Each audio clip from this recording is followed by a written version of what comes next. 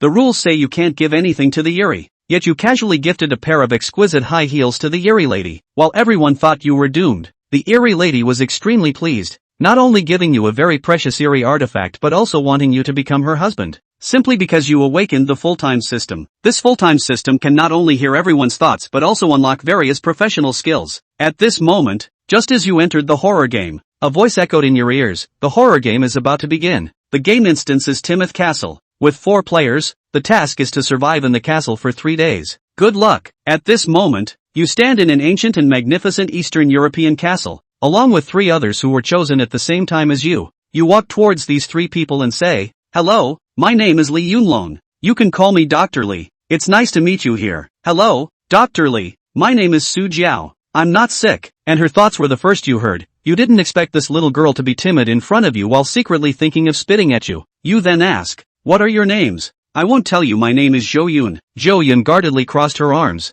"My name is Wang Gang. You 3 are all newcomers, right?" Su Jiao and Zhou Yun nodded, and Su Jiao said, "This is my first time entering a horror game. I'm a bit scared." "Don't be afraid, sister. You have brother Gang to protect you. Just relax." Suddenly, the sound of footsteps echoed in the ancient castle, and everyone's hearts tightened as they held their breath and looked into the distance. The owner of the castle appeared before the 4, accompanied by the butler. "Welcome to Timite Castle. I am the butler, and this is the owner of the castle, Lady Timite." The butler, wearing white gloves, bowed respectfully while introducing the castle's owner beside him. The 4 looked together, and the faintly visible white dress showcased the voluptuous figure of the castle's owner to perfection. "Everyone, there's no need to be afraid. My name is Timite, and you can also respectfully call me Lady 8 Feet. Although I am a vampire, I do not feed on human blood. For the next 3 days, I hope you all can enjoy your time in the castle. After all, it has been a long time since we had guests here." Upon hearing Lady Timite's words, the fear in the hearts of the 2 girls dissipated significantly. You furrow your brows slightly because you heard the lady's twisted thoughts. "Dear guests, the lady has prepared dinner for you. Please follow me." The butler extended his hand and led the 4 of them into the castle. You watched the lady's swaying figure as she walked, and couldn't help but marvel at how big her hips were. The group walked for a good 10 minutes from the main door before arriving at the dining table. "Mother." The 3 female ghosts stood up simultaneously to greet the lady. "These are my 3 daughters, the eldest Bella, the second daughter Sandra, and the youngest Daniela." The 3 female ghosts were rare beauties, dressed in noble attire, looking just like princesses. Wang Gang's eyes lit up, and he couldn't wait to walk over. "Hello, my name is Wang Gang." The eldest sister Bella sat down coldly, while the youngest sister Daniela curiously looked at everyone, her finger on her lips, wearing a sweet smile. The very charming second sister, Sandra, extended a hand and said, "Nice to meet you, humans." She enthusiastically shook hands with everyone, and soon it was your turn. Seeing through her thoughts, you spat on your right hand, then rubbed your hands together and extended them with a smile. Sandra withdrew her hand with a look of disdain, and you breathed a sigh of relief. The other 3 looked at you with disdain and distanced themselves, instead growing fond of Mrs. Timite and her family, all of them sitting in the seats closest to them. "You don't say much about this either. Why are you sitting so far away? Come over here." Little sister Daniela patted the seat beside her and smiled, waving at you. "I'm not very clean. I like to pick my feet while eating. That's the best. Oh dear, I haven't washed my feet in half a month, and my appetite has greatly increased. Miss San, do you want me to come over and keep you company?" "Forget it." Daniela awkwardly smiled and declined. "Serve the dishes." The lady shook the bell in front of the table, and the butler immediately instructed the servants in the castle to start serving the food. The servants were all weak and emaciated, like ghostly corpses, placing plates filled with food in front of everyone, with a piece of 7/10 cooked meat on each plate. "Everyone, please enjoy your meal." Wang Gang, already starving, began to wolf down the food and said, "It seems this meat is too delicious. You all should try it quickly. Don't let the lady's kindness go to waste. You newcomers wouldn't understand how luxurious it is to have a good meal in a horror game. I've never seen a woman as kind as the lady." Zhou Yun and Su Jiao, seeing Wang Gang, who prides himself as an old player, couldn't help but be tempted and started eating with knives and forks. "Is this beef? How can it taste so good?" The 3 sisters, who were dining elegantly, suddenly paused with their knives and forks. Sandra chuckled, "This is human flesh." Upon hearing this, the 3 immediately choked, wanting to spit out the half-eaten meat. "And you are holding that piece of meat, eating it in big bites, with your mouth covered in bloody sauce, looking quite perverse." You noticed the gazes of the crowd and smiled with a grin. "This is human meat." Lady Timid frowned slightly in dissatisfaction as she looked at the dirty mess on the ground. "Sandra, You must not joke like this with the guests. Sandra immediately stood up and bowed, saying, I'm sorry, my dear mother. This is all beef. I was just joking with you. Upon hearing this, the three were half convinced, but you looked regretful, saying, what a pity. The three vampire sisters were once again left speechless by you. The lady tapped her spoon against the wine glass and said, once again, welcome to my castle. Let us raise our glasses together. Everyone looked at the swaying glass of red wine in front of them. The wine was a deep crimson, exuding an unusual beauty. Cheers. Little sister Daniela looked at everyone. Why aren't you drinking? This is a 1982 Lafite. It would be a waste not to drink it. Drink up. Come on. Holding the wine glass, you couldn't help but feel a sense of foreboding. Indeed, there was a trick. Fortunately, you were clever enough to observe first. They seem to have learned to be smart too. Well, perhaps you were overthinking it. Hearing it was a 1982 Lafite, Zhou Yun and the others, who had been worried, unhesitatingly poured the red wine into their mouths. Such precious wine could not be missed. The three of them put down their wine glasses and felt the rich aroma of the red wine with the taste buds on their tongues. Su Jiao pursed her lips and said, why does it feel like there's a strange taste, like a bloody smell? Hearing Su Jiao's words, Zhou Yun and Wine Gang were taken aback, pursed their lips, and indeed detected a rusty iron taste of blood, immediately looking at the vampire sisters in terror. How could there be a bloody smell? You guys are overthinking it. If you don't believe me, let him take a sip and see if there's a bloody taste. Sandra cleverly looked at you,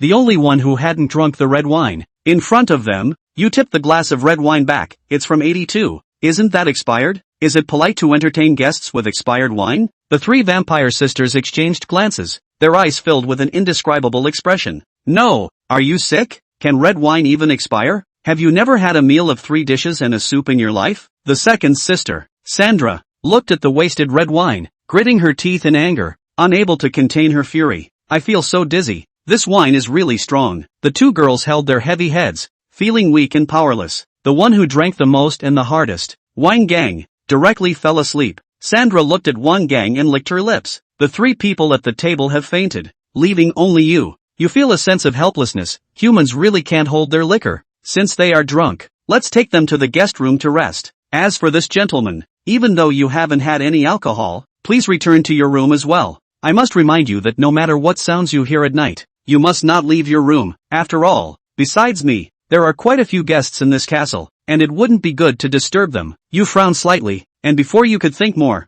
the butler had already walked up to you. Guest, please follow me. Following the butler, you arrived at the guest room area of the castle. The huge guest rooms in the castle were like a hotel, with over 100 rooms. Guest, you have arrived at your room. You will be staying here for the next 3 days. The butler opened the door, and what came into view was an old but not dilapidated room. On the contrary, it was filled with antiques, exuding in noble style from the last century. By the way, I would like to remind the guest once again, no matter what you hear at night, please do not open the door. I wish you a pleasant stay. The butler smiled and closed the door. Li Yun was alone in the room. It wasn't long before a miserable voice cut through the quiet. Ah, help! Li Yun felt that the voice was somewhat familiar, and just as he wanted to probe a bit, the cry for help ended abruptly. The whole room was back to dead quiet. Li Yun heard a heartbeat not far away. The second lady is in such a hurry. It looks like the poor man is going to be the prey of her abuse. The other two girls, being looked at by Missy and Missy 3, are still considered lucky.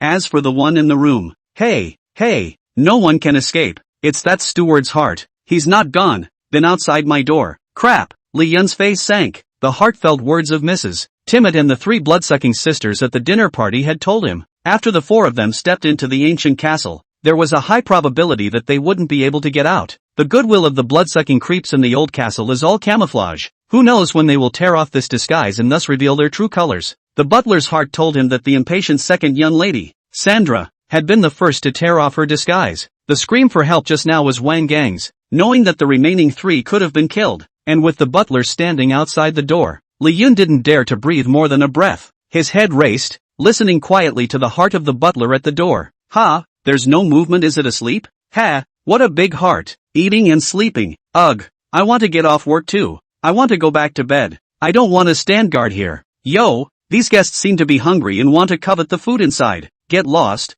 this is what my lady has her eye on. You guys deserve it too? Oh, why isn't madam here yet? I'm so tired. I want to get off work. I don't want to stay here. Li Yun, this housekeeper has so much drama in his heart, but it also gave Li Yun a very important message. He was guarding the door for his own wife, the owner of the old castle, Mrs. Timid, has her eye on Li Yun. Chapter 5. Her ladyship was overworked yesterday and is recuperating in my bed. Time ticks away. Topped with dark circles under his eyes, Li Yun always sat on the sofa full of vigilance. The night passed, except for the housekeeper's contemporary beatings of the worker's insane heart, with the constant succession of screams of misery outside the house. There's nothing unusual about his room. Ma'am, didn't come. As to why he did not know. I don't know how long it was, but there was a knock at the door. Knock, knock, knock. He turned his head alertly to look. Guest, it's dawn. Time for breakfast. Dawn. At the door was the kind voice of the butler. Rest? Li Yun stood in front of the mirror and looked at himself, who was incomparably tired with dark circles under his eyes. Pulls out a silver pendant he carries with him. The palms of her hands loosened downward, and the pendant fell, bobbing more than a little in the mirror with it. Li Yun stared at the swaying pendant and stated in a wooden voice, I'm not sleepy. I'm not sleepy. Not long after, a spirited Li Yun opened the door to the room. The butler resumed his usual demeanor and asked with a courteous smile, did the guest rest well last night? Li Yun nodded without a trace of fatigue and said, rest can be full. You guys are too good to sleep here. The butler looked at the spirited Li Yun and sneered in his heart. What a defenseless human being. Last night you would have been a bloodbag if madam hadn't changed her mind. I didn't sleep all night, but you slept well. Ha! As Li Yun listened to his heartfelt words, his face remained unchanged, but his heart was flooded with mutterings. Change your mind? No snacks to lose weight? Li Yun also didn't know why the lady who had set her sights on him last night didn't show up, and he didn't dare to ask. Follow the butler all the way to the table. There's not much difference between the old castle in the morning and at night. The place was tightly closed in all directions, and not a single ray of light could penetrate except through a skylight that allowed a view of the outside. Luckily, there was quite a bit of greenery around, so it didn't look so dead. The well-bred blood-sucking trio of sisters had taken their seats. Compared to last night, today they are full of color and very radiant. Next to them were Zhou Yun and Su Jiao. No Wang Gang. Li Yun wondered. So the old hand? Why not? Sandra, the second sister, licked her lips with a look of intent. I'm sorry, last night was so exciting with your friend. He should still be recuperating. That stupid pig has long since been abused by me. I haven't had this much fun in a long time. In Sandra's room, Wang Gang, who had stabbed out his eyes, cut out his tongue, and chopped off his limbs to make a human swine, was placed in a flower pot. Fresh blood was being drawn from his 4 tubes all around him. Sandra has gone down. It looks like that man is in a bad way, and the voice from yesterday should be his. Li Yun's eyelids sank slightly as he looked towards Zhou Yun and Su Jiao, who were sitting quietly, not as lively as they were last night. Both girls were pale at the corners of their mouths and had a piece of gauze wrapped around their necks. Did you guys get excited last night too? Li Yun pointed at the 2 girls. A frightening scene emerges. Accidentally. It's okay. Accidentally caused. It's okay. These words were clearly from the heart of her little sister Daniela, but they came out of Su Jiao's mouth. Su Jiao's face was expressionless, like a puppet that had lost its soul. Bella, the eldest sister who had always been the most silent and temperamental, nodded her head slightly and praised in her heart. Little sister's ability to control puppets is getting better and better. I'm not like the second one, who likes to abuse his prey and make it worse than death. I agree more with my little sister on this point. Use your prey as doll puppets and then slowly enjoy the blood flowing from them. Groove. Even if it is again, the mental hospital has seen countless worldly Yun at the moment, or some clamport to live. In one night, the remaining 3 were all but wiped out. Did we say you were nuclear good vampires? The 3 blood-sucking sisters turned their heads at the same time and looked at Li Yun, who exploded out of the exit. Li Yun coughed twice and tactically covered it up. Grass is a plant and a life. It's resilient. It doesn't blow in the wind, and we should protect it. Fukai ice. Protect the grass? You protect yourself first. Wait, why didn't Mother Superior go after him last night? The 3 sisters looked at each other, somewhat surprised that Li Yun was not only intact, but also showed no signs of being made into a puppet for manipulation. Mother never shows mercy to humans, unless her blood devouring advances so that she has to give up the hunt. An idea arose in the mind of the most calm and collected Bella. Blood devouring? It seems to be one of the most crucial conditions for a kind of vampire to be promoted. A vampire who is subjected to blood eclipse will lose all power for a period of time and be weak, until the blood devouring is over and the promotion is complete. Mother won't be blood devoured, right? Ha ha ha, I've waited for this time for hundreds of years. The 3 blood-sucking sisters, with their eyes meeting, understood the speculation in their respective hearts. It's a good chance to get away from my mother. I want to see the world outside the old castle. Daniela's doll-like purple eyes looked out over the gates of the old castle. Li Yun keenly captured the hearts of the 3 sisters. They seem to have an unspeakable conflict with her ladyship. Can I use this to find a silver lining? Sandra suddenly stared at him. Since mother is caught in blood devouring and can't hunt, her prey belongs to me. Make it so. I'm your mother's. What are you going to do to me? Li Yun inwardly cried out furiously as Sandra stood up. With a pair of white and long thighs, she walked condescendingly to Li Yun and lifted his chin. A wild and highly offensive lick of the lips. Second sister wants to steal mother's prey? How exciting, Daniela said with immense excitement in her heart. Bella frowned softly. Just right. Use her to try and see if mother really has blood devoured. Li Yun gulped as he looked at the stunning cheeks of the imperial and queenly one. What do you want? Sandra laughed softly. Relax. I just wanted to ask, did you see my mother last night? She was always prepared and demanded that we not miss every heavenly treat. But look, she hasn't shown up this morning. Li Yun's brain raced. If I tell her I didn't see the lady last night, this Sandra will tear me apart on the spot, won't she? She always seemed to have a rebellious heart and wanted to challenge her mother's authority. Figuring this out, Li Yun said the most powerful grass words without changing his face. Oh, Madam was overworked last night and is still recuperating in my bed. Bella, huh?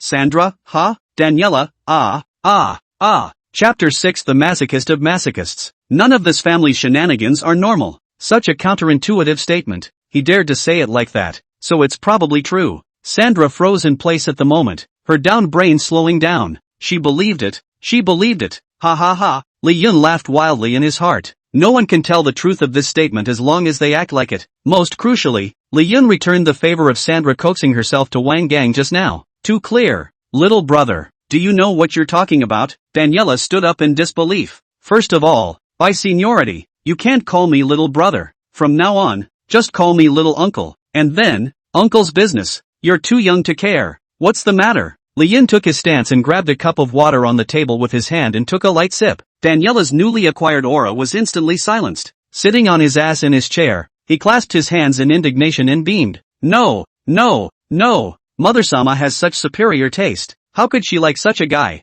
Pfft. Li Yun spewed out a mouthful of soup. Looking to Daniela. Are you offended? It still didn't come out. Sorry, this water is too Thai to hold back. Water? The three blood-sucking sisters were a little confused. Where's the water? Three ladies, have you seen the natural nutrients I fertilize the plants of the old castle? It's in a cup that looks like water. A gardener's shenanigans over and asks. The three blood-sucking sisters looked at Li Yun with a bad smile on their faces. Pfft, vomit, it's all back to you. Every drop. Thank you all. The gardener's guile wiped a tawdry cheek. This old castle is no place for a human being. There's human blood in the red wine, and the glass is fecal water. Can we still have a good game? Li Yun spat it out and looked aside to Sandra. I've already emptied myself before you even did it. Sandra? Doesn't this guy have a bottom line? The tart words are all over the place. Since mother isn't a blood devourer, I can't touch her prey for now. Sandra beat a good handful of retreats and tried to return to her room. Take yesterday's prey and continue to abuse and piss it off. Sandra, you're leaving before I've dined you.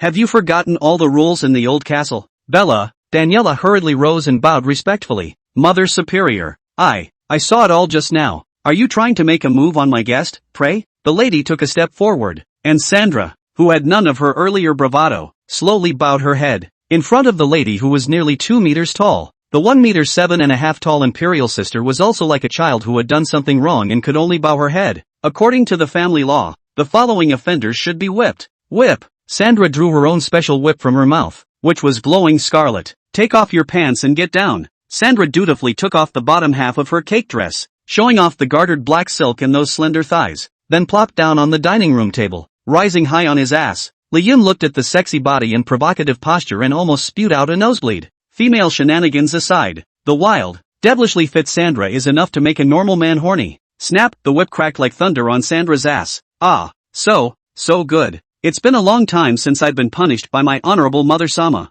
Mom, hit me again. Li Yun, I thought you were a sadistic jitterbug, but it turns out you're hiding a jitterbug inside? What you call rebellion is trying to make a mistake on purpose and then get beaten up, right? The punishment ended and a drop of blood fell to the ground from Sandra's black silk. She wiped a bit into her mouth with her hand, with a look of lust on his face. I can see that. Cool. Madam slowly walked towards her and put her pants back on, gently stroking her head. It's like petting a kitten. I'm beating you for your own good, so you'll understand what the rules are. Don't blame me, okay? Sandra nodded good-naturedly. Li Yun couldn't help but spit. She can blame you. You can't see how good it looks on her face, can you? There's a masochist living inside every sadist, isn't there? I thought I was psychotic and perverted enough in the human race until I heard Bella and Daniela's heartfelt words. Happens to be a little out of place. Mother is PUAing her penis again, and her penis is always like that. Every time she gets beaten up, she forgives her mother by saying for your own good. Ha, stupid guy, I'm not like her. Sooner or later, I'll finish off mother and end her reign. Start my own era. Filial piety, great filial piety. I'm so sorry. How could Liyun not expect that this big sister Bella was so young that she had a dream of matricide? Mother is horrible. I want to leave the house. No, no, no, no. Mother's ass is fun to spank. Cluck. Daniela's heartfelt voice came through. How can there be two voices? One delicate and sweet, one evil and lowly. As a psychiatrist, Liyun made a diagnosis of the deep-seated psychological problems of this family of 4 daughters. The lord of the old castle, Mrs. Timmet. There is a strong sense of possessiveness and control. Big sister Bella, extremely ambitious and deeply obsessed with power. Second sister Sandra, the masochist of masochists. Underneath the rebellious wildness is years of being punished by her mother for PUA, thus leading to a sick twist in her psyche. As for the third sister, never in a million years did I realize that the sweet-looking lowly was the one who was the most deeply ill. The 2 puppets she had mastered appeared on Su Jiao's face while Zhou Yun's face was filled with excitement, symbolizing the division within her. Split personality. In short, every single one of these family of 4 shenanigans is normal. In other words, who could not be perverted after staying in this old castle for hundreds of years? Sorry to make you laugh. There's always a problem child in the family. Looking at the apologizing lady, Li Yun deflated. Is it possible that your family hasn't been normal since you? The lady looked at Li Yun with a playful smile on her face, and her heartbeat came through. This damned human dares to offend me with such shameless words. I am Mrs. Timmet, mother of 3 children, the unspeakable Chi. But it helped me for a while. He can't get out of my castle anyway. Let's just scare him. The lady raised her eyes to Li Yun, her enchanting demeanor spitting out fragrance. You guys go ahead and dine. I was tossed around enough last night to get some rest. The little thing is so playful, you eat more tonight. I'll keep looking for you, ha. Li Yun's tiger shook. The 3 sisters looked at him with unbelievable shock. It's over. He's my little uncle now. With a hint of a sob in her heart, Daniela accepted this reality helplessly. Chapter 7 Bella's Jade Feet. Cool and hot.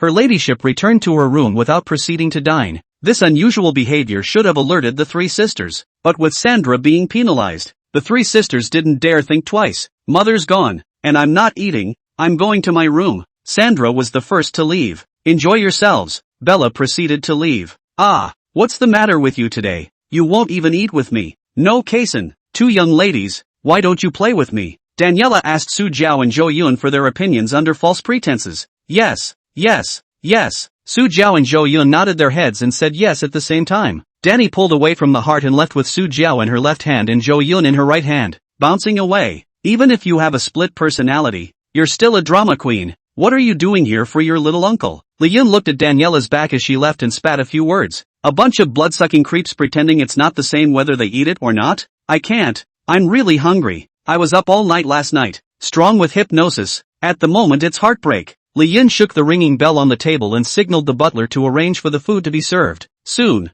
an exquisite breakfast was brought up. Looking at the table of breakfast, Li Yun was just about to make a move to have a full meal. A key question suddenly came to mind. Is this milk real milk? It can't be human milk. Is this tomato juice sure it doesn't add blood? Hey, are there any blood-sucking shenanigans to eat with me? I can't even put down my chopsticks without hearing your evil hearts. Is there a problem with this food or not? Oi. There were no blood-sucking shenanigans present, as if the food safety instructions had been lost. Li Yun was dumbfounded. I wouldn't dare move the food if it was in front of me. Wicked to know what the ingredients are in it. Ah, guest, you will not continue your meal? The butler looked at Li Yun, who walked out of the restaurant and opened his mouth to ask. No more food. By the way, I'm going to my room now. Do you want to follow? The butler smiled and shook his head. The guest is joking. I have so many things to do that I don't have time to follow the guest to the guest room. If you can't find it, I'll have a servant take you there. Li Yun was happy. Ha, you blood-sucking shenanigans will die if you don't pretend, will you? You spent all night outside the door last night,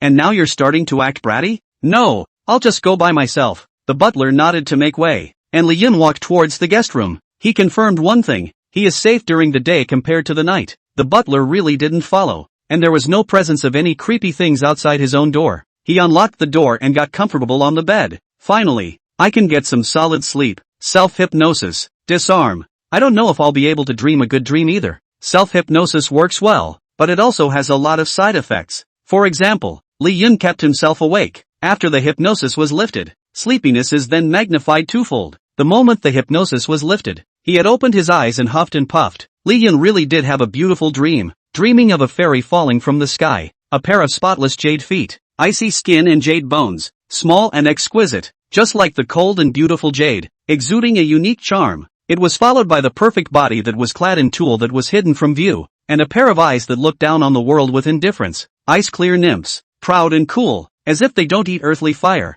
Just look at him. Looking at it, Lee Yun snapped out of it. Missy, why are you in my room? Damn it, this isn't a dream. On the couch, Bella crossed her legs, wiggled her jade feet, and stared expressionlessly at Lee Yun. This is my home and there is no place I can't enter. You seem tired. The tiredness of a sleepless night, Lee Yun said while trying to calm his accelerated heartbeat. Harm, as you know the lady she. How dare you lie with me? Bella's eyes released a scarlet ferocity. Lee Yun's inability to hear Bella's heart meant that her heart and mouth were in unison at the moment. Don't think I'm brainless, Sandra. Brain-developed Daniela. Mother's body is not tainted with the scent of man. There's no smell of mother's remnants here either. I don't think you even saw her last night. Bella said it in one word, her eyes sweeping Lee Yun out of the corner of her eye. You're not like my other three humans. Obviously you're more. Pervert? Bella glared at Lee Yun, who covered his mouth and promised not to interrupt again. Smarter. You should have realized by now that you are prey to your mother. No matter what, you can't leave the old castle.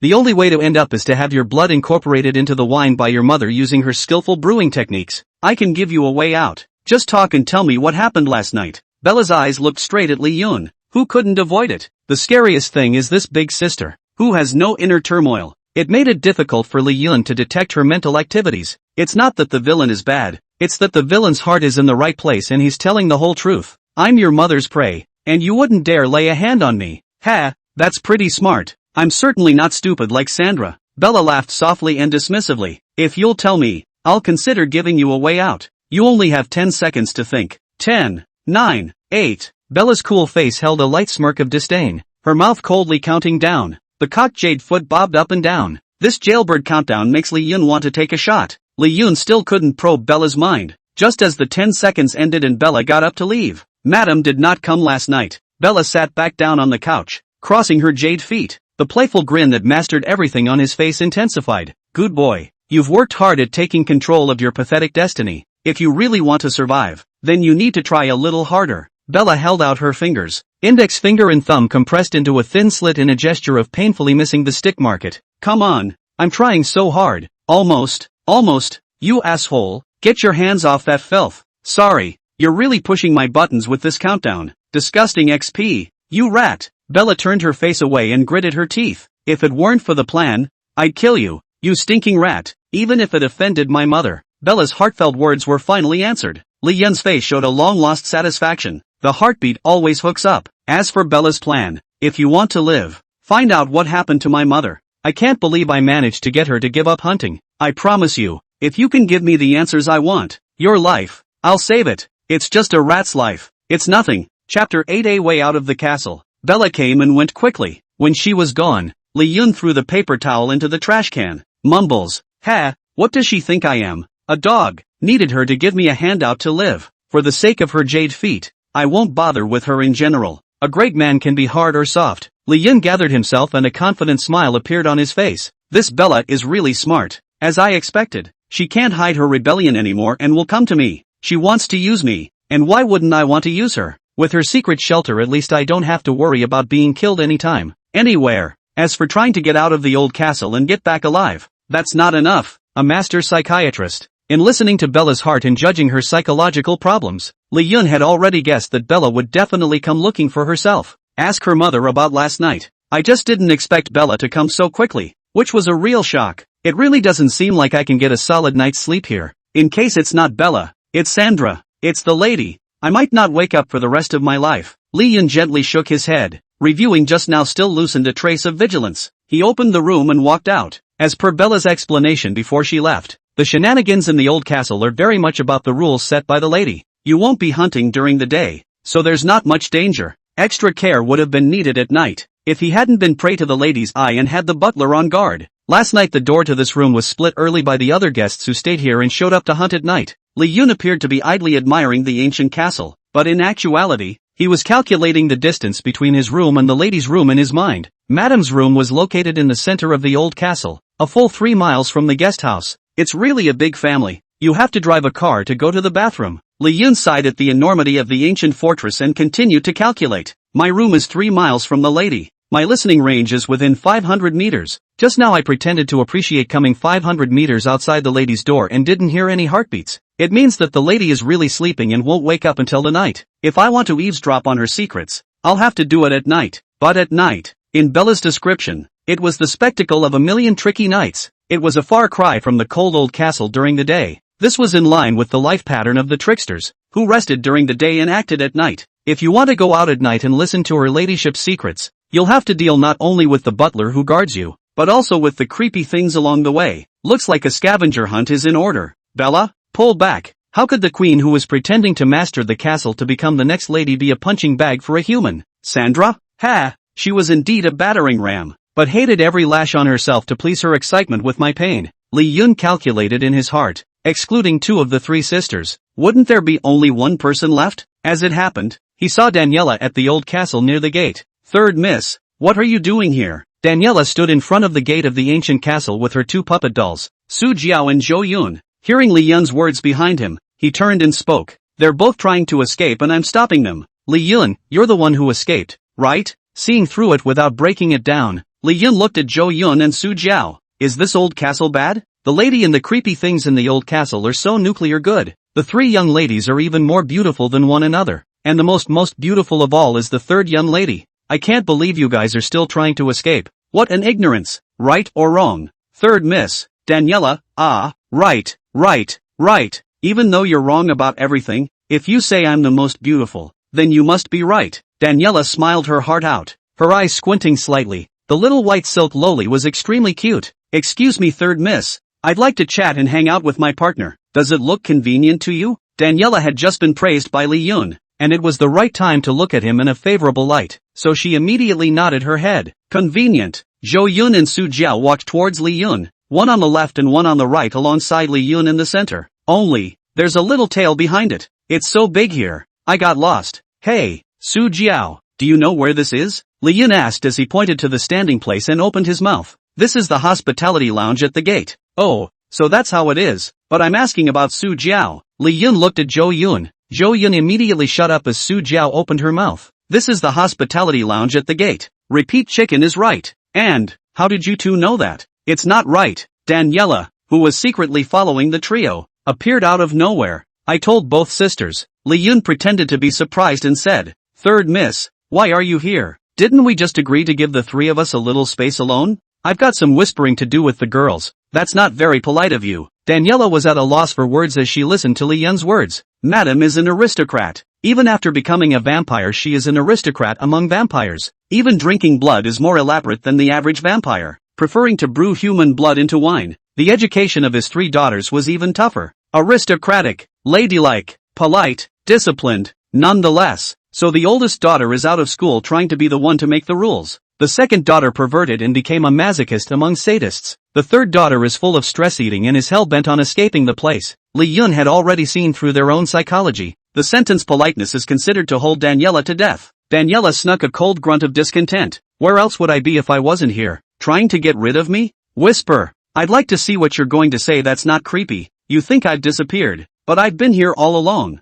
Clumsy. Daniela's form flashed and she just flew away. Li Yun smiled gently. You think I don't know that these two are puppets that you manipulated? You can hear everything I say, and they're just sounding boards for your mind. Li Yun continued to hang out with Zhou Yun and Su Jiao. Suddenly Li Yun spoke. I don't know if I'll make it back alive, so there's something I want to tell you too. The two puppets nodded at the same time. Why don't the three of us just live here together? Ahem. Just kidding. Let's see how you guys react. I didn't realize you guys had such cold expressions. Looks like neither of you want to have me together with the other. One of them slapped me on the left side of my face and the right side of my face. I was careless and didn't flash. I was just kidding. What are you doing? Li Yun covered his face in aggravation and grunted coldly in his heart. Good one Daniela. Instructing them to come and beat me. Just you wait. I won't be surnamed Li until you're taken by me in a moment. Li Yun gathered his emotions and looked at the two men. Actually, I was looking for you guys to tell you. I know a way to escape the castle. Zhou Yun and Su Jiao had the exact same shock on their faces.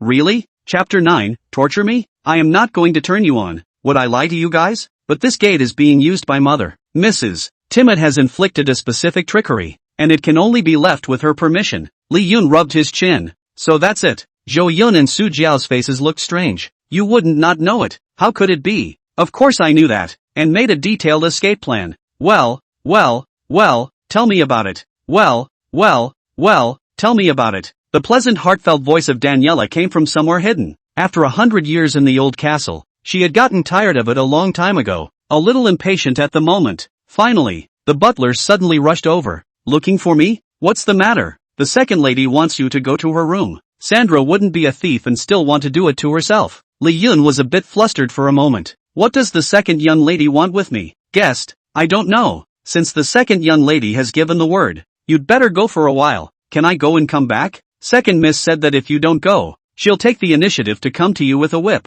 I hate it. Why are you interrupting me? No, I have to ask about his escape plan. Daniela's disgruntled heartbeat came. Hey, you haven't told us about that plan you were talking about yet. Zhou Yun and Su Jiao spoke together. It's not that second miss is looking for me. I have to go there first. Don't worry, if I die at the hands of second miss, I'll take the plan with me. Never tell anyone. Li Yun looked like he wouldn't say anything even if he died. So how could Daniela feel at ease? Damn it, who wants you dead? I want a plan to get out of the castle. Ha, no one can take your life if you don't give me a plan. The voice of another personality came from Daniela's mind. Li Yun, steady hot. He beckoned the two women to stay close, then whispered in their ears, come to my room tonight and I'll tell you all about the plan. Now, I have to go find the second lady. Wish me luck. Li Yun spread his hands and followed the butler away. Daniela appeared beside the two women, looking at his back as he left. Does he really know how to escape the old castle? He's so confident. He must know. I could care less if second sister wants to abuse others. He can't. Daniela's small fists clenched tightly, and her figure flickered away once more. Did Miss Tu say what she wanted to see me about? How is the second young lady's temper at this time? Did the second young lady seek me out because she didn't get enough to eat this morning? Second miss. The butler who finally couldn't take it interrupted Li Yun. Guest, you have too many questions, and all of them are beyond my ability to answer. What does the second young lady want with you? Won't you know when you go? Li Yun rolled his eyes. That's bull asterisk. You'll be responsible if I go and get caught in a tiger's trap? The butler saw Li Yun's worry and said calmly, don't worry guest. Our ancient castle has always advocated peace. It won't go down on the guests. Please. The butler pushed open the door and was greeted by rows and rows of bloodstained torture devices, tiger stools, chains, saws, binding frames, and one gang, who was made into a human pig in a flower pot. Is this what you call not laying hands on your guests? Li Yun pointed at Wang Gang, his hands trembling. The butler looked embarrassed. Then the lie was told without changing his face. It's just a fling between that guest and the second young lady, who volunteered to go into the flower pot and guard the second young lady for the rest of his life. Let's see if I can believe that tricky talk of yours. I can't, so I'm not trying to convince my guests. Is it really okay for you to lie to me with such a straight face? Guest, you may not have realized it yet, but you've already entered the range of second Mrs. Domain. You can't escape. Asterisk. You're all done pretending, aren't you? In the next second, the ghostly Sandra appeared behind Li Yun. As soon as he did, he grabbed the unarmed Li Yun into the room. The butler closed the door gently. All good ingredients need to be refined 1,000 times. Your ladyship should be able to understand the second young lady's bitterness. In the middle of Sandra's sadistic-filled room, Li Yun was tied to an X-shaped binding frame with both hands and feet. The eyes were covered with black cloth, and nothing could be seen. Cluck cluck cluck. What has been used to hammer this mother's delicacy? Is it a barbed whip, a red-hot iron, or a rusty saw? Only pain and despair can cook the best flavors. Mother Sama will love it if she tastes it. Ah, my greatest mother. Levon heard Sandra's perverted to the core light laugh. It's over. She's not trying to kill me. She's trying to make my life worse than death and inspire the blood to boil inside me. No wonder the steward agreed to send me here. As long as I don't die, neither Missy nor Missy 3 will save me. Who cares if an ingredient gets abused? Unable to move, Li Yun gritted his teeth and listened to the sound of Sandra's high-heeled boots ticking closer and closer. Poor little thing. Accept my tuning. I will make your blood boil and make your taste peak. Snap, the whip pierced the air and swung with a sonic boom hitting Li Yun's body. Li Yun didn't feel an ounce of pleasure, only the agony of skin splitting open. He gritted his teeth in death and said nothing. Ha ha ha, comfortable? At Sandra's perverted questioning, Li Yun gently sneered. You didn't eat? It is not right to base one's pleasure on the pain of others. Such a core value. Ha, the odds are that a pervert like you, who grew up lacking love and calcium, can only justify his existence by seemingly mastering the lives and deaths of others. There was a brief silence in the air. In the next second, Li Yun only felt a wave of suffocation. Sandra snapped as she grabbed him by the throat and pressed herself against his ear. Do you realize what you're saying? Do you believe I'll pull out your tongue? Li Yun's covered eyes had a hint of a smile when he saw her anger rising. Psychopath. That's what he's good at. Can't you be cured? There is nothing a typical sadist like Sandra enjoys more than looking for negative emotions in her prey, such as the other person being afraid, cowering, begging for mercy and crying. Once she doesn't provide it herself, then she doesn't get any cool points. It also doesn't achieve the desired GC. It is summarized in one sentence. Li Yun's unexpected behavior just now made Sandra anxious. Chapter 10, Psychotherapy opens. Sister is queen. Confidence shines. Actually, I'm a doctor, a psychiatrist. I've seen a lot of perverts like you,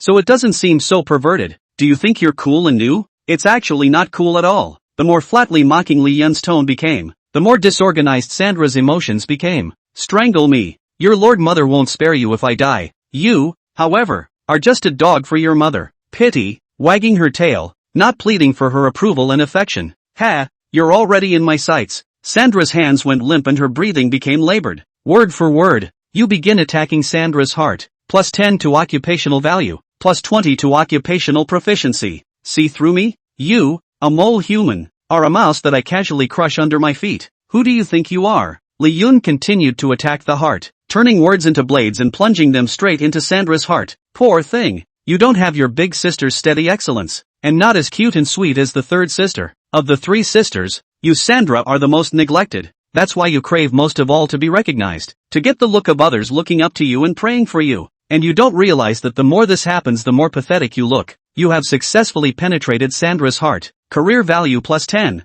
Career proficiency plus 20. Sandra's favorability plus 10 inch. Thump, the whip in Sandra's hand falls to the floor. The choking sensation in front of Li Yun's neck disappeared. He heard a helpless cry. Oh, all I did was try to obey my mother. But she sees her big sister as the future heir in her eyes, seeing my little sister as the most take-it-or-leave-it lovely daughter. And me, what am I? The only thing is that every time I make a mistake and get punished, my mother's whip falls on me. It was only then that I could feel the warmth she passed on to me, the love she gave me. Li Yun faintly said, whether abusive or masochistic, it is a psychological problem, and the odds are that it is due to a dysfunctional childhood. But you're different. Sandra snapped her head up and removed Li Yun's blindfold, eyes looking up at him longingly. What's different about me? You're sadistic and masochistic and seriously psychopathic. Sandra didn't take it well. How can I feel my mother's love if I don't? Why am I always ignored? What part of me is not as good as my big sister? Not as good as my little sister? Li Yun looked her up and down. Stature? A blasphemous divine authority emanated from Sandra's eyes. It was as if he was going to tear this griffin that was sizing him up to pieces.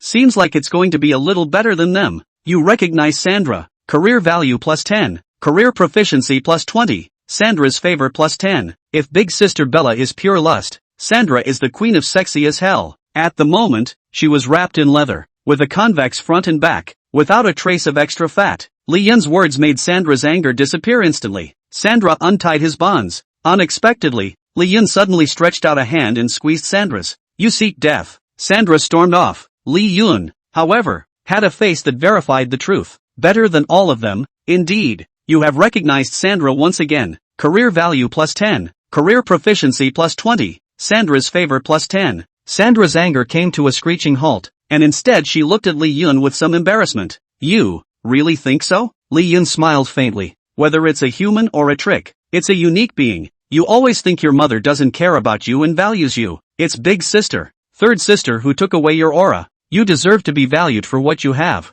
But have you ever properly thought about who you, Sandra, really are? Sandra's pupils were slightly stunned. Who the hell am I? Sandra, who am I? And who is Sandra? And who am I supposed to be? Sandra's mind was in complete disarray. Seeing this, Li Yun immediately rode the wave of victory. A silver pendant fell in front of Sandra's eyes. Stare at it. Your heart follows it. You're sleepy, numb, and sleepy. You have hypnotized Sandra. Occupational value plus 10. Occupational proficiency plus 20. Sandra's favor plus 10. Li Yun's voice was light, soft, and with 30% affinity. It just invaded Sandra's heart. Sandra's mind was then hypnotized. I'm sleepy and numb and want to sleep. Very well, Sandra. You do what I say next. I'm Sandra. I do what you say. Go on. Sit there. Li Yun gave the order. And surprisingly, Sandra really did sit there obediently. Keep your legs together. Straighten your body. And don't move a muscle. As a noble girl, her grooming was impeccable. Sitting here, what do you feel? I Feel like when I was a little girl. My mother took us 3 sisters to practice sitting and grooming. And, mother praised me, said I had the best sitting posture and the most perfect body shape, rewarded with a little red flower. You, laughing? Well, I was rewarded by my mother, so of course I had to smile. Lee-Yun found a mirror in which Sandra had a very warm and soft smile without a hint of offense. It was a simple satisfaction, a smile from the heart. Is that my smile? Yes, look how heartfelt and confident the smile is. Confidence. I don't seem to have any such thing. A hint of grief appeared on Sandra's face as the memory of her mother's unpleasant words filled her mind one by one. Mother always said, Sandra, you're not as good as your big sister, much less your little sister. Says I'm not worthy of being her daughter. Can't even be a good vampire, much less a noble. A tear fell from Sandra's eye. Her childhood, filled with disapproval, and the occasional chastisement of my mother. The confident smile from earlier was all gone. Go on. You laughed. Then you cried. Then, I've changed. Perverted.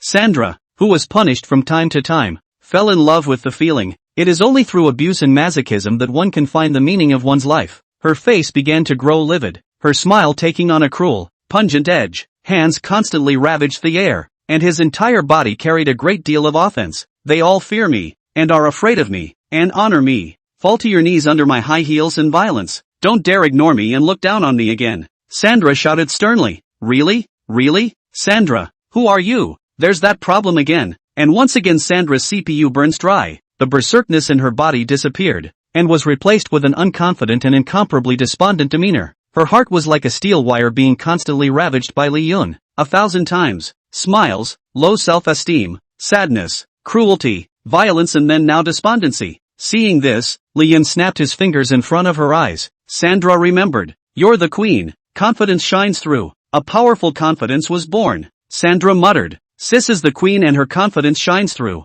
Sis is the queen and her confidence shines through. Sis is the queen and her confidence shines through. The sound gets louder and louder at once, until Sandra came out of hypnosis completely. Her mouth was tinged with an incredibly confident smile. I, Sandra, am the queen. Such confidence is no longer the feeling of falling from the prey. Instead, find your confidence from the inside out. Sandra looked at Lee-Yun once again, her eyes filled with gratitude. Thank you, Dr. Lee, for helping me get my confidence back. Lee-Yun smiled gently, breezing. You have healed Sandra and awakened her inner confidence. Occupational value plus 10. Occupational proficiency plus 20. Sandra's favor plus 10 inch. Sandra's favorability plus 50. She's developed an admiration for you. Sandra gently bowed her head and looked at Lee-Yun somewhat shyly. Dr. Lee, you're so good. You're even better than me. Were these treatments just now part of your new R&D play? Lee-Yun? Chapter 11 Dining Guide to the Vampire Castle. No harm to Lee-Yun is allowed. The door to Sandra's room was pushed open. Zhou-Yun and Su Jiao looked dumbfounded at the one person and one guile sitting on the sofa, communicating as equals, talking and laughing. Sandra looked at Lee-Yun with eyes full of admiration. Lee-Yun was a bit embarrassed. How did I become a master at this? Psychotherapy can be a part of play? Someone broke in, and Sandra, who had been a little angry, looked at the duo. Understand that it was a puppet manipulated by his own little sister. She looked at Lee-Yun with a light smile. Dr. Lee is really popular. He's only been here with me for a while and someone can't sit still. Lee-Yun looked at Su Jiao and Zhou-Yun and muttered in a good-natured manner. You Daniela, why don't you wait until I get my tongue pulled out? I don't know what's going on. How can second sister be so polite to a human? I must have opened the door the wrong way. Come again. Zhou-Yun and Su Jiao exited the room and then pushed the door in again. No harm to Lee-Yun is allowed. Lee-Yun, just have to be awkward again? What the hell is going on? I'm not mistaken. They're really communicating as equals. The human isn't kneeling, he's sitting, and his posture seems to be even higher than the second sister's. Is this Ernie's new game? Sandra looked to Zhou-Yun and Su Jiao. The one who actually inquired was Daniela. Why? Are you here to see Dr. Lee? Dr. Lee? Ah, yes, yes, yes. Zhou-Yun Su Jiao nodded her head in silent agreement. Sandra sighed, mentally spit out a comment. Little sister, this puppet is really stupid. Where there are two people like one. It's a good thing Dr. Lee didn't see it coming. Dr. Lee is good at everything, but he's not very smart. Yako, Lee-Yun? What kind of shenanigans crickets people in their mind in front of people? Do you really think I can't hear you? Even if you hear it, what can you do? You can't just keep pretending. Second miss. These two are my companions and are probably worried about my safety. What? Is Dr. Lee thinking it's dangerous to be in my place? Lee-Yun looked towards Wang Gang in the flower pot in the distance. Well, in that case, I won't keep Dr. Lee much longer.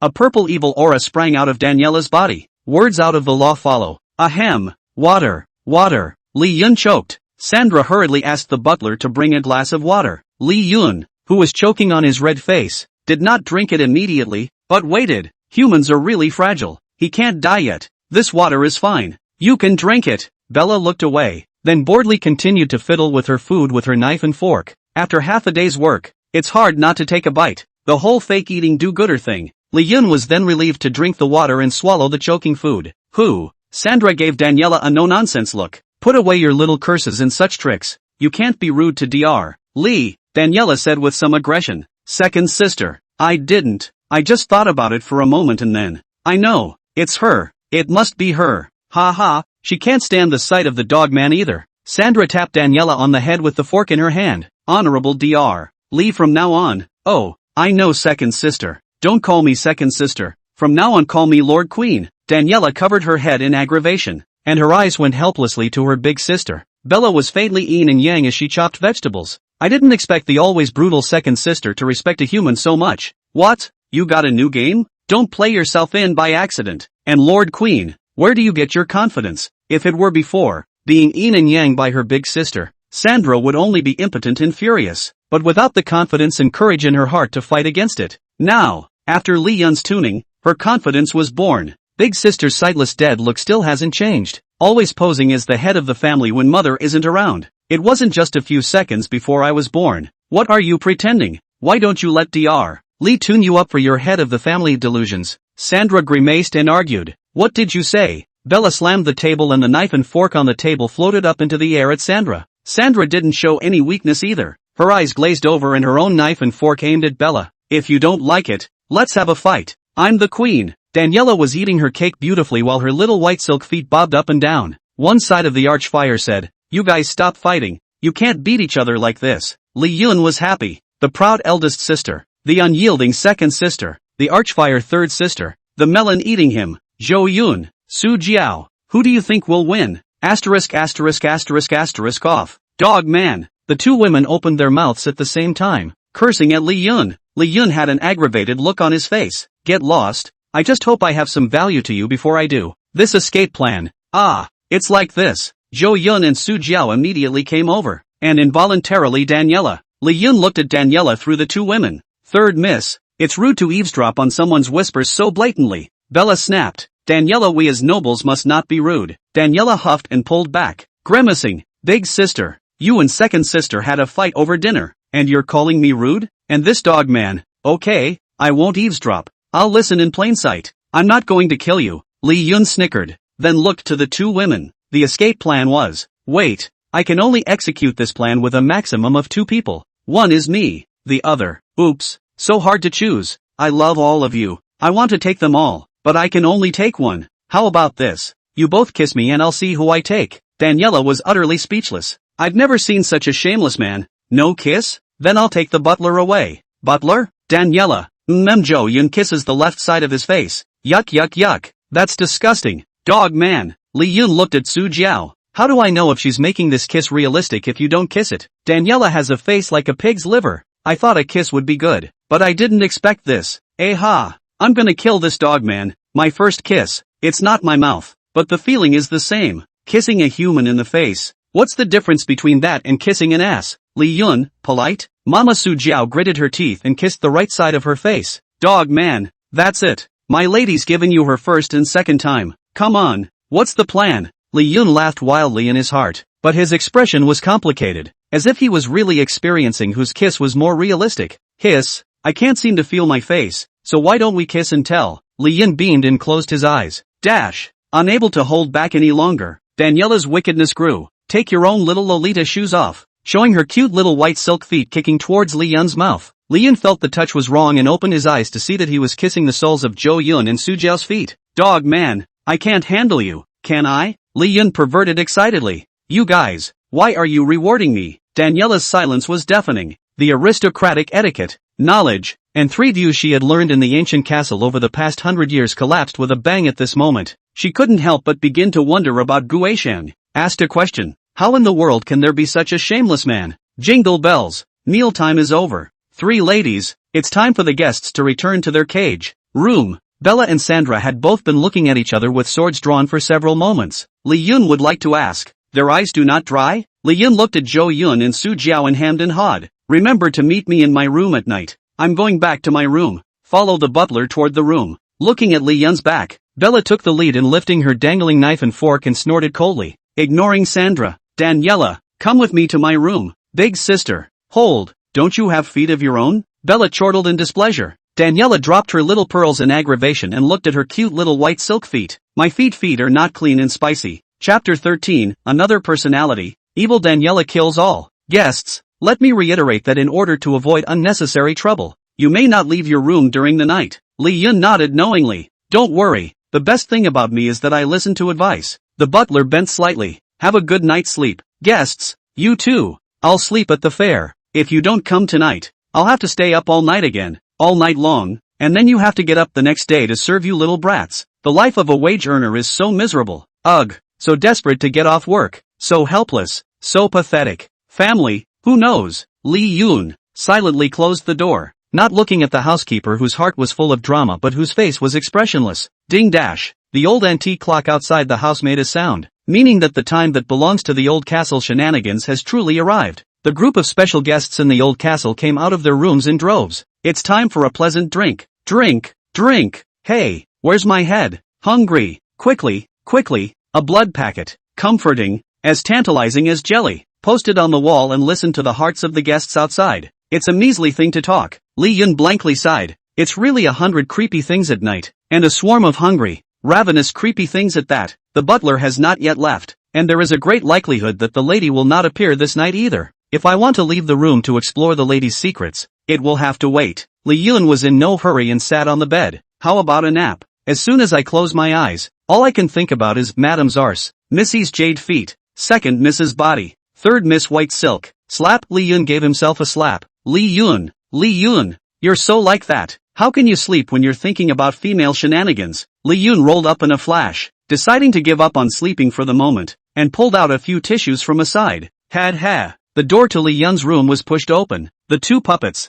Zhou Yun and Su Jiao, were wide-eyed with him. What's the matter? Ahem, cold. Can you guys knock later? Li Yun hid the tissue paper, then pointed to the door. You two, you just walked in here all watered down? Didn't meet any obstacles? This young lady can go wherever she wants. What else could be in the way? The butler was quietly dismissed by me, and I don't think it will take him long to realize it. Gotta hurry up and pull out the plan I want to know from this dogman. Li Yun wanted to applaud Daniela. This third young lady was still reliable sometimes. With one hand, Li Yun grabbed Zhou Yun and Su Jiao. Since you're all here, then let's get on with the program. The plan? Su Jiao and Zhou Yun were just about to open their mouths when Li Yun said, hold your tongue. This plan thing doesn't work when you talk about it. You made a wish here, and it won't work if you say it out loud. Alright, hurry up and follow me. Seeing that Li Yun hurriedly grabbed the two girls and walked out of the room, it took Daniela a moment to realize the bad. Don't go out. Leave this room and your breath will be sensed by the other guests. Do not go out. Leave this room and your scent will be sensed by the other guests. Through the mouth of the two women Daniela's heartfelt words were delivered. Li Yun, however, did not look back. Can I not know? Why else would I have tricked you into coming here? Sure enough, as soon as Li Yun stepped out of the room, the guests in the old castle, who had been enjoying themselves in 100 strange groups, suddenly stopped what they were doing and looked at him. Human breath. There's a fresh, good human. Get him. I don't know who shouted, and the creeps were restless and came towards Li Yun. Headless shenanigans, blood-sucking shenanigans, ghosts, stumpy mummies, all sorts of old castle guests. I'm on the morning 8, and I can't believe it's so much. Why are you only after me? Zhou Yun and Su Jiao no longer had a human aura on them. They were just puppets. Li Yun looked at the densely packed creepy things and hurriedly said, you two don't have time to think of something. Ah, me? Li Yun gritted his teeth and stomped his feet. What time is it and you're still here pretending with me? Li Yun shouted. If I get killed by the creeps, neither of you will be able to escape. Dog man, you're really going to get me in trouble. Su Jiao and Zhou Yun suddenly pointed to the distance. Wow, third miss is here. Third miss is so beautiful, so cute. She's a savior. Yes. Third miss is the only goddess of the ancient castle. Li Yun, don't boast. The shenanigans are drowning me in saliva. Daniela manipulated Su Jiao and Zhou Yun to satisfy a wave of her own small vanity. Thinking he was handsome, he straightened his back and walked slowly. Hey, he's my mother's guest. What are you doing? 100 Creeps looked over at Daniela and subconsciously took a step back. I count on you to know whose territory this is. Alright, get back in there, all of you. This human, Daniela, cover. It's so great to be the boss. It's a pity that this dogman is the prey of mother's fancy, or else he'd be my little brother. How wonderful. The 100 Creeps looked at each other, in the way of the lady's intimidation, while at the same time craving for fresh humans because they hadn't had any in a very long time. Finally, between appetite and awe, they chose appetite. Third miss, if madam and the other two young ladies say that, we will retreat ourselves. But you, the portions aren't enough, are they? You're hogging such a big castle, eating and drinking your own food and tasting this fresh human. It's not proper to greet your guests with scraps of food that are devoid of nutrition, is it? If this gets out, your timid family's reputation won't be good. A civilian vampire looked at Daniela with envy. Everyone is a vampire, and the Timid family has been elevated to nobility and dominance by Mrs. Timid, getting to taste the freshest human blood. He, on the other hand, could only drink the blood of the animals in the old castle, and was naturally most resentful. Daniela blushed hard in the face of the accusations of the shenanigans. Li Yun gulped, wondering if he should retreat to his room. It's like Daniela can't calm the chaos. Just as he was thinking, Zhou Yun and Su Jiao suddenly walked out. Slap. One man slapped Daniela across the face. Daniela, who had been slapped twice, was so aggrieved that her little pearls were about to fall. Li Yun hasn't figured out what's going on yet. Only her white Lolita princess dress transformed into black and red. The white silk on her feet turned into deadly black silk. Sweet Daniela is gone, transformed into an evil girl with a purple and black bizarre aura. The evil Daniela looked up with a sneer on her lips. Who hit me? Zhou Yun and Su Jiao point to the 100 shenanigans. He. Kill them all then. Evil Daniela's creepy aura is out in full force and killing. Chapter 14, GGG. Madam, you don't want others to know either, do you? Boy, that's too much of a split personality. So out of the three sisters, the one with the most terrifying battle power is this Daniela. Go. The 100 tricksters are being slaughtered right now, and I need to seize the opportunity to get closer to the ladies' room. Li Yun made an instant decision and took advantage of evil Daniela's killing spree to head towards the ladies' room. Having stepped on the spot in the morning, it was naturally a breeze at the moment. Mrs. Timot's room was like another fine old castle in an old fortress. A luxurious carpet lined with centuries-old antiques, each worth $1,000. At the center of the antique is a giant portrait of a refined and elegant lady. Li Yun touched the antique and looked at the lady in the portrait. 100 years old, still charming. Passing through the carpets and antiques, you see two huge and heavy doors. The $10,000 family, the blood of nobility, the owner of an ancient castle, is on full display all the way through. The tall door of the room revealed a crack, and Li Yun drilled in like a small mouse. The ladies' room was decorated with either expensive animal skins or a variety of furniture cast in gold. Li Yun hid behind an antique screen, quietly observing everything in the house. From his angle, at a glance, the two long white legs exposed by the lady who was only clad in a layer of transparent white tulle. Madame was on the phone and did not notice the little mouse peering at her from behind the screen. She hung up angrily and rose from her seat, pressing her hands on the table without a word. Damn you, you're just a side branch of the Dracula family, and you're thinking of marrying me. The Timid family, dream on. Knock.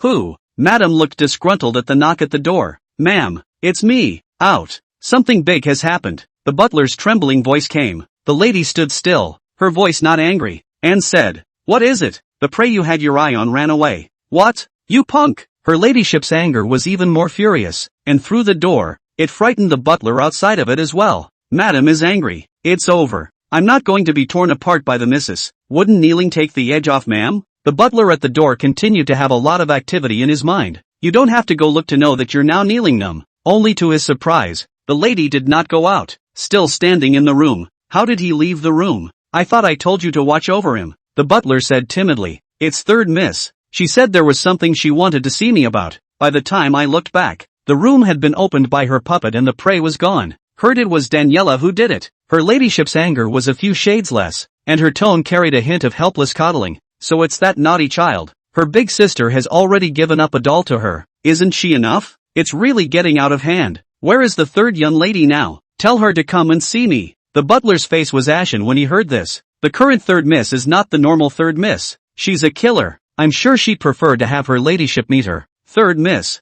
has turned into an evil spirit and is killing the guests of the castle. The lady covered her forehead at the news. What a chaotic night. Ma'am, if you don't step in, I don't think the evil spirit will stop. I know. Let her release it. Wouldn't this massacre of guests be bad for the reputation of the lady's old castle? And you dare question my decision? Yuck! What am I talking about? The butler slapped himself. My subordinate wouldn't dare. Get the hell out of here and find that human for me. A little mouse can't escape the old castle. Subordinate obeys the order. This is to go and do it. If it's not done well, the subordinate brings his head. If you can't get it done, you can go and get Bella to help you. And since you're so confident, then it's on your terms. Shucks, I shouldn't have had that mouth. The butler, kneeling outside, slapped himself again. It wasn't until his heart was no longer being listened to that Li Yun, who was watching the fun, was sure he had left. Damn little rats for making a mess of my old castle. And I don't know what he said to Daniela. Should have eaten him last night and made wine from his blood. If it weren't for me. The lady came to a sudden and abrupt end, and with a heavy sense of stealing she shut the door of the room completely behind her.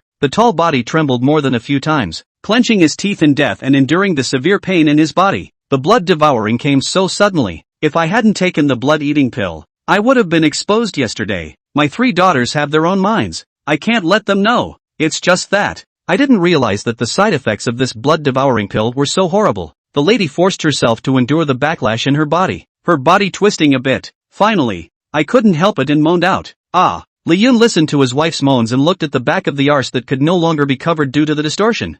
A bloody nosebleed erupted. The smell of blood instantly revealed Li Yun's location. The air seemed to freeze and no sound could be heard. Suddenly, on the screen, the face of the lady appeared. Little mouse, I got you. The lady had a cruel smile on her face, and Li Yun subconsciously turned around to flee. The door to the room was closed and there was no escape. Little mouse, when I catch you I will drain all your blood. Make a fine wine. With the help of various furniture in the house, Li Yun and his wife played a cat and mouse like hide and seek. You come out. Don't try to hide anymore. Li Yun jumped up and down, dodging the lady's pursuit. You can't run away like this. You have to fight back. Li Yun grabbed something in his smooth hand and listened to the lady's footsteps. Slapped it hard. Splat! It was a giant fly swatter on the lady's ass. You damned little rat. Humiliating me with such a small thing. I will make your life worse than death. The lady was furious and completely nuzzled. As the owner of the old castle, what she cared most about was her status as a noble. If word got out that he got his ass swatted with a fly swatter by a little mouse, then how can she have any face left?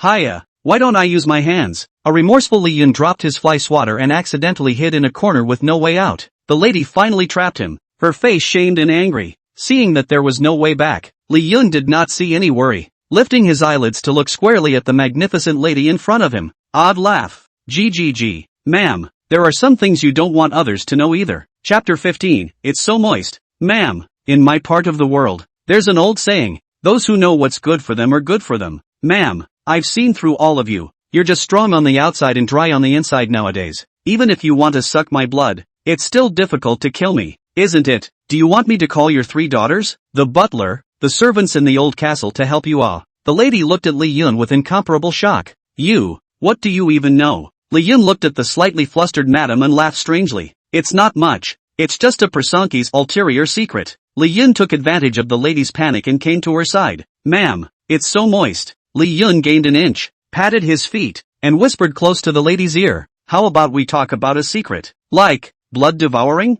Hearing those 2 words, the lady who had wanted to resist was now angry and ashamed. How did you know? Not only do I know, but your oldest daughter, Bella, wants me to tell her your secret on the condition that I live. Humph, I'm still the one who's in charge of this family. So yeah, I want to make a deal with the lady.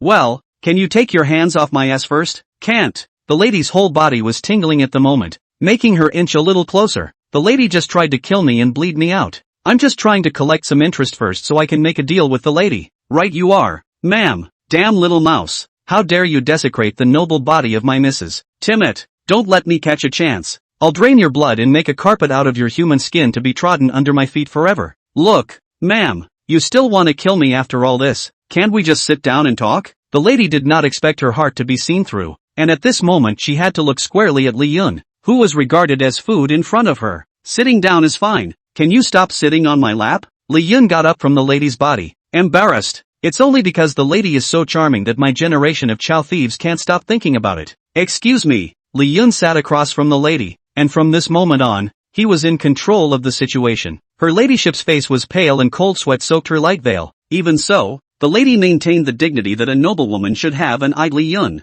I underestimated you. You're not like a normal player. Is it a high-end player who has mastered some kind of ability? The ancient castle has also had such high-end players come in, but they were even more powerful than you. Unfortunately, it still didn't manage to escape the ancient castle and died by my hand. The lady's heart didn't move. She didn't tell a lie. So, what qualifications do you feel to make a deal with me? No one can leave the old castle without my permission. I can trap you here forever. Understand? Her ladyship was not angry, and there was a great deal of pressure in her words. Master of an entire old castle, and a Timite nobleman by virtue of being a woman. The lady carries with her a sophistication polished by age, and an undercurrent forged by agelessness. I naturally know what the lady is talking about, but your ladyship should also understand that if I were to tell Bella about you at this moment, I think the owner of this old castle might just change hands. You know, she's the most like you and the best oldest daughter. Her ambition has been suppressed by you for 100 years, and it can no longer be suppressed. Li Yun crossed his legs. His aura was overwhelming. Negotiation. If you are coaxed by the other side in a few words, there is no point in negotiating. Between words, he couldn't help but radiate his affinity. Bella, this kid is really like me, all about power and proving herself. He's obviously arrogant and should be talking to me in such a manner, but why can't I resent it in my heart? What a strange human being. The lady was affected by the affinity and eased her attitude towards Li Yun by a few points. Li Yun is also a little bit of his own psychiatrist identity, trying to break through the lady's defenses, but the lady's psyche is too strong to be attacked forcefully. Only a little bit of attack I remember. Your name is Li Yun, right? I'm grateful to your ladyship for remembering my name. Shiki. Yuck, you want to use the secret of blood devouring in exchange for a way out. I can agree to this deal. No good. The blood devouring is getting more and more violent. I can't hold it any longer. This human needs to be sent away quickly, or else. Li Yun heard the lady's heart and slowly stood up. Your ladyship is a man who knows what's right, but I'm more greedy, and I don't just want to live. I want more. Taking a step toward the lady, he gave another squeeze. A man's heart is not enough to swallow a snake. Aren't you afraid of being propped up? The lady dared not move, or rather could not move. One could only grit one's teeth while enduring the humiliation of human licentiousness. You have to know, ma'am, compared to a big sister like Bella, I prefer my aunt who is mature and has endless charm. After all, I grew up without a mother. Hiss, he's so sick. Somebody help me. For the first time, the lady was in a hurry. The heart is starting to get a little messed up. Li Yun smiled gently. Dealing with an unattainable big shot with a strong possessive and controlling nature like Madam, the best offense is a rogue-like behavior that creates a contrast of shame in its heart. Then, little by little, you dismantled the defenses of her heart. You are dismantling Mrs. Timot's inner defenses in a perverted way. Career value plus 10. Psychologist proficiency plus 20. Mrs. Timot's favor plus 10 inch. See, the system doesn't lie. How has the high and mighty Madam ever been subjected to such lightness if it were in the past? Not to mention human beings, even if other creepy things came close to her, they would all be torn to pieces by her without hesitation. He was sniffing my hair, leaning so close to me, but I'm suddenly so excited. No, he's clearly desecrating the noble me. How can I get excited? Li Yun smiled as he saw through everything and grabbed the lady's hand. Stroking gently, he continued, Ma'am, do you know what you look like at this moment? Like a great work of art, clearly worth $1,000 and unattainable. Yet it is collected, robbed and cherished by me. Oh, why this shameful pleasure? I can't hold it in. This human, he's so good at it. Finally, under Li Yun's constant attack, the lady's heart defense completely broke. The inner loneliness, nobility, and untouchability collapsed into ruins at this moment. Mrs. completely broke the defense. Was Li Yun dead to catch the sense of contrast in the heart? Cannot be helped. Chapter 16, Madam's Thirst, a new profession, gynecological sage. Ma'am, you don't want people to see you like this, do you? Don't. I don't want to. Asshole, get off of me. I'm older than you, and you're just a kid to me. Then I'm even more excited. Ha, why is he so excited when I obviously didn't say anything? I can't move. Damn blood eater. Damn humans. Here, ma'am, look at this trinket in my hand. I don't want to see it. Asshole, how dare you threaten me? You're sleepy now. Very sleepy. I'm sleepy. I'm sleepy. You're in over your head right now and you just want to drop everything. Let go of all that is high and mighty. Let go of all that is untouchable. You are no longer the master of the old castle. No longer the great Mrs. Timot. No longer a vampire. You, just you, a benevolent wife. I'm just Jen's wife. Hey, so benevolent wives can be deceived. Ma'am, I'm coming. Ahem. It almost worked. And I had to make this stupid joke. It's okay, ma'am, let's continue. Very sleepy, and then, you go to sleep. Go to sleep. You've hypnotized Mrs. Timmett. Occupational value plus 10. Psychologist proficiency plus 20. Seeing that the lady was hypnotized, Li Yun was relieved. He now had to figure out what blood devouring was. The only way to really get a grip on the lady is to actually leave the old castle. Ma'am, you answer whatever I say. No resistance. Oh. Madam nodded her head obediently and without resistance. Harm. I am now like the pilgrim who fixed the 7 fairies to steal only peaches, giving up the ghost. Li Yun resisted the temptation of the lady not to resist and took a deep breath. What is blood devouring? The lady spoke slowly. When a vampire is promoted to prince, all female vampires are shackled by the blood eaters, losing all power and being constantly tormented by the blood they once absorbed. Once you hold out, you will be promoted to a true vampire prince upon success. For the vampires rank, Li Yun had some knowledge. Last of the Bloods, Baron, Viscount, Earl, Marquis, Duke, Prince. There are 7 levels, which also correspond to the level of the player. Novice player, Grade F, Grade E, Grade D. Master player, Grade C, Grade B, Grade A. Ultimate player, Grade S. Ma'am, you don't seem to be able to hold up. I don't have enough depth, but in just 100 years, I have the talent to be promoted to prince. Vampire princes. It takes 1,000 or even 10,000 years of heritage to be promoted. The lady, however, had only taken 100 years, which was enough to show the terrifying nature of her talent. What goes around comes around,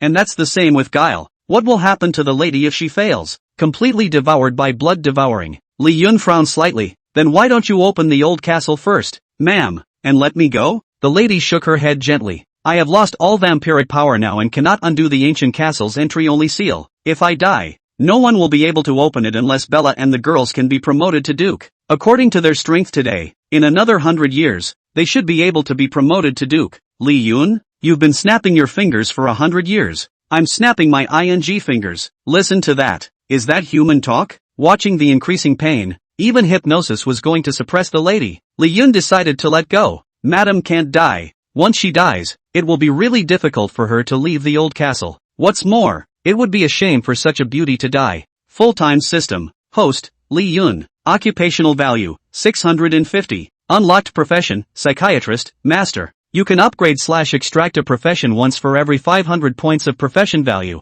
Li Yun didn't hesitate to start extracting new professions. A new profession appeared in the panel. Gynecologist. Occupational level, elementary. Natural skill, plus 30% healing effect on female creatures. Occupational skills dash. Knowledge of all that gynecologists know. Sacred hands, soothe the pain of the sick with your hands. The rest of the skills can be unlocked by upgrading. Ah, that hurts. The pain of the lady's backlash made her break through the hypnosis completely. Covering his torso, he gritted his teeth and trembled. I came to see what's going on. Li Yun, who had gained a new career, took hold of his wife's pulse as soon as he could.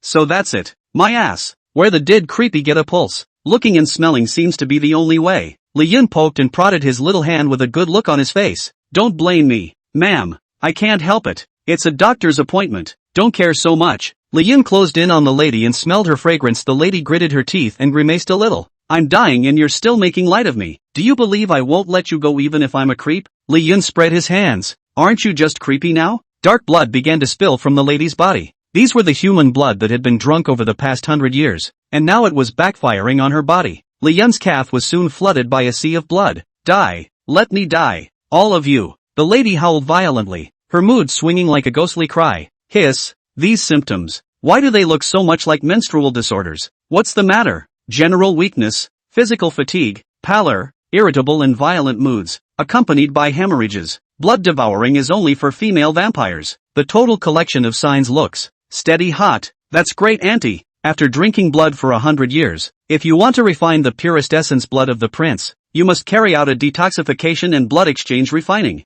That's not good enough. You see the patient's problem. Career value plus 10. Gynecologist proficiency plus 20. Mrs. Timmett's favor plus 10. Do you really know how to save me? Madam had a longing in her eyes at the moment. Well, that's not a big problem for you. Don't worry. Li Yun's hand wrapped a green light and pressed on the lady's stomach. The lady clearly felt that the pain of the backlash within her body had diminished quite a bit. You treat patients with your sacred hands. Career value plus 10. Gynecologist proficiency plus 20. Mrs. Timmett's favor plus 20. You can really save me. The lady's eyes were full of surprise, as well as a hint of admiration for Li Yun. Li Yun withdrew his hand, and the lady felt the pain of the backlash again. Come on, come on, come on. Use the same maneuver you just did and help me. Li Yun gently shook his head. "Oh, Honorable Mrs. Timot, you haven't begged me yet." The lady bit her red lips lightly, her face flushed, and she hummed softly with some panting. "Please, Dr. Li, don't stop." Chapter 17 Unlocking a New Tie. A benevolent wife can be deceived. If you use the sacred hand again after Mrs. Timot's plea, your career value will increase by 10, your gynecologist proficiency will increase by 20, and Mrs. Timot's favor will increase by 5. You have relieved Mrs. Timot of the pain caused by the bloodletting. Career value plus 10, gynecologist proficiency plus 20, Mrs. Timot's goodwill plus 20, Mrs. Timot's goodwill has reached plus 50, and she's bonded to a kind wife. Is this detention serious? Li Yun continued to output the lady to ease her pain. "Ma'am, you can't get cold water or suck blood these days. Get some rest. Blood eater won't take long." Li Yun withdrew his hand and barked. "Dr. Li, thank you." The lady opened her mouth weakly, and even with her weak veiled face, she was still so beautiful and attractive. She was all curled up in the covers of her bed, just showing her head, like a lazy kitten. With Li Yun soothing and healing, the pain on his body was alleviated. "I also hope that Dr. Li will keep my secret." The lady's eyes held a prayer. "Don't worry, although I, Li Yun, am a scum, I am not a scum. I'm sure I'll remember this night's love, and I won't tell the three sisters the truth about your blood devouring." The lady's eyes lit up, and her gaze towards Li Yun was even more adoring. "Actually, Dr. Li is quite handsome. Dr. Li, I haven't regained my strength yet today, and I can't open the door of the ancient castle to let you leave. And I hope you understand and stay here for a few more days. I can make a contract with you, and from now on, you will be a valued guest of my Lady Timot. I won't have an appetite for you anymore." The lady held up a hand with 3 fingers reaching for the sky. "A covenant condensed. Contract, Mrs. Timot sees you as a guest of honor and will never again treat you like food. Just rest, ma'am, and call me when you need me." Li Yun saw that the contract had been finalized and his biggest threat in the ancient castle had been eliminated. It was also a relief. The lady hummed softly and closed her eyes. The mind murmured, "Can't look at Dr. Li anymore. He's really handsome." Li Yun saw that his wife was asleep and did not stay any longer. Standing up and leaving the room somewhat wearily, after another sleepless night, he yawned and headed back toward his room. Outside the guest room, the remnants of countless creepy things were piled up. Daniela, who released her other personality evil spirit, was covered in blood and killed a lot of people. Seeing Li Yun walking in the distance, she giggled, and a little mouse. Li Yun's back went cold, and in a blink of an eye, the evil spirit Daniela had appeared behind him. "No, forgot about you, Daniela, I'm your mother's guest." Evil spirit Daniela coldly grunted. "No calling me Daniela, my name is Evil. Mrs. Timot is not my mother either. I'm not interested in eating you, I just want to use you as my toy." "Toys? How?" Evil suddenly pulled out a Lolita princess dress. "Put it on and be my doll, just like them. You have a problem with that? I'm male. This is women's clothing." Evil thought for a moment and nodded. "I didn't think it through properly. I had to castrate you first." Li Yun hurriedly took the clothes and put them on his body. I'll wear it right away. I just love wearing women's clothes. Women's clothes are my life's pursuit." Draped in a princess dress, with a princess hat and princess shoes on her feet, the woman in the costume appeared in front of Evil. Evil's mouth was tinged with an evil smile as he looked Li Yun up and down with satisfaction. "That's somewhat cute. Come on, play with me." As soon as Evil held Li Yun's hand, the young girl who had just been full of killing breath was now bouncing and playful. The butler came face to face with the ancient castle crowd of shenanigans. "Third Miss, Lord Evil, have you seen the escaped prey?" Evil looked to the female Li Yun beside him. The butler followed her vision. "What a fine-looking girl. Girl, how come I've never seen you before? Are you a new guest?" "I am the steward of the old castle. Can I leave your contact information?" "Li Yun, this is my toy. Are you trying to steal it from me?" Evil looked coldly at the housekeeper. The butler immediately bowed his head. "I wouldn't dare. Since there is no such little mouse here, my subordinate will go to another place to look for it. As long as he's still in the old castle, sooner or later I'll get him." The butler left immediately with all the shenanigans. As he left, his eyes lingered on the female Li Yun for a few more moments. What a pretty girl, but it's a shame she's mute. "Li Yun, is there anything normal about this ING fortress? What a fetish. Love the ladies' man? Can I say anything? If I do, I'll be exposed.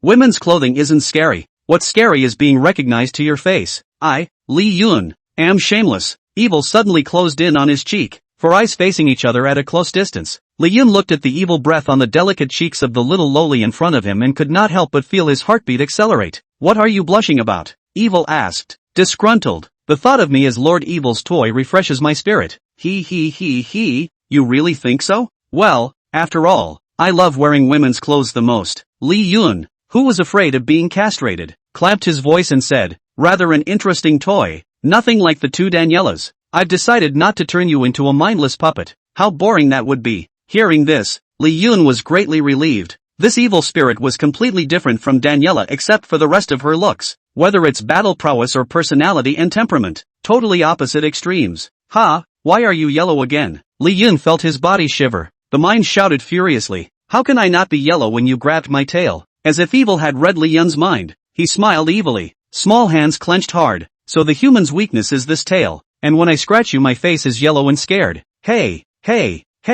Lee Yun, she can read her mind? It's like being able to listen to the minds of other creepy things yourself. The scariest thing is that evil hearts and mouths are aligned and never hide their thoughts. Lee Yun listened without seeing. It was thought that the third young lady, Daniela, was the best one to bully and deal with among the blood-sucking shenanigans in the ancient castle. I didn't realize that this evil spirit from her split personality was so tricky. The difficulty was surprisingly worse than Mrs. The means by which Lee Yun patiently survived were comprehensively suppressed. I grabbed you by the tail and you got a lot more dirty thoughts in your mind. You, tail, are a scourge, a source of filth, and must not be kept. Evil's small hand transformed into a scythe, and his eyes looked at Lee Yun with an icy tone. Chapter 18, Women's Clothing. What a clean girl. Dr. Lee, why are you dressed like this? In the distance, Sandra, who had stepped out of the room, looked over at the female Lee Yun. Lee Yun looked to Sandra, his mouth wordlessly converging into the word save me. It was then that Sandra saw Evil off to the side and frowned slightly. Daniela, why are you dressed up like this again? Evil heard Sandra's words and turned his head to her, indignant. How many times have I told you? My name is not Daniela. My name is Evil. Okay, Daniela, let Dr. Lee go. What's the point of dressing Dr. Lee up like this, even though it's kind of cute? Sandra walked up and just tried to pinch Lee Yun, who was cute in her princess costume. Lee Yun was already clean and slim, and in women's clothing and a wig. He was also a beauty. Otherwise the lecherous butler wouldn't have failed to recognize it and tried to leave her contact information. As if Evil was a kitten that had exploded its hair. Her hands crossed in front of Lee Yun's body. Block Sandra. Sandra, who am I to listen to you? Sandra clasped her hands. Because I'm your second sister, and Dr. Lee is my honored guest. You can't do this to him. Evil snorted in disdain. You're Daniela's second sister, not mine. If we're talking about strength, I'm the one who should be the boss of this family, the owner of the old castle. The owner of the old castle successfully activated the keyword. Bella, who is always keeping a close eye on everything that goes on in the old castle, but doesn't show up easily, descends from the sky. The jade feet hovered in mid-air, looking condescendingly at Evil. Take what you just said and say it again. The words were thick with intimidation. Well, even you're here. Listen to me. You too. In terms of strength, I'm not afraid of you guys. From today, I, Evil, am the boss. What an inverted Big Dipper. Lee Yun ducked aside and started eating melon. How could he not expect the evil spirit to be so evil? A Daniela Lolita look-alike. Height, but with Sandra's brutality and indomitability, as well as Bella's ambition and loneliness. The key thing was that she was indeed too much stronger than Daniela. And what a misbehaving and rebellious child. Daniela, is this your idea of a spanking? Sandra clasped her hands together and sulked. I said my name is Evil. Daniela is afraid of you guys. But I'm not. Bella glanced down indifferently at her little sister's second personality, her gaze sweeping over to the female Lee Yun. After a slight surprise, he opened his mouth. Daniela, put away your stubborn touch. No time for you right now. Evil pierced the mind and knew what was important to Bella right now. A wicked grin appeared on her face. Both hands condensed purple and black evil aura. I said he's my toy. None of you can rob it. You're the one who should stop being condescending. Evil rushed towards Bella, who was suspended in mid-air. A fight? That's quite a show. Lee Yun Lee's melon eating, found a comfortable position to lean on the wall, and watched with interest. The Vampire Guile Two Sisters battle was great. Pinch Dr. Lee turns out to like this. Rubbing that's still cute. Coax, come on let your sister hold you. Lee Yun didn't have the heart to look at Sandra, who had her hands up and down on herself with a smile on her face. Don't touch me. I'm not a ladies' man. You saw how vicious this little sister's second personality is. If I didn't, he'd have castrated me long ago. Sandra nodded approvingly. My little sister is usually the most obedient and well-behaved to her mother, and the most beloved of mothers and given the most hope, but I know that it's all superficial, and the more hope my mother gives her, the more attention she gets, the more it deprives her of the joy that belongs to her that she should have wished for. So yeah, Her rebellious heart breeds the other side of the evil spirit. Li Yun spread his hands. There's no normal ones in your family anyway. Get used to it. You're not going to help? Sandra shook her head. Who do I help? I've long been tired of big sister's condescending. I'm the heir of the ancient castle, look. And if I couldn't beat her, I would have fixed her long ago. This personality of my little sister is even wilder than mine. And I can't stand it. What's more, the fight won't last long. And mother will intervene herself to quell their fight and suppress the evil back into her little sister. When Li Yun heard this, he was slightly stunned. If the lady doesn't come out and intervene? Sandra hemmed and hawed heartlessly. Then Dr. Li will have to wear this women's clothing all the time. Evil won't go back voluntarily. Big sister isn't necessarily her match. Dr. Li's women's clothes are so cute. Why don't you come to my room in a while so I can play with them too? Li Yun sniffed, revealing a look of play the hell out of it. Evil and Bella too big battle from the beginning of the dark power sparring, to close combat on the blood-sucking trick of the flesh of the strong physical combat. I don't know how many antiques were smashed when they hit the ground from the air of the old castle. The loud noise attracted the butler, and the ancient castle's crowd of trickster slaves rushed over. With all this noise, why hasn't mother shown up yet? Is it possible that, instead of not wanting to come, the lady can't come? Ha, what happened to mother? It's nothing, it's just that the lady was overworked last night and is still in bed recuperating. This time, Li Yun was telling the truth. Sandra frowned slightly. Big sister is going to lose. I don't want to turn into third sister. I'm going to give her a hand. Sandra opened her hands like a bat, her body heading towards Bella and Evil. Watching Bella, Sandra 2 for 1. Li Yun couldn't help but gulp. I seem to have made a big mistake. What a way to let this mongrel out of Daniela's body. Who can subdue her in the absence of the lady? Jingle bells. Meal time. The butler stood at the table. Hand over a copy of today's menu. Eldest miss. Madam said that she worked hard last night, so she won't be dining today. Would you look at today's menu and see if there's anything you're not happy with that needs to be replaced? Bella was just about to take the menu when Evil glared at her. You lost to me, and you are now the second lady. Asterisk asterisk asterisk asterisk off. I'll see to the menu. It's good. It's all the ones I love and the two of them don't. Just press this menu. Do you have a problem with that, little sister? Not seeing a response, Evil was disgruntled. Little sister, big sister asked you a question. Are you deaf? Sandra, with a bruised face, clasped her hands and gritted her teeth. No.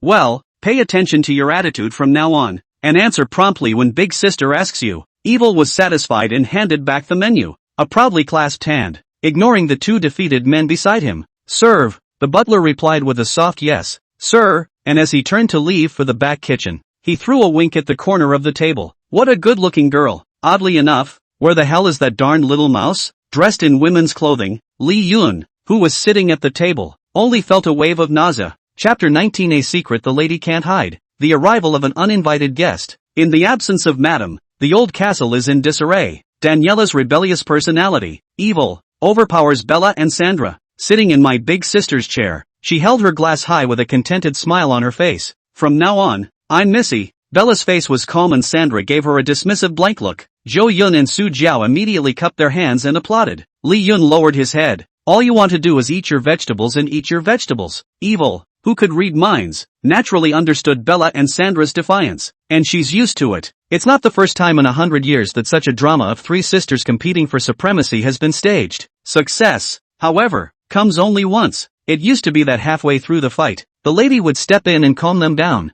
telling them of the inferiority and superiority of the eldest and youngest. In this old castle, the manners, face, and rules of the nobility must not be lost. You seem very unconvinced? Evil looked towards Li Yun, who was eating his food with his head down and didn't say a word. I didn't say a ing word. Those two have defiance written all over their faces. You picking on me? Li Yun put down his knife and fork and said with a fawning face, Missy, that's what you said. I'm 100% convinced to support you. The corner of Evil's mouth curled up, and the lowly's face revealed the flirtatiousness of a royal sister. But your heart tells me that you do not have that obedience in words. Harm. Men are all heart and soul. You should understand. Toys don't have a gender. That would be so westernized. ZZZQ. Li Yun praised. Daniela, stop this nonsense. If you're sick, let Dr. Li give you a good look. You can't be the boss just because you're strong. Grumpy Sandra couldn't help but speak up. Why, Sandra, why don't we fight again? Just fight. I'm not afraid of you. It looks like there's going to be another big battle, and it might even spill over. Li Yun couldn't help himself. Two ants. Little ancestors. Stop it. Can you guys wait until I get back to my room to fight? Evil and Sandra refused at the same time.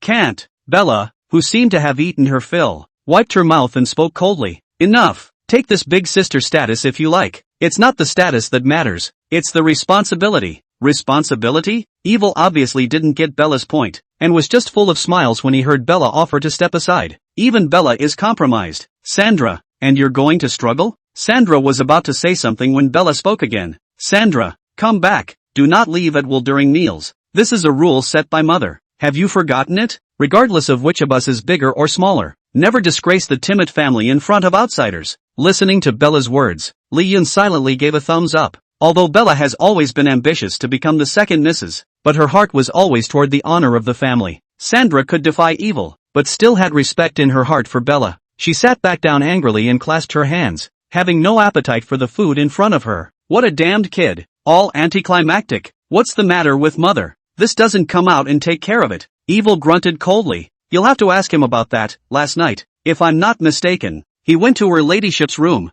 Bella's eyes sank as she heard these words and looked at Lee-Yun. You have seen your mother and walked safely from her room? Lee-Yun had thought that the three sisters were in internal strife, and the rain eye had no melon. Unexpectedly, the spear suddenly turned and the three sisters looked at him in unison. Ilu of Thunder. Just said eat melon, don't leave too close. Something happened. Evil saw through Lee-Yun's mind and shook the red wine in his hand, his eyes blooming a purple light. Something's wrong? What happened? Could it be that something has happened to the lady? Cluck cluck cluck cluck. Then this old castle. It's mine. Sandra didn't take it well. High treason. The two sisters locked eyes and began to fight again. Only Bella, after gathering all sorts of information, had her eyes dead set on Lee-Yun. I don't suppose you've forgotten our agreement. I want the answers I want now. Otherwise, no one can save you, and I can get you killed right now. Bella gripped the table knife in her hand tightly, and a cold light emanated from it. Her words were in no way intimidating. Even if she couldn't beat evil, if she insisted on trying to kill herself, evil couldn't protect her. She's my toy,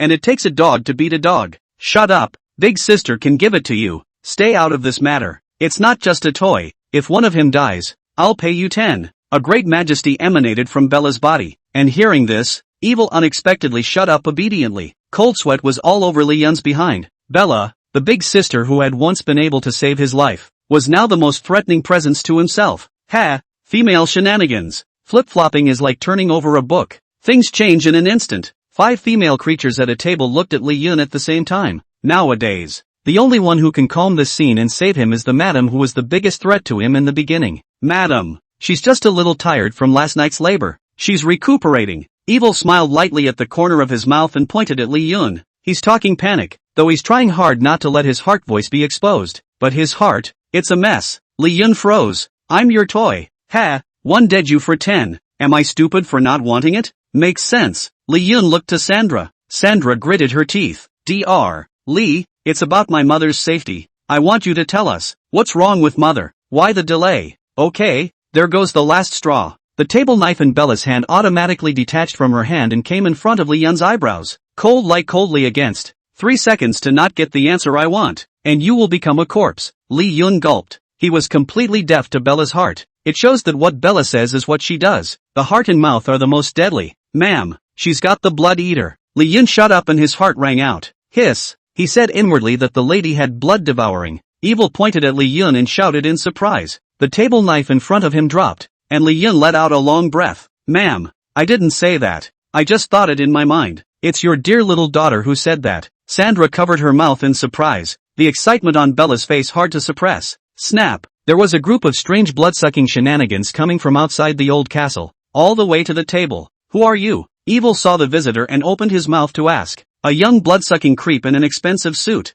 well-groomed and gentlemanly, walked out. Take off your hat, bend over, and salute. And I ask the 3 ladies to forgive me for coming uninvited. My name is Dracula. Sin, a side-branch son of the Dracula family. At my father's wish to come with generous gifts to propose marriage to the 3 ladies. The young bloodsucker snapped his fingers, and the squire following behind him let out a generous gift. It was a single human being, tied to a rope like an animal. The face was full of awe and fear. Chapter 20, can't even play 3 to 1? Will you guys play? Rumor has it that Mrs. Timid is still in her prime and is a rare beauty. I didn't realize that all 3 of her daughters were so beautiful. It's really hard for me to choose. Who's going to marry me? It's hard. Why don't you marry me? Along with your wife? Ha ha ha. Lee-Yun couldn't help but mutter as he listened to the heartfelt voice of the young blood-sucking creep who boasted of being a side branch of the Dracula family. Shame on you for thinking the same thing as me. The three sisters in the spotlight didn't hear. The smile on Evil's face tightened, and purple-black energy bloomed in his hands, heading towards Dracula. Xin. To come here uninvited is already rude,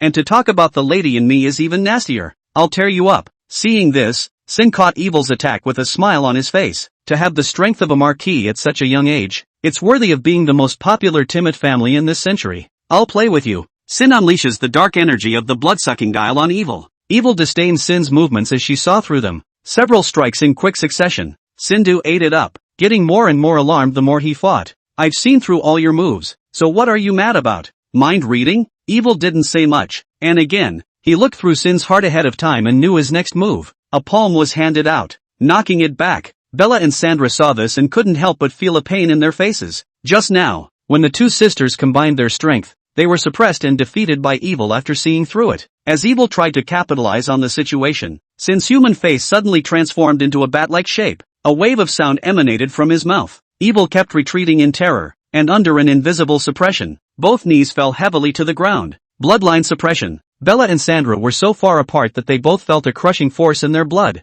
The pull made their hearts cringe and want to submit. Even though I'm only a side branch of the Dracula family, the blood has but 1% of the blood ancestors' essence blood in it, but it's no match for hybridized blood-sucking creeps like you. Sin took a step towards Evil and slapped her across the face without mercy. She then kicked her over and stomped hard on her arm. Father is right. It is far more feasible to trample underfoot and make you fearful and submissive than to be a gentleman against you, the self-styled fledgling nobles. I've heard that the lady carries the blood devourer. You must be the eldest of the three sisters of the Timid family, and you're in charge of the old castle nowadays, aren't you? Weren't you arrogant just now? Ah, answer me. Sin kept crushing, and Evil's face was filled with fear and pain. I'm not a big sister, Evil said in horror. No? Then what are you pretending in front of me? Sin crouched down and looked down at Evil. Seeing Evil being so trampled by outsiders, a surge of anger grew in the silent Bella. I'm the big sister. Sin looked at Bella, who walked out. A smile tugged at the corners of his mouth. By temperament, you do look more like it. Let her go. What do you want? I'll talk to you. Evil's face held shock as she looked at Bella in disbelief, as if to say, why did you save me? Bella faded. No matter how much we fight amongst ourselves, we are all family and sisters. Remember, big sister is a responsibility. In the absence of Mother Sama, the Timid family will be held up without being trampled on by outsiders. Not to mention being unintelligent and just wanting to release the evil of rebellion in his heart. Even if Li Yun heard these words, also had a change of heart about Bella, so she's not the only one bent on the ambition to seize power. She has long had the determination to be the head of the family and take responsibility for the rise and fall of the family. Seeing Li Yun's heart, Evil lowered his head in some shame. Ha, there's shame, then there's salvation. Do you really think your big sister and second sister can't beat you? That's just for you. When mother is away and something happens at the ancient castle, you can't let your big sister face it alone. Sandra moves her wrists and walks towards Bella as the two sisters look together at their unexpected guest. Dracula, Sin, yo, it's really a sisterly love that touches me. And don't you worry, when I take the lady and become the new owner of this castle, House Timid, all three of you sisters will be mine from now on. Dracula Sin. Sin rips off the disguise of a gentleman and reveals his true colors as a savage. Nasty man. Once I can annex the Timites, my father and I will rise in the ranks of the Dracula clan. Who says that the side clan is not as noble as the original clan? If I am more powerful, if I have a bigger fist, what is this clan? Listening to Dracula, Sin's stormy mind, Li Yun knew his purpose. This guy really did come from a bad place, and was trying to completely devour the Timid family. Originally, Mrs. Timid was scorned, under the guise of a marriage. Get inside and play a son-in-law turned power play. Now that he knows that the lady is pregnant with blood devouring, he has changed his mind and wants to take down even the lady. The beautiful blood-sucking Gue was fascinating, and having the attribute of a benevolent wife was even more fascinating. If you add to that the fact that she was already a powerful party queen, that would make people want to stop. Not to mention, she has 3 equally beautiful daughters. Dracula. Sin's face was all lustful covetousness. Bah, disgusting as a sewer guy with such a sick mind. Evil, who could also read minds, gripped his arm, which had almost been stepped on, and filled his eyes with resentment. That's right, an ancient fortress can't accommodate 2 chow thieves. Him, Li Yun echoed in exasperation. Evil gave him a strange look. Ahem, my point is that this guy is so rude. I support the 3 ladies. Support the lady. Li Yun's move to raise his arms in the air has caught Dracula. Sin's idea. Your Timid family prides itself on its fledgling nobility, and yet you can even serve this filthy ingredient? It seems that the so-called rules still need to be taught to you slowly by me later on. Later? Grandma Tay. This guy is so Ed. Dracula. Sin's figure flashed and was about to strangle Li Yun. Sandra stepped in just in time to block him. Without the master's consent, the reputation of the blood ancestor Dracula clan has been completely tarnished by villains like you. This is the old fortress of Timmit, and there's no room for you, Bella said coldly, then struck from behind, joining Sandra in the clinch. Still not stepping in to help? Forget the humiliation this guy brought you? The nest was great. Now you're scared? Li Yun saw that Bella and Sandra combined couldn't create a threat. If he loses, he will be killed by Dracula. Sin killed. Immediately, he said to the evil stimulus on the side. Who's afraid?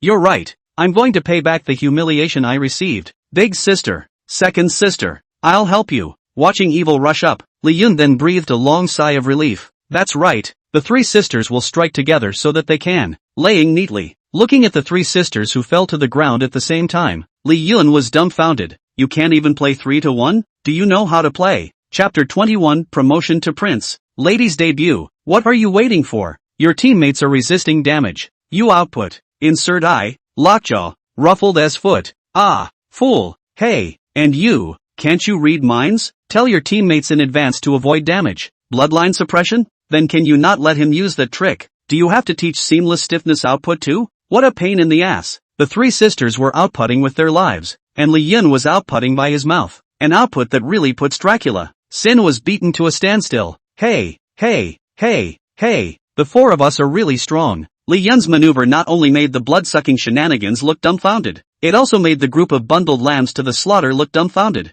As food, it was the first time they had seen someone who could output blood-sucking shenanigans like that. Who the hell is this pervert of a woman in a big costume? So powerful. It's true. The original skins of the masters are extraordinary. Thought it was a pervert, but didn't realize it was a master of perverts. Hearing the crowd's heartfelt words, Li Yun swept a glance at them without any good humor, slammed the lady's hat down hard on her head, a foot on the chair, continuing to roar with assisted output, helping the three sisters press Dracula. Sin to fight. Dracula. Sin locked onto Li Yun with resentment. You're the one who talks too much, aren't you? I reward him to you. Dracula. Sin's consort, the blood-sucking guile, lit up his fangs and flew towards Li Yun.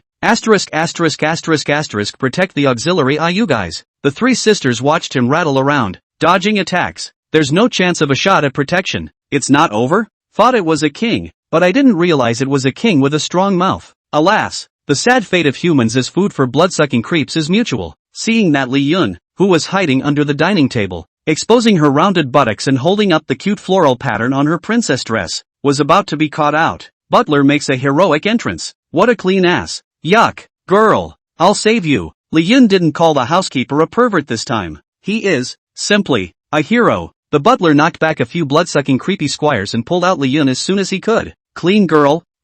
You're the little mouse. Seeing Li Yun, who had lost her lady's hat to reveal her true face, the butler was shocked. Ha, male shenanigans. That's not what you called me when you saved me earlier. They're coming again and you're still quick to protect me? The deceived steward's battle strength dropped rapidly, and he was just able to repel a few blood-sucking creepy squires. At the moment it was being beaten back. Li Yun looks around and puts her lady's hat back on. Clipped the soundtrack. If you win, I'll reward you with a kiss. Vomit. No more fighting. You guys either kill him or me. Looking at the vomiting housekeeper, Li Yun was a bit yuck. Once again, the lady's hat was slammed down hard. Tay grandma, none of the creepy things are reliable. Go ahead. Hit your daddy knee. I'll fight you. As soon as the vicious words were released, Li Yun turned around and headed towards the group of people who were tied up. Don't you come over here. Li Yun hemmed and hawed as he quickly approached. They're hungry and I can't outrun them, but I can outrun you guys. The blood-sucking trickster squire with a decidedly low IQ receives the order that Dracula Sin can eat. Sin could use food after the order. Who cares who Li Yun is? As long as it's a human being,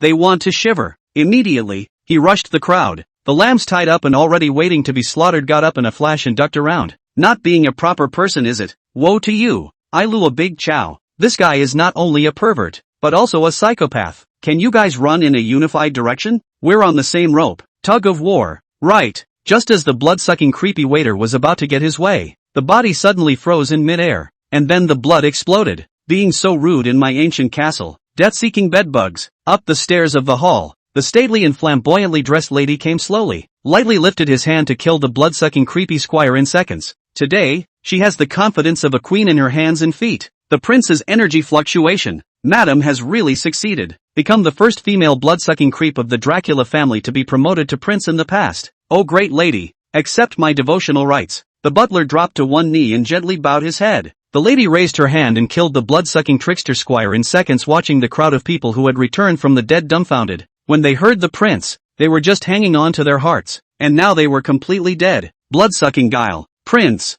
I don't know how many times better than the blood-sucking shenanigans that captured us. It's over. It's over. It's dead. The lady does not go to understand the little mouse that hugs the fear. Instead, he looked to Li Yun and gently bent down. Thanks to Dr. Li, if it wasn't for you, let alone successfully promoted to prince, I don't know if I'll be able to survive the blood devouring. You are my Mrs. Timot's noble benefactor. Seeing a prince bending down to Li Yun, his words were full of sincerity and gratitude. The crowd was completely dumbfounded. People are so different from each other too. They are in constant fear of becoming food next. Li Yun, on the other hand, was already a guest of the prince. As long as Mrs. Timot was there, no one could move Li Yun in the slightest. Ahem. You're welcome, ma'am. I actually didn't do anything. You're welcome, Dr. Li. I remember everything you did. Like, pinched my ass. The crowd heard their conversation and their entire body went numb. Looking at Madam's voluptuous posture, that ass would make anyone want to pinch it. It's not guaranteed to pinch, but, man, how dare you? Don't kill yourself. Li Yun spread his hands and shrugged. It's not always a good thing for a lady to have too good a memory. The lady saw his roguish appearance and covered her mouth with a smile of flavor. Well, I won't tease you. These 3 children of mine have enough talent, but they're still weak. Dracula, a little sidekick, is trying to ride on my lady's head, and I'm going to have to teach them a little lesson. Li Yun nodded, pondering in his mind. Who wouldn't want to ride a lady? Dude, how dare you think that? Asterisk asterisk asterisk asterisk, you can read minds too? That's not true. I saw you touching me the same way just now, and I guess you're thinking what I'm thinking. Asterisk asterisk asterisk asterisk off you. Can we be the same? It's all men. Why not? I think with my brain. You think with your lives. How is that the same? Seems to make some sense. Li Yun ignored this group of people who dared to be Yevon when was dripping on their heads and followed the lady's back as she stepped into the battlefield. A junior who thinks he can do whatever he wants just because he has a bit of blood ancestors' bloodline? Dracula, who is currently suppressing the 3 sisters with the power of his bloodline.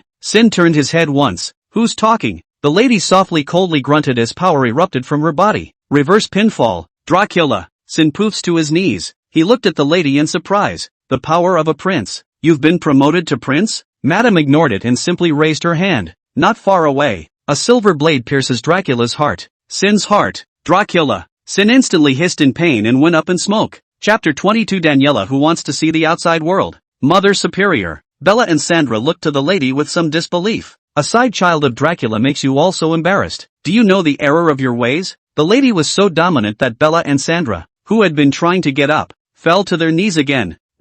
No, it's wrong. Bella and Sandra bowed their heads in silence as they felt their mother's long-lost authority. And you, showing up without my permission. Get the back, the lady reprimanded, and the evil scared immediately faded all over, transforming into the dull Daniela. Dog man, tell me the escape plan. I'm going to escape from this. Mother Superior, I don't know what I'm talking about. Don't you do it, I'll kneel down myself. Daniela slid silky and well-behaved onto her knees. Looking at the 3 sisters who were kneeling and admitting their mistakes, Li Yun realized how terrifying the madam's pressure was. Standing on the sidelines, he could feel a thick wave of suffocation. No wonder. All 3 sisters have a hint of psychological problems. Li Yun had wanted to say a few words on behalf of the 3 sisters, but the lady had already taken the lead. Bella, I know you're hellbent on becoming the owner of the old castle and gaining power. Today you proved yourself to your mother, as a big sister, undaunted and sworn to guard the honor of the Timot family. From now on, all the affairs of the old castle will be left to you. You have grown up,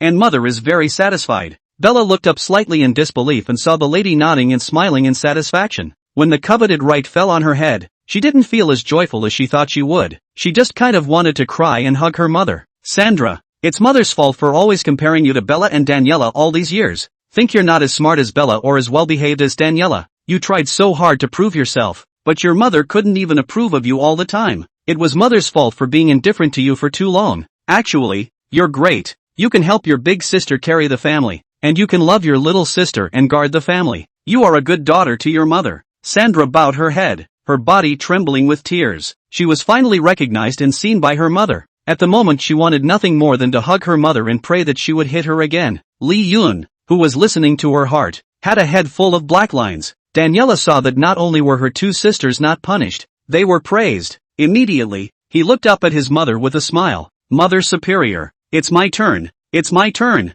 Madame would have liked to be angry with the little girl who was so intent on escaping the castle. After all, her other personality not only killed all the guests, but also made the three sisters chicken out. But the sight of her cute and giggly face at the moment was too much to bear. She opened her hands and whispered, "Children, Mother wants to hug you." Daniela was the first to get up and rush to her mother, followed by Bella and Sandra, letting go of years of hard feelings. It was like going back to being a child and flooding into my mother's arms. Good boys, all my good boys. Watching the heartwarming scene, the housekeeper wiped away a tear. It's so heartwarming to see that there's finally a détente in the relationship between the lady and the ladies. You move a hammer, you don't get paid. A sentence that killed the working man's shenanigans. The butler looked at Li Yun angrily. Don't you people have a mom? Indeed not. I'm sorry, I'll be damned. The butler slapped himself in the face, somewhat regretting his words just now. Harm, be polite to me, Nima. I understand you. I actually haven't seen my father since I was a kid. That's just as well. I can be your daddy. The housekeeper now finally understood what it meant to be truly sorry.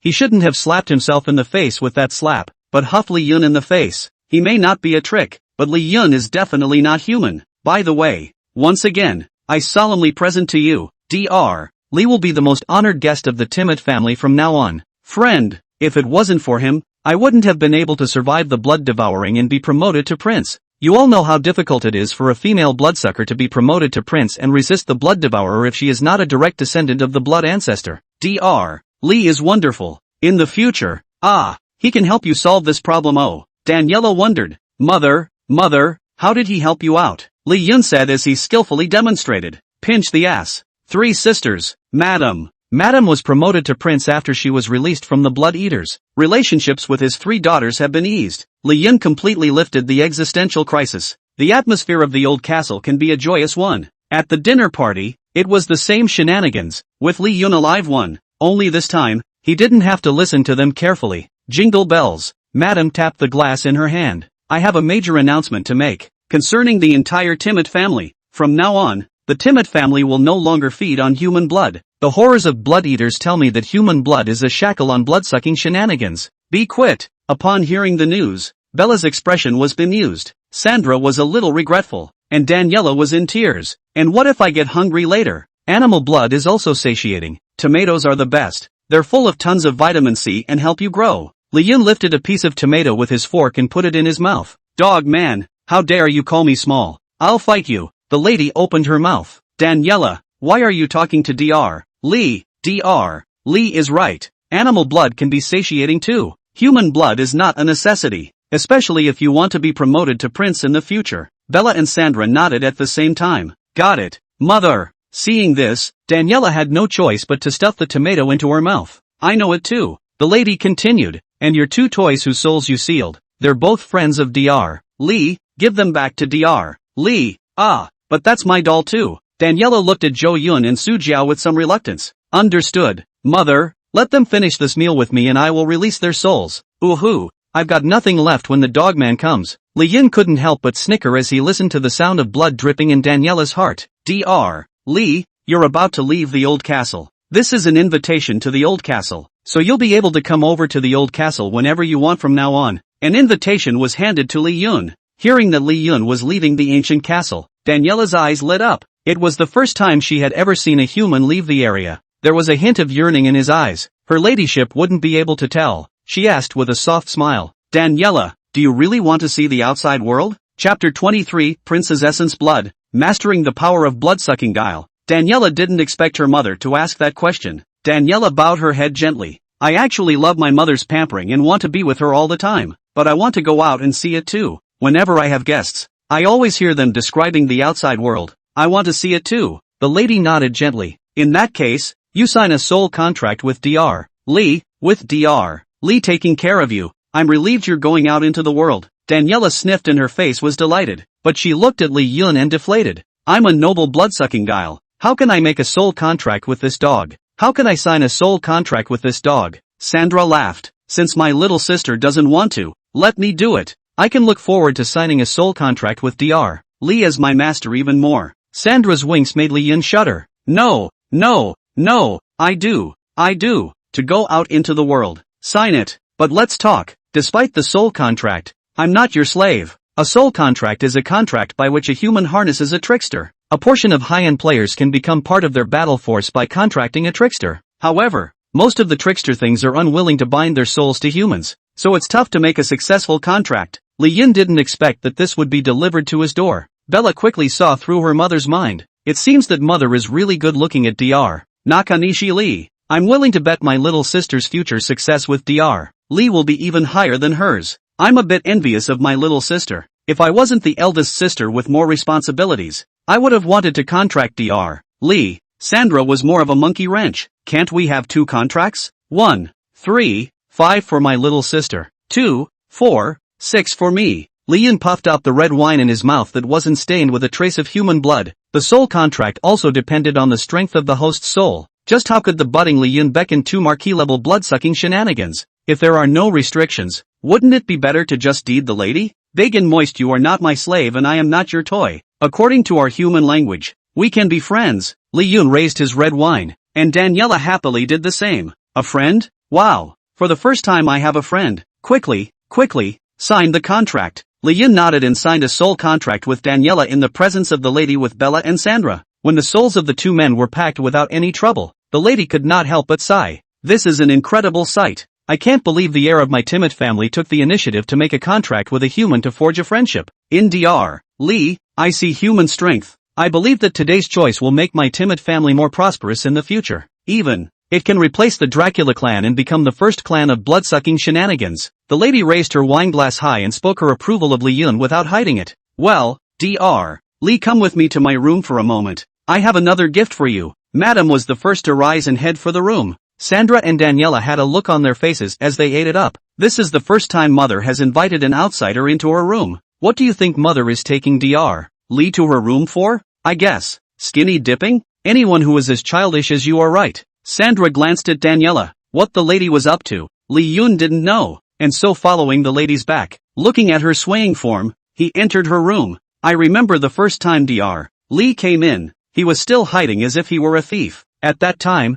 I really hated to eat Dr. Lee. The lady's fingertips gently ran over her red lips, turned her head, and smiled at Li Yun. If it wasn't for the sudden attack of Madam's blood devouring, I think I would have been eaten by Madam long ago. Dr. Lee isn't like the others. It's not that easy for me to eat you. Madam meant what she said. Even if she wasn't there, none of the 3 sisters could eat Li Yun. He who listens to the heart always finds a way out of desperate situations. Tailgate all the way into the room, only to see the lady gently take off her outerwear with her back to Li Yun. Her voice was lazy and feminine, yet she carried the mature majesty of the ancient castle's owner at all times. The last gift is my body. As soon as Li Yun heard that, then what are you waiting for? The soul of the Chow traders was completely ignited at this moment. The lady held a clear vial in her hand, containing a golden blood, the most precious prince's essence blood in my body. He can make you as if you were first embraced, gaining abilities such as blood-sucking shenanigans, vitality, nighttime combat, and agility of movement. And yet it will not transform into a blood-sucking trickster that needs to suck human blood.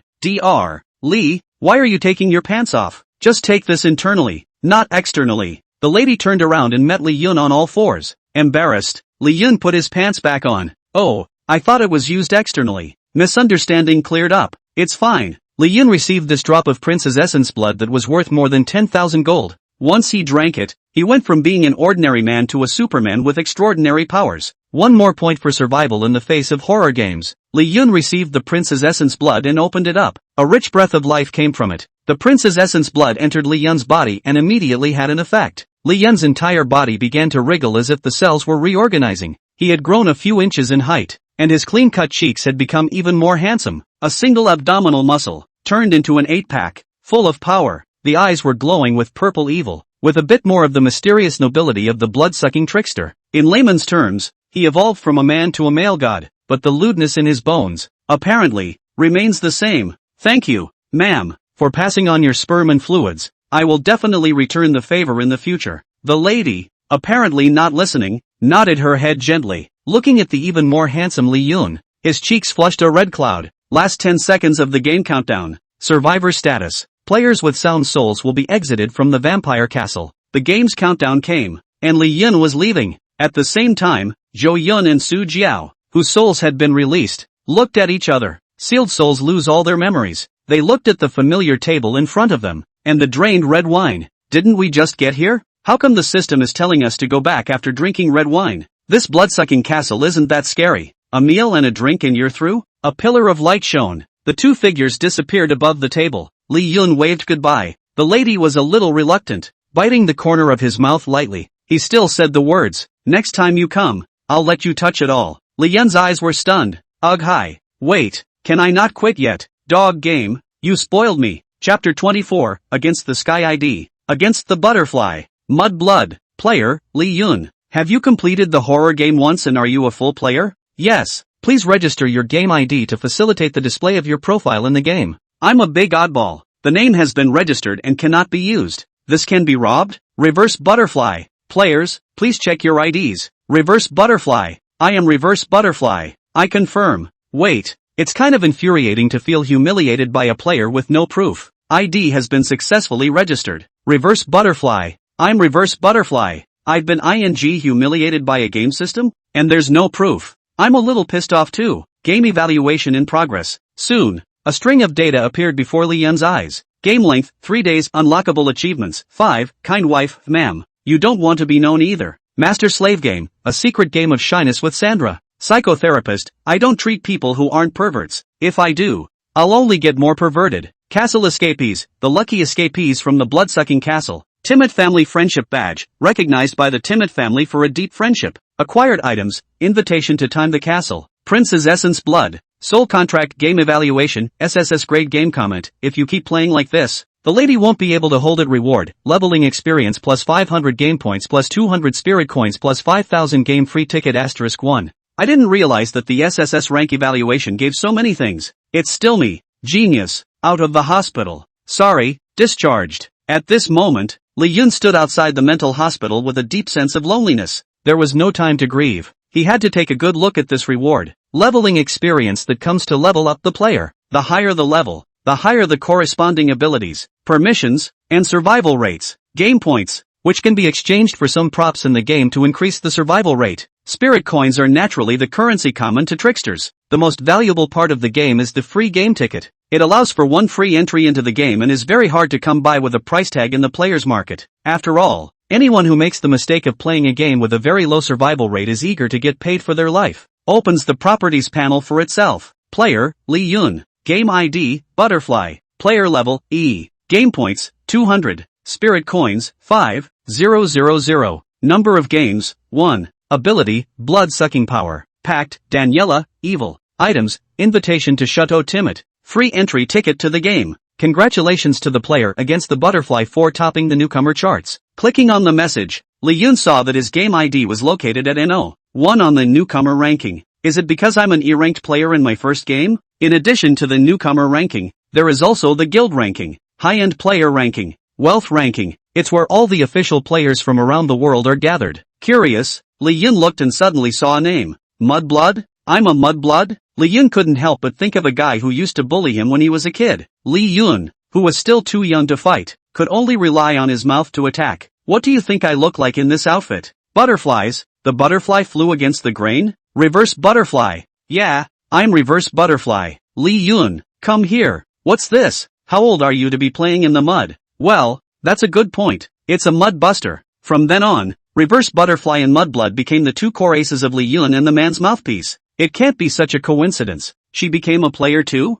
Or the vice president of the 8 strongest guilds? Li Yun stroked his chin, feeling a little surprised. Guangzhou City Psychiatric Hospital. An extremely good-looking woman sat in the dean's chair. Even with her short hair, it doesn't affect her face value at all, but adds a rare valor. Her legs in boots rested on the table. On her long legs were a pair of leather pants that wrapped and outlined her beautiful legs in a very slender way. My name is Li Rui. I'm Li Yun's sister. I just have to ask, why did you expel my brother? What was so bad about him that you had to kick him out? Dean was sitting on a small bench, flanked by black men in suits of 5 large men. At first he thought he had met a gang organization. Li Rui called the police in front of him, and he realized that the woman in front of him was scarier than a gang organization. Her identity is an absolute secret to ordinary people. Girl, Li Yun is good at everything. Nothing bad. So you kicked him out? I'm in a mental hospital. He's all better. What's he doing here if he's not discharged? Kind of makes sense. Li Rui clasped her hands. her mouth dissatisfied. But he completely vaporized after he left your place. Do you know how long it's been since I've seen him? A full 5 years. Do you know how I've spent the last 5 years? Dean. A man in black walked over and attached his ear beside Li Rue. Vice President. We can only stay for 7 days this time back home. The next terror game will descend in 7 days. And you are needed to go back and lead your guild brothers through it. In order to find your brother. We've used all our resources to turn Jiangchuan upside down. The money is trivial. But the time. Li Rue looked at the man with displeasure. I know. Isn't it 3 days away? I've gotten what the chairman wanted for him. Can't I just want to see my brother? You're a brother too. Can't you understand how I feel? The man smiled awkwardly. Vice President. My family has no siblings. Now let your mom give you one. Hey mom. You and my dad want a second child right away. Don't ask for anything. I want a brother. Li Rue doesn't bother with the guild's subordinates. Holding a picture of Li Yun in a mental hospital wearing a white coat. Witness the word. Brat. Haven't seen you in 5 years. You've grown so tall and handsome. Good for you. Dean couldn't help but mentally sputter. Whose kid made it to the mental hospital? Leroy sighed more and more as she looked at the photo. So where the hell are you? A subordinate ran over in a hurry. Vice President. The president called. There's a newcomer on the newcomer list who has risen to level E on his first time in the game. And locked onto his location right here in Gangkan. The chairman told you to take him down no matter what. Leroy opened the game interface and saw the name of the person on the newcomer list. Reverse Butterfly. Vice President. This newcomer's name seems a bit underwhelming. What do you mean? He could very well be my dad. Ha, it's really your father. Ugh, my brother. Leroy Tue took a bite. Then hailed. The only name that can be compared to my mudbug is this Reverse Butterfly. I really can't think of anyone other than that guy who would take a name as counterintuitive as mine. So you boys are hiding out in a horror game. TCH, I've got you by the scruff of the neck. Chapter 25. This kid is a real criminal. Taxi. Guangzhou City Mental Hospital? Holy, hey, don't run. Watching the driver see his uniform foot on the gas and run. Li Yun pulled his leg and followed. I'm out of the hospital. Don't worry, I'm fine. Dude, you're running faster than my cab and you're saying you're fine? The driver looked at Li Yun, who was running 100 yards flush with himself outside the car, and his whole body was bad. I must be crazy. What kind of person runs faster than a car? Admission. I want admission. The driver went crazy, turned the car around and yelled for admission, and drove toward the mental hospital. Li Yun. Nowadays, ordinary people make a fuss. Is it unreasonable for me to run faster as a person who carries the blood-sucking Prince Giles' essence blood? Alas, the mental hospital is remote and dozens of kilometers from where you live. I'd run all the way back, but I don't know how many people I'd have to scare silly. That's just it. It's sparsely populated. Let's run to a nearby station and wait for the bus. Li Yun ran with a hard heave of his legs. Traffic control speed cameras clicked and captured a blurry image. Speeding, huh? Let me see the license plate. I'll penalize you to death. Captain, am I blind? Why is there no license plate here? Gangkan Psychiatric Hospital. Not a car. A person? Is he crazy or am I crazy? What kind of person runs fast enough to speed? Anyone can really dare to come and wait for the bus now. Young and psychotic.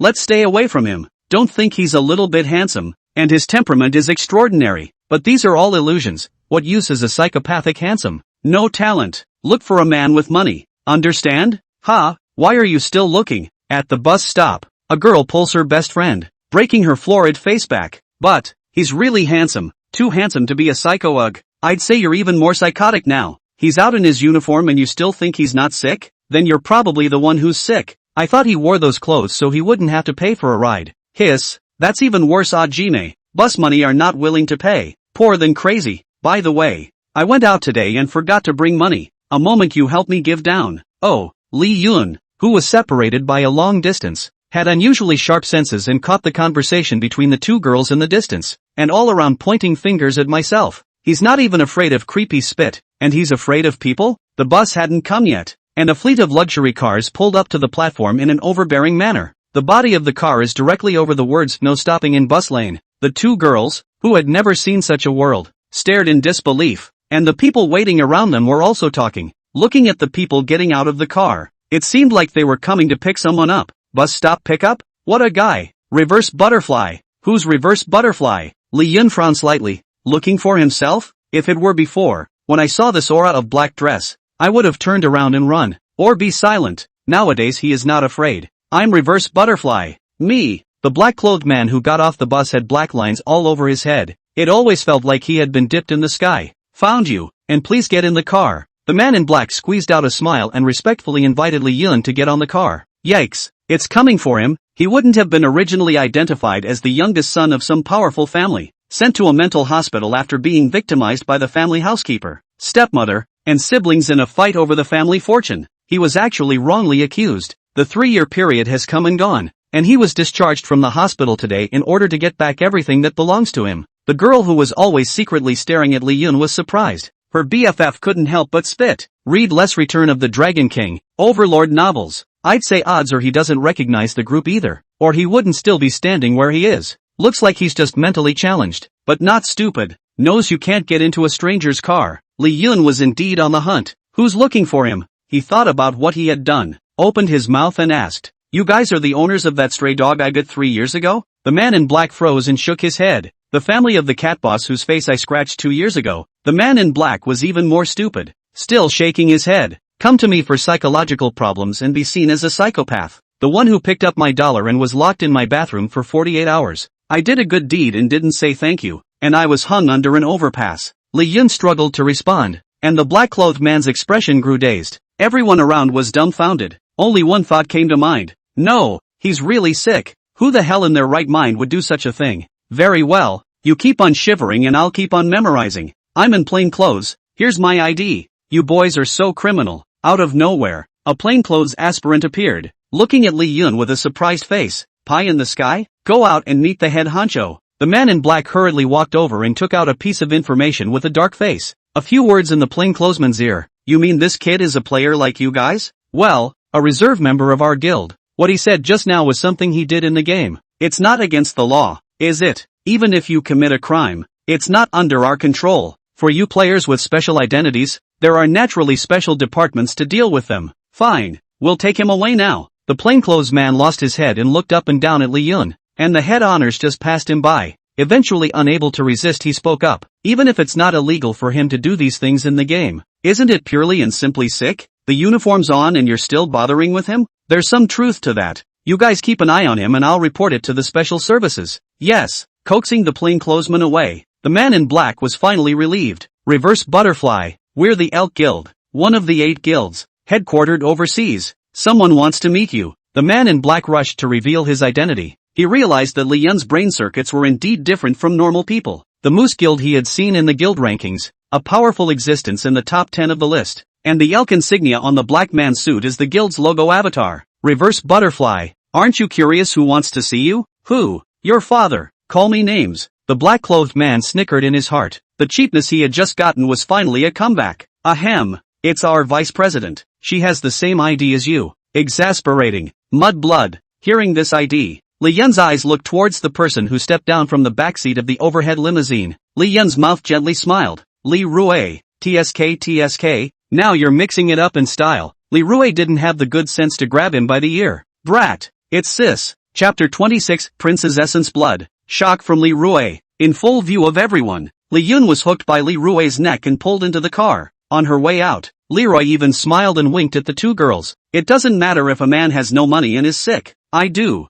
He's handsome. I'll keep him. The two girls froze, and a look of envy passed through their eyes. The car door closed and Li Yun broke free from Li Rue's clutches. Li Rue, speak properly to me. Who is your little white boy? You've ruined my reputation. Leroy scanned his uniform. Do you need me to badmouth your reputation? Look at all the things you've done. Suddenly Li Rue drew a change in style and held him in her fragrant arms as she tenderly said, all these years of sister's absence have been hard on you. Now sis will take you and give you revenge. Tell sis where that dog is and I'll bring someone to bite it for you. The man in black driving the car. I'm sure it's siblings. One just out of the hospital and one step away from going in. They're all ING geniuses. Gee, my brother has become so handsome and good looking. I need to cuddle more. Or what if I get tricked by some other little vixen? Li Yun. He tries to break away from Li Rue's clutches, but finds that it won't budge. That's not the kind of power a new player should have. I felt a mutation in your body when I saw you, and by the looks of it, you've acquired the enhanced essence blood of the blood-sucking guile? Li Rue, who had seen a lot, lifted Li Yun's face and looked into his violet eyes. Ha, why have your eyes changed as well? And you're still not afraid of sunlight? Kid, you're not thinking about sucking human blood already. Blood-sucking guile's enhancement is a recognized subpar product in the player community, with so many side effects that it causes everyone in the enhanced player's life to cry foul. Li Rue had a worried look on her face. let go of your salty hands. Those inferior products can compare to me? I'm not afraid of sunlight, I don't draw blood, and I have no side effects. Li Rui had a shocked look on her face. How is that possible? And what level of blood-sucking shenanigans are you reinforcing? Prince! Scratch. The limousine suddenly braked sharply, and Li Rui looked at the black-clothed man driving the car. Sorry, Vice President. Your brother is too capable of blowing awesome. Li Rui glanced at him without a good look, then looked at her brother. Li Yun. Bragging also depends on the person. Your sister. I'm the Vice President of Elk, a powerful player on the list, an A-rank master player.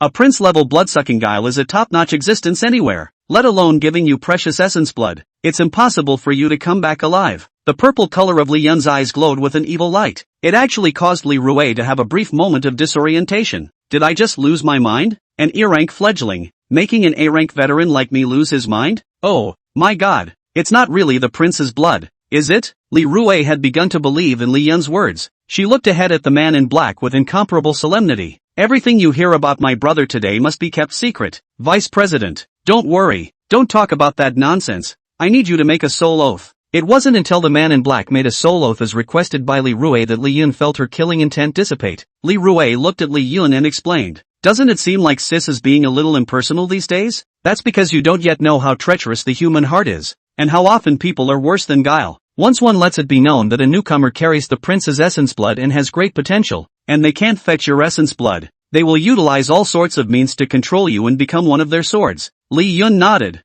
then looked at Li Rui as if to say, and you know it. Li Rui saw through him with a glance and slapped him on the head. Brat, I'm your sister, can I harm you? It's true that you should beat your brother before it's too late. If you had a little more strength, you might not be able to beat him. Prince's essence blood. The last guy who got lucky was already a top-ranked guy on the list of powerful people. If you meet him in the future, you have to help your sister beat him up. Li Yun wondered. What? Sis can't beat him? Li Rui didn't look at Li Yun's purple eyes in a good humor. We players all get a portion of the transcendent power from horror games to a greater or lesser extent. The most underrated of these is the power of blood-sucking guile, which is laughed at as a chicken rib because it has too many side effects and too many weaknesses. The prince's essence blood is different. The side effects and weaknesses are non-existent, and the powerful life force is the most terrifying battle power. Your old sister's demon side power of mine is really a headache when it meets undefeatable guys like you. Your bloodline seems to be purer than his, and your future achievements are bound to be higher than his. Li Rui spoke with relief and pride on her face. Her own oldest brother had more to offer than she thought. She had seen too many so-called geniuses over the years, but none of them could compare to his oldest brother. In her place, could she have gotten out alive from under a prince-level blood-sucking creep? Li Rui suddenly took out a black card. What is it? Wrap your card. I'm not like those bloated rich women, and even more different from the men who are full of being dominated by the lower body, a little bit of money to fool around. Li Rui hooked Li Yun's chin with her hand and smiled. Li Rui, you've learned something bad by going outside these past few years, haven't you? The Pac-Man is getting more and more skillful. Li Yun ducked back to avoid his own older sister's salty hands. Bah, how many people can't wait to be bagged by your old sister? They'd pay to lick my toes. There's not a single one your oldest sister is looking at. No more teasing. Our guild president wants to invite you to join us. After all, you're the meat and potatoes nowadays. #1 on the rookie list. So, come to my guild. Sis will cover you. Li Yun shook his head without thinking. Parents are not far away. I buried mom and dad myself. I'm your sister. Are you pretending with me? Ahem. Excuse me for a different set of words. Okay, I can see that you kids don't want to join. Li Rui directly interrupted him. Li Yun deflated. What's the use of my not wanting to? When in your temper you shall not drag me away raw and bewitched? Li Rui shook her head. At first, I thought that your old sister, I'm the second in command of the guild, and that I'd pull you into the guild even if I broke your legs. Now that you're carrying the prince's essence blood and have the potential to be stronger than your oldest sister, you can rely on yourself to survive the horror game with or without joining the guild. Instead, the guild is crowded and maybe even more unfavorable to you. Li Yun scad and looked at his elder sister, who was different from his impression of being incomparably strong and domineering. Truthfully, sincerely, that is, Li Yun, no matter what happens to you in the future, old sis just wants you to live well. Li Yun couldn't hear Li Rui's heart and mind. There was a hint of warmth in his heart. After 5 years of not seeing him, his oldest sister was still the only remaining loved one in the world who genuinely wished him well. Chapter 27. Sister, I'm your brother. How are you going to deliver when I turn you down? How easy is that? I'll just say you're a newcomer who's gained the power of a common blood-sucking trickster. When the president hears that, he can't wait for you to say no. It's still my oldest sister who's resourceful. That's right. The siblings looked at each other and hemmed and hawed. On this day, the two siblings who hadn't seen each other for 5 years seemed to be back in time. Li Rue, in order to make up for the lack of these 5 years, take Li Yun, that is to buy. In the high-class shopping mall, looking at Li Rue's trenchant. Anyone who envied the little white boy Li Yun for evening such a young, gold and beautiful rich woman. Returning to her former home at night, Li Rue pushed open her room, which was not as dusty as she had imagined, but as cozy as ever. 5 years ago you suddenly went far away overseas, and I don't know how soon you'll be back. I'll just have to organize it for you every week in case you come back with no place to sleep. Li Yun spoke plainly, but Li Rue's heart was like a warm sun. Both siblings are, in their own way, attached to each other. Li Rue walked into her room and looked at the old familiar objects, full of memories. Nowadays, even if she is in a high position, one person, she has become a master player who is above this world. The heart still misses the home that belonged to this dilapidated shack from time to time. Did you put away this strawberry underwear hidden under the pillow for me too? Leroy held the strawberries with a wicked grin on his face. Li Yun was dumbfounded and tried to take it away, but Li Rue's hands were quick and hid behind her. Brat! I told you where my favorite strawberries were, so it was quietly hidden here by you, seeing things every night. Li Yun exasperatedly said, that's fat libel. I'll sue you for fat libel. How is it here? I don't know. Obviously you didn't take it with you 5 years ago. Li Rue looked at her brother's anxious touch and smiled gently, suddenly pointing at the clean, smooth ground with a look of horror. Rats! There are rats! You can't sleep in this room. I'll sleep with you tonight. By the way, perform your sister's duty of checking your brother's body. Li Yun pushed away his oldest sister who scurried into his arms. A glance through her poorly thought out ruse. Frogs of the mind touch your belly. You're not even afraid of shenanigans. You're afraid of a ing rat. I'm your brother. Leroy spread his hands. It's not like I'm a pro. According to ancient times, I should be considered your child bride. The Qing dynasty is dead. Humph. When you were little you loved to cuddle your sister to sleep. Did you forget? Now it's big. Where's the big one? Look, let my sister check it out. Hey, demon spirit? There's a female sex fiend here. Please send out your SDU for a moment. Li Rue pounced on him as she grabbed his cell phone, which was not even charged and turned on. Go ahead and scream. No one cares if you scream your head off. No, you still know that trick? I can do a lot of things. You want to try? Sis, I'm your brother. Child bride. Just as Li Rue insisted on helping Li Yun check, the two were at a standstill. A creepy shadow suddenly appeared. Wow, is this the outside world? Li Yun, what are you guys playing? I want to play too. Me too. Li Yun looked at Daniela with a black face. A soul contract? This is your contractual partner? Li Rue looked at Daniela with a surprised look on her face. Well, her name is Daniela, and this is my oldest sister, Rue Li. Daniela held out her little hand adorably. Hello sister, my name is Daniela, from the noble Timid family. Leroy shook Daniela's hand, a kind smile on his face. What a cute little sister. Cute, if evil appears. Let's see if you can still say that. This kid really has a lot of secrets. Not only does he have the prince's essence blood, but he even has such a cute contractual partner. We must examine his body properly tonight to see if he's mutated. A newcomer, but so scary. Li Rue made up her mind. Li Yun was deeply unhappy. As soon as he took Daniela by the hand, he headed out of the room. Sis, get some rest. Daniela and I have some things to explain. Li Rue couldn't help but huff and puff as she looked at her fallen brother. Bastard. Rather stay with the blood-sucking creep than me? Am I scarier than Guile? Li Yun returned to his room and closed the door, which was a relief. Daniela wondered, are you guys playing hide and seek? I want to play too. Play your ass off. What are you doing here? Humph. Dog man, you promised to show me the outside world, and then you never called me, so I had to come on my own. You're not a prince nowadays, and you can withstand the daytime sun? Daniela was silent, which was the reason the impatient one hadn't shown up during the day and waited until now. It's just as well. Since you're here, help me practicing how to master the power of the blood-sucking Guile in my body. Ah, didn't you say you'd take me for a ride? Madam is asking you to follow me and protect me, not just play. If you don't agree, beware, I'll go to the ancient castle next time to tell Madam off. Ah, don't sue, I'll just teach you. Seeing that his treacherous plan had succeeded, Li Yun hemmed and hawed. Li Yun accompanied his old sister Li Rue to revisit his family during the day, and followed Daniela to train in blood-sucking trickster power at night. The days are incredibly full, but within a few days, Leroy was leaving. Go back to the overseas headquarters and take a bunch of rookies from the guild down to the game. This is why many people are willing to join a guild. With a master player leading the way, significantly improves copy survival rate. Before leaving, Li Rue left the extremely high limit black card. He also gave Li Yun many items that were used in the game and boosted his survival rate. In the words of Rueli, your body is mine. You can't die in the game. Li Yun waved his hand in obeisance, though his mouth was disgusted. Get out! Get out! In his mind, but a little reluctantly, he made his exit pattern into the rearview mirror. Sis, you have to live well too. Sending off Leroy, he returned home alone, came to Leroy's room and rummaged under the pillow. Big surprise, damn you, Leroy, for taking away the strawberries I was witnessing. Congratulations to the players who have qualified for the game, Sin City. Are you in the game? Yes/no. Rueli said that players need to actively enter the game once every month, or you will be punished by the system's death penalty. I've only been out a couple days. Why am I getting into the game again? Li Yun looked at the game interface with some confusion.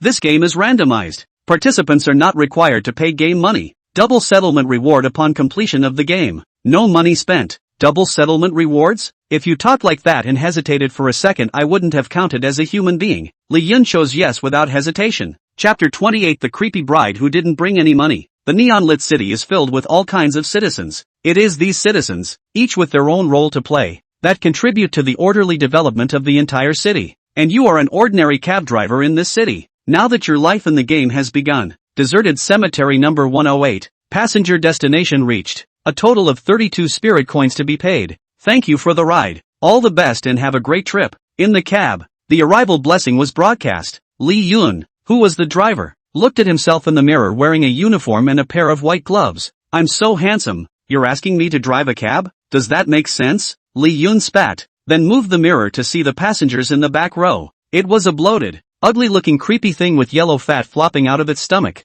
Hello, your destination has been reached. You need to pay 32 spirit coins, cash or credit card? The code about cab drivers appeared in Li Yun's mind. Service with a smile is the first rule. He squeezed out a smile and looked at the creepy thing. 32? I don't give a dime. The creepy thing grunted coldly in his heart and laughed hideously on his face. Oi, kiddo, can't you see I'm an evil trickster? A human dares to collect money from the Grand Master. Do you believe I'll swallow you? Li Yun tightened his smile. I see. You want to ride in the bully car. Ha ha ha ha, not a stupid kid. What can you do if I just sit down? Creepy thing laughed out loud, his heart filled with contempt. Li Yun loosened his seatbelt and opened the door to get out of the car. This was followed by opening the back seat door. Get off! The creepy thing thought he was afraid and was emboldened to say, Oi, use honorifics when you speak to the big man. It's only right to welcome Ben off the bus. Start over. I'll swallow you if you don't say it right. Arrogant. Extraordinarily arrogant. Even if you don't pay. You threaten Li Yun. Li Yun who would spoil him. A hand ripped his small mountainous body out of the back seat. Evil Guile, who had fallen to the ground with his ass in the air, was confused. This human, where did he get so much power? Before he could return to his senses, Li Yun's leather shoes had already invited him to eat on. I'm against the butterfly. What are you pretending with me? Is creepy scary? A scumbag from the evil trick realm, pretending to be a great man with me here. Still want to ride in a bully car? Sit sit sit. I'll let the crows take the airplane. Until his huge body was lifted above his head by Li Yun's hands, about to be ruthlessly smashed down and fall to break his limbs. This evil trickster is always afraid. I was wrong. You're the big man. Put me down. I'll pay. I'll pay. Li Yun threw him to the ground and kicked him a few more times like mud. A small character like a blood servant among the evil Guile and blood-sucking Guile dared to give him. Who was carrying the prince's essence blood? An eye drop? This is not going to the latrine with a lantern in the middle of the night looking for death, sure. Li Yun's leather shoes stepped on his face and watched as he panicked and flipped out a sheet of spirit coins from under his 3 layers of belly. I have money. I'll give it to you now. Li Yun looked at the disgusting yellow fat on the spirit coins and snatched all the money away with one hand. 32 is the fare, and the rest counts as the fortunes of your ungrateful beating. Ha, you hit me and I have to pay for it? What? No? Row. Very good. Keep your hood up when you go out in the future, and be nice to cab drivers when you meet them. Li Yun took the money and slapped its face, using its face to get the yellow fat off the spirit coins. That's when he let go of his leather shoes and turned toward the car. Seeing this, Evil Creep cried out as if he were a 300-pound child and ran toward his grave. Mamma mia, humans are horrible. Li Yun didn't bother and counted the money. Over 300 spirit coins. Hey, small profit. I was just about to put the money in my pocket when, suddenly, it disappeared from my hand. 12 o'clock has arrived. Confiscated player assets total, 360 spirit coins. To pay off the interest owed, players are warned that their behavior just now is not in line with the guidelines of a 5-star good citizen, and they will easily eat the cities wanted. We also hope that the players will travel in a friendly manner and work hard to pay off their debts. Working to pay off your bills? Labor's 5,000 spirit coins and the money from just now have been taken? Asterisk asterisk asterisk asterisk. GM, get your ass out here. What the hell is going on here? As Li Yun pounded on the steering wheel,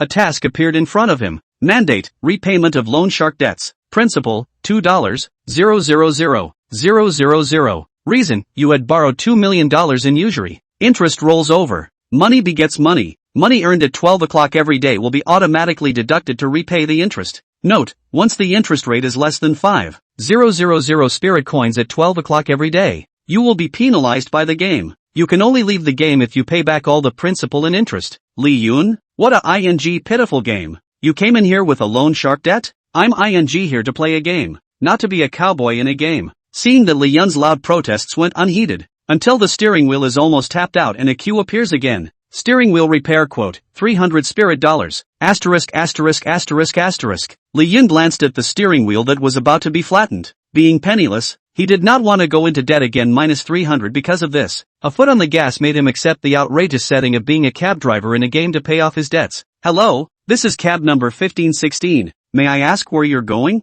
The car door opens and a creepy bride with a red cloth on her head sits up. Come on, wherever you're going. The creepy bride sounded a little anxious, leaving Li Yun too late to ask more questions and start the cab. As the car drove into the neon glittering center, magical city lights, huge LED posters, countless street creeps of various professions. The clamor outside couldn't get into the cab with the windows closed. The only sound in the car was the soft sobbing of the creepy bride. Passenger, can you control your emotions a little? I'm sorry, I can't stand it. Is it affecting you? That's a scary cry you're making. Looking at the guile bride with some embarrassment, Li Yun changed the topic and asked again, by the way, where are you going? I've been circling this place quite a bit. Now that the fare is almost 100 spirit coins, I see you look like this. You should have money, tricky bride said with some shame.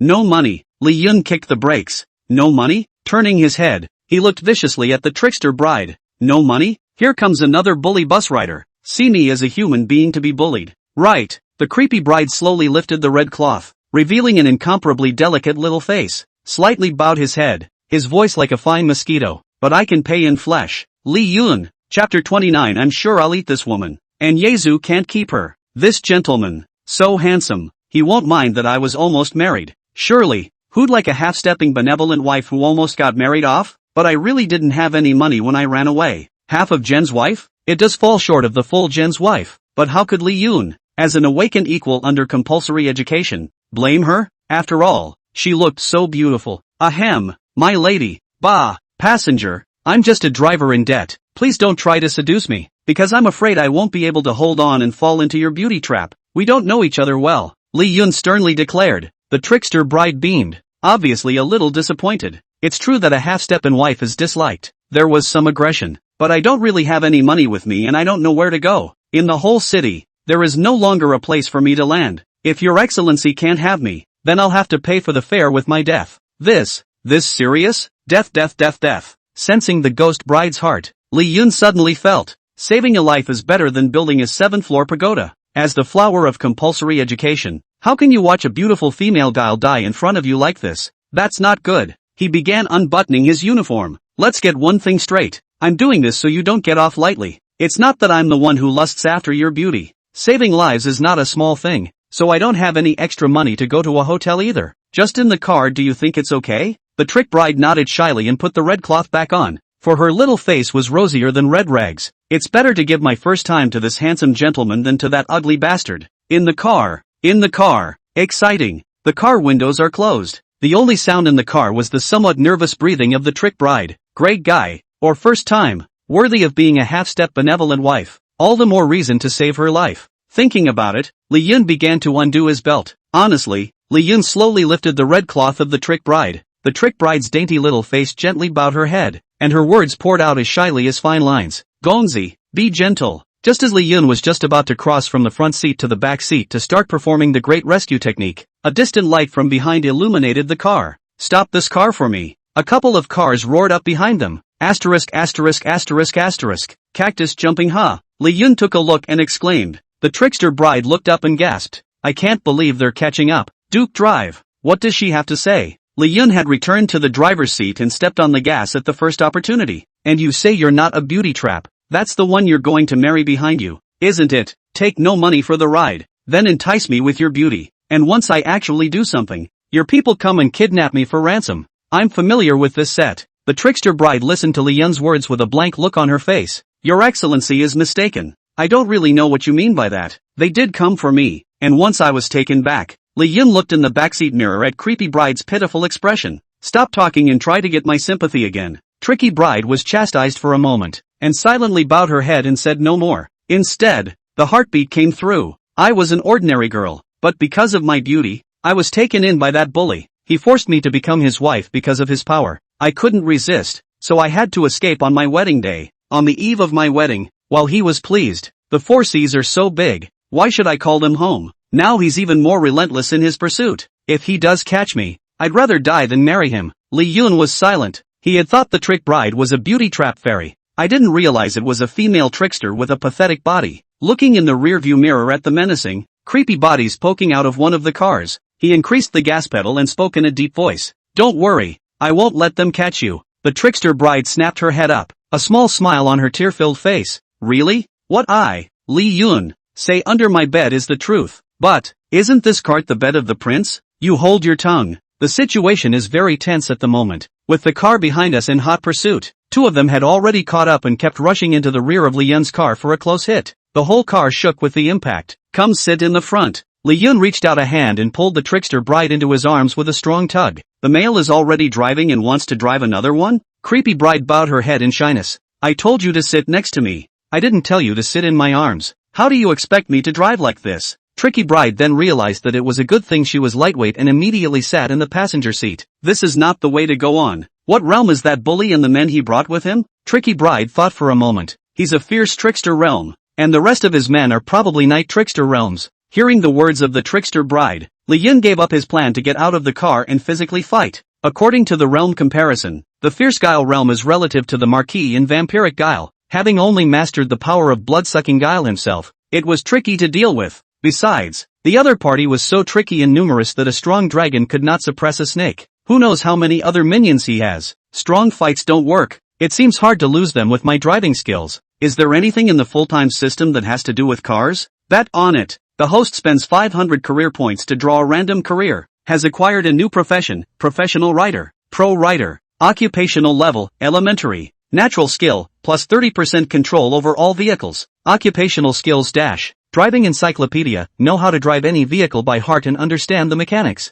Human vehicle integration, entering high-speed driving mode. The brain will formulate reasonable tactics in advance. Overtaking timing, turning nodes. The rest of the skills can be unlocked by upgrading. The entire interior of the car floated before Li Yun's eyes, who was holding the steering wheel at the moment. That's a pretty low cab. Horsepower is but 100 to 150 PS. The cars behind me are several times better than me. No wonder you can't outrun them. Li Yun looked at the rearview mirror. Compared to the nervousness of being chased just now, at this moment he was incredibly calm and confident. Understood the performance and gap between the enemies and our vehicles. It was only slowly that he was able to get the rhythm of the whole chase. How come the car doesn't seem to be shaking as much as it did earlier? Lose them? Tricky bride wondered. No, it's just that I'm different. From now on, I'm a rider. There was a hint of ambiguity in creepy bride's tone, and her eyes were a little drawn. Isn't the male always a rider? While driving the car, the other hand could have been on slave's thigh without stopping. The trickster bride gently tugged at the Chinese cheongsam that split at the base of her thighs.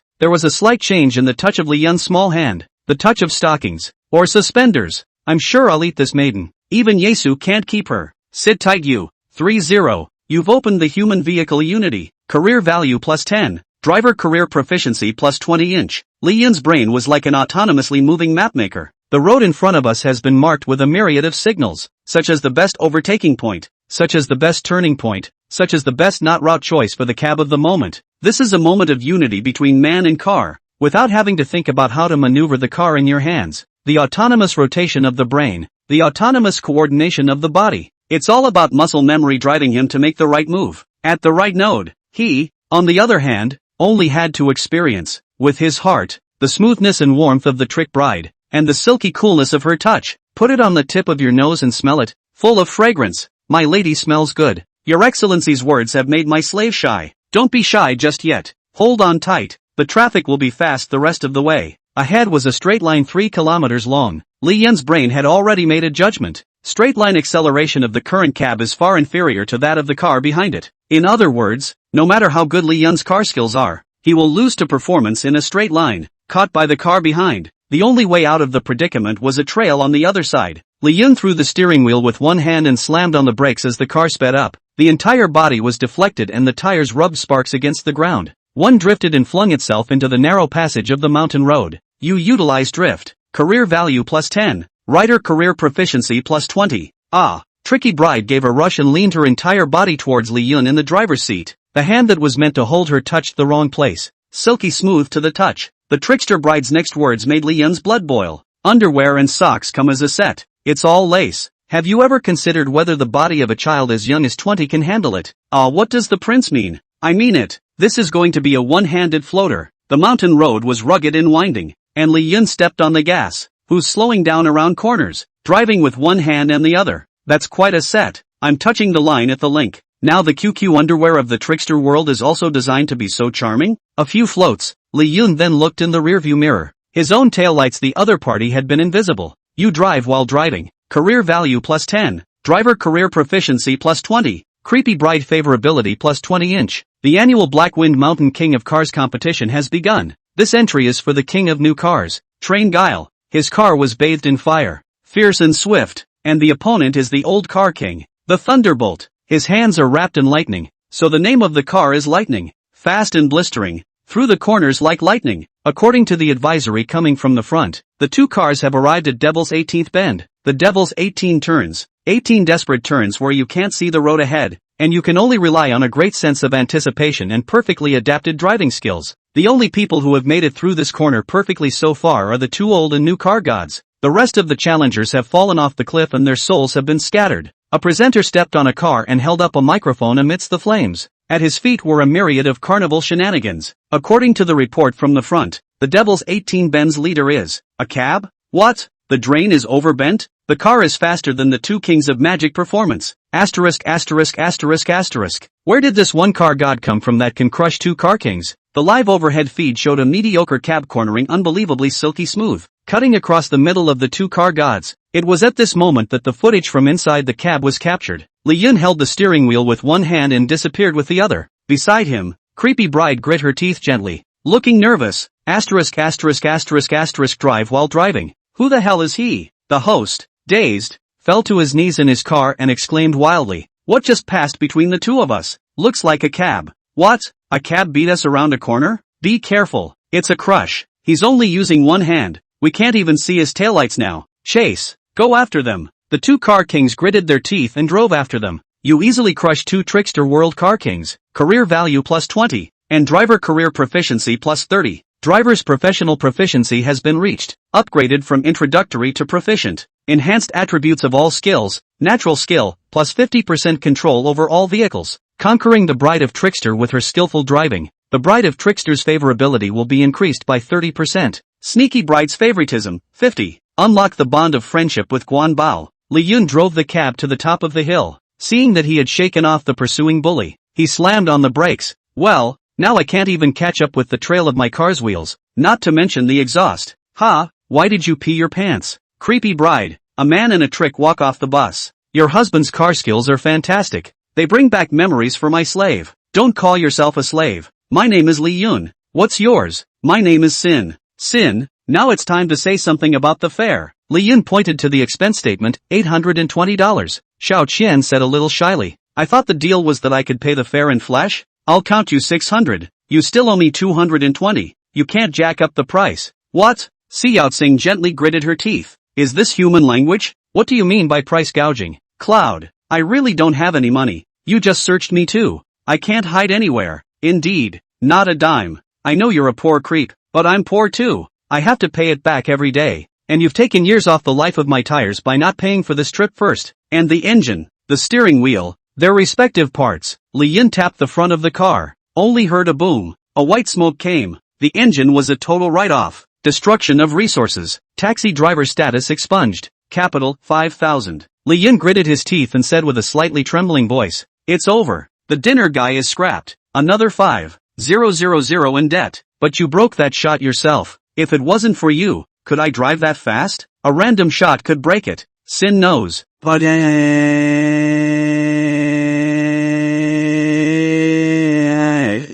$600 a time. I'll let you do it 10 times. That's $6,000. You'll still be a couple $100 short of me by then. You're a genius. Put it on me. It's windy at the top of the hill. Be careful of catching cold. The trickster bride looked at Li Yun tenderly. Thank you, Cloud. No one has ever been so nice to me. What the? A woman? I'm afraid she'll catch a cold? Li Yun indisputably slapped himself. Chapter 31, See the turtle? It's about to overtake. At the top of the hill, the two late arriving car kings stepped out of their cars. Holy, it's really a cab. Look at this cab. No special materials for professional racing cars, and no specific acceleration buttons. None of the engines have been changed, and the tires are the most common? My nigga, this can be faster than us? The two car kings went ahead and confirmed that the cab was not modified. Dumbstruck, a cab can win us over. Such skill can be called a car god. Hey, car god, how come I don't see anyone? As far as the eye could see, there were no people or shenanigans to be seen, except for scrapped cabs. Inform the brothers and find me. We must find this cab god. The whole city's racing community is in an uproar over it. The two car kings even called on countless minions to search for Li Yun. And at the moment, Li Yun was at a loss. Lost my job and have a $5,000 loan to pay off in 20 hours or so, or be punished by the game. Regarding game penalties, Li Yun took a look in the player forums. A number of players who have played this game have summarized the types of punishments. A minor one would be to take some physical damage, either a broken arm or leg, or an eye removed. In severe cases, it takes lives outright, so this loan should never be delayed. The point is that I'm taking you with me as a drag. Yoon, Xiaoxing can go without eating or spending money, but the baby on your belly has to eat. Ha, a child? Li Yun, the 20-year-old kid, got off of her, a little hungry, walked out of the room and looked for something to eat. It's a temporary home given to him by the game, even if it is a home. Cloud hungry? Shu Xin give you something to eat down there. Okay, more vinegar. Xiao Qian nodded her head and obediently ran to cook the noodles. Li Yun looked at her busy figure. This female trickster isn't nothing but good looking. He then opened the panel. Sin City. Resident, Li Yun.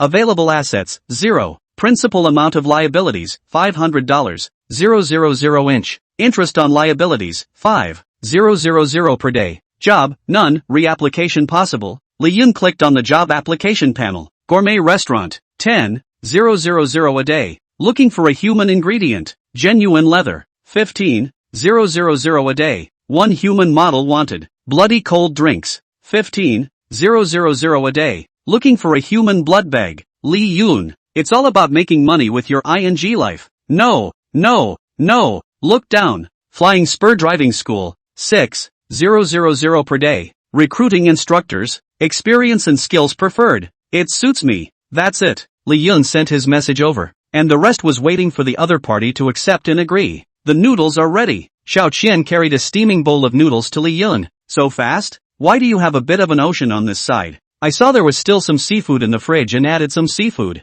I see. It's quite tasty. If you like it. Xiao Qian sat on the side and just quietly watched Li Yun eat the noodles. Ding! Your request for an interview has been answered. Li Yun immediately opened the panel and received a reply from the other party. Vivian, I got a new job. Really? Great. Cloud, the other side told me to be there at 8 a.m. After sunrise. It's still a couple hours before sunrise, so you can take a nap after eating your noodles. Li Yun put down the bottom and said with a straight face, I think it's better to hone my car skills more than take a break. Xiao Qian's small face reddened and whispered, make another 600. 8 a.m.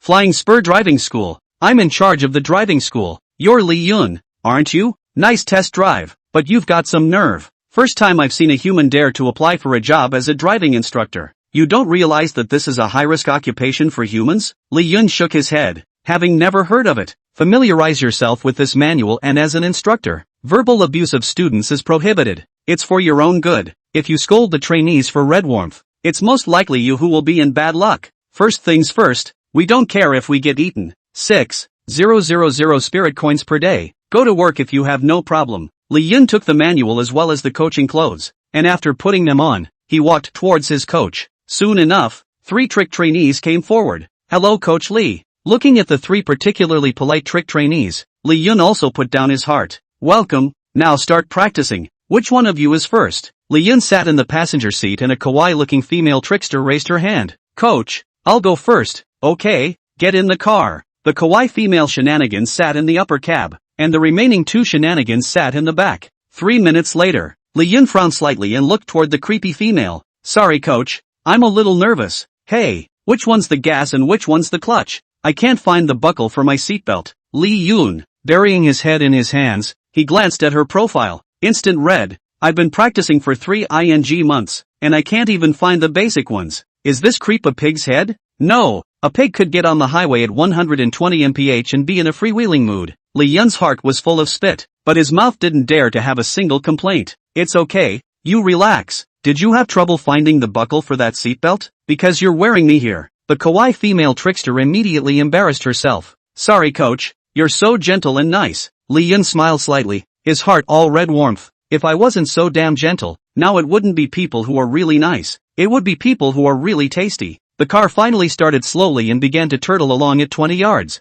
Wow, coach, I finally managed to start the car on the road. I'm so good. He. Lee Yun gave her a faint look. Cheer up. The kawaii female trickster nodded and gave herself a pep talk. Don't worry coach, I'll be cheering. Lee Yun was slightly stunned. I told you to cheer. Kawaii female guile made a fist-clenching gesture incomparably determined to look at Lee Yun. Go. Lee Yun sat up straight and pressed the red warmth. Point to the front. What's that? You, turtle. It's about to overtake. I told you to gas up the car and step on the gas. Oh, after the practice ended, the kawaii female guile looked at Lee Yun with an expectant face. Coach, how was my practice today? Did I make any progress? Lee Yun at #UN%at. You can't red warm, and you must never verbally abuse a cadet. Calm down. Lee Yun squeezed out a smile and said, it was awesome. I almost outrun the little turtle today. Keep up the good work tomorrow. Chapter 32, Good Citizen Lee Yun. Pleased with 1 star wanted. Next blood pressure red warmer. No, next cadet. A middle-aged trick sat in the driver's seat. This trainee is clearly much better than that kawaii female shenanigans. A pedal clutch. 2 hang the first gear. 3 turn on the left lamp. 4 press the horn. 5 handbrake. 6 look at the front and rear left and right. 7 release the clutch. Gas door. The car pulled out of the driving school at 40 miles per hour and started on the road. Phew. Finally one that doesn't make me red warm. No wonder this trainer has such a high mortality rate. He either gets pissed off or gets killed by a trick student after a red temperature. This creep is dumber than a pig. Lee Yun soothed his mind and looked up. It's going red again. You don't go on a red light. You don't go on a green light. And you don't go on a yellow light. What? No color you like? Middle-aged shenanigans. Next, a woman tricked into the driver's seat. Coach, can I move into a comfortable position first? Sure. Women hit the seat button. Stalls, good guys, and masters. The car hadn't even started and Lee Yun was already red. Shall I get you a quilt? Thanks for your concern coach. I'm not cold. That pillow now? Coach, what a pillow to hold when you're driving. You're so humorous. You know how to drive too? You drive lying down? Women's guile. Sorry coach, I think that's too comfortable. It's quite comfortable. Tone it down. Lee Yun sighed. Sure enough, there's not a normal one in this bunch of shenanigans. Gear, seat key to start again. Lee Yun reddened again. This time the women's guile wasn't lying down, but her entire body was almost on the steering wheel. Lee Yun couldn't help but say, no, what are you doing? Milk the steering wheel? Lee Yun felt like he was falling apart. Sure enough, it's hard to get 6,000 a day. The women shenanigans started to start the car. Ignition first, start, and take the wheel. Not being able to look past the hand-wringing, uninformed women's guile, he spoke helplessly. Ignition, start, and take the wheel. Bang bang bang. Lee Yun, is this steering wheel your father's murderer? No. Then why did you hit him? Didn't coach tell me to play? Lee Yun at $. Coach, I get it. Steering means holding the wheel tight. You are so smart. Thank you coach for the compliment. Lee Yun shrunk himself into a ball. He was afraid he couldn't help himself from exploding. You're making too little of a turn. Hurry up and kill it. Lee Yun suddenly warned loudly. The women's guile had a panicked look on their faces. Beat to death what? Beat me to death. Beat me to death. I can't teach anymore. Coach, don't cry. You're so polite. How can I beat you to death? It doesn't matter. The car is going to crash soon and I'm not far from death. Boom. Coach Lee, what's wrong with you? Crashed with a trainee on his first day of teaching. I'm going to give you one more chance. If you're not good enough to drive and be an instructor, get out. The driving school's responsible guile splits his head at Lee Yun and gives him a scolding. Lee Yun had a lifeless look on his face. This is the last trainee for today. Teach me well. Responsible guile pointed at the trainees already waiting in the car. Lee Yun sighed and walked over, pulled the car door open and sat down. Hi, I'm your coach. My name is Lee. Hello? The cadet ignored it. looking at something on the steering wheel with immense attention. Lee Yoon patted over. Hey, buddy. That trainee was startled by Lee Yoon. Ouch. You're scaring the guile out of me. Lee Yoon? Inverted Big Dipper is right. Even though we're all different races, I can understand being male, but it's not appropriate to watch shenanigans while you're learning to drive. TCH, this female guile is quite pretty. This male guile is a bit less skillful. Okay, put it away and read it slowly after you learn it. The cadet looked up with a green face. How can you watch a creepy movie and still see yourself moved? Not so much, huh? This kind of movie can shed tears down there, but not up there. The cadet said with incomparable aggression. This isn't a ING movie. It's my home surveillance. Lee Yoon had a look of understanding. That woman is your wife, and this man is not you? Ahem. My condolences. Say what the? I want the man's condolences. Ugh. What are you doing? I'm going to drive home right now and kill this pair of dogs. It's a driving school car. I know. That's why I came here and couldn't be bothered to drive my own car. The male creep lifted Lee Yoon up and threw him out of the car at once. You're a good coach. I'm not holding you back. You ing weird good Lou. Give me back the car. If this car is ruined again, I'll lose my job. Lee Yoon clenched his teeth and looked at a driving school car next to him. What a bunch of ing shenanigans. Ignited, started, and gave chase. The other side is going full speed ahead. No matter how dead they are, if you want to intercept it, you can only take the mountain road. The best section of the road appeared in front of Lee Yoon's eyes. The mountain road? That I know well. Lee Yoon flung himself into the mountain passage with a drift. There's been a bit of a situation in the wee hours of the morning, and now our Car King competition begins once again. Coming soon to the Devil's 18 Bends. Which Car King will get first place? Asterisk asterisk asterisk asterisk. Where's the driving school bus? Drainage canal cornering again? Speed over the two Car Kings. No, are taxi drivers and driving instructors so rolled up these days? The hosts are shocked again and again. The two Car Kings looked at each other as they watched the driving school car that couldn't even catch up with their taillights. If I'm not mistaken, we're eating tail gas once again, and a driving school bus this time. Where in the hell did I get so many car gods? Chase, this time we must chase. The two Car Kings stomped on the gas and gave chase again. I'm going to you two sons of ES up. Charge me hard. Lee Yoon's car sprinted at full speed all the way from the mountain road and finally saw the driving school car driven by Green Guile. He picked up speed and closed in on his opponent. Dude, be sensible. You're all shenanigans. You can't kill each other like that. Lychee, how do you want me to lychee? If I can't kill them, I'll scare them to death. The brakes I've pulled out. Ha ha ha, can't stop. Brake system failure detected in the car. Host is 100 meters away from the house ahead. Lee Yoon, it's my ing brakes you're pulling. I'm on early 8. Boom, there was no time to turn the car around and Lee Yoon crashed into the house. A loud noise followed. He walked out covered in blood. It's a good thing I have the super life force of a ing blood-sucking creep, or I'd have gone bye-bye already. It's over. I can't keep my job at the driving school. That wasn't the worst of it. Lee Yoon heard sirens coming from not far away.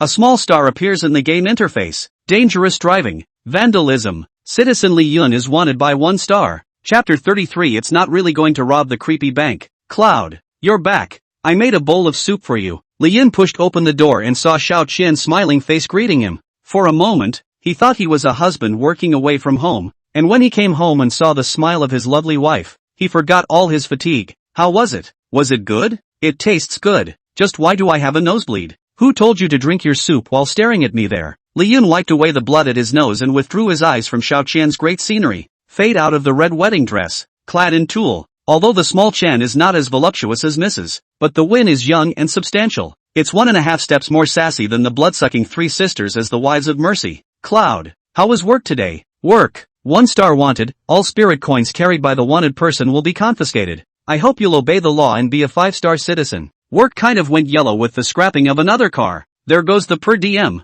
Lee Yoon finished all the soup in 1 gulp. Looking at the clock, I had 8 hours before I had to pay off my loan at 12 in the morning. The job went yellow and the money was confiscated. I'm going to take you to the sale later. Shu Sin covered his body. Ha, I'm going to sell it? Take you to sell the noodles you cooked. Oh, so just trying to sell my face. What's this fat look of frustration on your face? Lee Yoon didn't have the heart to look at Xiao Qian. I figured out that you'll sell your noodles for 500 a bowl. That expensive? It's not the noodles that are expensive. It's the safety of eating them. What do you mean? Lee Yoon smiled coldly and took out a kitchen knife from the kitchen. What's the difference between that and robbery? The difference is still there. And I sent him a bowl of noodles. Cloud, this is a crime in Sin City. What did you just say? Criminal behavior? 1 in front. Sin City. Then it's not the right flavor. What the hell am I going to be a 5-star good citizen if I'm even here in Sin City? Who calls a proper city by that name? Whose proper urban has to pay back a loan as soon as they get into the game? And it's usurious.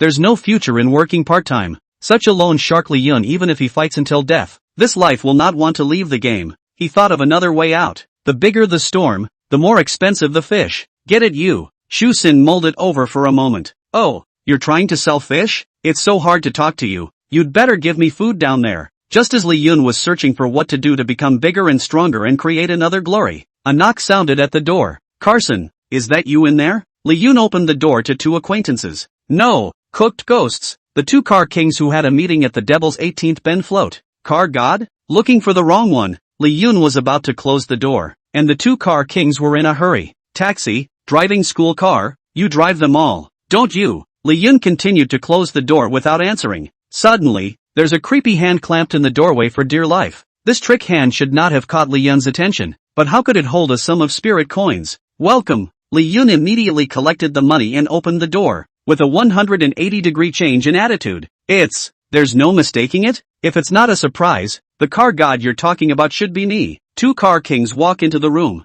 See Yao Tsing, 2 bowls of noodles. Business is coming. How did the car god know we were here to talk business? Hiss, why are you holding a kitchen knife? Li-yun took the chopper and sat in front of the two. There was a nuclear goodness smile at the corner of his mouth. No matter what the business is, the visitor is a guest. Eat noodles first. Preach. Then we'll have a little taste. The two car kings shivered a mouthful of noodles. Oh yo, this girl is in good hands. Yummy. The flavor is right on. 5,000 a bowl. Hey, Shu-sin quietly pulled Li-yun over. Didn't we agree on 500 a bowl? Why has it suddenly doubled tenfold? Li-yun hemmed and hawed. How much the face value is depends on the status of the guest. These two are the kings of the Devil's Peak cars, not just any nameless creep. 5,000 is not much. Xiao Qian was a little worried. What if they don't give it? You think I'm here with a cleaver to chop your scallions? The chopper chopped hard. The two clueless car kings immediately pulled 5,000 out of their arms. It wasn't that they were wimpy and afraid of the human in front of them. Rather,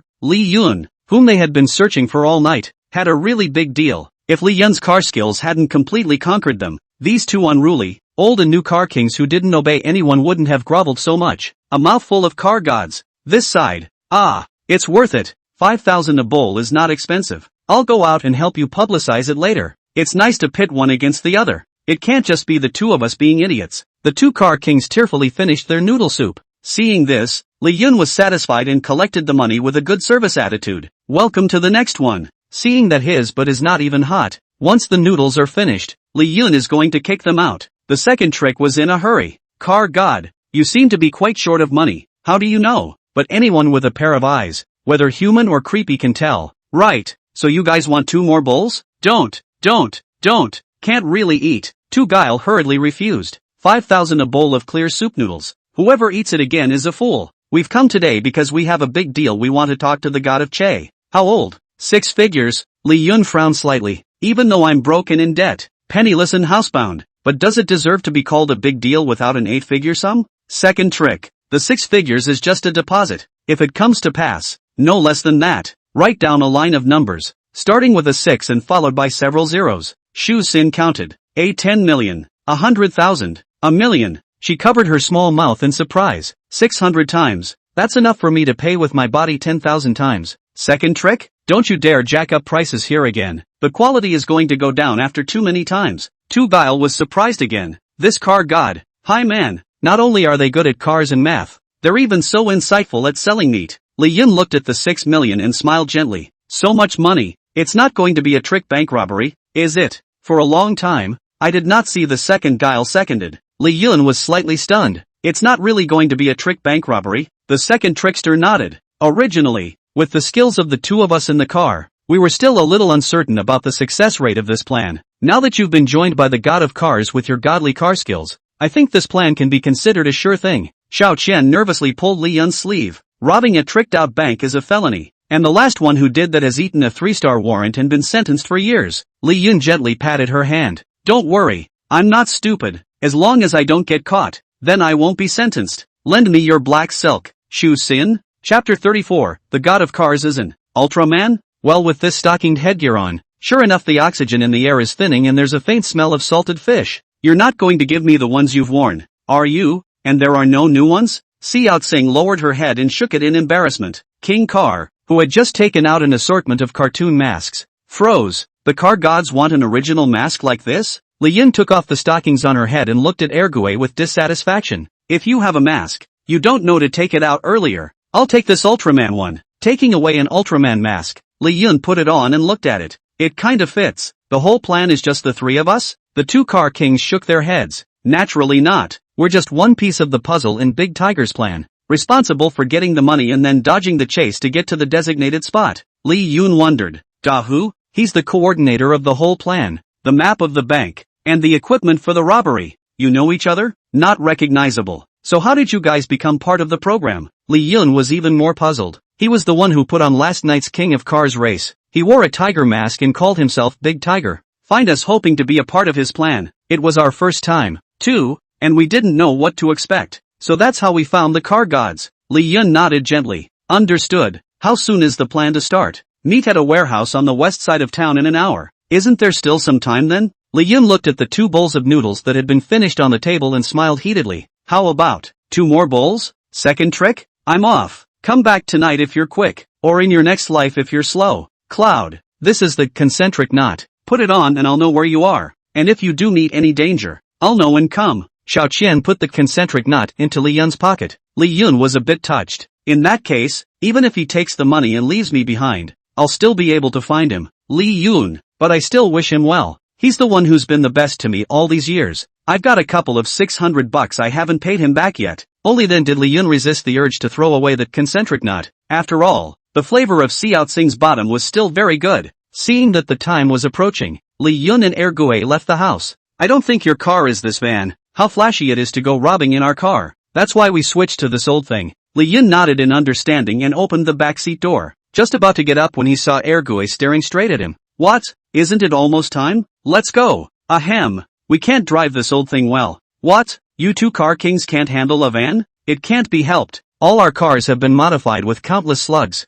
This old thing is different. It's wobbly. It's hard to drive. Li Yun gave Ergue a look without a good reason and walked towards the driver's side. A car god is a car god, and no car is too big for him. Don't call me a car god. I'm just a cargo driver now. Cargo drivers. What is it? 2 idiots. Li Yun gripped the steering wheel and waited for the doors to close. The van was then started. Car god, here's the route. We're almost 15 minutes past here. There's still enough time. There's no rush to take your time. Li Yun nodded and drove slowly and steadily in all directions. Not in a hurry at all. While waiting at a stoplight, a side-by-side sports car suddenly rolled down its window. Yo, what a day to see such old antiques here. TSK, TSK, this old antique smells as old and sour as the stuff in your car. Che, when had the 2 car kings sitting in the back ever been so provoked? How dare a broken sports car clamor? Young people today really haven't been exposed to exhaust fumes. Li Yun faintly said. It's okay, we've got big things to do. Let him fool. Look at the stoplight coming to an end.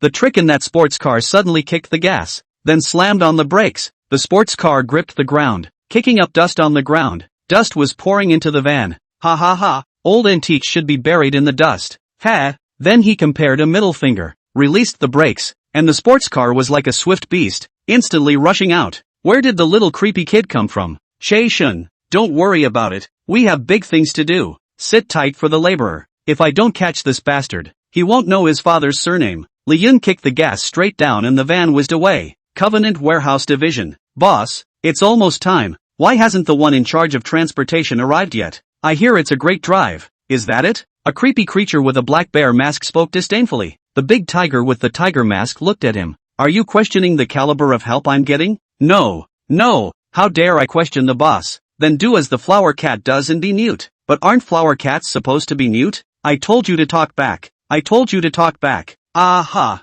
I was wrong. Boss, I'm just dumb. Dummies don't recognize mistakes. Having been cleaned up, that black bear was honest. At the moment it was as shut up as the fancy cat beside him. Soon there was the roar of a car in the distance. I think they've arrived. Put on your mask and come out with me to meet them. Big Tiger, Black Bear, and Flower Cat walked out of the warehouse and saw an oncoming sports car. To be able to drive so fast in such a narrow place, I'm sure it was the oldest chosen helper. Awesome, awesome. Daho lowered his eyebrows slightly. Robbing a bank and driving such a flashy car. Are they stupid? Do. Behind the sports car, a van appeared that was traveling so fast it was flying. Two heads stuck out of the back seat of the van. One wore a monkey mask and one wore a rat strong. We're about to catch up with you. You don't have much time. Guile, who was driving the limousine, looked at the van that was gradually catching up in the rearview mirror and gritted his teeth nervously. What a ING brand of vintage. I can't believe it's faster than my sports car. That human driving the car, he's really human. Dahu pointed to the two masks. That's the kind of help I'm looking for. The black bear couldn't help but stare. A van chasing a sports car. This is more than just great driving. It's simply a car god. Li Yun wielded the van's unignorable potential, and as soon as he passed the sports car, a drift forced him to stop. The little guile in the car hurriedly put on a sharp brake, and the whole thing almost flew out. At the moment, he was scared out of his wits. Stepping out of the car, his legs were shaking and he accidentally poofed to his knees. Dare I ask the car, where is the god of car? Cubs, look up and look me straight in the eye. Little guile slowly looked up and lost his voice even more in shock. Oh, Ultraman? Li Yun held the mask on his face and turned to leave, leaving him with only a light on his back. Chapter 35, Nah. It's called professionalism. The van forced the sports car to stop. Stepping out of the car wearing an Ultraman mask on his head, Li Yun can be described as having his own aura. It made Big Tiger, who was presiding over the whole situation, avert his eyes. I'd like to introduce you to the god of cars. With him here, don't worry, even helicopters can't catch us. The two car kings stepped out of the car and introduced themselves. OMG, it's really divine. The car god's car skills are also, why is there an aura of humanity? You're ING human. Black Bear suddenly changed his face and pulled out a gun from the waist of his pants, pointing it at Li Yun's head. Such a gun is specially modified by horror games, and the bullets can only deal with normal creepy bodies, but can also penetrate the human body. In Sin City, it's a must-have to get out. Li Yun paid no attention to the gun pointed at his head. Just stretch out a finger and point it at the black bear's head. Asterisk asterisk asterisk asterisk Q. Asterisk asterisk asterisk asterisk Q. So what if I'm human? Humans must be your food? Look at you, bear. The black bear was slightly stunned by Li Yun's aura, which had seen such an arrogant human. Li Yun dared to be so arrogant, aside from the fact that he himself had the powerful life force of blood-sucking Nile power. And then there's the fact that he hears the heart of the great tiger who is truly in control of the situation. A human under the mask? That's interesting. As long as it works for me, it doesn't matter if it's a man or a trick. Put the gun down. Boss, this man is too arrogant. I told you to put the gun down. Black Bear slowly lowered his gun in defiance. I'll give you harbor roar. If the boss hadn't told me to put down my gun today, I would have ed you to death roar. And ING talk tough. Talk tough. Ouch. Boss, I was wrong. Daho huffed and kicked a few times, then looked at Li Yun. Reach out. Welcome aboard. The car gods are so fabulous they take my breath away. Now that everyone is here, follow me into the warehouse and I'll talk about the plan for today's robbery. Enter the warehouse. An abandoned place on the surface but a fine war room in the back. The war room has photos of the front and back doors of the tricky bank, as well as security, surveillance. It seems that this plot by Dahu against the tricky bank robbery was not a whim. Instead, it's been planning for a long time. I've had my eye on this spot for a long time. From the gate to the vault location, there are 4 for security and 8 for surveillance. Bank job shenanigans for 5, as well as the only governor's trick who knows the vault code. Dahu took out a picture and stuck it on the wall. The plan was that I would first disguise myself as a high-class client who wanted to manage his money and draw out the banker, then follow him into the VIP room closest to the vault. Black Bear, Flower Cat will enter the bank at this time. Break the surveillance, pull down the gates, subdue those 4 security guards and take control of the situation. Car God is in charge of keeping an eye on the outside and reporting on what's going on out there. Once we open the vault and take the spirit coins and get into the car, the next step is for the car god to take us to a place where we can hide from the wanted. Big Tiger's plan is rough and detailed, with a basic division of labor, except for the 2 face-to-face car kings. So what did we do? Forgot about you guys. Since there's a car god that's even better than you, you'll work with Black Bear and Flower Cat. The car king nodded in satisfaction, then asked, then how are we going to split the spirit coins we snatched here? Dahu smiled slightly. Everyone is fighting for riches with their lives. I'm always fair. Everyone shares equally, but there are words, life and death, wealth and honor. If you are unfortunate enough to be killed in action, then this money can only be left to those here. Average score? Li Yun counted. Myself, Big Tiger, Black Bear, Flower Cat, 2 car kings, 6 participants in all. Even if you share it, there's not much. Just when he was in trouble. Hey, Dahu's heartfelt words gave him the solution. 2 already useless losers, still want to share the spoils? Once we get the money, we'll let Black Bear and Flower Cat finish you off. Li Yun called straight to the inner circle. There you go. 6 becomes 4. Nah, that's called professionalism. confused about their own problems. People easily fix them. Big Tiger and Black Bear and Flower Cat looked at each other. Black Bear and Flower Cat nodded their heads gently, having understood their boss's thoughts. Unable to help himself, he wiped the gun in his hand, then looked coldly at the two car kings who dreamed of counting their money. Little did they know that just as they were staring at their prey, a pair of eyes under the tiger's mask behind them were staring back at them. When they're done with those two losers, I should come out and take them out too. A creepy head, a dumb ass, a non-talking, wasted creep, and he wants a cut of the money? The only thing that helps is the car gods. Li Yun was happy to hear Daho's inner self. 6 straight up and 4 less. Split in half. Earned it. Inwardly, I called out to Big Tiger for being professional. Too professional. It's true that you do what you do, and leave the professional to the professionals. The golden belt of murder. Ness, when the god of the car reaches the designated position, then, it's his time to die. I said we'd split it evenly, but I'm the only one left, so won't I take it all? Ha ha ha. Witty as I am. Li Yun? Nice guy. This Big Tiger isn't even trying to go overboard. He's just so professional. Professional over the top. But it's okay, I know all about his plan. I'm sorry, but now it's becoming my plan. He had a good point about the money. The fewer participants share it, the better. Li Yun smiled coldly and stared at Big Tiger. Brother Tiger is really magnificent. From now on we'll follow Brother Tiger and do well. If you want to follow my big brother, then you have to be more spirited for a while and make today's action perfect. Don't you worry. Daho took out a black pocket, and when he opened it was full of guns. We've got all our guns, so come and get yours. None of the Trickster Bank's trickster realms are quite high enough to be immune to these specially modified guns. The two car kings were happy to hear this and walked up. 1 AK for me, 1 rifle for you, and what a car king! We'll be the king of thieves from now on. Let's get bigger and stronger. AK, raffles, and what a stupidity. These are lousy guns that jam, just for you guys to pretend. When you find out, it's time to die. Dahu grinned. He then looked at Li Yun and frowned slightly. What are you doing? Why did you take it and put it back? You think this is a supermarket shopping? Li Yun picked up a handful and deliberately waved it in front of the eyes of Big Tiger, Black Bear, and Bobcat. Then put it back. Take this one. It's broken. Take it. Whatever.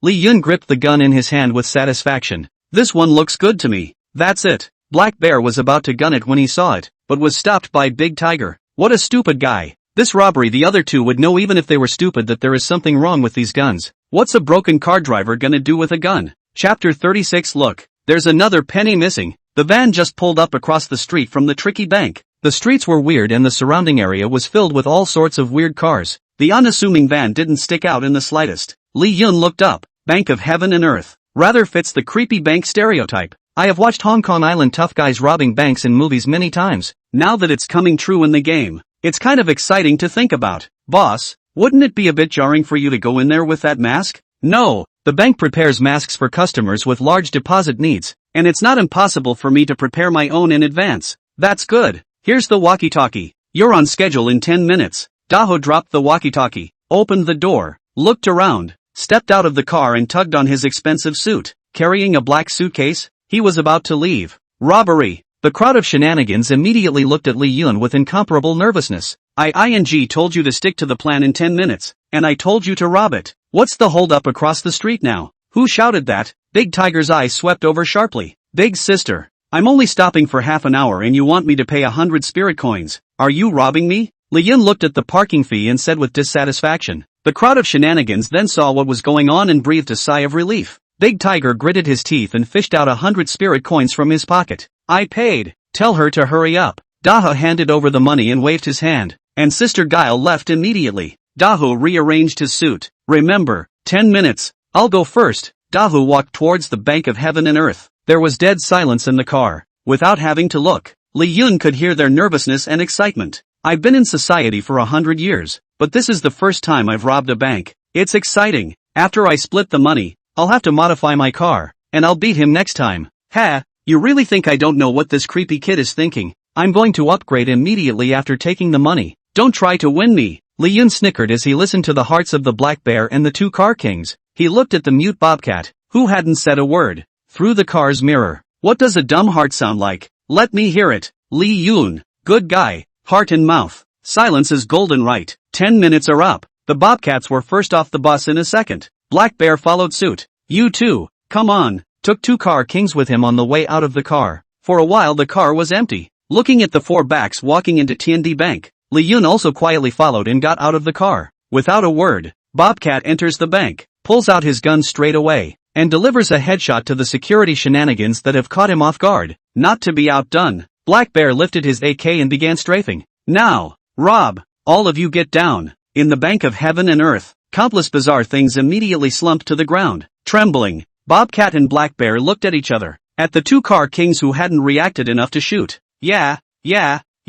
robbery, get down, the Black Bear grunted coldly. 2 goons, go help take down the surveillance and get them all under control. The 2 car kings immediately nodded their heads, having never seen such a scene before, and were truly terrified. Boss, it's all under control out there. Black Bear took out his walkie-talkie. Soon, Big Tiger's voice appeared on the other end of the intercom. I'm already opening the vault. As planned. Hearing Big Tiger's command, a hint of killing excitement appeared under Black Bear's mask. He walked toward the Bobcat, and as the 2 brushed against each other, Black Bear made a neck-wiping motion. I'll close the door. And then, the 2 unsuspecting car kings with the crappy guns they couldn't fire were all excited. That's it? Ha ha ha, that was easy. What are you looking at? Keep your heads down or I'll shoot. Boom *******, you really shoot, don't you? It wasn't me. My hand wasn't even on the trigger. That's who's driving. The 2 car kings looked toward the gate. A hole appeared in the Black Bear's head, and his massive body collapsed in response. Car God, what are you doing? Lee Yun spread his hands. He seduced his sister-in-law. The boss told me to do away with him. Don't care so much. Aren't you happy with 1 less cent? Seems like it too. Boom, what about him? Why did you shoot Bobcat? Oh, he knows too many secrets and the boss is afraid he'll tell. He's a mute.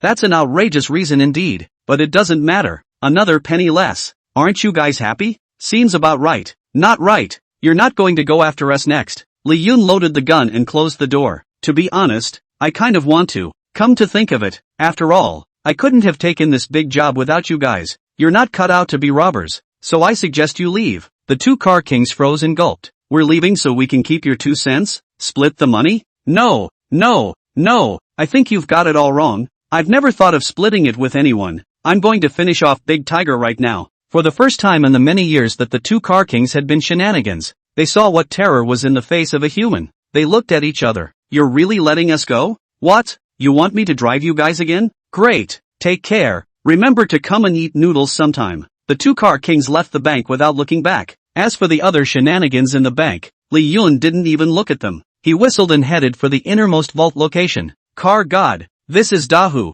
How are the streets doing? Any bars? Don't worry. I'll keep an eye on everything. Then I'm relieved. No more. Daho gritted his teeth and uttered the last few words, holding the walkie-talkie in a death grip. The back of his head had been pressed against Li Yun's gun. Shay Shun, it's not moral to go black. Li Yun let out a soft TSK. I say, where do you get so many specialized terms for your creepy day? And cops? And hacks? And morals? Do I have any use for moralizing with shenanigans like you that try to cross the river? Daho's eyes shifted under his mask and he smiled. Car God, you're the one who's crossing the river now. Li Yun was happy. It turns out that there are also those who don't die until they're in the Yellow River inside Gue. According to your plan, first kill those 2 car kings by the hands of Black Bear Bobcat, then slaughter them through their trust in you, saving me for last because I still have to use my car skills. Once I drive you to your designated location, the last person you'll have to kill is me. From the moment your plan began, you never intended to distribute this money to any of the participants. Finally, Daha's smile froze and his eyes clouded over for a few moments. Chapter 37, Brazen Axe,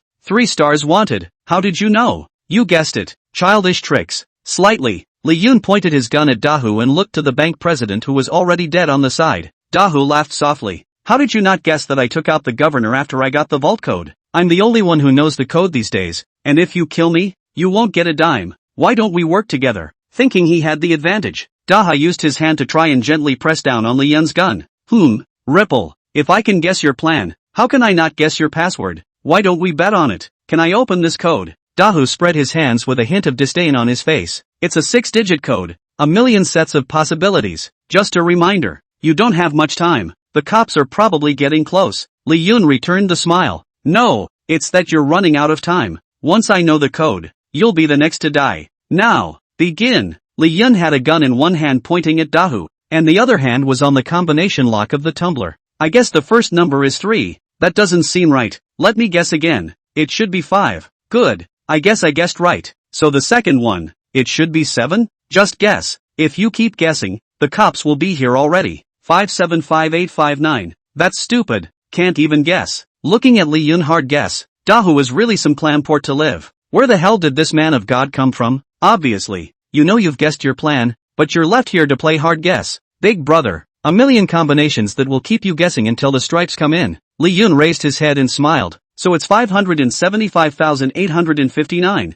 Thanks for telling me the password. You can read minds? Congratulations on guessing correctly. And as a reward, I'll blow your dog's head off. Lee Yun didn't hesitate to shoot. Just the moment the bullet was loaded, Dahu's head turned to the side and he actually dodged it. The gun would then be pulled from his body, and he would shoot at Lee Yun. Bang, bang, bang, 3 bullets hit Lee Yun's body straight on. Lee Yun fell backward into a pool of blood. Big Tiger, who had been signaling the enemy's weakness, had a sinister look in his eyes, looked at the time, and pushed open the vault door without hesitation. Take out the money bag and start packing the vault full of spirit coins. It hurts. Lee Yun climbed up from the ground, and the blood-sucking guile's powerful life force squeezed the bullet out of its flesh and blood. Rapid repair of injuries followed. Carrying a few bags of money, Dahu walked out of the vault and was slightly surprised in his eyes when he saw the intact Lee Yun. He then slowly lowered the money bag. I really underestimated you. It looks like it will take some effort to kill you. Lee Yun did not dare to underestimate the big tiger in front of him in the slightest. The 2 car kings had said that he was most likely a trickster from the fierce trickster realm. Battle power can be extraordinary. Actually, we don't have to fight to the death. Here's the money. Let's split it. Lee Yun hemmed and hawed and nodded. Yeah, 2-8. Dahu lowered his eyebrows slightly. Don't you go too far. Excessive? You shot me 3 times, and I shall not punch you twice to make you crack in 8 seconds. Dahu stopped talking nonsense as Lee Yun's figure came towards him like a ghost. Dahu fired several shots, and the speedy Lee Yun dodged the bullets and delivered a punch after closing his stance. Dahu dodged sideways, and Lee Yun also took hold of his gun in a smooth manner, then crushed it viciously. Without his gun, Dahu was no longer in disguise and swung out with a punch so powerful that Lee Yun had to avoid it. A leg kick lands for Big Tiger. Using the momentum to dodge backwards, Dahu took a kick to the chest and just lightly tapped the footprints on his chest. Good speed, poor strength. But so, Lee Yun still wanted to mouth a bit, but the Big Tiger figure had instantly arrived in front of him. The difference in rank allowed Lee Yun to be almost pressed. Big Tiger's fists were like astral winds. If he didn't have the horrifying vitality of the blood-sucking dial force, taking 2 punches would have been enough to kill him. Daniela, Lee Yun let out a low growl, and Daniela, with whom the contract was signed, appeared in front of the vault with a dumbfounded look on her face. Dog man, why did you call me here? Do you realize I'm with my mother with an important guest? Dahu frowned slightly when he saw Daniela. Help? Who knew that the next second? He was stupid. Lee Yun went up without saying a word and slapped Daniela across the face. Daniela? What are you doing? The aggrieved Daniela changed color in anger. Evil, dressed as a black loli. Turns up. Who hit me? Lee Yun pointed at Dahu. We're in this together, and I'll prove that he slapped you just now. Dahu? Are you a human being? Evil smiled gently, and his entire body erupted with a purple-black bizarre aura. Then keep the hand that hit me and I'll raise you everywhere else. Seeing Evil take on Big Tiger, Lee Yun finally breathed a sigh of relief. And it's still this battle-scarred evil loli. While we're at it, I'll take all the money to the car and come get her. Lee Yun lifted, hugged and dragged, full of money bags and smiling, he was about to head out. Your accomplices took all the money and you don't care? I'm more interested in your hands than money. LOL. Dahu cursed in his heart crazy. Evil laughed even more insanely. Yeah. Lee Yun was just about to leave the vault with the money in tow when he heard the alarm outside. Listen up, you hummers inside. You're surrounded. Lay down your arms. Confess and go to jail. Robbing a bank. A bandit's act. Citizen Lee Yun, wanted by Samsung, sentenced to more than 10 years imprisonment and confiscation of all assets upon arrest. Asterisk coming so fast. 10 years or more and confiscation of all assets? What's the difference between being caught and dying once you're caught? A group has entered the bank's gates. Unit 2 has entered the back door of the bank, arresting the humans at any time. The road was blocked as I listened to the heartbeat that was getting closer and closer. Lee Yun's brain turned sharply and suddenly saw the explosives that Dahu had placed on the ground, then looked to the vault's door that couldn't be broken by explosives. He glued the explosives to the wall inside the vault and pressed the countdown. Slamming the vault door shut, his body pressed dead against it, shouted, Evil, stop fighting, dynamite is going off, come to me. Evil gave him a disgruntled look, couldn't care less. Let's hope the energy triggered by this explosion will wash this gate out. With the powerful life force of the blood-sucking guile, I shouldn't die. Li Yun closed his eyes tightly and stuck to the door like an octopus. Drop! The dynamite ignited in a flash. A tremendous amount of energy poured out of the sealed vault. Just at the moment when the gate was about to fly out and the energy completely burst out, Li Yun felt something soft pressing in front of him. When he opened his eyes, it was the body of evil. Boom! Starting from the vault, the entire bank is caught in an explosion. The vault door was sent skyward in a single shot of tremendous energy. By the time the explosion subsided, the entire trick bank was in ruins. All the cops that went inside went up in smoke. Underneath the collapsed ruins around them, a figure slowly crawled out. The burnt invisible flesh and blood of the body under the tattered suit is slowly recovering. He removed the mask of that great tiger, revealing a wretched human face. A newcomer with the power of blood-sucking shenanigans? It seems to be purer than my essence blood. Car God, I remember you. Chapter 38, Bank Robbing Ultraman. Get acquainted. Good. Ouch. Li Yun woke up from a brief shock, touching his head, his neck. Phew. The head is still there. Got to check the most critical places. Why is it so soft? Why can't I feel it? Li Yun scratched hard.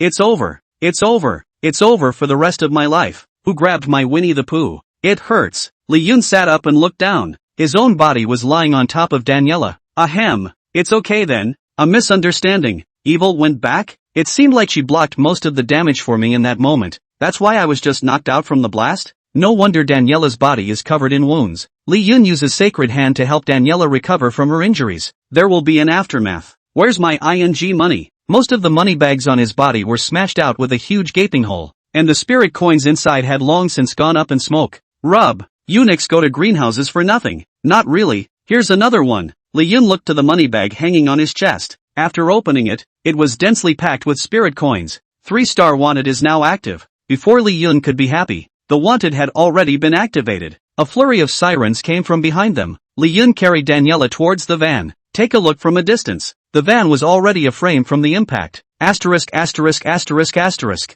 Just when I didn't know what to do, a cab suddenly appeared. Where to? To walk? I heard there are bank robbers in this area. It's not safe. The driver had to get out of the window before he could react. A gun was then pointed at his head. You can't be the Hummer. Li Yun hemmed and hawed. Get off. The driver rushed out of the car, and Li Yun put Daniela in the passenger seat and got himself in the driver's seat. I'll tell you a secret. I'm a Hummer in my side business. As for the main job, like you, it's a cab driver. Touching the familiar steering wheel, Li Yun whistled away with a kick of the gas. Behind them, countless arresting cars with sirens blaring were in hot pursuit. Calling headquarters. Calling headquarters. Humans were spotted fleeing in a cab. Raise his wanted to 4 stars immediately and request helicopter support. What? You're asking why we can't even catch up with a cab? How the should I know? On the bridge, Li Yun drove the most ordinary cab across the road. It's like a swimming dragon in the midst of countless vehicles. Looking in the rearview mirror at the captured car that he kept getting thrown off the road, a light smile. With you guys can't even suck my tail stream.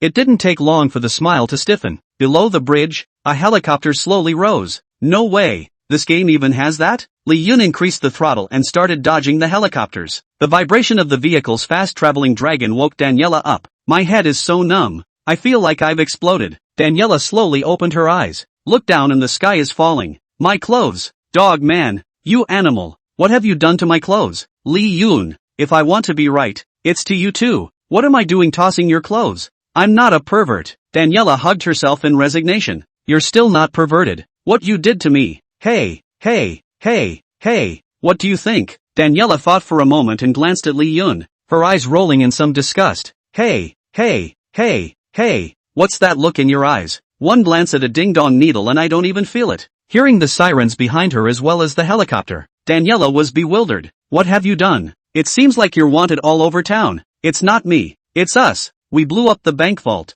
robbed the spirit coins, and are now a duo of humongous bandits on the run. Dog man. You're hurting me. Daniela huffed and gnashed her teeth, itching to bite Li Yun to pieces. I'm not taking you out here to see what's out there. Daniela looked out the window. Even though she was running for her life, she didn't panic at all. Pointing in the distance. What are those fireworks? They're beautiful. Li Yun fixed his eyes on it. That's a ING missile. This game needs to be more comprehensive. Asterisk asterisk asterisk asterisk. Li Yun steered the wheel, dodged the precision strike. It's an exciting world out there. You call that exciting? Hurry up and do something. Is this the time to watch the fireworks? Li Yun said sharply. Daniela snapped back. Yes, I'm accompanying my mother to entertain a distinguished guest. That sister is really noble and beautiful. I've never seen such a beautiful blood-sucking creep. It's all you dog man. Humph, I'm going back to the old castle. Li Yun froze and was just about to speak out to retain his position. Daniela disappeared into a cloud of black smoke. I'm on the morning 8 and can't be relied on when it counts.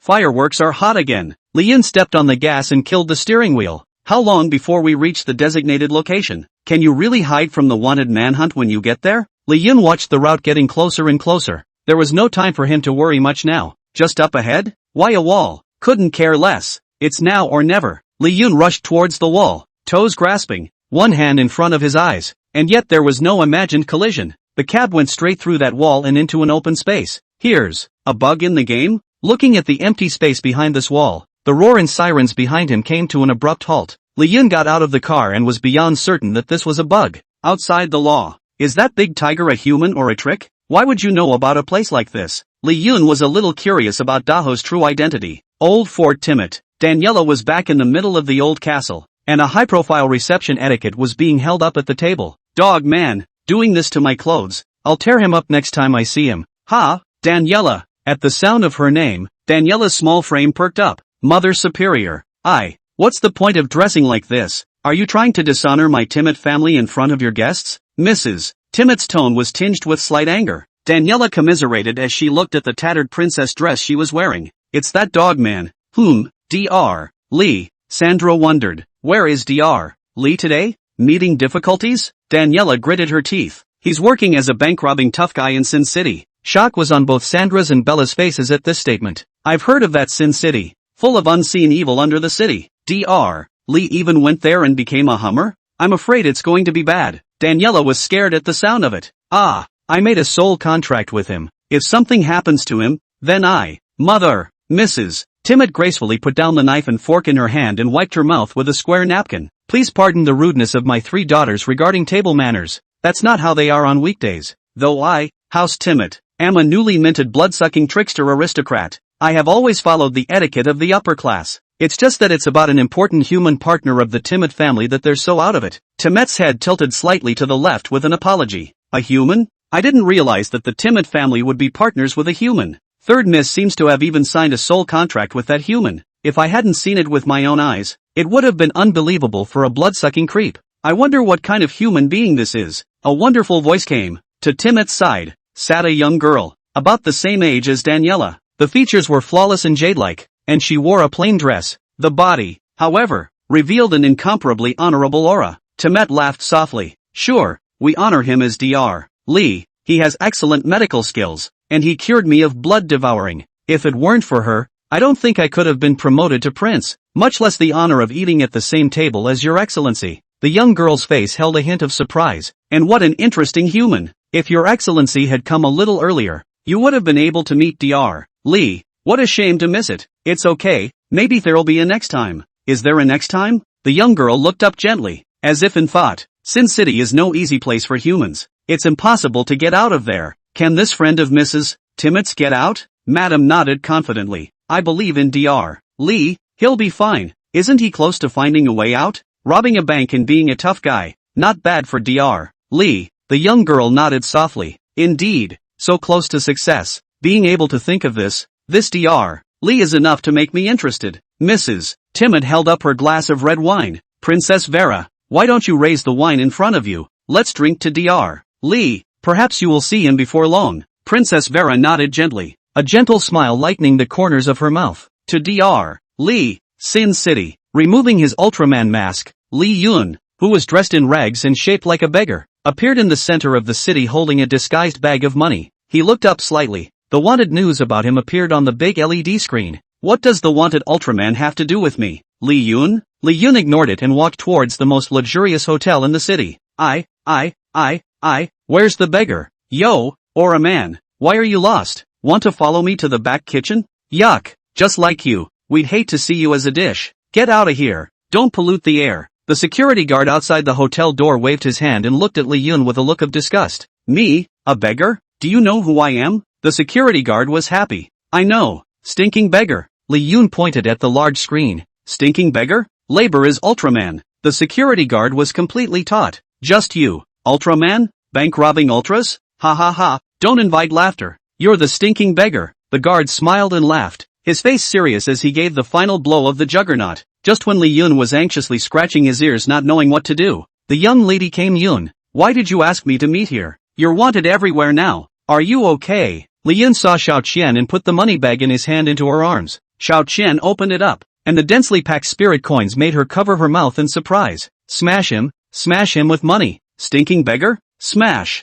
Xiao Qian took out the spirit coins and smashed them as Li Yun requested. Smashed it again, smash again. This honored guest, inside please. The security guard squatted on the ground full of spirit coins in a weird doggy manner. I'd still like to see you recover from the bratty look you just gave me. Ha, nice. Li Yun turned his head to Xiao Qian. Don't pick up all the spirit coins yet, Shu Xin. You're more of a dog than he is. Chapter 39, 5-star good citizen. Leaving Sin City. The money, it's here. It wasn't much though, only 1 million spirit coins, but how to spend it became a problem that plagued Li Yun. According to the piss-poor nature of this Thai game, once you put that money into yourself, immediately, the loan repayment is deducted. The point is that $1 million just doesn't pay off. Why should I give back the money I robbed on merit? Li Yun figured it out. This money, it can't be paid back. Can't afford to rob a bank. And you're saying you're not a loan shark? As soon as he handed the bag of money to Xiao Qian, he looked generous. In fact, this is the key money laundering step.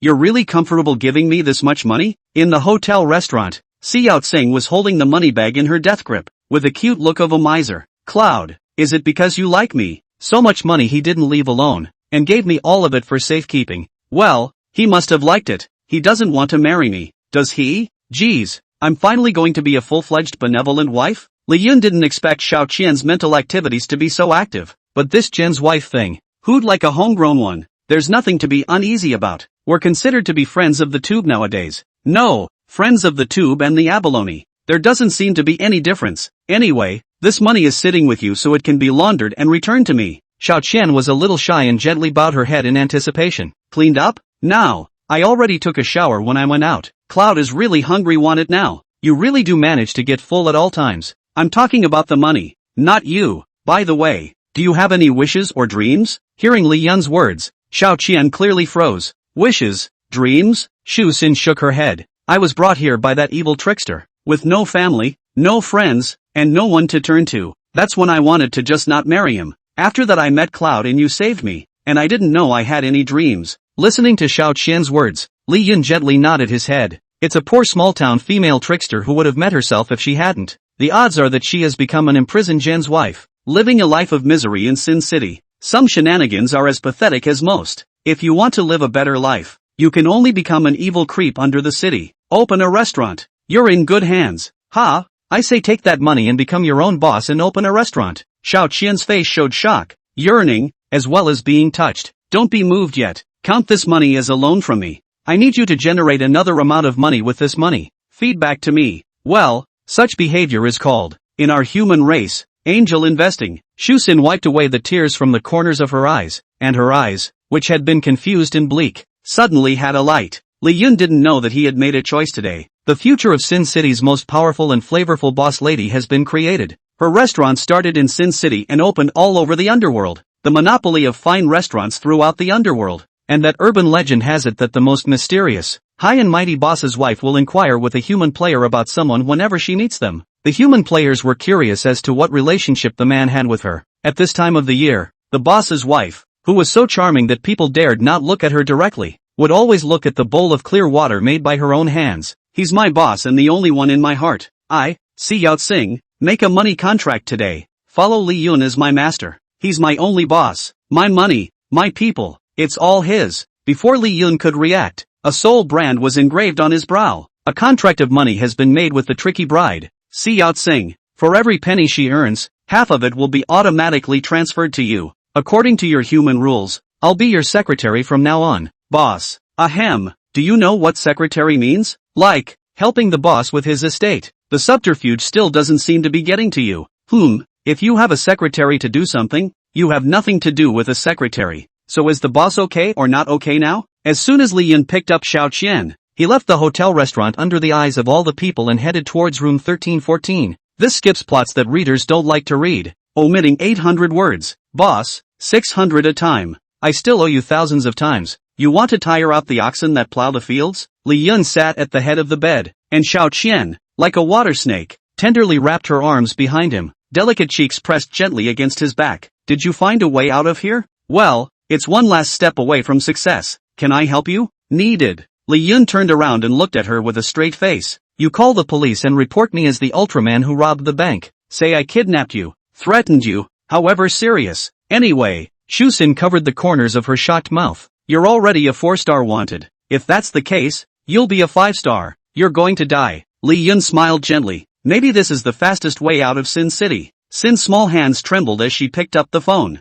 A high alert was sounded all over the city, heralding the emergence of 5-star good citizens. All the sins are committed, the most in history. Citizen Lee Yun, wanted by 5 stars. Arrest them all over the city and shoot them immediately. Is this a 5-star wanted alert? Holy, which brother is so powerful that he did a 5-star wanted? Looks like it's in the direction of the Grand Court Hotel downtown. Let's go check it out. You guys go ahead. I'm still close on my loan money. I'll run through this one. Countless players looked up at the 5-star alert and headed for the city center. The Grand Hotel has been surrounded. Helicopters, snipers, tons of containment. It's bound to give this all-wanted 5-star good citizen a run for his money. Listen up, Ottoman inside. You are surrounded. Bind your hands. Shu Sin was rescued and she looked up as she stepped out of the hotel door. Looking at Lee Yun on the roof of the building, Lee Yun waved his hand and bid her farewell. Looking up at the incoming helicopter. No one will judge me. Asterisk asterisk asterisk asterisk this. Chicken shoot. The sniper in the helicopter was no nonsense. A bullet was fired into Lee Yun's head. Lee Yun's figure fell 100 meters down the building. The countless players looking at this scene couldn't help but sigh. It's better to be honest and work to pay off the mortgage. Crime is not the way to go. Too brutal. Straight up chicken death. Buddy, go. Don't enter the game in your next life. Only one person coldly smiled. After planning for so long, you've done someone else a favor. Car God. I'll see you later. The storm died down, and after one night, it was as if all was back to normal in Sin City. Shortly afterward, a guest arrived at the Grand Court Hotel. I'm going to pack room 1314. Yes, forever. That casually handed out a card and the female trickster in fancy dress came into the room. Remove the sunglasses. It took the hotel's working shenanigans to recognize that this was the owner's wife, who had set the city on fire since the hotel's new opening. The boss's wife stood in the all-too-familiar room and looked at the large, empty bed. Cloud, I look forward to my next reunion with you. Chapter 40, The Worst Rookie King? Gamer Butterfly has left the game. Sin City. Unlock achievement, 5. Crazy taxi, racing in a cab. You're crazy. Devil's 18 Ben Juggernaut, 18 bends in the mountains of jelly. 18 bends in the drainage of jelly that can pass through the bends. And you,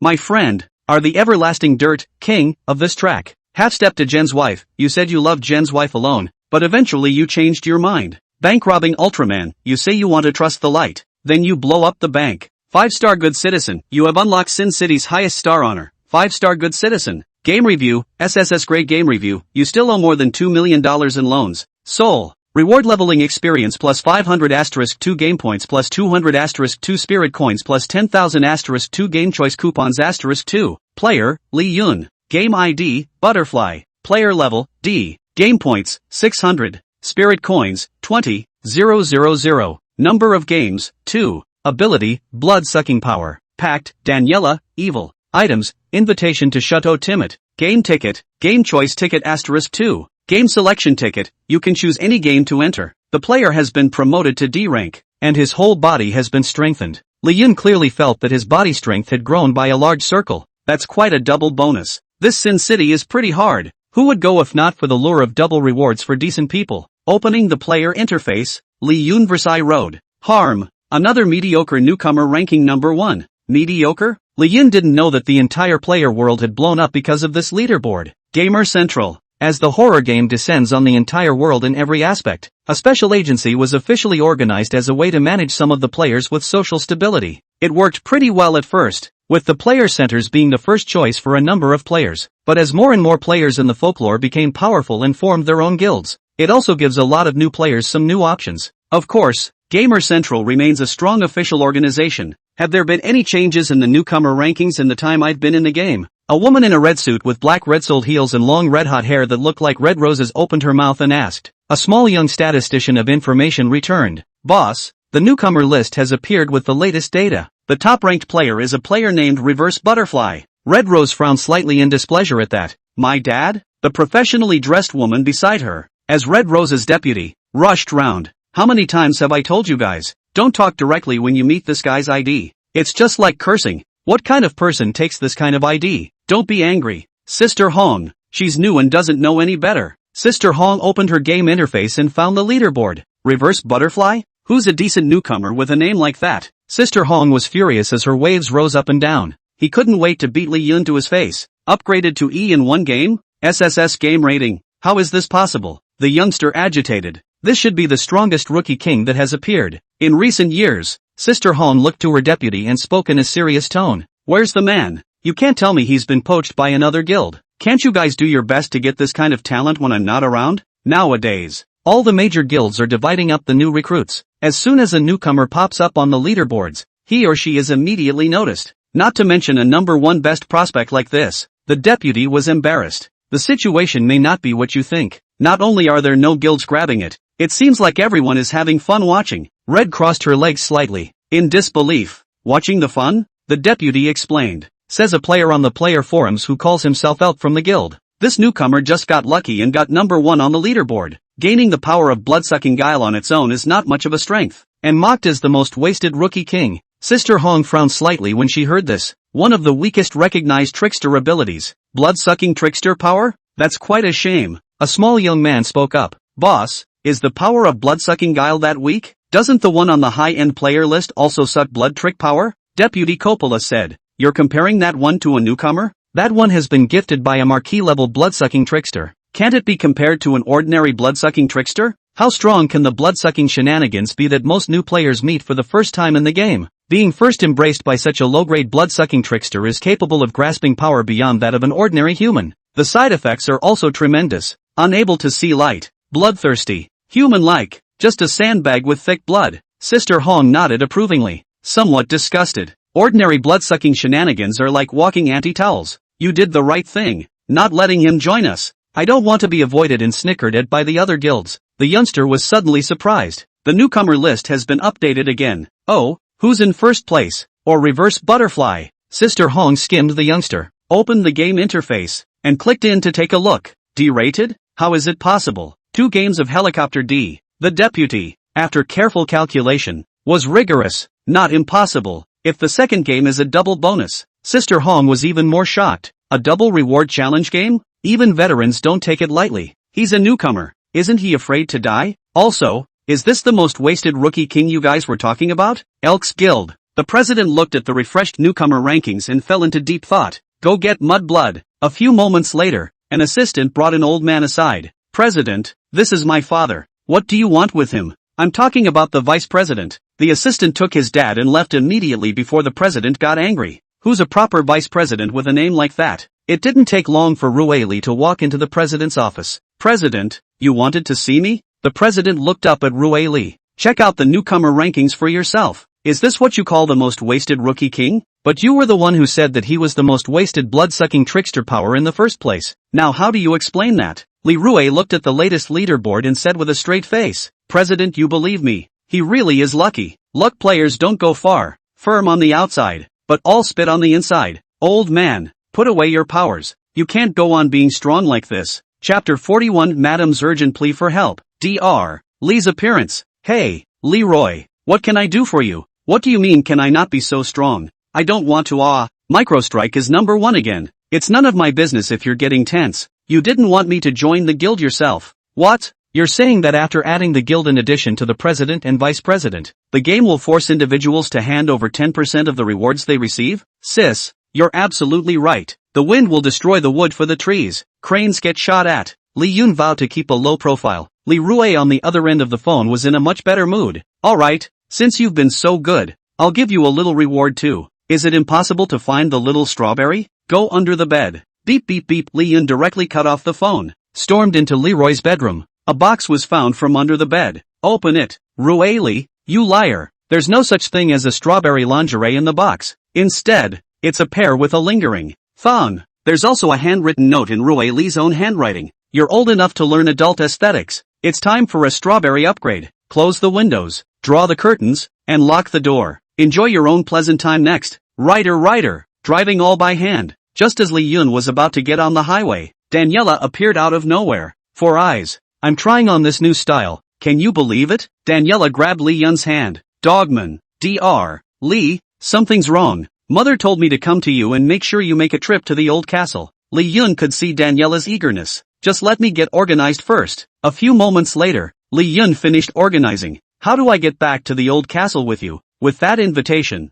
you can go back anytime you want as long as you're outside the game. Using the invitation, Li Yun nodded and took out the invitation. Does the player want to go to the vampire castle? Yes. In the next second, Li Yun disappeared into his house. Appearing at the ancient castle again, Li Yun only felt doubly intimate. The butlers, the servants, saluted and greeted him. Hello Dr. Li, Bella, the oldest sister, and Sandra, the second, greeted them. Dr. Li, you're finally here. Come on, come with us. Li Yun, who was surrounded by the three sisters and pulled away, was somewhat at a loss for words. What happened? Bella explained cleanly. A very important guest of honor is seriously ill at the old castle. We had the best doctor in town and he couldn't do anything. Mother had no choice but to ask my little sister to call Dr. Li. Li Yun nodded as he heard what happened. Where's the patient? Mother's room. Soon, the three sisters led Li Yun to the outside of the ladies' room. Outside the ladies' room stood two sleeping, blood-sucking shenanigans who had wrapped their entire bodies in their coats. Smelling Li Yun's scent suddenly opened his eyes.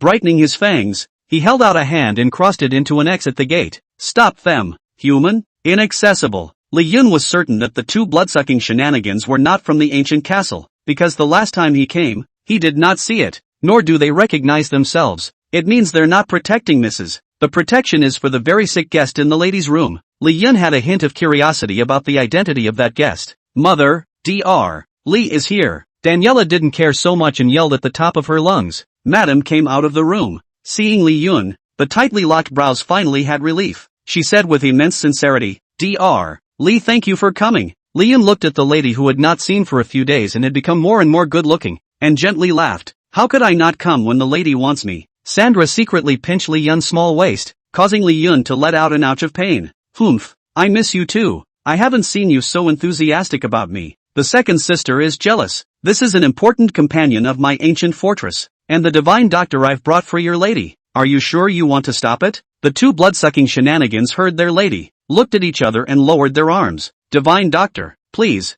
Li Yun walked into the room with the lady. The three sisters were just about to follow them in when they were once again stopped. Humph, this is my house and you won't let me in? Daniela huffed. The two blood-sucking shenanigans did not move. Forget it, the identity of the one inside is so precious. Let's not go in and cause trouble. Dr. Li is here. I'm sure it will be saved. Mindful of the bigger picture, Bella pulls her little sister in and then leaves. Li Yun walked into the room and felt a dead silence. In addition to the lady leading him, there are two blood-sucking shenanigans. One was the blood-sucking creepy doctor that Bella spoke of, shaking his head and sighing at the moment, unable to do anything about it. The other guarded the bed, like a guard's blood-sucking trick, giving Li Yun an invisible sense of oppression. He had a withered face and silver hair. When he saw Li Yun, he subconsciously raised one hand and gathered huge energy. How could there be a human here? Madam hurriedly stood in front of Li Yun and blocked him. Butler Hunter, this is the human friend I mentioned to your lady. At the same time, he's a miracle doctor. I thought he might be able to cure your lady's serious illness. Li Yun was secretly shocked in his heart. A blood-sucking creep of a Duke-level existence. Just a butler?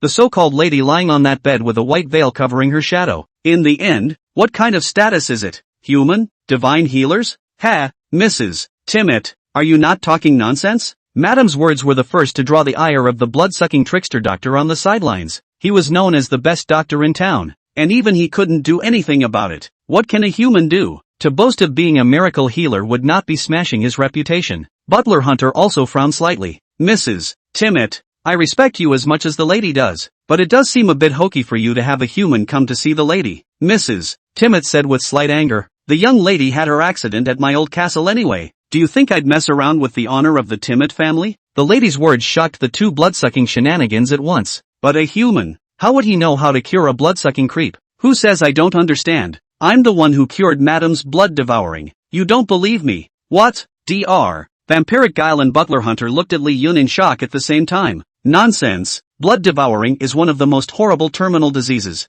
How can you possibly cure it? Li Yun disdainfully skimmed the so-called famous doctor and opened his mouth to ask. It's just a great aunt. What can't be cured? Otherwise, how come you male blood-sucking shenanigans don't have any? What a fuss. That flinched Dr. Blood-sucking creepy's question. What is a great aunt? Yeah, why don't male bloodsuckers have blood devouring? Humans? No, Dr. Lee, teach me. Dr. Vampire creepy prayed with an inquisitive and eager face. Chapter 42, Perfect Face Sleeping Beauty, Princess Vera's Disease. Dr. Moss, this is no time to ask for advice. The lady opened her mouth to warn. I'm so sorry, Mrs. Timmett. I'm a bit rude. Since this Dr. Lee can really cure your blood devouring, worthy of the name of the divine doctor. Dr. Lee, please forgive me for my previous prejudice against your human identity. Dr. Moss put one hand on his chest and bent over to apologize. Li Yun did not care much when he saw his attitude change. Please still ask the divine doctor to save my lady. Butler Hunter also put away his enemies and looked at Li Yun and bent down. All right, I'll help you out for the lady's sake. Li Yun walked towards the lady's bed and gently pulled open the white-screened window. Saw the patient who had fallen into a deep sleep. For a moment, his mind went blank and his entire being suffocated. The blood-sucking creep on that bed had flawless jade-like features. The cool and noble temperament could not be hidden even by the sickness and calamity of the moment. She was as beautiful as a princess, and one could not help but want to kneel under the garnet skirt. Dr. Lee, how's it going? Seeing Li Yun in a trance, Butler Hunter suddenly asked. I'm a miracle healer, not a fairy, and I can tell the problem by looking at it? Right, all you male blood-sucking creeps get out. The patient is supposed to be female. Too much androgen will affect her rest. Dr. Moss was immediately surprised. Dr. Lee is so modest and low-key, and he says he's not a god. No wonder the patient's face always bears a hint of torture and pain. So it is. Hurry, hurry, hurry, we're going out. Butler Hunt struggled a bit with his face, unwilling to leave. What? Are you afraid that if you leave for a while,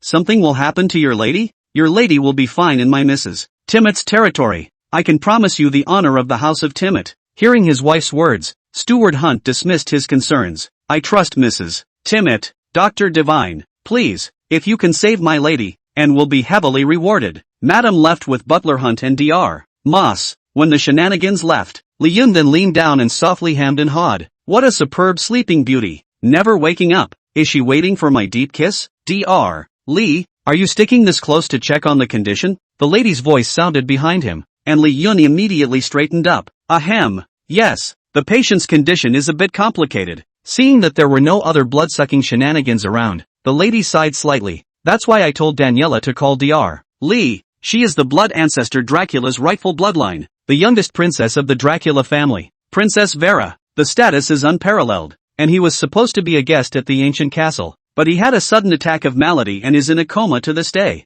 Li Yun was slightly surprised. The frosty sleeping beauty on this bed turned out to be from such a formidable source. No wonder there were two blood-sucking shenanigans guarding the door, with a Duke-level blood-sucking shenanigans beside them as butlers. This can't be black. It's a real princess. If Dr. Lee can cure Princess Vera, what the butler said just now about a heavy reward is not a lie. If even Dr. Lee can't cure him, the Dracula family will relocate their anger. Even now that I've been promoted to prince, it will be difficult to protect the Timmett family. The lady confessed that at this moment, the fate of her and her family was bound to Li Yun. The key lies in the ability to cure this honorable little princess. Don't worry, ma'am, I'll do my best. Li Yun released his holy hand and pressed it on Princess Vera's body. There was a hint of relief from the pain on Princess Vera's face, but no awakening. It was like having a nightmare, and at the moment the nightmare was gone and sleep was extraordinarily comfortable. You are treating a patient. Career value plus 10. Gynecologist proficiency plus 30. Gynecologist proficiency has met the requirements for promotion.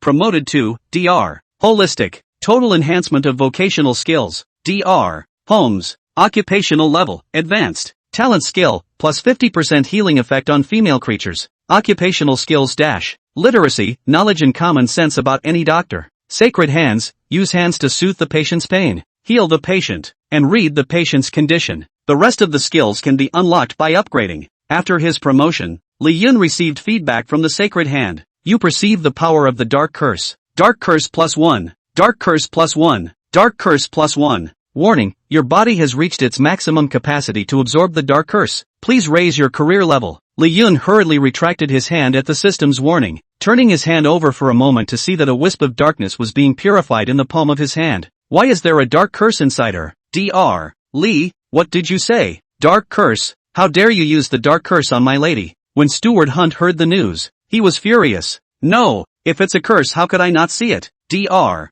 Moss wondered. The dark curse is different, thought the curse. The curse level is extremely high. The one who can use such a curse must at least be a powerful witch comparable to a marquis or above. Dr. Lee said that this curse has been in Princess Vera's body for a long time, and now it's deep in her bones and blood. It's simply impossible to weed out by relying on normal means. It's still a terrible curse, and there's categorically no reason for a witch this powerful to lay hands on Princess Vera. Steward Hunt, I think it's someone in your family who wants Princess Vera to die young. Hearing the lady's words, Butler Hunter's face became even more ugly. I will definitely inform you of this matter when Miss wakes up. Miss is a blood ancestor direct bloodline. I'd like to see who wants something to happen to her, but right now the priority is to wake up the young lady. Dr. Lee, do you have an idea? Lee Yun already knew the other party's illness, and the solution automatically appeared in his mind. There is a way. It's simple. Find the one who placed the curse and kill him. By pouring his heart's blood on your lady's mouth, the curse will be broken. Upon hearing this, Steward Hunt was immediately about to leave the old castle and move to find it. But your lady has 7 days at most. Once you can't find it in 7 days, then your lady will surely die. The butler stopped in his tracks at that. 7 days? I don't really know who put the curse on me, and where am I going to find it in 7 days? Lee Yun skimmed him. Then what's your hurry? It's one way. It's not like it's the only way. Butler Hunter was pleasantly surprised. Dr. Lee still has ideas? Lee Yun nodded. This curse, I don't think there's anything you can do by having any doctor come in but me. But I also have a problem nowadays, which is that my own level is too low. If you want to save your lady, you must treat more patients and improve your own medical skill level. Hearing Lee Yun's words, Dr. Moss spoke. I do have an idea. This is the hospital where I used to work. I can refer Dr. Lee there. There are tons of patients there. Lee Yun thought about it and immediately nodded. This way, it works. Chapter 43. You need to be powerful and have a background when you come out. Player Reverse Butterfly has used the game choice coupon. Please select the game you want to enter. Lee Yun took out the hospital recommended by Dr. Moss and found the game that belonged to that area. The 100 Guilds Hospital. This is a hospital for the treatment of all the creeps of the underworld. The creeps are sick, wounded, and very violent in nature. Estimated survival rate, 10%. Do you want to enter? Survival rate prediction. Kinda humanized. No amount of shenanigans can stop me from being a hero. Enter. After a pillar of light, Lee Yun arrived at the new initial point of the game. He saw something that was rarer than shenanigans in the game. People, this is a horror game? OMG. Can I not play it? A girl with Nez's head is too weak in her legs to walk, eyes brimming with tears. Yo, girl. Following the voice of his heart, Lee Yun looked to the side. It was a punk-dressed boy. With a smile on his lips, he walked towards the Neza-headed girl. My name is Long, the romantic and uninhibited Long. You can call me Wave. It's just a game. Brother, take you. Follow my brother's wave. Long makes a gesture off holding his guitar in his hand. Ruck.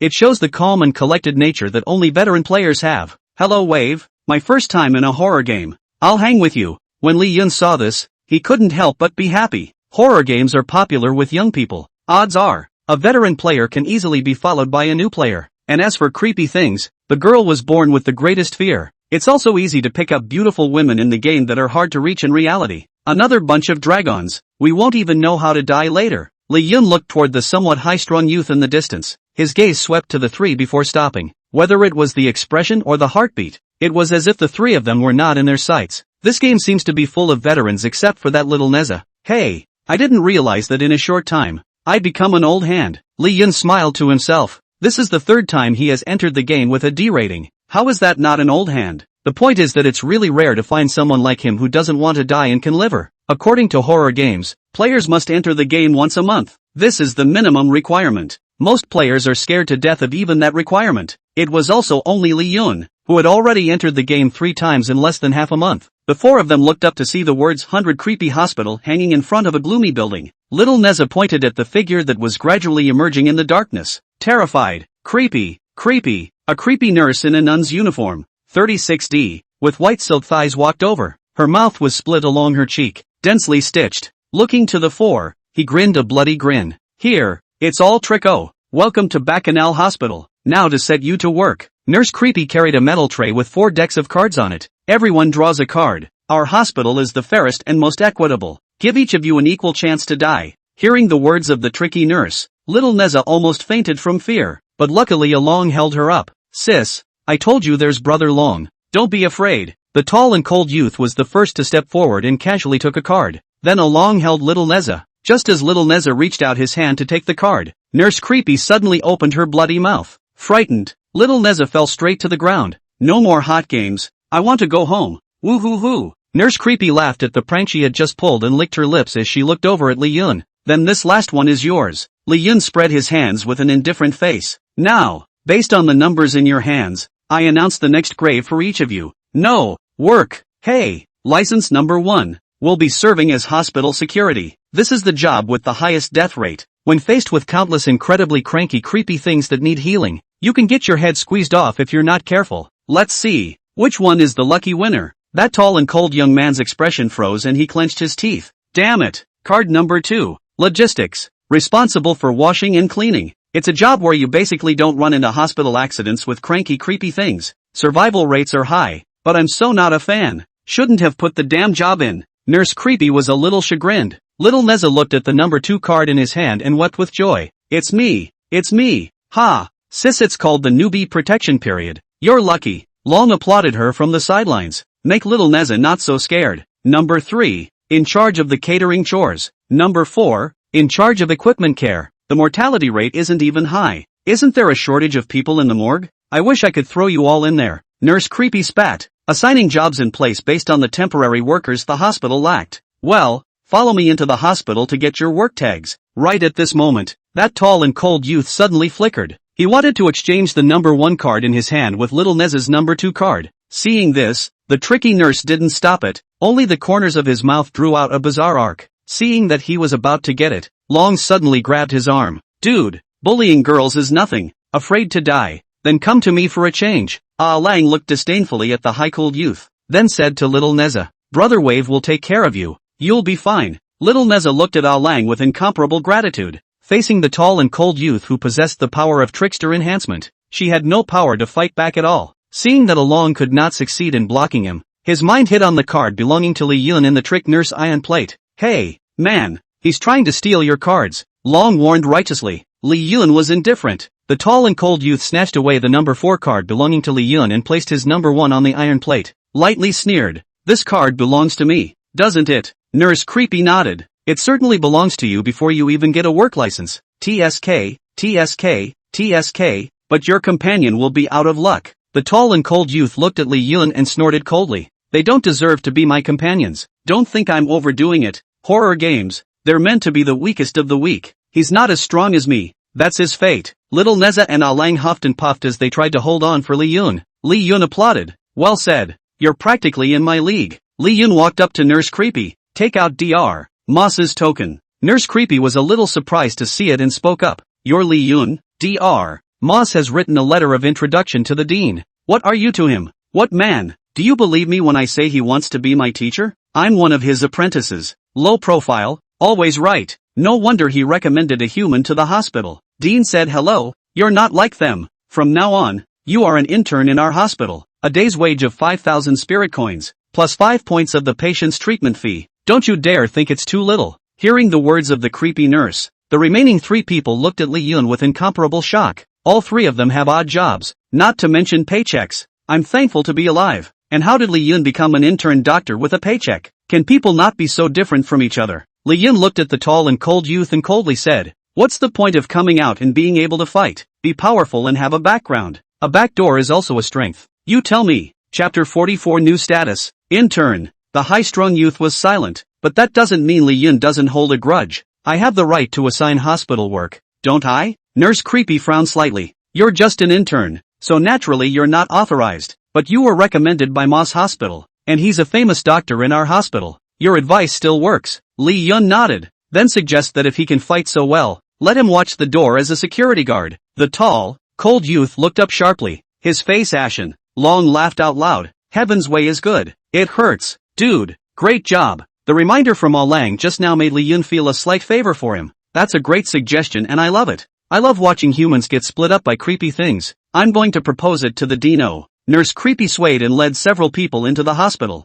For a small character as detrimental as the high and cold youth, Li Yun did not care to take care of him at all. On the way, he chatted with little Neza and Ah Lang, then he went into the hospital. You 3 hurry up and get your job tags and get to work. We're a busy hospital 24 hours a day. Intern, you come with me and I'll take you to the emergency room. Arranging for the 3 people who were purely odd job temps, Nurse Creepy left with Li Yun. So he's the hidden big man. What a cow. Little Neza said excitedly. Of course, Wave is great too. Brother Wave, Let's all try to survive. Go for it. Little Neza exerted his right hand in the air and made a cheering gesture. As for the high and cold youth, she didn't even look at him and left straight away. Li Yun, clad in a white lab coat with a certificate of intern, followed the tricky nurse to the emergency room at a fast pace. Dr. Li, this is your consultation room. Until you're an intern, you'll have to do your consulting work here. A small house with healing tools. Okay. Nurse Creepy thought about it before she left, but she opened her mouth. I need to remind Dr. Li,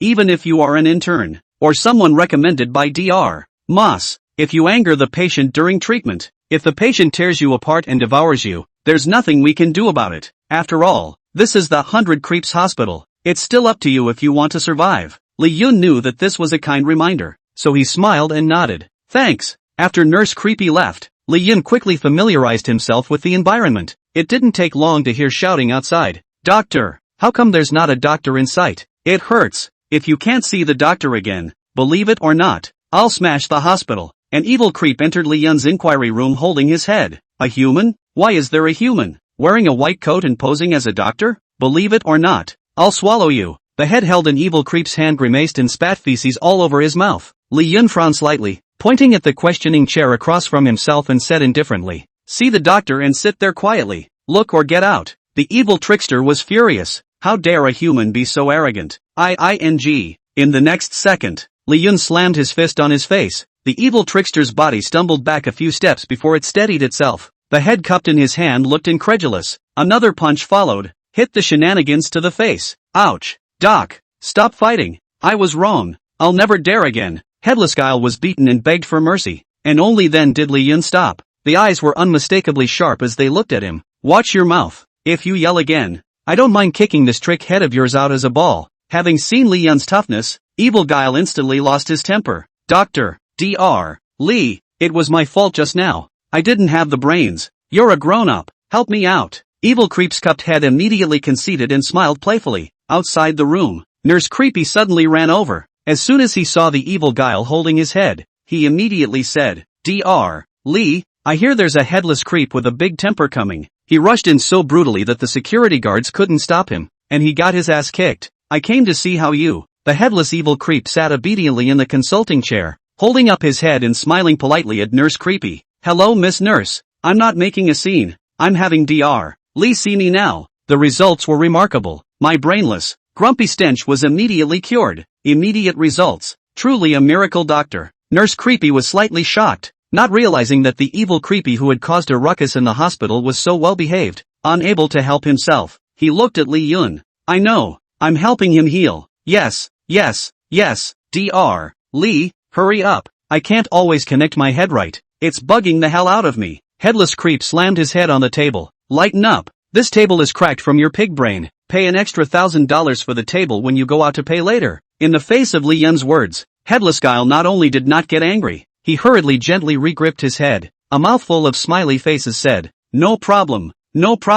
Nurse Creepy was completely stunned. Dr. Li, you're just an intern. Let's not let a professional doctor do this head attachment surgery. Li Yun stood up and took the head of the headless trickster, pressing down on his neck with uncanny precision. Click, the head was successfully reset. That's all there is to surgery? Li Yun clapped his hands in confusion. This is too soothing. Dr. Li, I've never been more comfortable. You are so skillful. I have come to this hospital so many times. You're the best at catching it. From now on, I'm no longer afraid of a bad catch when I remove my head and fight with someone. Headless Guile was incomparably grateful as he held Li Yun's hand and bowed continuously. Nurse Creepy covered her mouth and stared. I've seen a lot of joint surgeries, but this is the first time it's been this quick and straightforward. You completed a joint surgery. Career value plus 20. All around doctor proficiency plus 20. Patient's gratitude plus 10 inch. Go pay up. And remember to pay for the table along with it. No problem, Miss Nurse, and please take me to pay the bill. Nurse Creepy slowly came back to her senses. Oh, you come with me. I'll show you.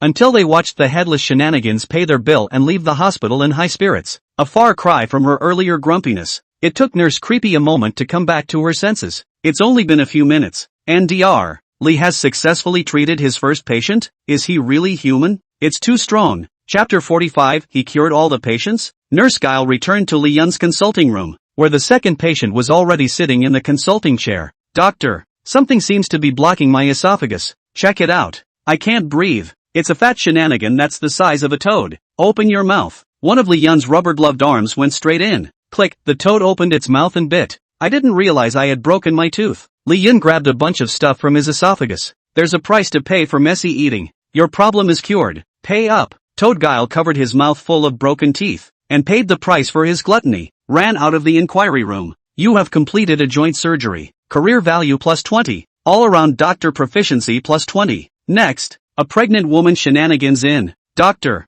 the baby in my belly is trying to break out. I'm dying of pain. Surgery for a cesarean section? Nurse Creepy was just about to remind the patient that she could go to a specialized gynecologist on the second floor. I didn't expect Li Yun to just place a hand on her stomach. A few moments later, the pregnant woman's weirdly wriggling stomach stopped moving. Does it still hurt? Maternity Guile had a look of delight on her face. It doesn't hurt anymore. I feel as if it's slumbering. Dr. Li, you are amazing. Thank you. Thank you. The pregnant woman slyly looked at the work tag on Li Yun, and then happily left. You completed a joint surgery. Career value plus 20. All-around doctor proficiency plus 20. Patient's gratitude plus 10 inch. Next. Doctor, I broke my arm. Catch. What a divine doctor. You have completed a takeover surgery. Career value plus 20. All-around doctor proficiency plus 20. Patient's gratitude plus 10 inch. Doctor, my tooth is broken. Don't scream. Soon. Ouch. That's it? Thank you, doctor. Thank you. You have completed a tooth extraction. Career value plus 20.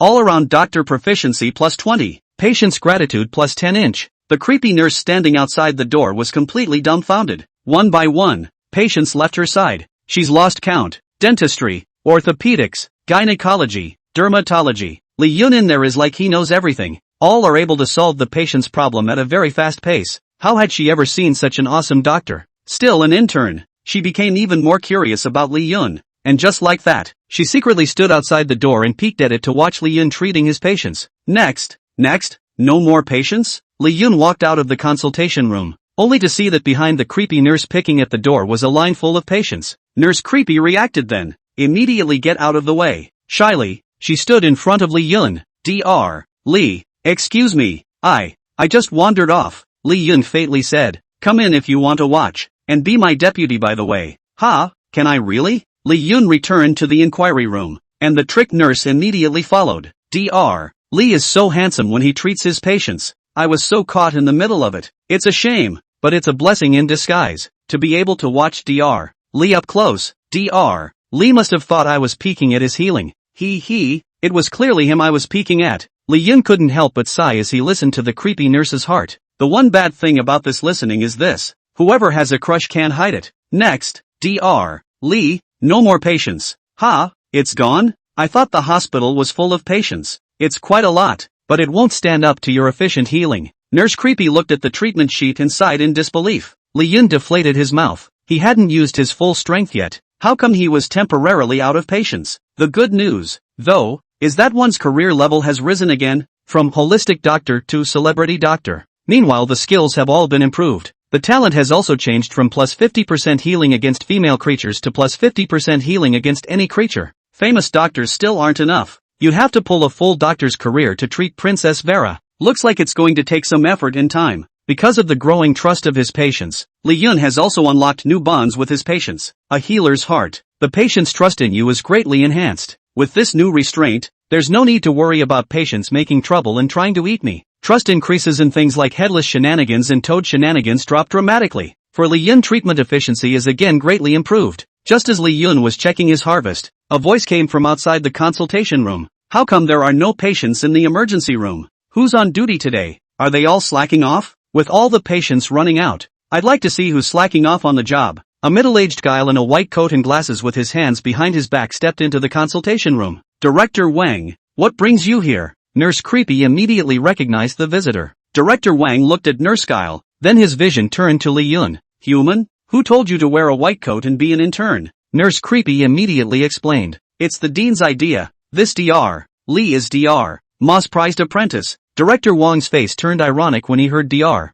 Ma's name. Humph, that old man really lost his head. Finding a human as an apprentice. Is he trying to destroy the hospital? Nurse Creepy immediately covered her mouth. The mind panicked. I forgot that Dr. Mas and Director Wang were bitter rivals. Dr. Mas left the hospital because he failed in his bid for the chief's position. Didn't I just sell Dr. Lee short with that brainless remark? Li Yun didn't panic in the slightest when he heard the creepy nurse's heartbeat. Director Wang. Right. It doesn't matter that you're biased against me. It's not good for you to question the dean's decision. When Li Yun makes a move, he knows if it's there or not. Director Wang frowned slightly. How could he have known that Li Yun had directly moved out the dean? Soon after, he grunted coldly. I don't care if you're a human or a trickster, whose apprentice you are. Being a doctor in a hospital is all about skill. This is the busiest time of day in the ER at this point, and all I see is you sitting here leisurely, doing nothing. You're pissing off all the patients out there. As the director in charge of hospital supervision, I will inform the dean of this matter as it is.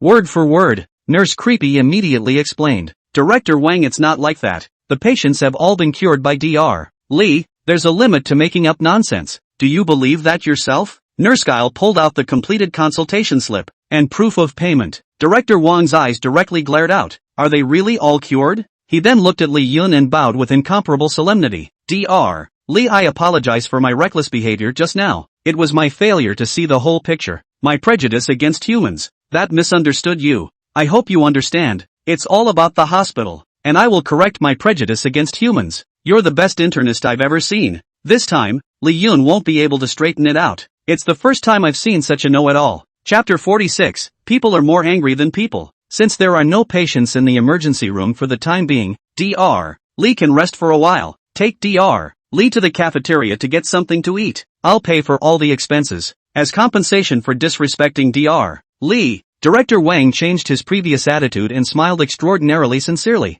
The hospital is lucky to have such interns. I hope Dr. Lee won't blame me for my rudeness just now. Such a talent. It doesn't matter if it's a human being or a trickster. Li Yun froze instead as he listened to Director Wang's heartfelt words. This Director Wang's heart and mouth were the same. For his own accusation just now, although he did not see the whole picture, but it wasn't due to a personal vendetta against Dr. Moss. Rather, it's really all about the hospital. Then thank you, Director Wang. Go on, eat more, Dr. Lee, don't tire out your body. Director Wang smiled and waved his hand. Nurse Creepy led Li Yun out of the consultation room. Dr. Lee, you mustn't blame Director Wang. It's his responsibility to patrol every department. He may be eccentric, but he's not unreasonable. Li Yun nodded. And not only did he not blame Director Wang, but he also had a trace of more admiration for him. It's hard to change the prejudices that creepy things have against people, but knowing what's wrong is good shenanigans in a sense. By the way, thanks for helping me earlier. Never got around to asking. What's your name?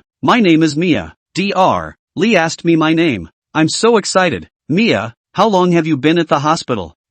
It seems like a long time. Always a nurse? Well, I don't know anything about medicine either, so I can only be a nurse. Soon, it was time to arrive at the hospital cafeteria. There are 4 sections in the cafeteria. The patients section, the temporary worker section, and the staff section. To Li Yun's surprise, most of the food here was edible for humans. We often get human temps at the hospital, so the dean had the food standardized. Dr. Lee, I'll take you to try the food in the staff area. Li Yun followed Mia to the staff area. There is a wide variety of dishes here, from meat to vegetables, big fish, big meat, nice and plentiful. Prices are naturally not cheap. Didn't Director Wang say it was a treat? Whatever, Mia exclaimed. Yes, I'll follow Dr. Lee's lead and have a good meal. Li Yun smiled and took Mia to find a place to sit down and started ordering. See what you want to eat. Don't save Director Wang any money. Ha ha ha. Dr. Lee is so bad. It can't be helped. Director Wang insisted on inviting me. If I don't eat, won't I not give him face? Right. In the temporary labor area? Little Neza was on the verge of crying looking at the food in front of him like this. Buns, squash, ow. I'm washing things logistically, and my hands are worn out and numb from washing. Just give me this to eat? Arlang took a big bite of the steamed bun in satisfaction. It's good to have something to eat. This hospital is quite humane. It's a horror game. Be content that you're not being made to eat living flesh and blood. As expected, Lang's remark completely stunned little Neza. Yo, still alive. Look at you. You haven't suffered much. The 2 men's makeshift work area. The high-strung young man in a security uniform with a swollen nose came over with food. Little Neza looked at the way he was down and out and getting beaten up at the moment, and suddenly felt that washing his hands to break them and numb them was nothing. It's best to be more than you are. Brother Wave, why haven't we seen that great god? I heard while I was in logistics that this hospital has an exceptionally high mortality rate for doctors. Not to mention our people, even Dr. Creepy will be killed once he doesn't get the patient's approval and trust in his treatment. Do you think it will? Little Neza muttered in a small voice. Sis, look on the bright side of everything. I don't think that great God is simple. It should be fine. Little Neza nodded gently. Ha, the Great Spirit? You guys really think a human can show creepy? I think he was swallowed long ago. The tall and cold youth took a hard bite of the steamed bun, his face full of disdain. Bah, the dog's mouth is full of ivory. Can't you hope for the best for anyone else? Long skimmed him. Suddenly, Little Neza was seen raising his head and sniffing frantically. It smells so good. Who's feasting on a big fish? Can't you take one of me? Following the scent, Little Neza opened his eyes. He saw Li Yun and Mia sitting in front of a table of dishes. Holy, I'm not hallucinating. The Great Spirit is enjoying a candlelight dinner with a female creep. The movements of Ah Lang and the high-cooled youth nibbling on the steamed buns paused in unison. Looking at Li Yun's table of good food and delicacies, the steamed buns and squash in his hands instantly did not smell good. People are more angry than people. With all the food ordered, is it okay if I order 2 more people to eat with me? Li Yun asked. Of course, it's all at Dr. Li's disposal. Mia had her hands on her head, holding up her 36 Ds. In the candlelight, watching Li Yun waved his hand. Is the Great Spirit calling us? Looks like it. Go over there. Ah Long grabbed Little Neza and walked over with the steamed bun in his hand. Wow, great God, you're too good. How much does this table cost? No, you can't eat with money. They're not open to human temps. Little Neza was drooling with envy. Sit down and eat together. Sort of repay you for reminding me today. Long sat down on his butt, very straight, the other seat near Mia. Little Neza refused to sit. It seems to have been scared out of her mind by Mia. Her name is Mia and she won't eat you. Sit down. Only then did Little Neza sit down and look at the table of good food with incomparable excitement. Placing the bun in her hand, she took a large chicken leg handed to her by Mia and said, "Thank you." Not too scared of Mia in front of the food either. Take a big bite and start building. Eat more. You're still growing. Brother wave. I'm 18 years old. Where do I need to grow? She skimmed Mia's 36D without noticing. And look at your own pair of A's. Wow, turned grief into appetite. Well, it does need to be. Arlang looked at Li Yun curiously. Great God, can you really heal tricksters? Dr. Li is not only able to cure, he is a miracle doctor. Mia looked at Li Yun with a face of adoration. Awesome. Looking at Mia, Long immediately understood. Secretly, he gave Li Yun a thumbs up. Attracting women is nothing. Being able to attract female shenanigans. It was the first time he, Long, had seen it. Convinced.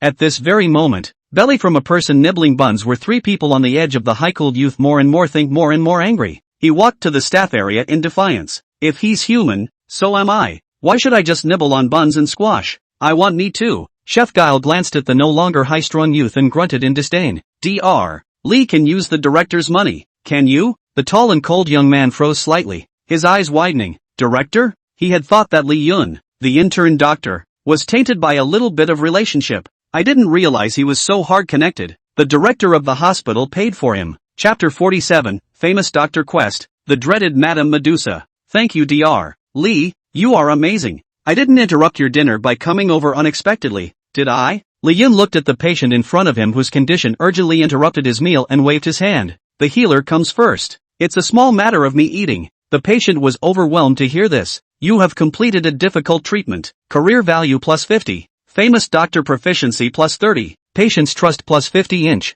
The famous doctor's mission has been triggered. Do you want to start it? The mission is finally here. Like the psychiatrist, I can advance this profession to the highest level by completing the mission. This will save Sleeping Beauty. Li Yun was delighted in his heart and immediately clicked on Open Quest. Famous Doctor mission successfully launched. Task 1, Accumulation of Patient Trust. With more than 1,000 trusts considered completed, accumulated, 200. Task 2, Treatment of 500 patients, treated, 108. Task 3, Completion of 10 high-level treatments, treated, 1. Task 4, Achievement of 2,000, current, 50, Proficiency in Famous Doctors. Task 5, Teach 2 apprentices and complete the legacy, current, 0. For the above tasks, you may choose any 3 or complete all of them, and the promotion reward for completing all of them will be the greatest. None of the tasks are easy, but if you complete it, the rewards you get can be extraordinary, like a psychiatrist's heartbeat. If it wasn't for this heaven-defying divine skill, Li Yun wouldn't have been able to walk out of the blood-sucking ancient castle. I still have 6 days to go. These tasks are not impossible to accomplish. After all, with patients piling up every day, it's easy to meet the conditions of task 1, 2, 4. As for mission 3, it's up to luck to match the tricky quandary. If Task 5 takes on apprentices. Mia sent the patient away and looked at Li Yun with incomparable admiration. Dr. Li is fantastic. This is the nail in the coffin of our hospital. I don't know how many doctors I've been to that haven't been able to cure it. Sure enough, Dr. Li's hand is a handful. If I learn medicine and become a doctor in the future, I want to be as good as Dr. Li. Looking at the excited Mia, the corner of Li Yun's mouth curled up. You mean, you want to study medicine and become a doctor? Trigger keywords. Mia's little face flushed and her hands twisted as she gently bowed her head. That's all people say. It's hard to study medicine or I wouldn't be just a nurse. Li Yun shook his head. That's because you haven't met a famous teacher. The so-called famous teachers make great students. If you worship me, I will strongly support you. What's the difficulty? Mia glanced up. Power support? Your focus is a little off. Dr. Li wants to take me as his disciple? Karma is not a bad idea. What does that entail? Haven't you circled the point? Mia's little face is even redder. Bad. It's going to be forceful. The consultation room of the 100 Guile Hospital. What do I have to say about you guys? Let me, the director, step in for a little thing. How come this disease can't be cured? Surgery. Hospitalization wouldn't be nice? Director Wang looked at the hospital in front of him at several doctors who had convened a consultation and hated it. Director Wang, what I just mentioned was surgical hospitalization, which was refuted by you. A doctor timidly said. Did I retort? Then I was right to retort. Surgical hospitalization is so inefficient. Director Wang said firmly. But how do you treat it if you don't? Asked Dr. Li. He successfully treated more patients in one night than all of you combined in a few days. He's simply a miracle doctor. A miracle doctor? The doctors looked at each other. Who is Dr. Li? We have a new doctor here?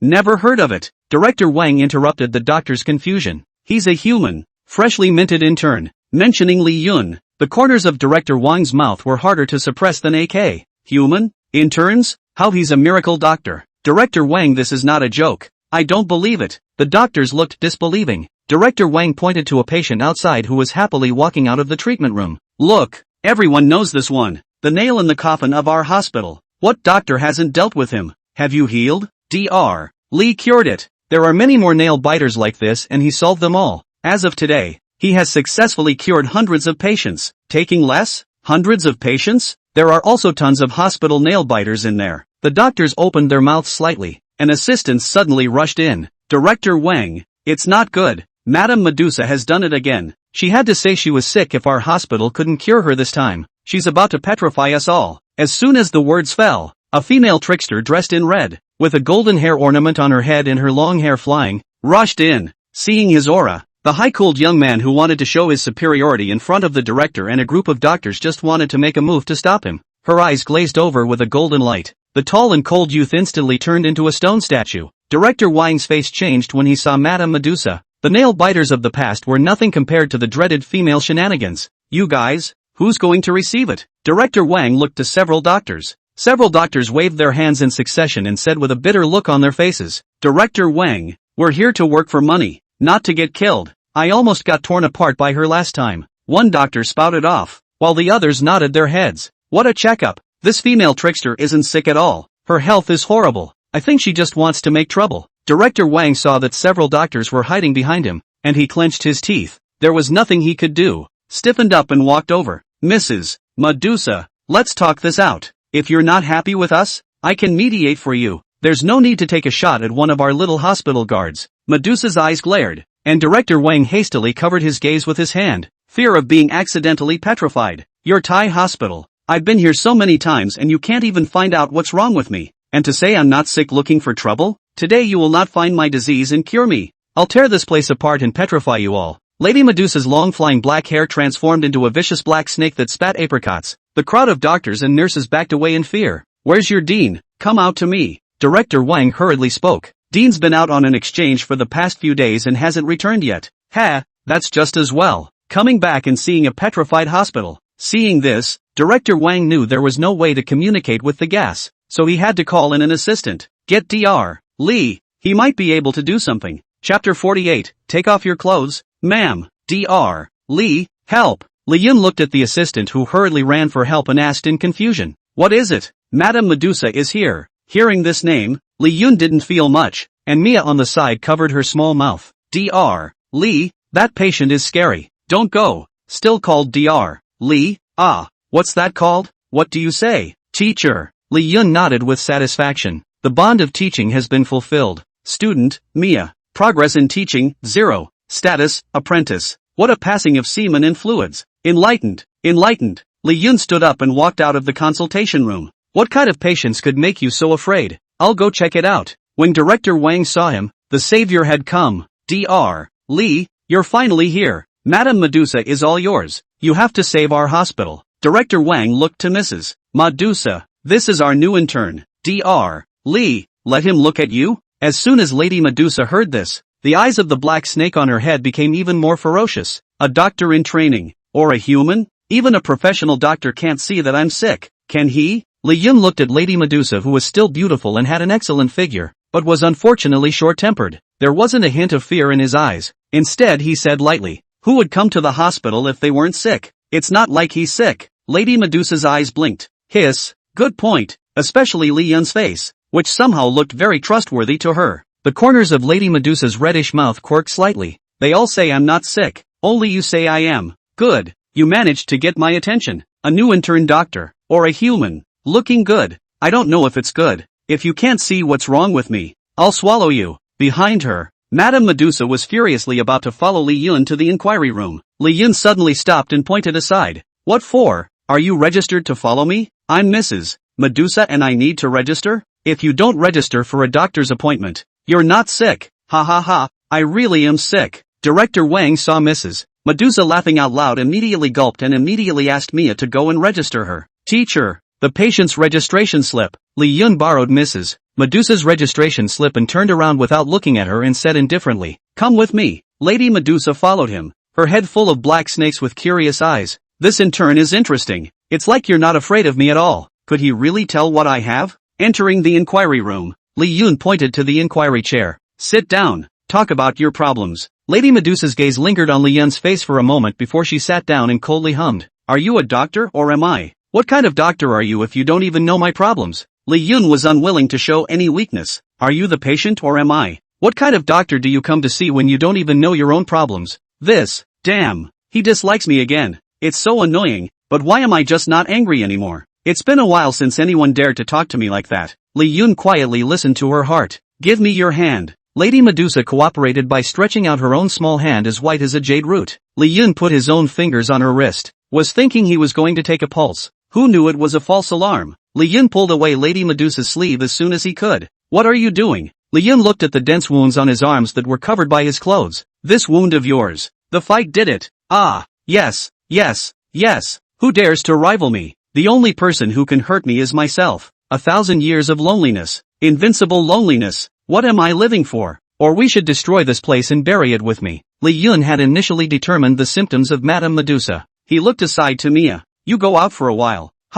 Is there anything I can't see? You can't even look at the next one. Mrs. Medusa, take off your clothes. Mia shooed and ran out of the inquiry room. Small and red-faced, she slumped against the door, trying to eavesdrop on what would happen next. Undress? It's part of the cure, but why should I listen to? Okay. Lady Medusa gently removed the gorgeous golden veil draped over her body. She didn't know why she had listened to such an offensive request. She only felt that the Dr. Li in front of her was worthy of her trust. Maybe, he can really cure me. Lady Medusa removed her tunic, and Li Yun just stared at her as he continued. Go on. It's part of the cure. Madame Medusa gritted her teeth. Where was this treatment? Still need to take it off? It was obviously offensive, but whenever he saw Li Yun's eyes, she just couldn't get angry. Lady Medusa, who had removed her clothes and revealed her white back, was like a work of art at the moment. There's the best thing in the world there. Walk over and see it. Don't worry, I won't peek. When Lady Medusa saw Li Yun turn around, she slowly stood up,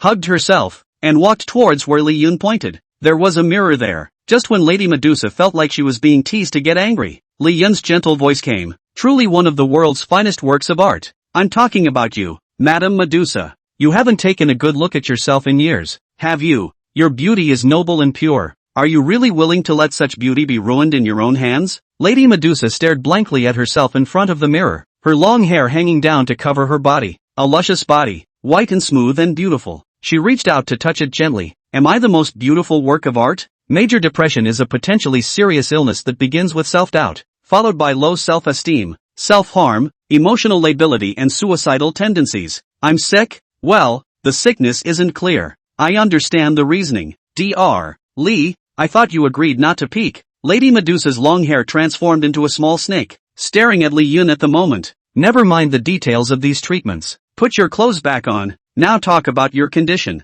Madame Medusa dresses and sits back down. The questions that had been plaguing her mind, the troubles that haunted her soul, the answer finally came today. She was sick, not physically, but sick in spirit and soul. Chapter 49: The perfect way to commit suicide and get your life back. You have subliminally treated the patient. Career value plus 20. Famous doctor proficiency plus 20. Patient trust plus 20 inch. Lady Medusa wrapped her arms around the golden sand draped over her body, a hint of haggardness not visible to outsiders on her face. I have been sick for 1,000 years and no doctor knows what ails me or why. I don't know what's wrong with me. Am I still the unbeatable Madame Medusa I once was? I'm getting more and more self-conscious and afraid to look at myself. I did all the bruising on my arm myself. This time when I came to the hospital, I was thinking of going down with the whole hospital, so that I can be relieved. Li Yun listened quietly. Treating the lady could not be done by conventional means. No wonder all those specialized doctors can't do anything about it. After all, there is a psychological dimension involved. Does Lady Medusa have any more wishes or desires? Like money?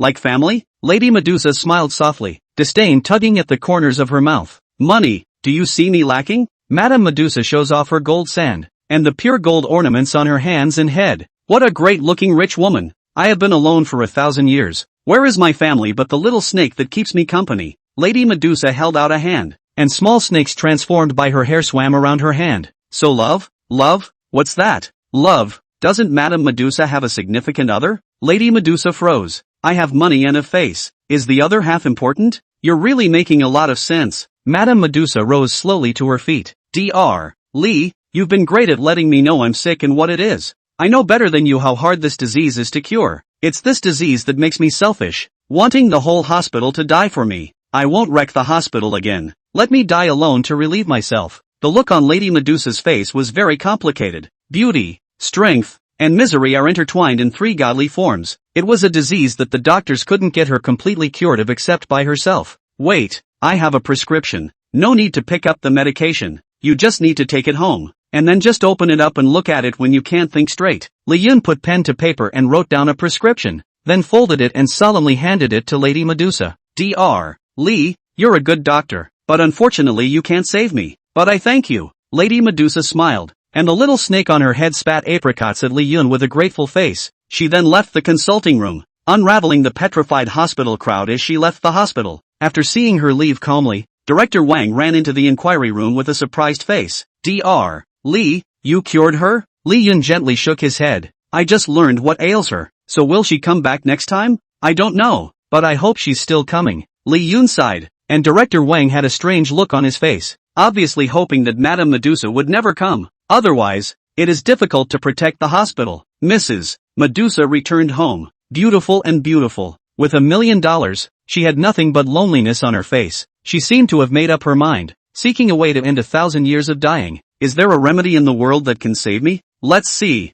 Opened the prescription given by Li Yun. A coin in the prescription fell to the ground. It makes a ding sound. A perfect way to kill yourself. Sure enough, I'm hopeless. 1. Take a hot bath. 2. Make a cup of hot milk with honey or chocolate. 3. Listen to your favorite music. 4. Drink the milk and lie down on the bed. Mrs. Medusa did as she was told one by one, lying on the bed with her hands folded like a delicate rose. 5. When you open your eyes and see the sunrise, you are dead and reincarnated. So go and live again with a new identity and a new mood. Lady Medusa opened her eyes as if she had gone through a whole cycle. What just happened to me? It's obvious that I just slept, but it's like I went through an entire reincarnation. I saw the beauty of being alive, of what is called love. Lady Medusa looked at the prescription in disbelief. Then her eyes caught sight of a coin that had fallen to the ground. Just as the coin dropped, there was a ding. She had been hypnotized without warning. So follow Li Yun's approach and go through a cycle. Lady Medusa gently held the prescription, and she felt like a newborn. There are also desires and goals that were once absent. Dr. Lee,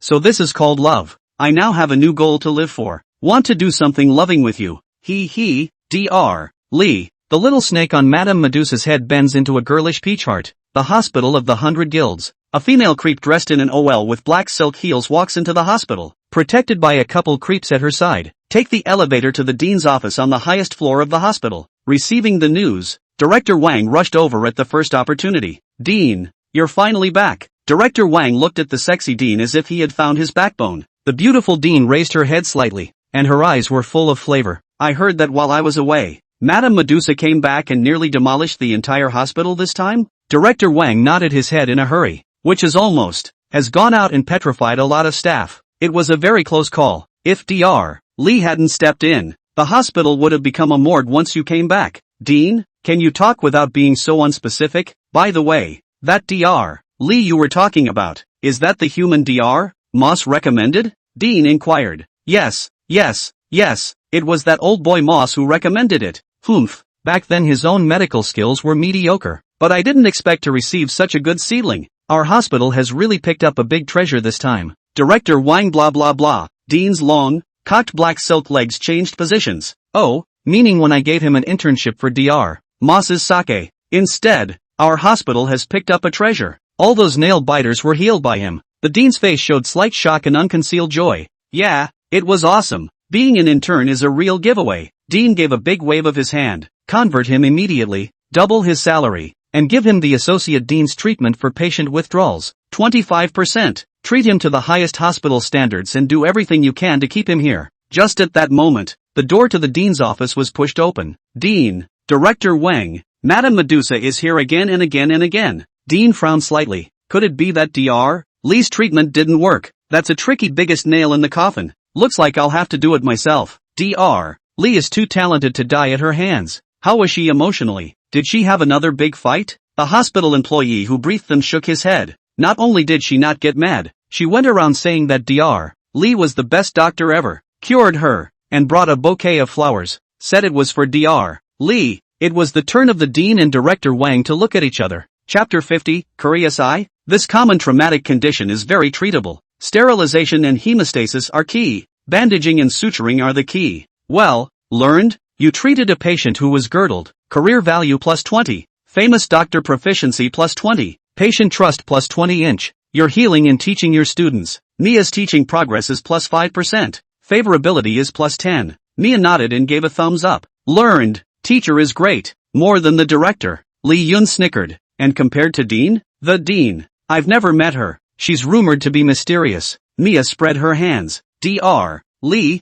you're really here. Mrs. Medusa walked in, holding a bouquet of flowers. I'm happy to see that ma'am is okay. This is for you. Thank you Dr. Lee for giving me a new life. Mrs. Medusa handed the flowers to Lee Yun. In return, Mrs. Medusa, we're in a proper hospital here. You don't want to take off your clothes as soon as you come in. Lee Yun rushed to stop Mrs. Here's another patient. Madame Medusa looked at the patient whose treatment was over with displeasure. All right, okay or not? That patient hurriedly got up, and, with a careful support of the upper part of his sealed body, left the consulting room. And who are you and what are you doing here? Mrs. Medusa looked at Mia. I'm Dr. Lee's student. Oh, so it's a family. Call me Master Mother from now on. Mia froze and coldly grunted in her mind. You're a 1,000-year-old cow and you want to eat my teacher's grass? My teacher is mine. Here, it's a meet and greet gift. A solid gold bracelet. It matches you. Thank you, Mistress Lee Yun.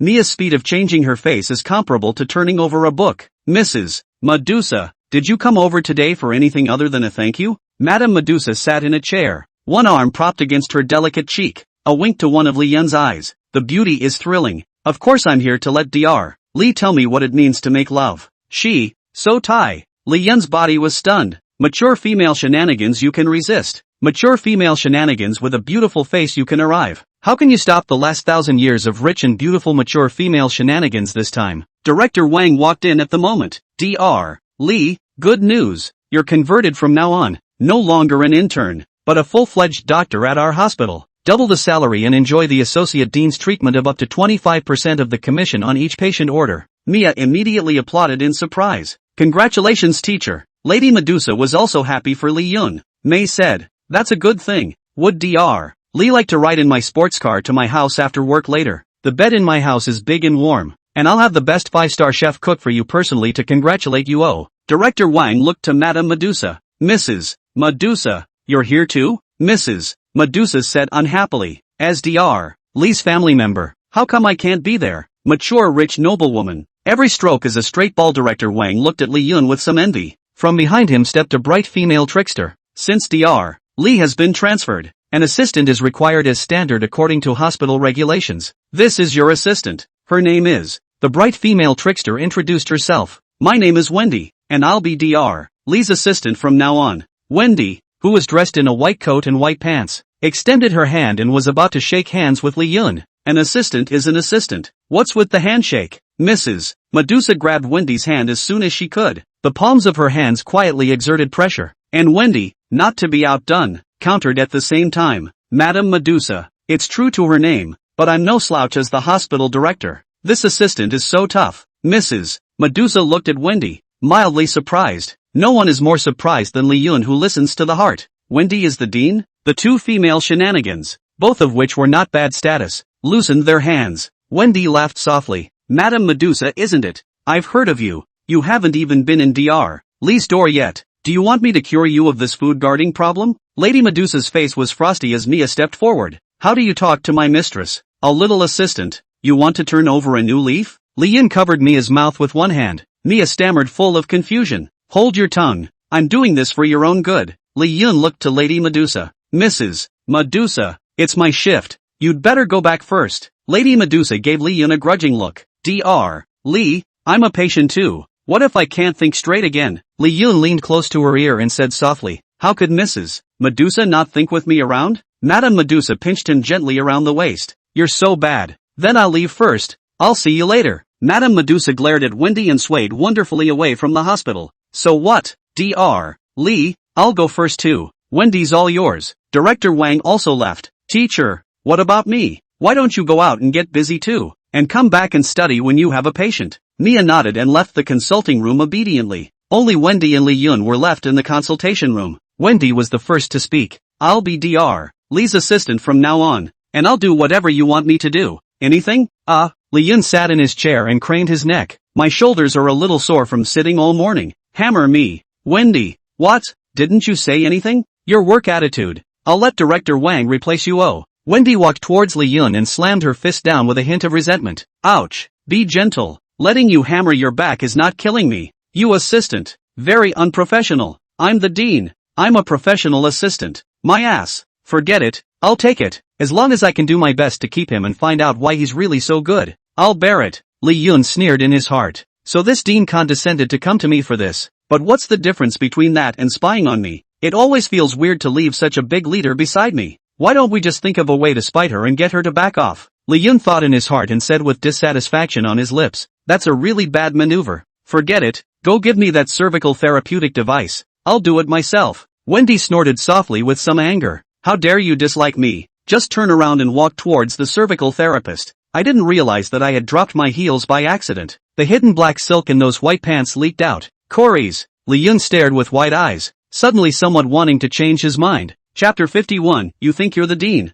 Oh, it's leaking. Wendy, who had come down from her office and hadn't had time to change and had to settle for a pair of pants over her black silk jacket, was a little embarrassed at the moment. Rushed to put the warm, jade-like, silky, extremely good-looking jade feet into the high heels. And you know how to hold a man. For that, I'll take your assistant. Wendy blushed with shame and joy. In any case, with Lee Yun's approval, she can continue to lurk in the open style. Teacher, a patient has been sent to the emergency room and needs your help. Mia came rushing in, her 36D undulating and anxious. Usually patients sent directly to the emergency room are seriously ill. Lee Yun's face was pleased. This will go a long way in helping him accomplish his mission. Wendy, Mia, you're with me. Entering the emergency room, a patient lying on the operating table like a fish on a needle. For around him, surrounded by doctors clad in white coats, one of them had a knife in his hand. Arguing with the other doctor beside him, he kept gesturing at the patient. The frightened patient closed his eyes and almost fainted.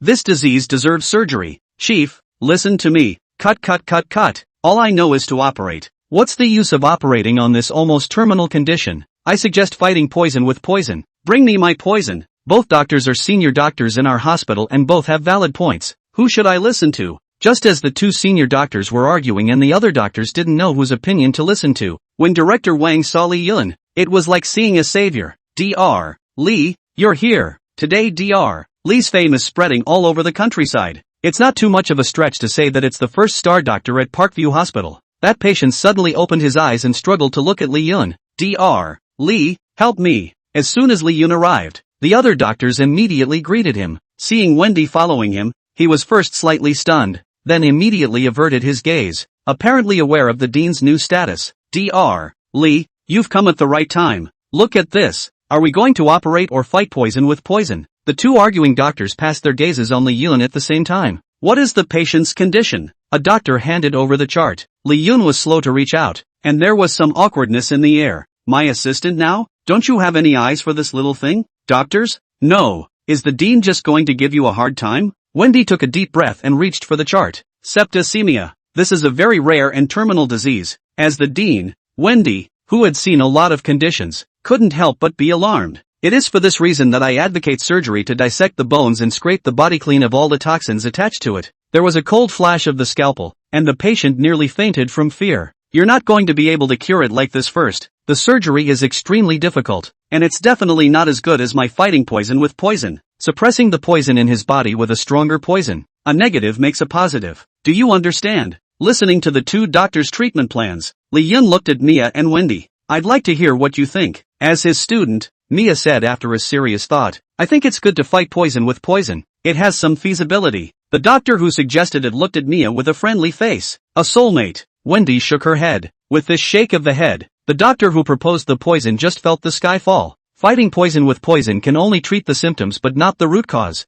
If you want to completely remove the toxins from your body, you can only cut open the bones and remove the toxins from his body. Without further delay, Dr. Yogi, you will begin surgery immediately. How many assistants do you need? You tell Director Wang directly, and Director Wang will cooperate fully. Don't hold back the other doctors. Record this surgery. If we succeed, our hospitals will be famous. Does everyone have the confidence to pull together the entire hospital to accomplish this medical feat? Wendy raised her right hand high and suddenly found the air awkward. Director Wang and the doctors were face to face with her. Oh no, I seem to have gotten my current identity wrong. Lee Yun turned his head with a pensive face. Finished? I asked you to give your opinion, not to call the shots. You think you're the dean? Wendy bowed her head slightly and grunted in her defiant mind. I am. Lee Yun was also grunting coldly. I didn't know you were, but don't you like to role play? Then you'll have to coil up even if you're a dragon now, and lie down even if you're a tiger. My dean, aide. Director Wang immediately applauded, diffusing the embarrassment with a workplace floating dust for 100 years.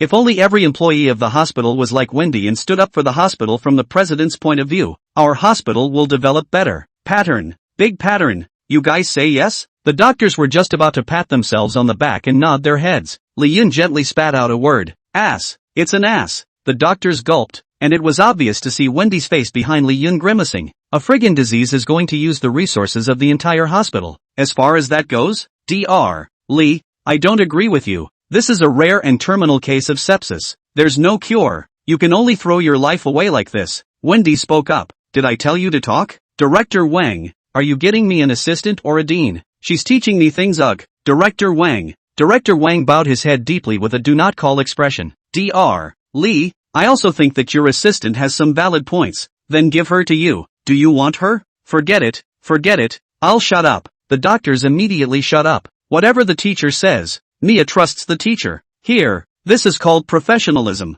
Little assistant, learn how to talk to the leader. Lee Yun patted Wendy's shoulder and spoke at length. Wendy was on the verge of exploding. I'm the dean. You want me to learn how to kiss your ass? Damn Lee Yun, do you believe I'll take off my clothes now and scare you to death? Ahem. Take off your identity. The thought of Lee Yun seeing his Corey's eyes went wide. If he himself took off his clothes, it wouldn't be scaring him to death. It would be rewarding him. He can cure this disease without surgery? Wendy said unconvincingly. Yes, why not? Watch and learn. I'm only going to teach you one, so little helper. Wendy froze as Lee Yun gently hooked her chin with his hand as he turned toward the operating table. Director Wang was even more wide-eyed. Molesting Dean. How dare he? Calm down. Calm down. If he can't fix it, I'll have another seizure. If he's cured. Wendy suppressed her anger and looked at Lee Yun. Chapter 52 New Profession. Apothecary. Lee Yun walked towards the operating table and placed one hand on the patient's body. Is it not working here? Dr. Lee, that's Quinn there. It can't not work. Lee Yun changed places. Yes, it's the upper body. It hurts. It's all poison. Lee Yun's casting holy hand. Ouch. I feel like the toxins are lessening. The patient groaned in comfort. The other doctors were beyond shocked. What? Lee Yun ignored their shock and looked at the feedback given by the holy hand. You perceive the poison of decay. Toxin +1. Toxin +1. Toxin +1. Do you choose to refine the toxin? After Li Yun was promoted to famous doctor, not only did his body's antibodies to toxins, viruses, and toxins increase, it also allowed Sage Hand to awaken a new skill. Refinement. It can distill all the negative effects from the patient. Refine. Li Yun spoke softly. The poison of decay in the patient's body is then sucked out of his hands. 30% of the poison of decay has been extracted. 50% of the poison of decay has been extracted. 60% of the poison of decay has been extracted. Just as it was about to finish, the system popped up another prompt. Detecting that the host has refined negative effects, he can awaken the similar profession of apothecary. Do you want to spend 1,000 career points on your chosen awakening? Li Yun's eyes lit up. I didn't realize there was such a surprise. Thought the awakenings were all 500 random, and didn't know what kind of professions would be awakened. And it's amazing that this moment can be selected for awakening based on similar occupations. He looked at his profession value and at the moment, he had exactly 1088. Without hesitation, he chose awakening. Apothecary. Occupational level, elementary. Talent skill, plus 30% success rate in medicine making. Occupational skills dash. 100 refineries, can refine all medicines and elements. 100 poisons, you ignore the side effects of all drugs and are invulnerable to all poisons. The rest of the skills can be unlocked by upgrading. Looking at the alchemist's skill panel, Li Yun could not help but take a deep breath of cold air. Boy, that's strong. The poison of decay has been obtained and a potion of decay can be made. You complete a difficult treatment. Career value plus 50. Famous doctor proficiency plus 50. Patient trust plus 50 inch. Student Nia observes your treatment. Nia's teaching progress is plus 3% and her favorability is plus 5. Task 3, completion of 10 high-level treatments, treated. 3,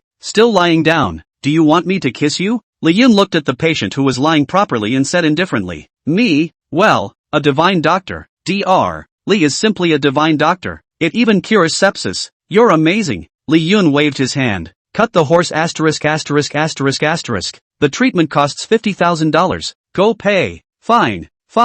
I'll give you 100,000. Not to mention 50,000. Then pay $100,000. Patients rushed to pay, fearing that the price would go up again if they were late. The other doctors were dumbfounded when they looked at Li Yun. That's okay? Not only is it an easy cure for a terminal illness, but it also sets its own price? The bottom line is that neither of the two leaders who approved the medical costs and reviewed them said anything. It's not that they don't want to talk about it. Wendy and Director Wang were equally shocked with their jaws nearly dislocated, unable to speak at all. Teachers are awesome. Teachers are the best. Muah. Nia rushed up and kissed Li Yun. Li Yun said unhappily, is that how you honor your teachers? Nia was embarrassed. Oops. Sorry teacher. I can't help the adoration in my heart. Li Yun pointed to the right side of his face that wasn't kissed. What kind of person kisses only one side? This side needs a little bit too. Muah. It's great. Li Yun lifted his red-lipped cheeks with Mia to look at Wendy. There was only one word in Dean's mind at the moment. Asterisk.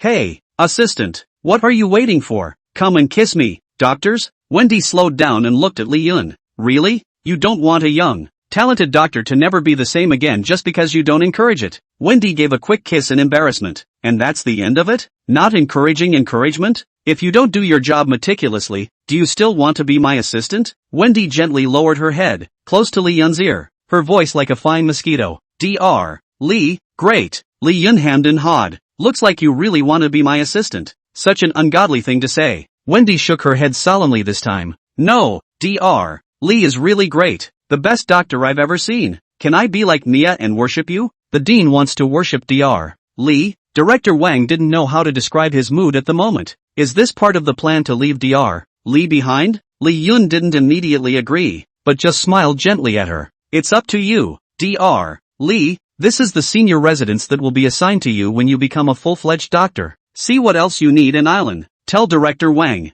Wendy brought Li Yun to the upgraded senior residence. It's a single suite, very luxurious. Gee, you say your dean set me up so well. Besides seeing me is good. Are you coveting my good looks and liking me? Wendy, Dr. Li, there's nothing else you need, you just rest. I'll go back first. Just as Wendy turned to leave, Li Yun called out to her. Wait, you're coming in with me. Come in? Ha? Wendy froze. He's not trying to sleep with me, is he? He's a good healer though. He's quite handsome, and his eyes are mesmerizing. But it's the first day we met. How can you be so hasty? Li Yun listened to Wendy's heart, a big pause in her heart activity, and could not help but stare. Didn't you want to worship me? Come in. Hearing this, Wendy walked into Li Yun's room with a clench of her teeth. Close the door. It'll be too loud and disruptive later. Wendy turned around and saw Li Yun taking off his white coat and underwear, revealing a perfectly toned muscular body. Dr. Li, what are you doing? Don't just stand there. You take off too. Ha! Looking at Wendy, who stayed where she was and didn't dare to move, Li Yun flopped down on the bed. Massaged. I've seen your technique. It's not very good.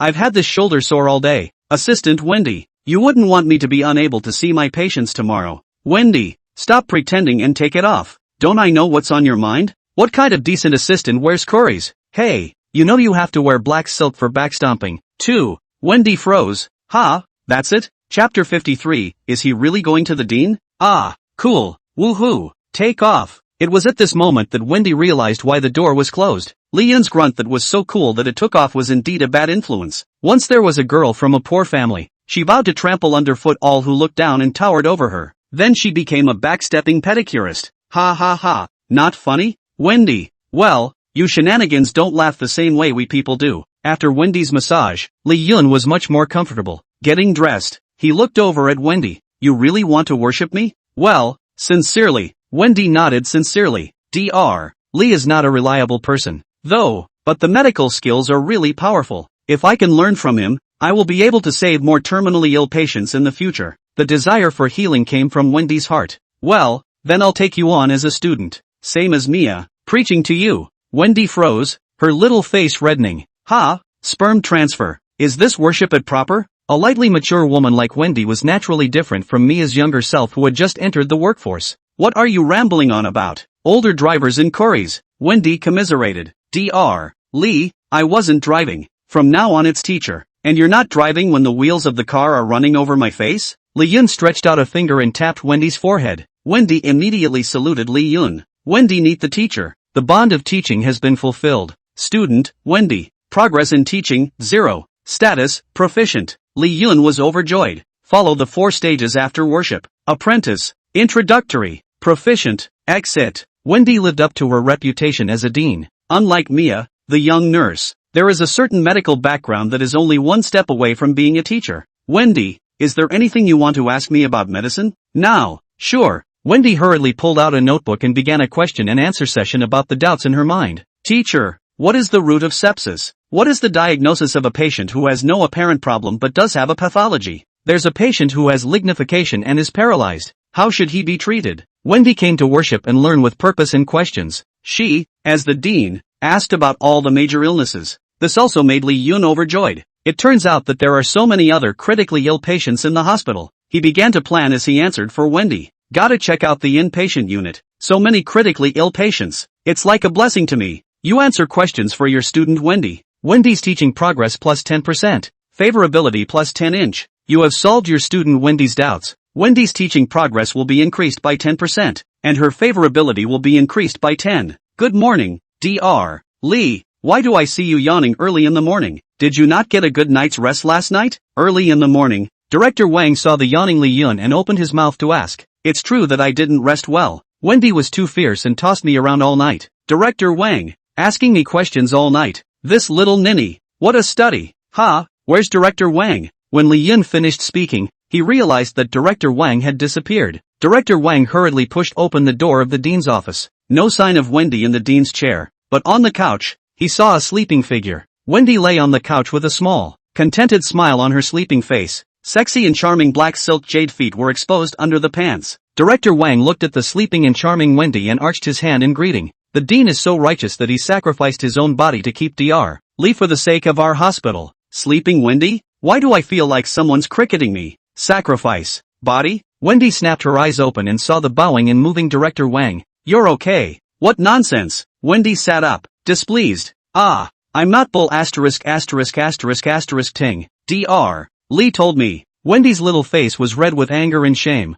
What nonsense is the teacher talking about? Director Wang, I'm telling you, I'll jump even from here. Nor would you leave a teacher behind by such despicable means. Wendy pointed out the window at the dozen-story building and said indignantly, Teacher? Dean, you worship Dr. Li? Director Wang once again exclaimed. Wendy yawned and put her feet into her shoes. Stand up. Sensei is truly a miracle healer. A lot of knowledge I've never heard of even as a dean. Listening to him last night was worth 100 years of reading. It would be an honor to worship him. With his talent, he'd be a commissioner for a dean's job. Wendy did not hide her admiration and appreciation for Lee Yun. What? He's really going to you over Dean? Get out. Wendy pointed to the door, her little face mortified. Director Wang immediately scrunched his neck and rolled out. What comprehension? Forget it, it's almost time for work. Now I'm the teacher's student and little assistant. Wendy walked into a small room inside the dean's office. Sensei likes curries. What a strange hobby. So do I wear white or red under my pants today? Wendy hesitated as she looked at the assortment of clothes and stockings that hung all over the small room.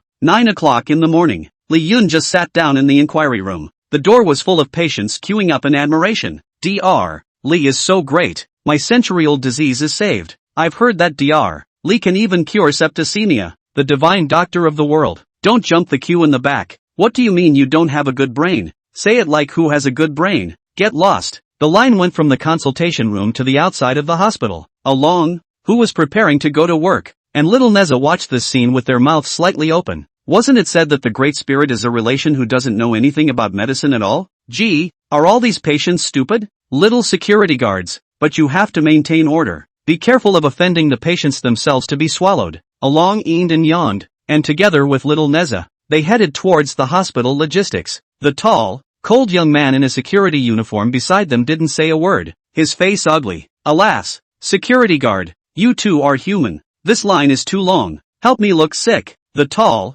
cold youth froze. I don't know anything about medicine. Che, I thought you humans were all equally powerful, but it turns out it's just Dr. Lee Bull. Look at you. You're destined to be a security guard for the rest of your life. Get lost and don't get in my way of the line. The high-strung young man fell on his ass when he was pushed by an evil creep who was covering his teeth in excruciating pain. And he dared to be angry. Just a sudden feeling. Why is it that the gap between people is so wide? Chapter 54 plus, Broken Heart Herb, equals, Withering Potion. These rice balls are pretty good. Next, Lee Yun treating a patient. Beside her, Mia was feeding Lee Yun with a rice ball. Move a little to the right. Didn't say you. You keep lying down. You'll be cured in no time. Wendy, who was standing behind her and pounding Lee Yun's back, moved her hands to the right. Two gorgeous female creeps stood behind him, waiting on him, envied a group of patients who were visiting. Mom, in the future I want to study medicine too. Oh, is it because it saves patients? No, because I get to have a pretty sister to serve me. When faced with this situation,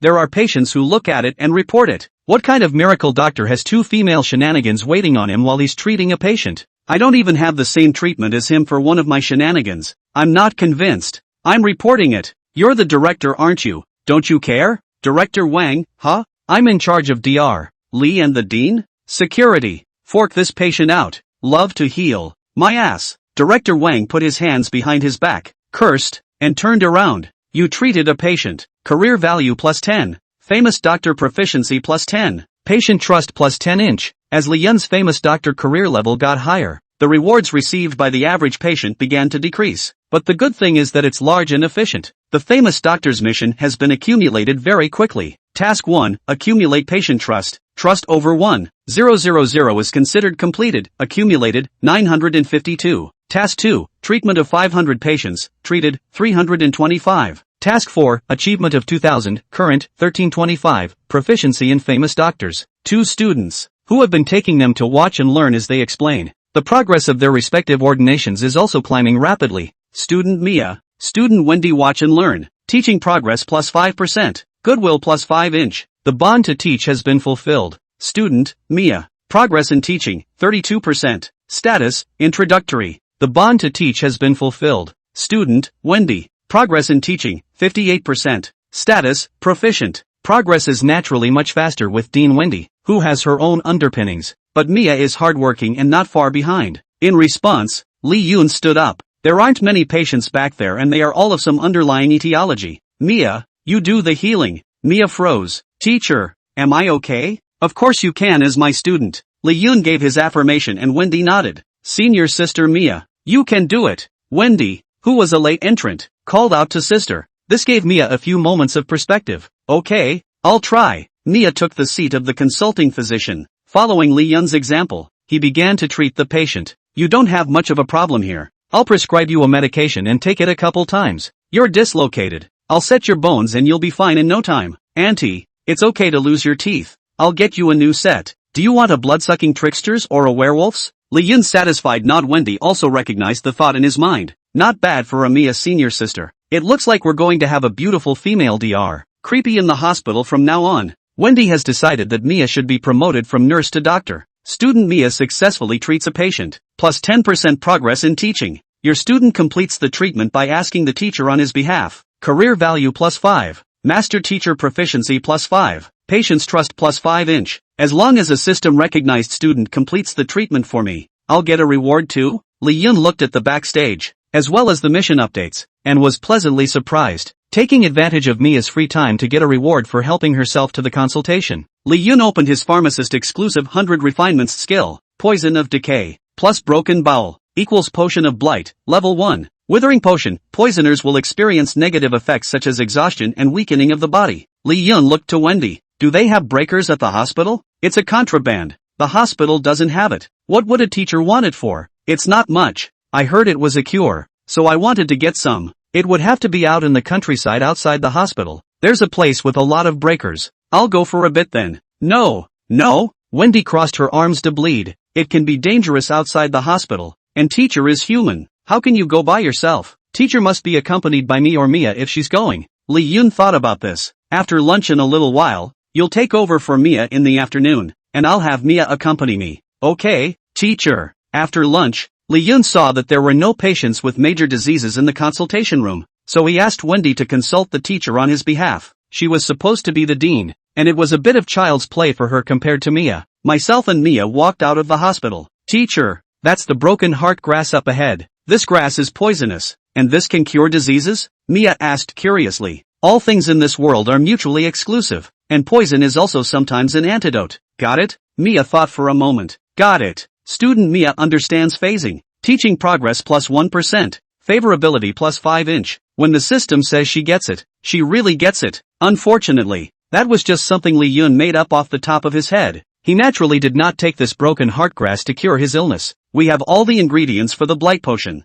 Will you synthesize it? Synthesize. Consumption of poison of decay minus 5%. Consumption of spirit severing herb minus 1. Obtain potion of withering asterisk 1. You have completed the first level of potion making for the first time. Career value plus 30. Alchemist career proficiency plus 30 inch. The success rate is pretty high. One shot. It might have something to do with the grade of this potion. After all, it's a low grade 1 potion. There are a total of 7 levels of potions. If Li Yun's occupational proficiency at this point in time were to forcefully synthesize a high-level potion of level 4 or higher, even with the bonus of talent, the success rate is estimated to be less than 10%. Picking all of the soul-severing grasses from a patch, there were probably a few dozen of them. Li Yun looked up and watched the sky getting late. Okay, let's go back. Mia nodded. Return to the hospital with Li Yun. Suddenly a group of creepy creatures rushed out with weapons in hand. Mia was the first to protect Li Yun. What are you doing? This is our Gue hospital doctor. The lead creepy thing looked at Li Yun and said coldly.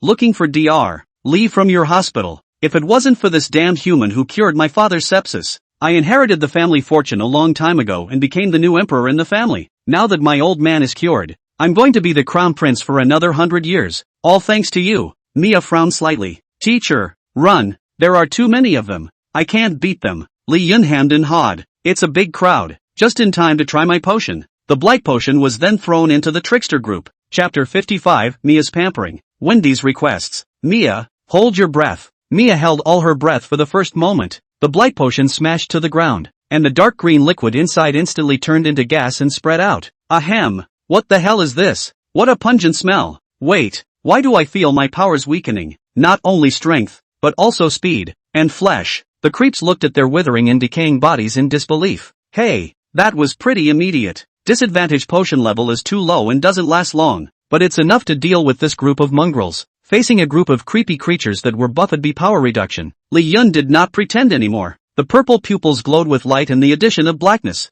At the moment he was the hunter in the night. With great speed, he grabbed a trickster's arm and yanked it. Ah, my arm. Don't you come any closer. My thighs. Head. Who saw where my head was kicked? Li Yun clapped his hands and resolved the creepy thing in front of him in 3 strokes. This group of tricksters had average battle power, and were about the same as the D-rank Li Yun and the tricksters, belonging to the blood trickster realm. The realm is divided according to the 7 levels of the realm corresponding to the player's artifacts: Grievous Ghost, Underworld Artifact, Blood Artifact, Knight Artifact, Fierce Artifact, Artifact King, and Artifact Emperor. There's obviously something about such a creepy thing that doesn't make it to the top, but you can't beat the numbers. If they were in their heyday, Lee Yun and Mia of the same realm, it's hard to deal with, but with the weakening of the Blight Potion, it would be a stinker. The ground was littered with broken limbs. Lee Yun didn't forget to advertise. If you want to get your bodies back, remember to come to the 100 Guile Hospital and see me. Dr. Lee. Lee Yun turned around and snapped his fingers in a dashing manner. Mia,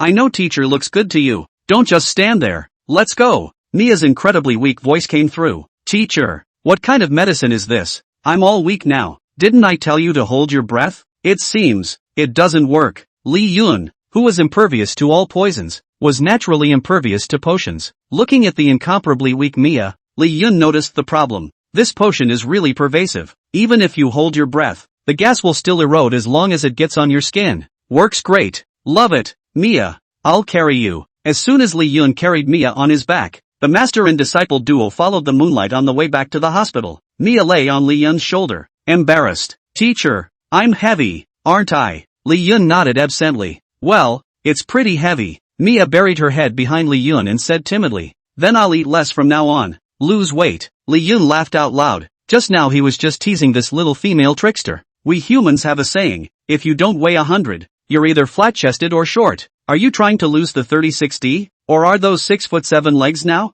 Mia asked in a small voice. So which one does the teacher like? Lee Yun pretended to think for a moment, freeing one hand to slowly squeeze it tight. Me? All of them. Teacher is so bad. Hey, you haven't complimented teacher on how handsome he was just now. Handsome. Extra handsome. Super handsome. In Mia's mind teacher is the most handsome human. Lee Yun nodded in satisfaction. Or Mia's a good girl. Promise your teacher you'll stay big. Ha, what is that teacher saying? Words of blessing. Ha ha ha. Teachers like big ones, so the teacher is big too? Ahem. We're not out in the car, so don't speed. Mia's face gently pressed against Lee Yun's shoulder and murmured, it's nice to meet a teacher. Lee Yun smiled gently. Back at the hospital, Wendy, who happened to have finished treating patients and walked out of the consultation room, saw Lee Yun carrying Mia, rushed over. Teacher, is something wrong? Met some trouble on the way. Lee Yun put down Mia, and Wendy immediately helped support her senior sister. Senior sister is injured? That's not true.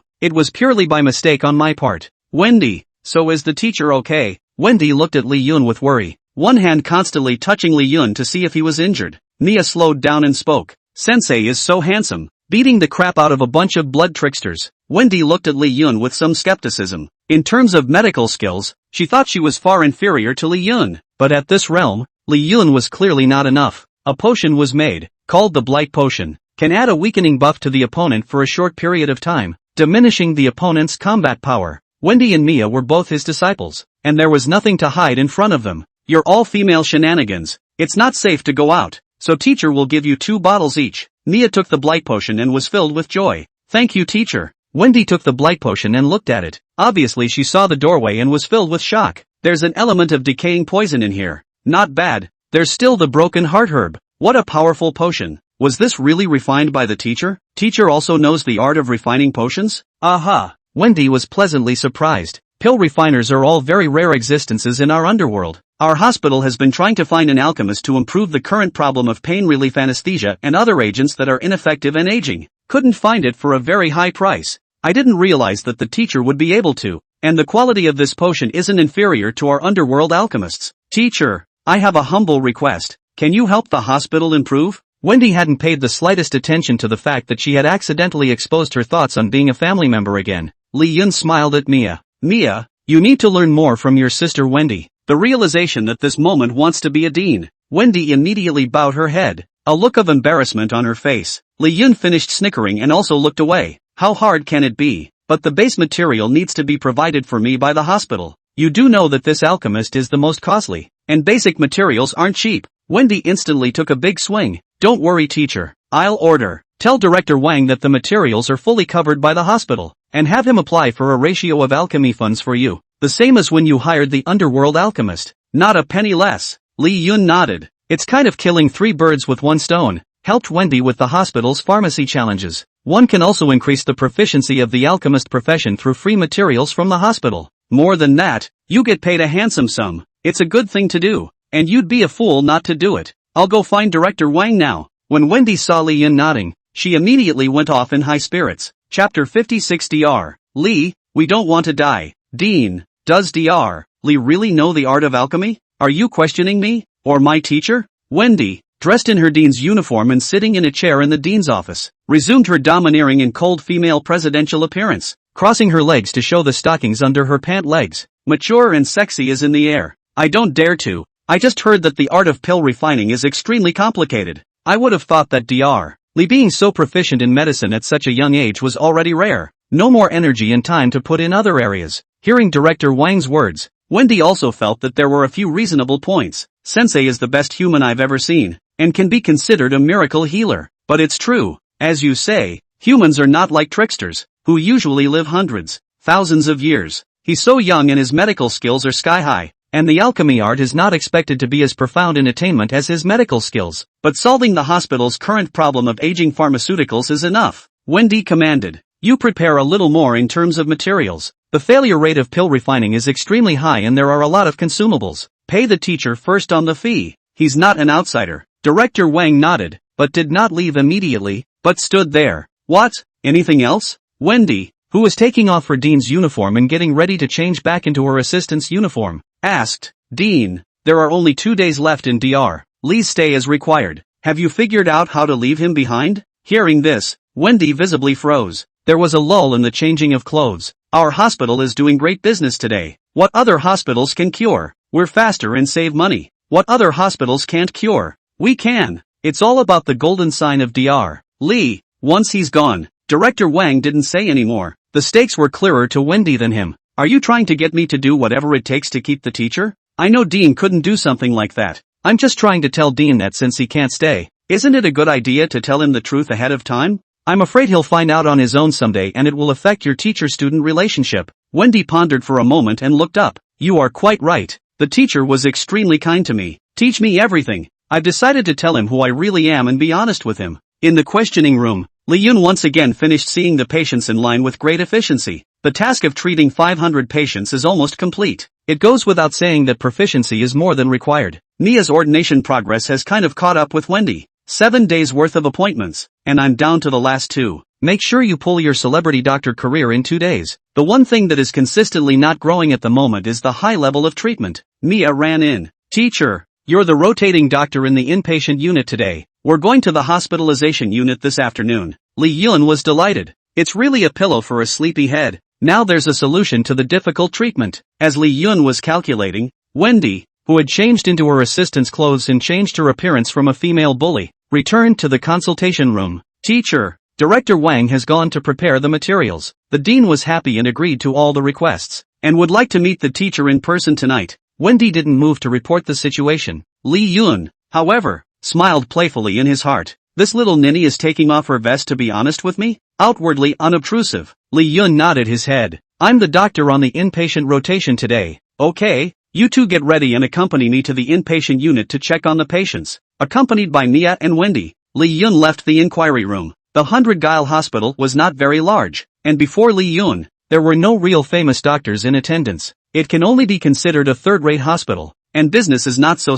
hot. In addition to the infrastructure of acute care, logistics, office, and pharmacy, there is also an inpatient unit. Why aren't there any doctors sitting on the inpatient unit? While walking, Li Yun asked. Mia was clearly unaware and looked confused. Wendy spoke up. The hospital's already scarce resources for renowned doctors are not enough, so they have to put all their resources in the frontline emergency room. Doctors view patients in the inpatient unit on a shift basis. The only nurses left in the inpatient unit are the ones who take care of the patients on a daily basis. Mia wondered. Senior sister Wendy knows a lot. I've been coming to the hospital for several years and it's the first time I've been to the inpatient department. Wendy laughed softly. If elder sister had stayed in the hospital for 100 years, she would have known about these things. Wasn't Sister Wendy just an assistant in the hospital? Oh, I accidentally blurted it out. Ahem. Senior sister may have misremembered. I used to be a nurse in the inpatient department, which is why I was transferred to acute care as a teacher's assistant by Director Wang. Mia, a 36D with little heart, nodded naively. So I misremembered. Elder sister, have you seen the dean? I heard from my teacher that our dean is old and ugly, and that he's a disgrace to look at. The dean has asked our teacher to meet with him tonight. The teacher won't be scared to death. After all, There aren't many female creeps as beautiful as us. Wendy, I thank sister for the compliment. Wendy gritted her teeth in thanks and glared at Li Yun's back, glaring at the god. As Li Yun listened to the whispered mutterings of the two female shenanigans, the corner of his mouth hooked into a smile. Arriving at the inpatient unit, a terminally ill bizarre Moncler jacket salesman with an optimistic yo-yo face said, "Yoo-hoo, Dr. Human? This is the first time I've seen it. Are you also here to fulfill your hospital duties to cheer and encourage us dying creeps? What's all this talk about how the hospitals are working hard to overcome these terminal illnesses? That we're not going to die?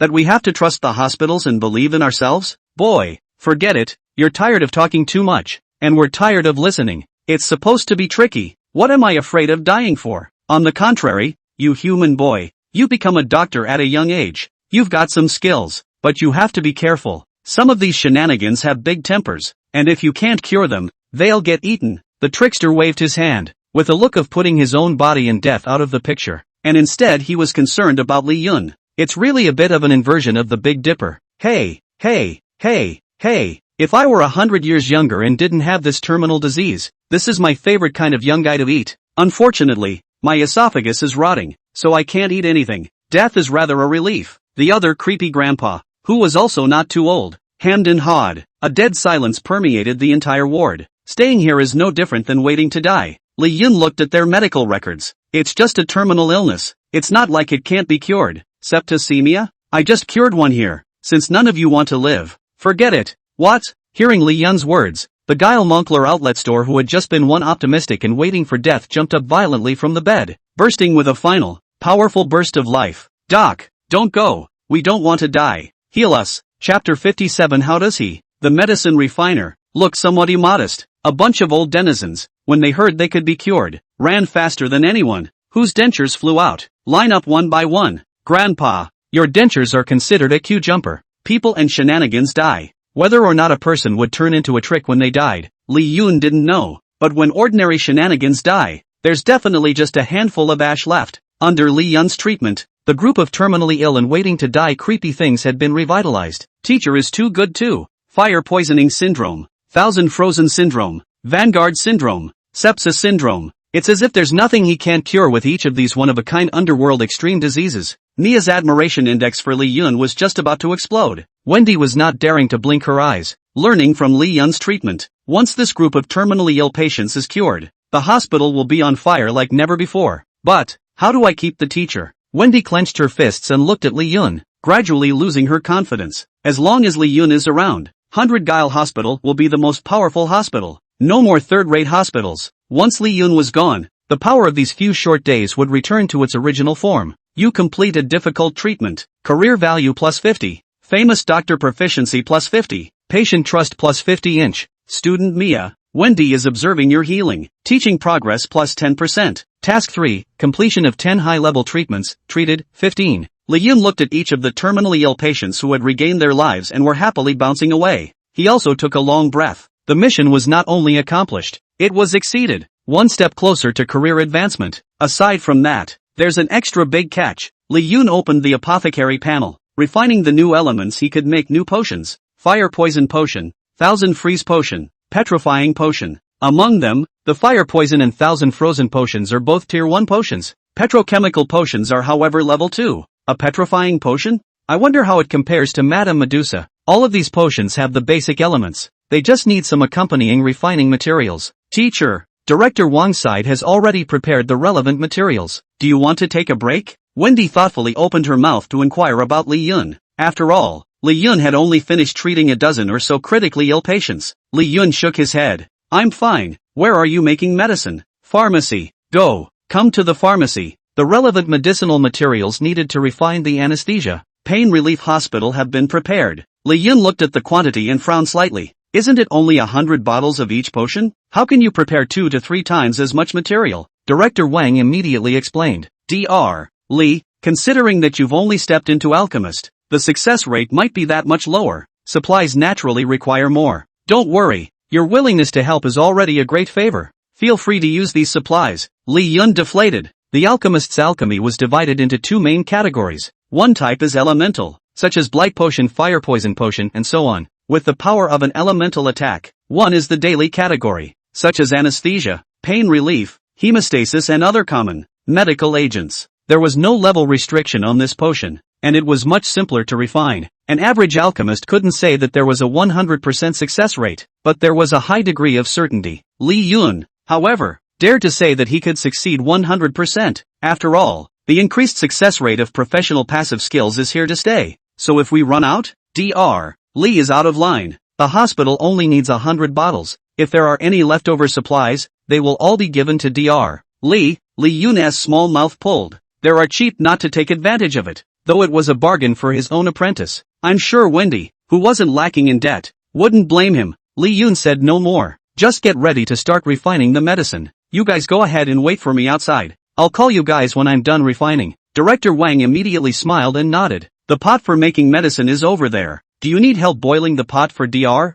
Li? Li Yun glanced at the essential pill refining pot for pill refiners. With the system he certainly didn't need to go through all that trouble. Simply by grasping the material in your hand, the panel of the profession skill 100 refinements will show the potions that can be made from this material. Then click refine on the panel. The materials in his hand then disappeared, and the refined potion appeared instead. No need. Director Wang walked out of the pharmacy with Mia and Wendy. Mia wondered, Director Wang, what does simmering pot mean? Director Wang smashed his mouth and recalled, refining pills? Ah, it's a laborious process. I had the honor of helping the last alchemist who made potions for our hospital boil them. The key to refining medicine is this refining pot. The fire, the temperature, and the proportions of the consumables, the timing of putting them in the pot. You can't have one without the other. This brings out the strange chemistry of the herbs. Mia groped adorably with one hand on her chin. Reason I see. But why don't we hear the teacher starting the pot and burning the stove? Director Wang and Wendy looked at each other. The teacher himself said that he had just learned to make medicine. Might not be familiar with the consumables yet. Working out the ratios. Wendy explained. Yes. Dr. Li should be calculating the ratios. There's no rush. The sound of pots and pans being started and stoves being burned came from inside the pharmacy. Look, Dr. Li is starting the pots and burners. Looks like it's official. To be able to go from the ratio of consumables to starting the pot and firing the furnace so quickly, Dr. Li is considered extremely talented among the newcomers among the alchemists. Director Wang complimented. Only the door to the pharmacy slowly opened. Li Yun walked out. Dr. Li, what are you doing out here? Li Yun faintly said. Of course I came out to find something when I finished refining. What? Finished refining? Director Wang, Wendy, and Mia looked at each other. It's only been less than 10 minutes full time. Director Wang looked sideways at the pharmacy. The supplies that had just been piled up on the floor were empty. Supplies are all gone. Dr. Li won't fail. 3 times the value of the consumables was not bad, but Wendy was not distressed. She was just a little sorry that her teacher, who was omnipotent in her eyes, had failed? Fail? I can still fail at refining this kind of thing. Am I mixed up or not? The potions are on the counter. When Li Yun pointed, Director Wang immediately ran in. It was neatly organized with all sorts of potions. Anesthesia, pain relief, bleeding. My God, what a god. Director Wang took the potion and opened it for a sniff. The powerful anesthetic effect almost made him unsteady. Wendy and Mia also stared in amazement as they looked at the densely packed potions. The scariest thing is that the number of assorted potions is not 100. Instead, it's based on 300 of triple consumables. 1 bottle is not too much. 1 bottle is not too little. In other words, Li Yun didn't fail even once. 100% success rate. Such a shock that Wendy was once again impressed. First things first, 100 bottles are yours. The remaining 200 bottles you guys agreed to give me. Of course you want it, or you can make a deal. I need all 3 of these supplies and you can find them for me. Li Yun took out the names of the consumables he had prepared beforehand. Director Wang was immediately delighted when he received it. I'll find it for Dr. Li. Dr. Li, you are really the biggest blessing for our hospital. By the way, you don't use pot? Li Yun shook his head. Then what are you racking the pot for? I was hungry and wanted to cook some hot pot, and when the fire was turned on I realized I didn't have the ingredients, so I came out here. How does he look a little unorthodox refiner? Chapter 58, Wendy, a bride for a night, and I'm not sorry. Dr. Li, the fire spirit grass and frost leaves you wanted are here. As for the mother of stone, I asked all the suppliers that work with the hospital and none of them have the herb. Director Wang followed the trading conditions and found the herbs Li Yun wanted in exchange for the remaining assorted potions. No? Is it because the herb is too scarce? Director Wang shook his head. Stone Mother Nature is also a common herb. There's a big one coming in the back, monopolizing the whole city full of stone mothers. If you want this herb, You can only purchase it from her. Everyone else, don't even think about facing that big, grumpy family. But if it's Dr. Lee, I see a good chance. Lee Yun was a bit puzzled. Why? That big house is Madame Medusa. And with Dr. Lee's relationship with her. Lee Yun then realized what Director Wang meant by the so-called very good chance. It's amazing that Mother Stone is wrapped up in that big rich lady, Madame Medusa. It seems that if you want to obtain the Mother of Stone, you'll have to meet her sometime. The enchanting figure of Madame Medusa surfaced in Lee Yun's mind. Dr. Lee, it's almost time. The dean is already waiting for you in his office. Madame Medusa's figure was occupied by another silhouette, temporarily dissipated. Lee Yun looked towards Director Wang, who reminded him and intended to lead the way. Knowingly snarky. Where did Wendy go? Why haven't I seen her? Director Wang paused. Forget it. The dean wants to see me for something heavier. So I'll trouble Director Wang to lead the way. No trouble. Follow Director Wang in the elevator to the highest floor of the office building. Dr. Lee, the dean is waiting for you inside. You're not going in with me? How old is the dean? What's he like? Will he eat me? What if I'm scared? Director Wang was speechless for a while as he looked at Lee Yun, who was hugging himself to death. Don't worry, Dr. Lee, you're the most outstanding doctor in our hospital. Dean won't have an appetite for you. Director Wang wiped his cold sweat and explained. Is Dean a man or a woman? And does he look good? What if the dean is a woman and is plotting against me? You worry too much. You're being paranoid. The dean is surely plotting against you. Why else would I be lurking beside you? Director Wang smiled on the surface, and Lee Yun, who saw through his mind, straightened his white coat. He was curious to see how Wendy would see him. Push open the door and step into the office. Floor-to-ceiling windows, softly lit. A beautiful backstory stood with her arms folded. The figure wore a black suit on top, shorts and black silk underneath, and high heels. The legs were straight and slender, carrying the dominance and majesty of a hospital lord. Dean, Dr. Lee, it's nice to finally meet you. You got eyes in the back of your head? The dean's majesty that Wendy had managed to put up broke in a second. Stinky teacher, how can you talk to the dean like that? Ahem. I mean, it's good to see you. How happy. Why is it different from what I thought? The teacher doesn't follow the rules. Lee Yun looked at the dean, whose back was all tinged with confusion, and coldly snorted in his heart. Still pretending with me? Wendy let out a long breath and patted her hand on her chest. When I turn around, I'll scare the hell out of the teacher. Just as Wendy turned around, she suddenly surged into an embrace. Dean, does your behavior count as subterfuge? Wendy looked up and saw a wickedly smiling face. Dr. Lee, call me what? Senior, teacher. That's right, my dean. Apprentice. Wendy realized this with a start. You guessed it, teacher. It's hard to guess when you're so bad at acting and have me as the dean on your face at all times. Then why didn't you say so? If I had said that, how would I have had the chance to see you so dominant? Lee Yun scratched Wendy's nose with a hint of favor in his eyes, obviously wearing the dean's uniform. Wendy's domineering aura pulled full, but when leaning in Lee Yun's arms, her brain was empty and she forgot that she was Dean Wendy. Just want to be that teacher's student, doctor's assistant Wendy. You're dressed like that. It's very imposing and nice. Then is the teacher willing to stay? For my sake? Lee Yun backed away slightly. He didn't want to lie to the Wendy in front of him. Shook his head. Wendy seemed to have guessed this outcome. There was no disappointment on his face, just a soft smile and some relief.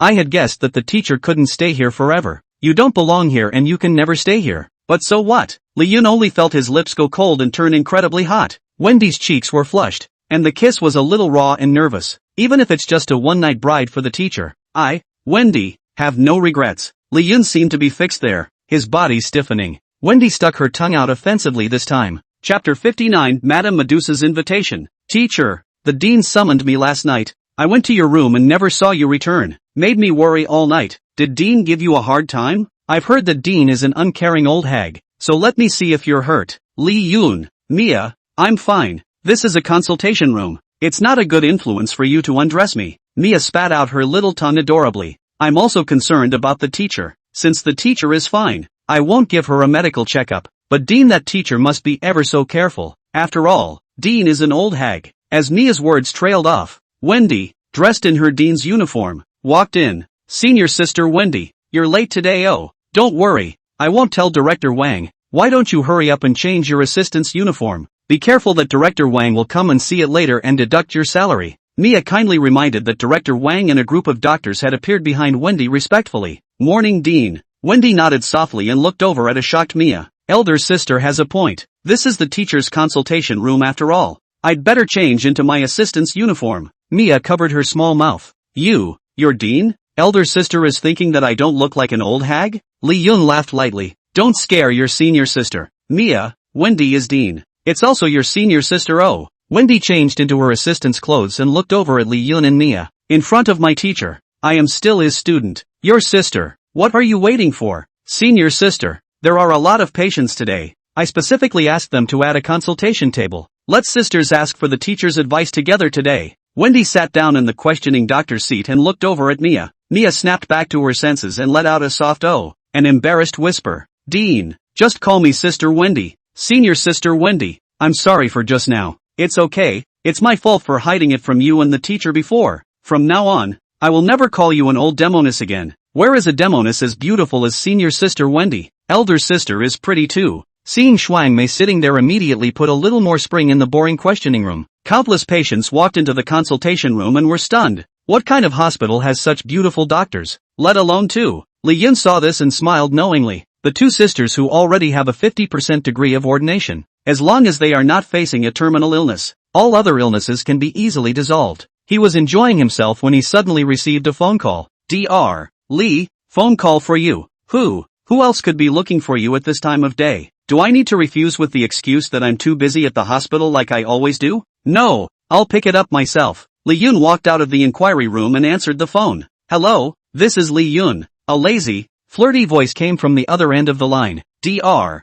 Lee, you're finally willing to take my call. I thought you had me all worked up. Li Yun laughed softly. I dare not forget anyone but Madame Medusa. What did the lady want to see me about? Madame Medusa sat in her chair, her white legs gently crossed. One hand held the phone and the other kept stirring the ends of her hair. Groomed like a pregnant girl. I've been feeling very hot the last few days. Some of me is sick. Oh, so ma'am come to the hospital and I'll personally prescribe a few medications for ma'am? But my body is really weak and I can hardly move around. Why don't Dr. Lee come to my home and take a look for me? Li Yun listened to Mrs. Medusa's voice that was like a young girl pampering herself. The graceful young woman came to mind. The delicacy of her young face at the moment. Most moving, since the lady is so ill. I'll take a look. Hang up. Lady Medusa's face was beyond ecstatic. Dr. Lee is coming to see me? Quickly, clean up the house without a single layer of dirt. The little snakes on Madame Medusa's head fell off and began to clean the house. Sitting in front of her dresser, Madame Medusa pressed her flowers against the mirror.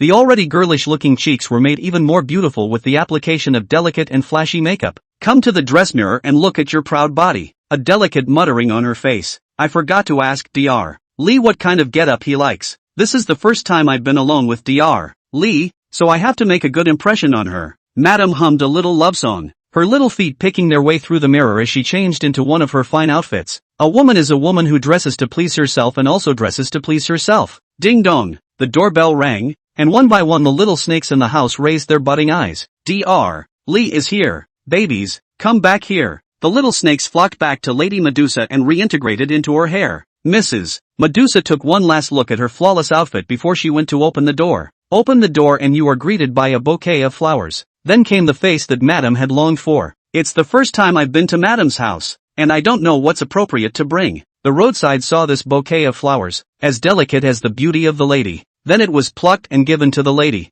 Mrs. Medusa held the flowers and was touched with shyness. Thanks Dr. Lee. As a beautiful woman with a large family, she was nevertheless a licking dog to pursue. Not to mention this delicate flower by the side of the road. The most expensive gift ever seen. But the lady holding the flower at the moment only felt like the happiest female trickster in all of the underworld. From the beloved, all things are like. Li Yun stepped into Madame Medusa's mansion. Luxury as far as the eye can see. Unlike the strong, majestic Mrs. Timid, who was bound to bring the entire family to the top. Alone, Madame Medusa carries herself with high spirits and loneliness. Both are beautiful women with large families, but they also have different blooms of beauty. Dr. Lee, it's nice to finally meet you. Mrs. Medusa made a cup of tea and served it in front of Li Yun, then sat down across from him, hands on his chin. He looked at Li Yun. Li Yun gently took a sip and said approvingly, her ladyship's tea is truly upper class. It's not like regular green tea that has a superficial tea color and gets boring in one sip.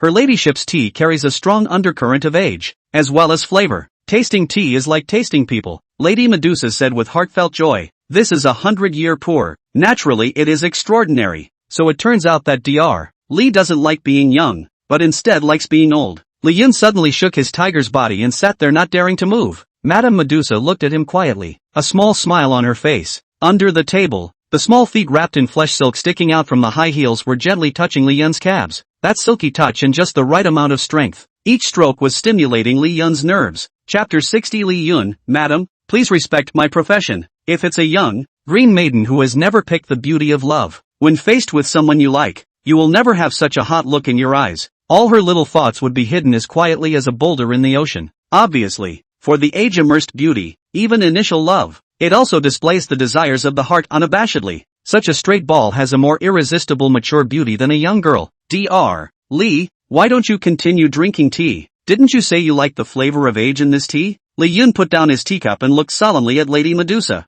Ma'am, do you realize that your behavior is a tease? Teasing? What about this? Madame's flesh silk wrapped jade foot gave up its attack on Li Yun's calf. Turning like a snake silky and unguardable, he approached between Li Yun's thighs. A breath of fresh air is never expected. I really like the way Dr. Li looks right now. I've gotten a lot better. All of my illnesses. Li Yun took a deep breath. Didn't dare forget the purpose of his visit. Ma'am, you said you've been having health problems again lately. Why don't you hold out your hand and I'll take a look for you? Lady Medusa stretched out her own jade root-like slender white arm. The 5 fingers were green, the wrists were white, and that exposed wrist bone carried a sensuality that made it hard to move one's eyes. Li Yun stretched out 2 fingers and gently rested them on Lady Medusa's pulse. A slight frown creased his brow. Ma'am, your pulse shows that you're not in any serious condition. Is the depression coming back? Madame Medusa shook her head. Since using Dr. Li's exclusive remedies, my depression has long since cleared up. I have a renewed desire for this world, and I am filled with love. Inside, I'm sick now. Most seriously, it always feels like your heart is on fire and your body is on fire.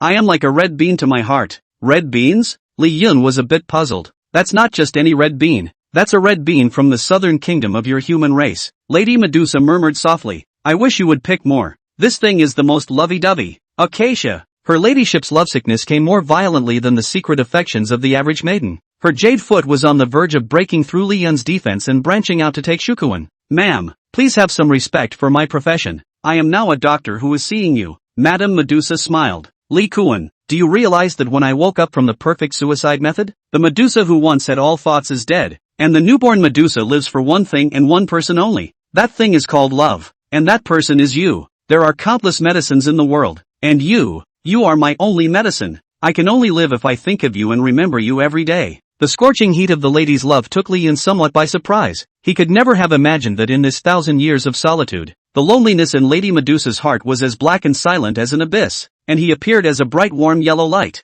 Little by little, the dark silence of Lady Medusa's heart was illuminated. I've been reading a lot about human culture in the meantime in order to be close to you, like your poems, love stories, food, and how to safely and sensibly perform a behavioral exercise called love. Li Yun, ma'am, no more attacks. Or else. Madame Medusa wrapped her fingers around her long wavy hair. The corners of his mouth teased with a bad joke. How else? Li Kuan is still really cute. Li Yun gritted his teeth and shook his head. One of the purposes of his visit was to cure his wife. The other is for Mother of Stone. Seeing that the lady's illness continues, she will cure herself. Li Yun immediately changed the topic. Ma'am, there's one more thing I came for this time. I hear you have a monopoly on the Stone Mother here? Madame Medusa nodded. Yes. I need this item to feed my little snakes. I wonder if ma'am could sell me some. Li Kuan also needs the Mother of Stone? Well, I need this item to refine some potions. Not only is Li Jun a handsome and brilliant doctor, he's also a pill refiner? Lady Medusa's eyes lit up even more. But you know, I'm not short of money. A lot of herb merchants have tried to get us to sell stone crop, but I haven't said yes to any of them. What is Li Kuan going to exchange with me again? Li Yun opened his mouth while calculating the attack under the table of Mrs. Tough. Yes, the lady balked, and Li Yun was embarrassed. I can trade for the potion that the lady needs, so that's how it is. Li Jun will have to speak faster next time. Otherwise it's hard not to let me misunderstand that you're coveting my beauty. Oh? Li Yun, who's coveting who? Anyway, your ladyship needs to absorb the energy in the Mother of Stone to feed your little pets as a way to strengthen their petrification effect. I can make a petrification potion for the lady. It's much more effective than this one from Mother Stone. I think they'll like it better. For every 10 stone mothers, I'll return a potion to you. I believe it's a fair deal. Lady Medusa listened to Li Yun's words, and after calculating in her mind, she gently nodded her head. Fair enough indeed, but Li Kuan should understand that this is not the kind of fairness I want. What I want is you. Madame Medusa licked her lips. Just when Li Yun was about to lose his defense, he changed his previous defensive woes. Choose to be proactive. Ah, oh, that tickles. Li Kuan, don't do this, it tickles. Li Yun grabbed the lady's ankle with one hand and gently knocked on the center of her foot with the other.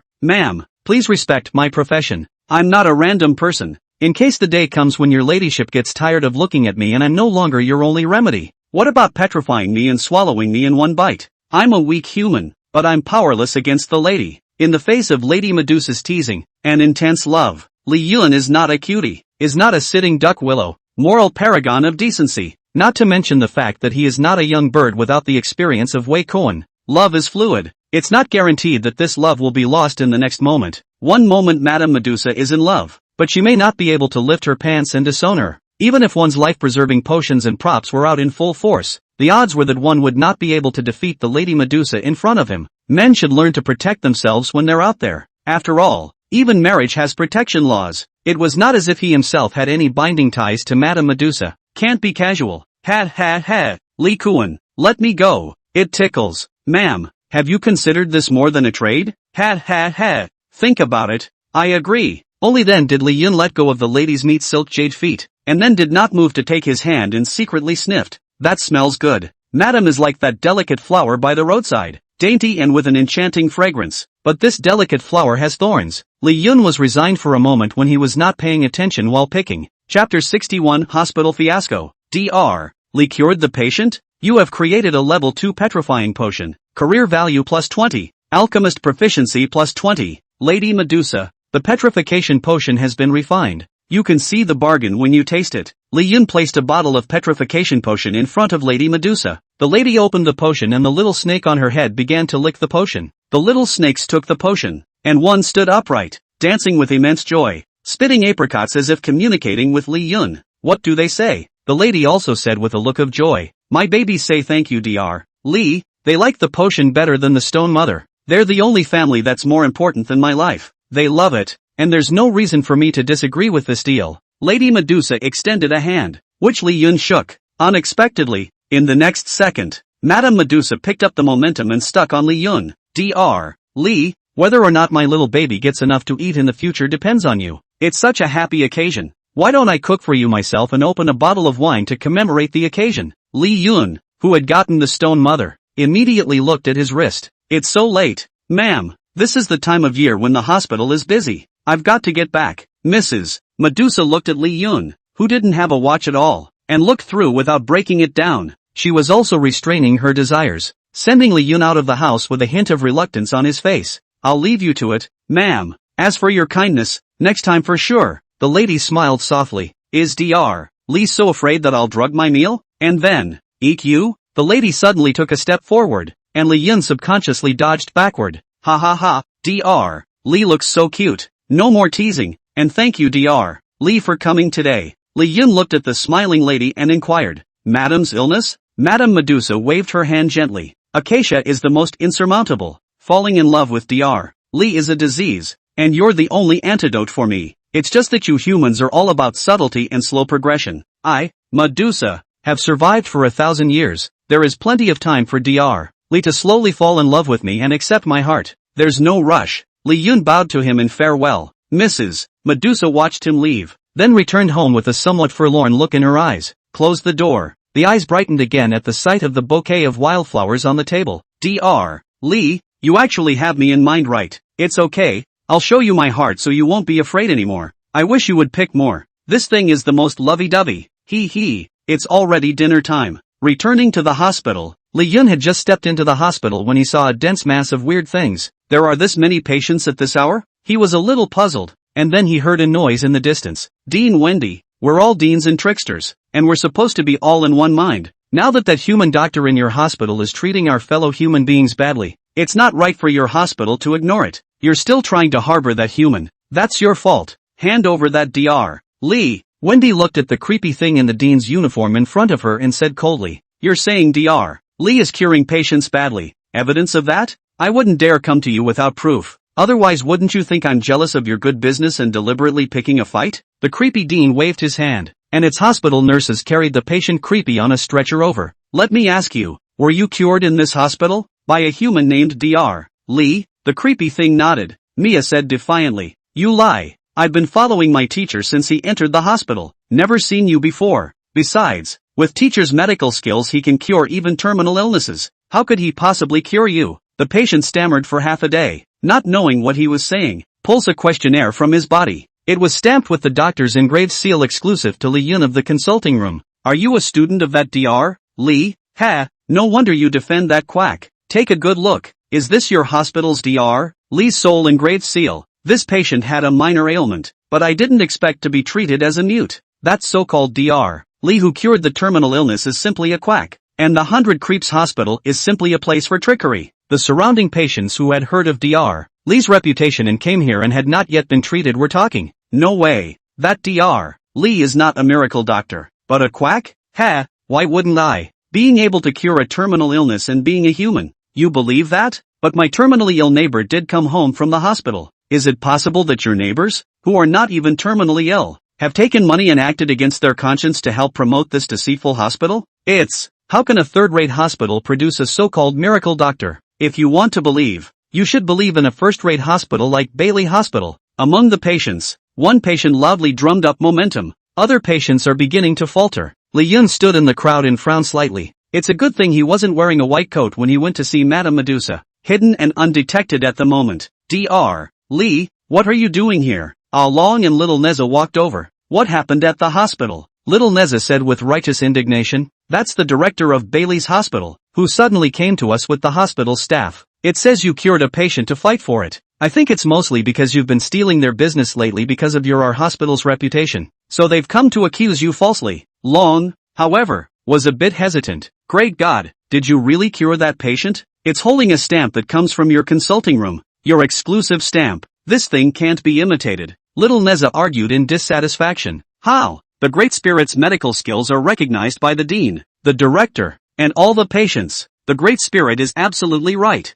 It must be slander. Long laughed bitterly. Even if it is slandered and libeled, look at how many shenanigans this Bailey's hospital has brought. Obviously not only do they want to make the great god lose his reputation, but they are eager to take his life. A single human is above a first-class hospital. There's no way they're going to let go of the Great Spirit so easily. We humans can't say anything when faced with a creepy thing, even if we have reason. I suggest that the Great Spirit should run. Lee Yun rejected Long's well-intentioned suggestion. He has listened to the heart of the president of Naberry Hospital, knowing that this is a plot to destroy himself and the 100 Guile Hospital. That patient didn't treat himself at all. Just what's up with that exclusive engraved seal of your own? There must have been a mole in the hospital. A mole who secretly copied this questionnaire and engraved his own doctor's stamp. The mole. Who is it? Chapter 62 Cure for the Aphasia Curse. Mia and Wendy's highlight. This patient would have been a minor illness that could have been cured by any doctor in our hospital. I didn't expect to listen to the propaganda and come to your unscrupulous third-rate hospital and meet a human fake god doctor, cured straight to mute. It's not too much to ask for a statement.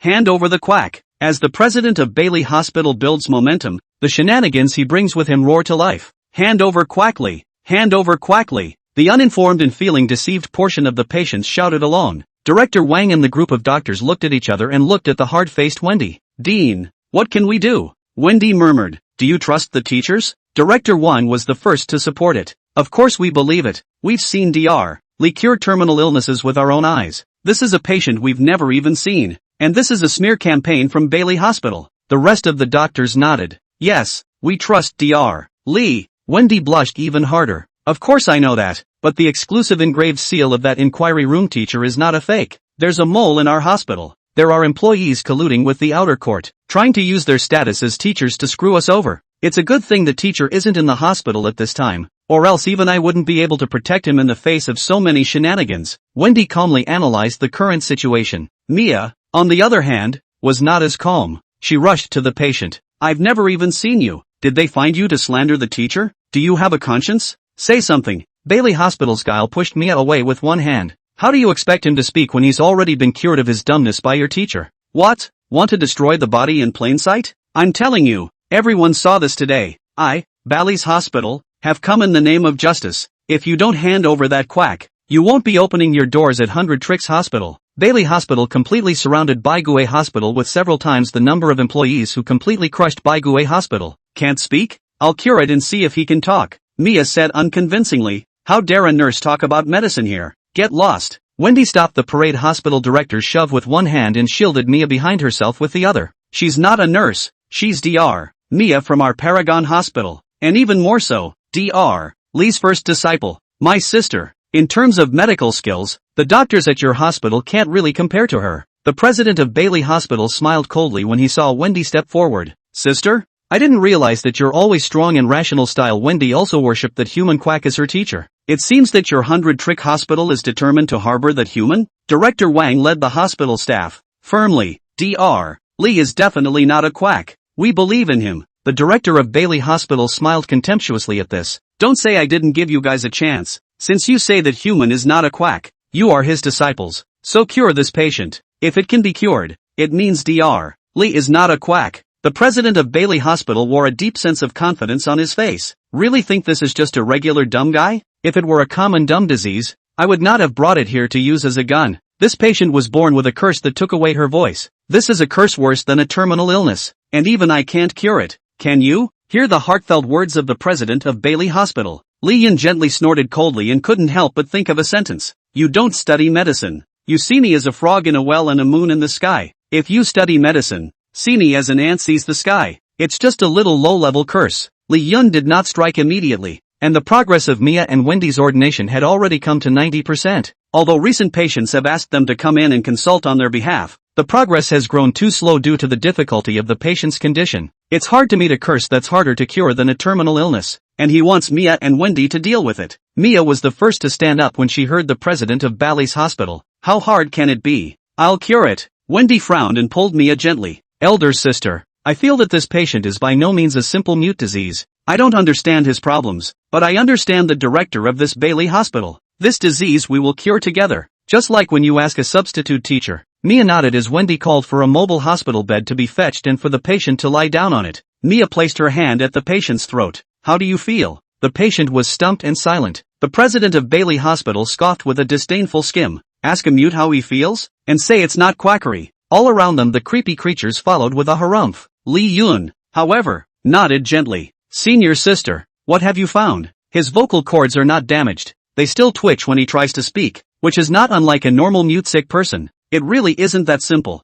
Mia injected a hint of yin chi into the patient's throat with both fingers. A black wisp of breath rises from the patient's throat. It's aphasia curse. If you can see the problem, it's a good thing you know something, but so what? Curses can be harder to cure than terminal illnesses, so I'll see what you can do. Mia and Wendy looked at each other. Surprisingly, it's a curse. This is trouble. If Sensei were here, I'm sure he could easily heal this low-level curse, but relying on me who is not yet a master. Mia was a little disillusioned. Wendy patted her shoulder. I can sense that the teacher has returned and is watching us. By not making a move he is trusting that we will be able to cure the curse. Teacher once said that whether it's a terminal disease or a curse, as long as you find the key to the problem, there's a solution. There are only two options for trying to break the curse routine. One is to find the one who cast the curse, and the other is for the curse to die. There it is, the blight potion gifted to us by our teacher. Wendy suddenly thought of a way to break the game and got excited. Yes, the blight potion reduces his bodily functions so that the curse mistakenly thinks he's about to die. This will melt away from his body. Mia is also a little bit of a catch. Wendy takes out the blight potion. Don't blame me for not warning you. Back off. Although he didn't know the effect of the potion in Wendy's hand, the unknown danger still made the president of Bailey's Hospital keep backing away. When the shenanigans were out of range of the potion, Wendy opened it and the potion was poured over the patient. The patient only felt his bodily functions wither rapidly, and his already weak body was as silent as death at the moment. That lost word's curse couldn't perceive its aura and dissipated from his body as a wisp of black smoke. I'm so powerless. What have you done to me? What did? It's my voice? I can talk? Tears left the patient's cheeks, and she would have jumped up and down in excitement had it not been for the fact that her body was withering and difficult to move. Thank you, Shriners. You are truly Shriners. Then Bailey's Hospital told me that they would cure me if I slandered you with this questionnaire. I'm sorry, I shouldn't have. The hall, where a needle could be heard, rang with the voices of the patients. All the shenanigans looked at the director of Bailey's Hospital in unison. So it is. They actually cured the curse. Asterisk asterisk asterisk asterisk. The president of Paragon Hospital's face changed drastically, and his voice shrilled. Mia and Wendy, who were also suffering from the blight effect, were about to be unable to stand. A figure held them up powerfully. Teacher, you guys did a great job. I saw it all. Mia and Wendy smiled heartily in the face of Li Yun's appreciation. You're the human Dr. Li? You're the one who took away business from Bailey Hospital? Ha! I can't throw dirty water on you, so I'll you up. Listen up, Bailey's hospital staff. Get this human. Wendy's mind tightened. She didn't expect the director of Parade Hospital to be so uncaring. Teacher, go away. She weakly pushed Li Yun, but she jumped into Li Yun's arms. Don't worry, they can't get me. Li Yun pulled out an assortment of potions and threw them at the incoming Bailey's hospital employees. Asterisk.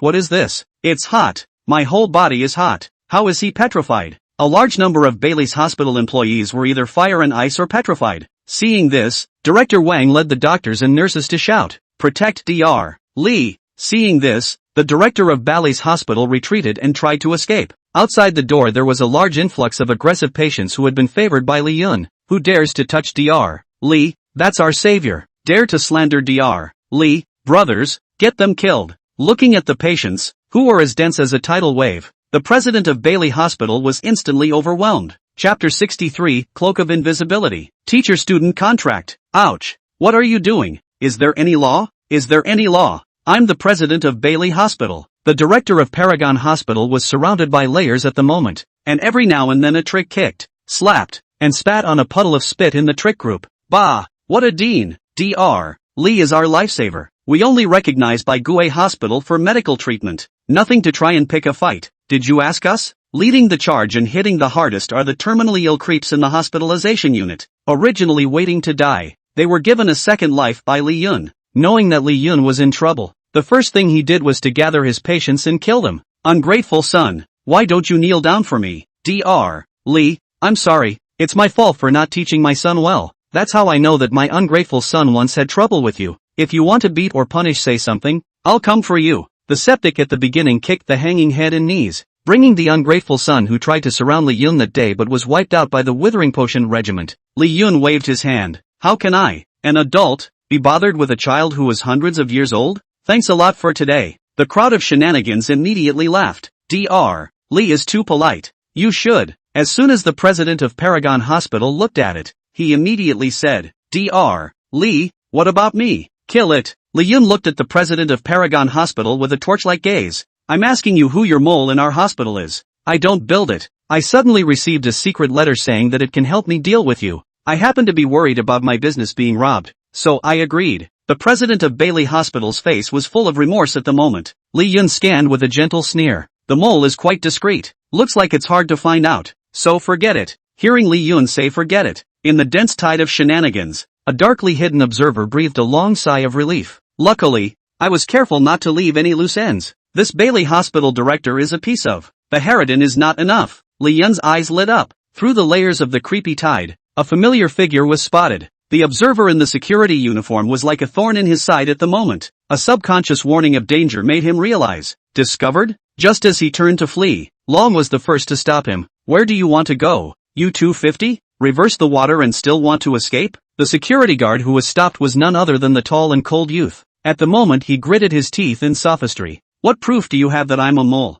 Evidence? Li Yun laughed. Director Wang snapped. At Creepy Hospital, whatever the teacher says goes. Even if he's going to the dean, it's still a drop. Li Yun, Director Wang, it's not a good idea to talk about it here. Little Neza said with a curious expression. Brother Long, the great god is so powerful. Long smashed his mouth. Is it decent? Wendy said weakly. Director Wang, drag this man away from me. Director Wang walked towards the high-cooled young man with a few trick workers in exasperation. You and Dr. Li are both humans. Why is the gap so wide? Drag him to the back kitchen for me. I'll kill him myself. Seeing this, the tall and cold youth was ready to pull out a prop, make a last-ditch effort. Unfortunately, the mind had long been seen through by Li Yun. A bottle of petrifying potion hit directly on the head. The potion shattered and the high-strung youth slowly petrified from the head. The hospital shenanigans carried him toward the back kitchen. At the sight of the cloak falling to the ground, Li Yun walked over and picked it up. You have obtained the Cloak of Invisibility. Cloak of Invisibility, when worn,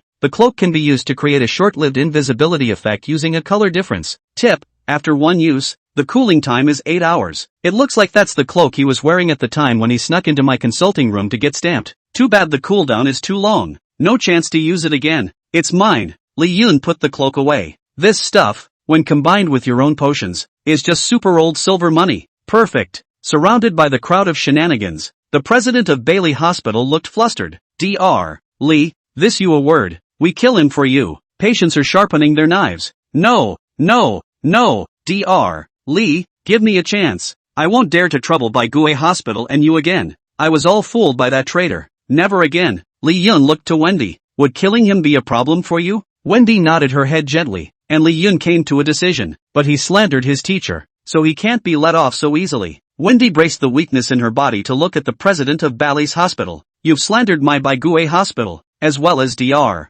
Lee's reputation. If you want to live, take the money. How dare the president of Bailey Hospital say a word? A deal was quickly made with Wendy to come up with a $2 million settlement. $1 million was paid to the hospital and $1 million was paid to Lee Yun personally. It was then that he left the Bacchus Hospital with the rest of the staff in his dust. Starting today, Pak Nui Hospital will become famous in one battle. Become a superlative being who can cure any terminal disease. Curse. When the crowd of shenanigans were asked to leave by Director Wang, the hospital's farce was considered to have come to an end. Levon sat in a chair with Mia leaning over her left shoulder and Wendy leaning over her right shoulder. The two women who were in the withering negative effect were using Lee Yun as a pillar at the moment. If students Mia and Wendy cure a patient with a very difficult curse, the progress of teaching will be increased by 10%. Student Mia, Wendy's teaching progress has been completed, and the conditions for leaving the school have been met. May it be passed on. Wendy and Mia looked at Lee Yun reluctantly. Teacher, are you leaving? Lee Yun nodded. I have an appointment with a patient and it's time to save her. But if the teacher leaves,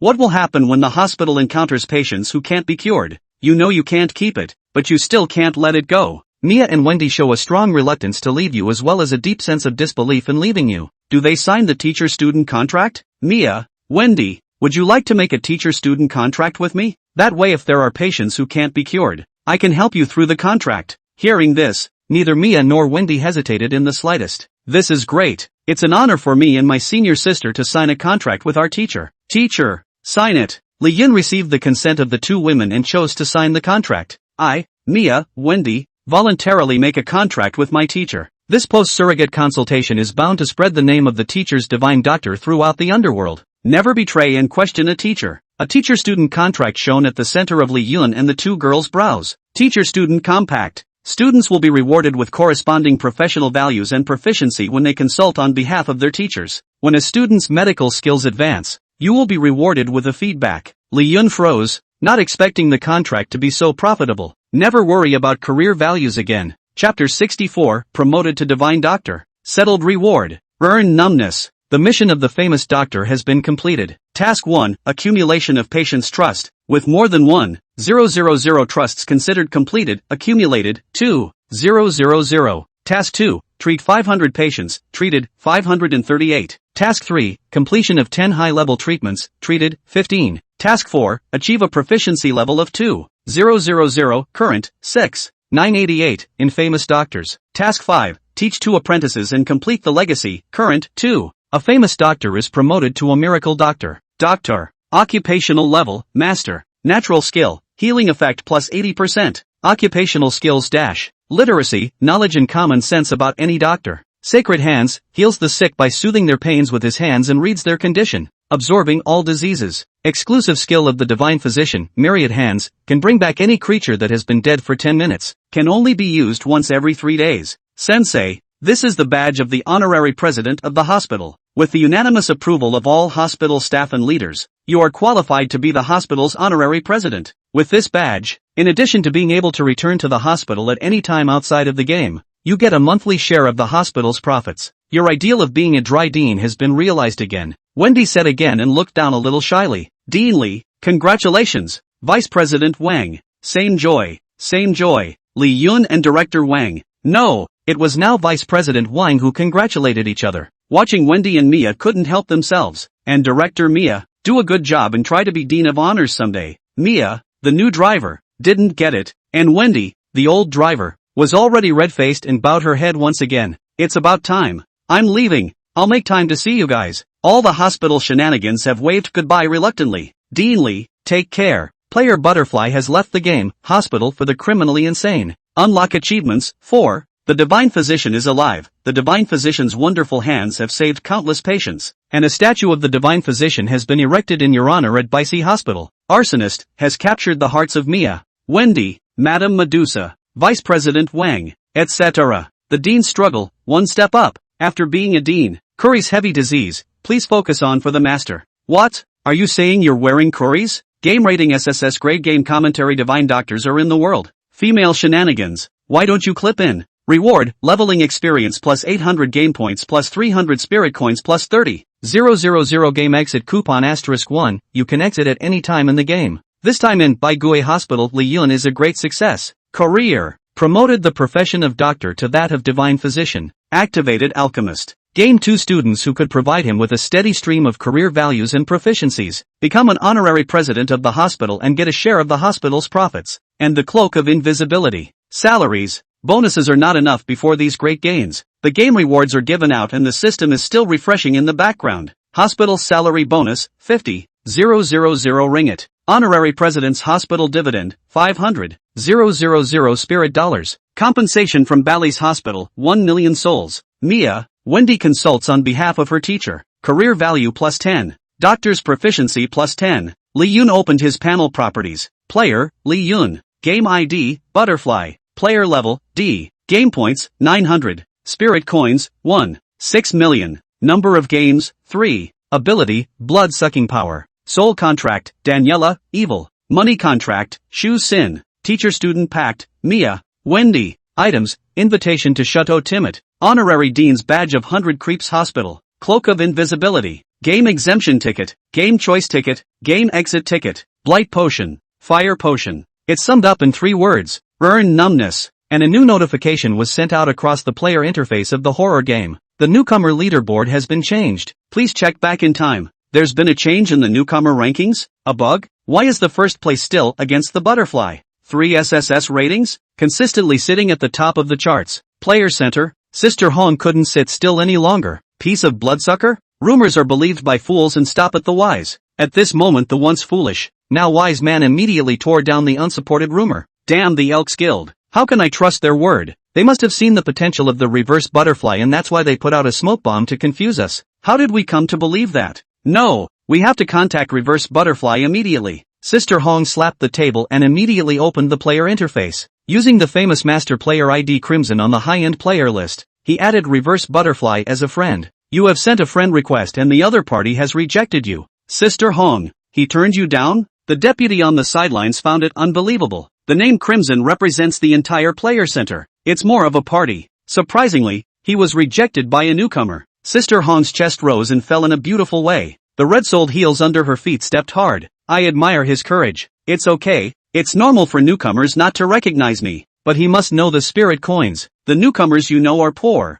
I just need to make him understand my generosity. You have sent a friend request and a gift of 50,000 spirit coins. Sister Hong confidently leaned back in the boss chair behind her, crossing her legs and humming lightly at the corners of her mouth. Stinky brother, can't sister take you? Li Yun, I told you to play defense for a wave and hide your strength. And that's what you did? Li Yun listened to his older sister Li Rui's rant on the phone and held the phone away from him. Yeah, I hear you. Let it go. You have to know that there are 2 things in the world that can't be hidden from the world. One is a cough and the other is my strength. Hey, deceitful I can tell you. Your sister I can't hide it anymore. Li Rui coldly grunted on the other end of the phone. Now all the major guilds are scolding me for putting out smoke bombs and scribbling messages. Even our president wonders if I've gone rogue. A genius who's been number 1 on the newcomer ranking 3 times. Being called a waste by me. Since you're going to blow yourself up, I don't care. Just wait for the major guilds to get to you. With their abilities, they'll soon touch you. Li Rui hung up the phone in exasperation.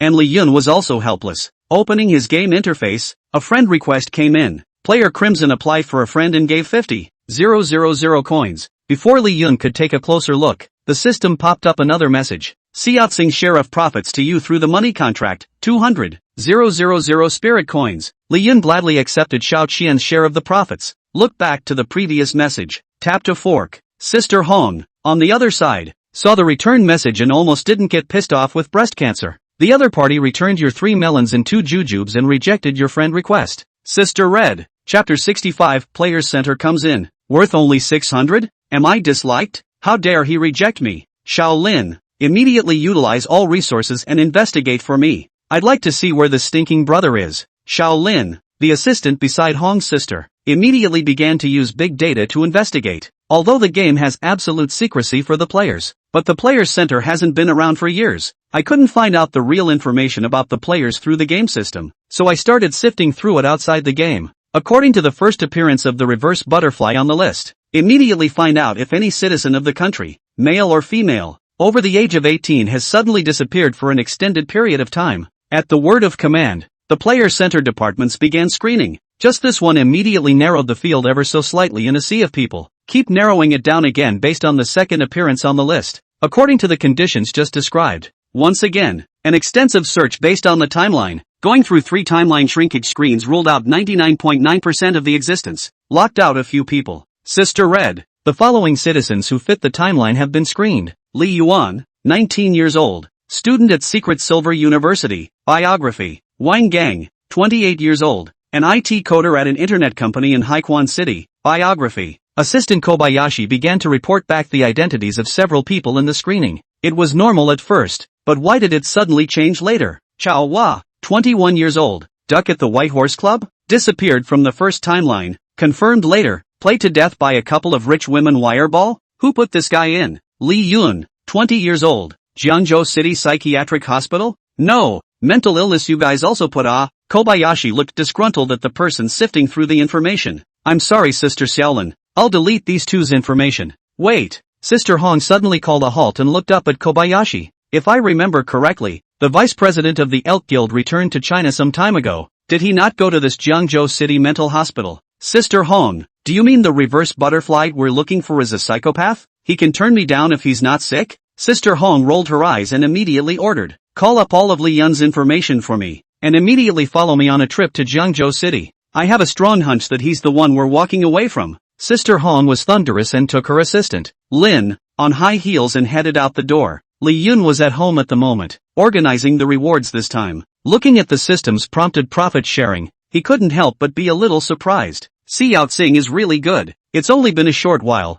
and she's really operating a restaurant and starting to make money. Unfortunately, Sin City isn't like other places, and I can't go back whenever I want. Missed her down there a little. Li Yun deflated, recalling the seafood flavor of that side. Madam and Sleeping Beauty are still waiting for me at the old castle, and it's almost time for me to go. Li Yun looked at the time and took out the invitation to connect to the ancient castle. We're entering the vampire castle. 10 minutes and counting. Ding dong. The doorbell rang outside the door. Li Yun ignored it for the first time, and the other party pressed a few more times. Here it comes. Who is it? Li Yun opened the door and what met his eyes was a sensible and beautiful woman wearing glasses in an OL outfit. Perhaps because of the work, the intellectual beauty of the woman knit her brows and smile are very official and decent. The tone was gentle, yet what a good way to hold the hidden momentum in cards. May I ask if you are Mr. Li Yun? We are players. I didn't order takeout. Boom. Li Yun closed the door without hesitation. Kobayashi's smile froze and he pushed up his glasses. Sister Hong, he thinks we're delivery boys. Exasperation ensued. What's wrong with you?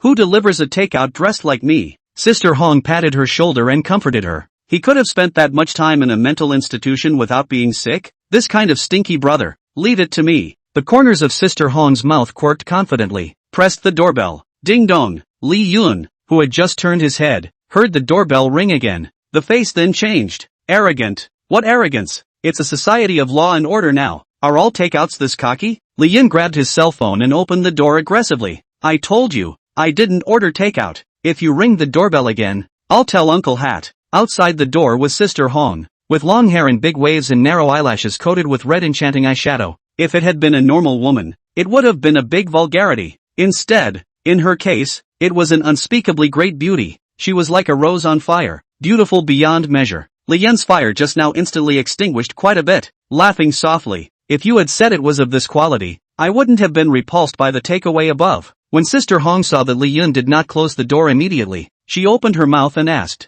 You're Li Yun? You can call me Sister Red. Won't you invite me in? Sister Hong was just about to enter the house when Li Yun held out a hand to stop her. Is there a problem? That's a big problem. I can't pay full price if that one isn't of good quality. Li Yun looked at the countdown. A slight frown. Just under 5 minutes left. I don't have much time. Is this enough? Li Yun compared as 6. Sister Hong didn't understand. Kobayashi said softly, Sister Hong, is he negotiating a price with us? He's not stupid. Sister Hong then slowed down and laughed softly, clearly marked. Then, I'm afraid he doesn't want anything. It's only difficult to recruit this kind of person into our center. More than a 6. It's 60,000, right? Small problem. Red turned around after communicating quietly with Kobayashi and nodded. No problem. Li Yun's head whipped around. Come in. Sister Hong and Shaolin had just stepped into the room. Li Yun was seen muttering while taking off his clothes and pants. Let me be clear. I'm a decent man. I didn't order takeout for you too. I just don't want you guys to be so lucky to earn a caveman. I can't help it. I'm just good-hearted. Li Yun finished taking off his top and outer pants and turned around, looking at the dumbfounded Sister Hong and Shaolin. Time rushes on and he is disgruntled. Why are you taking it off? Flinch. No. What are you waiting for? Take it off. Sister Hong and Shaolin finally understood what Li Yun meant by takeout and the price he compared it to. The smile froze as Sister Red huffed a slap in the face. Sick. Take Kobayashi and turn around. Li Yun covered his face with a face that ate pain, shouted to the door. There is a disease you guys still come out to earn cave sweat money. Do not know your conscience. After getting dressed, the countdown ended and Li Yun disappeared. Back at the red supercar, the more Red thought about it, the angrier she got. Did I not deserve that slap just now? Kobayashi nodded timidly. Yeah, it's time to go up there and just kick it, and then slap. No, that didn't hurt. I'll go for another kick. Seeing Sister Hong getting off the bus, Shaolin rushed to stop it. Sister Hong, forget it. He's a sick man. Let's not bother with him. The whole of Daxia, tens of millions of official players. There are a lot of great players out there, but who doesn't look at her? Sister Hong, with respect. One was her official status and the other was her own formidable strength. In horror games, identity means, strength is the key. What she was most angry about was not Li Yun's misunderstanding. Rather, it's that quote. 600? The flame goddess in the hearts of the players is only worth 600? No, it's still 600 for 2. Any player who knew about this would have to stare in disbelief and sincerely admire Li Yun's courage. How did this oddball manage to record an SSS rating 3 times? Sister Hong, don't forget what we came for. Beat him? No, recruit him to the guild. Yeah, it was just a misunderstanding just now. You shouldn't have made a move either. When Sister Hong glared, Shaolin immediately wimped out. I should have just kicked him. That's not rewarding him. Kobayashi sighed. So what now? How do I know what to do? Should I go and apologize to him? I'm his mother, spoiling him so much. It's true that both his parents are no longer alive. I'll be damned. Sister Hong, where are you going? Apologize to him. Hey kid, I'm sorry, forget about that just now. Do you hear me? Sister Hong, apologizing is not a threat. Ahem, Li Yun, this is $100,000, as compensation for the slap just given. Sister Hong, apologizing needs to be sincere. How am I being insincere? Sister Hong frowned. When have I ever apologized to anyone? I won't. Can't do it. Kobayashi sighed, as if he had guessed this outcome. I'd better go then. Once again, he appeared outside Li Yun's house. Kobayashi rang the doorbell. 3 minutes later, no one was seen opening the door. Li Yun, we are from the player center. Sorry about earlier. I apologize for you on behalf of Sister Red. I hope you'll forgive. Can I talk to you? On behalf of the players center, I'd like you to join us. No one responded. Shaolin looked at Sister Hong with some aggression. Sister Hong suddenly closed her eyes, surprised. Nobody, Kobayashi, who knew about Hong's special abilities, was a bit surprised. Did it go back into the game? My god, he's only been a player for half a month. Even senior players wouldn't dare to go in and out of the game so frequently. He doesn't want to die. In Kobayashi's knowledge, no newcomer had ever dared to walk between reality and the game like this. Horror games hold great opportunities and equally great dangers. What kind of newcomer has such a liver? Sister Hong's eyes, however, lit up. A newcomer who can take 3 SSS ranks is quite something. Perhaps that's what makes him so special. Kobayashi looked to Sister Hong, at a loss for words. So what do we do? Since the man has been found, there's no fear of him running away. The interest at the corner of Hong's mouth grew. He could still take first place on the rookie list if he could do it for the 4th time. Don't say 600. Even if you put 600 down, you'll take him. The valiant Sister Hong, like a queen, turned on her heels and walked away. Chapter 66 Awaken. Princess Vera. The player has returned to the vampire castle. Li Yun opened his eyes and was in the middle of a familiar old castle. Dr. Li is here. The butler noticed it first. The dead old castle was lit up with life in this instant. The blood-sucking shenanigans who were currently sitting in the middle of the hall with ugly faces, staring at the time passing by second instantly had their eyes light up.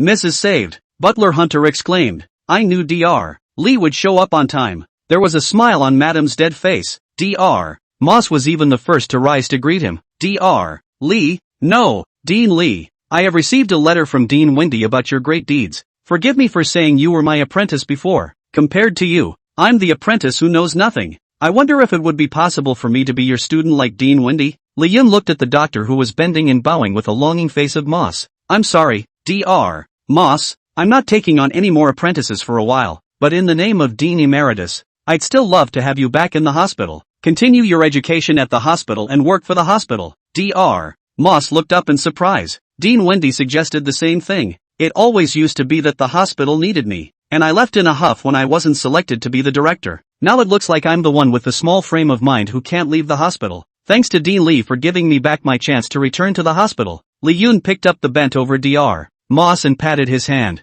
It's good that Dr. Moss has that in mind. You're always welcome at Paragon Hospital. This scene made the three blood-sucking sisters look at each other in awe. But it's only been 7 days since we've seen each other, and Li Yun became an existence that Dr. Moss needed to look up to? Li Yun's growth speed was completely beyond their imagination. The lady's face was full of pride at the moment, proud that she had chosen to form a deep friendship with Li Yun in the first place. Looks like I can't call you Dr. Lee from now on either. I'll have to call you Dean Lee. Your ladyship. What kind of relationship do we have? We are family. No need to be so polite. Li Yun winked at the lady. The lady guffawed. Divine Dr. Lee, my lady, don't worry, I already have a cure for her. Li Yun's sentence directly caused Hunter Butler, the 1,000-year-old Duke blood-sucking trickster, to almost cry out. He put his hand over his heart. If Divine Dr. Lee cures the young lady, he will forever be our family's benefactor. Li Yun had his hands in the air and appeared even more relaxed and calm than last time. Come on, go see your lady. Walking towards the lady's room again,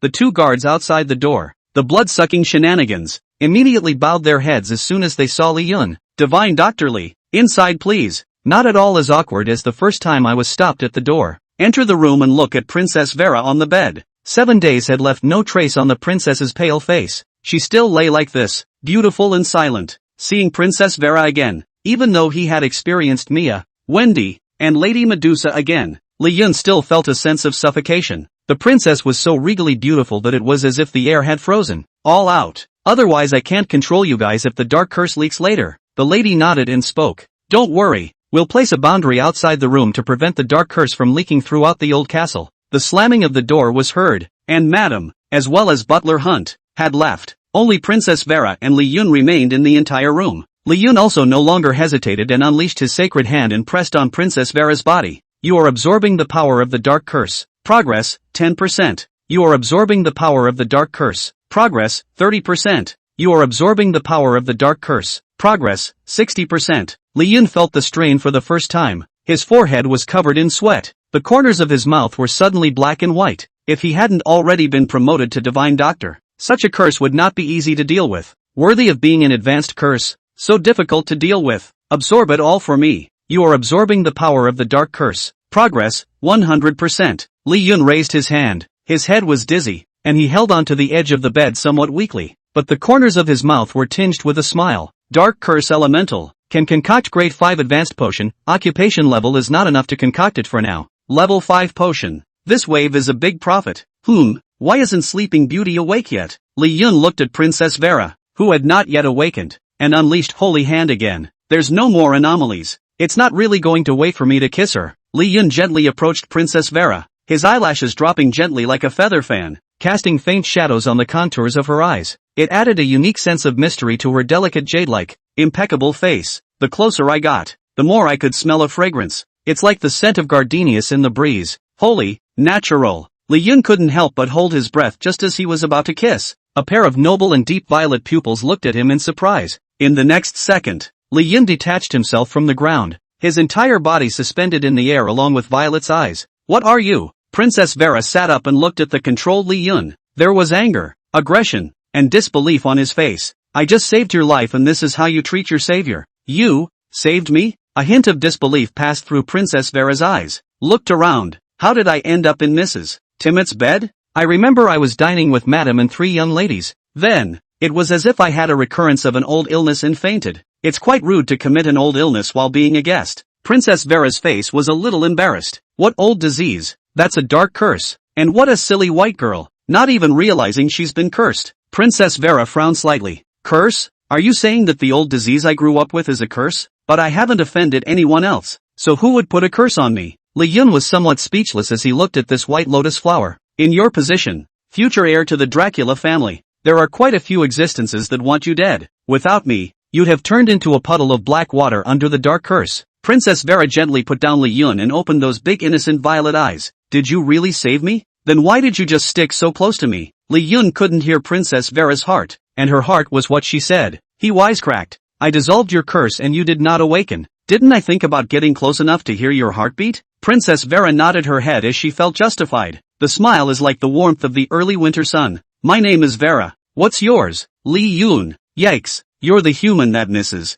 Timid was talking about? Thank you for saving me. Li Yun held Princess Vera's jade hand that she took the initiative to extend, not without a sigh of relief. Where did this stupid white, blood-sucking creep get a heartbeat? I've seen a lot of creepy things, and this is the first one that's so innocent. Princess Vera looked Li Yun up and down curiously. What are you looking at? It's the first time I've seen a human. I'm curious. First time? You've never sucked human blood? Princess Vera shook her head with a hint of disgust on her face. Ever since I was a child, my family elders forbade me from touching human blood, saying that it was food for the lower bloods. It would dirty our Dracula blood. That's why I'd never seen a human before. You humans and us blood-sucking creeps look pretty much alike. Princess Vera smiled gently, looking at Li Yun like a spring breeze. The blood ancestors' heirs are really different. This is what is called nobility. Nobles? Is that about me? I'm just an ordinary blood-sucking creep. Don't really feel any different. It's just what you simply feel. Actually, I know I'm different too. I grew up with no friends. No one dared to come near me. Ugh.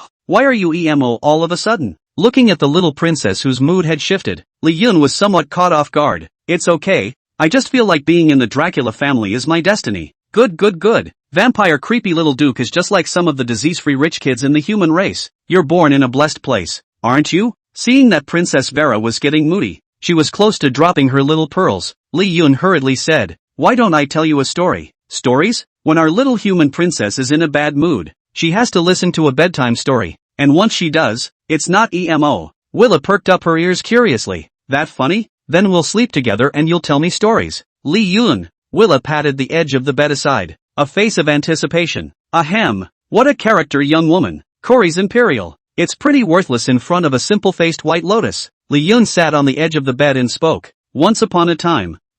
There was a little pig named Paige. Li Yun told a bedtime children's story, and Vera sat, her eyes shining, listening quietly. A genuine and unmistakable smile would blossom when hearing seriousness. Your story has aroused Princess Vera's interest, and she's favorably disposed to you by +10. Trigger the hidden profession. Storyteller. Does it cost 1,000 career points to unlock? Li Yun was overjoyed. That triggers a new career? Unlock. After unlocking the career, the appeal of Li Yun's story became even stronger for Princess Vera. She had been completely mesmerized and couldn't help but press her shoulders closer and closer towards Li Yun. Chapter 67. The disease is cured. It is uncertain whether the brain is still healthy. The story of Peppa Pig has been told. Career value +20. Storyteller career proficiency +20. Princess Vera favorability +10. The story's over. Do you want to take a nap? Although I have removed the curse for you, the body that has been corrupted by the curse over the years still needs to be slowly conditioned. Vera shook her head. I still want to hear the story. Paige is so cute. His mom and dad's family are treating him well. Levon looked at the longing for the Paige family in Willa's eyes. Don't you have a mom and dad? My parents died fighting for the family a long time ago, and I was an orphan who was let go until I awakened the purest bloodline of my great-grandfather and was plugged into the center of the family. Feeling the loneliness within Vera, Li Yun couldn't help but frown. I didn't realize that the princess with the purest bloodline of the Dracula clan was an orphan. At this moment, Li Yun realized why she, as Dracula's most powerful future successor, was suffering from such a high-level curse, without her parents to shelter her. This simple character of hers, as well as her noble bloodline, in the eyes of a portion of the family's power holders, she was simply a harmless little lamb. The entire Dracula family, as the purest and most powerful of the bloodline. No. 3,000 royal relatives. There are members in there who want to get Willa killed, and naturally there will be those who want to protect her and champion her as the next Dracula queen. Otherwise, such a little lamb would have died long ago. Why bother to put down this 100-year curse and take her life slowly? Is anyone at home treating you well?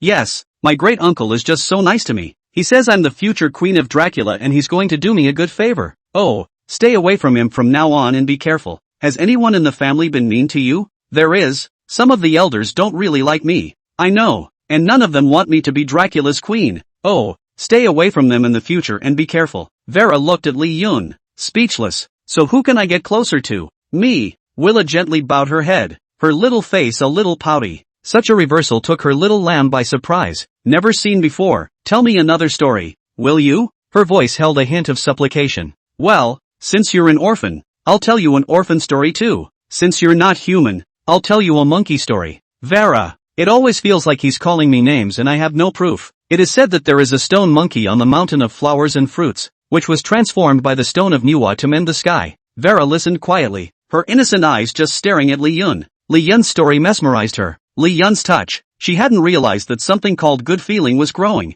Finish telling the story of the great sage of Qi Tian de Shang. Career value plus 20. Storyteller proficiency plus 20. Vera's favorability plus 10 inch. Wow. The great sage is so handsome. What do you hear in this story? Willa's small hand rested on her chin, her face contemplative. Why isn't the great sage a woman? Li Yun, you're here to punch me? I'm trying to tell you that if you want to be strong, you need a gun. Like a weapon in the hands of a great saint that can stab through the sky. Willa commiserated. But I don't have a stick. I can lend you. Ha? Where? Ahem. Never mind. You can't keep driving a kindergarten car. Li Yun hurriedly stopped the conversation. Vera the lamb is no Madame Medusa. Madame did not know love, but knew very well what it meant. Vera doesn't understand is really doesn't understand. Outside the door of the room, Madame, Butler Hunt, Moss Hospital, and the three sisters are waiting anxiously. Why hasn't Divine Dr. Lee come out yet? Should we go check it out? Butler Hunter said sharply. Dr. Lee must not be disturbed.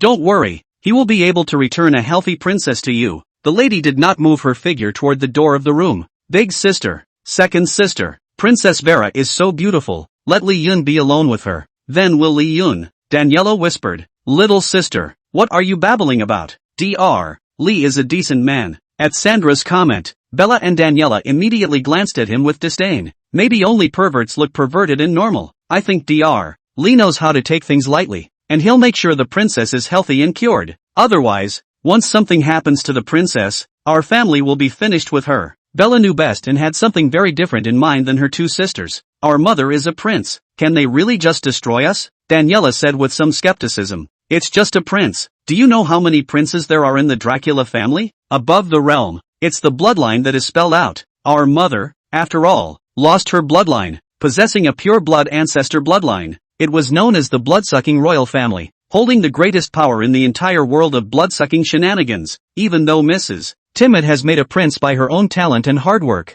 but in the eyes of this group of royalty, it was nothing more than a party of nobles with impure bloodlines. After all, it's not on the table. Not to mention the countless blood-sucking shenanigans with insufficient talent that are viewed as lower-tier trash as well as playthings. Just as the three sisters were chatting, the door to the room slowly opened. Li Yun walked out, a bit dry-mouthed, so much so that his voice was a bit hoarse. The who? Your lady is awake. Check it out. Upon hearing this, Madame and Butler Hunter were immediately delighted. A long sigh of relief. I told you that Dr. Lee would be able to cure the princess healthily. Dr. Lee, good work. The lady walked into Li Yun and naturally placed her hands on his shoulders, massaging him. At the moment the elation in her heart made her careless of the dignity and elegance of her status from time to time. In a manner of a young lady, she gently rubbed Li Yun's shoulders. Even by a miracle, worthy of being Deanly, he can even cure such an advanced dark curse. This is a medical miracle. Dr. Moss looked adoring. Let's all go in and give it a look. The lady took her hand away from Li Yun's shoulder. Picking up the machine, Li Yun also quietly wiped a little,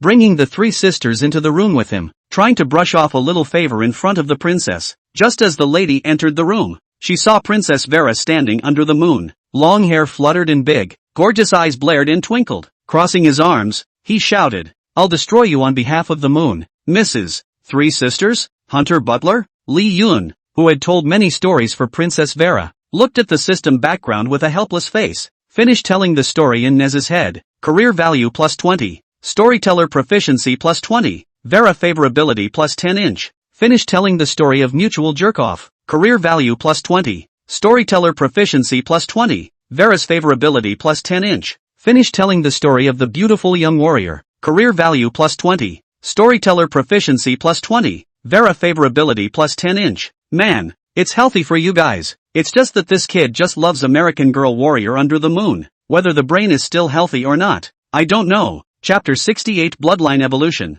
Pure blood ancestor bloodline. Beautiful girls should like beautiful girls. Vampire shenanigans should like the moon. Very reasonable. no problem. Look at Vera's distinctive appearance. Butler Hunt, in old tears, put his left hand over his heart and dropped to one knee. Old slave has met the princess. Your highness is finally cured. The lady, as well as the three sisters, took over as bending over, making the etiquette of facing the princess. Grandpa Hunter, ma'am, three sisters, stand up, no kneeling. Li Yun held his forehead. Sorry to chuck in a personal note about letting the bullets fly. The lady glanced at Li Yun grudgingly. A nice princess, how did you let you make her so middle-aged? Though, Vera's expression and tone are adorable. A little more childlike and earthy than it should have been when he first walked into his old castle. And, humanity, but she's Dracula's little princess after all, the future queen. Since the princess is fine, I will immediately arrange a dinner to celebrate her. At the lady's command, the whole old castle was once again bustling with activity.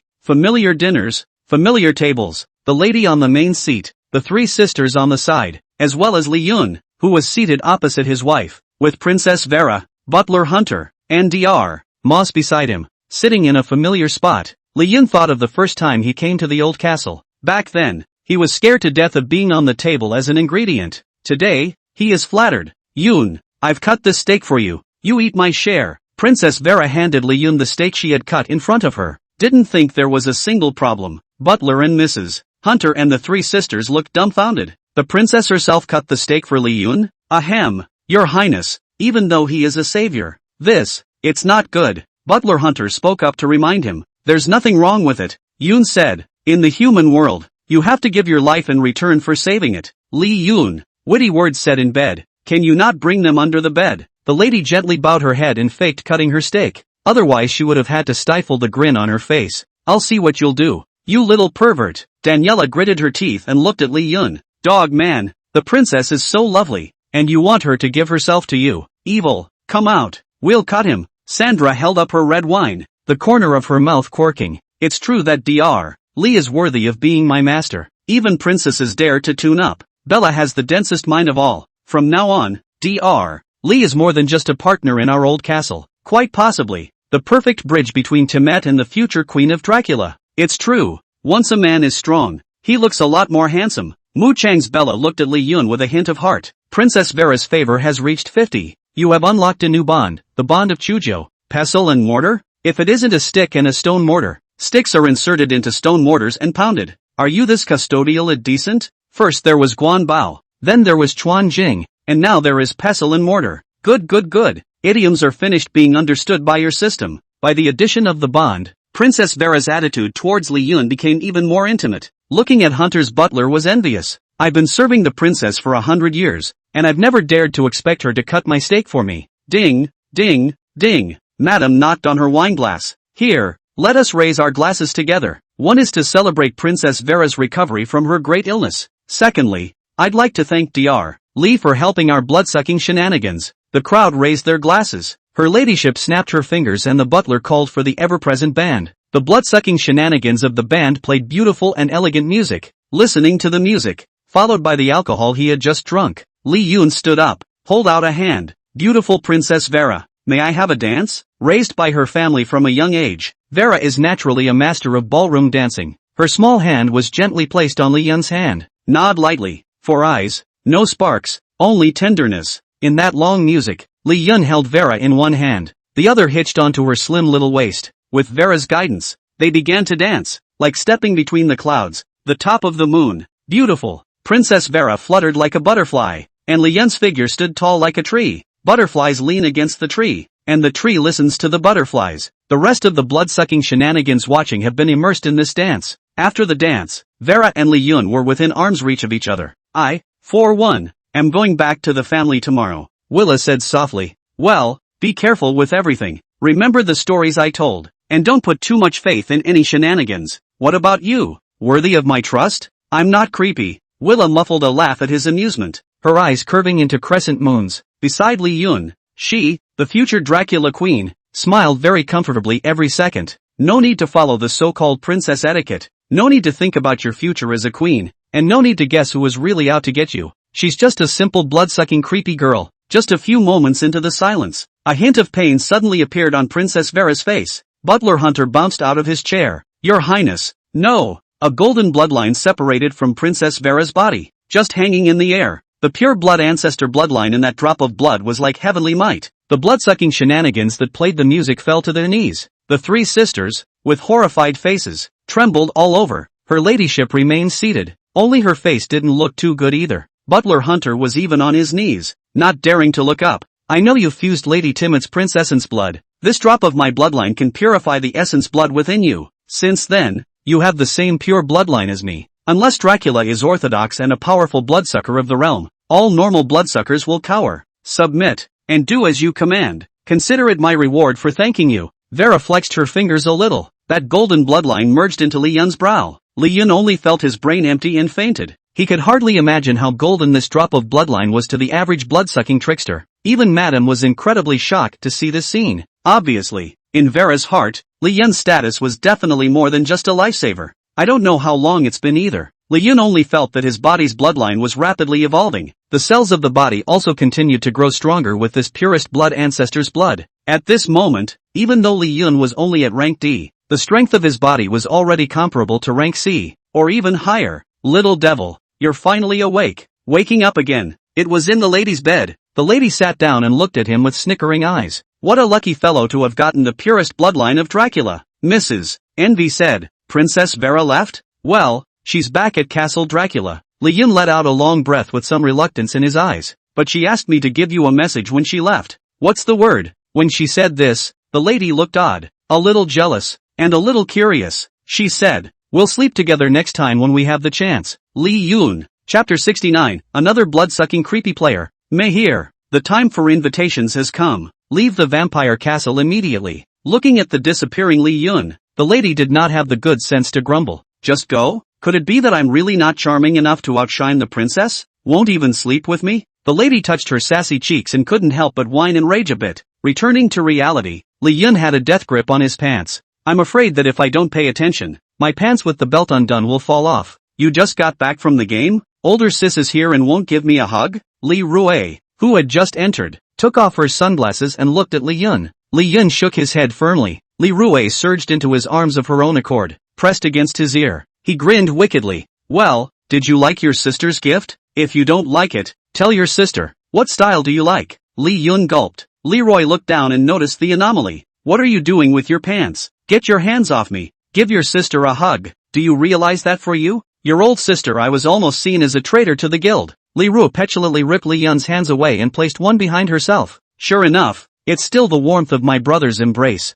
Swish. Li Yun's pants fell down. Li Yun, I'm your sister. Li Yun, who's a proper sister giving her brother that kind of gift? Li Yun lifted up his pants without a red face and his belt was fastened. Li Rui said no, no, no, no, but she kept stealing glances. After all, sister's eyes are the ruler. Sure has grown up. Unlike when I was a kid, Li Yun was already accustomed to Li Rui's flirty talk. Tidy up and inquire. Why are you back from overseas again? Li Rui didn't have the good sense to stretch out one finger and point it at Li Yun's forehead. It's not because of you, brat. I told you to hide and defend the wave. I give my hands up? Now all the major guilds have realized that they've been cheated. And that a 3-time SSS-rated rookie king is just a loser? Go lie to shenanigans. Our president has begun to wonder if I'm an undercover agent for the guild. Then let me come and find you again. Leroy is addicted to poking. Starting at the forehead and working down to a constant poke and prod. Li Yun dodged the fatal chicken with a sideways glance. Your president doesn't know about our relationship yet, does he? How can a child bride like me just spread the word anymore?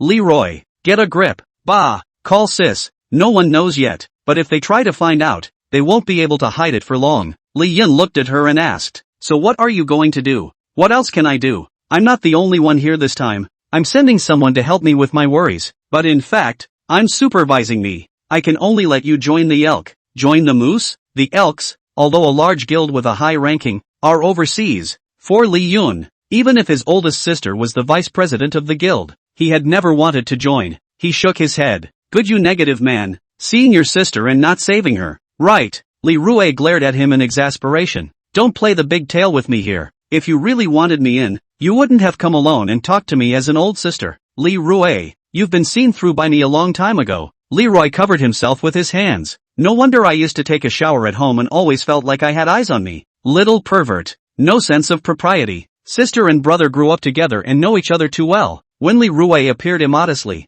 Li Yun knew that his old sister had a new idea. Now our president wants you. not because he thinks you have much potential. As long as you haven't made it to the top end of the player list, you're only a future to be reckoned with in the eyes of the powerful. He's just pissed off that all the guilds are now laughing at our elk for having eyes and not recognizing them. You know, office meetings are like running a gang. There are a lot of rivals who catch you laughing and hate you. Our president is another overseas elite who is extremely facetious. That's what makes you angry not to let you join in anyway. Li Yun nodded gently. He had heard Li Ruwei say that. Overseas players are fierce, and the Elks Guild is full of experts. There's just one way to do it nowadays, and I've brought in a D-rank player with the power of blood-sucking shenanigans. His blood-sucking trickster power isn't as good as your prince's essence blood, but it's still at the level of a marquis. You guys put on a show and show the major guilds that your blood-sucking trickster powers are hot chickens, and by then, no one will bother you. Li Yun spread his hands. And no one is bothering me now. You looked out the window. Li Yun poked his head out to take a look. And holy cow,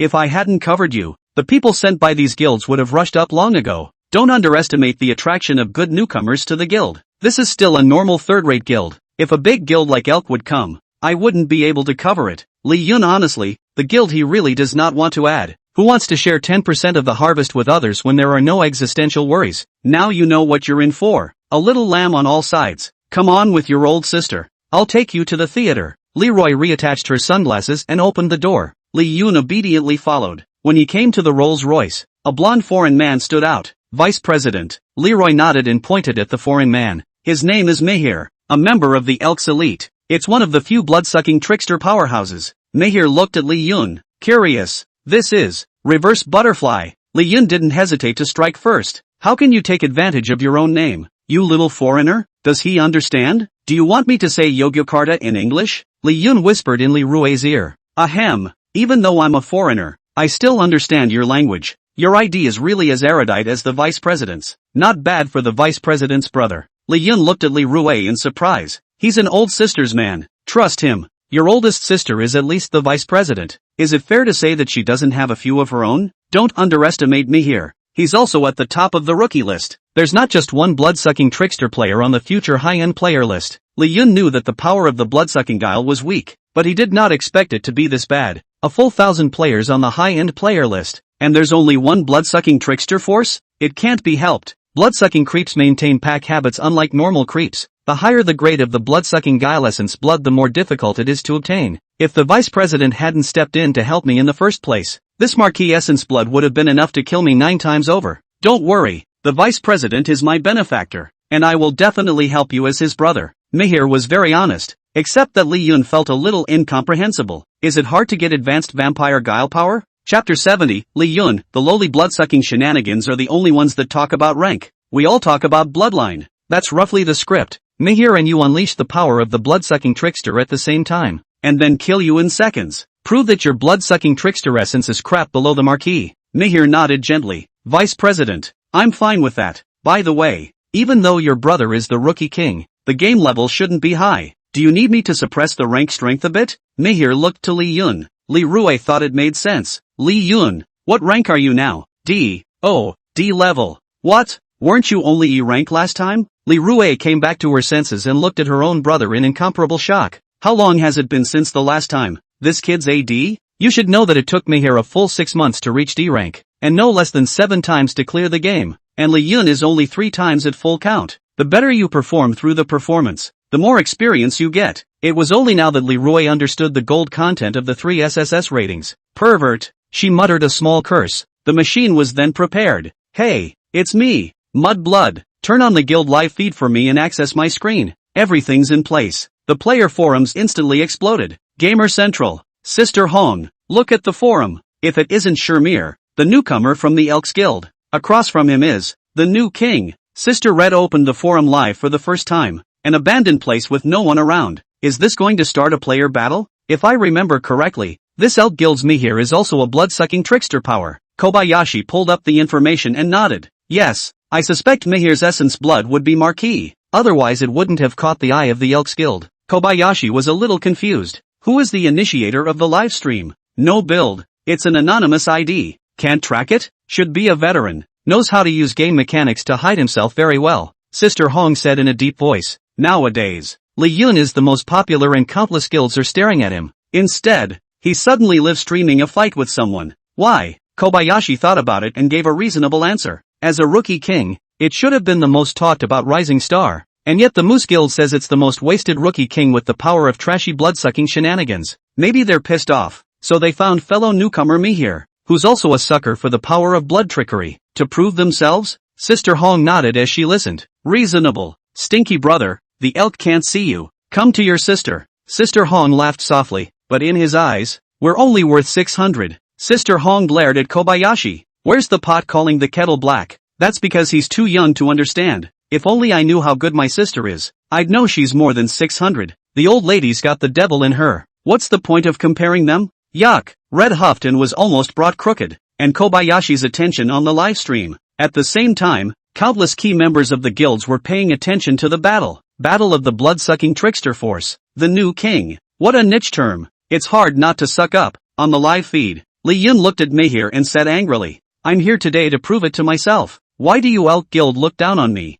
Mihir's standard villain face, the corners of his mouth pulling out in an arc. It's all about blood-sucking power, so I'll let you know that there's a difference. Below the marquee, it's all garbage. Mihir opened his hands and hovered in the air, an evil aura permeating his body. Li Rue hid behind the curtain and nodded at the dedication of the two actors. Seeing this, Li Yun also activated the blood-sucking guile bloodline in his body. In an instant, the violet eyes floated in a flash of golden light, the hovering in mid-air, the unrivaled Mihir clunked. Eyes clear on both knees, Leroy rushed to cut off the live feed. Looking to Mihir. Mihir, what's wrong with you? Don't build ah. I suddenly felt a wave of imperial intimidation and slipped to my knees. If it's not Mihir, then it can only be Li Yun. Leroy turned his head to look at him. Li Yun avoided her gaze somewhat sheepishly. Maru Spice. Forget about Princess Vera purifying the blood ancestor's bloodline for me. A blood-sucking guile of the same level. When it met the blood ancestor bloodline, it wouldn't be taken down in minutes. For Mihir, who had never seen a noble bloodline before, she was truly confused at the moment. Kindred suppression. How can that be? What grade of blood-sucking trickster essence blood are you?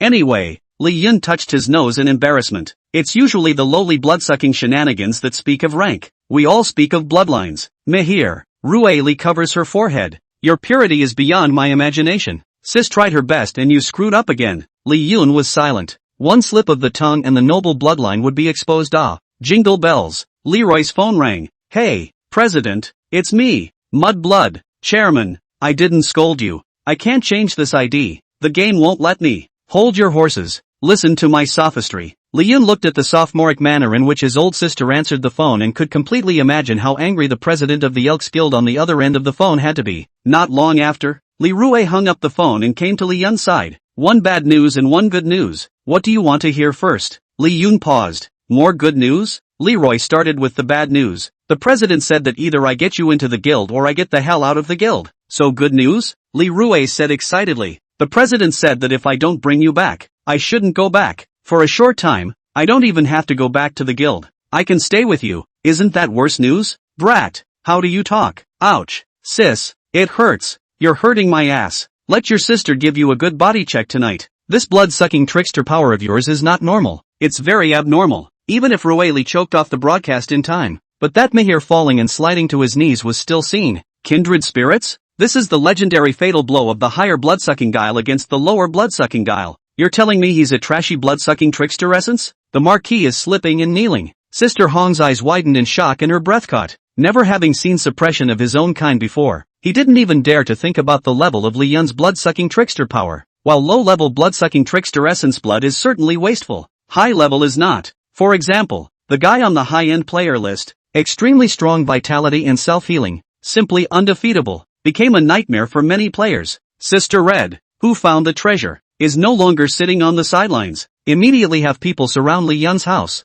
No, buy me that next door to him. I'm moving in now. I don't believe my sister can't take his stinking brother. Sister Hong got up in a domineering manner. This time she would say anything to take down Li Yun. Chapter 71, New Leader of the Prize, Goddess of Flame, Crimson. At noon, Li Yun woke up comfortably from his sleep. These days busy liver game. Long time no such good sleep. You're awake. A familiar pleasant voice came. Li Yun subconsciously grabbed the covers. This is my room, my bed. And yours, sister. Li Rue was sitting on the edge of the bed in a white halter dress, hand-smeared body lotion on her slender thighs. Looking at it, Li Yun gulped. Sister, can we discuss something? Go ahead. Even though you're back, you have to give me some privacy. You heartless. I wasn't the one who slept with you when it thundered and rained as a child. But I'm big now. Well, see, it did get bigger. Li Yun's mouth couldn't help Li Rui, and he didn't care that he was topless. Step off the bed. Stretching. A golden proportion of muscles like diamonds made Li Rui somewhat unable to move her eyes.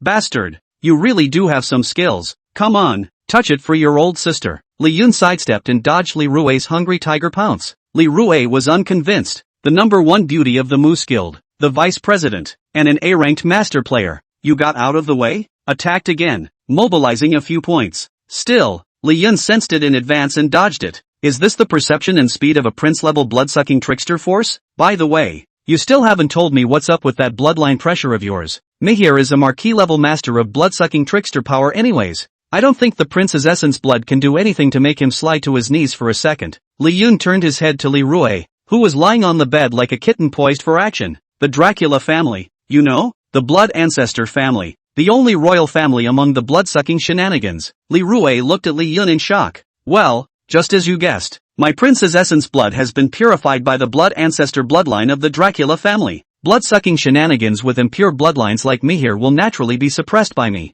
It can't be helped. Who made your oldest brother has been promoted to the blood-sucking Guile royal clan. Li Yun Versailles let out a sigh. Li Rui gritted her teeth, itching to pounce on him and take a bite out of his abs. Do you realize that once word gets out that you possess the blood ancestor bloodline, the entire player world will be shaken? That's the blood ancestor, one of the most powerful existences in the underworld. One drop of his blood is enough to make the entire underworld and the players riot. You shameless lucky bastard. Li Yun spread his hands. Lucky? Count on it. Get dressed and follow me out. Ha? Where to? Don't you noble blood-sucking trickster royal bloodline eat? There's no rice in the house. The two siblings changed their clothes and walked out of the cozy cabin. According to Li Rui's position today, what she wants can be solved with one phone call. After all, the president had said that she was at liberty to mobilize all her resources as long as she brought Li Yun back. But she dispersed all the guilds at the first opportunity. In the meantime, she just wanted to be the older sister who hadn't been home in 5 years to spend quality time with her brother. Not the vice president of the Elks Lodge. Pig's blood.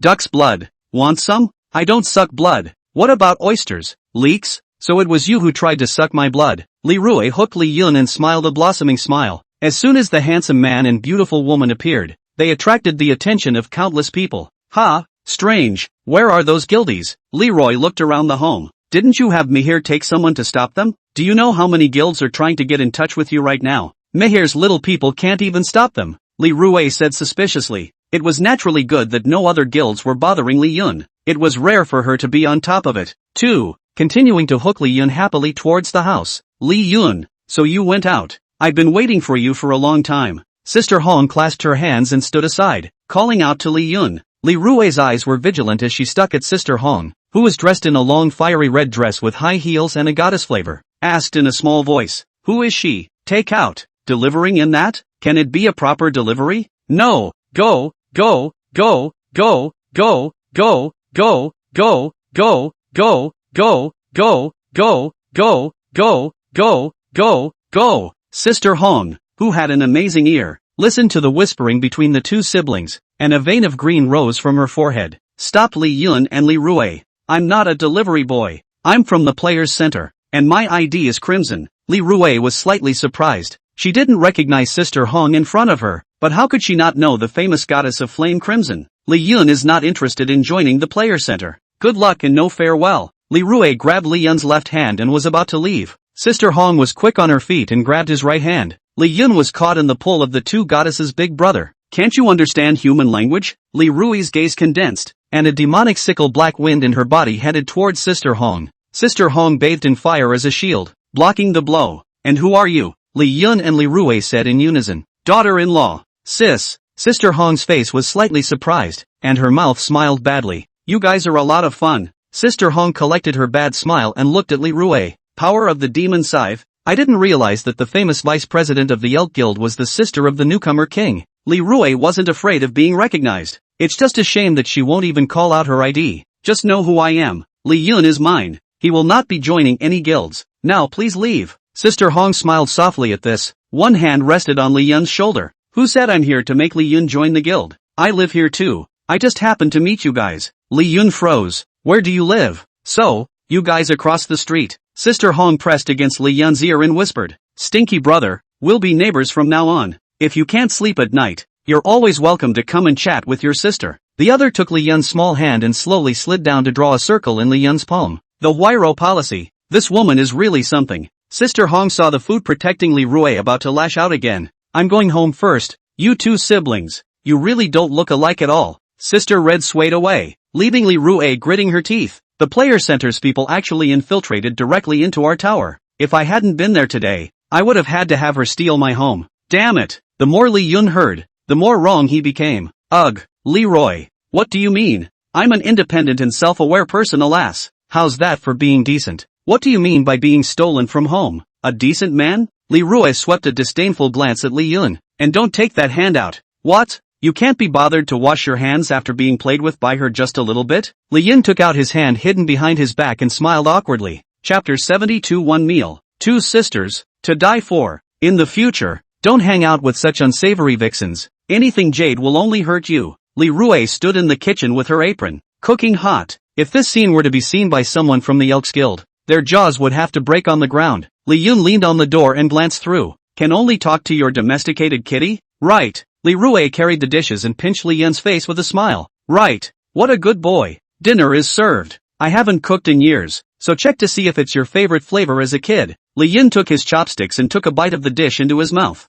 "How does it taste?" Li Rui couldn't wait to ask. "The flavor, that is. Delicious. So delicious. This is what I tasted like when I was a kid, and eating it makes me want to cry." Leroy smiled contentedly. "Then you have to eat it all." Then he put down the cleaver in his hand. Li Yun. Jingle bells. The doorbell rang and Li Yun went to open the door. "It's you." Sister Hong stood outside the door, very self-effacing. "I'm sorry, I just moved here and I haven't fired up the house yet. I saw that you guys bought a lot of groceries, so I thought I'd stop by the neighbors for a meal." Li Yun saw through her mind at a glance. "That's a dine and dash? Simply trying to rub off on me as a person." Li Yun's mouth grinned at the corners. "Good for you for coming. Welcome, welcome, welcome." Sister Hong was slightly stunned. She did not expect Li Yun to be so enthusiastic towards her this time. "Could it be that he's smitten with me? Humph. Stinky brother, how can you resist the charm of your sister?" Sister Hong stepped into the house. Leroy, who had tied off her apron, frowned. "What brings you here?" Without waiting for Sister Hong to open her mouth, Li Yun hurriedly said, "She's just moved in and the house isn't fired up yet. We're all neighbors. Look out for each other. Rely on your friends outside. That's what Sis taught me in the beginning. Did I teach you to boomerang me?" Li Rui glared at Li Yun. Sister Hong's identity is more sensitive like her. Although the Elks Guild is overseas, many of its missions need to be carried out at home, and that requires the player center to open a back door for it. Li Rui put the dishes in her hand down there hard, sort of a tacit acceptance of Sister Hong's inclusion. Sister Hong didn't care about Li Rui's attitude. "Sister Hong, these are all the dishes my sister cooked for me when I was a kid. Try them. Leave early if you're done eating, and eat out tomorrow if the house isn't open yet. We're not a cafeteria." Li Rui glared at her indisputable brother, then said nonchalantly, "You're kicking me out? I can't leave. As the vice president of the Elks Guild, don't you have the same agenda as me? It's just a matter of taking advantage of the fact that I grew up with Li Yun, but that doesn't mean I don't have a chance." Sister Hong laughed coldly in her heart, a master in the art of fighting, seeing a needle in a needle. Childhood favorites can slowly change with age. "I have heard that your sister has been separated from you for 5 years. Those 5 years, enough to change a person's personality, tastes, and hobbies. You tell me." Li Yun. Sister Hong held the dish and looked at Li Yun with a smile, then gently put it into her mouth. The elegant eaters were instantly taught as that bite of food entered their mouths. Li Yun turned his head and secretly stifled a laugh. "What's this dish? A crab race? Racing crabs? It's not just eggs with vinegar. So sour." Sister Hong was skeptical when she saw the plate of fried sai crab. Seeing that Li Rui was about to get angry, Li Yun hurriedly gave Sister Hong some food. "Sister Hong, don't ever be polite. You're a guest. Eat more. Come on, come on." Hong's empty bowl was instantly piled high with dishes. Seeing that it was Li Yun who had served her the food, she was too embarrassed to refuse. "Stiffen up and take a bite. This beanstalk, is it raw? Cold bean curd. Never had it?" Sister Hong's entire body was shocked. Some pity was shown to Li Yun. "It feels like it's been hard for him to grow up eating all this since he was a kid." Li Yun turned his head, his body trembling slightly. It was good that Sister Hong's body had long been no longer normal, and she would not be poisoned if she ate this raw bean curd. Sister Hong pressed the hard feelings and picked up another piece of pig's trotter from the bowl. "Bite." The little face was completely red. Can't believe it. Wine inside this pig's foot? It's called hypnotized pig's feet, and it uses 2 pounds of yellow wine without a drop of water. Do you know anything about food? Eat or go home. Being questioned 3 times, Li Rui stood up and huffed. Sister Hong's people were also dumbfounded. You call this table gourmet? Where are the leftovers? What are you doing? Sister Hong couldn't stand it any longer. Standing up, she lifted her long, fiery red hair up and coiled it with a chopstick, showing a swan-like neck, then pulling both feet out of their heels. Their jade feet stepped directly on the ground. Tie the apron that Leroy had just put down again. Without looking back, he walked into the kitchen. Soon there was the sound of frying in the kitchen. Li Yun, who was snickering, and Li Rui, who still had time to get angry, hadn't reacted yet. A plate of colorful stir-fried meat was served. Sister Red untied her apron and sat back in the seat where she belonged. Putting on her heels, she then rushed all of Leroy's food out of the bowl. Fade, eat. Li Yun was the first one who couldn't wait to chuck a mouthful. Another chopstick. Ha, clip again. Whoa. Li Rui saw that Li Yun was about to wind up finishing the plate of small fried meat, and she defiantly took a bite as well. After putting it in his mouth, the whole thing went silly. Then look to your own table of food. Unbearable. I'm a few years older than you. You can call me Sister Red. To keep a man, you have to keep his stomach. I think he's really happy that he can't eat your food for the 5 years you've been gone. Sister Hong stood up and leaned into Li Yun's ear. Thanks for the hospitality. I'll be on my way. If you're hungry, come to your sister. Sister gave you something to eat down there. Li Yun almost didn't choke. Sister Hong's words were not said in a low voice, and Li Rui heard them. Seeing Sister Hong leave, Li Rui sat there holding her hands, not saying a word. No more food, sis? Li Yun asked carefully, full of gas. Goddamn crimson. I can't believe I'm losing to her. The one who comes is not good. The one who comes is not good. No wonder no one from the other guilds can see it. So it's her move. Those little people, all tied up together, are not as good as she is. Just wait. I'm no vegetarian. If you want to steal my brother, you should be prepared for the urge to be defeated by me. Li Rui snorted coldly in her heart, then looked at Li Yun with a leathery smile. I can give you the bottom for you to eat, too. Li Yun's soul trembled. Shake your head quickly. I'm full. No.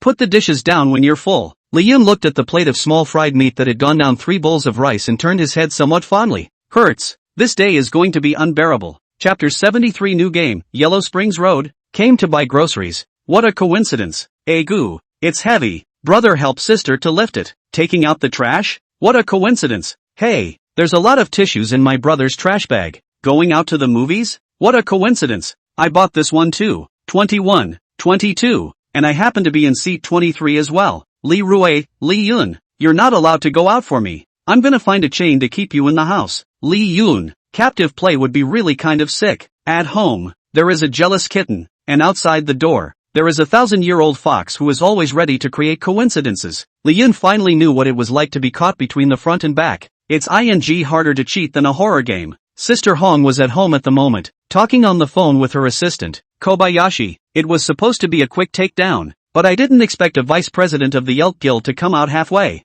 Don't worry, my sister has all the confidence in the world. Even if they're childhood sweethearts, they can't stand up to sister, the heavenly royal sister. Sister Hong's mouth curled up full of confidence. After my observations over the past few days, Li Yun is definitely not an ordinary blood-sucking trickster force. Not only does he have no fear of the sun, he also has no desire for human blood or any blood for that matter. He may be the blood-sucking trickster class we've never seen in the Players Center. In a word, such a talented Player Center must find a way to bring him in. Kobayashi let out a soft as he listened to Sister Hong's words. But Sister Hong, we have to speed up. Our blockade of Li Yun's neighborhood is about to get taut. Now the major guilds know that we are secretly blocking them from approaching Li Yun, raising the level of Li Yun's solicitation again. After all, many of the important backbones of the guilds have decided to come out in person and break through our blockade to directly snatch people. Hearing Xiao Lin's words, Sister Hong clenched her teeth. Recruitment of newcomers is a big deal for all the major guilds. After all, a horror game is a place of 9 deaths, and death is a constant companion. Newcomers are the fresh blood that every guild alternates, plus the 10% of members who gave up. If you want to become a first-class guild, newcomers are definitely a scarce resource, and the geniuses among them are the more important strategic resources. I know, I'll keep thinking about it. Sister Hong hung up the phone. An alert came from the game system and she opened it. Abnormal display of follow ticket binding target. Do you follow the target into the game? Sister Hong stretched out her finger and clicked on yes. The corners of his mouth quirked up. Stinky brother trying to hide in a game? Unfortunately, I predicted your prediction. Li Yun and Li Rui sat cross-legged, their eyes facing each other. You said you'd take me down to the game? What a look, brat. Leroy cleared his throat. Listen up. In front of you is a high-end list powerhouse, a master player, and the vice president of the Elks Guild. Do you have a problem with me taking you, a newcomer to the game, and hoping you'll get stronger? We have to find a way to get Li Yun out of here. That woman is too aggressive. If this keeps up, the little bastard is going to fall into her tender spot sooner or later. Li Yun shook his head as he listened to Li Rui's heartfelt words. No comment. Li Rui nodded and crossed her arms. Then no. You haven't used the random game yet this month. I'll use the cooperation coupon. With you. Li Yun tapped on the game interface. Li Yun has been in the game 3 times though. The first one aside. The second one was a double challenge. And the third one was a game choice ticket. The random games that newcomers refresh every month have yet to be used. Randomizing the game. The game has been chosen, the Yellow Springs Road, as the most famous food street in the underworld. Yellow Springs Road is lined with countless restaurants. Tens of thousands of creepy things dine here every night. It's a choice between being an employee serving shenanigans or food on the table. A light enveloped the house and Li Yun disappeared. He was followed by Li Rui, who used the cooperative vouchers and disappeared. And next door, the red sister who used the follow the coupon. Yellow Springs Land, Grand Peace Hotel. This is a new restaurant to Yellow Springs Road. In this century-old traditional food street, in front of countless old shops, hard to kill a bloody road. Rooted here. I heard that this is just a branch and the main store is not here. Why am I the handyman and your management? In the Gilded Hotel, Li Yun, who had gotten his work license, looked at Li Rui. Older sister is a high-end player. You're a newbie comparing to me? Hurry up and get cracking, or my lobby manager will have to dock your paycheck. Li Rui tossed a handyman's uniform to Li Yun. Li Yun cursed and put it on. Name, Li Yun. No. 567-inch. Position, handyman. Daily wage, 1,000 inch. As the lowest existence in the hotel, you must work hard. If you make a mistake, you'll lose your job and become an ingredient. There's a customer ordering takeout right now. The system needs you to deliver this order. No problem? Li Rui looked at Li Yun with some concern. If she was in the restaurant, she could be the first to protect Li Yun if anything happened. The system gave the order. There are problems to fulfill it. I'll go with you? What kind of delivery takes people with it? And you've got a mission in the system too. I'm fine. Okay. Seeing Li Yun's insistence, Li Rui did not say anything more. Task, deliver large intestine sashimi and sauce-popped eyeballs to customers. Countdown to delivery, 15 minutes. I've already closed the order. I'm going to the back kitchen now to rush it. Li Yun walked towards the back kitchen alone. Rush. Just rush. Can't you see it's being done? So many customers for dine-in. And you have to order takeout. Rush me again and I'll chop up all you two-legged sheep. In the noisy back kitchen, the toad-like, tan chef Guile plunged the bloodstained cleaver in his hand hard into the chopping board. Master chef, you delight in anger. This is a filial favor. A player walks up and pulls out an item of value and hands it to the chef. Still got it. Give him the 095 order faster. The player was immediately grateful. The rest of the players saw this and looked at their countdowns. With a clench of their teeth, they followed suit and pulled out their valuables. Compared to that amount of money, being unable to complete the task beyond the countdown disqualifies you from the job. The odds are that it will only be reduced to a fresh ingredient in the back kitchen and a dish in the restaurant. I didn't realize this game had quite a few players. Li Yun walked to the back kitchen and saw several players waiting outside the back kitchen. Excuse me, is the meal ready for 567? One large sausage sashimi and one sauce-popped eyeball. I was waiting to deliver. Li Yun reported his number and asked to the back kitchen. A pair of eyes suddenly stopped on him. The Lord Chef in the back kitchen gripped the bloody cleaver once more. His gaze morose. Chapter 74, I'll make this dish myself. New, a player asked in a whisper. Anan, just got a mission. Don't talk to the master chef like that. If you want a meal, you'll have to pay a favor. Benefit fees? Isn't this the back kitchen of the Peace Hotel? Guests order from the back of the house, and I'm in charge of delivering the food. Who am I to pay for favors? Li Yun said in disbelief. Giggle. That makes sense. Looks like we're going to have an extra plate of fresh, live food in the back room today. The chef cackled. Life and death. Those players who were familiar with the unspoken rules avoided Li Yun. This new guy's out of luck. Offend the chef, and wait to be fired and put on the table for intentionally delaying and failing to complete the task. Li Yun listened to their hearts and gradually understood what was going on. Workplace subterfuge? Li Yun walked into the back kitchen. It's the first time a human has dared to talk to me like that. Even if you show sincerity now,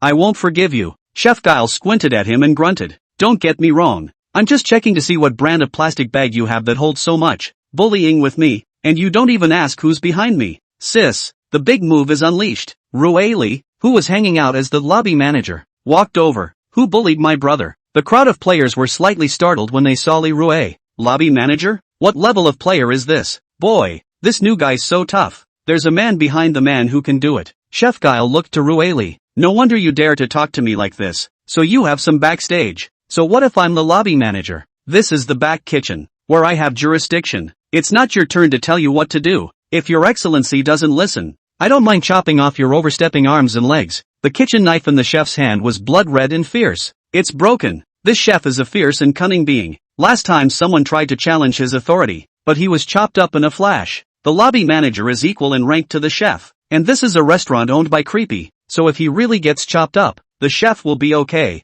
right? Lee listened to the players' voices without a trace of worry on his face. He couldn't beat the district's mighty trickster level, but Lee was an A-ranked master player. Fruity. In an instant, that chef's knife appeared in Lee's hand. And what a mean chopper. Here, Lee threw the knife to Li Yun. You have acquired the Fierce Sword. Fierce Fury Trick Sword, tens of thousands of dead souls under the sword. The fury fills the air and doubles the damage dealt to the trickster. Thanks Ao. Thank you. Did I give you that? The Lord Chef looked at the emptiness in his hands and gasped. Still want to chop me up? Why don't you hurry up and make my brother's dish? The overbearing Leroy clasped her hands, her eyes looking down on the chef. The players never expected such a high level of play to come from the tiny restaurant. That lobby manager's customized open cheongsam reveals long white legs that anyone would want to hug. I won't do it. Leroy's figure flickered as she approached the chef with great speed. Being armed with the power of the demon scythe, it was as if she could split the chef's massive body instantly with just a split second. Humans, don't do whatever you want just because you're stronger than me. If this dish doesn't come out, your brother's mission can't be accomplished, and if he is relieved of his employee status, he will be reduced to an ingredient. Can you kill every creepy thing on the entire street? Leroy frowned slightly, obviously poked and prodded by chef shenanigans. It's only 2 courses. I'll do it. Leroy snorted coldly and rolled up her sleeves to do the dishes. Sis, stop it. If something goes wrong with this dish, I'll die here or at the hands of a customer. Leroy glared at him. You grew up eating my cooking and you have no confidence in me? I just know your strength too well because I grew up eating your food. Li Yun pressed Leroy's hand, his eyes firm as if he wanted to enter D. Humph, brat. So now what? Are you going to stand by and watch your mission not be accomplished? Li Yun opened his full-time system. Now there's only a gamble to be made. Draw your career. Occupation drawn, private detective. Go on. Occupation drawn, painter. Only one last shot. Occupation drawn, chef. It's done. Chef. Occupational level, elementary. Natural skill, 30% pleasure in cuisine. Occupational skills dash. Manual dexterity, flexibility in the use of all cooking tools. The 4 senses, transcendental taste, taste memory, imagination, and food image extrapolation. Li Yun loads up on chef careers. Close your eyes and the whole backroom is different. Cold cookware wobbled and countless spices and ingredients danced. Let me.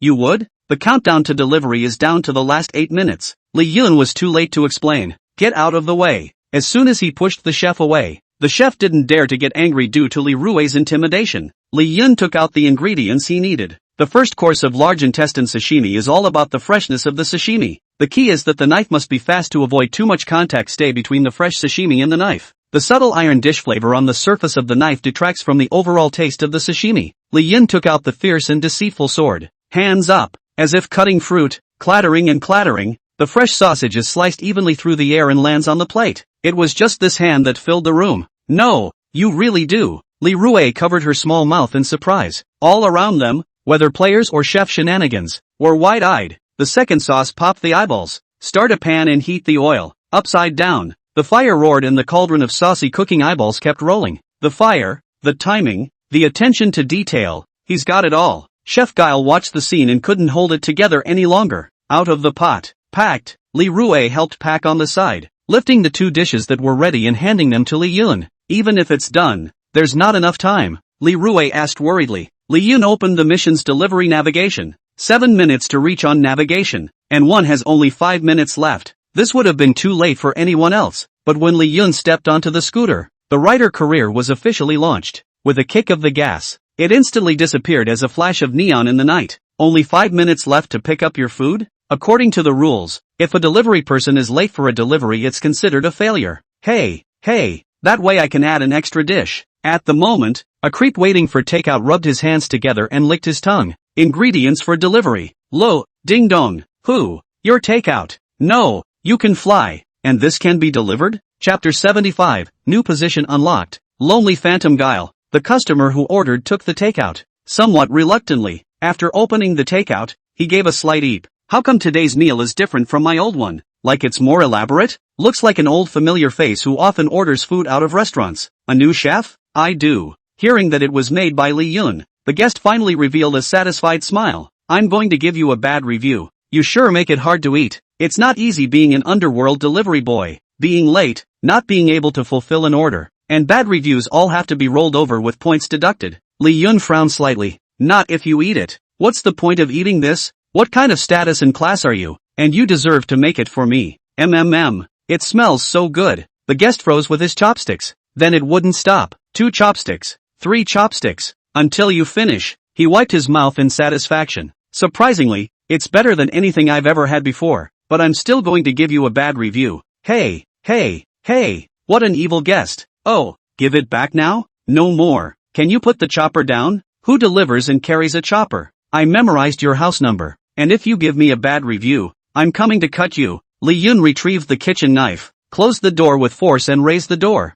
The guest froze in place and apparat. I'm the creepy one, right? Order delivered. Critical acclaim, 1 out of 10. When all favorable ratings are completed, you will be promoted. Lee Yun looked at the system prompt. Silently, he touched the kitchen knife in his hand. With this, I'm afraid they won't give me a favorable review? Figuring out the rules, Lee Yun quickly became a myth in the eyes of the players. No, who's a takeout artist who puts out his own food, delivers it, and has 0 bad reviews all in one place? One person is practically a restaurant. Lee Yun is chopping vegetables for his next order. Chef Guile leaned in slowly. 567. My name is Lee and I have a name. Lee Yun coldly returned. Chef Lee, can I have this cleaver back? The chef's sly words and very godlike demeanor were somewhat flattering. The feral trick knife is inserted into the chopping board. Yours? It's obviously mine. What class are you? Talking to me like that? Hiss. The players waiting for the dish looked that way without a squeak. The inverted Big Dipper. Turns out humans can talk to creepy things like that too.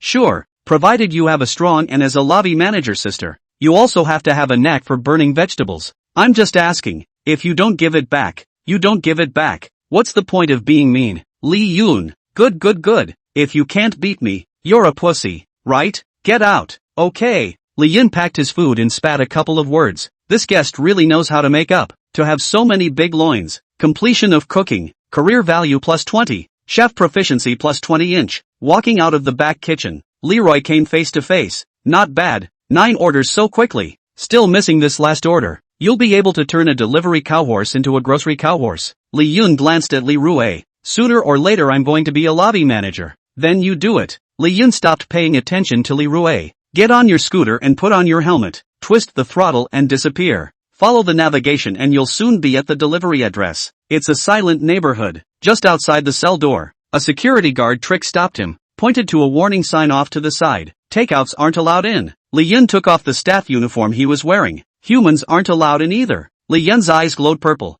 and an aura of blood-sucking guile covered his entire body. No entry without a pass. Lee Yun got it, took out the fierce guile blade. Security, 6. Why don't you take it earlier and you'll get in? Come in. Lee Yun reinserted the knife back into his waist, tapped lightly. Sure enough, it's still more useful than a pass. Enter the neighborhood and find Unit 2. Press the elevator. The elevator went down quickly. When he reached the 16th floor, ding dong stopped. 1602. This is it. Press the doorbell. Didn't see any movement. Lee Yun shouted. Your takeout. The door opened slowly. A hand reached out. Looks like a sociopathic eye creep. This kind of shenanigans. Order a meal and either ask the delivery guy to leave it at the door. Either that or show your hand and not your face. Lee Yun was just about to hand it over when the hand directly tugged at him, pulling him into the door. What should I do when I'm pressed against the wall by a beautiful woman? What should I do? The outside food fell to the ground. Lee Yun's hands were being pressed against the wall with one hand by a young and beautiful phantom gue. Surprisingly, it's a handsome little brother. Little brother, are you bored? Empty? Lonely? Phantom Guile freed a hand and gently stroked Lee Yun's small face. I can see you're lonely. Naughty, who told you to look out? Phantom Guile smiled softly. Since you can see that, then find a way to fill my empty heart, or else you'll get a bad review. Lee Yun? There's such a request. Lee Yun pushed her hands away and pressed back against her. Why don't you eat something first? I'm afraid it's going to be too long in a while and you'll be hungry. Phantom Trick glanced at the dropped outside food. Ha, that's for you to eat. Ming and Hua are running on a 200-meter loop track, and it takes Ming 40 seconds to run one lap. They started at the same time from the same place and ran in the same direction. Ming ran 500 meters the first time he caught up with Rio. Question: how many meters per second is Rio's speed? Phantom Trick? Aren't you bored, empty, and lonely? Wanted to be filled with empty hearts? I've got a lot more math problems here, so I'll fill you up tonight. Phantom Trick, if you get it right, I'll have a reward. A hint of ennui appeared on Li Yun's face.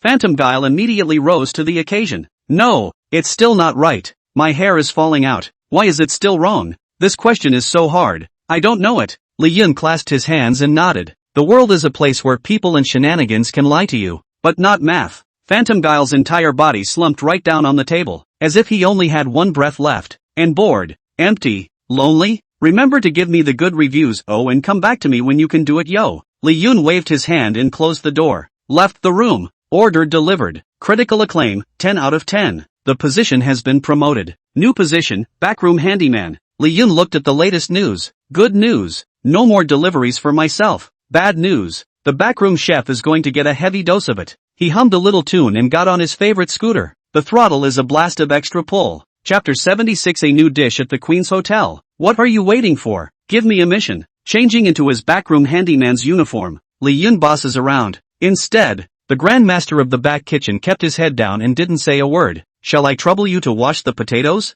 Li Yun touched the fierce guile blade in his hand. Chef Creepy has a death wish right now. What a ing man. You asked me to set up a mission. Then when I say one, you touch the knife. It's still my knife. Who the hell is the backroom boss? Are there any of those exhausting jobs that don't pay much and make people despair when they do them? My attributes are in full swing and I just want to experience it. Chef Guile did a double take. There. Pass the food. Just stand there and announce the name of the dish. The original pass-around shenanigans looked straight at the chef. What about me, brother-in-law? How many times have I told you to address me by my position during working hours? Oh, hi plants. What about me? Chef Guile, whose last name was Ko, tossed his brother-in-law aside as soon as he could. How's this working out? Tired is a little tired. Will do. Chef Guile breathed a sigh of relief at his rare moment of resourcefulness. After arranging for Li Yun, he rushed back to his post. The backroom is like a battlefield, and the chef is the commander, responsible for organizing the process so that the back of the house is not thrown into chaos. Look at this, Li Daishun. It's my meal. It's almost time. Can you subpoena it for me first?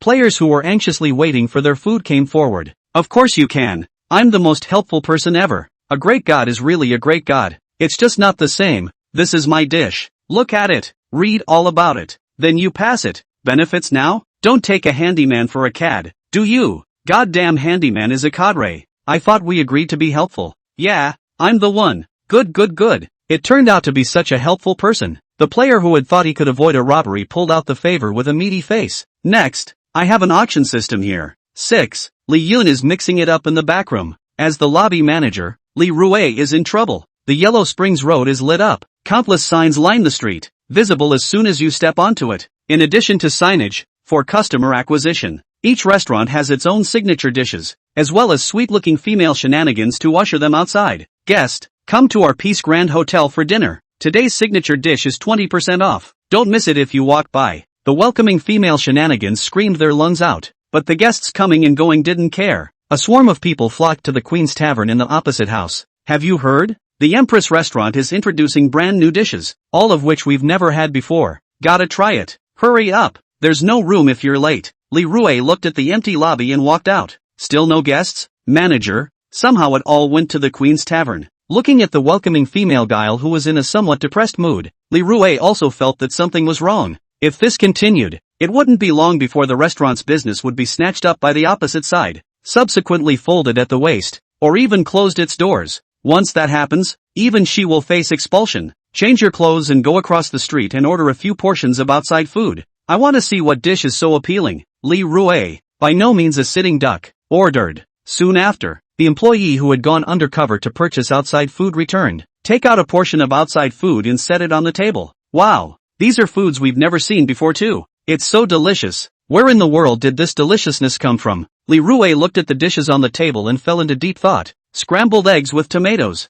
shredded potato yams, braised pork, all human food. Did you see who their chef was when you went to buy out food? The back kitchen is on lockdown. Outsiders can't see it. The employee shook his head. Li Rui already had a few guesses in her mind. Looks like the other chef is a player too. Bringing human food here. I didn't realize it would be so popular with the creeps. The craft flavor is half as good as mine. Li Rui took a bite and said confidently, now that you already know the other side's means of sucking in customers, then I'm not afraid. Go, follow me to the back kitchen. Li Rui stepped away, and her big white legs were hidden in the open cheongsam. Walked into the back kitchen. What brings you here? I can't come? Li Rui looked towards Li Yun, who was sitting there with a relaxed face. There's a player from the restaurant next door. Make human dishes that draw away all the guests. Li Yun said afterward. No wonder I've been sitting here for half a day and I don't see a new menu. So what are you doing here? Rueli rolled up her sleeves and pushed the chef away as soon as she could. Of course I'm here to show off my handiwork and chicken beep him. Chef Guile stood by with the confused face of a newbie. No, you humans are all chefs, aren't you? I shouldn't be here. I should be under the car. Forget it, sis. The restaurant is still good. You don't need to exacerbate its time of death. Li Yun rushed to stop Li Rui, fearing that she would do the dishes. What do you mean by that? Once the restaurant is taken over and closed, we'll all be fired. Does he know how to cook this human dish? Chef Guile shook his head. This one really won't. It's better if I do it. I'll teach them. Li Yun sighed and stood up. Sure enough, the greater the ability, the greater the responsibility. This touchy-feely job won't last long. Then the back of the kitchen is all yours. I'm arranging a menu change right now to get the guests back from across the street. Li Rui put her hands on Li Yun's shoulders. Whispered Funfeng. Chef Guile, I really should be under the car. No, how come he was given the back kitchen? What are you waiting for? Go prepare the materials. Li Rui left, and Li Yun skimmed Chef Guile. Me? Or I'll do it? You do it? It's better if I go. Chef Guile led the other Guile and started preparing the food as requested by Li Yun.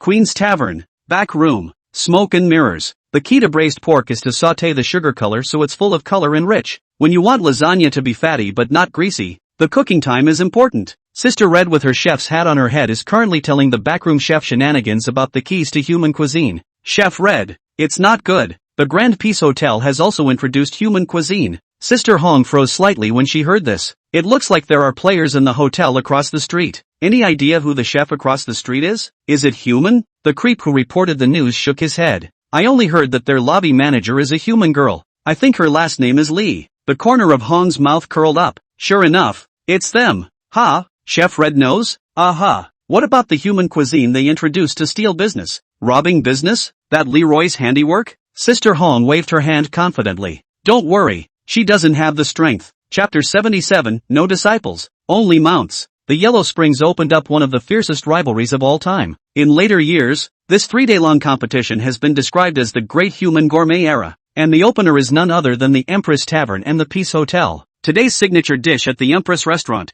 Kung Pao Chicken. Don't miss it when you walk by. The Peace Hotel was also the first to post its signature dish, braised pig's feet, 20% off for the first customer. The welcoming guests of the restaurants on both sides offered up their own signboards and began to grab customers. You're going to make it drunken 8 immortals. I'm going to make a rice with abalone sauce right away. Spells a chef's bottom line. The other taverns watched as a sea of guests gathered to wander around the two taverns, trying to join the fray. Go grab some humans, serve them well, and let them take charge of the pot. One of the captured humans was dumbfounded. Ha, let me cook. Is instant noodles okay? Without a good human chef, it simply doesn't add up to this unspoken war. Queen's Tavern backroom. Sister Hong was carrying a plate of food from the Peace Grand Hotel with a hard look on her face. Is this Rui Li's handiwork? Absolutely not. It seems that the expert who fought against me is someone else. Red unzipped her chef's skirt. Come with me to the Grand Peace Hotel. You pig brain. Shredded pork with green peppers, not red peppers. I told you to put saltines, not sugar. If you successfully teach your opponent to cook a dish of shredded pork with green peppers,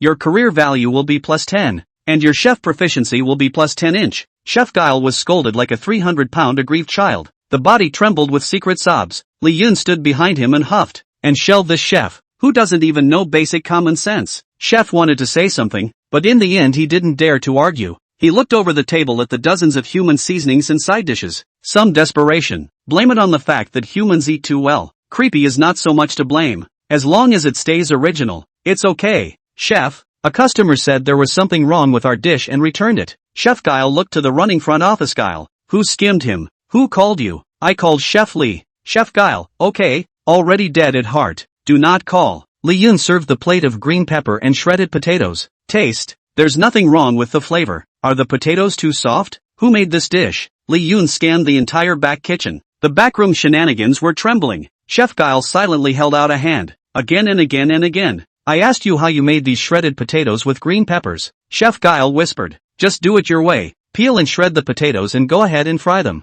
Cut the crap. Let me ask you, did you soak the shredded potatoes before frying? No. How many times have I told you that if you want crispy potatoes, you have to soak them in cold water? Li Yun dumped the dish in his hand. Pick up the peppers. Pick up the peppers. Now I'm looking at you. Redo it for me. The chef gave an aggravated "oh." Re-rack the fire and start frying. A few moments later, the antechamber shenanigans returned again. Chef Lee, that guest still says the flavor is off. Li Yun frowned slightly. Pick up the chef's skirt. I'll do it. The second time he was returned, Li Yun decided to take matters into his own hands. So much for the art of cooking, even if he stares the whole time, but it will deviate again as long as it's not out of your own hands. It seems that the other party is a master of eating human cuisine on a regular basis. Starting dishes, by hand, Li Yun said while washing his hands. If we get bounced back this time, Chef Lee. Li Yun was carrying the dish in one hand and holding the fierce guile sword in the other. Don't you say a word. I damn well like to see if he's here to eat his food or to pick a fight. It just went out with a vengeance. Who's that? Who's deliberately picking a fight? The antechamber trick pointed in the distance. On that side of the deck, a group of creepy creatures stood there like a wall, blocking the diners inside. Yo, looks like it's coming from a good place. Li Yun muttered softly and wasn't afraid. Here, you tell me what's wrong with this dish. A pleasant voice came from the city walls. I'm a guest. I ordered the food. And if I think there's a problem, then don't order this dish. I have the money to order whatever I want. Li Yun was happy. Then you go light the gas can. The city wall slowly moved away, and the angry and smiling Hong sister looked at Li Yun. Stinky brother, getting so mad. And for me to light the gas tank. You didn't make this dish, did you? Li Yun froze. Uncertainty blinked. Why are you here? Red rested a hand on her chin, the fingers of her other hand wandering slowly across the table. Of course I'm afraid you'll be eaten by creepy and came here to protect you. Li Yun didn't believe this woman's bull asterisk. Stocking coupons, you're really a doggy that can't be shaken off. Li Ruwei suddenly came over. Clasping his hands, he looked at Sister Hong and coldly grunted. If you can use a co-op voucher, I can't use a tracking voucher? I'm his sister. Picked it up. Li Yun hurriedly crossed between the two women, fearing that they would fight. Okay, it's all because of my handsome face. Blame me. The two women let out a simultaneous yuck. What are you, the chef of the Queen's Tavern, doing here with us? You are not welcome at the Grand Peace Hotel. Sister Hong looked at Li Ruwei and didn't seem to bring fear, laughing softly. There's no reason why the Grand Peace Hotel shouldn't let its competitors come in and eat, either. Are you here to eat? I think you're just here to pick a fight. Isn't it all the more important for you to keep your guests happy when they are not? Li Ruwei's takedown attempt is quickly defused by Hong. Li Ruwei huffed and looked at Li Yun. You're dumb, and you don't know how to say anything. Li Yun? 300 spirit coins in total. Remember to pay up. Leroy pinched his ear. Is that what I asked you to say? Sis, it hurts. It hurts. It hurts. Hong put the money on the table. Leroy picked it up and counted it. 5,000 spirit coins? Do you not know how to count? Or did you give it to the wrong person? Sister Hong looked at Li Yun with even more burning in her eyes than before. If it was said that before, she approached Li Yun just because she wanted to recruit this potential newcomer into her gang. Now, instead, there was an urge to pull him under the covers. He made a dish that was very tasty and captured Sister Hong's heart right away. It was the first time that a man's dish could intoxicate her so much. If it wasn't to lure the mysterious chef out, she wouldn't want to return it. 300 is food money. As for the rest, it's for Li Yun. Chef Li, taking on an apprentice? Take an apprentice? Li Yun shook his head. Sister Hong had some regrets, which is why Li Yun's next words made her small face instantly redden. Mounts only. Li Ruwei looked at Li Yun with exploding eyes. Chapter 78. The big boss behind the Peace Hotel is a human? So can I join the Grand Peace Hotel? Sister Hong opened her mouth and asked. Could be. No. Li Yun and Li Ruwei spoke in unison. You brat. You're still thinking about mounts, aren't you? Sister, listen to my sophomoric. Explain, are you going to let such a strong opponent go back? Leroy was silent. Once she does come over, the Empress Tavern will no longer be a match for us. The Grand Peace Hotel is then far from being in danger of closing down. We can also hurry up and finish our respective tasks and get out of here. Listening to Li Yun's words, Li Ruwei felt that there was a hint of truth. You can come if you want, but you have to start step by step as a backroom handyman. Red nodded and smiled. Anything, as long as it's in the back kitchen. The last few words were directed at Li Yun. Mature woman's straight ball. At least 20 years worth of work. Lee Yun wouldn't necessarily have been able to catch it if he hadn't experienced Mrs. Timat and Mrs. Medusa. I regret that you can't go to the back kitchen. It's too late. The system has ruled that I'm the backroom handyman. It is a permissible rule of the game to switch workplaces while on the job, as long as you are not fired. Sister Hong just gave up her old boss and fought her way into Li Yun's side. Well, shall I show her to the back kitchen? Li Rui clasped her hands in displeasure. I'm coming with you. Li Rui and Sister Hong, one on the left and one on the right, followed Li Yun to the back kitchen. The players waiting in the back kitchen to pick up their food were all stunned. There's another beauty, coming into the back kitchen. Leroy clapped her hands together. Attention everyone, listen to me. This is the chef from the Queen's Tavern, now converted and coming to us as a handyman. The words proselytizing and handyman were said with extra bite. Sister Hong wasn't annoyed and opened her mouth. Wherever Chef Li is, I'm there. No way. This was also taken down by Li Dishun? Well, we're here to suffer as oxen and horses, but he's here to get laid. How can people be so different from each other? Li Rui glared at Sister Hong and lowered her voice. I'm telling you, put away your philandering. Li Yun won't go to the players' center with you, so he's willing to go to Elk with you? If that were true, there would have been nothing for me to do. The two women's eyes met as if there was lightning. A player center head and a vice president. Don't make the other players look bad, like two perfectly developed children. Li Yun opened his mouth to stop the two. I'll be watching you. Li Rui put down harsh words and then left. Sister Hong snorted softly and ignored him. Since you're here in the back kitchen as a handyman, familiarize yourself with the back kitchen first. Sister Hong nodded as she listened to Li Yun. She walks over to Chef Guile, who is frying. A slight frown. You're frying this with the wrong color and the wrong taste. Chef Li, is this how you teach your chefs? Chef Guile was on the verge of tears, pointing at himself. Is there a possibility that I'm the chef? Sister Hong, ahem. Our situation here is a bit different from the Empress restaurant. Technically, I'm a handyman like you. Sister Hong looked at Li Yun with a speechless expression, but there was more curiosity about him. A handyman, yet he commands the entire back kitchen, and makes such great dishes. It seemed that Li Yun had more secrets on him than he thought. After all, if there was only one blood-sucking Guile force,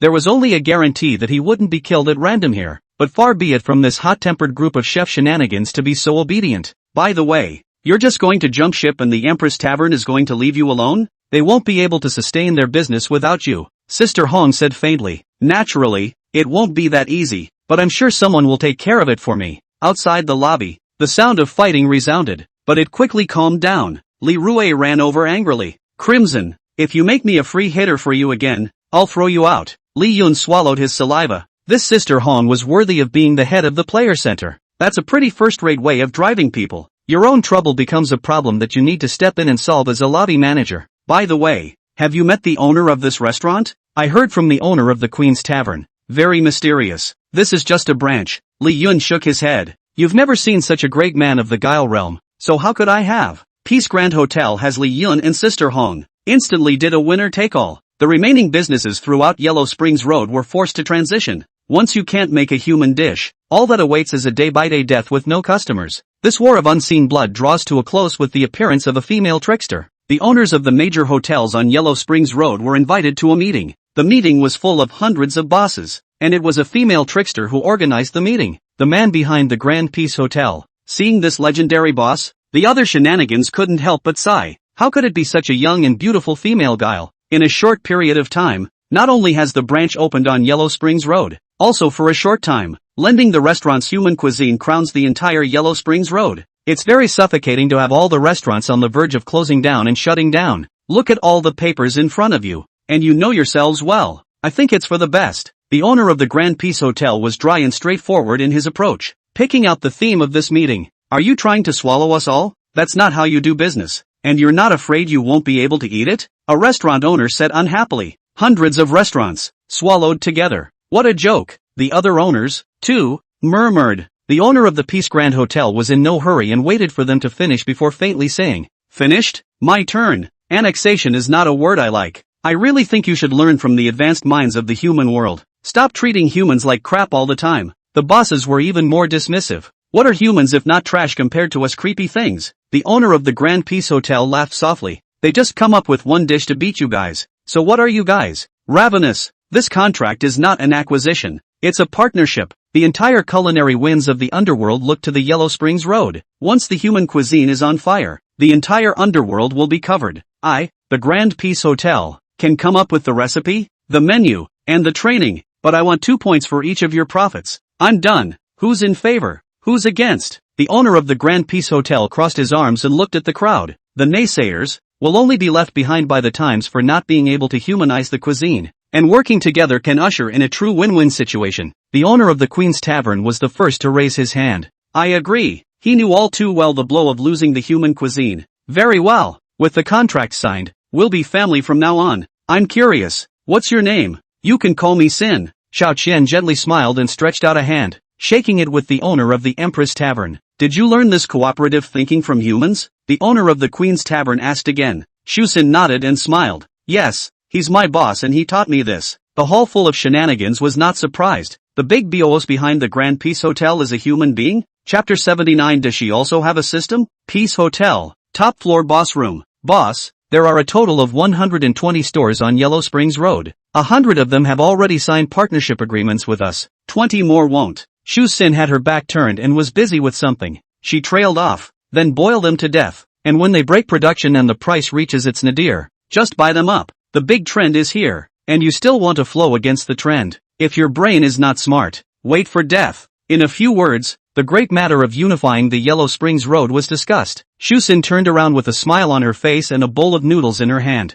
Sorry to keep you waiting. Sin put the noodles on one of the office tables. Taste how my noodles taste compared to your human chef's. Sin sat down and looked kindly at the human across from him. Boss, you're too good. Delicious down there and a great eye for business. The human across the table took a bite and gave a thumbs up. Xiao Qian's face was slightly flushed, as if she had thought of someone. Do I really taste good down there? Aha! Li Rue, never lie to people. Ha! Not even ghosts. Li Rue ate her noodles while thinking that the boss sitting across from her was not a human being. It's a rare female trick. It's not just the delicate features that say she's rare, and her kindness to humans, and the means and vision to do business. Unlike the usual creepy things that carry their own superiority within themselves, she speaks, and behaves. It seems to have a different kind of emotion for humans. I, Li Rue, admire very few people, and Gue even less. You're the only one I really admire. That's not a compliment because I work for you as a lobby manager. Shu Sin laughed softly. You're also different from the other players. With your strength, even if you're expelled, you'll still be able to leave the Yellow Springs Road, right? Rue Li shook her head. It's natural for me to be alone, but this time I'm accompanying my brother into the game, so gotta take it easy. No waves, not to mention the fact that you're so understanding, boss, that you gave me the following to eat the first time we met. Xiao Xing had one hand on her chin and was obviously having a good conversation with Li Rue. Your last name is Li, and your brother's last name is Li? How many of you humans have the last name Li? Li Rue thought that Xiao Qian was just curious and nodded. Zhao, Qian, Sun, Li, Zhou, Wu, Zhang, Wang. In the 100 surnames, the last name Li is a big part of it. What? Shu Sin shook her head with some loss. Nothing, I just thought of someone. A person? Boss, you would want a person? No need to call me boss. Just call me Shu Sin. Technically you guys aren't considered my employees. You're just here to survive this game. Shu Sin added. Your arrival has not only solved the problem of the weak foundation of the Grand Peace Hotel, and started a new era of human cuisine for me. For that matter, it's still me who has to thank you. Li Rue, from now on, we'll be friends, or sisters according to what you humans call them. Li Rue froze at the sound of it. The Shu Sin in front of me is not an ordinary shenanigans. Instead, it's the business elite of the bizarre world, the super rich. Such an existence. To be sisters with her? That's a whole new experience. I've never been friends with a creep before. Of course, I'm not saying shenanigans are bad. Rather, most of the shenanigans are hostile to us humans, even looking at us in terms of food. Shu Sin nodded in understanding. That's because they didn't meet a hero like human. Someone like that is like the brightest fireworks in the night sky. Burn yourself and light up each other's lives. Li Rue curiously gossiped and came up. Shu Sin, you met? You don't like people. Shu Sin nodded without a hint of shyness. The tone was firm. I just like him. I don't really care what he is. If he's human, I like people. He's creepy and I like creepy. Even the human realm, the underworld can't accommodate him, and I will stand by his side. Li Rue was slightly shocked. As the same female, she didn't expect Xiao Qian's love in front of her to be so raging and heartfelt. She was a little curious as to what kind of human could make Xiao Xing so smitten. Give me an idea of what it's really like. Make it so memorable. Shu Sin smiled gently. Just as he was about to relate, the assistant at the door walked in.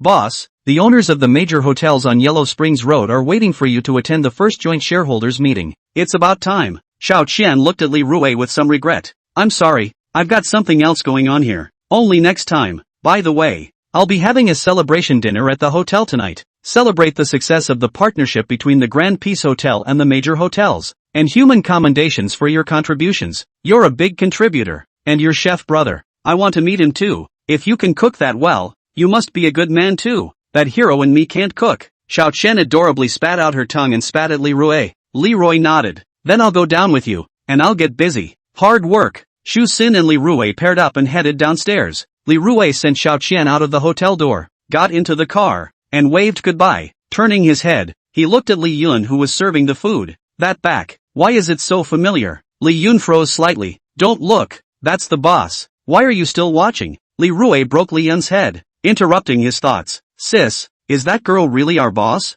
Look at the back, stop young." Leroy laughed softly. "More than young. One of the few very pretty female shenanigans I've ever seen. You kids are kind of blessed." "Blessed? That female trickster has her eye on me? But you're shameless." Li Rui didn't hold back her laughter, nodded his head. "People have people in their hearts." "Yeah, it's just people. Man, a man who can't cook like a hero. Let's see you. Which one fits?" Li Yun served the dish in his hand and said unconvincingly, "So you're saying I'm blessed?" Leroy clasped his hands. "When the elder sister attains enlightenment, the younger brother also ascends to heaven. You're the chicken dog. Your whole family is. TCH, it's like you've cursed yourself all over again." Li Rui hefted on Li Yun's shoulder. "Your sister, I recognized such a sister. I can cover you in reality later. I can in the game. I'm not wrong to say you're blessed." Li Yun was slightly stunned. "You became sisters with her? Well, envy." Li Yun looked at Li Rui. "Look up and down." The thought came to mind. "My sister, she doesn't have a system too." Chapter 80. The more bad a brother is, the more his sister loves him. Back in the back kitchen, Sister Hong, who was overseeing the chef's stir-fry, leaned over. "I heard that the owner of our Grand Peace Hotel is here. Did you see it?" Li Yun shook his head. "That's a shame. There's such a powerful one in this trickery too. Taking down almost a street in a turn of the hand. Win-win cooperation. A trickster who can come up with such thoughts has piqued my interest." Sister Hong's face was filled with interest in her boss. "What? She's a female creep. What do you want?" "You're thinking. I just thought maybe a female trickster like that could work with us." "Cooperation?" Sister Hong spoke slowly. "Creating value for each other. He needs us humans at this hotel, and we humans, especially newcomers, need a relatively safe environment for game enhancement." Li Yun felt there was some truth to it. "I understand the reasoning. It's useless for you to talk to me. I'll show you the way. Out of the back kitchen and into the front hall. Look for my sister. She's the boss's sister now, so maybe that boss will agree." Sister Hong instantly lost interest. "Forget it then. Forget it. I heard the boss is having a celebration dinner tonight. If I've seen it, talk to her personally." Li Yun said no more. Why would he, a guy who doesn't even have a guild, bother with such things? Great godly. A blood-soaked player staggered over. "How did you get into this?" Li Yun looked at him with a wretched face. "Ahem. Met a bad-tempered customer who almost tore me up. It's almost time for my next order. Can you deliver it for me?" The man looked at Li Yun with a prayerful face. "You can't catch a wolf without a child. How can I lure you in if I don't make myself look pathetic? Whenever something happens to you, the Grand Peace Hotel loses its human chef, and then the so-called cooperative alliance will automatically disintegrate. Don't you blame me for the restaurant owners who don't want to join in and pay more money." Li Yun listened to his heart and smiled coldly. "Looks like this is a player who just entered the Yellow Springs Road. I only knew I was the chef behind the scenes, but I didn't know there was a red sister. Trying to screw yourself?" Li Yun faintly said. "You're not dead yet. Go on. What's the matter? Is there any humanity left in Nitwit? I'm like this, and you want me to keep doing it? Great God, Li. They all say you're a good man. Just do me a favor and help me with this one. I'll give you all the spirit coins I have on me." The man pulled out a 250 from his body. "Li Yun, you're here to scold me, aren't you? Deliver it yourself. I'm a backroom handyman. How can I do this kind of work?" Li Yun had a proud face. In the entire back kitchen, not a single guile dared to squeak. They're kind of seeing it these days. This guy, he's worse than the chef. Damn, that's a tough one. But I'm not so bad. The dude was so ruthless that one of his arms just fell off. Great godly, look, I've lost one of my arms. Help me. Come on, come on. Extra food for you guys tonight. Dude is almost stupid. It's the first time I've met someone so greasy. Something wrong with this guy? Sister Hong knew that Li Yun was definitely not someone who would see death. and softly said, "Well, it's a trap, trying to get me killed and leaving the Grand Peace Hotel without a chef." Red deflated. "You're not the handyman, how did you see it?" Lee Yun laughed lightly.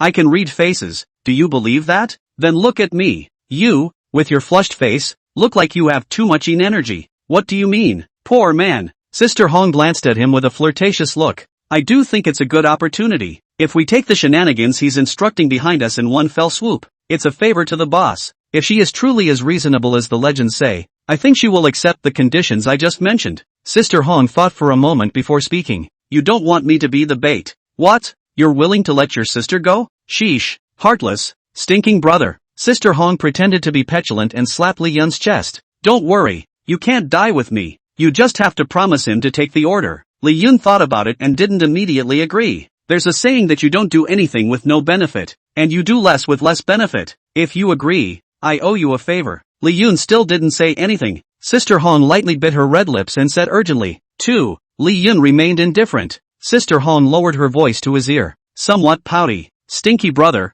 just help your sister. 3. You should know that my 3 favors from Crimson are worth thousands of dollars." Only then did Li Yun slowly smile and extend a hand. "Deal, asshole, where did you put your hands? Run." Hong huffed and pushed his hand away. "Stinky brother, you're taking advantage of your sister now? He's not going to take a favor and ask me to stay with him." Sister Hong was just about to open her mouth when Li Yun Dao. "Don't worry, I'm not a decent person, but I'm never a hypocrite. Outside the shadow is not afraid to be right. I don't like pushing. Listen, does that reassure me?" Li Yun talked to Sister Hong and he smiled as he walked towards the player. "Brother, you're poorly fed by finches. I'll deliver this order for you." "Ha, really? Well, but you have to tell me one thing." "Any question. How much do you make on this one?" "Taking less? The other party gave me 500,000 spirit coins. Enough to put my life on the line. 50 spirit coins. Li Yun looked at his incomparably sincere eyes. "Yo, it's a shame that this dude didn't go for a movie star. 50 won't do. You broke an arm. If you don't finish this order,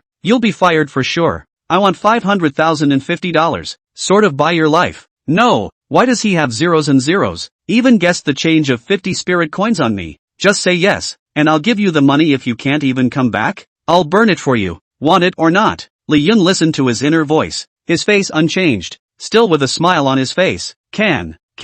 Then thank you. Great godly. You're such a nice guy." Li Yun stopped his words and gently leaned into his ear. "I'm not a nice person, because good people, well, they usually die faster. I'm bad, worse than you." The dude clearly didn't understand what it meant and nodded with a simple gaze. Sister Hong stood aside, the corner of her mouth gently curling. "The worse brother is, the more sister loves him." Chapter 81. Chop up that little white boy. Li Yun carried the meal to be delivered, put on his helmet, and straddled the long unseen scooter, blasted the gas and took off. A limousine pulled up outside the doors of the Grand Peace Hotel. Sin walked away stepping out of the back seat. Looking up, I saw a back. She looked a little dazed. Like him. The assistant came over. "Boss, what did you say?" "Nothing, probably hallucinating." Shu Sin shook her head. Since he had left, she often drifted into a trance thinking it was him at the back of every male human. "How are the preparations for the celebration?" "It's almost done. I'll have the lobby manager notify down the hall when the time is up."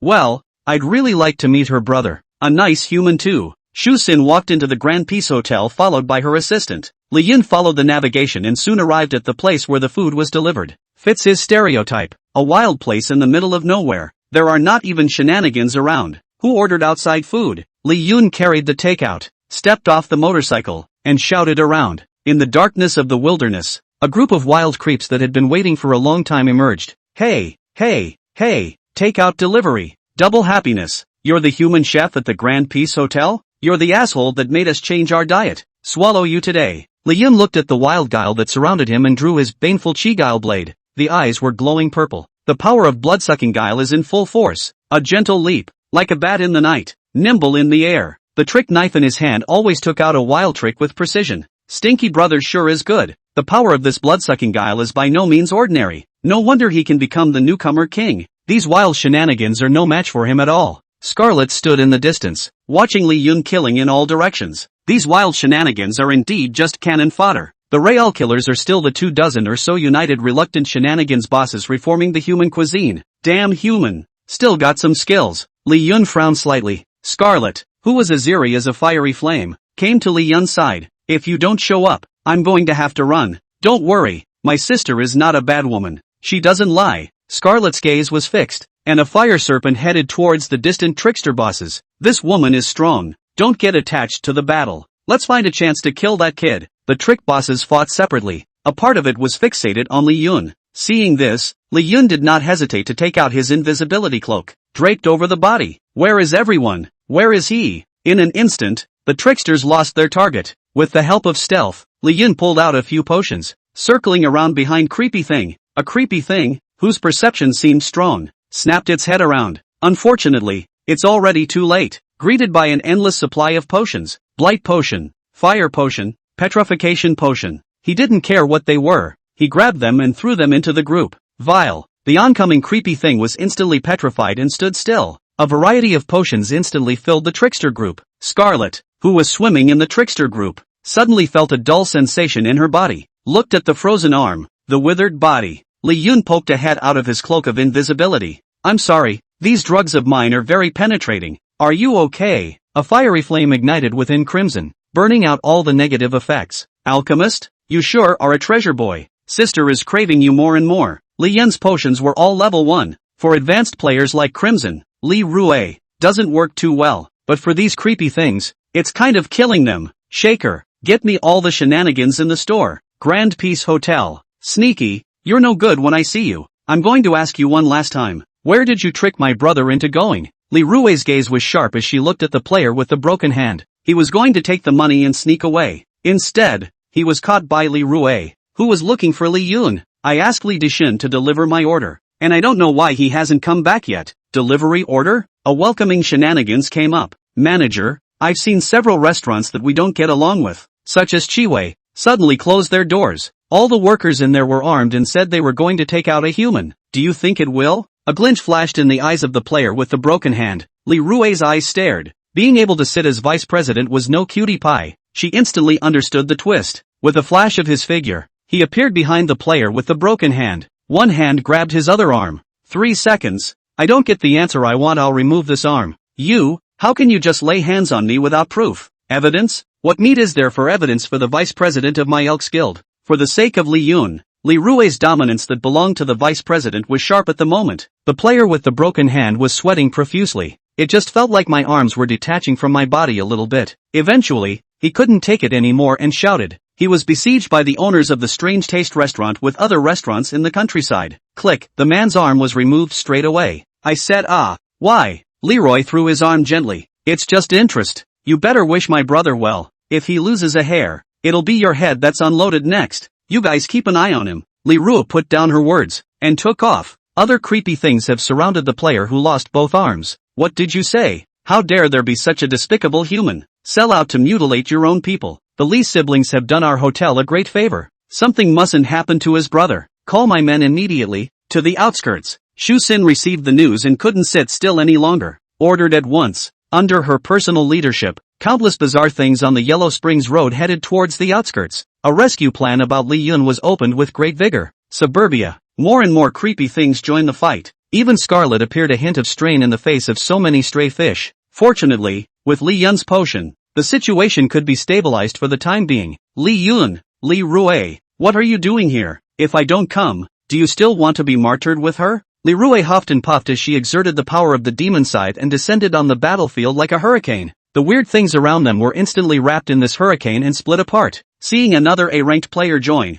the Guile boss's faces deepened. What kind of background does this ING human have? 2 A-class players escorting him? Sensei, no matter how awesome you are, you'll have to die here for me today. Cut that little white boy down for me. Gigolo? I'll throw your mom. Li Yun took out a potion and smashed it on his head with precision. Chapter 82, Sister is the top of the food chain. Who threw the potion? Li Rue dispersed the negative effects. Sweep around. Sister, I'm sorry, but this thing doesn't recognize people. Li Yun's? He's still a pharmacist? Li Rue said unhappily. Brat, I'm your sister. How many other things are you hiding from me? How can you call it hiding it? You can only forget to tell you. Just you wait. I'll strip you naked when we get back and make you spit it all out. Lord Queen have mercy. Crimson sked as she listened to the siblings' conversation. Have fun. Stinky brother, sister can't afford to do this to you. If you're afraid, come to my sister's house. Li Yun looked at Crimson who was playing with fire while arching it. Don't add to the confusion. Let's just figure out how to escape. A large number of weird things surrounded the three of them in 3 layers. It's not easy to kill your way out. Chef Lee, I'll assist you. In the distance, a 300-pound toad's body was like a spring, crouching down hard and then rushing into the trickster group. He took the lead in the charge, with the crowds of reinforcements behind him. Manager Lee, the people from our Peace Grand Hotel have arrived. Leroy would smile. See, that's our boss. My good sister. Don't be afraid. Sis covers you. Li Yun looked at the figure at the head of the reinforcements. The corners of his mouth quirked up. So she really did it. It's doing even better than I thought it would. Shu Sin came along with a street of shenanigans. Boss Chimichurri, you're being unkind. We're in a business battle and you're hitting on our employees. What? Are you trying to bully me into leaving the Grand Peace Hotel empty? Xiao Qian looked at the owner of that strange flavor restaurant with a strong tone of authority. Time has passed. The once creepy bride who was once with her own pipe bowls and lifted her eyes. No longer that weakling. Already, he was a business tycoon who could summon the entire Yellow Springs Road with the flick of his arm. Seeing that the other party was outnumbered, he knew that there was no longer any possibility for him to kill Li Yun.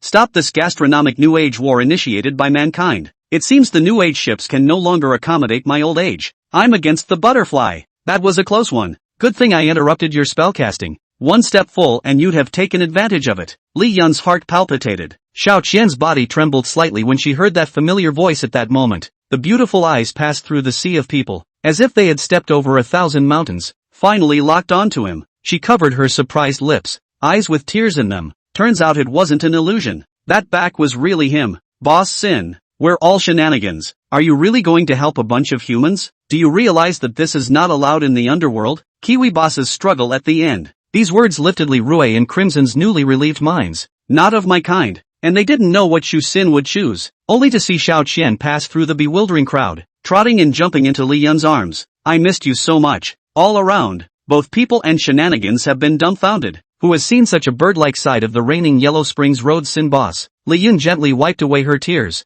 You're not the little lady you used to be. Still crying so much. I'm afraid I'm going to make my subordinates look at me funny. Xiao Qian hugged Li Yun to death and pampered him. Laugh. Anyway, you're my boss and I'm your secretary. Whatever makes them laugh. Li Rui and Crimson glanced at each other, seeing the incomprehension in each other's eyes. What? Is Li Yun the boss behind this? Let me introduce you to Rueli, my sister. Xiao Qian stood beside Li Yun in a well-behaved manner. Hello sister, Rueli? 1 second she was a sister, and in a flash she became a brother-in-law. Crimson, the head of our human player center, and the first to bring human cuisine to the Yellow Springs. Shu Sin held out a hand. So you're the beautiful chef from the Empress restaurant. My restaurants throughout the underworld often take in humans from your player centers. Hello? Crimson shook hands with Shu Sin, an odd look on her face. She and Li Rui had met countless players, and there was no lack of experts on the high-end list. It's also the first time I've seen Li Yun like this. It's amazing that a female trickster who sits on $1 million recognizes him as her master. Grand Peace Hotel. Celebration. Li Yun raised his glass. I'll say a few words ha. A crowd of players had a head full of questions. You are? The boss wants to talk. Quiet everyone. Xiao Qian stood on the side, looking admiringly at Li Yun. Boss? The crowd of players were completely dumbfounded. From now on, there will only be one peak cuisine on the Yellow Springs Road. It's the human cuisine. And I, the Grand Peace Hotel, am the creator, and will carry this trump card to the whole underworld. Applause. Chef Guile was on the verge of tears. Big boss. Recognize. He used to scold me every day. Now I realize that it's called the deepest form of reproach. The 24 or so restaurants that refuse to make the transition. The big moment is over, and it is thunderously undercut by Shu Sin. Today the entire Yellow Springs Road is not a storefront for the Grand Peace Hotel. It's the allies with whom you are deeply bound and cooperative. It can be said that Xiaoxing has become the most vocal queen of this street, and her boss, Li Yun, naturally became the king. Secondly, in the future, the Peace Grand Hotel will have deep cooperation with the Players Center, the Elks Guild. The two guilds will select players with attributes compatible with the hotel to play here, while creating value for the hotel. In the future, as long as we are at the Grand Peace Hotel, there will be no higher or lower levels of human shenanigans. You are co-workers and comrades in arms. Anyone who tries to sneak in another meal, don't blame me for kicking your ass. The large cupboard that had been glared at rubbed his ass. It's been a while since I've been kicked by Li Yun Xiao. Boss, don't worry. I'll pass on all the cooking skills you taught me to the humans who came after me. Li Yun nodded with satisfaction. Okay, I'm done talking. This celebration belongs to me and Shu Sin, and to the Peace Hotel. Each belongs to each of you and to each of the shenanigans. I'll pay for all the spending tonight. Eat and drink. There was a cheer. and the human shenanigans were at the table, drinking with each other and eating meat. This incomparably harmonious scene was something that Rueli and Crimson had never seen before. Shusin gently pulled back her hair and served a bowl of noodles. Li Yun took a bite and smiled slightly. It still tastes the same as before. Strong seafood flavor. Shusin guffawed, like a young daughter-in-law serving her husband. A carefully cooked bowl of noodles makes her incredibly happy as long as her husband is comfortable eating it. Li Rui and Crimson, who had long had countless questions in their hearts, could no longer hold back. Li Yun, what's going on here? Li Yun wiped his mouth and looked at the two women. Fade, outside you call me Li Yun. I won't pick on you. Here, you all refuse to call me godfather? Swell. Li Rui and Crimson grabbed his ears left and right. Two big sisters. Pain, pain, pain. Sure enough, my sister is the top of the food chain. Chapter 83, Crimson's idea to create a new guild. Cloud, I missed you so much. Thinking about it day and night. Thinking left, thinking right, tossing and turning. Li Yun looked at the shy little lady in his arms. I haven't seen you for a long time, and you look great. There's also a bit more maturity to it. Most tantalizing. Keep your voice down for a while. Li Yun pointed out the office door. A blush appeared on Xiao Qian's pretty face and she nodded. Leroy's ear was pressed against the office door. No movement? Could it be that they're actually having a proper conversation? Crimson clasped her hands and stood aside, the corners of her mouth quirking as she said, what do we have to talk about behind closed doors? You're just her sister. What do you care? Li Rui said unconvincingly. An elder sister is like a mother. Oh Mew at my age. Wouldn't he like it even more? Get out. Li Yun opened the door and saw the two women who were battling for supremacy. What are you doing here? The Crimson Imperial sister's face was filled with a bad smile, and Li Yun didn't bother with her. Look to Rueli. You don't look like you think I'm doing something bad in there again, do you? Come on, get in there and see for yourself. I've told you all. I'm talking to Xiao Xing about a several $100 million project. Why don't you believe it? Li Yun opened the door with a bright look. Li Rui's mind, however, was flooded with mutterings. Is it really about the project? Is my mind unclean? She suddenly scurried in with one body, saw Shu Xin sitting on a sofa aside, still in her original long skirt and neatly dressed. Sister Leroy, what can I do for you? Shu Xin smiled faintly in a calm manner. Li Rui was embarrassed instead. It's okay, you guys want to talk about the project? You talk. Li Rui exited the room and Li Yun spread out with a clap of his hands. See, still don't believe me. Shu Xin saw her leave and let out a long sigh of relief, looking down at the ground for something. Hey, where are my pants? Xiao Xing, you keep busy. I'll be an amateur in hotel matters. I don't worry about leaving it to you. Li Yun waved his hand at Xiao Qian. Shu Xin nodded, smiling at Li Yun. Yun, I've already called you for this month's dividend. Li Yun opened the system and took a look. 3 million spirit coins arrived. With such a little lady in the back, there is a treasure. Li Rui looked closer. Sour brat, to be so rich. No wonder you don't let your oldest sister raise you. So you're out there being a gigolo for other shenanigans. Li Yun said unconvincingly. Hey, what do you mean? White boy, I'm Shu Xin's angel investor. There are billions of dollars invested in her. Scarlet kept her hands clasped at all times, maintaining her comportment. To think that he wanted to use 100,000 spirit coins to touch Li Yun in the first place. At the moment, the Imperial sister's grooming was a bit strained. This kid, a newbie, has more money than the average veteran player. The point is, with Xiao Xing's Peace Hotel holding the reins of human cuisine, Li Yun's dividends will grow. Xiao Xing is his sturdy rear treasury. This left Scarlet with a question to consider. Can she really get this kid to join the Players Center? The needs of new players joining the Player Center are but three. One is a survival need. Newcomers are inexperienced in the face of horror games. I hope to enter the guild for help and shelter. However, Li Yun was armed with the mysterious rank of blood-sucking guile, and his battle power was comparable to some of the master players. He clearly has no such need. The second is money. Money is extremely important anywhere. Money makes the world go round. That old adage is much more appropriate in horror games these days. Money can get through shenanigans. And if it can't, it means there's not enough of it. New players usually have a very single source of obtaining spirit coins. Most of it can only be done with game rewards. Slowly accumulate spirit coins. Obviously, Li Yun with Xiao Qian didn't even have to think about how to come up with money. Just need to open your eyes every month and think about how you're going to spend that money. The third need is strength. Strength wraps around your own strength, as well as an assortment of props, potions.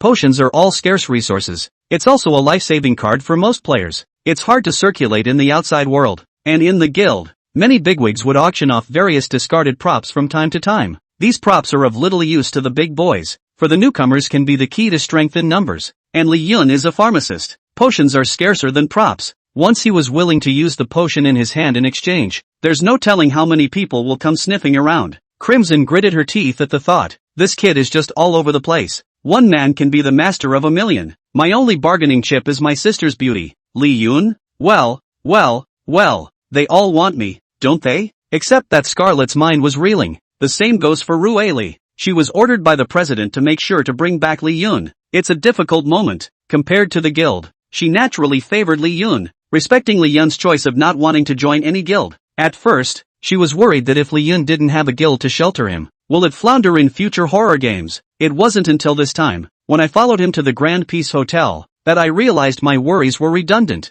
If new players were fish on the chopping block, then Li Yun was a loach. Not only did most of the creepy things pose no threat to him, instead, it's the creepy things that get tossed around. He seems to have a different way of tossing it around for male and female creeps. Li Yun, this game is about to end. Once you go back, it's time to face the problem. Have you thought about what to do? Li Rui opened her mouth and asked. Li Yun shook his head. Don't build it. I'm not interested in adding any guilds anyway. Crimson nodded for a change. With your power, joining the guild would be a limitation instead. In today's major guilds, old people need new people to feed them, and new people need old people to protect them. A regular cyclical pattern has developed. The odds are that such a model will trap your development. Li Rui froze slightly. That's coming from you? You got a conscience? Scarlet gave her a disdainful look. The player center is not like wild guilds like you elks. We are supposed to be the raid official, with the aim of enabling more players to report and survive. And Li Yun's Peace Grand Hotel did a big favor. Though I'd hate to take him captive right now and drag him back to the guild on a chain. But if I do, won't I be too unkind? Li Yun pondered over Crimson's words. Sudden reaction. No, I'm a dog, am I? The two women laughed softly. Scarlet squared her shoulders. If you don't want to join any guild, I do have an idea. You create a new guild of your own. Chapter 84, Loving Family, Guild Eligibility Grab. The player against the butterfly has left the game. Peace Hotel. Unlock achievement, 4. Quan Quan Little Loach, speed 80 mph. Mood free and easy. Ride your beloved little motorcycle. You're the prettiest pup on the Yellow Springs Road. Inheritor of the 8 great cuisines, you have spread the 8 great cuisines of human recipes in the underworld, and future generations will remember you for your work. Yellow Springs Road Li Dong, the legendary behind-the-scenes boss of the Peace Grand Hotel, a myth-like existence. Chairman, your secretary is at your service. Millionaire, you finally become a millionaire through your own efforts by relying on the monthly dividends from the Peace Grand Hotel. Spending a woman's money is called being a gigolo. Spending a woman's money is different. Game rating SSS grade game review great job. Don't do it next time. Reward, leveling experience plus 1000 game points plus 400 spirit coins plus 30,000. Leaving the game, Li Yun and Li Rui returned home.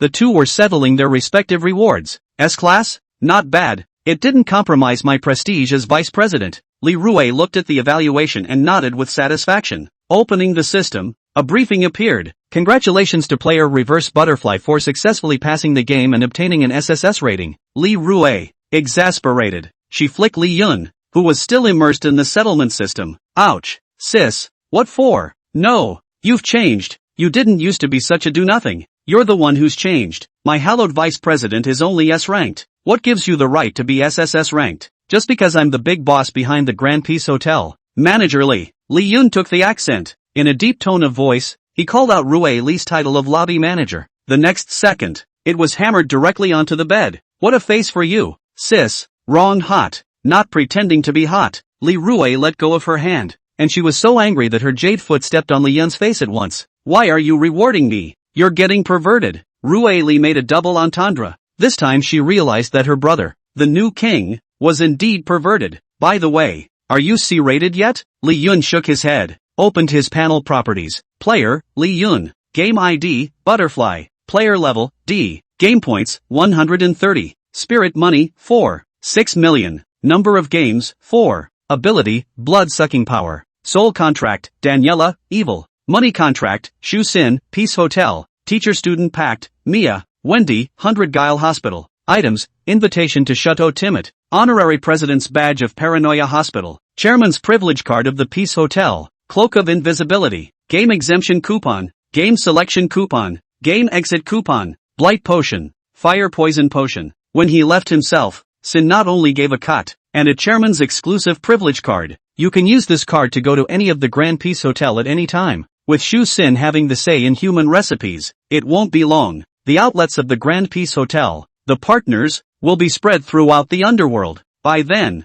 the card's gold value was still rising. No Cs yet? The minimum requirement to create a guild is a C rank. But you have the money and the strength to try to skip registration. Li Yun looked at Li Rue with some confusion. What's the deal with skipping registration again? Li Rue patiently explained. Rank C is the threshold for creating a guild. If you have not achieved a C grade, you can only use twice the amount of money and apply for a jump in registration. Upon application, the game will begin to assess you. By completing the test, you'll be able to register the guild with a rank of D. Li Yun listened and rubbed his chin. Money, he doesn't lack today. This test doesn't sound too hard. Li Rue nudged him in the center of his head. Don't swell. You're not the only one tested. There are many players who haven't reached C rank. These players are all seasoned veterans, and their actual strength may have long exceeded C rank. Just not enough rank experience to go for that approach. There are only 2 qualifications for registering a guild. It's not easy to cross a log bridge with thousands of soldiers. Rue Li, who knew the inside story, reminded. Although Li Yun is the king of newcomers, but to participate in this kind of jump registration,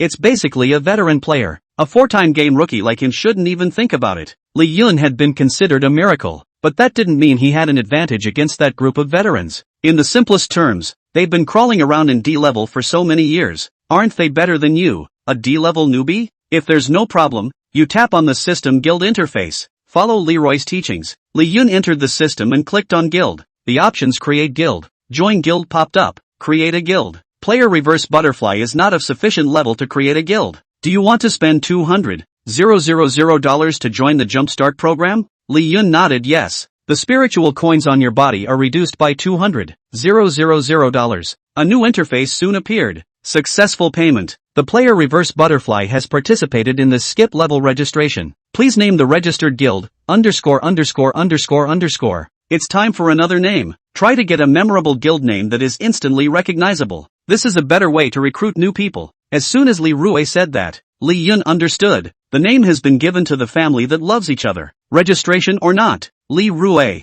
you're quite the little naming genius. Li Yun hemmed and hawed. Come as family. Well, specializing in family. Li Yun submits his registration. A countdown soon appeared in the system. Selection for the skip level registered guild status will begin in 12 hours. Only 2 guilds qualify. Participating players please get ready. Participating players, 24. Countdown, 12 hours. So much competition? 24 pick 2? Li Yun also didn't expect that there would be so many players who jumped levels to register. Li Rue glanced at it and exulted. It's normal. Compared to a C-rank normal created guild, new players are more concerned about jumping guilds like this. After all, once successful, it also symbolizes the president's strength, and the potential is not weak. That's why so many people are intentionally stuck in rank and are taking the skip registration. Li Yun snorted coldly as he listened. The bigger the storm, the more expensive the fish. What's the use of having a lot of competition? When you come out, you still have to be strong enough yourself. Once I get qualified, families, then there is a home. Li Rue blankly glanced at him, not needing to look to know what kind of heart he was hiding under his smile. Ha ha ha ha. The thought of so many family members working for me in the future. I'm just full of fight. Chapter 85, Angelica Lancelot. Player Center. Sister Hong, you took the newcomer king? Seeing Himiko return, Kobayashi immediately asked. Oh Kobayashi, as my assistant, I'll teach you one more thing. Is it about how to take down awesome newbies? No, it's don't rub salt in your boss's wounds. Kobayashi suddenly thought of something. Right, Sister Red, your sister was just here. Scarlet frowned slightly. What's that girl doing here? She said she was going to quit the Players Center and create her own guild. Crimson waved her hand. Let her be. I can't control her anyway. I remember she still has a D. Is it possible that she applied to skip registration? Kobayashi nodded. Yes, it can be hard to skip registration. Her impulsiveness is quite similar to Sister Hong's when she was young, and a formidable character, too. Scarlet couldn't get it off her face. Am I old now? She's only 3 years younger than me. Saying the wrong thing again, Kobayashi hurriedly covered his mouth. Li Yun is going to take the skip registration too, isn't he? This girl always thinks she's being strong. I don't know if bumping into Li Yun will be a blow. Crimson sighed at the thought. Player Center, sorely missing 2 future geniuses of the high-end player list. Qualification selection for Jumpstart registered guilds begins. Participating players please get ready. Li Yun was currently in an empty waiting area. Beside them were the remaining 23 players involved in the qualifying selection. So many qualification selectors this time? I heard that usually there are at most a dozen people, but this batch of ours has more than 20. I don't know what method of selection will be used. Should we hug it out? Group hugging? There's only 2 spots. We're all competitors. So what's the point of hugging? Ha! If you're afraid of losing, quit and surrender early. Ridiculous brat. The qualifiers were gathered together at the moment, talking to each other. The system popped up a panel. Selection of qualifiers data panel, ranked by the number of games played, not by individual strength. First place, Banana Bala, Class D. Number of games played, 14-inch. Second place, My Heart Will Go On, Grade D. Games played, 13-inch. Third place, Original Melon, Grade D. No. Of games played, 13-inch. With the selectors' profiles being released, those who could stand here were all D-rank players, one step away from master players. The games were all in the high teens. The more games you have, the more demonic your experience will be. Of course, there are exceptions. 23rd, Angela Lam, Grade D. Number of games played, 8. Lan Ji? It's the sister of Crimson, the goddess of flame in the player center. I know her, a newcomer in my term. A monster in the top 3 on the newcomer list back in the day. Although it's not appropriate to call such a beautiful girl monster, but to be promoted to D rank with 8 games is indeed strong. Being talked about by the crowd. Lanji clasped her hands and moved away from the crowd. With long azure hair, she swept her gaze over the crowd as if she were looking at the color of music. One hummed softly from the corner of his mouth.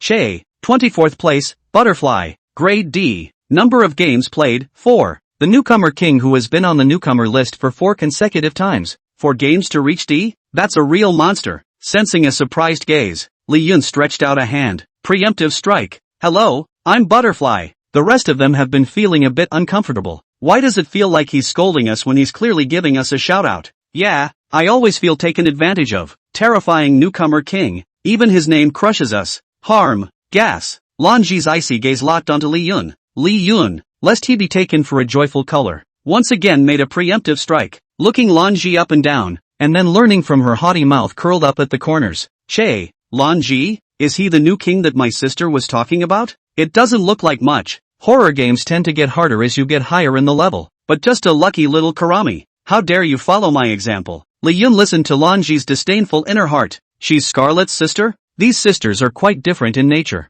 but it's all pretty. He. Scarlet is like fire, and Blue Dahlia is like ice. Not just sisters, but rivals who don't see eye to eye with each other. The qualification selection begins. You have before you 3 boxes of exactly the same size and shape. There's only one box that holds the key to the next level. If you want to become the head of a guild, you are often faced with numerous choices, and choosing correctly will become incredibly important. Please make your correct choice in 10 seconds. Li Yun looked toward the 3 boxes that were sitting quietly. Once someone approached, they would be blocked by an invisible wall. So trying to open the box and choose again is impossible. All 3 boxes are exactly the same. The shape, the big smile, the visiting position. Can't even tell the slightest difference. A pure game of dog luck? Li Yun didn't believe it. Close your eyes at the moment and want to listen. The heart of the box? The box has a friggin' heart. Li Yun spat. Just see that many people have already made their choices. As for the basis, you're the one. Bless me, Buddha. Amen. Faith is mixed up. In my experience, those who can't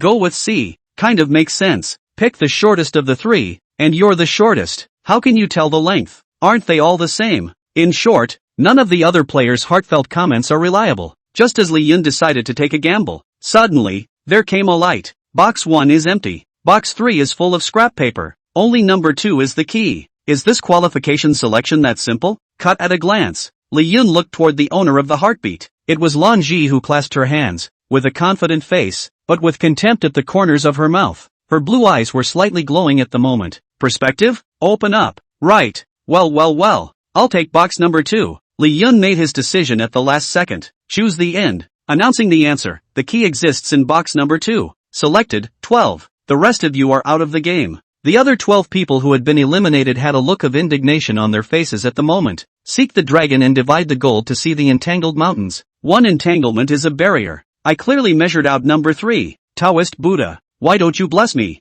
Humph. I was unlucky this time. Next time I'll choose C. Li Yun. 24 people. And after one round, there were only 12 left. This qualifying selection for jump registration is more brutal than expected. Chapter 86, Mr. Landlord, come in and sit down. Congratulations to the 12 who have entered the next level. Being a guild leader is nothing but making the right choices. you also need to have great strength, financial strength, and management strength. Next, a random card will appear for each player. Purchase it and get the appropriate identity. Identity is good or bad, and it has to do with wealth. The system's voice ended and a bunch of question mark cards of different colors appeared in front of Lee Yun. White, green, blue, purple and gold. Prices are constantly multiplied, depending on the color. The white card was only 50,000 spirit coins, while the green cost 100,000, 200,000 for blue, 400,000 for purple. The golden foot is $800,000. In quantity, 3 in white, 3 in green, 3 in blue, 2 in purple, and 1 in gold. Holy, jumping the registration level cost me a full 200,000. Where else would I have the money to buy a white one? Spending money again. Ooh, my wife's book. Young man fights. Bike to motorcycle. I choose blue. Most players have already made their choice. Once someone buys a card, the card in the corresponding position is locked and cannot be purchased again. The previous buys were cheap. White is gone. Green is gone. Blue. It's really a slow hand. The last blue one. Bite the bullet and buy it. The blue color is gone. Only 2 purples and 1 gold remain. Cut. What speed got to do with it? What a bunch of paupers. I can't see through these cards, but it's always good to buy the expensive ones. I want Kim. The golden color was instantly locked. Hey, who says it's not a speed job? Lee Yun held the golden card as Lonji's icy gaze swept over. Undeterred, Lee Yun returned the favor with one of her catchphrases. Che, he's so rich for a 4-game rookie? I heard that Himiko bought the house across the street from his house in order to recruit him. He's not going to be Scarlett's gigolo, is he? Cut. Lee Yun. Lonji takes the purple card. 12 players have chosen. The card in your hand floats the corresponding message. You have purchased gold cards. Unlocked status, landlord. Lee Yun didn't know what this landlord meant. The other players were also the first to report their identities. White is the street cleaner. What's the point of a stairmaster? Everyone seems to have a profession behind their card. When Lonji's heart sounded, Lee Yun probably figured out the rules of the next level. Residents? Cut. The landlord. The tenants. The building cleaner. The stairmaster. Isn't that what makes an apartment building? Next, everyone will be placed in a bloody apartment for 72 hours. The system will rate the completion of the tasks of the respective professions. The 2 with the highest ratings will be eligible for guild registration. Bloody apartment. The apartment is old and lacks proper management for a long time, and it is inhabited by a group of horrible creatures. Players need to act with caution, complete their respective tasks, and do not provoke them. In the bloody apartment, Lee Yun stood in the hallway, holding the landlord's ID card in his hand. Not seeing him move, he just stood there gathering information from all directions. It stinks. Hasn't anyone taken care of this much garbage before? What is this rotting body? It's not a human hand, is it? Vomit. The player who got the cleaner was left in the garbage room and is now throwing up and having diarrhea. Bong bong bong. Phew. Finally got this staircase reinforced. Asterisk. I dropped my hammer. Holy, the stairs collapsed again. The Stairmaster's player was a bit desperate at the moment. Don't come over here. What kind of apartment is this? Every resident is so horrible. I'm still the convenience worker who runs errands for them, so I'm not going to not only not pay me, but eat me, am I? The facilitator player is sweating profusely. Resident? Is that what I am? Just close the door here, get some rest, and you're done? Che, that's it? What a jump in registration. Not the least bit difficult. Lee Yun, you're the chosen lady, aren't you? It's so boring. Why don't we see what the others are doing? Lonji's eyes glowed blue. Then, he saw Lee Yun standing outside her door, motionless. Lee Yun. Through the door. One sees through. The other listens. Both of them were a little embarrassed at the moment. I'm not embarrassed. He doesn't know I'm looking at him. Cut. Yeah, what am I embarrassed about? It's not like she knew I was eavesdropping. Che. Both of them build up their hearts at the same time. Lee Yun was somewhat envious of Lonji's luck. My gold-colored cards mission should be good. 2. Players, butterflies. Identity card, landlord. Because the bloody apartment has been abandoned for many years, in which the tenant refuses to pay the rent, resulting in a vicious circle. The apartment income is getting worse and worse. The environment is getting worse and worse. As a landlord, you need to improve the current situation. Task 1. Please conduct rent collection. Task 2. Improvement of the current accommodation environment in the apartments. Task 3. Task 4. What am I doing with so many tasks? Once all the tasks are completed, you will inherit this apartment. Forever the landlord of this apartment. Friendly reminder, tenants are fierce. Collect rent carefully. If you are not careful, lose not only the landlord's rights, but also your life. Oh. Hiss. Inheritance. No wonder it's a gold-colored card. Something I'm not sleepy when you talk like that. Li Yun immediately and gladly accepted this status. It's just a matter of collecting rent. What's the problem? At the moment he was standing on the first floor of an apartment, not far from an object that needed to be collected for rent. He walked up and knocked on the door. Knock, knock, knock. Who? A pleasant voice came from the house. Landlord, collect the rent. The footsteps of dripping heels came. The door opened slowly. Li Yun froze. It's really a big mean trickster. Fierce, too fierce. A mature and flirtatious female guile stood in the doorway. Fox-like eyes surveyed the new human landlord. The hot body was wrapped in a muslin nightgown. Wakey wakey, new landlord? It looks pretty tender. The foxy female trickster inhaled a mouthful of smoke and then spat it out in Li Yun's face. She smiled softly, waves rippling through her. Are you the tenant of this room? You haven't paid rent in years. Time to pay up. The fox-charming female guile was not in the least bit anxious. You want money? I don't have any. Lord Landlord, would you like to come in and sit down? Chapter 87, People have scum, and Guile has creepy scum. The foxy female trickster smiled flirtatiously and leaned against the door. Voluntarily get out of the way. So what's the occupation of the gold card he got? And I don't know what they're talking about. This female creep seems to be luring her prey into her home. Cootie, that's what I'm talking about. Che, without hesitation, Li Yun took a big step and walked in. Such a little cutie. How did you become the rookie king? Lan Ji, who was focusing on Li Yun with her perspective, was completely baffled. Li Yun walked into the house and took his first look. A modest room. Messy, very messy. Foxy female shenanigans of thoughtful clothing, couches, chairs, and dining room tables everywhere. Then there was a whiff of fragrance. It's the fragrance carried by the foxy female guile. Foxy female guile gently closed the door. The tiny waist twisted under the gauzy nightgown. The waist is like a thin willow, and the plumpness is provocative, like a peony in full bloom. Landlord Sama, just feel sorry for me. I'm just a weak woman. It's hard to feed myself. Don't charge me. Okay, if the landlord Sama is willing, take me against the money. The fox-charming female guile sat on Li Yun's lap, half of her body leaning on his chest. Those long white tender legs, gently cocked, kept swaying in front of Li Yun's eyes. Fingers flicked across Li Yun's face. The slippery, icy touch making one's head go up. Get down. So that's what you went in there to do. I'm gonna go wash my eyes. Lanji closed her eyes, couldn't help it, and peeked one eye open again. Li Yun closed his eyes and looked like he was enjoying himself. The truth was that he had been listening to the heart of the foxy female trickster. The system had warned again and again that the creepy things here were no good. He wouldn't dare fall into tenderness so carelessly. Only if he was this relaxed could he make that foxy female trickster reveal her true foxtail. Dum dum dum dum. The heavy sound of something heavy dragging on the ground came from outside the house. Oh no, this girl is a fraud.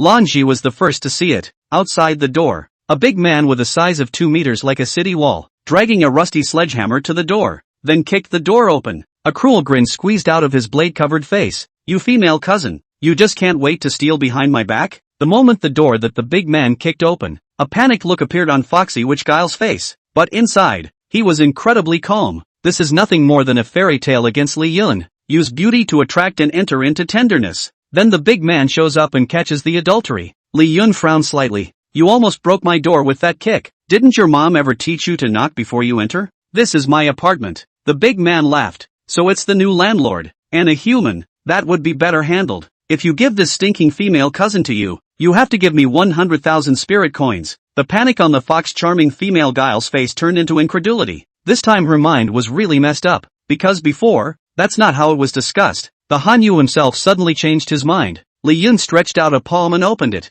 50,000? You won't be poor as a landlord. This of mine is so foxy. She's guaranteed to make you swoon. Li Yun shook his head. I mean 5 times. Foxy female trickster. She huffed and pulled her muslin nightgown tighter around her body, her teeth itching with anger. 50,000 she wouldn't be happy with. 100,000 and 5 more times? What kind of forced price is that? I didn't expect the Hanyu to think about it and nod. Yes, take the money. The fox-charming female guile's eyes revealed a last glimpse of despair. Hey, is he your husband? The fox-charming female trickster gritted her teeth and didn't respond. Li Yun looked at the Hanyu and sked. All I used to know was that there was scum in people. I didn't realize there was tricky scum inside the tricky. You've had a hard life being married to such a man. The fox-charming female guile didn't expect to feel a hint of thoughtfulness and gentleness in a stranger. Suddenly, the lights in the entire first-floor apartment flickered. The man outside the door was full of panic and said sharply, "Give me the money, quick, or I'll hammer you to death." Bam, the entire first-floor apartment plunged into darkness. What's going on? Why can't I see anything?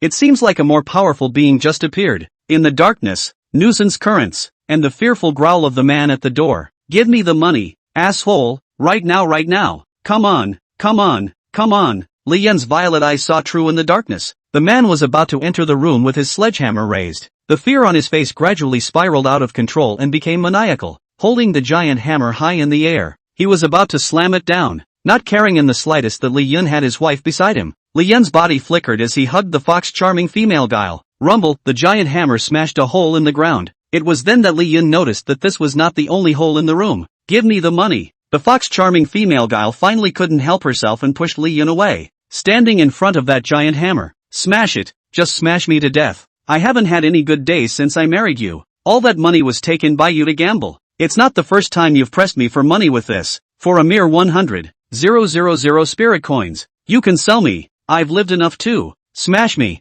the big man said in exasperation. You female cousin, are you in love with that human? Hand him over. I'm going to kill him and take his money. The fox-charming female trickster laughed coldly, a tear slipping from the corner of her eye. Love? I've already loved the wrong person once. Never love again in this life. When you said you could protect me forever. Now, just smash me with it. In the darkness, there was a light footstep slowly approaching. The big man's tightness nearly collapsed. He's coming for his debt. If you don't pay me, I'll die. I beg you, for the sake of husband and wife, give me that man. Foxy female trickster shook her head. All these years you never cared about me except for money. My heart, empty for years, was warmed by the words of a stranger. The so-called husband and wife are ridiculous. There's no way I'm going to give him to you unless you smash me. The Hanyo's emotions completely broke down. He hissed, exploding the fear in his heart in this instant. The entire first-floor apartment followed the slight tremor of the giant hammer in his hand. Then die. The foxy female trickster closed her eyes, tearless and laughing.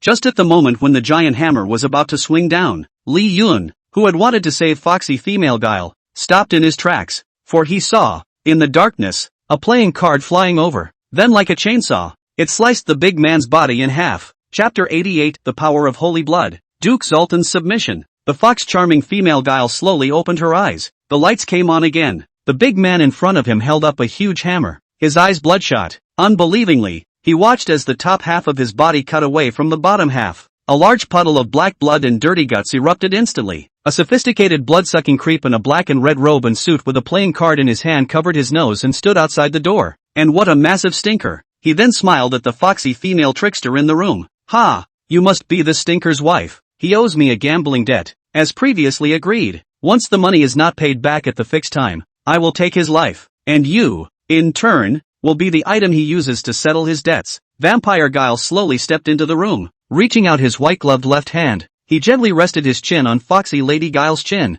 And what an exquisite woman. Just use your flesh to pay your husband's debt. I think my guests are going to love you. Fox-charming female Guile's heart was like ashes at this moment, and she gritted her teeth. I have no more desire but to die. Eyes on her as she drew her knife and was about to stab herself. Vampire Guile snapped his fingers, and the knife hovered in the air, never able to stab down. Pop! Vampire Guile slapped him across the face. A clear slap mark was revealed on the fox-charming female Guile's white face. You are now a tool for me to make money. You do not have the right to kill yourself. If you're going to think like that again, I don't mind putting you in a dog cage. Let you experience what life is worse than death. The fox-charming female Guile finally realized what was the despair of not being able to live and not being able to die. Vampire Guile snapped his fingers again, taking control of her entire body, about to take her away. The money was owed by her husband, and now her husband has been killed by you, and yet you're going to use her to pay back the debt. Isn't that a bit of a shady thing to do? That blood-sucking Guile looked at Li Yun, who walked out with a slight frown. And who are you? Li Yun held the gold card in his hand with both fingers. Landlord. Blood-sucking Guile, who was one of the tenants, changed his attitude and bowed politely. Hello, Lord Landlord. You can call me Duke Sultan. He then took out a handful of money and handed it to Li Yun. This is the rent I owe. I'm a man of rules, not a minute too soon. Li Yun looked at the spirit coins in his hand. The rent for all these years. The Duke of Zoltan in front of me not only paid it all, but also gave some of it back. His purpose in doing so was simple. He didn't want to get into a dry spell with Li Yun, the landlord, which would affect his business in the casino upstairs. Lord Landlord, you can come and have tea with me sometime. I'll just go ahead. Duke Zoltan was just about to leave when Li Yun called out to him. The amount seems a bit insufficient. Not enough? Lord Landlord, you can't have miscounted. The money you paid was just enough for the apartment room under your group. Not enough for your privately remodeled casino. Li Yun slowly said. Apartment rules you remember. Casinos are banned. Duke Zoltan now gathered the respect he had just shown and revealed a fierce intent. Human, you're just a fake landlord on a mission, not the real owner of this apartment. I advise you to mind your own business. I can raise your rent by up to 10% more, as an extra for yourself. Duke Zoltan pulled out another sum of money and handed it to Li Yun. Li Yun, however, didn't pick it up. He pointed at foxy Lady Guile. Since you're a businessman who doesn't want any trouble, then let's make a deal. I can do without the 10%. You told me to give her to me. Duke Zoltan bared a mouthful of fangs as he grabbed foxy Lady Guile's hair, approaching her white neck. This is my prey. In the eyes of us blood-sucking creeps, no one can take the prey that belongs to me. Li Yun nodded gently. Would have traded peacefully with you. Since you put up the blood-sucking creepy thing, then I won't pretend either. Li Yun's purple eyes flashed, giving birth to fangs. The holy blood in his body from the blood ancestor Dracula I exploded with golden light at this moment. Duke Zoltan only felt that the depths of his bloodline were being suppressed by a force that was simply irresistible. Both knees involuntarily fell slowly to their knees. Blood ancestor holy blood. Li Yun had one hand around Duke Zoltan's throat. Coldly. You should have learned to appreciate it when I gave you the chance to stand and talk to me. Duke Zoltan's entire body involuntarily trembled in fear under the holy blood. Lord Landlord, I was wrong. No, don't kill me. I will submit to your great holy blood. In the center of his brow, an essence blood floated out. I, Zoltan, would like to make a soul contract with the landlord. If you betray me, I'll be destroyed. Li Yun accepted the contract. Zoltan's blood entered his soul and locked into the pact. Li Yun resumed his human form and faintly said, "Get up." Zoltan gasped afterward. Lord Landlord, you're a human. How could you possess such pure holy blood? Don't ask what you shouldn't. If you follow me well, one day, I'll find a way to improve your bloodline for you as well. Hearing this, Zoltan, being the gambler that he was, knew he had made the right bet. He submitted to Li Yun because he was on a desperate path. The second reason was that a miscellaneous dupe like him was incredibly eager to obtain holy blood to purify his bloodline. Step into the prince. But holy blood is not so easy to get. That was the rarest thing in the entire blood-sucking Guile clan. I didn't expect to see it on a human after being cooped up here for 100 years. Li Yun looked towards the fox-charming female Guile with a lifeless face. You've been fine. The fox-charming female Guile looked at him and laughed softly. If I had known you were so powerful, I should have let you kill me. It should be better to die at the hands of a warm handsome man like you than at the hands of these cold dead creeps. Li Yun shook his head. He knew very well that his strength today was just a crush on the bloodline of the miscellaneous blood-sucking trickster existence. Against that big man, one definitely had no certainty of victory. Therefore, she saved the foxy female Guile in front of her just to return the favor of not handing herself over. You really don't want to live? The fox-charming female Guile smiled miserably. What's the point of living? This family fell apart a long time ago. My hard-earned dowry was all taken by that bastard to gamble. When I run out of money, let me seduce those disgusting horny guys as a way to cheat him out of his gambling money. I have nothing today. I can't even pay my rent. It's long past time to die. Li Yun fished out a business card and a wad of money. You're not bad by nature, and saved me once. Go here and say I referred you. There will be someone there to put you in a decent job. Consider it, for your own sake, to live again. The fox-charming female Guile slowly raised her head and met Li Yun's gaze. The stranger who had warmed her once, and once again, had given her the last hope of a life out of nowhere. Chapter 89, being KTV's old player. Li Yun's 1-2 punch. I can't see anything. How is he? The lights are back on. And it's a ducal blood-sucking shenanigan. Che coward. Hiding behind a girl all the time. Not like a man. I can't believe you came out on your own. You're still a man. But exposing yourself to danger in the face of a duke-level blood-sucking trickster is pretty dumb. Che, what are they saying? Why can't I hear you? Duke-level blood-sucking shenanigans are showing their true colors? Is this a fight? This guy is dead. Even if he gains the power of blood-sucking shenanigans, can his rank be higher than the Duke? Wait, I saw something just now. Golden-colored holy blood. Duke, on your knees. Che, isn't it just a newcomer who can easily defeat the Duke? What's the fuss? I'm going. Is he really a newcomer? Why so fierce? Lanji's heart is like an old-time radio station at the moment. It's ticking away. She could be said to be the only witness to this battle. He was also the first person to see the complete release of the holy blood within Li Yun's body. The blood ancestor's holy blood. I can't imagine how strong he'll really be when he crosses over to a rank. Che, you big pervert. It's a good thing he doesn't know I saw it. Otherwise, what if he'd shut me up? Li Yun. I heard everything. As for silencing, he didn't have that in mind. After all, Lan Ji was Scarlet's sister. Janitor, come out and wash the floor. Maintenance man, fix the floor. The door. Li Yun stuck out his head and shouted. The group of players who had gathered in the stairwell, not daring to move forward, were shivering at the moment. The appearance of Han and Duke Sultan just now triggered a whole layer of vibrations. It forced them to hide in the stairwell, afraid to venture out. It was only at this moment when he heard Li Yun's words that he slowly poked his head out. Hey, call you too. Ah, isn't cleaning and maintenance your job? Yes. The player who got the cleaning and repair card walked out. The rest of the players followed, wanting to come and see what was going on. Seeing Li Yun have froze. Why are you here? Did you know about the riot in this room just now? Li Yun looked at the crowd. I collect rent not here where. The riots have subsided. Collecting rent? The players froze. You mean the identity of your golden card is the landlord of this apartment? And to a certain extent, your boss. If you guys don't do a good job, I'm going to deduct your mission points. Looking at Li Yun who had his hands behind his back and looked like a landlord, Earl Zoltan slowly walked to Li Yun and bowed his head respectfully. Lord Landlord. A crowd of players were shocked. Before the entire apartment was engulfed in darkness, they didn't know what was happening. They only felt a powerful force permeate this floor. Seeing Duke Sultan at this moment, he finally understood the source of that power. The Duke-level blood-sucking guile, surprisingly, called Li Yun boss. He's really the landlord. What the hell are you playing at? We said we'd compete together, and you've turned into our boss? This rookie king is also too fierce.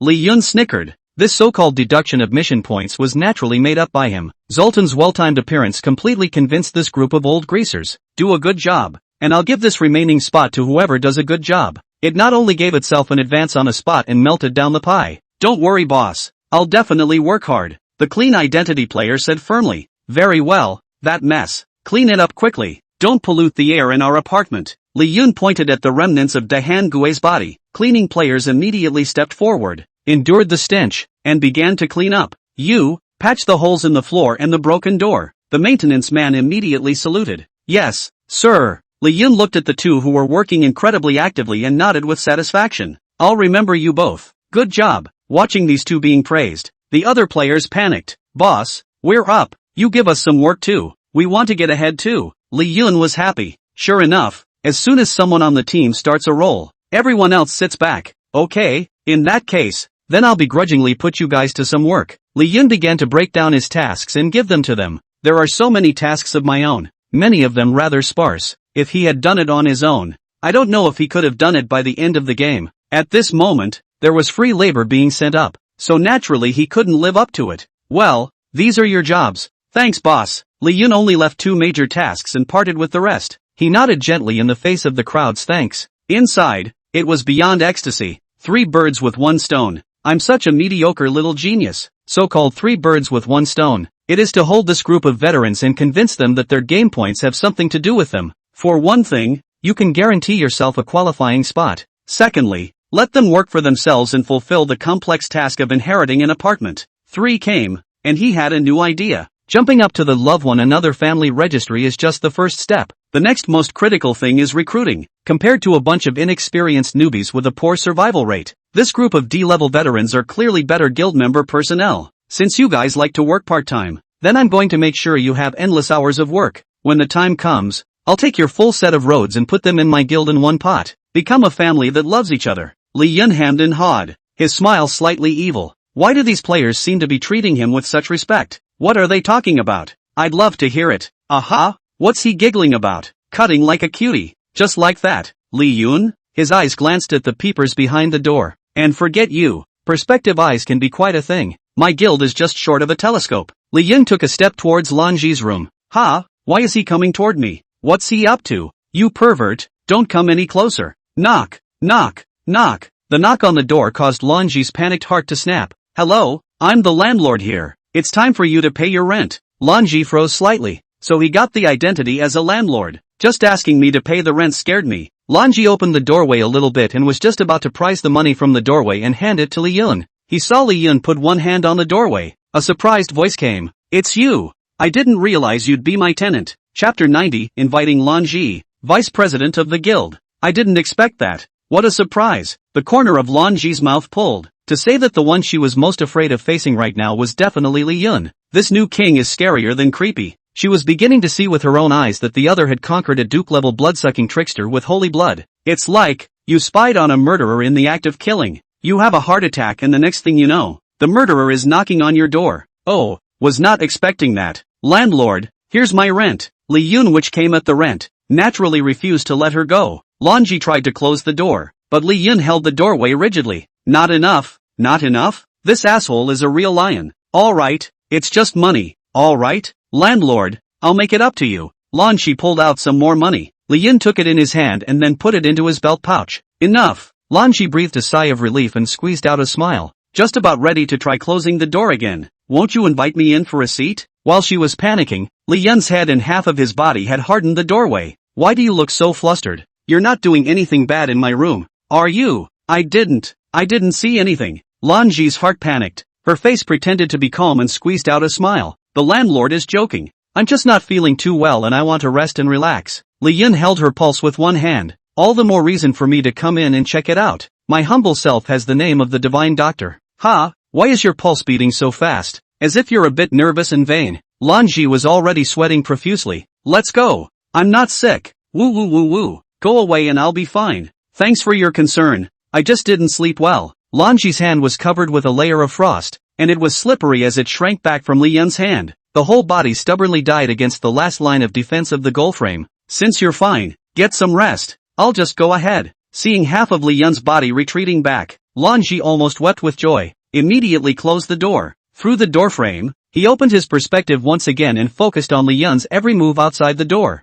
Ha, where did people go? Why did you disappear all of a sudden? Lanji didn't see Li Yun's figure outside the door. She tiptoed open the door to her room. Step out of the room and look around a bit. Again and again. He made sure that there was no Li Yun, and only then did he close the door again. Lock it up. Place your hand on your chest and take a long breath. Scared the hell out of me. In the next second, a heart that had just been hanging in the air died completely. Almost died? I told you were sick. Lanji, turning back, Li Yun, who was wearing a cloak of invisibility, slowly lifted the cap of the cloak to reveal his head. Ah, creepy. Looking at Lanji who fainted in fear, Li Yun smashed his mouth. Said good old player, even Guile is afraid? Li Yun held Lanji on the bed. Then wake her up with the holy hands. Lanji opened her eyes and saw Li Yun's head hanging in the room gazing at her. You're awake. Hiss. Dizzy again. What's going on here? Li Yun frowned slightly and turned to look at himself in front of the mirror with only one head. Forgot to take the cloak of invisibility off. Take off your cloak and wake up Lanji again. See, this time I'm not a trick. He displayed his entire body.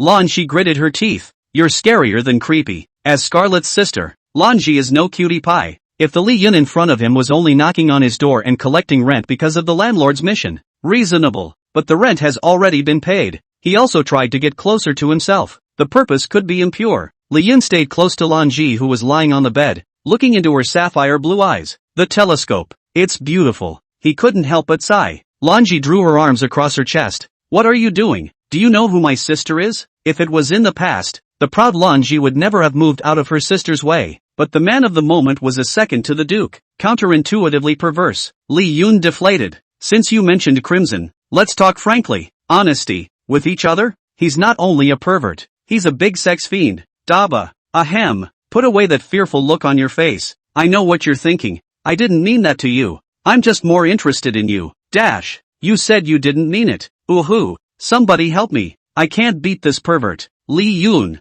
I don't know how to explain it. Anyway, I'm not interested in your cold body. Deceitful. Does she think I'm small? Che Jojo has a small brain. Don't you know that? Temperament. Temperament is the most important thing. Li Yun touched Lanji's head. It's not hot. How come it's burning somehow? Lanji? She immediately sat up and hugged herself, looking at Li Yun warily, like a little lamb facing a big-tailed wolf. Where was the earlier appearance of an icy goddess? What the hell do you want? Li Yun sat in a chair next to the bed and crossed his legs. I'd like to invite you to join my guild. Lanji frowned slightly. Your guild? What makes you think you're going to win? She was feigning a stiff upper lip to keep Li Yun from realizing she knew his secret. My gold-colored card got the identity of the landlord of this apartment, which means it's the owner of the players out there. I can hold their points. Li Yun continued to cheat. Lanji reacted extremely quickly and said, none of my business. I'm a tenant, not your employee. Li Yun nodded gently. It's a chirpy-brained girl, so my only opponent today is you. There are 2 qualifications though, but once you establish a guild, we'll still be rivals in the future.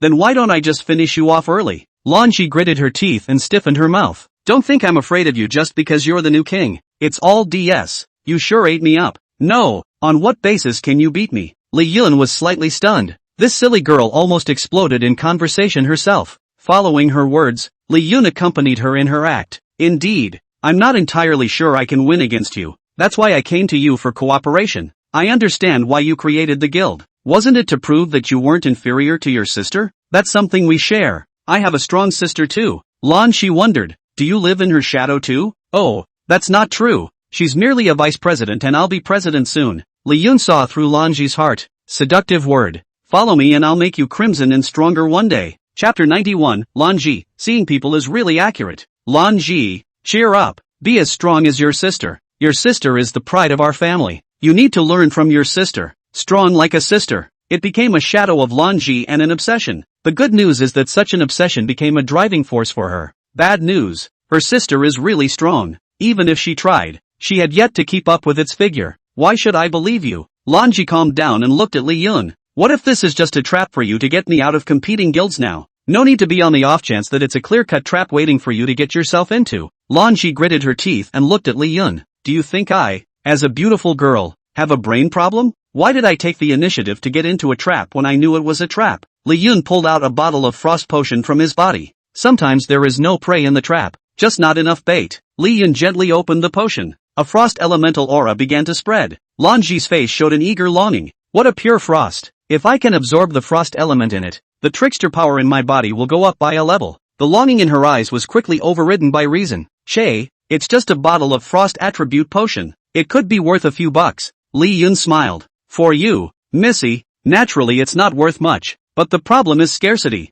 On the market, such a bottle of frost potion full of purity is unattainable, isn't it? Angelica Blue is still fighting. Che, so what? In my lady's eyes, all those D-classes out there are lezzies. You have underestimated my lady's worth. Just a bottle of frost elemental potion and you want this lady to work for you? Li Yun looked at the arrogant and high-cooled Lan Ji. A bottle of frost potion is really hard to buy. Since one bottle isn't enough, add 2 more. With a casual throw, 3 bottles of frost potion just smashed in front of Lan Ji. Dash. It's just my meet and greet gift to you. By the way, as a formal introduction, I have another identity. Alchemist. I don't have many frost potions of this level in my hands. It's only 100 or 80 bottles. 180 bottles? You're a good judge of character. Chairman, what's the name of our guild? President, look at me. I forgot to pour water for you when you came. Li Yun looked at Miss Lan Ji who stood up and served with a smiling face. Can't help but sigh. Worthy of a great lady. The service is just more attentive than normal. Lan Ji, my guild is called the Loving Family. Is it too late to change my name and quit the club? Naturally,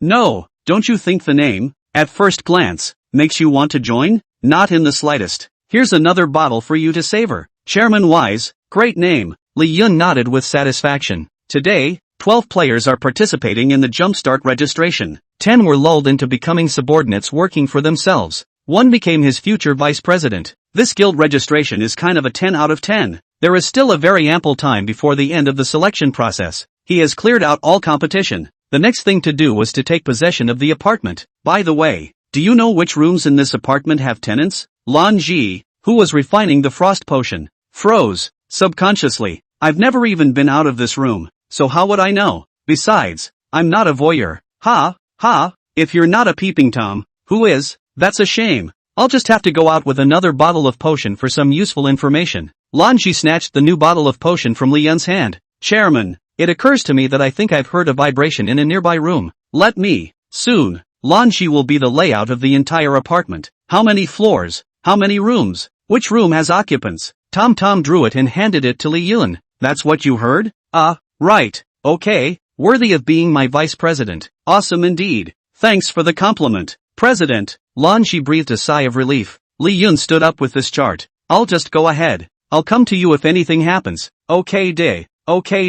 Go for it. Li Yun walked out of Lan Ji's room and Duke Sultan was waiting outside the door. Seeing him come out, he immediately said respectfully, Boss. Li Yun handed him the entire structure of the apartment. The apartment has 3 floors with 8 rooms on each floor. However, the occupancy rate is not high because of the age of the building. Together with Lan Ji, there are but 6 rooms housing tenants. This is a huge loss for the entire condo. After all, the apartment has to pay 10 other players, and by itself, it can't get the money because no one is paying the rent. So now the payroll deductions are all in Li Yun's pocket. Li Yun naturally had to find a way to earn this money back while completing the mission. He plays the game, where he loses money. Which one do you live in? C301. Duke Sultan pointed to the first room on the 3rd floor. The tenants of the first floor, Lanji and the foxy woman had already finished dealing with each other. Now it's down to the second and third floors. Okay, follow me and collect the rent. Zoltan nodded and followed Li Yun. With a powerful bodyguard of the Duke level, Li Yun's bottom line was a few points higher, all the way to the front. The player who was repairing the stairs saw Li Yun and immediately stood upright.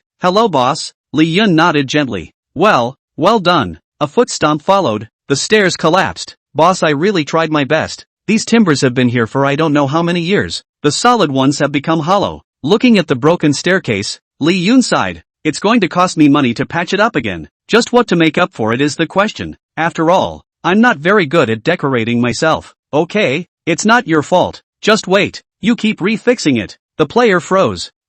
And fix it. Repair it 100 times and it won't all have the same effect? Li Yun said faintly. The thought of you taking my paycheck and setting it aside and not working. I'm just all over the place. Player. With his hands behind his back, Li Yun levitated up to the second floor on Duke Sultan's traction. Find the room labeled by Lanji. B203. Knocked on the door. Who? Knock knock knock. Believe it or not, I'll chop your hand off. The house changed to grumpy voices. The door opens. It's a cranky, fierce trickster, full of scars as tattoos and applause for social shenanigans. I'm the new landlord, and you haven't paid rent in a long time. I'm here to collect the rent. The scarred fierce trick gave a vicious glare, looking for laborers to collect rent, just as it's been a long time since I've eaten meat. I'll chop you up. With that, he turned around and walked over with the saw in his hand. Baron Zoltan's form flickered. Scarab creep was then hung on the wall. Chapter 92. A talented girl who can design shenanigans. Isn't that pretty arrogant? Tattoos. Hesser Club Karma. Come on, get me. Come at my head here. Scarab Guile, who was hung up,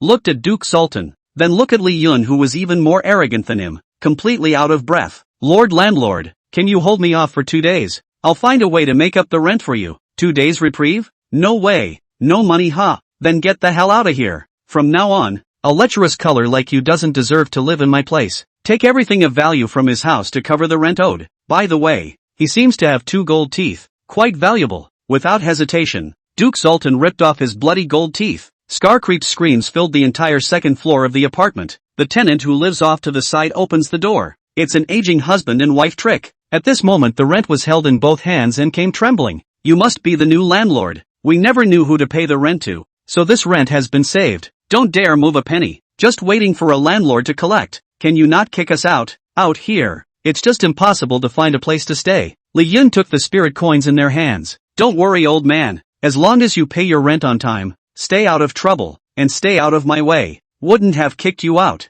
You're not like the scum Lexi. It's a quality tenant. So, I'll give you guys a 20% discount. Li Yun drew out a few spirit coins and handed them back. The aged couple shenanigans, that was a touching one. Thanks a lot, landlord. Thanks a lot. Would you like to come in for a seat and a glass of water? Li Yun walked over and looked at their cozy hut. Smiling, he shook his head. I'm just not going in there. You guys stay here for good. The aged couple shenanigans looked at Li Yun as they supported each other. Can we trouble the landlord about something? You guys talk. This apartment is really in disrepair, and we're not flexible in our arms and legs, so we haven't been downstairs to go out and look around in years. They handed Li Yun's 20% discounted money back over. Can the landlord reinforce the stairs with this money? We both want to go downstairs and move around. Listen to the pleas of the elderly couple's shenanigans. Li Yun didn't take the money. Promise. I promise you. I'll be remodeling the entire apartment as fast as I can. No longer let it be so deserted. This is supposed to be my responsibility as landlord, and I may not charge you for this money. You two just go home and wait for my news. The aged couple guilefully excitedly hugged their hands to Li Yun and thanked him.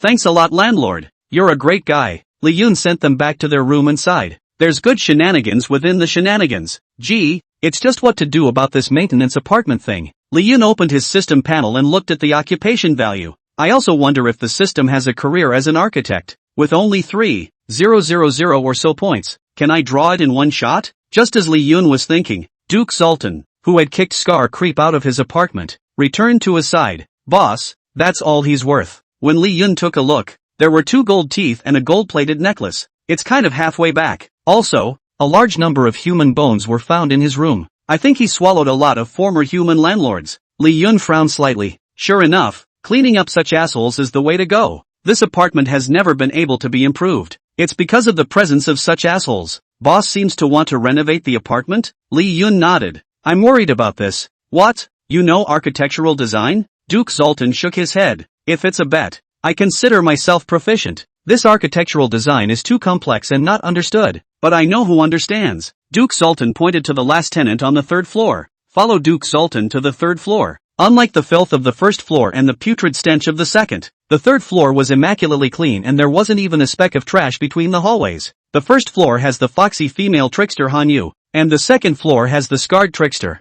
All belong to the presence of assholes. The Duke of Zoltan on the third floor runs the casino and is considered to have some financial power. Nature seeks to be more elegant, and the last tenant on the floor with him was clearly a telling trick as well. Boss, it's that room C303. Li Yun walked towards C303 and knocked on the door. This time Li Yun knocked on the door with a gentle voice for a long time. After all, the tenants here are different from the others. Soon, Li Yun heard a rustling sound coming from inside the house. Then came the sound of panicked footsteps. The door to the room opened. It's a cute female gal with long blonde hair. She was wearing a simple white short sleeve and shorts. The baggy touch looks like pajamas. A black-rimmed spectacle rested on the bridge of his nose. A small, white face yawned with a sleepy look, like a tantalizing puff. You guys, who are you? The black-framed girl wryly blinked her curious eyes. Hi, I'm the landlord and I'm here to. Wah! The teenage girl gal suddenly cried out and ran for the room. This left Li Yun a little overwhelmed. Soon, she folded back holding a pile of scattered spirit dimes.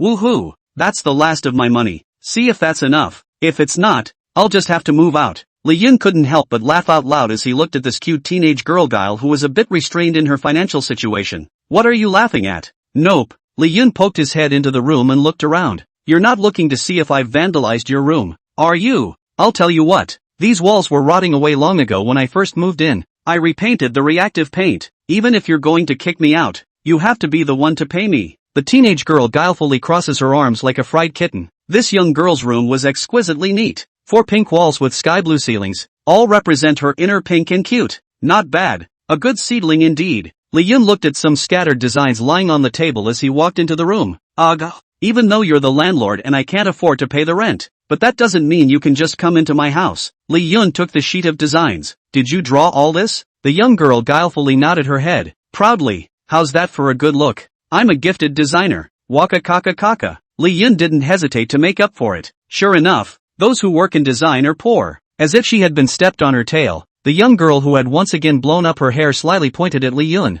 What the hell do you want? Li Yun took her design and couldn't help but nod. Nice. I've decided to hire you. I can give you free rent and a well-paying job. How about you help me remodel and redesign this apartment? The young girl's eyes widened and twinkled. Surprise. Really? Chapter 93, Hiring Lin Ee. Apartment remodeling in full swing. He's not lying to me, is he? The young girl guilefully looked at Li Yun. Her eyes had 3 parts expectation and 7 parts skepticism. It's all because she's been rejected so many times. Also been lied to too many times. Even if she's a great designer, but one is not famous, or the design is being impersonated by famous design shenanigans. One can only be a silent robber in the background. Either that or they just don't care about her at all. She just wanted to properly design a piece that came from her hand, but such a simple dream has never been fulfilled. Li Yun heard her concern. Incredibly gentlemanly, he held out one of his hands. Here again. My name is Li Yun. It's the landlord of this apartment. His name is Zoltan, a blood-sucking creepy duke. Your neighbor. The teenage girl's wily eyes were wide open with boo-boos. Wow, Duke Vampire creepy, that's a big one. Look at the respect he's showing the landlord in front of him. This landlord is something. I think, I can believe it. The young girl Guile also extended her own hand to shake Li Yun's. My name is Lin Ee. It's an architect.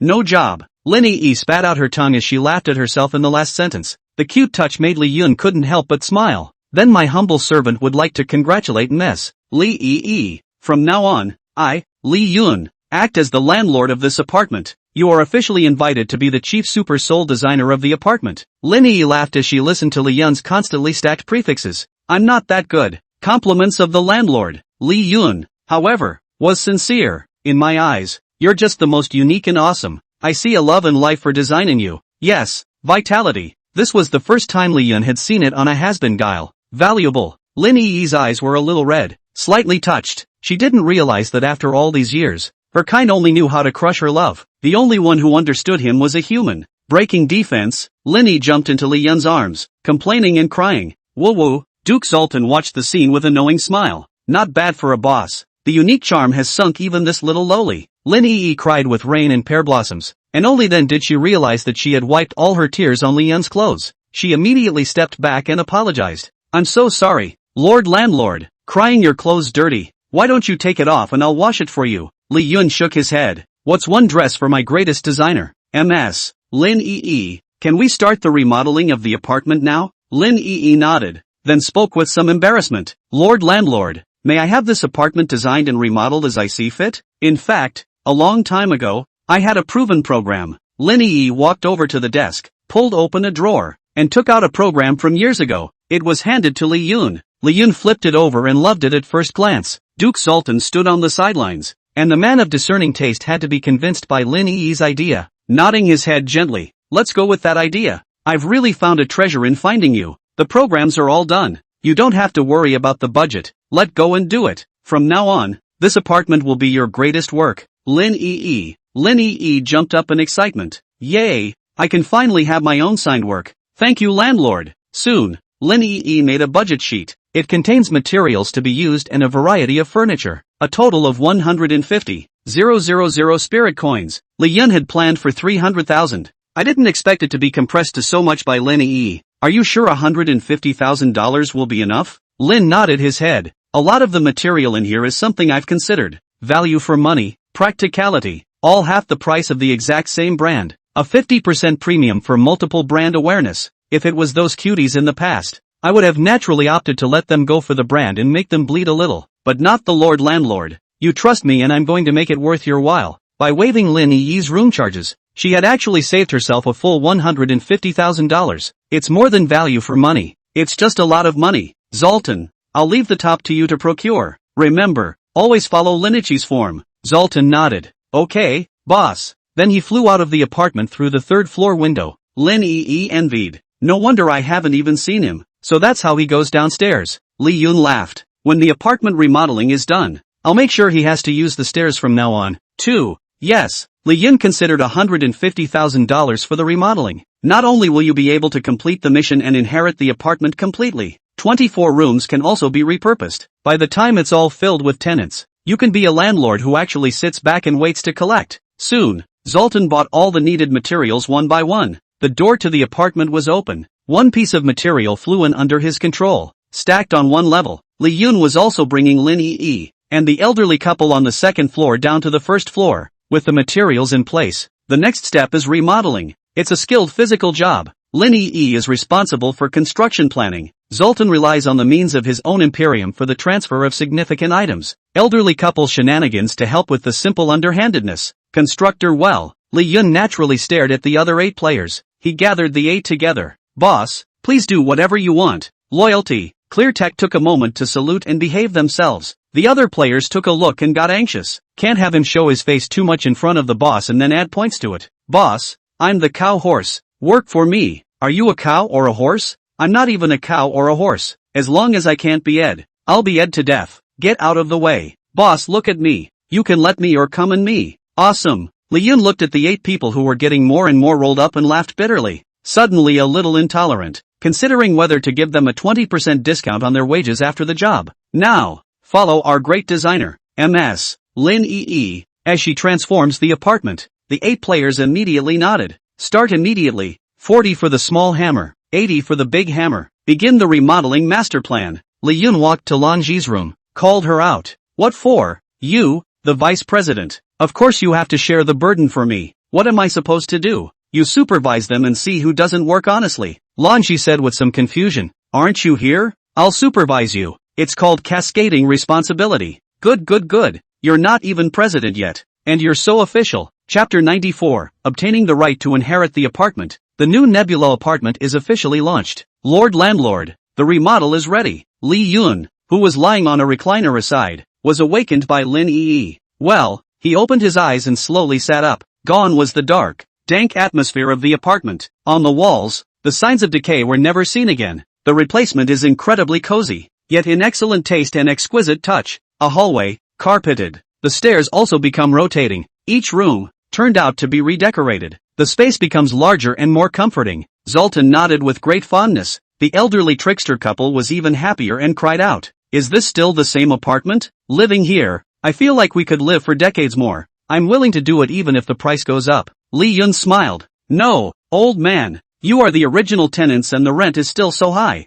You may now use the stairs as you wish, going up and down. Go on, go see your new home. The aged couple trick nodded and excitedly headed for the second floor. Lanji walked over to Li Yun. Where did you get such a great design guru? Hearing Lanji's words, Lin Yi was still a bit shy and said, I'm not really a guru. Satisfied, Li Yun gave her encouragement. But you satisfy me more than the master. Master, not only you 1.0. These words made Lin Yi's face turn red. Eyes to the crescent moon. Unbelievably cute. Players, butterflies. Identity card, landlord. Task 1, please perform rent collection. Completed. Task 2, improvement of the current accommodation environment in the apartments, completed. Task 3, completed. Task 4, completed. You have completed all the tasks in the condominium and have officially obtained the right to inherit the condominium. Get, permanent landlord card. Li Yun pointed to the gate outside. Go ahead and put up the new name with your name on it. Grand Designer Lin. Lin Yi nodded and walked happily towards the door with the apartment's redone sign. The crowd followed. Lin Yi gently levitated with Sultan's help. Hang that sign high. The Eerie Bloody apartment is officially renamed the Cozy Cloudstar apartment.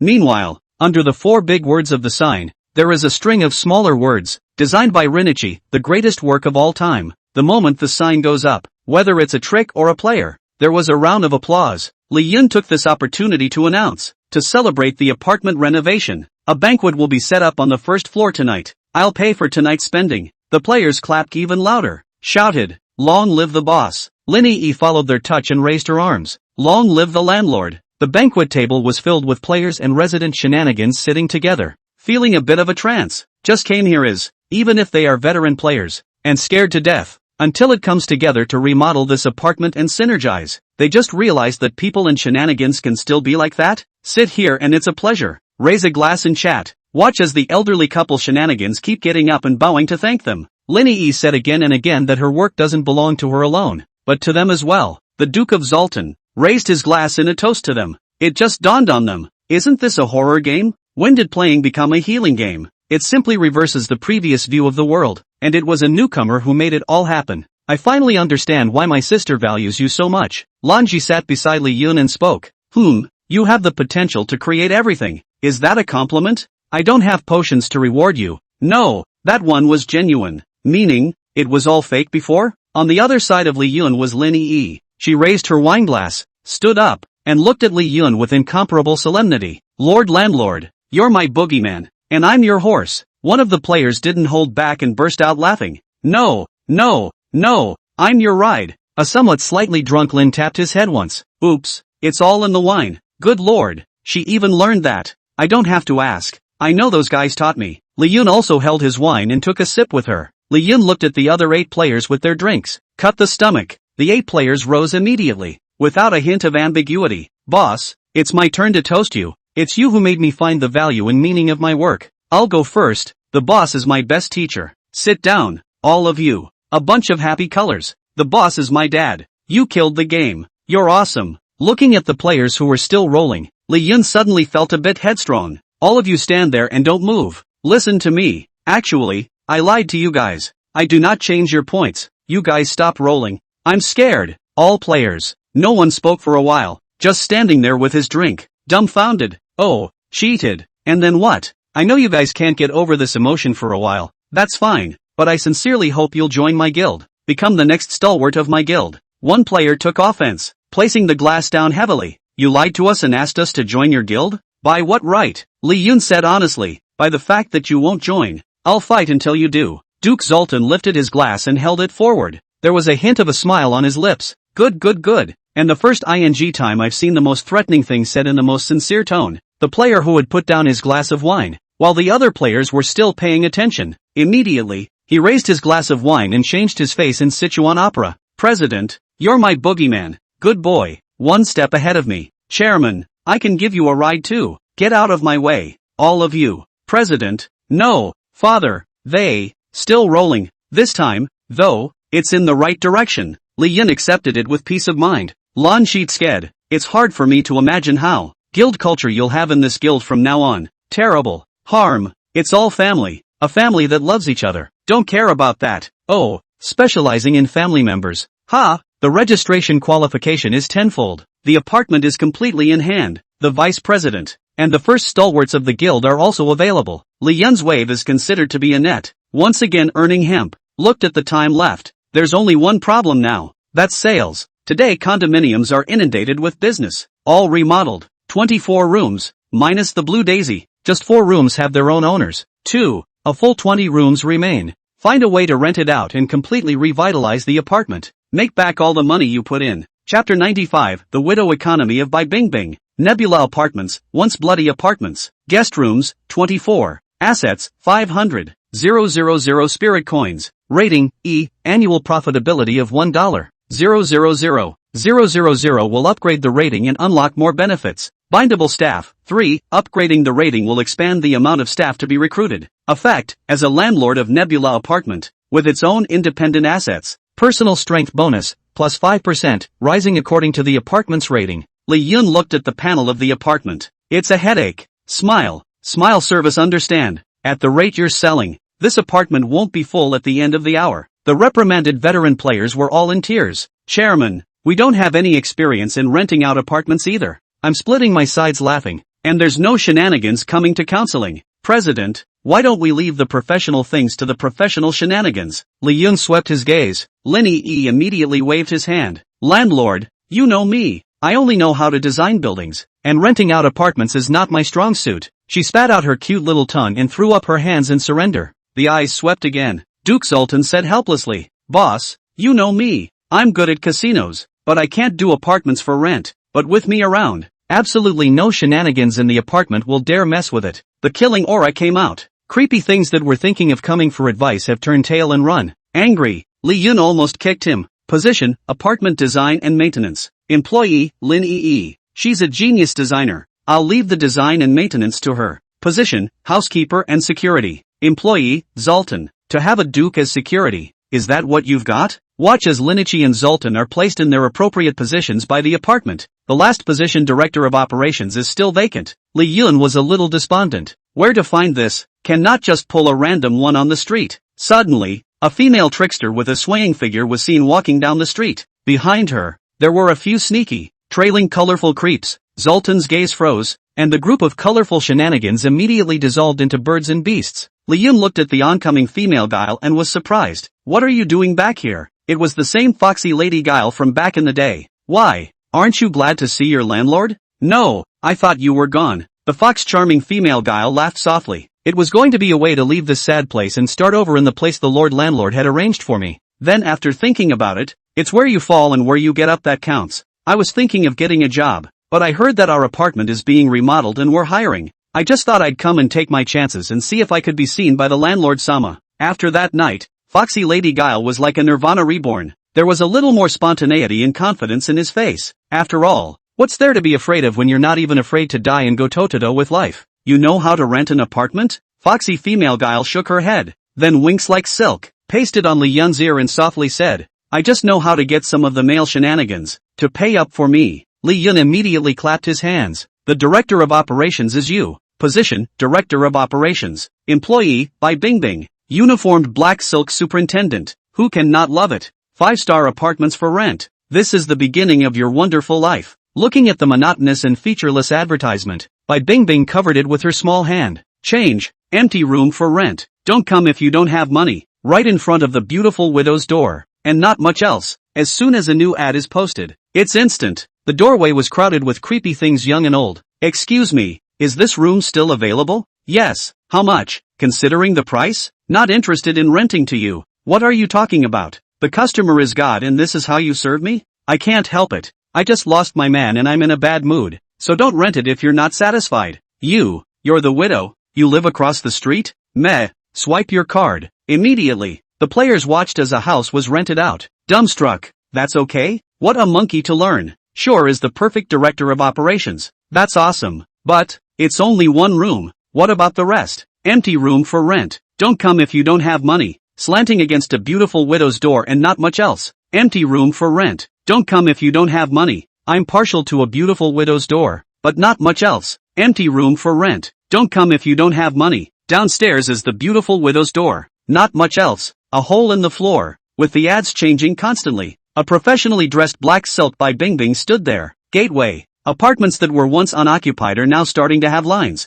Shakedown? Don't cut in line. I'll roll up to whatever number I want. Lee Yunla's body trembled up and down, pointing at Bai Bingbing. Nah. That's called professional nah. Created a widow economy with the beautiful widow trick. Bai Bingbing took the tenants lightly. 24 rooms. Already 18 have not only been successfully rented. Still overpriced rentals. I'll offer 10,000 spirit coins. I'll give you $20,000 if I can live upstairs above you. Bunch of assholes. Never seen a female trickster before. I'll give you $30,000. Looking at the last few rooms left, the location is just too remote. Bai Bingbing took a different approach. Mr. and Miss, how are you? You should also know that our apartment is hot right now. What widow? That's all a rumor. The key to people choosing our apartments is the 5-star service we provide. There is no place on the market that makes our apartment more cozy and gives you a sense of relaxation as soon as you walk in the door. Security? This is our butler and security. Duke Sultan. I don't think there's any place safer than our apartment. You mentioned earlier that you hope to give the upcoming baby a different environment? This is our talented designer, Lin Ee. She can design a sample room to your satisfaction, just the way you want it. Of course, it has to be extra.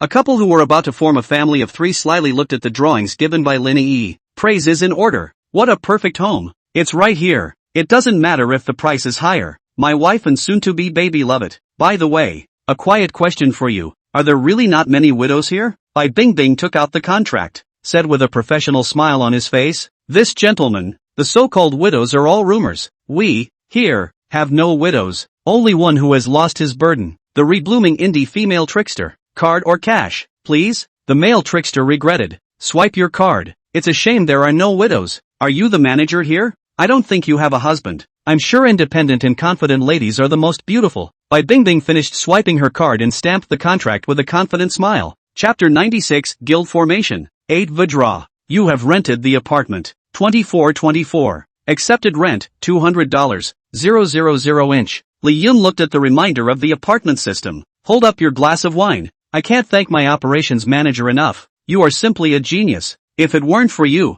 it would be impossible to rent out all the apartments in just a few hours. I must toast you with this celebratory drink. Across from Li Yun, Bai Bingbing had her hands on her chin. A flirtatious smile through the candlelight. She clinked her glass of wine with Li Yun. The once broken home is now transformed into a new look. As it is today, she has a new job, with a new life. And it was all because of the man in front of him. It was his intrusion that rescued her from what was once destruction. Just a glass of thank you wine? Does the landlord resent me for being a widow? Lonely men and women. Candlelit dinners. Wouldn't the landlord want to be happy on such a romantic evening? Bai Bingbing got up and walked towards Li Yun. Slowly sit on his lap. Hiss. Is this kind of saved content something I can read without paying for it? Li Yun gritted his teeth. Damn Lanji. Peeking again. Li Yun looked at Bai Bingbing who gently lifted her skirt, revealing the edge of her black stockings. Ahem. That's a bit of moralizing. I don't mind that you're a widow. Doesn't mean you can mess with me. I, Li Yun, am a decent man. Bai Bingbing smiled gently and brushed her hand across Li Yun's cheek. The landlord is quite adorable.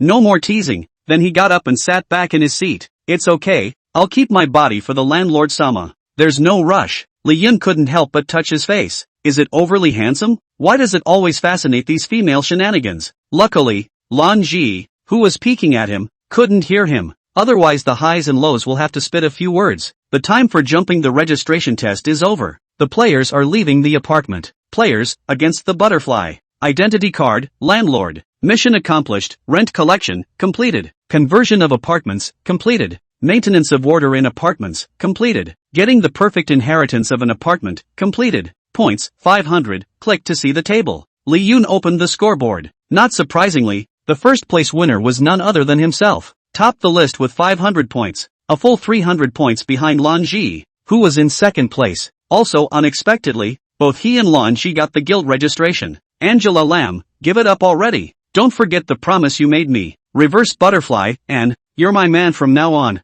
Angela Lam, regret warning. Reverse butterfly, vice president.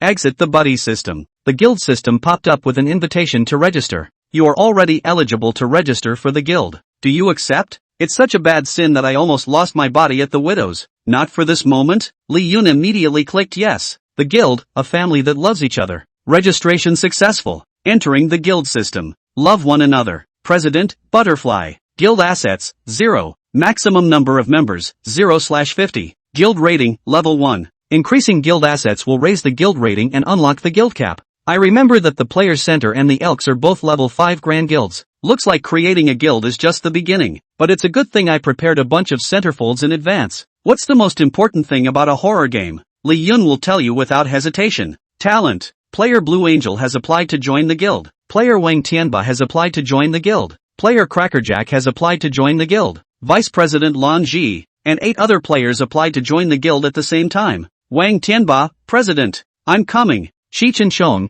as expected of the President. 500 points kills us. Angela Lam, Shay, it's only 300 points higher than me. Reverse Butterfly, not convinced? Hold it. In the guild chat group, Lee Yun and the members launched their first chat, except for Vice President Lan Ji. The 8 veteran players who joined were labeled as the 8 Vajra by Lee Yun. At first everyone felt a little ashamed. Lan Ji, just as unspeakable as the guild name. Wang Tianba, President, can we refuse? Lee Yun, when you can't say no, learn to enjoy it. Seeing Lee Yun's insistence, the Eightfold Vajra had no choice but to accept. Wang Tianba was the oldest, plus he was good in terms of strength. Then he became the boss of the Eightfold Vajra. They were all veteran players from other guilds, still more familiar with the guild, taught Lee Yun a lot about the guild. For example, just put items and props into the guild warehouse. Other members will be able to share. Lee Yun, who the hell put the electric bill in the warehouse? Tinkerbell, sorry, Chairman, I can't afford to pay the electric bill. Lee Yun,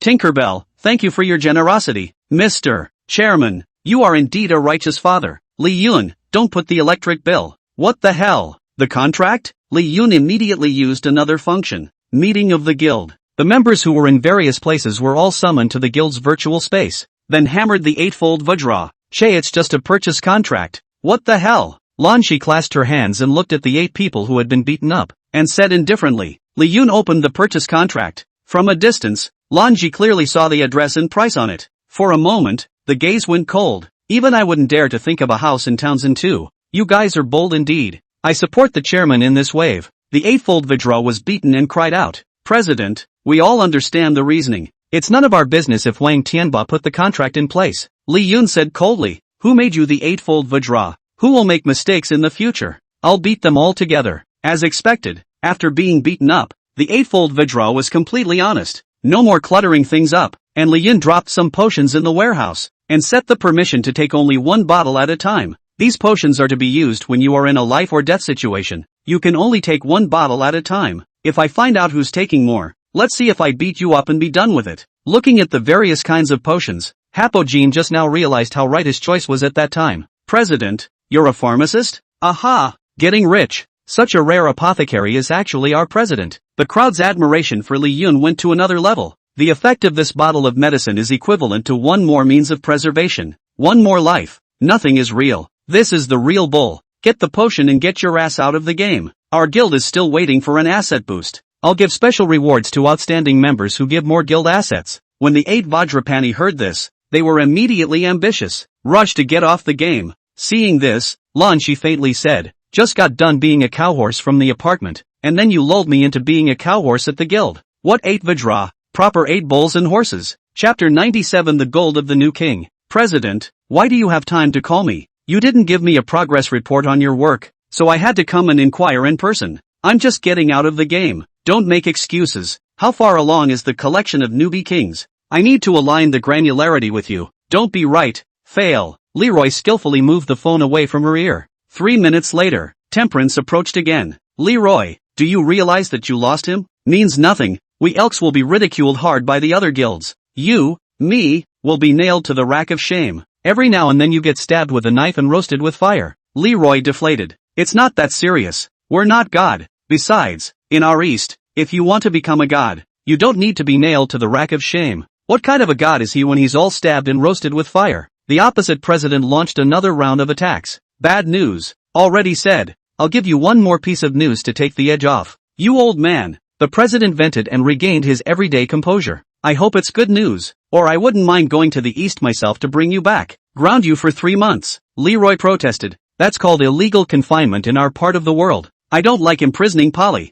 but yeah, that's really good news. The newbie king is planning to start his own guild. We won't be made fun of. Have fun. The president laughed coldly. If I remember correctly, He's only a D who's just been in the game 4 times. Skip registration? Do you know what the success rate is? If he makes it, I'll eat. Announcement, the player Reverse Butterfly has set up the guild Love One Another family. Obtained official guild number, 9058. Hey, President, I can't wait to come back and watch you eat. Yes, I've got a nice steak on the ground in Ashi just waiting for my Vice President to enjoy it with me. You sly old fart. Have a steak, my lovely Vice President. I didn't say what I wanted to eat. I'm the President. I make the decisions. Li Rue rolled her eyes. The President's voice gruffed for a few moments. But you really should come back. That thing you wanted me to look into for you in the first place has come to light. Li Rue, who had been lying down easily, sat up at once. Really? I promised you. You'll be my Vice President and I'll use my resources to help you find the truth about that year. President, thanks. Say thank you to me. The steak is ready. I've arranged for a private jet to pick you up. Meet and talk. Hang up. Leroy turned over a picture he had with him. The photo shows a family of 4. The mother stood over the young girl, Li Rue, and tenderly took her by the shoulders. Li Rue pinched Li Yun, who was sitting beside her father wailing in his arms. With one hand, the father looked at his sister who was bullying his brother. Ha ha ha. Back in the day, this photo highlight was supposed to be deleted. Instead, all 3 members of the family chose to keep it as a family portrait. The only one who protested for quite a few years was Li Yun. Until the parents in the photo leave. Whenever she sees this photo, Leroy always smiles. She trailed off. Mom and Dad, I will find the truth about what happened back then. We're all fine. Don't you worry. Taking the photo back, Leroy took off Li Yun's clothes on her body. Change into that Elk's vice presidential uniform. She was already content to accompany Li Yun here for half a month. It's time to get back to business. That guy's not back yet? Should I give him a heads up? Forget it. Now you can be the president of the adult. If you can't let your sister cry, it's not good. Li Rue confidently felt, then pulled open the door. The guild downstairs was already waiting for her. Player Center. Sister Hong, just got the message. The vice president of the Elks Lodge has left. As an official organization, Rueli such as the vice president of the Overseas Senior Guild. Once in the country, it is naturally under surveillance. 1 is to prevent her from making trouble in the country. And 2, it keeps her safe. After all, the Players Center never participates in guild wars, maintains both a distant and close relationship with all the major guilds. Sister Hong, what are you looking at? Kobayashi patted over. Cover your mouth when you see the announcement that surfaced. The reverse butterfly has really become a success. Sorry Sister Red. Ahem. The new king. Whatever. This guy took that name just to gross people out. Sister Hong opens the message love one another as a family. Vice President, Angela Lam. Core members, Mr. Wang Tianba. Chi Chen Chong. Compared to Li Yun who was able to successfully jump through the ranks and register successfully. This list of members was the focus of her attention. A new guild that already had so many members without visibility or power. It's also full of her acquaintances. Lan Ji. How did she become the vice president? She's an even more arrogant existence than Sister Hong. Sister Red said in a shady voice. Am I arrogant? Ahem. Wrong thing to say. Kobayashi covered his mouth adorably once again. Wang Tianba, once a top 10 on the rookie list. Chi Chen Chong, the elite of the offshore guild. And, except for Sister Hong's sister, Lan Ji, all the other members are famous veteran players. Many second and third tier guilds are unable to recruit. How did he do it? The 8 Vidra are all D rank players who are one step away from C rank. Once you step into the C rank into the high-end player category, it can be said to be the king of the party. Either start your own guild or join a high-level guild with both fame and power. So many experts entered a newcomer guild together. Such a situation is unprecedented. It wasn't only Red who was shocked but also Kobayashi. The entire gaming community exploded. Somebody tell me what's going on. Holy, so many newbie masters who are one step away from being high-end players have a collective reunion? Against Butterfly. It's you. Against Butterfly. I thank you. There was a sense of offense on your floor. Could you substitute that man? I've heard that many guilds are scouting for him, and there's even an opening on which guild he'll choose to join. Damn. I'll bet on it. I heard that the Crimson Goddess of the Players Center is personally involved, but I didn't expect to be able to take down this kid either. You can't believe the rumors. I heard Vice President Moose was in the same room with him, and I didn't get it right. Stop it. You're losing money. Get your money back. Who would have thought that a newcomer who has just appeared on the scene would have succeeded in registering at the next level? I wouldn't have believed it before. Do you know what a rookie king is? Chapter 98, Wendy's Request. Li Yun exited from the guild. Back home. Didn't hear Leroy's familiar voice. Stepping into her room, she saw only stripped clothes. Li Yun picked up the clothes and there was still a hint of warmth. Left in quite a hurry. Did you go back? Before he could ask more, Wendy's voice came from the heart. Teacher, are you there? Yes, why? Can I trouble the teacher to come to the hospital? Okay. Lee-Yun heard the hint of thirst in Wendy's voice. Take out the hospital's honorary dean's card. In the next second, he appeared in the middle of the 10,000 Creeps hospital. Teacher. When Mia saw Lee-Yun, her eyes were filled with stars, and she immediately and enthusiastically plastered herself. Today, Maneki Hospital has become the #1 hospital in the area. Wendy's expanded it. Employees have also been recruited exponentially. There are many creepy things in it as well as humans who are acting as extras for the game. Why is Director Mia so happy to see him? Who is he? Director Mia's boyfriend? I'm heartbroken. Employees who didn't recognize Lee-Yun gazed at this human with a mysterious identity. Dean Lee, you're finally here. Vice President Wang got wind of it and hoofed it over at the first opportunity. Bending over with a smile, he shook hands with Lee-Yun. Dean, he's the human dean of honor. My God, so young. Lee-Yun looked towards Mia and Vice President Wang. What happened?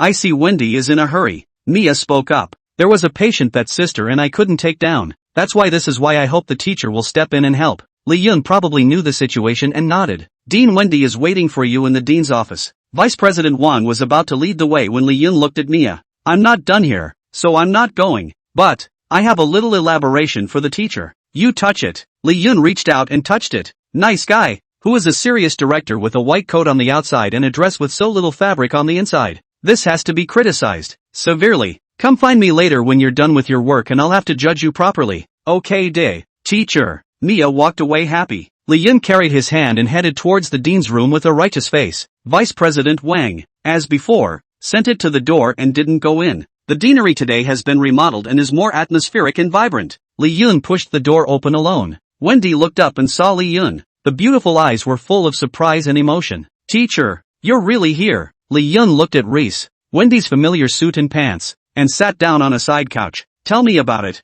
Looking for me in such a hurry. What kind of a patient leaves you helpless? Wendy sighed. It's the daughter of one of my girlfriend's family. Menstrual disorders? No.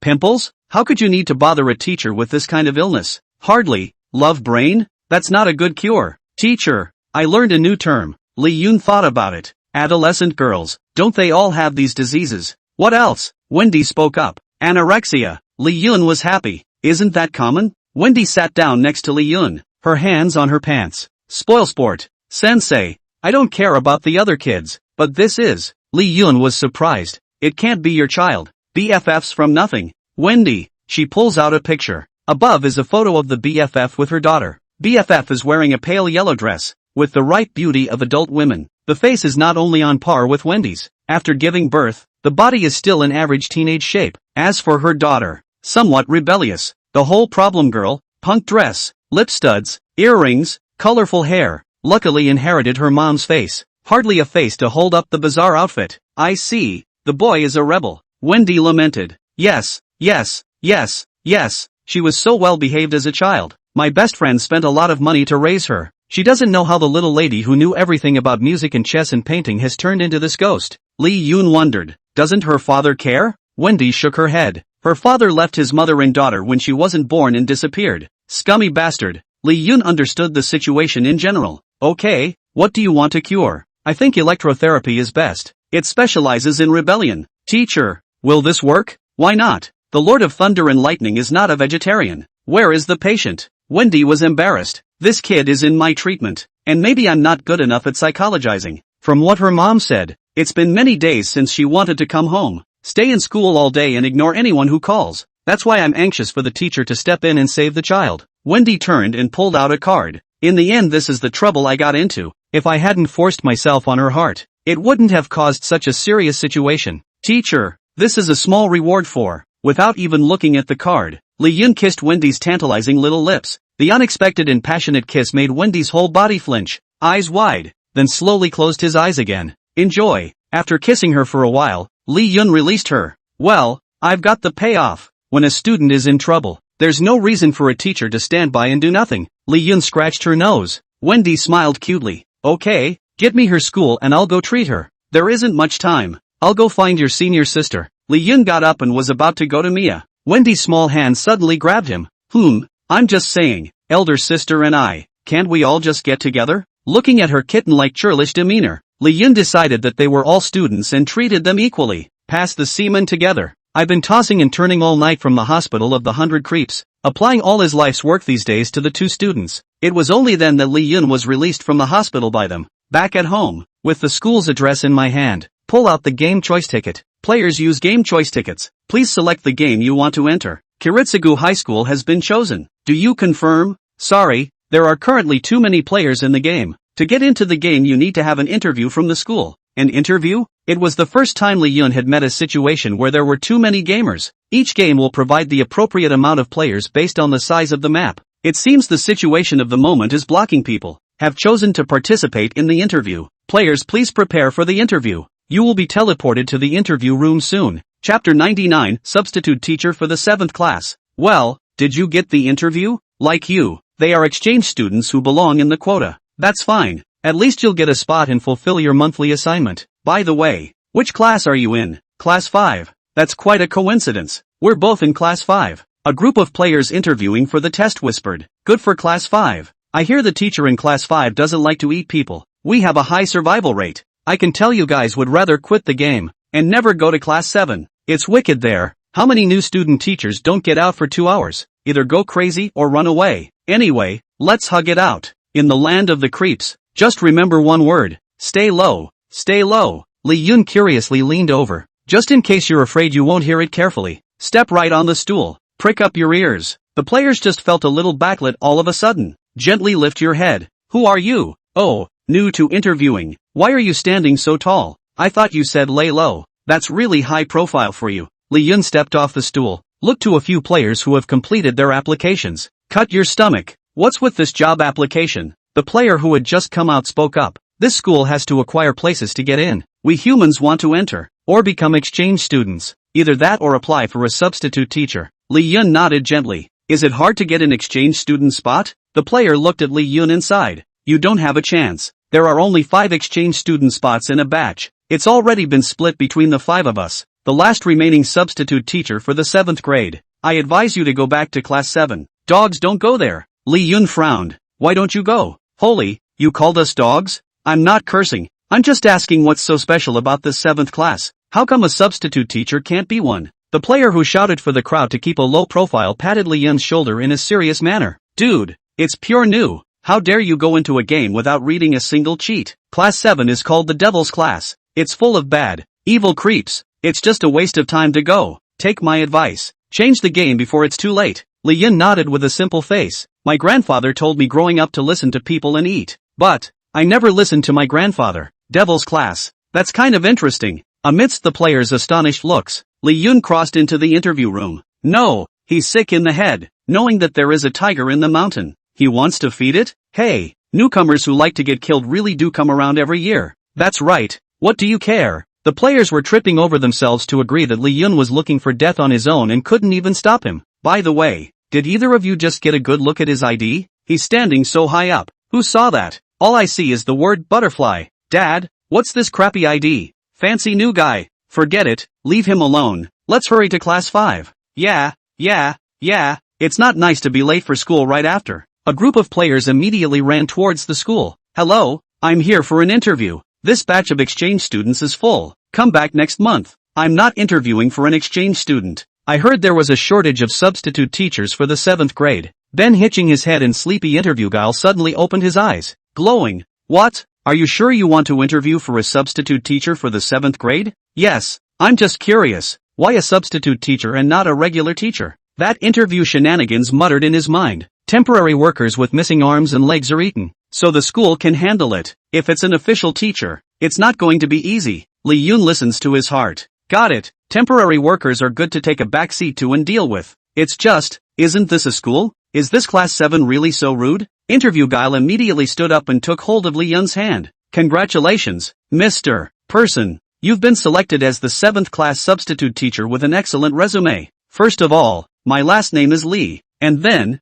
I haven't given you my resume yet. That's not important. MS. Lou, what's important is that you're about to become an honored teacher in this school. My last name is Lee. Okay, Mr. 1. The interview shenanigans sat down on their asses, pens clattering in their hands as they wrote something. Then take the outstamp and stamp it. Snap, a spiritual light appeared, and Lee Yun had an additional certified new identity. Kaito High School, substitute teacher. class 7-inch, salary, 30,000, free room and board. Lee Yun didn't expect to be treated so well. Still fuming, the interview shenanigans were urgent. Mr. Money, are you citing a problem with the pay package? If you do, I'll turn around and apply to the school to subsidize your bonus. Money is a small thing, don't you think? Mr. Money, Lee Yun, my last name. That doesn't matter. If there are no problems, you can go to class 7 now. Interview shenanigans straight across the street from the school building. These are textbooks, and the current group of students are in their senior year. It's the most important moment,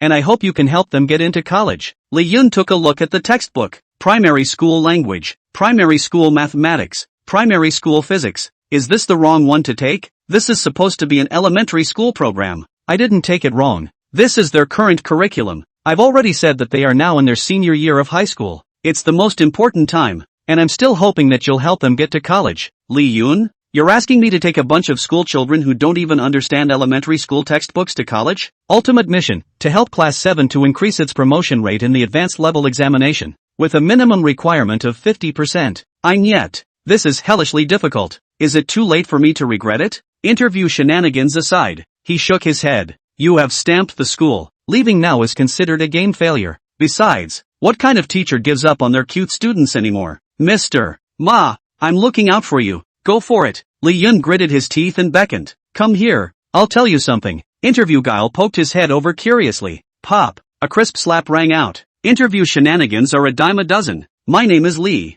Remember, then turned and walked away. The interview shenanigans of being slapped in the mouth beeped in aggravation. None of the teachers in the 7th class will live long. Who cares what your last name is? Mr. Shin. It's not right to hit people. Snap. Interview guile looked at Lee Yun, who had taken off his cloak of invisibility, and was stunned. My last name, Lee. Mr. Lee, that's right. Here's a bonus for you. And the reward? Pop bonus big mouth. Chapter 100 Learning Phonics and Letting Them Go to College? Lee Yun took the textbook and followed the street sign of the school building, toward the 7th class. All the other classes were in session at this time. Only the 7th class. A few heads poked out and then passed on. The new substitute teacher is here. Come on, get ready. Hey, another toy to play with. Lee Yun came to the door of the 7th class and pushed it open. Opened the wrong way? He retreated back into the door and pushed it open again. The legendary demon 7th class, with a total of 24 students, at the moment sitting neatly and upright. Where is the slightest hint of the devil? Hey,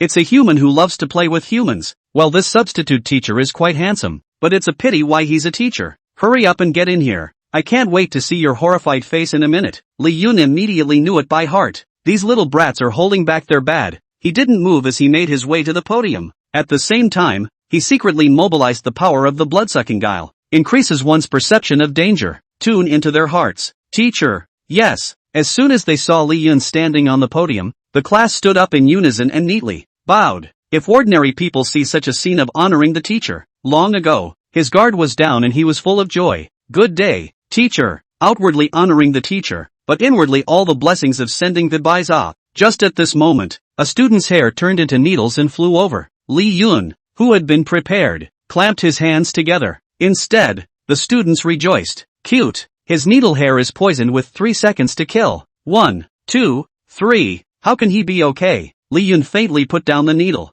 Your meet and greet gift. Teacher loves it. Sit down. Now get out the elementary school language and start the lesson. The students looked at me. I looked at you. Shock written all over their faces. Lee Yun turned around and wrote on the blackboard the words "Study hard and get ahead every day" in big letters. I can't believe I missed the needle. Let me do it. I'll use my spirit body to scare him to death. One of the boys in the back seat. The spirit came out of his body. The face flew towards Lee Yun, who was writing. Just as he was about to surprise Lee Yun from the side and scare him to death, Lee Yun snapped his head around, his mouth lighting up with hideous fangs. The boy's spirit was instantly scared back into his body. Couldn't help but yell. Lee Yun turned his head and looked at him. Class, it's okay to sleep in class, but it's not polite to yell. Next time, you're out of the classroom. The boy nodded woodenly. The girl at the same table frowned slightly when she saw Lee Yun turn her head and lowered her voice. What's wrong with you? Creepy, scared me to death. Aren't we all shenanigans? You're scared less. The girl looked at the boy with a look of contempt. A rag doll was then pulled out of his pocket.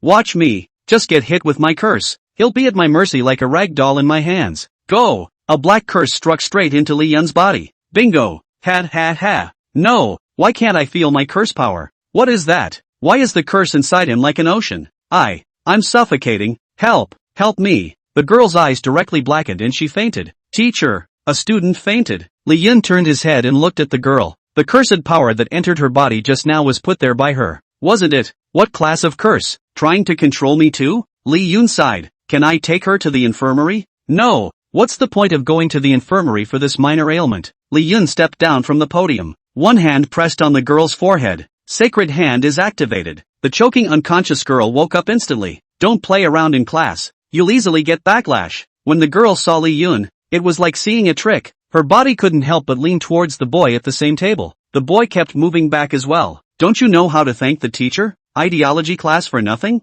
Thank you teacher. Satisfied, Li Yun turned around and continued to walk towards the podium. All three attacks were easily neutralized by him. The entire class was shocked. A young girl in the last row, who was sleeping on her back, raised her eyelids slightly. There seemed to be some curiosity about this new substitute teacher. Hey,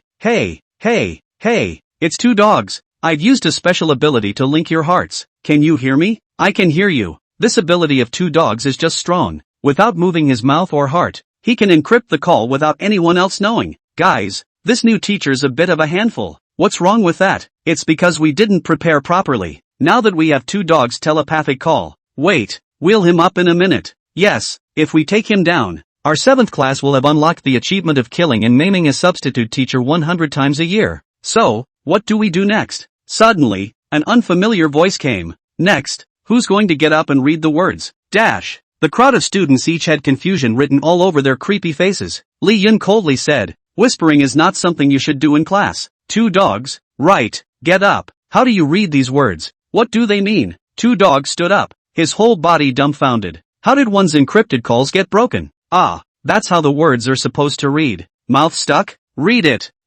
It should be. Two Dog was sweating profusely. Somebody help me. I can't read. Oh, say it like I would. It's not pinyin. I can't read it. As soon as Li Yun looked, countless students bowed their heads. What a concentration camp of 9 leaky fish. You want me to take them to college with this level of phonics? You guys are really the worst class I've ever had. A senior in high school and can't read a few simple words. Bunch of illiterates. What a bull ***** demon 7th class. Just rename it the illiterate 7th class. It's degrading to call you all names. Listening to Li Yun's reprimand, the students' heads lowered even more. Sneak attack after sneak attack was countered and the encrypted radios were cracked. No temper at all. Study hard, every day. I ask you to retract the insults you just made. A voice came from the back row. The very same girl who was alone at the table, sleeping, as expected of an old sister. It's really powerful. The honor of class 7 will be guarded by Big Sister. Ha, Big Sister. Big handsome. Li Yun looked at the young girl and opened his mouth. What's your name? Ruth. Li Yun nodded softly and looked at the picture Wendy had given him. The girl in the photo, he found, it was the big sister of this 7th class. Ruth. Chapter 101, Intimidation from a Vocational Teacher. Win. We win. Shut up. Just read 8 words correctly. And if you didn't know, you'd think you were high school seniors. Li Yun swept his gaze and the cheering shenanigans immediately bowed their heads obediently. Ruth, you're actually pretty basic. So why did you just suddenly give up studying? There is hope for you if you are willing. Hearing Li Yun's words, Ruth's face changed. It's none of your business whether I learn or not. You're just a substitute teacher. Believe it or not, I'll eat you. Li Yun shook his head. Unbelievable. Ruth stood up. In her JK school uniform she was admittedly antagonistic to her teacher. The style of the delinquent girl is brought out in all its glory, recognizing the high level of rebelliousness in today's students. Is it 3,000 points of awakening occupation, teacher? Li Yun did not hesitate and awakened. It's really a pillow for when you doze off. Ruth's illness can't be cured by a miracle cure. Then the teacher will come. It's called the right medicine. Bored with school? I'll let you be a good boy and enjoy learning again. Teachers. Occupational level, elementary. Gifted skills, plus 30% for tutoring students. With your help, students can progress and grow faster. Occupational skills dash. You have the ability to forget everything that you see with your eyes and store it in your memory palace. Pressure. You carry a teacher's natural breath of pressure, which suppresses the opponent's aura. Yeah, it's just a substitute teacher. What a drag. Big sister, we support you. Human. You dare to act recklessly in class 7 as well. The other students followed Ruth and Rose. It looks like a rebellion. The shenanigans for Lee Yun's interview happened to be passing by and poked his head in, immediately shrinking back. He lifted his legs and ran toward the principal's office. OMG. The principal is bad. The new substitute teacher is going to GA again. It's the kind of thing that the principal just feels like sweating. 2. Hiding in the principal's office. Not even following to get involved. If you're dead, you're dead. Just re-recruit a substitute teacher. Principal, are we really not going to do anything? You're good. Go ahead. You still don't know what's going on with the students in class 7? Last time, didn't Mr. Wang also want to take care of it, and then recuperated at home for more than 3 months? Now, when he sees the 7th class, he just goes around. Is this right? Letting these little creeps ride over us. The principal sighed. Who made those of us in education shenanigans? Let them fold. A few dead substitute teachers is not a big deal. They won't be able to make a fuss for much longer anyway. Once the entrance exams are over. Graduate, even if it's clean. Let's wait. We'll go collect that new guy's body later. Provided he still has a body to leave behind. Lee Yun looked at the incomparably arrogant crowd of students. A tap on the podium. Give it to me. Sit down. The voice is like a bell. Plus the effect of the mighty pressure. The students instantly sat down like waves, one by one, starting from the front and back. Only Ruth, clenching her teeth, resisted the pressure. I said sit down. Plum is even more powerful than it was a moment ago. Ruth finally couldn't hold it together and sat down on her butt. You have succeeded in redeeming your dignity as a teacher. Career value plus 30. Teacher proficiency plus 10. Student rebelliousness minus 5 inch. Lee Yun looked at the unwilling Ruth under the pressure. Do you think you're good? You know a few words and you're all over your teacher? Ruth gritted her teeth. You are not qualified to be our teacher. It is you who are not qualified to be my students. Lee Yun looked at his classmates in the 7th class and said word by word. A bunch of school dregs, the sideshow of later society. You know just a few big words, and here you are gloating to me. Big sister? Very intimidating and powerful? Little glasses, talking about you. Not convinced? Come out for a one-on-one fight. Lee Yun grabbed the collar of a small spectacle in the front row. Look at you. You're so skinny. I could beat you 10 times. Think I'm human and I'm at your mercy? I took a kitchen knife and chopped shenanigans all the way from the Yellow Springs Road like I was cutting vegetables. You're still learning your ABCDs. Lee Yun drew out his fierce-style knife and chopped it hard on the desk. The small glasses closest to the fury-covered, bloody, murderous intent erupted into a cock-crowing sound. Ouch. What are you doing? This knife is scary. Teacher, I was wrong. Woo-woo. When had they ever seen such ferocious humans? How dare you kill even Gue? I told you, this teacher isn't like a person. How horrible. The 2 students sitting in the back row would be spiritually out of their minds, cursing the 2 students who were hugging each other tightly. Shivering, they had faced Lee Yun directly and knew better how terrifying he was. Didn't you just scream a lot? What? You don't dare now? Don't be a wimp. I'll see who dares to cause trouble in my classroom. One of the students mustered up the courage to say, we're protected by the school. You wouldn't dare do anything to us. Ah, my hand. Lee Yun grabbed his broken arm and used his sacred hand to repair him. Thank you, senior. What are you doing? Chopping me up again. Catch the arm. Another cut. Catch the arm. Another cut. Come again? Teacher, I was wrong. I'm really wrong. Will you please stop torturing me? It hurts. I hurt. I'll never be a bad student again. That man who was regarded by his classmates as the most rigid man in class 7 was crying like a 200-pound child at the moment. Lee Yun ignored him. Carrying a knife, he looked at the other students. Who else? The students were really scared this time. How dare he do it? The point is, he cuts you and he cures you. Even if you want to sue the school, you have no proof. You can't die. But it hurts so much that it hurts to cry you. You instill fear in your students. Career value plus 40. Teacher proficiency plus 20. Students rebellion value minus 10. I swear I'll never mess with this crazy teacher. I've been honest. I'm begging for mercy. Boing boing. Mommy, I want to go home. I thought he was a teacher, but he turned out to be an old zombie in a mountain village. I can't afford it.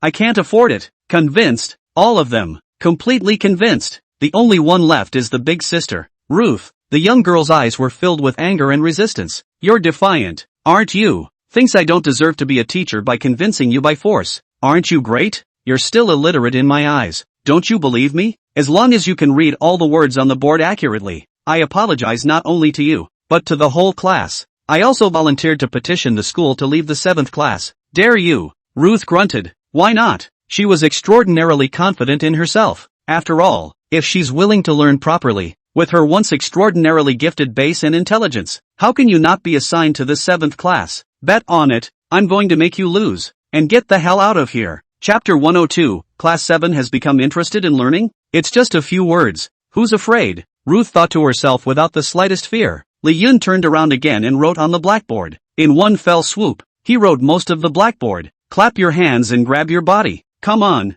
read. Ruth looked at the blackboard, her whole body dumbfounded. Standing all alone. Walk alone with perfect wisdom. Be enshrined in the laws of the land. The appearance of a dragon flying into nooks and crannies. It's a flood of tears. Pouting, pouting, pouting, pouting, pouting, pouting, pouting, pouting, pouting, pouting. You're a bit of a pussy, but you're an old man, and you're a glutton for punishment. Prisons, prisoners, prunus, covetousness and disagreement. The flying squirrels are hard to reform. It's a wild and nauseating snake. Lit. Ascend, punish, and criticize Zong Fu and the evils of the times. Idiom, fig. To criticize vigorously. One by one. One by one. Ruth, oh, sorry, I'm illiterate. Teacher, are these really words? Yeah, I've barely seen it. Can you label the pinyin? Thanks. Ruth couldn't hold it in either. You're not even a word. What makes an out-of-the-way word not a word? Just because you don't recognize it, it doesn't exist? The class murmured. What a word. Raw biased characters. So cool. I guarantee that not only do we not know these words, but most teachers don't. I'm going to learn. And when I get back I'm going to point at the adults who can't recognize these words and call them illiterate. Li Yun pointed to the first word. All of you. Listen, watch and remember. Ears, eyes, and hands at the ready. Li Yun read these out-of-the-way words in one breath. A group of rebellious, anorexic children are at the moment intrigued by the idiosyncratic and out-of-the-way words on the blackboard. If you teach a word that is out of the way, your career value is plus 30. Teacher proficiency is plus 10. Student rebelliousness is minus 5. And you develop an interest in learning is plus 10. Who hasn't rebelled? This group of rebellious students. The quest is not for individuality. Maverick. Fine. Then teach the most unique. Get them interested in learning first. Really illiterate? Ruth sat there a little skeptical. Her insistent rebellion seems a bit isolating in a moment when the whole class aspires to learn. She stood up and stormed right out of the classroom. Class dismissed? A student was just about to get up when a kitchen knife flew past. Nailed it to his desk. Students raised their hands in the air. Let me say something about classroom discipline. After class, no talking, much less walking around. If anyone won't listen, then ask this knife. The student pointed to Ruth, who was walking out of the classroom. Li Yun glared at him. Don't sit down yet. The student sat down on his ass in aggravation. Teacher, double standard. Li Yun glanced at Ruth's departing back, and didn't have to bother. It is imperative that you take control of the entire Class 7 voice first. Brush down the rebelliousness of most students. Come on, let's get on with the lesson. Principal, let's go faster. Maybe we can help Mr. Lee collect a whole body. The principal and interview shenanigans came late. Not far from the 7th class. The principal paused. Smell it. Ha, why don't we smell blood? Yeah, didn't hear any commotion or noise from Class 7 either. The principal and interview shenanigans paused. At this moment the bell rings for the end of class. The principal grabbed a handful of interview shenanigans. Go, go, go, go, go, go, go, go, go, go, go. Just stepped into the 7th class. I saw the 7th class bowing one by one. Teacher, hard work. Principal, exit and look at the door sign. It's the 7th class. Am I hallucinating that the students of Class 7 will bow? Interview Guile looked to Li Yun on the podium. Mr. Lee, you're fine. Li Yun skimmed him. What can I do? The kids in Class 7 are good. Quite well behaved. Good. The principal just thought he had heard a joke. You guys didn't put a compulsion, curse, puppet or anything like that on Mr. Lee to control him. The principal wondered. You old den. What nonsense. That's right. Get lost. I'm sick of seeing you. And Class 7 is something you can come to whenever you want? Nowadays. This group of students was obedient in front of Li Yun, but faced the other teachers, even the principal. It's still the same nature. 2. Arrogance in full force. The principal gulped and an interview Guile were about to exit the classroom. Li Yun said in a deep voice. Where are the manners and morals I just gave you? All of them? No dismissal. All stand here and reflect. Hearing Li Yun's words, all of them were unrefuted. There was a lot of bowing of heads and apologizing. Teacher, we were wrong. You successfully reprimand a student. Career value plus 30. Teacher proficiency plus 10. Student rebelliousness minus 5 inch. This scene, watching the principal and the interview shenanigans that were dumbfounded. Lee, Mr. Lee, why don't we take a step back and talk? Li Yun looked at the careful interview shenanigans with amusement. Come on in. What are you afraid of? The principal looked at the students who bowed their heads in repentance. There's really no need to be afraid? No, come on, come on. The principal then straightened up his grooming, retraced his steps into the classroom. Mr. Lee, this is the principal of Creepy Vine High School. Before Lee Yun could greet him,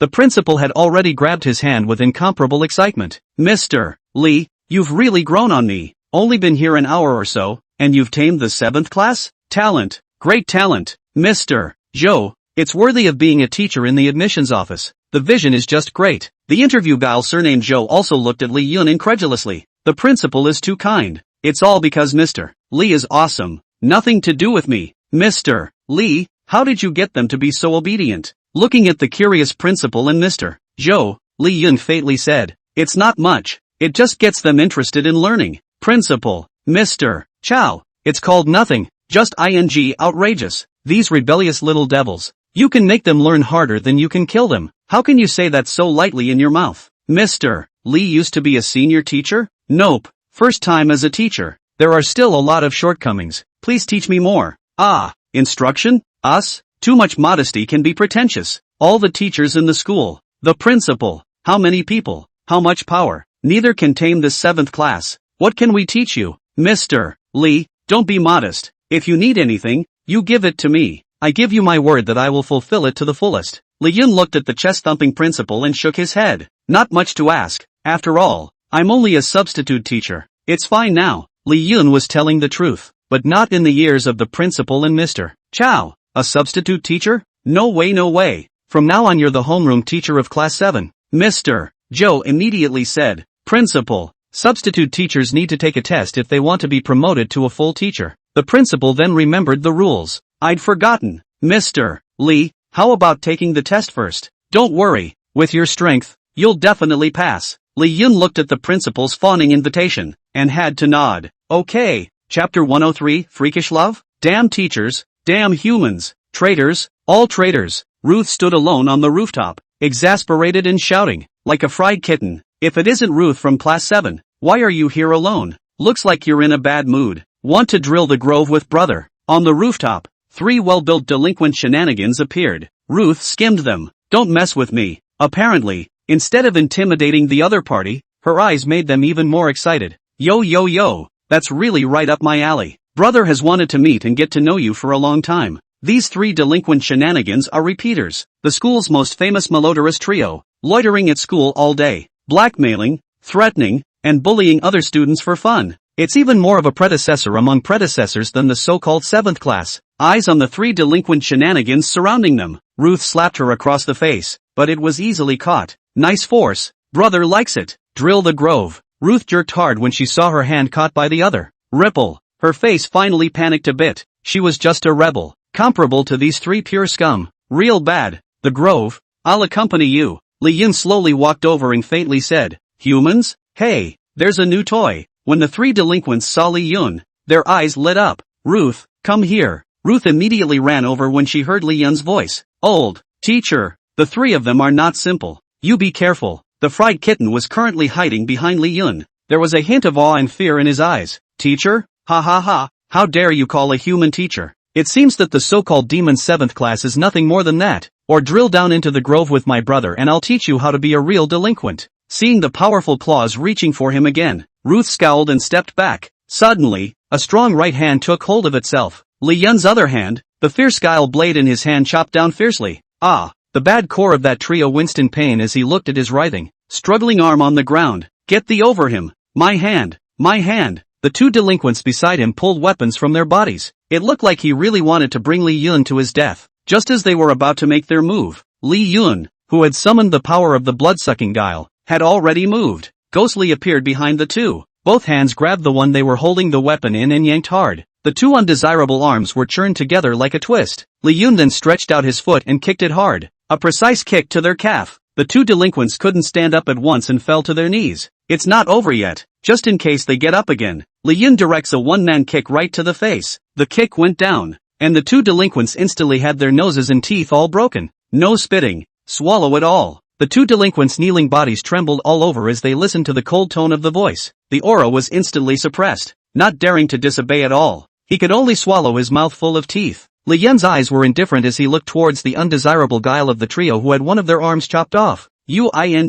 Teacher, I was wrong. You're a grown-up. Give me a chance. I want to be a good creep. That undesirable trick instantly lost the courage to drill the grove just now. Shoo, slip a knee. Li Yun grabbed him by the ear. Ouch, ouch, ouch. What class and what's your name? Senior class 4. Lu Mang. Hooligans, huh? I'll make you not learn. Clunk is 2 slaps away. Lu Mang's mouth full of broken teeth. He stammered. I know the rules. I sent a few swallows. Looking at the remnants of the 3 delinquent shenanigans, Ruth gently covered her mouth. If you're so powerful, then why didn't you take a shot at me even though I just did this to you in class? Li Yun smiled gently. You're my student, not like them scum. I came over here specifically to see you, to talk to you. Ruth's eyes were slightly red and somewhat touched. Of course, if you don't want to talk about it for a while, I won't force you. I'll give you time, and when you figure it out, you can come see me in the office. It's windy on the rooftop. Don't catch a cold. Li Yun casually draped his jacket over the thinly clad Ruth. Then he left first on his own. Ruth looked at his back, a little dazed. Her small hands grabbed the jacket around her shoulders and tugged. Is this love? Guarded. Father's love.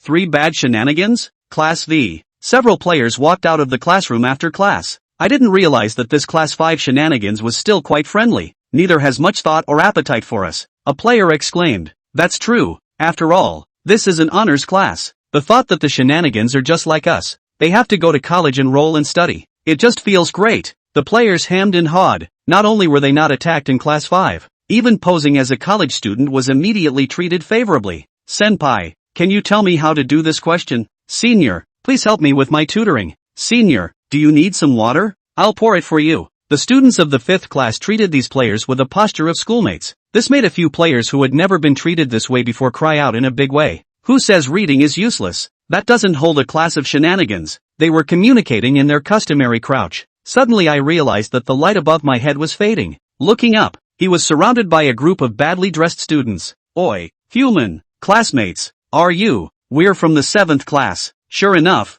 there's a difference between shenanigans and shenanigans. Class 5 students, everyone in school uniform, are well behaved, volume only study. And look at the 7th class. One has colorful hair, tattoos, nose studs, smoking, rebel how you want. One hung on to the touch of the bad student. Fellow students, no, boss, please leave us alone. Hearing their pleas for mercy, the students of the 7th class deflated in dissatisfaction. How can I spare you? Let our teacher down. Teacher? Who's your teacher? What kind of teacher abets his own students to bully students from other classes? Here's all the spirit coins we have. All for you. The players pitifully pulled out all the spirit coins they had on them. Hands were handed out, and they were about to go up to the tribute to save their lives. The student from the 7th class murmured, Who wants your money? Hiss. No money? That's what's killing me. Just as the players were shivering, the students of the 7th class have bowed and bowed their heads, carrying a piece of homework in their hands. I heard you're college students, and I'm asking the seniors to teach us how to study. I'm here to thank you for 8 generations. The players looked at each other and froze. We didn't hear right. The 7th class is asking us to study? Chapter 104, a qualification for a change of status for nothing? Teachers' offices. Mr. Joe introduced Li Yun to the other trick teachers. Teachers, this is the substitute teacher of the 7th class. Mr. Lee, give him a round of applause. Snap. The trick teachers around the room eyed the young human curiously. I've heard that there's a substitute teacher in class 7. Quite impressive. I didn't realize it was a human. A human who managed to come here in one piece from class 7 is an expert. Mr. Lee looks quite handsome. After the introduction, Mr. Joe pointed to a workstation not far away. Mr. Lee, that's your workstation. I'm right next to you. If you don't know anything, just ask me. Li Yun nodded and said thank you. Thanks a lot. Mr. Zhou, you finally remembered my name. Mr. Joe snapped his head awkwardly. 2 more slaps on the back for Mr. Lee. I call it the great memory recovery. Sparrow food is useful. I still need to learn more from Mr. Lee on the matter of teaching students. Mr. Joe said modestly. Look at the other teachers in awe. This Mr. Lee isn't simple. Old Joe is a senior teacher, but he's so humble to a substitute teacher. A simple teacher can walk out of the 7th class? Fair enough. Li Yun walked towards the workstation and was just about to sit down. A hand stopped him. Mr. Chen, what are you doing? Holding a thermos. The somewhat pale Mr. Chen pushed his glasses. Mr. Joe, it's not in order for you to let Mr. Lee sit here. This is a full-fledged teacher's workstation. We're substitute teachers, but we don't have a workstation. Hearing this, the other teachers nodded in agreement. Mr. Joe tapped his head. See, I forgot about it. I'll announce that Mr. Lee will be taking the official teacher's test soon. Soon you'll be an official teacher at our creepy Vine High School. Hearing Mr. Joe's words, the other trick teachers were all slightly shocked. What level is this Mr. Lee? Just entering the school, he has to take the transfer test. Sure is something. If it works out, this is kind of the fastest substitute teacher to turn around. I don't think so. Don't forget that there's only one place in this transfer test, but there's still a teacher. Everyone looked at Mr. Chen, who was holding a thermos. Mr. Joe, that's not true again. Participation is participation, but not necessarily successful conversion. Mr. Chen pinched open the thermos, blew on it, took a sip, and faintly said, Mr. Joe tapped his head again. Look at my memory. This time Mr. Chen is going to participate too. Right, yes, I think I qualify. Mr. Chen has been teaching for decades, so he's naturally qualified. Mr. Joe was smiling, but in his heart he was anxious. It's over. I forgot that Mr. Chen is going to participate this time too. Can Mr. Lee be a match for Mr. Chen? Mr. Lee, I'm not holding it against you. I just think rules are rules. You and I are both substitute teachers, and neither one of us is qualified to sit in that seat. I hope you understand. Lee Yun couldn't feel Mr. Chen's malice. The somewhat old-fashioned dressed Mr. Creepy was just as he said he would be, just following the rules.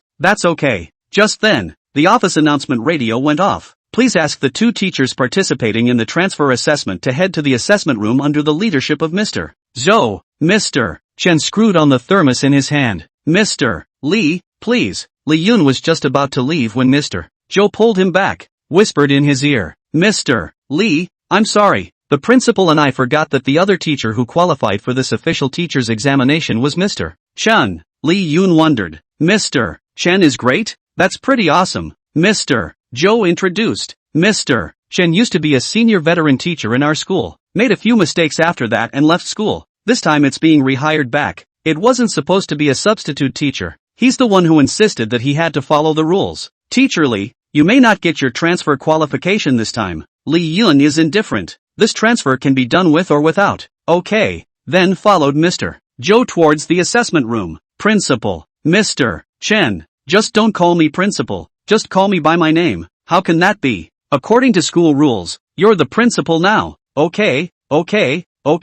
Listen to Mr. Chen. The principal saw Mr. Chen and rushed to shake hands with a low gesture. The principal used to be Mr. Chen's student. Hearing Mr. Zhou's words, this caused Li Yun to be startled. Mr. Lee, you're here too. The principal hurriedly shook hands with Li Yun as well. The examination is about to begin. 2 teachers, please take your seats. Eyes on Li Yun and Mr. Chen sat down. Teacher Zhou whispered against the principal's ear. Principal, what can we do? I know Mr. Chen's temperament best. He definitely won't let go. I'll just give Mr. Lee a hard time this time. In terms of teaching prowess, the entire school couldn't find a stronger teacher than Mr. Chen. Next, I will ask some questions, and the 2 teachers will answer them separately. Mr. Chen set his thermos down on the table and walked idly. Li Yun also nodded indifferently. Ask, what are the 7 competencies of a teacher? The principal just asked. Mr. Chen frowned slightly. It's 8 abilities. Right. I was the one who came up with this question in the first place.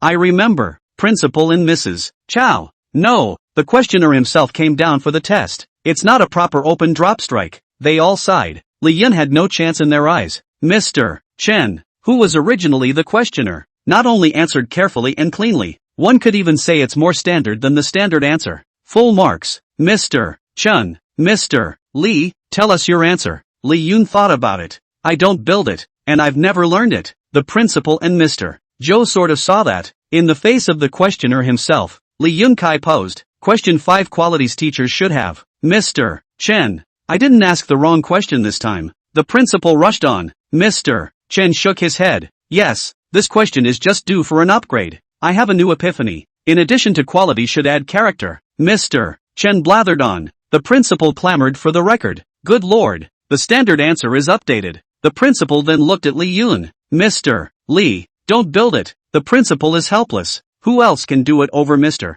Chen? Question 3. Why don't you come directly? Mr. Chen. Mr. Lee is fast asleep. After Mr. Chen answered the 3rd question, the principal directly announced that he had obtained the only qualification for transfer. The principal and Mr. Joe and Lee Yun applauded. Congratulations to Mr. Chen, who is about to become the official teacher of the 7th class. The calm Mr. Chen suddenly changed his face. What? The 7th class? I don't want this transfer spot. The principal sniffed and frowned slightly. But according to the rules, regulations my ass, I'm out. Out. How could Lee Yun not expect it? Mr. Chen would treat the 7th class like a flooded beast and just run off with his thermos. The only qualification for the turnaround fell to the pendulum swinging his way. Straight up white pickups. Chapter 105, please, teacher, go out with my mother. You have been successfully converted to a full-fledged teacher, with a career value of +100 and a teacher proficiency of +50. The teaching profession can be upgraded. Senior teacher, intermediate. After the turnaround, Lee Yun Ben didn't feel much. It wasn't until he saw the system prompting him to upgrade his profession that he revealed a hint of delight. Mr. Lee, this will be your workstation from now on.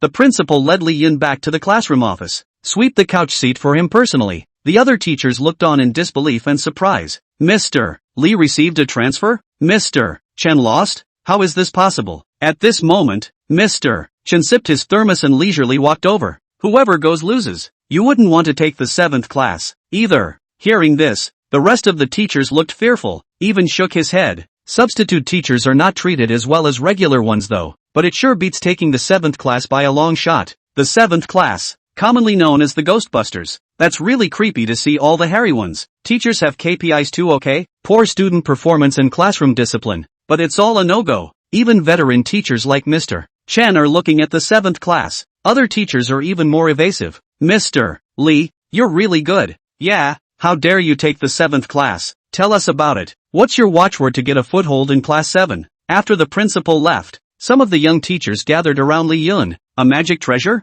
That's not true. Just put your heart into your students. The kids in class 7 aren't as scary as you think. They're still cute. Cute? A teacher yodeled. The last substitute teacher for the 7th class was attentive. And then hearts were ripped out by those students. Lee Yun. And a substitute teacher said use your brain. The student opened his head. Lee Yun. Especially that big sister. She's a source of woe. Class 7 listens to her. Rebellious no. I heard her mother took her to the doctor specifically for this. The teacher who had just said this turned his head. Saw a man in a school uniform with long black hair. Cute looking and very well behaved girl. He had only been here for a short time, but he had a better idea of what the school was like. Looking at the young girl in front of him, there was some confusion as to which class she was in, but being so cute and pretty made him a little more patient. 2. Classmate, what class are you in? Who are you looking for? The girl raised her eyelids and glared at him. I'm in the 7th class. I'm Ruth, but class 7 likes to call me big sister. The group of teachers backed away from Ruth. Ruth seems to have gotten used to it a long time ago.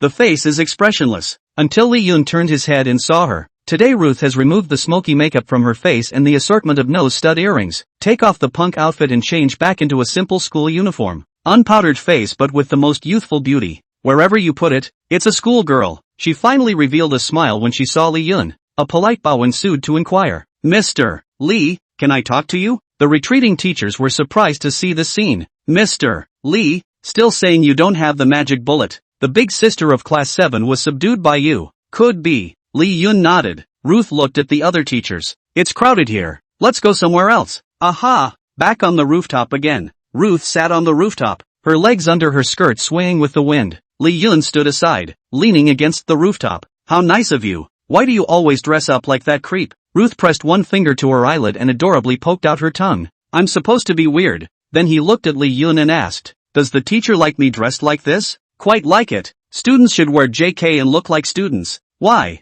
Because once you get into society, odds are it's all the same. What kind? Cow horse. Pfft. Ruth covered her mouth as a bell-like laugh came out. Mr. Lee is so funny. Lee Yun looked at Ruth whose eyes were smiling like crescent moons. The white school uniform, the faint scent of flowers, the long black hair flowing in the wind, like a lily in the hot sun. I haven't had this much fun in a long time. Ruth looked away, her legs bobbing up and down as she looked sideways at Lee Yun. Teacher, do you want to know why I've become a bad student in the words of adults? Well, I'm listening. Ruth faded. I was actually a good student as a kid, always came first in school. Growing up, he was also very obedient, and was his mother's proudest child and the child in other people's mouths. There are a lot of little red flowers in the house. All of these pasts, Lee Yun had learned about at Wendy's. Ruth is excellent, always has been. Otherwise, After her rebellion, her mother wouldn't have found the hospital and found Wendy. Her mother had always felt that Ruth was sick, or cursed. That's why all of a sudden she's a big sister. Delinquent girl. A nightmare in the eyes of the entire school's teachers. Did you change because of your father?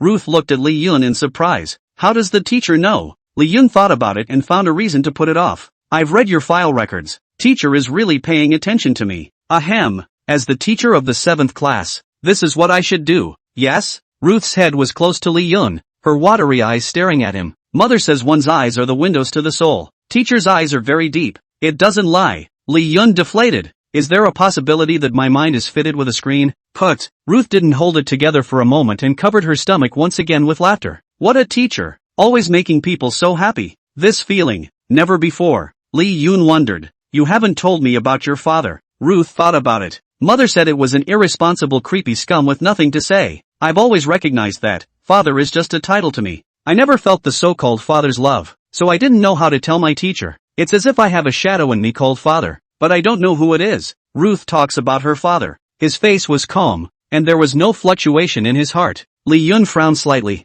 It wasn't what he'd judged before. He had always assumed that Ruth's rebellion was the result of an absentee father. This way it seems that the role of father does not carry enough weight for her. She doesn't feel too emotional about it. And for what? Teacher, can I ask you for something? It's about why I rebel. Lee Yun nodded. Tell me. I'll see what's the matter. Ruth tumbled off the rooftop in one fell swoop, grabbed Lee Yun's hands. A little girl's affection passed to Lee Yun. Lee Yun was slightly stunned. You don't want to be with me. Teacher, could you please go out with my mother? Chapter 106 Madam, you don't want your daughter to fail the university exam either. Teacher, could you please go out with my mother? Ha? Lee Yun was dumbfounded. Ruth pleaded. Even if it's just for a day, pretend to be my father. Will you? Lee Yun froze once again. I thought you were craving my body, but I didn't realize you wanted me to be your father. Kids nowadays, what fun, Lee Yun said in disbelief. Why? Suddenly there was a beautiful woman standing under the rooftop. Look at Ruth on the rooftop. Ruth, mommy begs you, don't do anything foolish. Mommy won't live if you die. You're the only one for mommy. Mommy lives for you. Ruth. Lee Yun felt the sudden pressure on Ruth. She looked at her mother, clearly wanting to get closer, but bound by that pressure. Unable to help it, he stepped back. Lee Yun instantly understood. Mother's love and expectations for Ruth were really deep. Ruth was to her like a life preserver in the middle of the ocean. She held on to Ruth for dear life, pinning all her once desperate expectations on Ruth. In the eyes of outsiders, she was a good and devoted mother. Be there for Ruth at all times and watch over her as she grows. But this accumulated love and expectation turned into a pressure that made it hard for Ruth to breathe. Ruth, you wait there for mommy. Mommy's coming to take you home now. Ruth listened to her mother's voice. Subconsciously, he shook his head. No, don't. Teacher, please, help me. I'm the only one in my mother's world, but I can't make it so that she's the only one in my world. Her love has been a burden to me. I can only proclaim it, get rid of it, and find a moment's respite through rebellion. Looking at the nervous Ruth, Lee Yun finally realized what was ailing him in all this. It was never Ruth who was sick, but her mother. A mother who was hurt by a scumbag and put all her faith in her daughter for the rest of her life. Ruth, will you come home with mommy? Ruth's mother walked up to the rooftop, wearing a long pale yellow dress. Her delicate face was wrought with grief. Opening his hand, he took a step closer to Ruth. Ruth kept backing away, mouthing the words, don't. Seeing that there is no way back, Lee Yun stood in front of her. Who are you? Ruth's mother looked at Lee Yun and instantly became hostile. Mother, he's a mere admirer of her ladyship, a paltry suitor. If he was pursuing a still young Ruth, Lee Yun was still somewhat inexperienced. But if you're dealing with an older, beautiful woman, that Lee Yun is still a handful. Your mom's last name, Alice. Alice looked at Lee Yun, filled with vigilance, as well as a hint of anger. What are you babbling about in front of my daughter? My daughter is being taught by people like you. Get out of my way and give me back my daughter. Ruth's small hands clutched Lee Yun's shirt. Mrs. Alice, just a moment. Lee Yun pulled out a bunch of flowers from behind him. Ruth was stunned. What serious teacher carries flowers around? What do you mean by that? I was going to take this bouquet of flowers, go to the door myself, and confess my love to Mrs. Alice. Confession? You're going after me in front of my daughter? Then I thought about it, and the one thing more important to Mrs. Alice than her own life is Miss Ruth. So I came to ask her opinion first. How dare you ask about my daughter? Believe it or not, I'll kill you. Ruth hurriedly stepped out and blocked Lee Yun. I agree. Very much so. Mother, he's very kind to me, and I like him very much. Why don't you promise him to try? The anger on Alice's face faded as she listened to her daughter's words. Ruth, don't listen to him. None of the men are any good, man or guy alike. Mommy doesn't need the other half. Just you, okay? That said, Ruth's stress pulled full and got even more scared. Impatiently, he turned to Li Yun with his small hand hidden behind his back. Mrs. Iris, I need to accuse you of something. It's easy to influence Ruth's view of love with such extreme ideas as yours, in case she chooses not to marry later. Won't she end up alone? Alice said happily. Then Ruth can be with mommy forever. Ruth, Daba, great. Then I'll change the result. If Ruth keeps rebelling, she won't even get into college? Iris heard this and got anxious. No, Ruth is so good. It can't be. I'm going to go crazy just thinking about her turning out to be delinquent and sitting in the backseat of yellow-haired shenanigans later on. Don't do this to me. Ruth, my aesthetics aren't that low. Who likes yellow hair? Ruth deflated, protesting with displeasure. Li Yun slowly walked towards Alice. What are you doing? Come any closer and I'll kill you. Ruth said sharply. Mother, don't. He's my teacher. Iris sniffed, her demeanor wavering a bit. Li Yun seized the opportunity. See to it that it is spiced up with the skills of a psychiatrist. Opening up to gain trust, he said softly. Mrs. Iris, in addition to being a teacher, I am also a medical professional. Wendy is my student. Hearing Li Yun's words, Mrs. Alice's eyes were slightly stunned. Wendy's teacher, that's exactly what I am. Sure enough, there was much less aggression in Mrs. Iris. It was Wendy's will that I came here to see Ruth, and please cooperate with me. Mrs. Alice said with joy on her face as she heard. Cooperate. Definitely cooperate. As long as I can save my daughter, I'll cooperate any way I can. Li Yun waited until these words and nodded with satisfaction. Again, he pressed against her ear. I've found the cause of Ruth's illness. It has to do with the fact that she grew up without a father. You should know very well that a child deprived of a father's love will always be crippled. Mrs. Alice's face showed a hint of regret and grief. I'm a father and a mother, but you still can't give her real fatherly love. What to do then? Doctor, save the baby. At school, you can call me Mr. Lee. Mrs. Alice nodded, her face showing her respect for Li Yun. I need you to cooperate with me in a play. Go out with me and I'll fill Ruth's missing fatherly love. Mrs. Iris stared.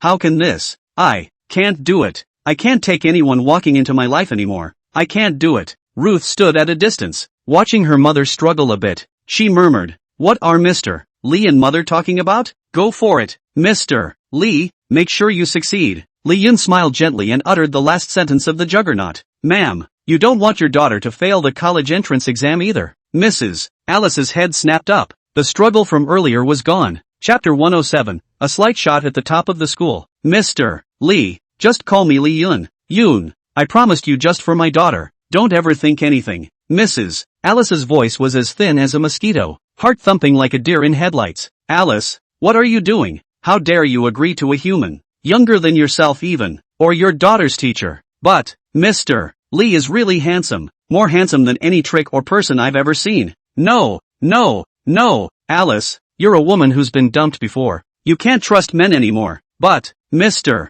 Lee is different. Li Yun listened to Alice's inner struggle that seemed like two voices. It's not him, the young lady killer, that's messing with his mind. It's you, Mrs. Iris. Mother, Mr. Lee, what are you doing? Ruth suddenly poked her head over. It startled the internally confused Iris. Ruth, I have good news for you. Your mother has promised the teacher. Mrs. Iris subconsciously and sheepishly denied it. You, what nonsense. I'm just saying it's okay to try to accept you. Ruth cheered with a look of joy. Really? Awesome. Mr. Lee is really great. Mother, let's invite Mr. Lee home with us. Alice, who was still shy and squirming like a young girl, heard Ruth's words, an instant face of surprise. Ruth, would you like to go home with mommy now? Ruth nodded. It was my fault for worrying my mother before. Mother, I grew up without a father, so, I need someone like Mr. Lee so badly. Iris looked at Ruth, whose small hands grabbed the corner of Li Yun's coat, immediately said, Cloud, can you walk us home? Li Yun nodded gently.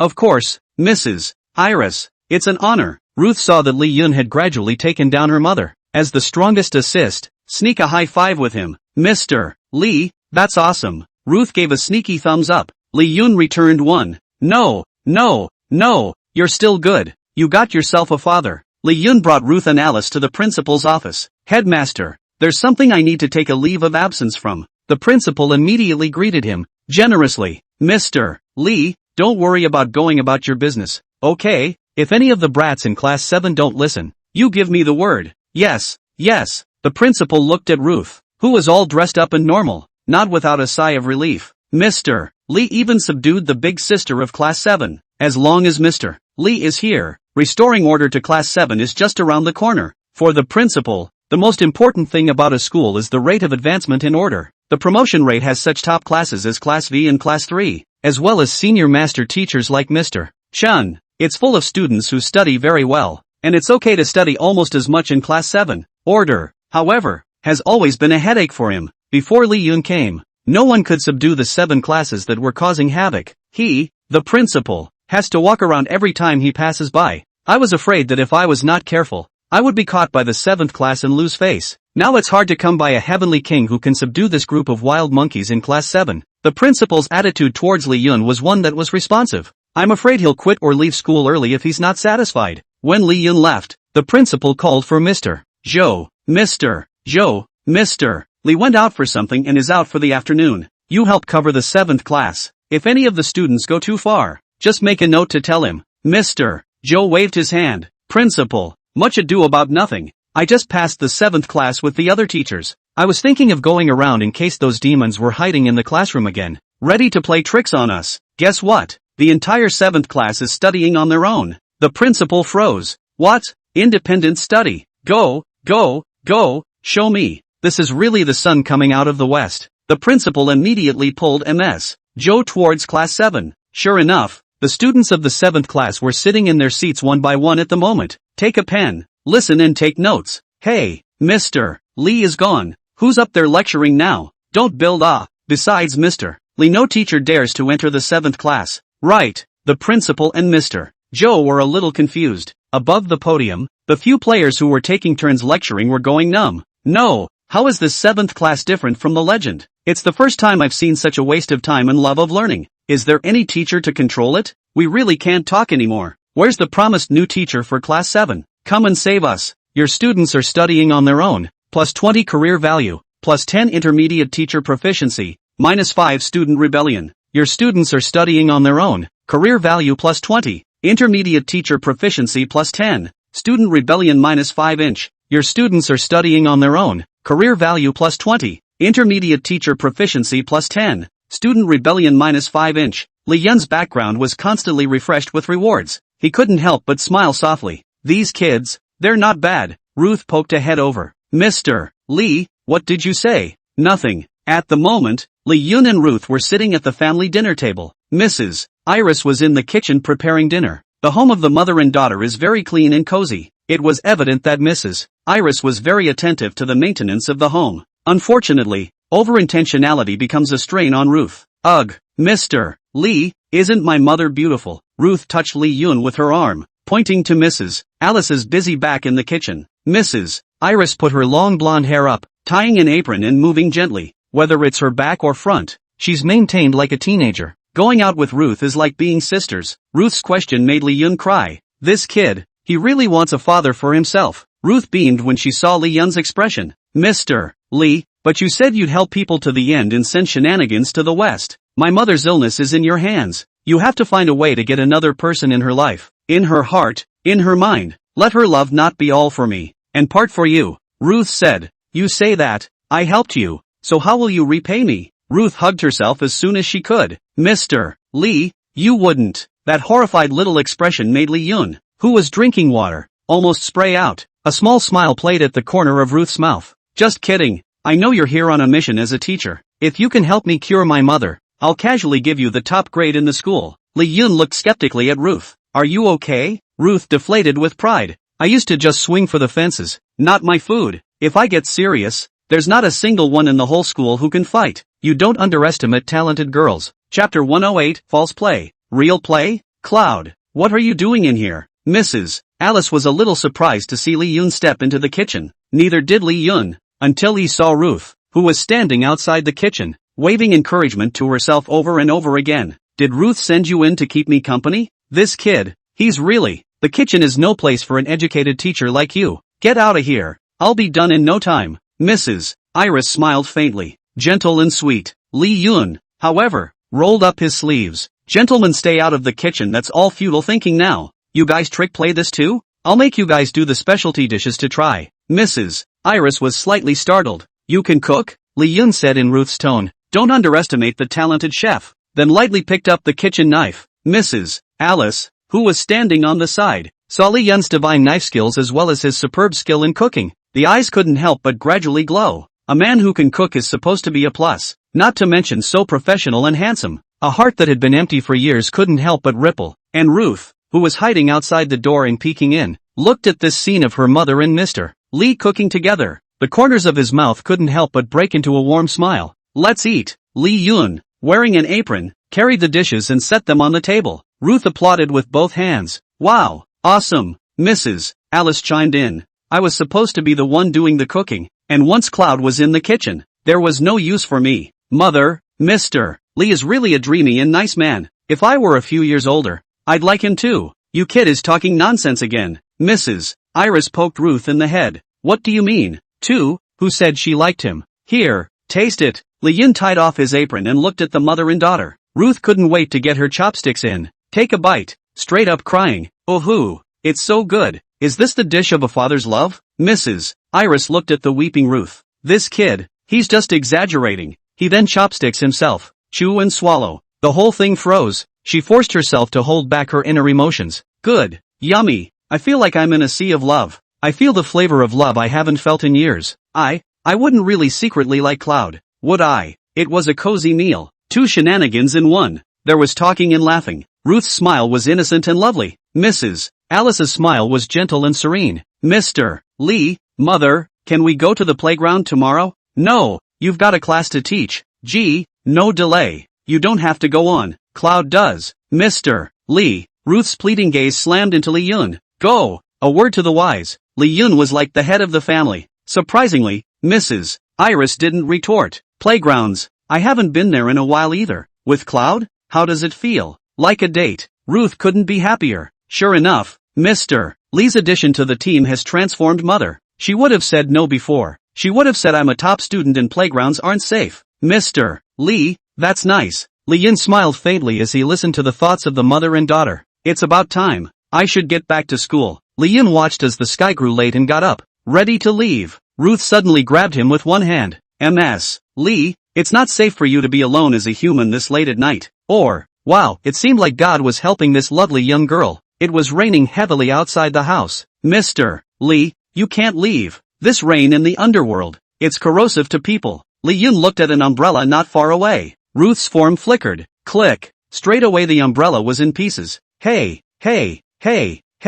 Now the umbrella's gone too. Lee Yun. He looked around. There were only 2 rooms, one for Ruth and one for Mrs. Iris. Then set his vision on the far couch. Ruth seemed to read his mind. Immediately said, Mr. Lee, it's not okay for you to sleep on the couch as a man. Inconvenient. You sleep with my mother. Lee Yun? What a great big girl. The weird thing is that Mrs. Iris heard this, just picked up the dishes and said, I'll do the dishes. Then it was into the kitchen. When Mrs. Alice is gone, Ruth pulled Lee Yun into the corner as soon as she could. Mr. Lee, my mother agrees. She, like you. Lee Yun looked at the excited Ruth. You really want to get yourself a father. Ruth pulled up her fingers and counted. Mr. Lee has a legitimate career. The man is also handsome and has blood-sucking trickster blood. Not exactly ordinary. And know how to heal. The cooking is even better. It's better that I got myself such a father than the scummy shenanigans my mom found. Lee Yun couldn't help but take a deep breath. Good point. Girl genius. She lives up to her name. Mr. Lee, cheer up tonight. But don't make me look down on you.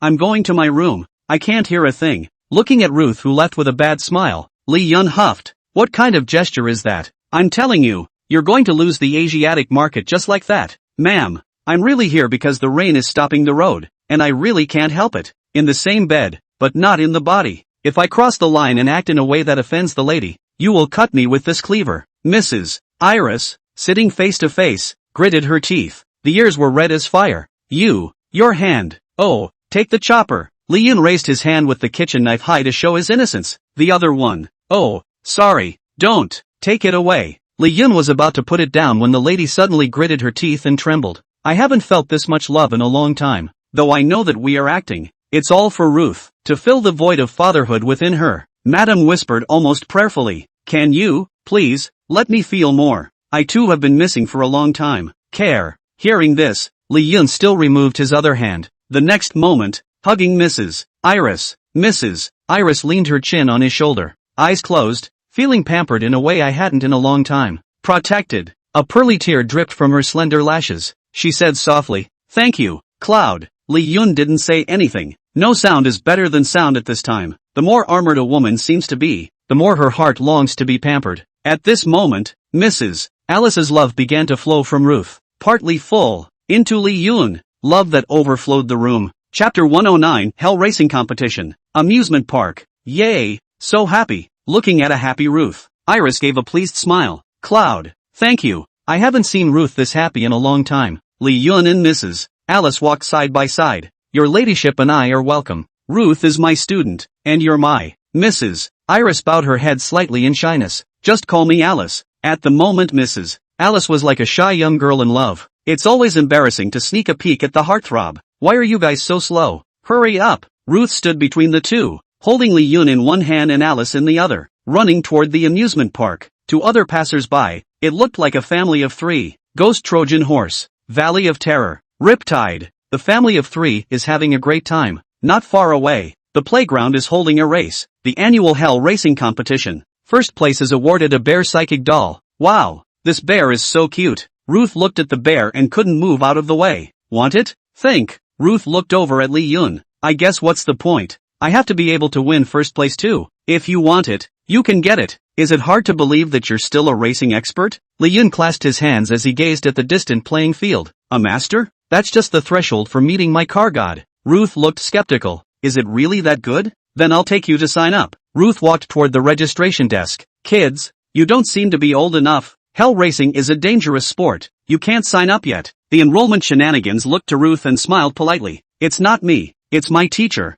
I'll sign him up. Ruth pointed at Lee Yun. That enrollment shenanigans froze. Human? Are you kidding me? We've never had a human in this race before. Look at our name. Hell Racing. Do humans dare to come? Lee Yun opened his mouth. It's not. Hurry up. But I promised Ruth I'd get her the first place prize. Enrollment shenanigans didn't expect the human in front of him to not only dare to enroll, and such a big talker. Let him report it. It's the first time we've had a human driver in all the time we've been running this race. I wonder how many shenanigans this would attract if it were publicized. The enrollment shenanigans looked to the walking boss. Immediately, he nodded respectfully. Got it, boss. Please fill in your information and complete the registration. Lee Yun took the information sheet and quickly filled it out. Here's your registration number. You can go in and redeem your racing suit later. One more thing. We need a co-driver for the race in addition to the driver. Ruth raised her hand at once. I got it. I got it. Enrollment shenanigans shook his head. You're too young for that. Usually the passenger side is the driver's girlfriend.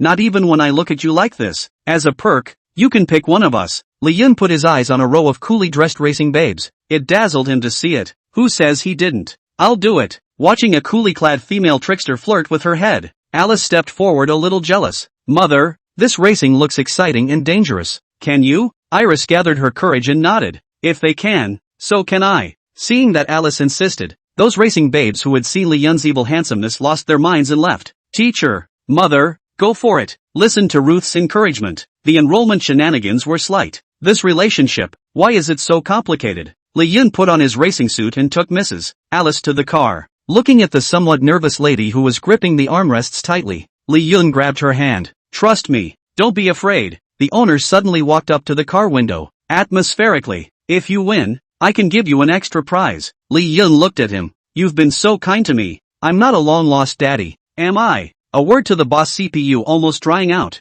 He gritted his teeth. I was looking at the fact that you were the first human who dared to compete, and attracted a lot of spectators for me, and I don't believe you can win the race. What's the point of promising you an empty check? The owner spread his hands and pointed to other riders in the distance. Lo and behold, those can be masters. They don't even make it the whole way. Hell racing, no joke. If you die in there, I'm not responsible. Lee Yun glanced at it faintly. I said the masters are just meeting my threshold. Since you're so generous, I'll thank you in advance. The boss looked at the incomparably confident Lee Yun. For a while it was not clear if he was bluffing or actually had some skills. Look for the game to start. Without further ado, he left the track. Lee Yun looked to the front of the track, a black fog in front of him. It's hard to see what lies ahead. He clasped Mrs. Alice's soft little hand. With a countdown, The cars on the field started up like beasts with a low roar. The professional narrator began to explain to the surrounding audience, "Welcome to the annual hell of a race. This time, 12 players have gathered to compete. The most surprising thing is that for the first time in this race, there is a human rider." Hearing this, the surrounding audience sneered. How dare a human come to hell racing? It's not for nothing. A professional rider wouldn't even be able to survive it. A human, out of his depth. Ruth listened to them all murmur, unconvinced. Don't underestimate Mr. Lee. If he says it's possible, it's possible. He's a man even my mother likes. Audience, countdown. 3 seconds. The game is officially on. When the red light flashes, the green light comes on. 12 race cars have been roaring away. Lee Yun loaded up on the rider occupation in the first place. People and cars in one. The foot was even more on the gas. Through the thick black fog to a new track. Here we go. The first level of hell racing, the way of the Yellow Springs. It's made up of a dozen broken bends. Below is an abyss of 10,000 feet. If the car is not controlled well enough to get over the break, it will surely be destroyed. Ruth covered her small mouth. She hadn't realized that this hell racing was so horrible. The audience around the room broke into excited smiles. Now that's the kind of bloody match they like. Car 8 is currently in the lead. After that it's number 3. Let's see what the human driver's car number 5 is doing. Well,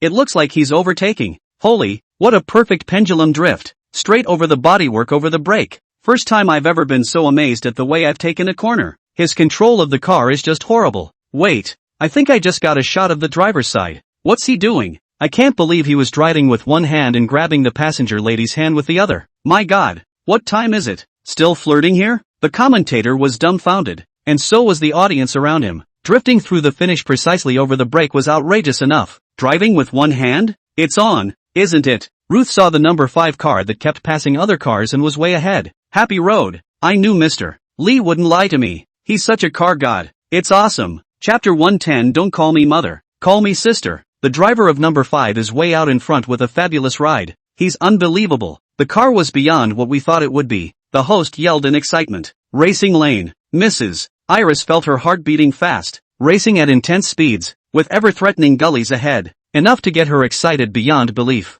Not to mention that Lee Yun, who was driving with one hand, was still holding onto her hand with one hand. She could best feel Lee Yun's confidence in front of her. Once over the bend of the 10,000 foot cliff, you enter the next level. Boom, through the rearview mirror, Lee Yun saw a bomb flying over from behind. Why is there a bomb here? Mrs. Iris covered her mouth. The whole body was on alert. Lee Yun steered and dodged the flying bomb. One shot dodged. And there, just as Lee Yun frowned slightly, a prop suddenly appeared on the racing car. Shield, protects against any attack for 3 seconds. The moderator's voice sounded again. That's right, this is the second level of the prop race. All kinds of random props are coming. How to utilize it wisely will be the focus of this level. Don't think you can rest easy on first place. First place, but it's easy to become a target. As expected, the cars following behind had aimed their acquired props at the first place Lee Yun. A bomb whizzed by. Eyes are about to hit. Ruth shielded her eyes with her hands. Rumble, she carefully revealed a bit of it and looked at it. Lee Yun's racing car was unscathed. A faint blue glow floated over the race car. A shield.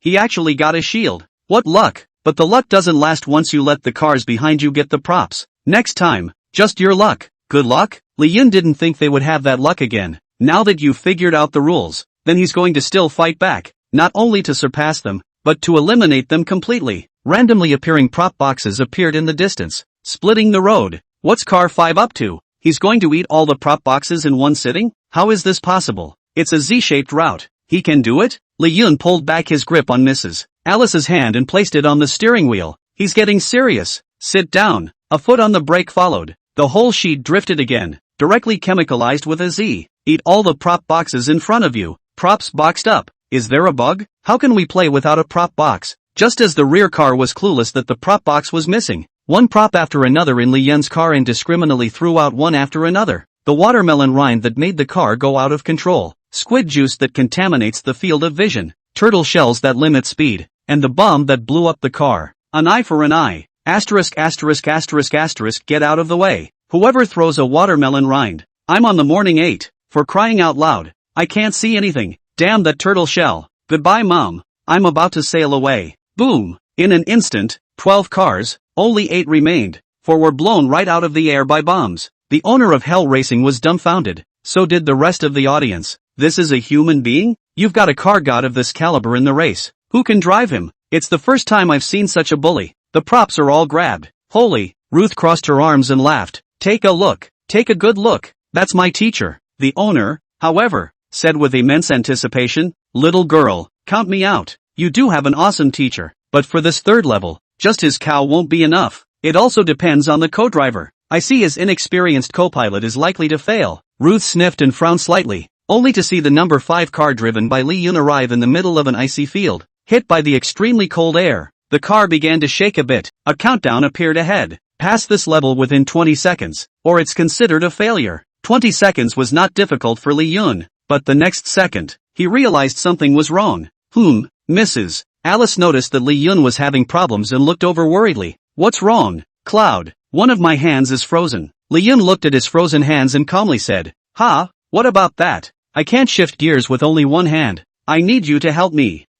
Okay? Lee Yun looked at Mrs. Alice and smiled encouragingly. I believe in you. You can do it. On my command. When I say change, you change. Mrs. Alice had one hand on the shift lever. Take a deep breath. She seemed to understand why this race had to be a co-driver. It's all about this moment, isn't it? It was her first time in a race car. It could also be argued that never before had I done something so passionate with a person of the opposite sex. She sat in the car, infected by the passion every moment of every day. She's an old-fashioned creep, since having Ruth dedicated his life, hobbies, love everything to Ruth. Just hope Ruth is well, but forget yourself. Forgetting that she was once a teenage girl. There have been rebels, too. Also had passionate too. She was in the middle of the freezing cold at this moment, but she felt incredibly hot. Her ego was finding its way back a little bit. It was as if the single mother who had given up everything had withdrawn a little from her soul. Reveal your true self. Change. Mrs. Alice immediately pulled the shift lever. Change. Once again. A precision fit. Change. Not a minute too soon. And even in the instant before Lee Yun had even opened his mouth, she had sensed it. The heart is in the right place. Well in advance. Little girl. I'm not well read. You can't fool me. Is this really the first time your mother has been in a race car with your teacher? Why are they so in tune with each other? The boss was once again shocked as he watched the tacit understanding between Lee Yun and Alice. Ruth beckoned him to put his ear up. The boss leaned over. Ruth was heard to say quietly, I, too, don't know yet. He. Looking at Ruth who had caught herself, the boss was completely out of temper with this quirky little girl. Watch the number 5 car cross the finish line. He was heartbroken and surprised. The surprise is that after all these years of racing, there is always shenanigans. Nope. Someone reached the finish line. It's natural to be heartbroken about your prizes, and it's crucial that you get a ride yourself. The corners of his mouth twitched and his heart and flesh ached. See, that's my mom. Night or not. Ha. She's my pride and joy. She's fantastic. At this moment, Ruth's heart was once again proud of her mother. Ruth cheered and ran to Lee Yun and Alice. Teacher, mother, you're wonderful. Iris looked over at Ruth and smiled. Ruth, I'll discuss something with you. From now on, I'll be with Mr. Lee, and outside, you call me sister, don't call me mother. Ruth, I'm going after my lost youth. What about me? Mother. Call sis. Chapter 111 A free substitute teacher? Coming to the 7th class and still wanting to run. Ruth's whole shenanigans have been bad lately, since his own mother decided to search for his lost youth. A sea change is beginning to take place. First of all, it's the dressing, as opposed to the gentle womanly attire of the past. It's starting to go to the new wave of hot mommy style. Become confident and beautiful. A casual outing can trigger the gaze of countless males. Going out with Ruth convinced onlookers even more that they were sisters. It's true, both people and shenanigans get younger when you're in love. The other is on-time management. Previously, all of her time had been devoted to the nurturing of Ruth. 24 hours a day. Ruth. Today, 24 hours is divided into dressing up, falling in love, and youth. And a part of concern for Ruth. The huge fallout made Ruth hold up instead. Ruth, you seem a little strange lately. Lee Yun looked at Ruth who had a grimace on her face. You what broke up with my sister? You're the one who wanted me to go after it in the first place. And isn't it working now?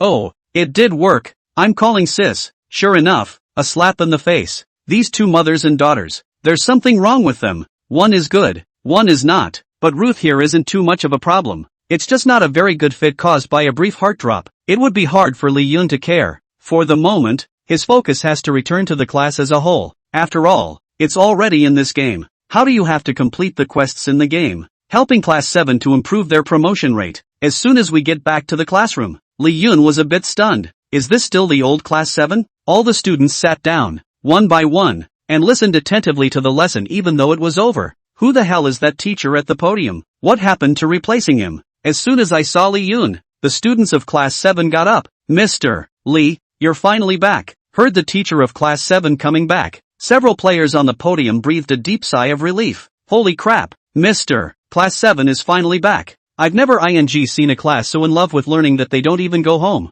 Stick us here and talk for days and nights. Several players instantly collapsed to their knees on the podium in a moment of weakness. Turn your head and look. Isn't that the new guy? You're the teacher of Class 7. Seeing Li Yun, several people were immediately surprised. Thanks Ao, you guys helped me with my lectures while I was gone. Several players immediately complained. What kind of a teacher is you who doesn't come to class for days? Okay, you're finally here, and our brothers can get some air. He said that he was about to leave, but Li Yun stopped the way. In terms of lecturing, Li Yun thought that he was inferior to these few real-name brand college students. That picked up on him. Now that it's all said and done, let's not talk about it. I see the kids like you, so stay here as a substitute teacher. Those college students heard. Substitute teacher? Substitute teachers who don't get paid, don't get breaks, and take turns lecturing all day and night? Cute little thing. Talent. No way. Never. You're the teacher. Let us go. Think we're stupid. How nice to be students. We're going back to class 5 to continue being students. We won't leave if you say we won't. I'm telling you, even if you're a teacher, you're still a newbie, so don't roar too wildly. The player who had been thinking of bullying the old and the new suddenly froze.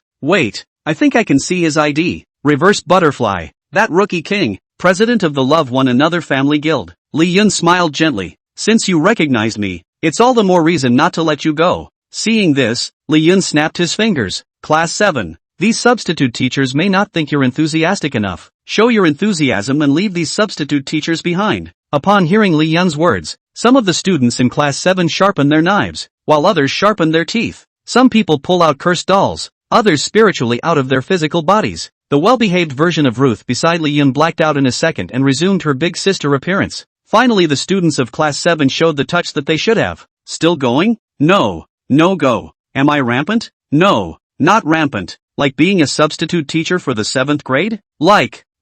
Satisfied. Li Yun put back the fierce-guile blade. That's right. If we talked about it that way earlier, it wouldn't have happened. It took a few college students at the moment to realize why the newcomer in front of him could subdue the entire 7th class. It's true that evil shenanigans need to be sharpened by someone even more evil. Keep an eye on your teaching assistants. I'll go to the principal and get them a substitute teacher's credential. Li Yun threw a few college students at the students, with the system as well as Ruth, the big sister. There's no fear that the students of Class 7 will be turned. Then he headed for the principal's office. Along the way, the passing teachers greeted Li Yun warmly. After all, this is the upstart who beat senior Mr. Chun. It was more of a human teacher who suppressed the 7th class. As soon as he stepped into the principal's office, he saw the principal walking over enthusiastically. Mr. Li, you're back. I was looking for you to take a few more days off. If you want to take a break, you can always say so. As long as Class 7 doesn't make any noise, anything is fine. Li Yun opened the door. Headmaster, I'm looking for you for something. The principal smiled back. Mr. Li, I happen to be ready to tell you something too. But first, what do you need me for? The principal's attitude towards Li Yun was extraordinarily good. It's up to him to suppress a bunch of mongrels in the 7th class. I'm looking to hire a couple substitutes in my class and came to you for qualifications. Li Yun handed over the information of those college students. The principal took a look. It was originally a Class 5 student. As human as Mr. Li, no wonder I was able to be spotted by Mr. Li. It's just, our school's tradition is usually to have a maximum of one substitute teacher in a class. That's suddenly several more. Li Yun frowned slightly. No? Immediately, he was about to open his mouth, but he didn't expect the principal's words to change. But since it was Mr. Li who asked, I have to do it even if it's hard. Don't worry about this matter. Mr. Li, no problem. From today, they are all substitute teachers for the 7th class. Snap, the principal's seal of appointment was stamped. Can take effect. Those college students instantly went from being students in Class 5 to being substitute teachers in Class 7. At the moment a few college students were being surrounded by the 7th class congregation of shenanigans. A couple of you will soon be substitute teachers for our class. You'll have to teach me more in the future. Several people looked at Ruth, the big sister in front of them who had once terrorized the entire school's faculty and students. Shivering, what scares them even more is this. The teddy bear in Ruth's hand just now had transformed into a 3-meter tall dark flame giant bear. It just blocked the entire classroom door. grimacing at them. This substitute teacher. It's killing me. Chapter 112, The Match in the Open Class. The Awakening of the 7th Class. Finish solving Li Yun's request for him. The principal rubbed his hands together. Mr. Li, I need to tell you something. The regulators above are coming to inspect the school recently. 2 classes need to be selected for open classroom visits. Li Yun gave a soft "oh." The open class thing was something he had experienced as a child. It's just that this is all about the treatment of the top classes. What does it have to do with him? A 7th grade teacher? One of them happens to be class 7. Hearing the principal's words, Li Yun frowned slightly. Shouldn't the open class choose the top class? How come you chose class 7? It's random? Which is the other class? The principal shook his head. Class 5. The 5th class of the sharpest class? 2 classes. An all-school sharpshooter. A notorious 7th class. It's a dark choice any way you look at it. In previous years, a class was taken for an open class. The experts up there will take into account the classes, the order, the seriousness of the students, and final questions to score live. As long as the experts on the scene can rate it over 80, that class gets extra education funding to help its students be able to go to college. I don't know what changed the rules this year, but suddenly there's going to be a PK between 2 classes. You're not being redundant when you say that. Li Yun finally understood. Why 2 classes? One worst and one best. This is about sacrificing class 7 to protect class 5's 100% resource quota. This would have been unjustifiable, but as the teacher of the 7th class, Li Yun would instinctively be a little upset inside. The principal seemed to notice and immediately said, Mr. Li, I know that this is all in the palm of my hand, but there's only one spot. I can't help it. Who let the 7th class score? Li Yun interrupted the principal. I understand. What does the principal need me to do? The principal breathed a sigh of relief. Mr. Li just needs to maintain order on the day. For the rest, face the experts with questions on the real situation of the students of the 7th class. It's impossible to answer correctly. The principal's message was clear. You don't have to do anything. That's all. In other words, it would be hard to do anything to change the result that class 7 would definitely lose. Li Yun didn't agree the first time. Fade. The principal should understand what the 7th class was like once and what it is like today. I never think it's my fault alone that the 7th class has become normal today. At heart, these kids want to be recognized. And who wants to be a bad kid? I've been away for the past few days, and I'm sure the principal and the other teachers have seen how hard they've worked. They are also students at the school and are struggling with the transition. Keep up. There's no reason to fall victim to another group of students. So I'll tell the kids exactly what the principal just said. If they're willing to make the effort to compete, lose, and be less skilled, there is no excuse. But as their teacher, if I tell them nothing, I am betraying them and failing them. I can lose to Mr. Chen, but my students should make their own decisions on whether they win or lose. You think so? Mr. Chen, Mr. Chen, who was holding a thermos, came out from the shadows. When did Mr. Li find out about me? Teacher Chen's face was slightly shocked. A smile followed. I see you know. For this open class, the principal specifically asked me to take class 5. I agree with you. Every student should have the right to compete. Mr. Li, I'm not going to let go again. I also hope that the children in class 7, under your leadership, will give us a great surprise this time. Mr. Chen opened up and held out a hand. Li Yun was fine with such head-to-head competition. Shook hands with the best senior teacher in the school. Then we'll see. The principal saw the handshake between the 2 teachers and couldn't help but sigh. It's my pattern that's small. Thank you both for teaching me. It made me realize that every student deserves the right to honor their school and compete. I'm looking forward to the open class soon and how both classes will do. 7th class. I'm done talking. What does everyone think? Li Yun told the students of the 7th class all about the principal's words. The students are silent. You look at me. I look at you. Finally looking in unison to Ruth, the main centerpiece. Ruth stood up, taking full advantage of her big sister's lead. It's just an open class. What's there to be afraid of? Class 5 top class. We're not so bad. Other students. Really? After all, class 7 has the number 1 in the school. Me. All in all, I'll just say one thing. This time in the open competition, our 7th class is going to bring out its full strength. Tell everyone we're not a hanging car. Hearing Ruth's words, the other students responded. Big sis is right. We're already trying to keep up with our studies. Work harder and you might be able to overtake class 5. Class 7 is not the worst. As long as you can't learn to die. Learn to die. Don't steam the buns. Fight for them. Watching a determined student in the 7th class, the most stifled were a couple of substitute teachers. Really no students think about them. Give them a voice? What do you mean? As long as you can't learn to die, you'll learn to die. You guys are weirdly noble and amazing. We're ing human beings. And That's just after graduating from elementary school and being exposed to the middle school curriculum. The open house is just a few days away. Sure you can catch the 5th class of the top class? Seeing the students so determined, Lee Yun was relieved. Since you have made up your minds, as your teacher, I'll help you. Lee Yun opened his system.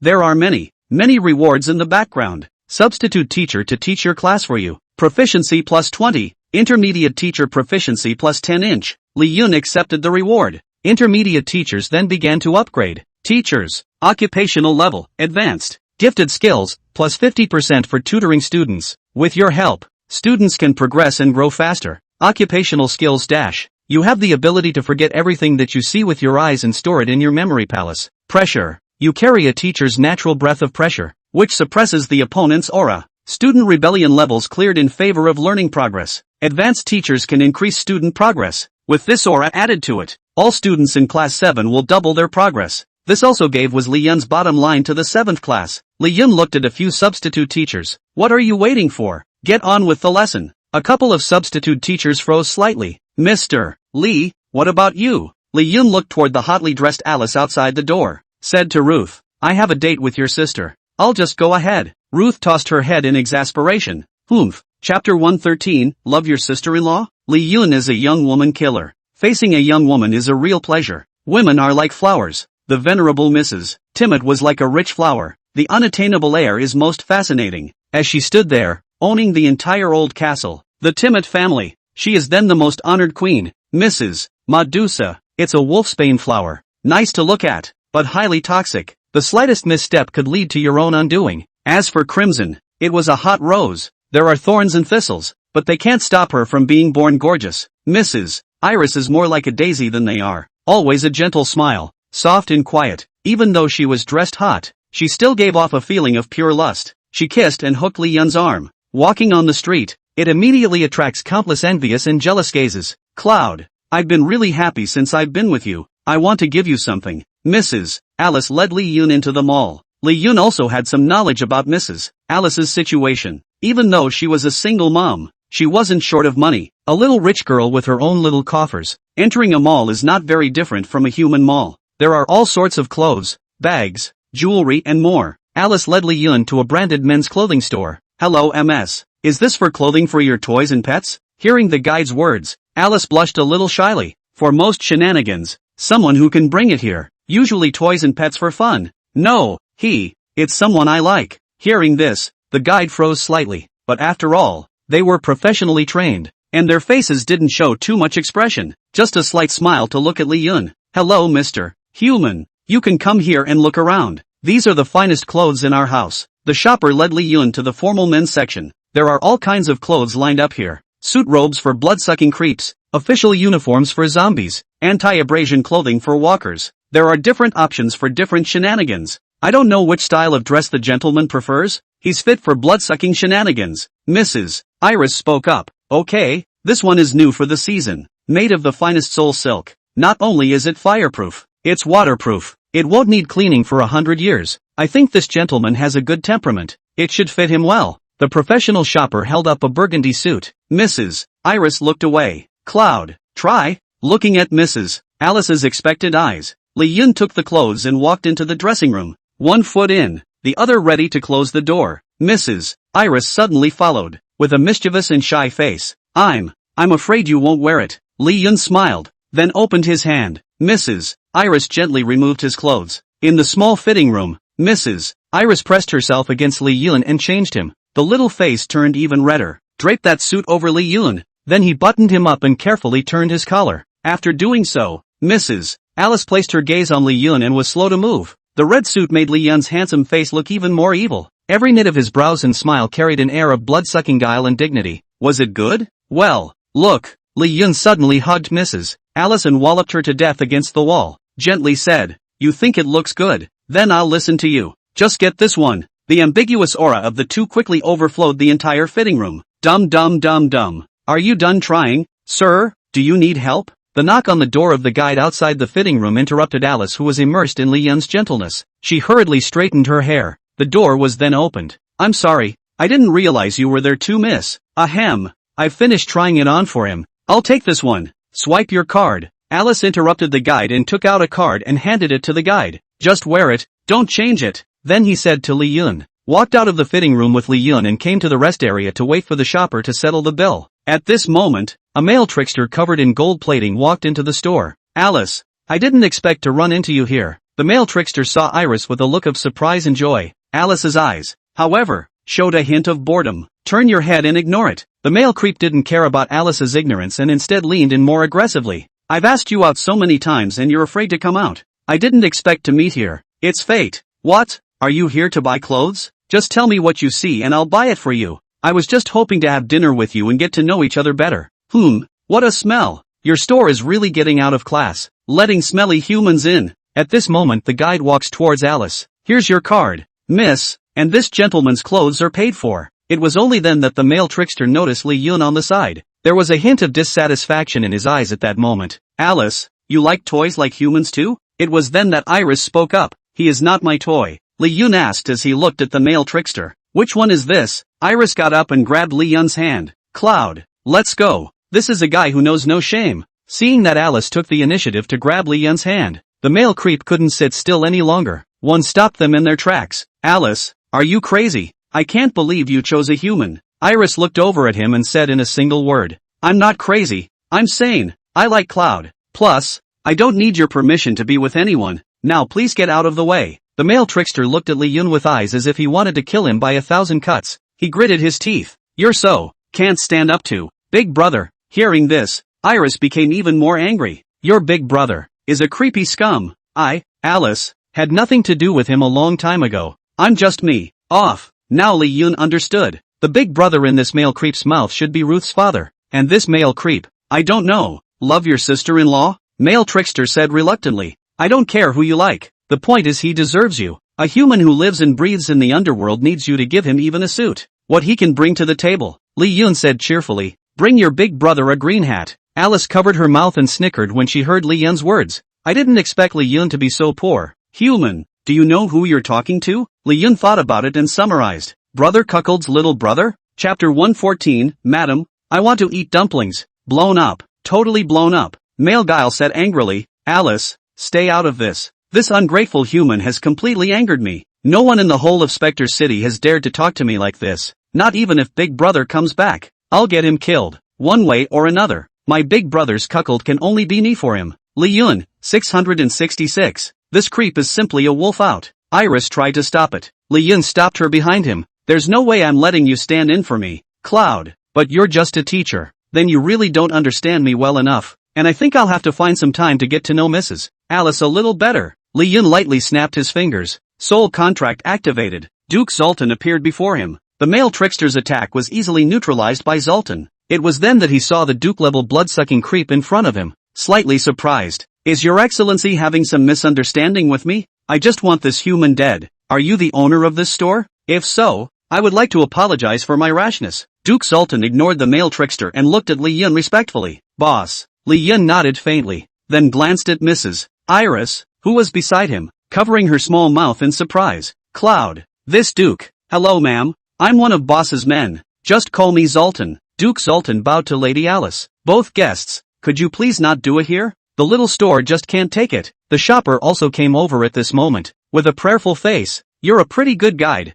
I'll give you a face. When Li Yun opened his mouth, Duke Zoltan stood in front of him without the intention of taking the initiative. The look on the face of the male trickster who was trying to wear the hat for his big brother at the moment changes endlessly. He really couldn't figure out how a human had captured a Duke-level blood-sucking trickster. Had enough? Get out of the way when you've had enough. I'll tell you again. There's no way I like you, much less want to see you again. Mrs. Alice said in a cold voice. Male Guile gritted his teeth in death and finally struggled. Iris, I admit there's something about this human, but so what? He's nothing but a gigolo who needs you to spend your money. I'm different. I'm willing to spend money for you.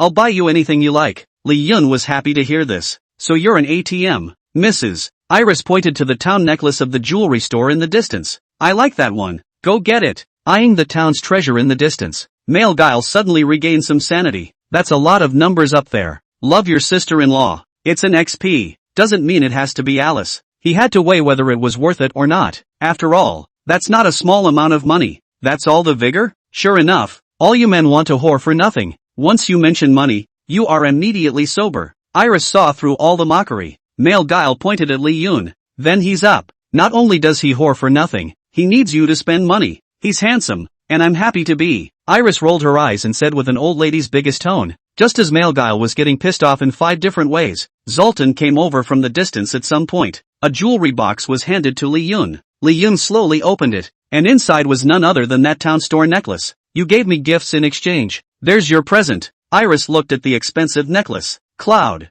This is too expensive. That necklace is enough to buy as many of these dresses as it takes. You're just a teacher. How did you get so much money? Male Guile heard this and disdained it. So it's just a teacher with a swollen face. This necklace will cost you half a year's salary. I was only a step slow just now. Those town store earrings I think go great with the necklace. Iris, I'll buy it for you right here. A mere earring. It's nothing. Eyes on Male Creep headed for the jewelry store. Alice hurriedly held Lee Yun's hand and was about to leave. Cloud. I don't want anything from him. Let's go and get away from this annoying guy. Lee Yun, however, stopped her. You don't want it from him. What about me? What do you mean? Lee Yun looked to Zoltan, who bowed his head slightly. Boss doesn't know if ma'am needs any other jewelry to go with this necklace either. That's why I was just told to go buy all the jewelry. This one was requested by the lady by name, which is why I sent it here in the first place. Iris stared in disbelief. Cloud, did you really buy all the jewelry? Lee Yun nodded gently. Go ahead. Check it out and match it however you want. No woman is too short on jewelry, and I'm sure you are too.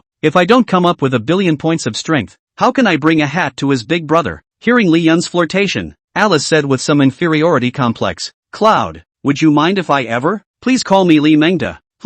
Which probably means, that's my favorite thing about you. Really? There's nothing more exciting than putting a hat on big brother. Little bad boy. Iris gave him a sheepish pat. Instead, there was a happy smile on his face. What did you say? Sold? Tease me. These have been sold? Who's so good they've got the place wrapped up? The male shenanigans who was trying to put a hat on Big Brother was now listening to the guide with a surprised look on his face. The shopper couldn't pay attention to him in time as she saw Lee Yun and Alice walking towards her. She looked to Mrs. Iris, smiling with envious eyes. Miss, I really envy you for having a good husband. Your husband has bought all the jewelry here. Hearing the words of the guide, the male trickster was struck by lightning at the moment. He looked at Lee Yun woodenly. You, finished shopping? Lee Yun faintly said. From now on, if you don't have money, don't follow my example of putting a hat on your big brother. What is sister-in-law's status? How can one necklace be enough? Now will you get lost? I need to take your sister-in-law for a good try at the jewelry. The male trickster stood there, his eyes clearing at once. How had he ever seen a human like that?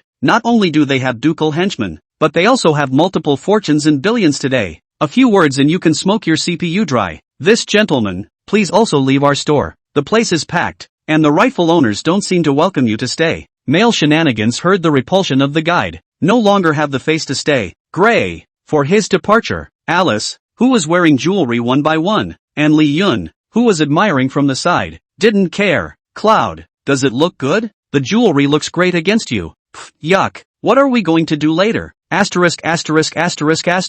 Ma'am, I want some dumplings. Chapter 115. The public class begins. Mr. Lee, Mr. Chen. The open class is about to begin. Class 5 or Class 7. It's all about school pride. Just laboring on you guys. Listening to the principal's words, Lee Yun and Mr. Chen shook hands. Be a teacher and play fair. This is the first time in nearly 100 years that I've competed against a human. Mr. Lee, I'm honored. Teacher Chen smiled, full of admiration for Lee Yun. It's also an honor to compete with Mr. Chen. Our children in Class 7 will show everyone a different performance. The principal was happy to say. Then I and all the teachers will wait and see. Mr. Chen and Lee Yun walked out of the teacher's office and returned to their own class. Mr. Lee, the class stood up when they saw Lee Yun approaching. Today's Class 7 students can be described as transformed. One of these is the addition of senior teacher Lee Yun. It gives them a certain bottom line to learn at an increased rate. The face was full of confidence. The other is a couple of hollowed-out substitute teachers. The last few days have been badgering them around the clock. The dark circles under my eyes are bigger than a panda's. If it wasn't for Lee Yun giving them the refined blood replenishing potion,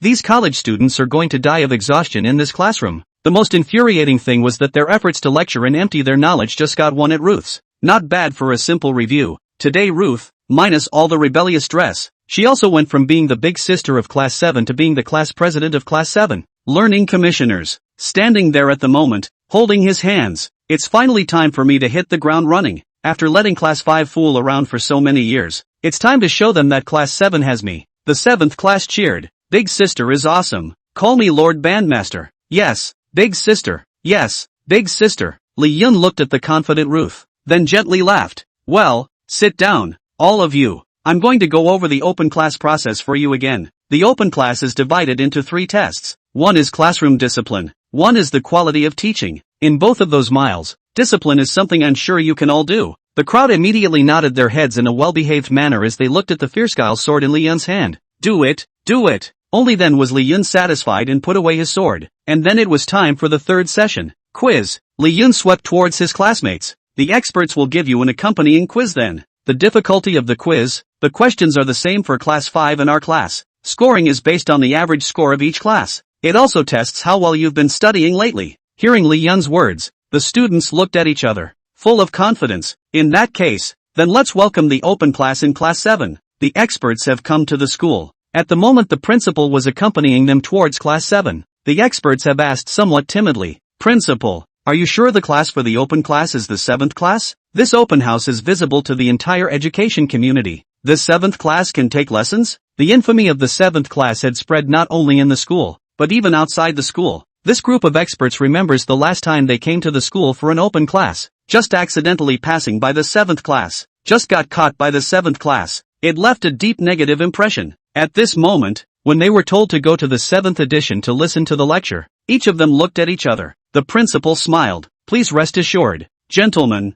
the 7th class is no longer the 7th class it once was. What is the meaning of this? I think you all might as well go and see for yourselves one of the wonders of educational history. Miracle? The experts were a little puzzled as the principal pointed to the door of the 7th class. Smile and welcome them in. The experts warily pushed open the door. Subconsciously, he stepped back. I'm afraid that when the door opens, a bunch of undesirables will pop up inside. Welcome, teachers. There were no expected images, just students who stood up and bowed in neat rows. The teachers on the panel were dumbfounded by this look. One by one, is this still that demonic 7th class? It's not like the principal changed the door sign. See that the experts are still standing late outside the door. The students bowed again. Welcome, teachers. A second request slowed the experts down. With an awkward smile, he waved his hand, then carefully walked in. Same. Hello classmates. Ruth saw this and raised her voice. Sit. The class sat down neatly and obediently. Rather, it was the neutral voice that startled the skeptical experts. One of the most profound influences on the 7th class froze at the sight of Ruth. Isn't this the one who instructed the 7th class students to scare us last time?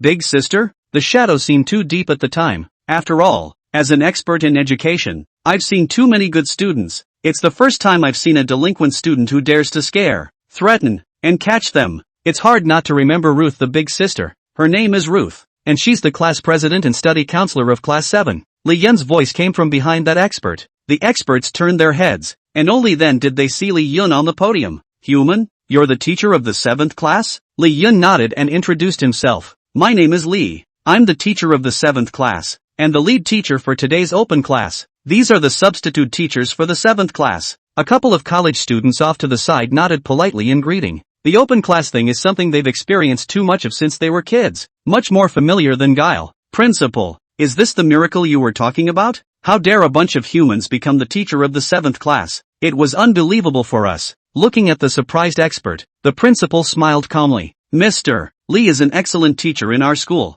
Guys, don't underestimate him just because he's human. The 7th class in the past was a problem that countless teachers couldn't crack. Since Mr. Li came, it's been transformed. Looking at each of the obedient and well-behaved students sitting in the 7th class, the experts believed it after all. A human teacher with a bunch of former delinquent students. That's an experience like no other. I'm already looking forward to this open house. The principal pointed to a few seats arranged in the back. You may all take your seats. One by one, the experts took their seats. It also signaled that this open class was about to begin. Mr. Li, let's begin. We can't wait to hear you speak. Li Yun nodded, eyes on the students. Close all the basic textbook books that have been laid out in advance on the podium. He was definitely no match for Mr. Chen with these basic textbooks. Not even the few substitute college students. He'll have to find another way. In today's lesson, I want to teach you something different. The students as well as the experts looked at Li Yun with curiosity. Only Li Yun took out a bottle of potion. The art of refining medicine. Want to learn? Chapter 116, Genius of a Pill Refiner? Think. That didn't hesitate to open their mouths. not any student. Instead, it was a group of experts sitting in the back. At the moment, he saw the eyes that the students were casting. The experts were embarrassed by the tactical coughing. Ahem. Sorry, got excited. Mr. Lee, go ahead. The art of refining medicine may not be clear to this group of children as to the value of it, but for these experts, this is the kind of high-end course that they naturally want to listen to. As for why a human, a college, would know such high-end arts, they are also curious. Seeing this, Lee Yun continued, the art of refining medicine is the most important of all arts. The path of refining pills is even more of a big question, designed with knowledge of pharmacology, alchemy, and the powers of the elements. This time it wasn't just the students who were listening and taking notes. Even the substitute college students, experts, and principals on the sidelines were taking notes after Lee Yun, listening more carefully than the students, even making wow, oh noises from time to time. Class V.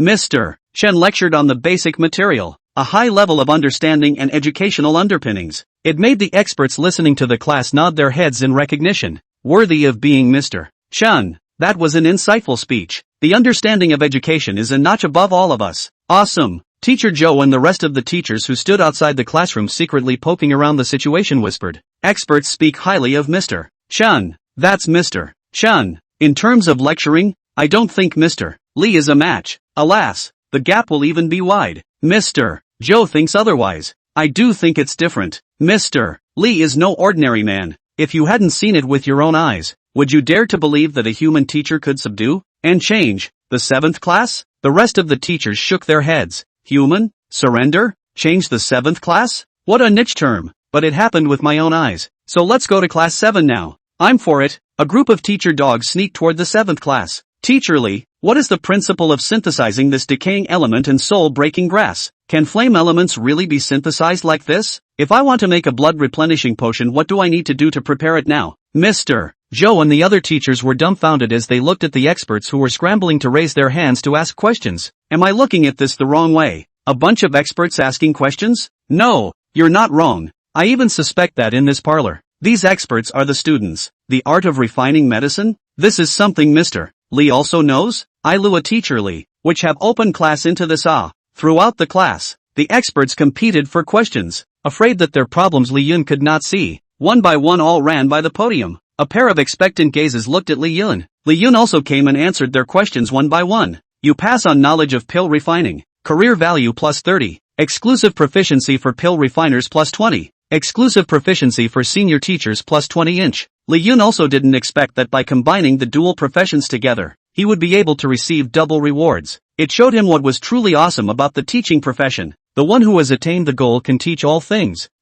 Linda's Alchemist's Gnosis, 20. Qi Lei's Alchemist's Perception, 15. Zhang Yuan's Alchemist's Gnosis, 10. The Gnosis values of students, experts, substitute teachers, and principals kept appearing in Li Yun's background. This is a new skill that I have realized after being promoted to senior teacher. By exporting one's knowledge, one will get a corresponding feedback of enlightenment from the recipient. A higher level of enlightenment naturally indicates a greater ability to learn relevant knowledge. Ruth's Alchemist Gnosis, 99. Ruth has been recognized as a trainee alchemist. Alchemist proficiency plus 50. Advanced teacher proficiency plus 50 inch. Li Yun looked at Ruth, who had been burying her head in thought. I didn't think she would be so enlightened. Surprisingly, he was directly promoted to trainee alchemist in one class. And as a recipient of your own teachings, it also offers itself as a reward for doing so. That was more than a surprise. Soon, the time for this class was up. The experts looked unfulfilled and regretful. My God, how could it be over so quickly? Why did you make me hear such a wonderful lesson? What if I can't hear it later? Mr. Lee, can we still come to your class to listen and learn from now on?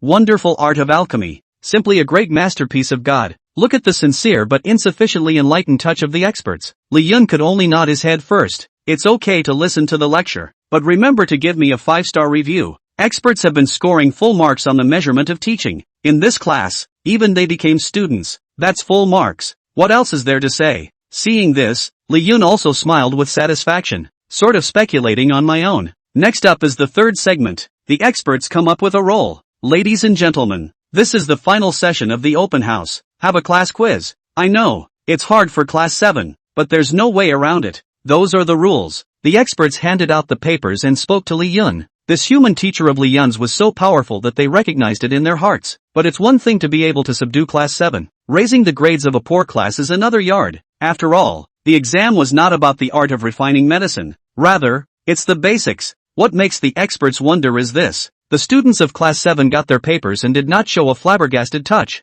Instead, one is glowing. The expression seemed to say, I do it all. One then immediately bowed his head and snapped his pen. Quickly start answering the questions. It's the third link. That's not an easy quiz. Will class 7 really do it? A group of teachers outside the door were skeptical. I don't know. Mr. Lee is great. It's a pity that there's so little time to come. The bottom of the 7th class is too bad. The odds are that the grade point average won't even be passable. Mr. Joe thought about it. I reckon the average score of class 5 this time could be above 90. If you can't reach the class 7 pass line, you're not even close. Alas, Mr. Lee tried his best. Unfortunately, the other teachers nodded. For the 7th class to reach the passing line is a victory. A little bit of time passes. Soon, both classes finished their quiz tests. Phew, so nervous. First time I've ever been this nervous. Yeah, we used to tear up our papers without even writing our names on the exams. What? Did we used to have exams for this stuff? Soon, Lee Yun walked over with the report card. Everyone looked to him. Lee Yun held the results with a satisfied smile on his face. The average score of our 7th class broke through the passing line. 75 points. Hearing this, the students of class 7 applauded, their faces full of happiness. As for first place on this quiz, Lee Yun looked to Ruth, squad leader. Ruth clasped her hands and tugged. Simple. The other teachers standing outside were shocked. Above the passing line? How? Class 7 students are such strong learners? Chapter 117. You're not like them. Don't waste your time studying. Class 7 scored an average of 75 in the primary exams, who is nowhere near as good as 90 points in Class V. But the real thing gave the whole school a shock. Raider? You said Raider? 75 average in Class 7? Teacher Chen walked out of the classroom, and when he heard the average score of the 7th class, he almost didn't hold the thermos in his hand. Mr. Chen, you said that if you didn't see this with your own eyes, how dare you believe it? How many years has it been since the 7th class? And it's a blessing to have an average score of 30. 60 in passing is New Year's Eve.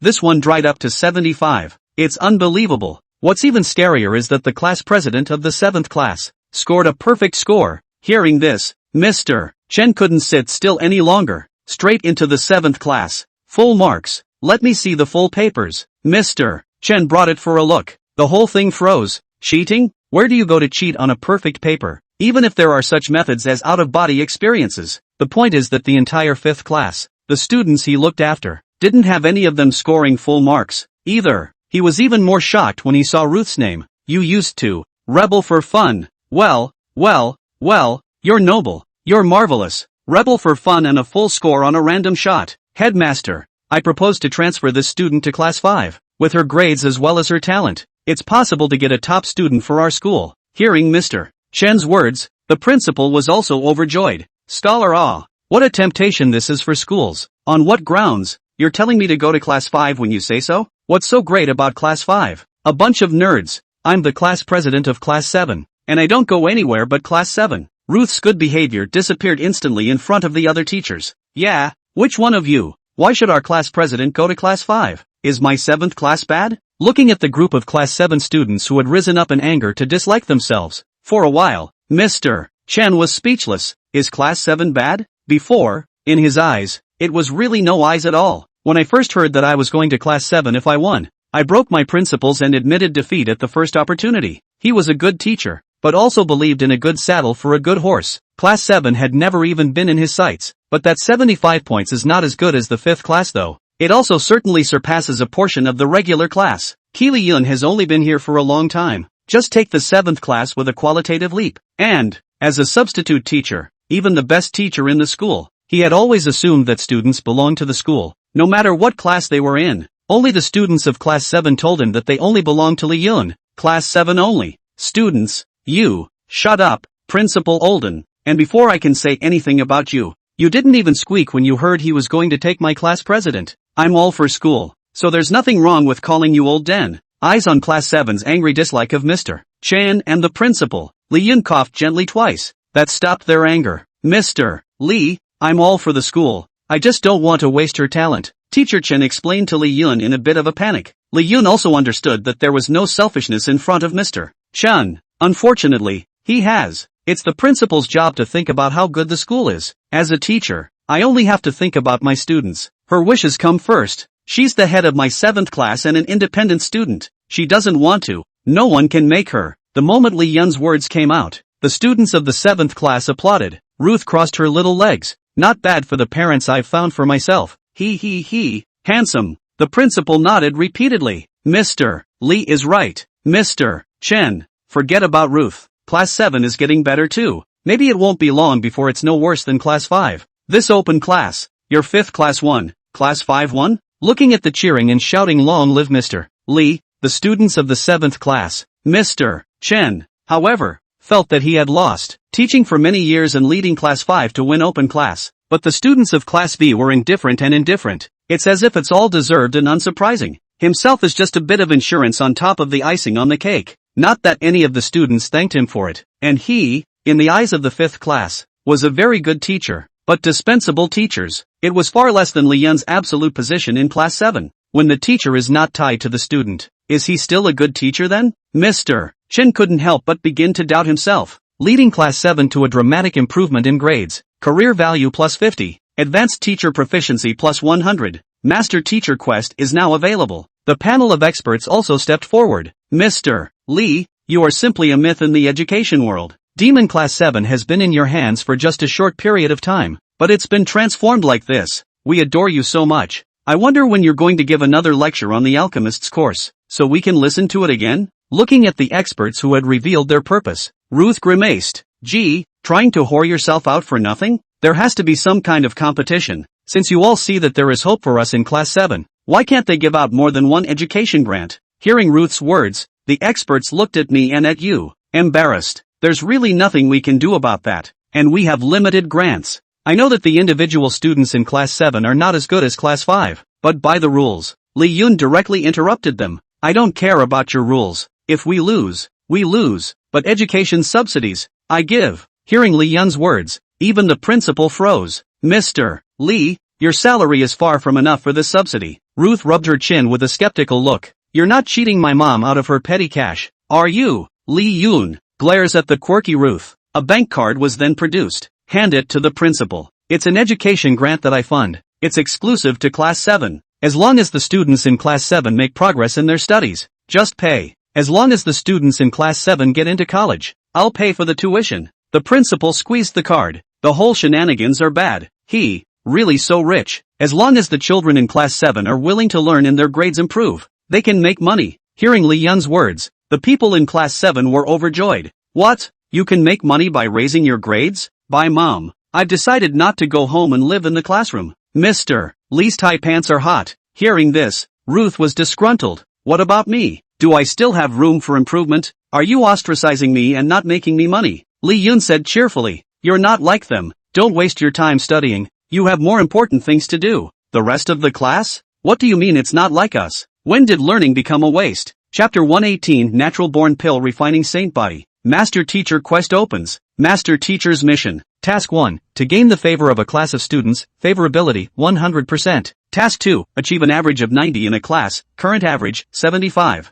Mission 3. Take a close disciple and help him master a profession. Li Yun shelled out the Class 7 education grant. On the one hand, it is for the Master Teacher mission to monetarily increase students' enthusiasm for learning. On the other hand, it's all about favorites. Now the favorites have been pulled full circle. The second item takes a little time. The key right now is to collect shut-in disciples. His eyes burned into Ruth. Ruth hugged herself as soon as she could. What are you doing? You don't play with flowers like that. Li Yun cocked her little head. Let me ask you, are you interested in making medicine? Ruth thought about it. Well, this feels more challenging than studying. The point is, I've heard that alchemists are very lucrative. As expected, this little ninny was more precocious than the average child. Other students are still thinking about how to take the entrance exam. She was already thinking about how to make money. What's the point of wanting to make money so badly? Ruth beamed. Adopt you. Teacher. Ahem. This little ninny. You're more enlightened than they are. I can teach you. Of course I know. Those experts ask stupid questions. Ruth poked her tongue out quietly. Adorably.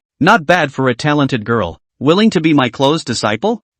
Is it necessary to close the door? Don't fool around. Would you like to follow me to learn the art of the apothecary? Yes. Bound to a disciple. Ruth. Study profession, pharmacist. Level, trainee alchemist. Okay, Ruth, follow me to the other place. You guys get back to class. Substitute teacher. A couple of college students were dumbfounded. What? Another class? Give or take a life. Li Yun looked at a few people. Have you guys added the guild yet? A few people shook their heads. Not yet. Li Yun nodded. Any interest in joining my guild? These college students look at me and I look at you. Love each other as a family? To be a part of our family. Well. Several college students immediately nodded. They'll love one another. Family is the new guild. But the reputation isn't bad. Newcomer king president. Frost goddess vice president. The eightfold Vajra. It's all big time in the newbies. Not to mention, the newer the guild, the better the chance to get ahead. However, even though our guild is new, we don't take in anyone. Here's a test for you.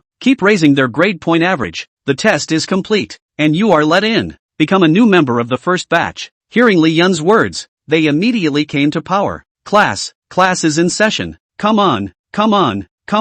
As long as it's dry, just do it to death. Li Yun watched their rekindled passion. A satisfied nod. Ugh. Another couple of dumbass who were fooled and crippled. Ruth sighed and shook her head. Li Yun turned his head and knocked her. You're the one who understands. Hurry up and follow me. Ruth rubbed her head, beamed, and followed Li Yun away. You have mastered the principles of the art of pill refining. Now need to memorize all the basic herbs. I said. Listen. Li Yun began to talk about the pharmacology of each herb, the combined reactions. Ruth just listened, her eyes burning. You pass on knowledge of herbs to Ruth. Career value plus 20. Alchemist proficiency plus 10. Ruth mastery plus 10 inch. Star soul grass effect. Suck in the souls and gather them into stars. The effect of the evil body flower. Increases one's evil nature, and it is easy to go off the deep end after an overdose. The effect of the secret prana root. Eliminates soul impurities. Question after question. Ruth seemed at ease. Li Yun couldn't help but marvel. Yes, you can. A talented girl indeed.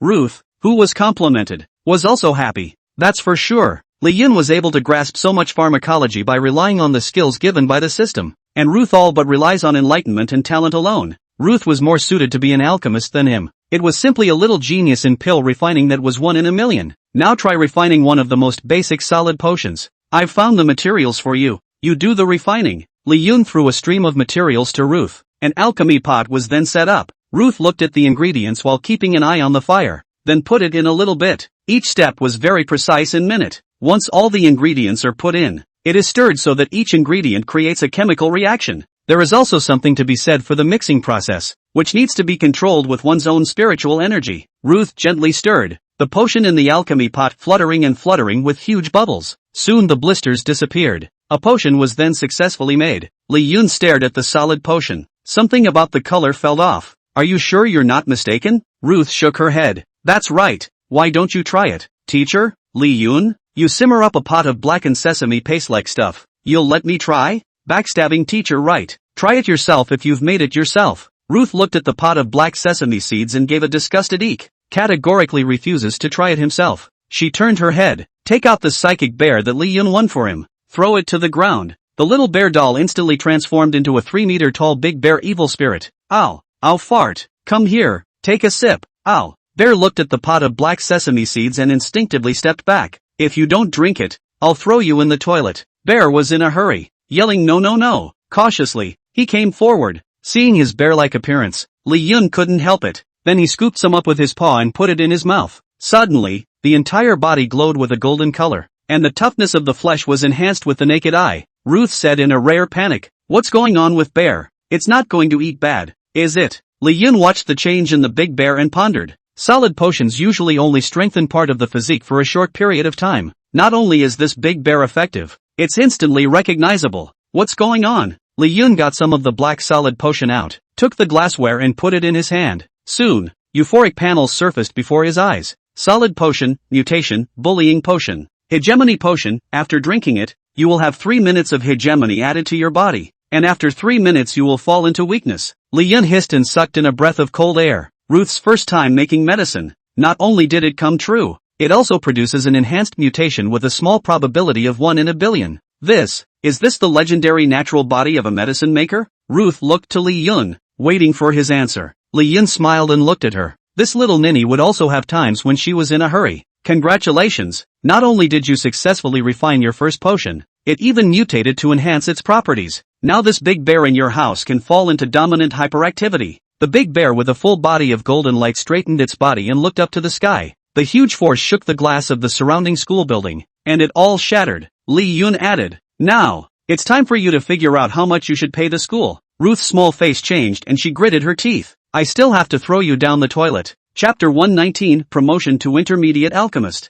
Ruth makes mutant potions. Career value plus 50. Alchemist proficiency plus 30. Ruth mastery plus 20 inch. The profession of apothecary has been promoted to middle grade. Pill making success rate plus 50%. Can make 3 to 5 grade special potions. A mid-grade alchemist now. It's possible to refine a grade 5 curse elemental. I'll see what herbs I need. Golden lotus earth. This is a rare herb. Lee Yun muttered to himself. What?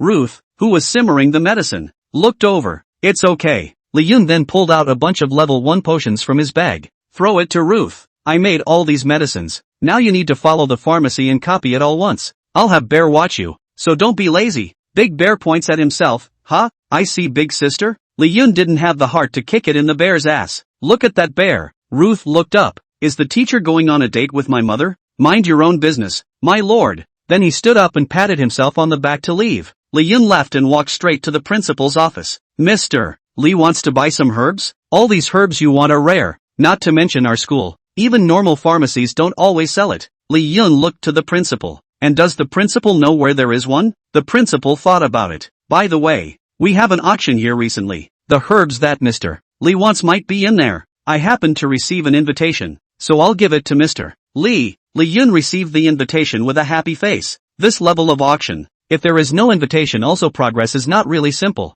You can't always wear a cloak of invisibility. What's the point of an auction then? The principal was a big help. You're welcome, Mr. Lee. Those experts entrusted me to ask, when will you be free and be able to give them another lecture on the law of the apothecary? Lee Yun thought about it. With the talent of that group of experts, it would be futile to talk about it himself. But since he took the principal's favor, he must also give some return. I'll open it again when I'm free these days. Getting Lee Yun's reply, the principal was carnally happy. With Lee Yun's promise, he could also go to the expert panel to ask for a favor. After all, who could come and listen and who couldn't? Lee Yun left the decision to him. It's not a bad invitation to give away. It's simply a big profit. One person and one trick each get what they want. Win-win. Ding dong. Mrs. Iris heard the doorbell. A quick walk of joy. Is that Cloud visiting me? Opening the door. To her disappointment, the person outside the door was not Lee Yun. Instead, it was a face that disgusted her. Sister-in-law. I'm sorry. It's my bad. The male trickster who loves his sister-in-law is on his knees.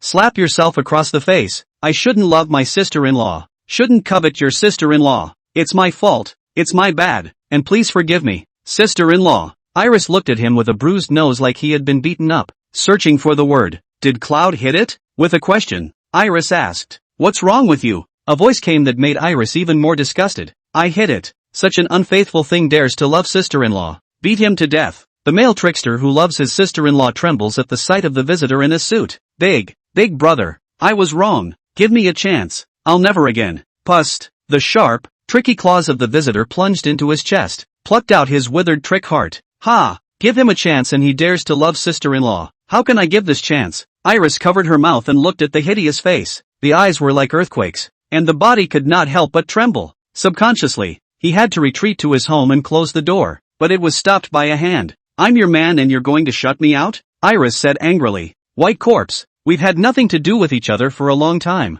Get out of my house. With a brutal shove, the white corpse entered the house. Look around. It's kinda cozy. A hand then grabbed Alice's stabbing arm behind her, close to her long blonde hair. Well dressed up so nicely. Are you waiting for me? Iris gritted her teeth and drew back her arm. Disgusted pat. It's waiting for that human bimbo, isn't it? I've heard. It's been pretty good for you. Kinda rich. The white corpse sat himself down and poured a glass of water. After taking a sip, he teetered to look at Iris. Didn't you disappear? And come back for what? White corpse said faintly. I can leave when I want to, and return when I want to. No one can stop me. You have a problem with that? Iris pointed to the door. Naturally you can come and go as you please. We ended it a long time ago. It no longer matters. Now please get out of here immediately. Get out of my life now. The white corpse looked at the fried Alice. He smiled. School's out. I lost interest in you a long time ago. Your little boyfriend is fine with me. I came here to ask you a question. Where is your daughter? Hearing the white corpse mention Ruth, and then look at that unkind look, Alice erupted into a mother hen-like realization.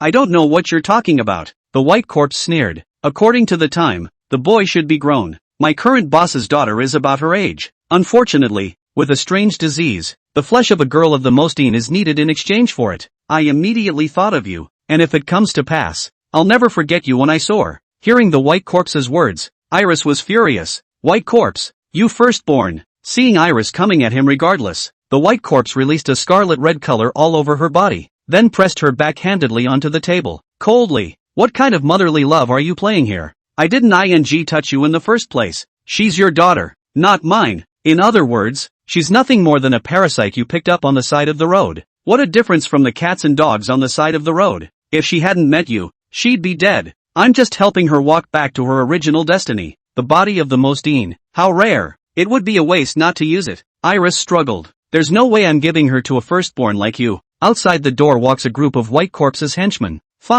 Find me every trace of that girl. Iris watched as the group of shenanigans stormed into Ruth's room. Her information was then found. Big Brother found it. The white corpse looked to the information found and grinned. Creepy Vine High School. Found you. And what a handsome girl. The boss will be pleased. Labor is one step away from flying high. Alice, thank you. The white corpse's arm made a knife and knocked Iris right out. Leaving the house with his men, he headed towards Tricky Vine High School. Chapter 120. I don't have what you want, but I can cure the disease. Auction. This auction will be held anonymously, so please show your invitations. Then pick up the auction mask. Li Yun handed out the invitation and put the auction mask on his face. The information about yourself is comprehensively obscured. This honored guest, please enter. Li Yun stepped into the auction under the guidance of the auction attendant. The gilded venue was filled with participating shenanigans. As Li Yun took his seat, the auction opened. Welcome to the auction. Now we begin the first lot. A serrated sword from the underworld of purgatory. Comes with a tetanus effect, starting at 100,000 spirit coins, with an increase of 5,000 spirit coins each time. Li Yun glanced at it. He didn't have much interest in it as he already had the Fierce-Guile blade.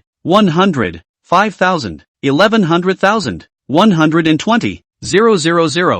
The serrated sword, which eventually sold for $150,000. The second lot, a 1K necklace that protects the mind. Starting bid is 120,000, 10,000 per increase. Li Yun continued to be indifferent. The 13th lot, as each item was pushed onto the auction table, Li Yun's brows also began to furrow a bit. It's either equipment or props, or live toys. No rare herbs of any kind? One of the creeps beside him had just taken a shot at something and sat back after paying for it, with a hint of happiness on his face. A few more words. Dude, it's pretty steady. Nothing that strikes your fancy? Li Yun shook his head. No, this auction is almost over, so it will be too late if we don't make a bid. Is it going to end? Li Yun had some regrets. Our official auction for today has ended. Li Yun was about to get up and leave. Instead, he saw a huge flame-speckled golden lotus appear on the auction cabinet. Like Li Yun, the eyes of the people who were about to leave lit up when they saw this golden lotus. If it isn't the Golden Lotus Earth Collection,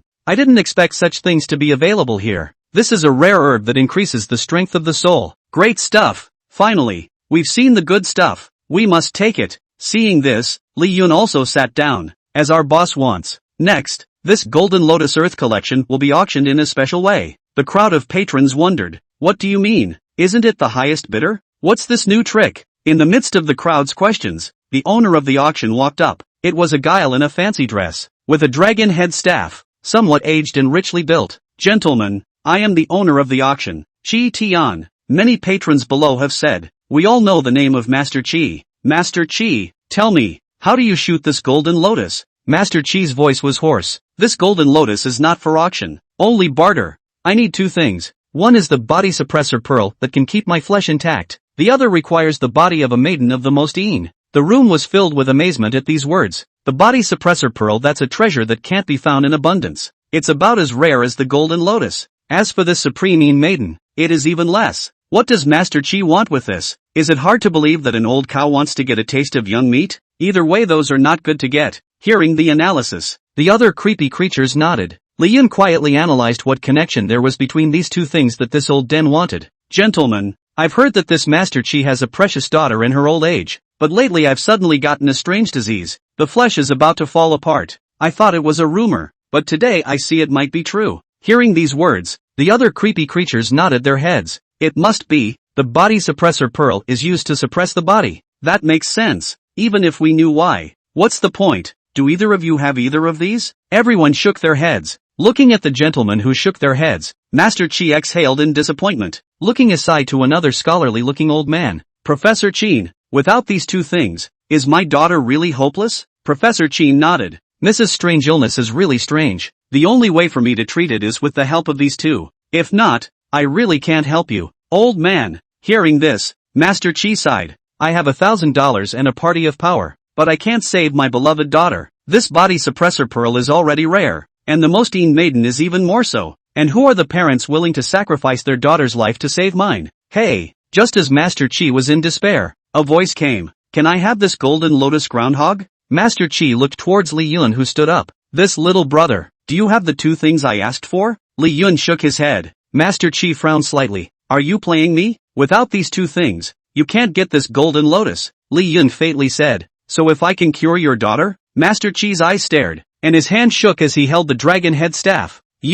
What did you say? Don't you want these two things just to cure the disease? I'm not good at finding things. I'm good at curing people. Li Yun's words instantly attracted the attention of the entire room. The first thing Master Chi did was to look aside to Professor Chin. Professor Chin, you're the most authoritative medical professor in the city. What do you think? Professor Chin also frowned cautiously at his words. According to the scientific method, without those two things, the likelihood of a cure is almost nil. As soon as Professor Chin's words fell, Li Yun confidently said, that's if you haven't met me. I can be sure that I can cure it without anything. Master Chi's eyeballs lifted and gritted his teeth. With the attitude of beating a dead horse, I decided to give it a try. Let's see what makes the person in front of us sound like that. I, Master Chi, pledge my own honor. As long as Your Excellency can cure my beloved daughter, this golden lotus is Your Excellency's. Your Excellency, please also follow me to the VIP lounge. Master Chi made a gesture of invitation. In full view of everyone, Li Yun followed without the slightest panic. When he reached the VIP lounge, Master Chi opened his mouth. Would you like to meet me in your true colors? Li Yun nodded. Why not? Remove the auction mask from your face and return to your original form. Humans! Master Chi instantly gritted his teeth. How dare you make a fool of me with my daughter's illness in my territory? Don't you want to die? Li Yun frowned slightly as he looked at the furious Master Chi. Why would Master Chi say that? Can't humans heal? Master Chi coldly grunted. How does a human know how to heal? I think I should just get you now. Just as Master Chi was about to do it, Professor Chin stopped him. The eyes burned at Li Yun. I once heard that there was a human director of the 100 Guile Hospital who could cure all difficult diseases, including terminal ones. You and him, Li Yun faintly said. You're talking about me. Professor Chin and Master Chi's eyes glazed over as they became fleshy with excitement. Chapter 121 True or False Divine Doctor. Impersonated Li Yun. Are you really the legendary Dr. Dean? As in fake. Master Chi. That's great. Miss might really be saved. Professor Chin immediately said. I didn't expect to come today and see the divine doctor himself. My name is Chin Shan, a professor at the University of Trick Medicine. Professor Chin took the initiative to extend his hand, and Li Yun shook it with him. Divine Doctor Li, just let me know if you need anything. I'll have all medical equipment prepared immediately now. Li Yun shook his head. No need. Where's the patient? Professor Chin was once again shocked. Healing now? Master Chi was overjoyed. If the divine doctor can really cure my daughter, I, Chi Tian Hai, would like to repay properly, Li Yun faintly said. Just give me that promised golden lotus geocache. Sure. Master Chi immediately made a gesture of invitation. And please, divine doctor, move and follow me home. Riding in Master Chi's limousine, Professor Chin asked Li Yun many questions about medical knowledge along the way. Li Yun was all half questions and half answers. Seeing that Li Yun was able to answer even some esoteric knowledge in depth, Professor Chin couldn't help but sigh. Worthy of a miracle doctor. Master Chi, Mrs. saved. Soon, Li Yun reached his destination. A huge, luxurious manor house. This shows that Master Chi's financial strength is evident. The divine doctor's visit to the humble abode. I'm sorry to see you laugh. A cold house? Even if Li Yun was not too short of money nowadays, he was still slightly stunned at the sight of such a large manor. Sure enough, one is still too poor. Master, you're back. Just as he entered the manor, a female trickster dressed in an enchanting outfit, wearing gold and silver, trotted over. Master Chi frowned slightly. What are you doing here? Don't you know that Yun doesn't like you? Get lost. Don't get in Xiao Yun's way here. Professor Chin whispered from the sidelines. This little cloud is the young lady of Master Chi's family. The people were lovely and polite. It's sunny on weekdays, and this manor was a gift bought for her by Master Chi. It's a shame that when you get this weird disease, you stay in a coma. This woman is Master Chi's mistress. since Xiao Yun's mother died. Then she became Little Cloud's stepmother, but was never accepted by Little Cloud. Li Yun glanced at Professor Qin. This old man, weirdly nosy. What are you yelling for, old man? Doesn't the old lady know that this girl doesn't like me? She's dying, so what if you, Master Qi, are such a bully out there? Once this little girl is dead, you're done for. You still have to beg me to leave you an heir, and then, when I officially take the throne, all your family's assets will be mine. Li Yun looked at Junior, who had a smiling face. Can't help but sigh. Gee, this mistress can really stand it. It's a trickster. In response, Li Yun didn't say much. He's just here to see a doctor. No need to be nosy. Master Qi, you say that. It's still giving me chills. I also came over because I was worried about Xiao Yun, and I purposely found a doctor to take a look at her. Master Qi sneered. Don't I know what you're up to? I'm telling you, I've arranged for someone to look after Xiao Yun's room 24 hours a day. No one comes near but me. And as for your so-called doctor, what a name-dropping piece of crap, Junior immediately explained. This one's no loser. You've heard of the hospital of all creeps, the big hot hospital today. It's because of the arrival of a wonderful human healer. This doctor I've hired is the miracle doctor. Junior clapped his hands. A man in a white coat with gold-rimmed glasses approached. Seeing the human walking towards him, Li Yun frowned slightly. This is Master Qi, isn't it? I'm Dr. Li from the Wangue Hospital. That's what you call a miracle doctor. Master Qi and Professor Qin also had strange faces, looking at the man who called himself Dr. Li, and then looking at Li Yun on the side. You're a miracle healer, so who is he? Li Yun was also dumbfounded. I didn't realize there were people pretending to be themselves these days. Professor Qin, what's going on here? How did two miracle doctors pop up? Master Qi looked at Professor Qin, who was also a bit confused. Professor Qin, Master Qi, there are a lot of people who know about Xiao Yun now. You must be careful not to let people with ulterior motives take advantage of the situation. Just now, Master Qi also said that there are quite a lot of people who sell their names. Not just any human with a cat or dog can call himself a miracle healer. Junior's conspiratorial tone, it made Li Yun laugh. Himself a Li Kuei meets a Li ghost. And then it was slandered by a forehand? He looked to the man in front of him who was impersonating himself. This guy, where did he come from again? Brother, what's your name? We're all human beings. It's not a good idea to pretend to be someone you're not. Even if you want to cheat, you have to see what kind of place this is. Dare to cheat on Master Qi's head. Don't you want to die? Li Yun? What's he saying about my words? Ha! Another peer posing as a divine doctor trying to cheat favors from Master Qi. I can't even talk when I'm exposed. It's just as well. I'm using you to sit on my identity. The man planned in his mind. Master Qi looked over at the two. His gaze like a torch. Heavily, he slammed the dragon head staff in his hand on the ground. There is only one divine doctor. There must be a lie between you. Dare to deceive me with my daughter's life. I will not spare you. Professor Qin soothed. Master Qi, this gentleman I think has a high probability of being real. Being able to enter your auction means he has some skills. Hearing this, Junior immediately quit. Being able to enter the auction is nothing. The divine doctor is here to see me. And this divine doctor of mine has actually cured me. Oh, he's great. Much harder than the old man. It makes me happy. The man strode confidently towards the front of Master Qi. Master Qi is always losing sleep lately, isn't he? The guile fire is very strong. You still need to take care of your body. As soon as Master Qi heard this, his entire anger dissipated by half. How do you know? Oh, I told you I'm a miracle doctor. The man pulled out a pair of pills. Master Qi, if you take this medicine every day, in less than 3 days, the guile fire will come down. I heard about the lady, and now I'm here. Just relax. You don't want your body to fall down when this is healed. Master Qi took the medicine, and at the moment his trust in men skyrocketed. The man has some skills, and is not the usual cutie pie who dares to cheat with a name on top.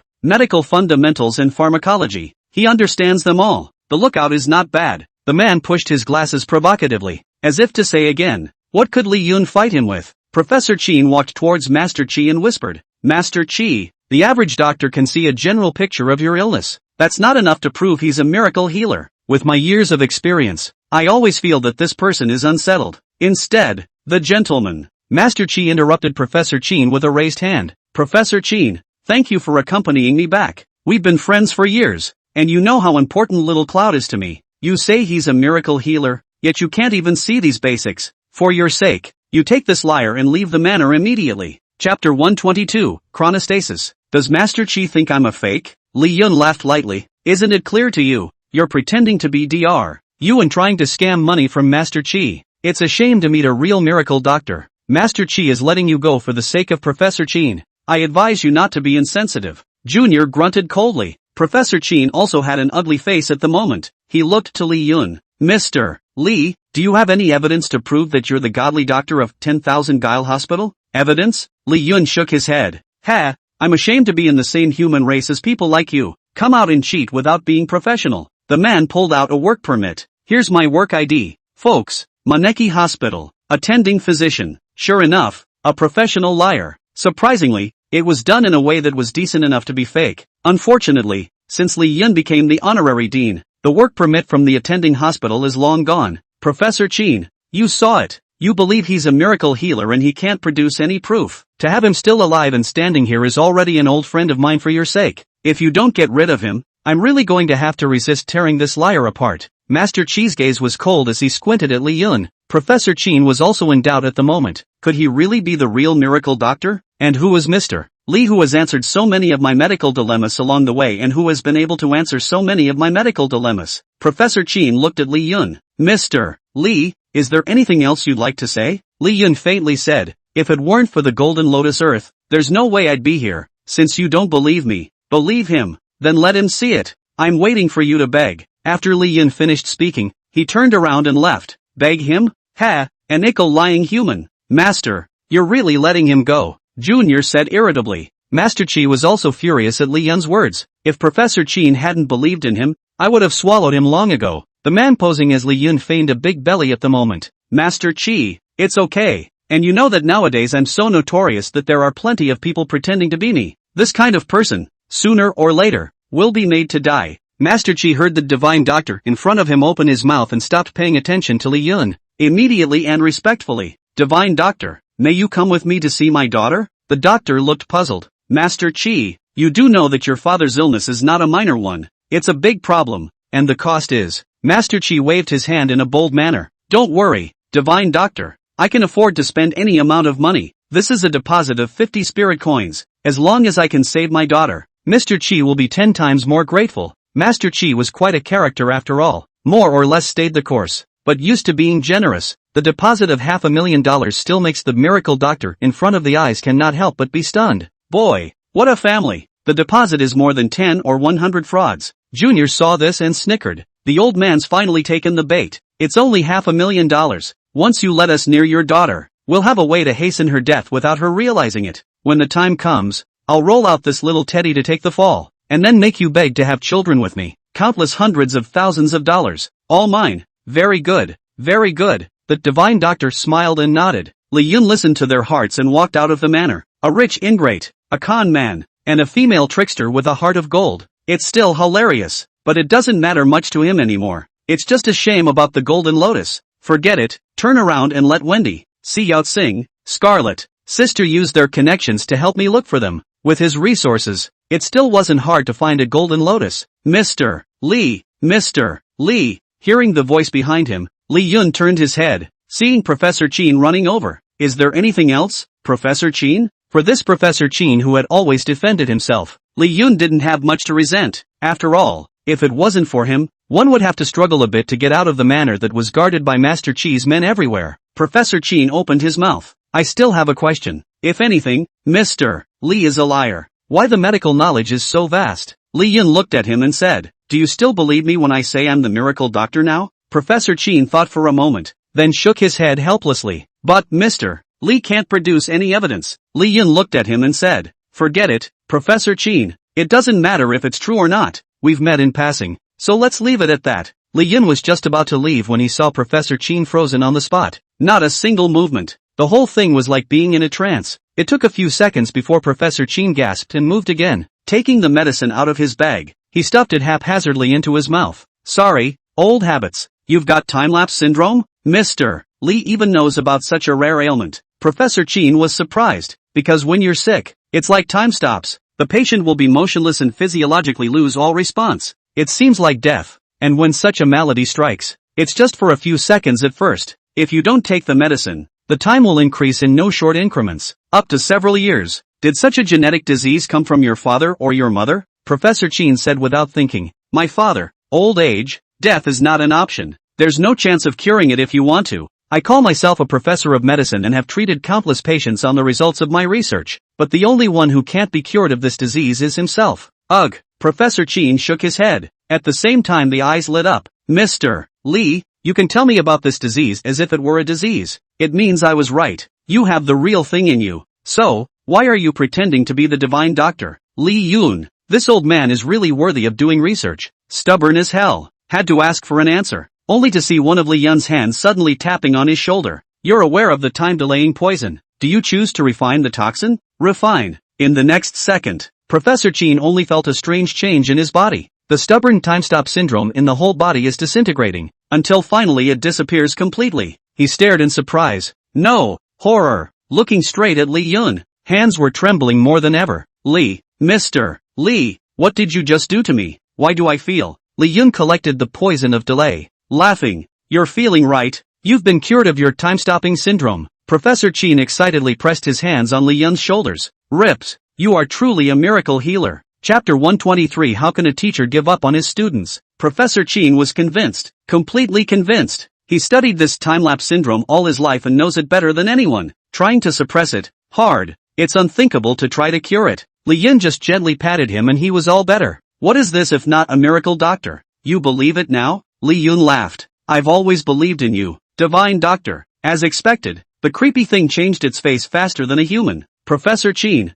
who was still skeptical of himself just a moment ago, had eyes that were as firm as if he wanted to enter the D at this moment. If you, divine Dr. Lee, are real, that kid must be a fake. Why don't you just expose him? Prof. Chin held out for Lee Yun. Lee Yun, however, put up a fight. I treat people's illnesses, and I've always been concerned with fate and eye contact. Since Master Chi doesn't believe me, forget it. It's not my daughter who's going to die. Professor Chin clapped his hands when he heard this. Why is this Master Chi confused at a critical time? Divine Dr. Lee, can you really not help Master Chi's beloved daughter? This kid, Little Cloud, is still pretty good. Lee Yun's face was cold. Think what I said was a fart. Let me go if I want to save his daughter. Let him beg. Lee Yun turned around and walked away. Professor Chin let out a dark sigh and immediately headed in the direction of the manor. Since that divine doctor is a fake, I'm afraid it's not good for Xiao Yun. Lee Yun left the manor and headed back towards the school. It's a little sad that I didn't get the golden lotus though. It's not a loss to get this delayed poison, which is also a level 5 element. Looking at the delayed poison that could synthesize the time-stop potion, Lee Yun walked towards the front with satisfaction. He was about to reach the school gates when he suddenly saw a panicked Alice. Alice, what are you doing here?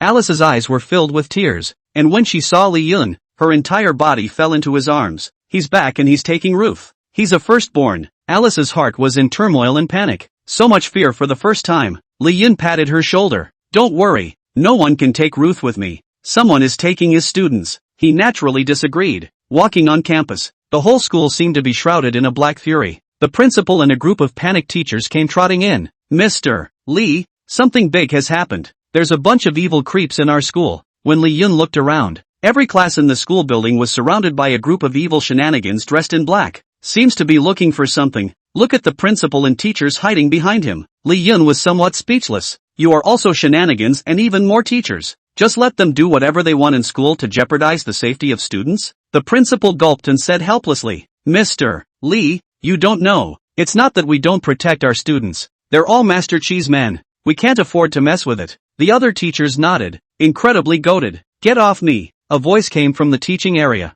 Ruth, it's Ruth's voice. That Hatsune must have found her. That firstborn wants Ruth's body and offers it to his boss. I'm going to save Ruth. Iris was about to rush over, but was stopped by Lee Yun. Ruth is your daughter and my student. Alice, there you are. Lee Yun looked to the principal and the teachers. I'm going to stop them from taking my students now. Which one of you wants to go with me? The teachers look at me and I look at you. The principal is even more of a wimp to the very back. With Master Chi's reputation, no one wanted to take that risk. After all, it's just a teacher. What are they playing at? Let go of Big Sister. Get out of Class 7. A roar of anger came from the students of the 7th class. Lee Yun flicked his hand and looked at the group of teachers. Cold grunts. Here, where students learn. As a teacher, you should keep them safe. Being a teacher is not as good as a bunch of students. After saying this, Lee Yun did not look back and headed towards the school building. Principal, are we really teachers here? But they're Master Chi's men. Fearful of his wife at home. Fearful of his teachers and students at school. And fearful of the evil and creepy principal tugging at his tie outside. Gritting his teeth, That. I've had enough of being a loser. Big deal. I'm not going to be this principal.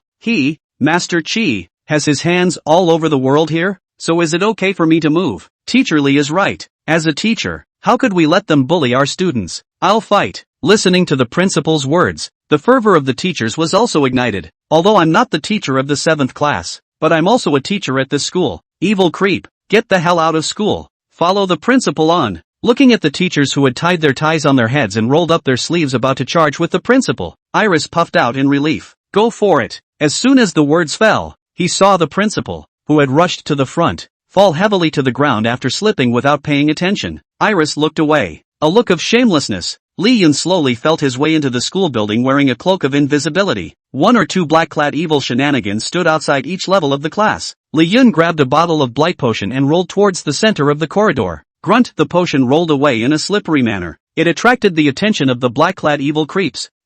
What's this? Attracted by the potion, the evil creeps gathered over. Boom, the potion exploded. Blight potion release. Lee Yun grasped the fierce guile blade in his hand and seized the opportunity. A knife kills. After dealing with these evil creeps, Lee Yun opened a classroom. I'm the 7th grade teacher, and there's a security problem at school. Get to the safety of the playground immediately. One by one, the students ran out of the classroom. Mr. Lee, we're here. Where are the evil creeps? Let's fight them. The nose to the grindstone principal ran over with the teachers with brooms and mops. As soon as he came over, he saw Lee Yun, who was carrying a knife as well as the body of evil creep on the ground. The group of teachers were all scared to death. I didn't expect Lee Yun to be so ruthless. Directly to the death. Headmaster, teachers, leave these evil shenanigans to me. You are responsible for getting the students out safely. The principal and the rest of the teachers nodded. Don't worry, Mr. Lee. Class, come with us. Don't get in Mr. Lee's way here. Looking at the kitchen knife in Lee Yun's hand that was filled with a fury, all the teachers knew that Lee Yun was going to go on a killing spree.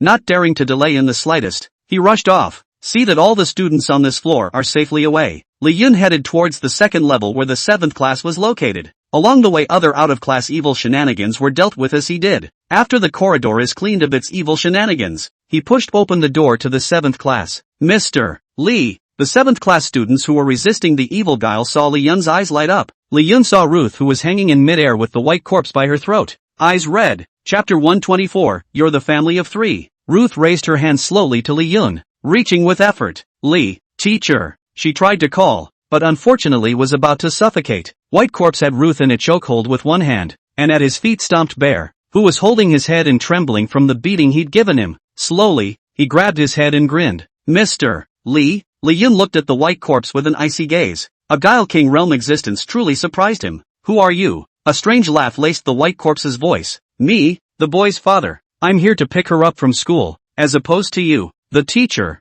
who won't stand in the way. White corpse looked at Ruth, who was struggling and in pain, and hemmed and hawed. Ruth's father? Then why do this to your own daughter? He also had to give his daughter's body to Master Chi to heal his daughter. To get to the top? Where is this firstborn father? A tiger's venom still doesn't recognize a son. But, it's kind of the other side's family business. Is it really good to intervene like this yourself? Help! At the moment Ruth didn't know how desperate she should be. His own father. Yet he did this to himself. All she can rely on is a teacher who is an outsider. Ruth, white corpse, you let go of Ruth. You're not her father. And you don't deserve to be. Cloud, please, save Ruth. Even though I'm not her real mother, I watched her grow up. In my mind she's a piece of meat I dropped. This firstborn. Hearing this, the confusion in Lee Yun's heart instantly disappeared. It turns out that Ruth is not related to the creep. As it is, Lee Yun mobilized the blood-sucking guile power of his entire body. Leaping high, the ferocious guile blade in his hand slashed down fiercely. He shouted, "Let go of my student." When the white corpse saw Lee Yun slashing, he raised one hand and instinctively tried to block the tricky blade. However, it didn't occur to him that Lee Yun's goal wasn't this blade at all. With his other hand, he pulled out a petrification potion and threw it. Boom, the white corpse's body quickly petrified. It was about to spread to Ruth. And at the moment of 1,000 pounds, Lee Yun held Ruth in his arms. Alice saw Lee Yun grab Ruth and immediately ran up. Ruth, you're okay. Ruth shook her head. Viciously, he looked at the white corpse. I knew this asshole wasn't my father. My father wouldn't do that to me. Right, Lee Dad. Lee Yun. Ruth hugged his hand, her eyes blinking. I picked it up anyway, and in my mind a mother is a mother. Forever. So father, am I allowed to choose for myself? Good.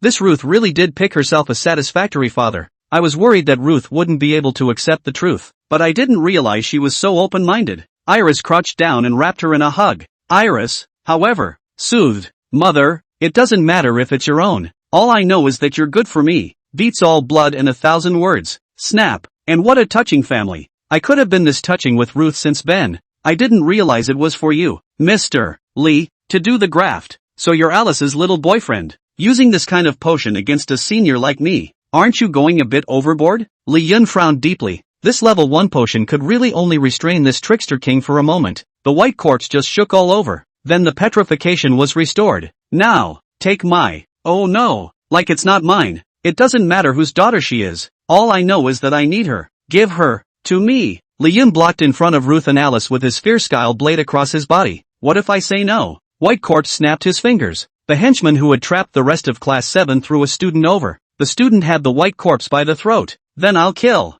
You're not the teacher of this class. Isn't she the class president of this class? I'll see if you're willing to trade lives for lives. Lee Yun sneered. Threaten me? The white corpse nodded. You can think so. After all of you combined don't threaten me. I have arrogance. Is it? In the next second, the white corpse flew out horizontally as if its entire body had been hit by a train. Duke Zoltan appeared where he had disappeared. Hugged the student. Boss. The white corpse steadied itself and looked to Zoltan. Blood-sucking creepy Duke. How dare you make a soul contract with a human? It's still a disgrace to Argyle. Duke Vampire Creep sneered. That's because you don't know anything about my boss. Lee Yun coldly said. He's all yours. Zoltan nodded. At the same level, Zoltan wasn't afraid of white corpses. As for the other shenanigans, the breath in Lee Yun's heart was about to be ready to be vented on them. Ruth patted Bear on the head. No talent. What a wimp. Ow. Ruth took out the Buster potion and gave it a sip. Go. Get the students out for me. Great Bear Buster Golden Body. Back on his feet.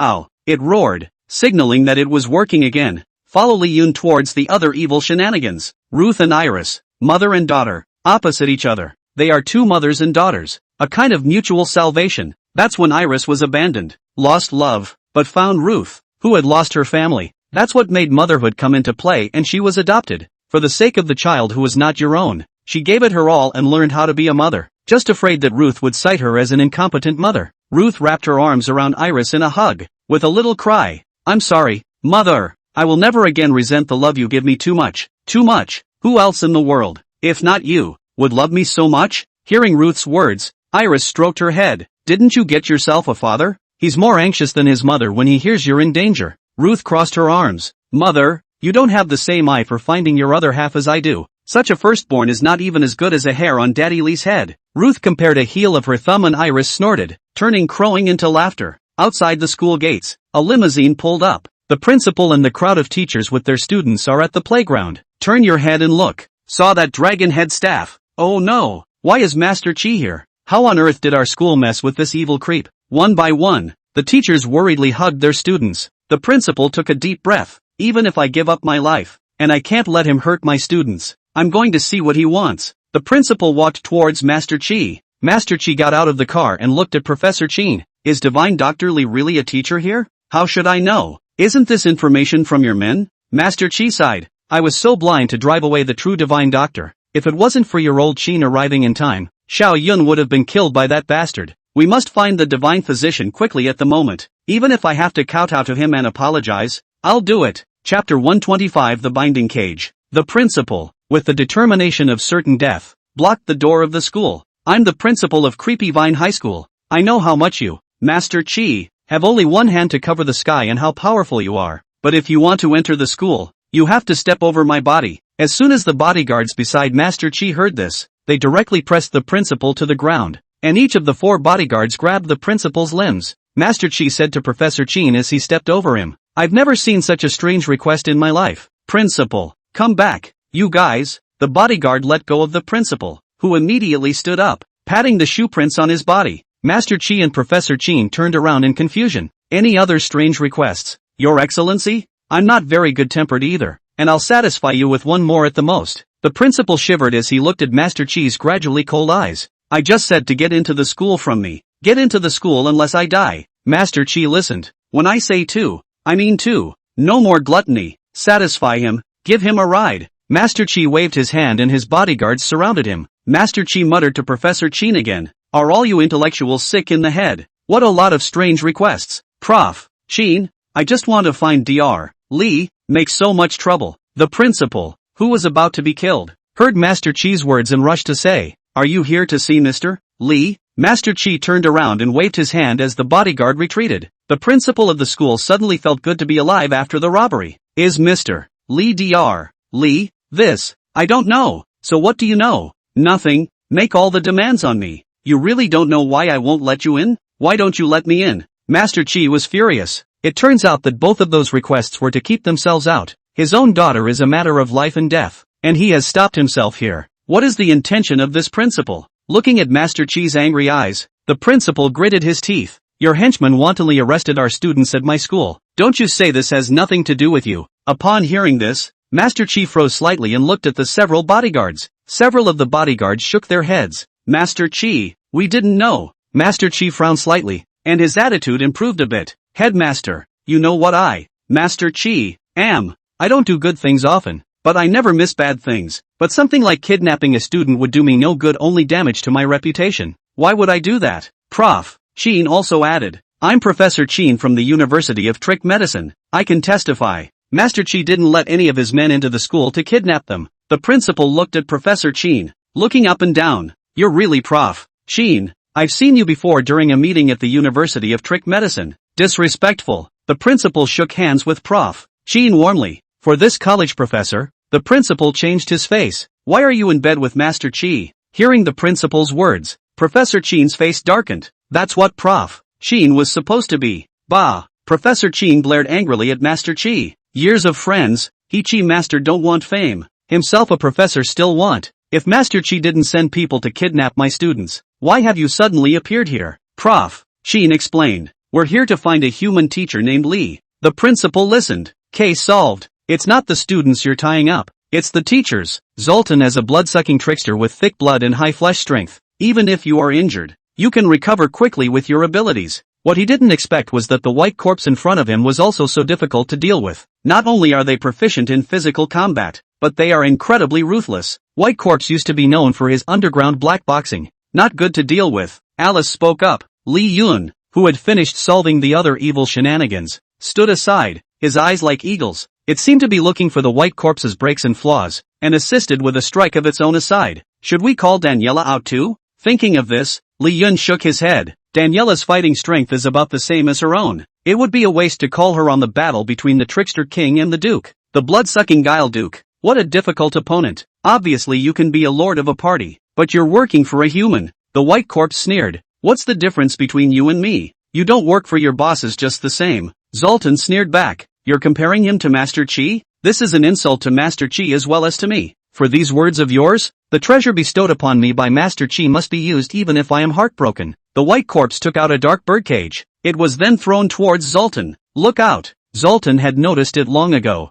and at the moment was darting about like a bat, quickly dodging the birdcage. The birdcage, however, followed as if it had eyes. Dead on. Seeing that he couldn't avoid it, Zoltan took out a playing card and threw it, trying to cut right through this birdcage. Pinned the poker that had cut through that burly man's shenanigans so easily in the first place hit the birdcage, only to be met with a spattering of sparks, but can't do any damage to the birdcage. Li Yin grabbed the fierce guile blade in his hand and smashed it. Boom! This invincible fury chopper still couldn't shake the birdcage by 3 points. In a flash of lightning, Zoltan, who had only turned around and thrown out a card, was caught up. The birdcage instantly expanded and covered him. Trapped in the birdcage, Zoltan was unable to move, and once his hands approached the cage, a zippy electric current came from it. Eject him back. Yo, the little bat can't get away. Hey, hey, hey. The white corpse looked at Zoltan, who was enveloped in a birdcage, and grinned. Li Yin retrieved the fierce guile blade and slashed it viciously a few times. The birdcage was impassive.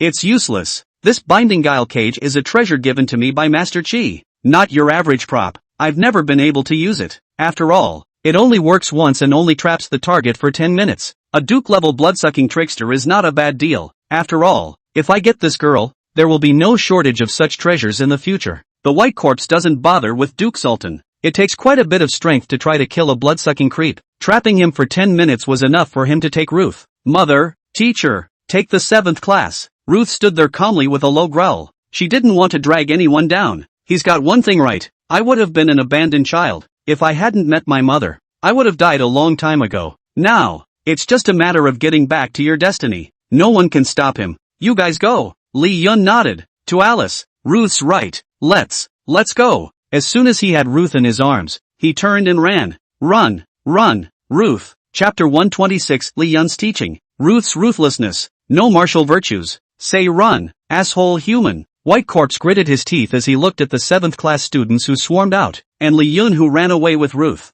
Zoltan laughed out loud. The White Corpse said angrily, your boss abandoned you and you're still smiling. What do you know? It's called human intelligence. The White Corpse ignored Zoltan and ran toward the door. Split up and run. Holding Ruth, Lee Yun and Alice ran separately. As soon as the White Corpse was out the door, he looked at it, eventually chose to chase Lee Yun. Ruth lay on Lee Yun's shoulder and wooed a little. Teacher, actually, you don't have to mind me. Yes, you're right about everything. I would have been a. Yes, you're right about everything. Can you not just have that one sentence? Missy, we're running for our lives. What's the point of being melodramatic? Put. Ha ha ha. Laugh again and I'll throw you to your father. You're my father. How can a human outrun the king of tricksters? The White Corpse flickered, still chasing after him. You rat. If I don't kill you, it's hard to ease my heart's hatred. Lee Yun looked into the distance and breathed a sigh of relief. First, your grandfather's name is not Mouse. It's Lee Yun. Second, you can't kill me. In the distance, Master Chi walked quickly with his dragon head staff and Professor Chin.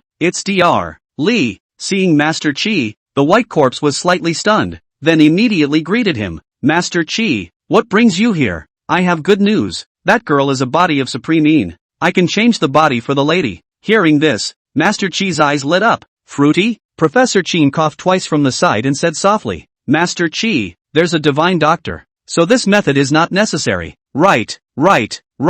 Old Chin is right. The White Corpse frowned slightly when he heard this. How could one's own path to the top, which he had been working harder on, be cut off just like that? What miracle doctor? Mrs. Illness is a strange disease that all the doctors in the city can't do anything about. Humph. The so-called miracle doctors are most likely frauds. Master Chi must be careful. As soon as the White Corpse said this, Master Chi slapped his face in anger. Bold. How dare you call the divine doctor a liar in front of him? I'll ing holler at you. 3 slaps to the face, shattering the White Corpse's dreams of ascension. Lee Yun cheerfully looked at the White Corpse. Well, that's much better behaved. Being beaten by Master Chi, the White Corpse could endure, but being taunted by a human, the White Corpse couldn't bear it. What are you laughing at? A punk teacher. I could kill you right now. In the next second, the whole shenanigans of the White Corpse was bad. I only saw Master Chi throw his dragon head staff, clasp your fists and bow 90 degrees. All of the bodyguards around him are like that. I still ask Divine Doctor to forgive Mr. Chi for having no eyes. Save my little girl. The White Corpse's eyes went round. Him,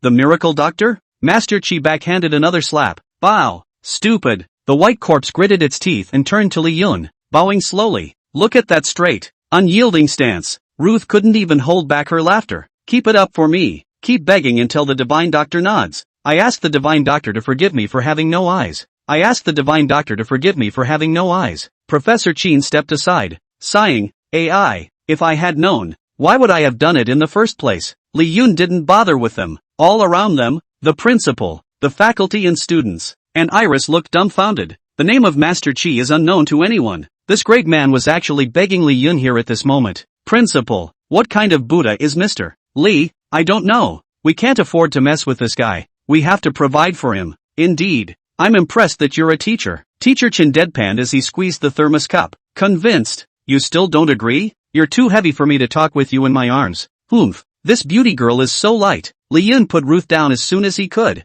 Ruth tugged at his sleeve. I've heard of Master Chi's great name. He's a resounding figure. It's amazing how far he'll go for his daughter. Why don't you just help him? Lee Yun laughed. What? Touchy-feely? Thinking of your own mother? Not guilty now of suffocating her love for you too much? Ruth shook her head. No. Okay. Listen to you. Who made you my student? Ruth took Lee Yun in her small hand and came to Master Chi's side. No need to apologize. Mr. Lee promised to help you. Hearing this, Master Chi raised his head in excitement. Divine Dr. Lee, is this true? Lee Yun nodded. If you want to thank me, thank my student. She was touched by your desire to save your daughter. Otherwise with my temper, I won't forgive you so easily. Master Chi was in tears. Little Cloud is saved. Thank you. This student. Thanks.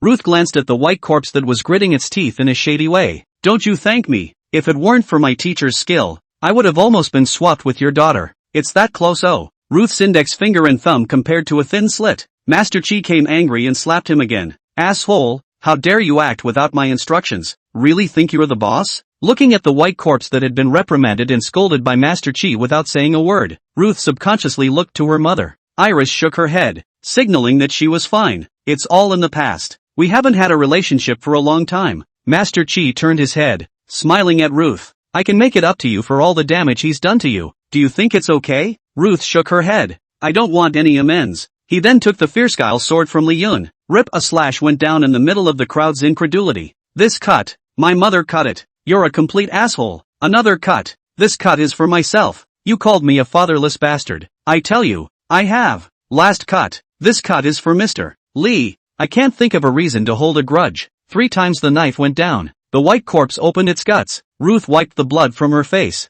Then he grinned at Master Chi. Too clear. Master Chi couldn't help but take a deep breath and give a thumbs up. It's a talent. Then he looked to the white corpse holding his intestines to the side. Someone take him to the hospital. He shall not be worthy of the divine doctor's hand. Throw out of this place afterward. Never again. The white corpse was about to head to the hospital with the help of his bodyguards. Li Yun's gaze was grim. Far away from the birdcage, Zoltan emerged from the birdcage with a card that cut right through the head of the unsuspecting white corpse. Teachers have told students to cover their eyes. Iris couldn't believe it. Ruth seemed to be the only one in the room who guessed it. Teacher will teach you one more lesson. When you have the ability and opportunity to kill your enemy, don't let it go. You're a teacher and you teach your students this kind of stuff? Professor Chin. I seem to know who this kid learned the ruthlessness in his body from. Master Chi smiled helplessly. Chapter 127 The Fractured Patient. Principals and teachers get it too. Why this Mr. Lee can conquer the 7th class. Bears are afraid of tough guys. 2. What kind of person would dare to slaughter a creepy thing like this?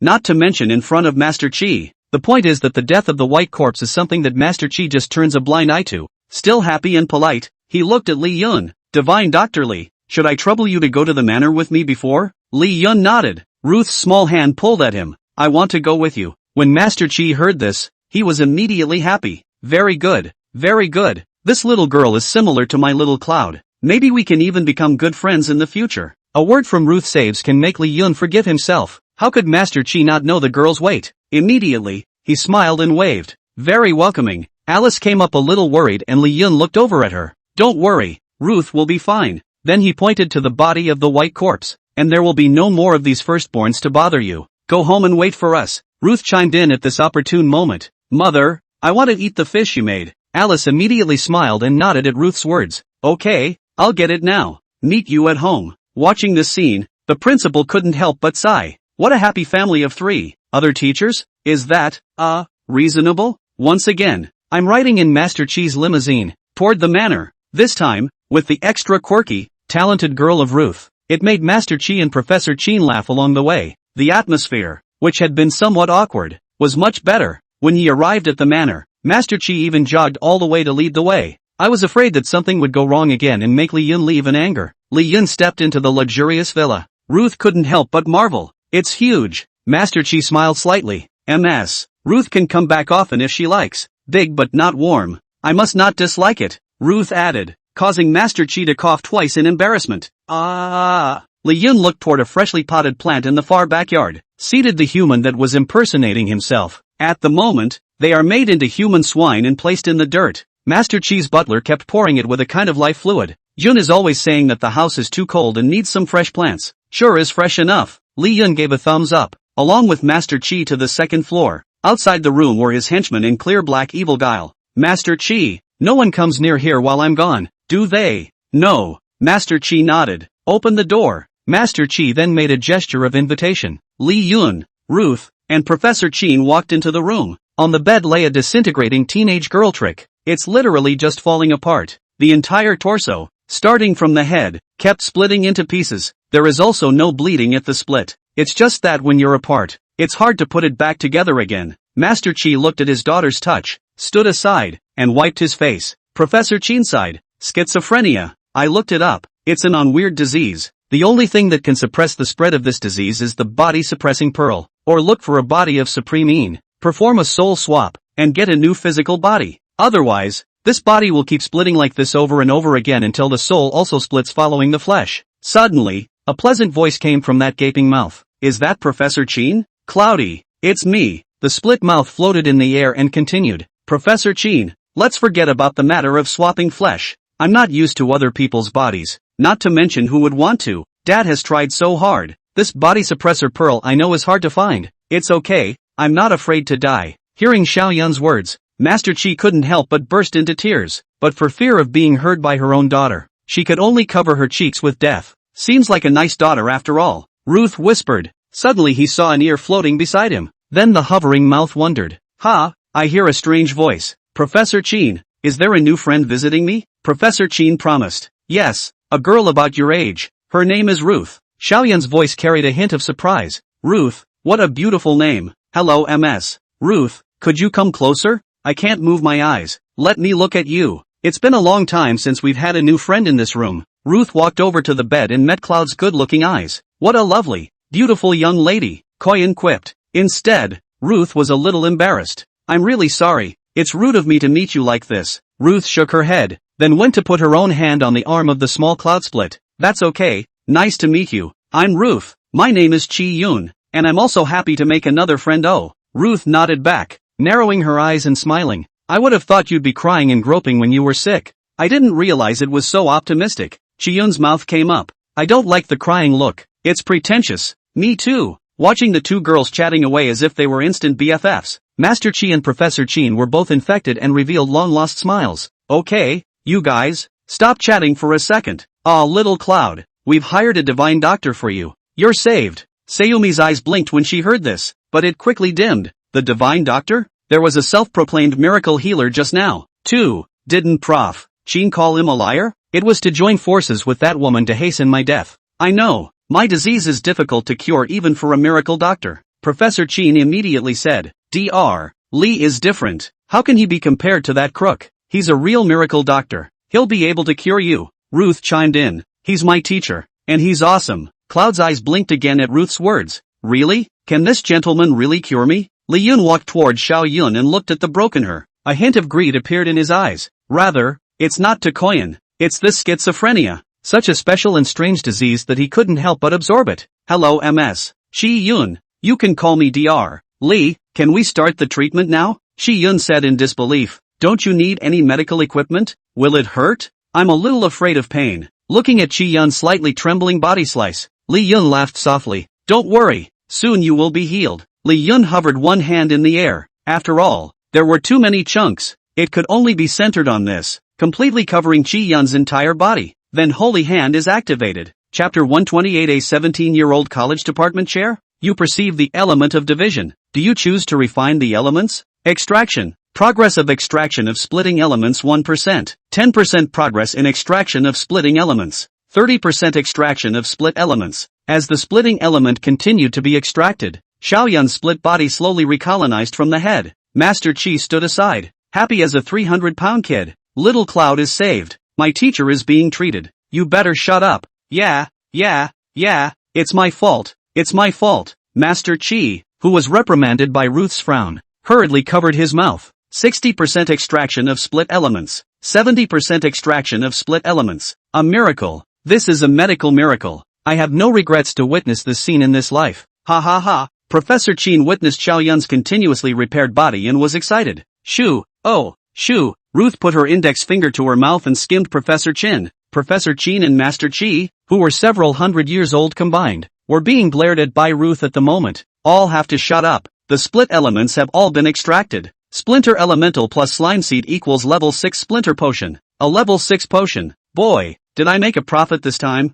Li Yun couldn't help but be excited as he looked at the split elemental. Recovered as before, Sayumi moved her hands and feet, looked at his intact body. Slowly, he sat up. I'm like, okay. Master Chi couldn't hold it together any longer and ran straight over to hug his daughter. Dad, I'm good. Little Cloud, you're finally well. But I was really worried sick about Dad. Master Chi touched Xiao Yun's arm. Make sure it's intact. That's when he took Sayumi's hand. Quickly, give thanks to your benefactor. Xiao Yun got off the bed and looked over at Li Yun, crossing his arms and bowing to thank him. Thank you, Divine Dr. Li. Master Chi even bowed continuously in succession. Many thanks to Divine Dr. Li. Ah, many thanks. You are the great benefactor of our Chi family. Li Yun waved his hand. Thanks once is enough. Master Chi, You know the cost of my treatment. When Master Chi heard this, he immediately laughed. Little things, quickly go and bring the Golden Lotus Earth collection that Divine Dr. Lee wants. And the payoff. Wait for the men to bring the Golden Lotus Jizo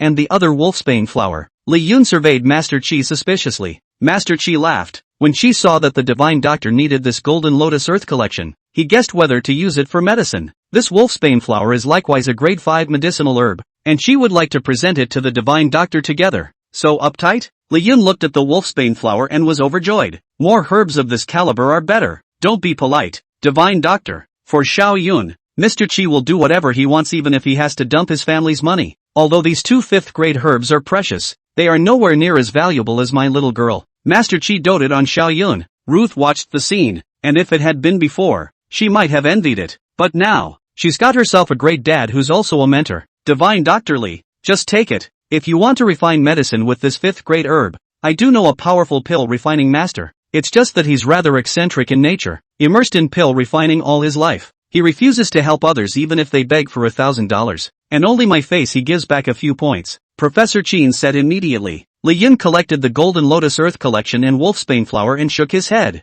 No, I can refine it myself. Professor Chin was shocked. You're still an alchemist? Though healers and medicine making are not separate, but when you break it down meticulously, these two are not the same profession. The path of the healer is already difficult. The underworld is not the human world, with all its strange and bizarre diseases, curses, viruses, magic, and so on. Basically, by choosing the path of a healer, one would by default give up the path of refining medicine. There's no way around it. Both careers require a lot of heart and time. The usual shenanigans are destined to be only one of two things. It took him, Prof. Chin, hundreds of years to become a professor at the University of Trick Medicine, and the medical skills of Li Yun in front of him had long since far surpassed his. Not only that, but you can make medicine? It's a 5th-grade herb. Look away. My teacher is a master pill refiner. I am her proudest disciple. Ruth labeled herself. Li Yun didn't hesitate to break it down. After all, you're the only apprentice for now. Even if there are many disciples in the future, I'll be the one that makes you the most proud. Ruth said unconvincingly. Professor Chin sighed and shook his head. Sure enough, for a true genius, one pass will make 100. Healer, alchemist both. Such enlightenment, not to mention humans, is an incomparably rare existence even in Guili. When Master Chi heard that Li Yun also knew how to refine medicine, he was also immediately attentive. Divine Dr. Lee, I have a pill refining room right here. Do you need to use it? Li Yun shook his head. What do you need that for medicine making? It's been refined. In Li Yun's hand, the level 5 potion Dark Geocache appeared. Dark Jizo, after taking it, you will gain the power of darkness for half an hour and become a master of darkness. Looking at the energy and aura emanating from the potion, Professor Chin affirmed. This is the aura of the Golden Lotus Earth. And this energy, it's really level 5. A 5th-grade potion. How was it made in a flash? The knowledgeable Professor Chin was dumbfounded. Ruth beamed back. Teacher, I want to learn this move of yours. Li Yun knocked her head. That's a trick you won't learn. Honestly, follow the normal order of refining pills properly. After all, this is a one-click synthesis granted by the alchemy profession. How do you teach this? Professor Chin immediately clasped his fists. Divine Dr. Lee, I have an unkind request. Can we hire you to become the head of our university's pill refining department? Now that's a position that's being vacated. Treatment everything. Li Yun waved his hand. It's almost time to leave yourself. It's impossible to go back to being the head of the Department of Pill Refining at the University of Trick Medicine. However, Trick Medicine University seems to be the best medical university in the area. Li Yun set his eyes on Ruth. Once a teacher, always a father. Since this kid called himself a master, plus his own relationship with Mrs. Iris, should indeed have put more thought into her. That's a shame. I've never met a human as good as Divine Dr. Lee. Professor Chin's words caused Master Chi and Xiao Yun to nod in recognition. Just because humans don't have it, doesn't mean Guile doesn't have it. Ruth has the best talent I've ever seen. I recommend her for this director. Ruth froze. I'm a 17-year-old high school preparatory student and you're asking me to become a director at a university? Li Yun took out the overwhelming body potion that Ruth had refined. Professor Chin looked at it and was immediately puzzled.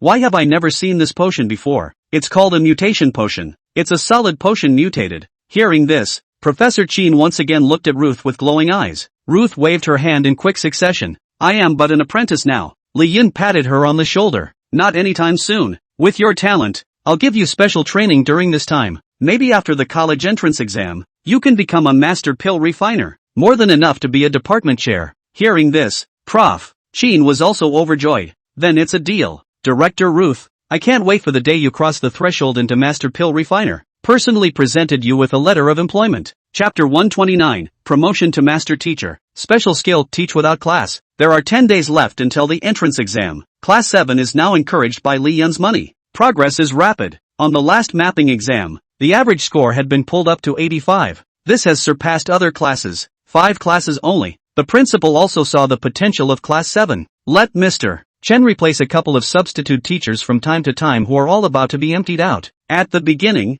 Mr. Chen stepped into the 7th class with a thermos cup. After experiencing these things, he was no longer afraid of Class 7, much less looking down on Class 7 students. He now shifted his goalposts and looked down on a couple of substitute teachers in Class 7. You humans, you're just weak. 5 people in one class and they can't hold it together? Take a break. I'll do it. Teacher Chen took a sip of his thermos and looked up charitably at the Class 7 students. Students, if you don't know anything and want to learn, ask me. This kind of talk is usual for teachers. Usually when it's said, not many students raise their hands. After all, the desire to know is not the desire to live. Not that strong. The next thing remains to be seen is what the teacher says and what they learn. Which I know. That's what came out. A couple of human substitute teachers outright cringed. It was too late to warn Mr. Chen. The class raised their hands. Teacher, I don't know trigonometry. Teacher, I don't understand what this high math means. Teacher, what do you think the relationship between magic and math is? Throughout the class, there was not a single student who did not bring a question.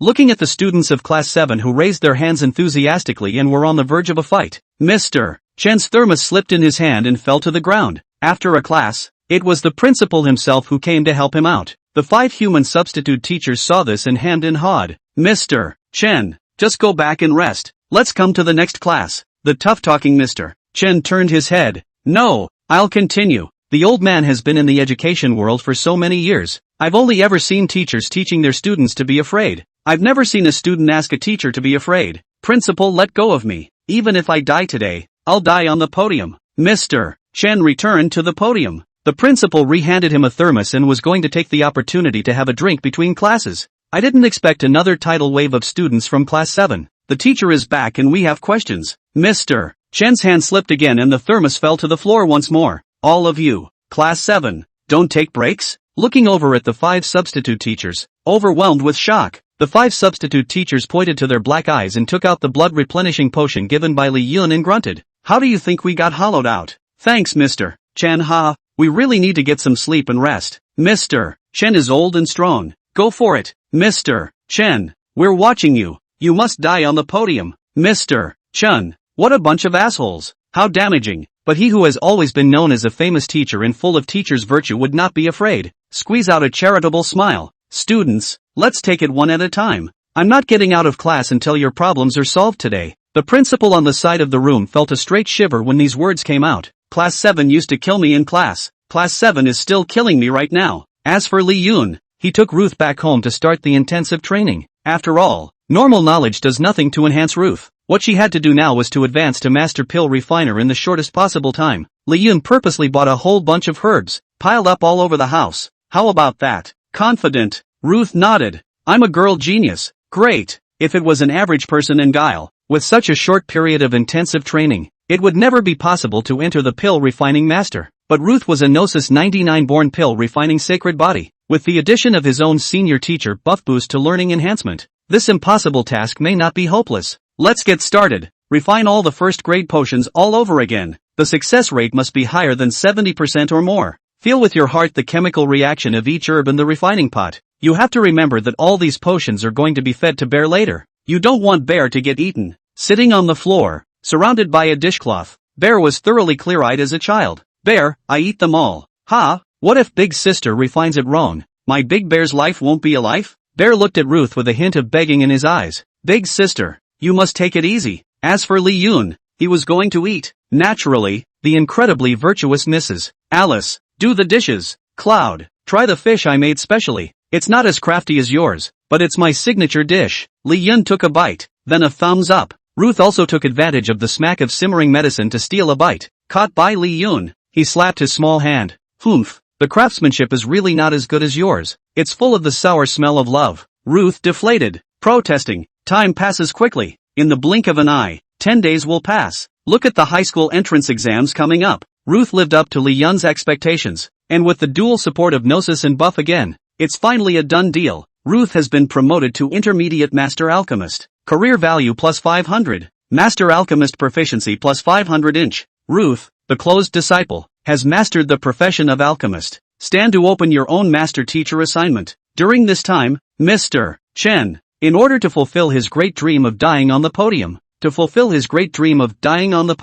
in the 7th class as if it had taken root, the days and nights were spent in a frenzy of lecturing. Class 7 also made a leap from 85 to break into the 90s. Sure enough, it's still a master teacher. After all, when the score is high, every point is incredibly difficult. Can get class 7 to break 5 points in just a short time. Mr. Chen has really put his life on the line. 2. Master Teacher's Mission. Task 1. To gain the favor of a class of students, favorability, 100%. Task 2. Achieve an average grade of 90 in a class, current average, 90. Task 3. Take a closed disciple and help him master a profession. Mastered. You've been promoted to Master Teacher. Mastery of Master Teacher skills, teach to teach. Teachers. Occupational level, Master Teacher. Gifted skills, plus 80% in tutoring students. With your help, students can progress and grow faster. Occupational skills dash. You have the ability to forget everything that you see with your eyes and store it in your memory palace. Pressure. You carry a teacher's natural breath of pressure, which can instantly suppress an opponent's aura.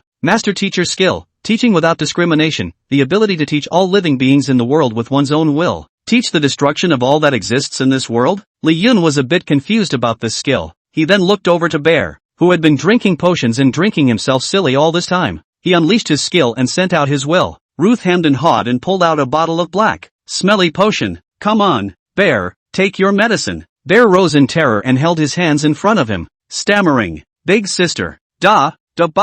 Ruth froze, and Bear subconsciously covered his mouth. When did you learn to talk? Chapter 130 The Last Lesson. Lee Yun finally understood the function of this skill. His own intention just now was to make the bear learn to speak. After passing it on, Bear then learns the language. Only, there are limits to this. Depends on what is being taught, and how enlightened the target is. Target, Bear. Species, doll creatures. Gnosis, 5. Bear's Gnosis is 5. All can only be taught simply to it. Like, language, cleaning, dishes, that sort of thing. If you go any deeper, like making it fry, it's a bit of a strong bear. Teacher, did you teach Bear? Lee Yun nodded. Thanks, Mr. Lee. Bear bowed to Lee Yun. His speech was learned and somewhat stuttered, but for a Gnosis of only 5, that's pretty good. Then can you teach it to make medicine for me? Lee Yun's face darkened. You're asking Gnosis 5 Bear to learn medicine making? You've got to be kidding me. Don't even think about it. You're a master pill refiner now. You're going to be department chair at Trick Medicine University soon. Don't slack off on me. Let those students laugh at you then. Ruth crossed her arms and tossed her head. I'm a big sister. I'll see who dares to laugh at me. Iris looked at the present-day Ruth with relief. Ruth is going to be a college director. What an out-and-out better kid than me. Ruth pouted as she threw her arms around Iris. Mother, as good as I am your child. Outside I'm the director, but at home, I'm still your naughty, unconscious daughter. Looking at the cute touching Ruth, Iris nodded her forehead. If you become department chair, you can't bully your classmates. That's what Lee Yun wanted to say. With Ruth's nature and experience, he wasn't afraid of students who were older than her bullying her. He was afraid that Ruth would toss the group of students and cry, "Come on, the college entrance exam is tomorrow. My irresponsible class 7 teacher has to go and cheer up the students anyhow. Let's go, back to school." Ruth nodded. 7th class. Lee Yun took Ruth back to class. Seeing Lee Yun, Mr. Chen, who had roots all over his legs, was on the verge of crying. Mr. Lee, you're finally back. If you don't come, my old bones will really fall apart here. Looking at Teacher Chen, who wanted to cry, Lee Yun and Ruth snickered. That's quite a stubborn and lovable old man. Teacher, we have questions. Mr. Chen's whole body trembled when he heard this. Life to be asked about PTSD. Lee Yun waved his hand directly. You can never learn enough. Let Mr. Chen rest. Seeing Lee Yun and Ruth, the students who were silent in their studies slowed down. Big sister, Teacher Lee, you're finally back. Ruth returned to her seat. Lee Yun took over from Mr. Chen on the podium. Mr. Chen was carried down by 5 substitute teachers. The legs are simply too far apart to walk. Mr. Lee, what are you going to make us learn on the last day? The last class? Look at the big, eager eyes of the students. Lee Yun smiled gently. Me, this last class, to teach you to learn. Nothing, Relax. When the day comes, it doesn't matter what you learn anymore. It doesn't work. You have been good and great in your teacher's mind. In just 1 month, you can go from averaging in the teens to doing this. The teachers were very pleased and appreciative of you. Li Yun bowed to the students. Rise. Ruth gave an order. The 7th class stood up. We also thank Mr. Lee, Mr. Chen, and the 5 substitute teachers. You guys worked hard. Looking at the bowing and thanking students, the 5 substitute teachers hugged and cried together. OMG. First time any shenanigans have thanked us. These days hollowing out is worth the effort. At first I taught them to survive, but now I'm suddenly a little reluctant. The students in class 7 are not evil. They are the best students I've ever seen. Li Yun looked at the 5 players who were crying and then thought about the 7th class when he first arrived. Couldn't help but smile, looking at a smiling face, and for the first time, there was also dismay. Teacher is here to wish you all the best of luck in the golden years. Every student can marry good grades and get into a satisfactory school. The shenanigans from now on get more and more exciting. After Li Yun's words, the students applauded. Outside the door, suddenly walks the first place of the 5th class. She politely bowed to Li Yun first, then looked to Ruth, Class 7 President. I'm from Class 5, and I used to come first in every exam. The entrance exam is tomorrow. I came just to tell you that the first prize is mine. I'll get into Trick Medicine University with the top grade. Look at the first of the 5 classes who are polite and combative. Pleased with this legitimate and healthy competition, Li Yun clasped his hands and looked at Ruth. Ruth stood up. Then you'll have to work hard. After all, I'm using my full strength for the first time tomorrow. The 2 men battled it out without losing their atmosphere. Class 7 students were applauding the 2 from the sidelines. Go for it, big sister. Hey, Class 5. Very courageous to challenge our big sister. You have to do your best too. As he was making a scene, the principal walked in at the door with a group of people. Ruth, Zian waved to Ruth. Ruth ran over cheerfully. Little Cloud, why are you and Godfather here? On the side, Master Chi looked at Ruth favorably and hemmed and hawed. Today is the day of your inauguration, and tomorrow is the day you get the top prize in the college entrance exam. My goddaughter is really great. How can my godfather not come to cheer you on? After Li Yun saved Chi Yun that day, the 2 girls became friends at first sight. Immediately became BFFs. Master Chi is also offering to take Ruth as his goddaughter. For one thing, he heartily liked this Ruth who had a mean bone in her body and a quaint spirit. Secondly, he wanted to get closer to Li Yun. After all, Ruth was Li Yun's close disciple. Eventually, Master Chi came to the door with all sorts of obeisances and got Alice's consent. Li Yun was also relatively satisfied with the result. After all, he had left. The orphan daughter and widowed mother had a big backer. Professor Chin took the appointment letter and bowed. Our school officially invites Miss Ruth to become the head of our school's alchemy department. This is a letter of appointment to our school. Ruth becoming Master Chi's goddaughter was explosive enough. I didn't realize there was a more explosive one. Class 7 whispered. The principal and the surrounding teachers who had gathered around were even looking at each other in disbelief. Did I hear you right? A student who hasn't even taken the entrance exam yet becomes the head of the department at Creepy Medical University? Or the Department of Alchemy? My God! The principal just exclaimed with excitement. Our school. The enrollment quota for this 7th class next year is probably going to be squeezed out. Looks like the title of our school's best top class will have to give way to Class 7. The first of the 5th class covered his little mouth. I just competed with you to see who could come in first on the test. Swear you're going to get into Creepy Medical University. And now you're telling me you're already the director? Chapter 131 Grateful Heart. Horror game turns sensational? Congratulations, Ruth, on your golden ticket to the top. The college entrance exams are over and the report cards are out. The school hosted a gold list assembly. One is to celebrate the fact that the school has a top student and department chair. Secondly, congratulations to all the other students for their good grades. The whole school is gathered. Professor Chin, Master Chi, Chi Yun, and Mrs. Alice are all here. Hit the head table. Sitting there were Li Yun, Ruth, the principal, Master Chi, Chi Yun, Mrs. Alice, Professor Chin, Mr. Chen, and 5 substitute teachers. Everyone raised their glasses and celebrated Ruth. Thank you all. I can achieve this. And the support I've gotten from everyone. It doesn't really matter much. It's all up to this talented girl herself. Alice, who had been looking forward to it,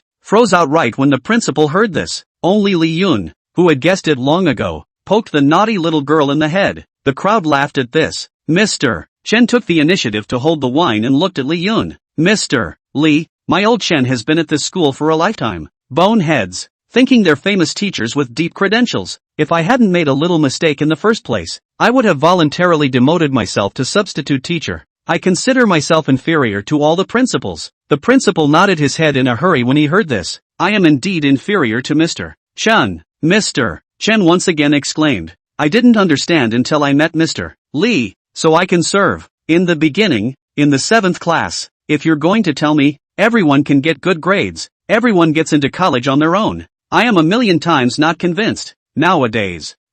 Convinced, completely convinced. The average score for Class 7 ended up being 91. It's still not as good as the overall Class 5 average though, but, it's Class 7. Once at the bottom of the pack time and time again, it was known as the most hopeless class of garbage, ever since Lee Yun arrived. It's really been a turnaround. The carp has found the dragon's door. The students of the 7th class also walked over at this moment. One by one, they looked gratefully at Lee Yun and at the several substitute teachers, bowed. Thank you, Mr. Teacher, for giving us new options, new shenanigans. Remember, the moment the grades were in, the entire 7th class was a sea of cheers. I got into Styx University. I got into, who says I'm a garbage student? Who says I'll never eat a 4-course meal in my life? I've become the only college student in my family. Today's kids have transformed from just being bad. The principal and Mr. Chen couldn't help but sigh. Teachers don't just teach, they cultivate virtue. Our piece is far inferior to Mr. Lee. Class 7 will be one of the most legendary and honorable classes in our school. Ruth also stood up and walked towards the Class 7 students. As a squad leader and big sister,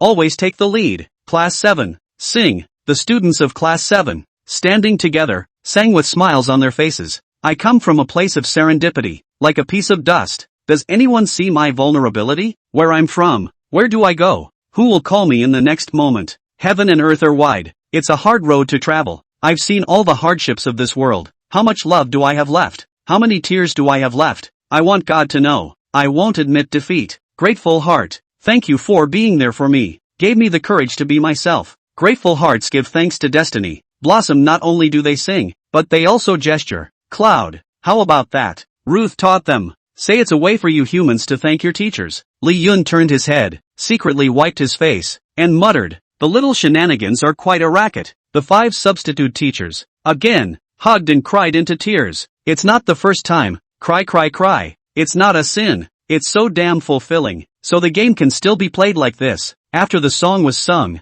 the surrounding principal, Mr. Chen, and a group of teachers were infected. One wiped away a tear. I've been teaching here all these years, and no student has ever thanked me so much. I'm so envious of Mr. Lee. We can't be envious. Put yourself in Mr. Lee's shoes. It's a great fortune to be his student. Lee Yun stood up and smiled with an incomparably sincere and happy smile. Thank you. I wish you all the best of luck in your future. Even if you've all graduated, I will always be your teacher and proud of you. From now on, if you meet anything, you can come to the teacher. Teachers are always your strongest support. Ruth crossed her arms as well. And this big sister of mine, Mr. Lee's close disciple. If you guys get bullied at college, just come back to me. I'll take you to the field. If I can't get it back, I'll let my godfather go. Master Z matched Ruth, rising menacingly to his feet. My goddaughter's classmate also dares to bully. I'll see who's eaten bear heart and leopard guts. Shi Yun looked at his father in this manner and covered his snickers. All right, sit down. Those students and teachers are intimidated by you. Master Chi answered and sat down, immediately looking kindly at Chi Yun. In an instant, he became a daughter slave again. Class 7 returned to their desks. Li Yun slowly sat down. Alice and Ruth looked over at him. Teacher, are you leaving? Li Yun nodded. The high school exams are over and my mission is complete. It's time to leave. Ruth wrapped her arms around Li Yun. Teacher, I can't let you go. Will I ever see you again? That was what Iris wanted to ask. She was just too embarrassed to ask it out here. Don't worry, the school has issued Mr. Lee a permanent teaching certificate. Mr. Lee can come back anytime. Not to mention you guys, me and the other teachers. We can't let go of Mr. Lee. The other teachers nodded as they listened to the principal. Mr. Lee, be sure to come back often. Teach us more about how to lead students. Li Yun smiled and nodded. Master Chi pulled out a black card and handed it to Li Yun. Dr. Lee, you saved my family's little cloud, and I recognize your shut-in disciple as my goddaughter. We're half-in-laws too. This black card is my auction's premium membership card.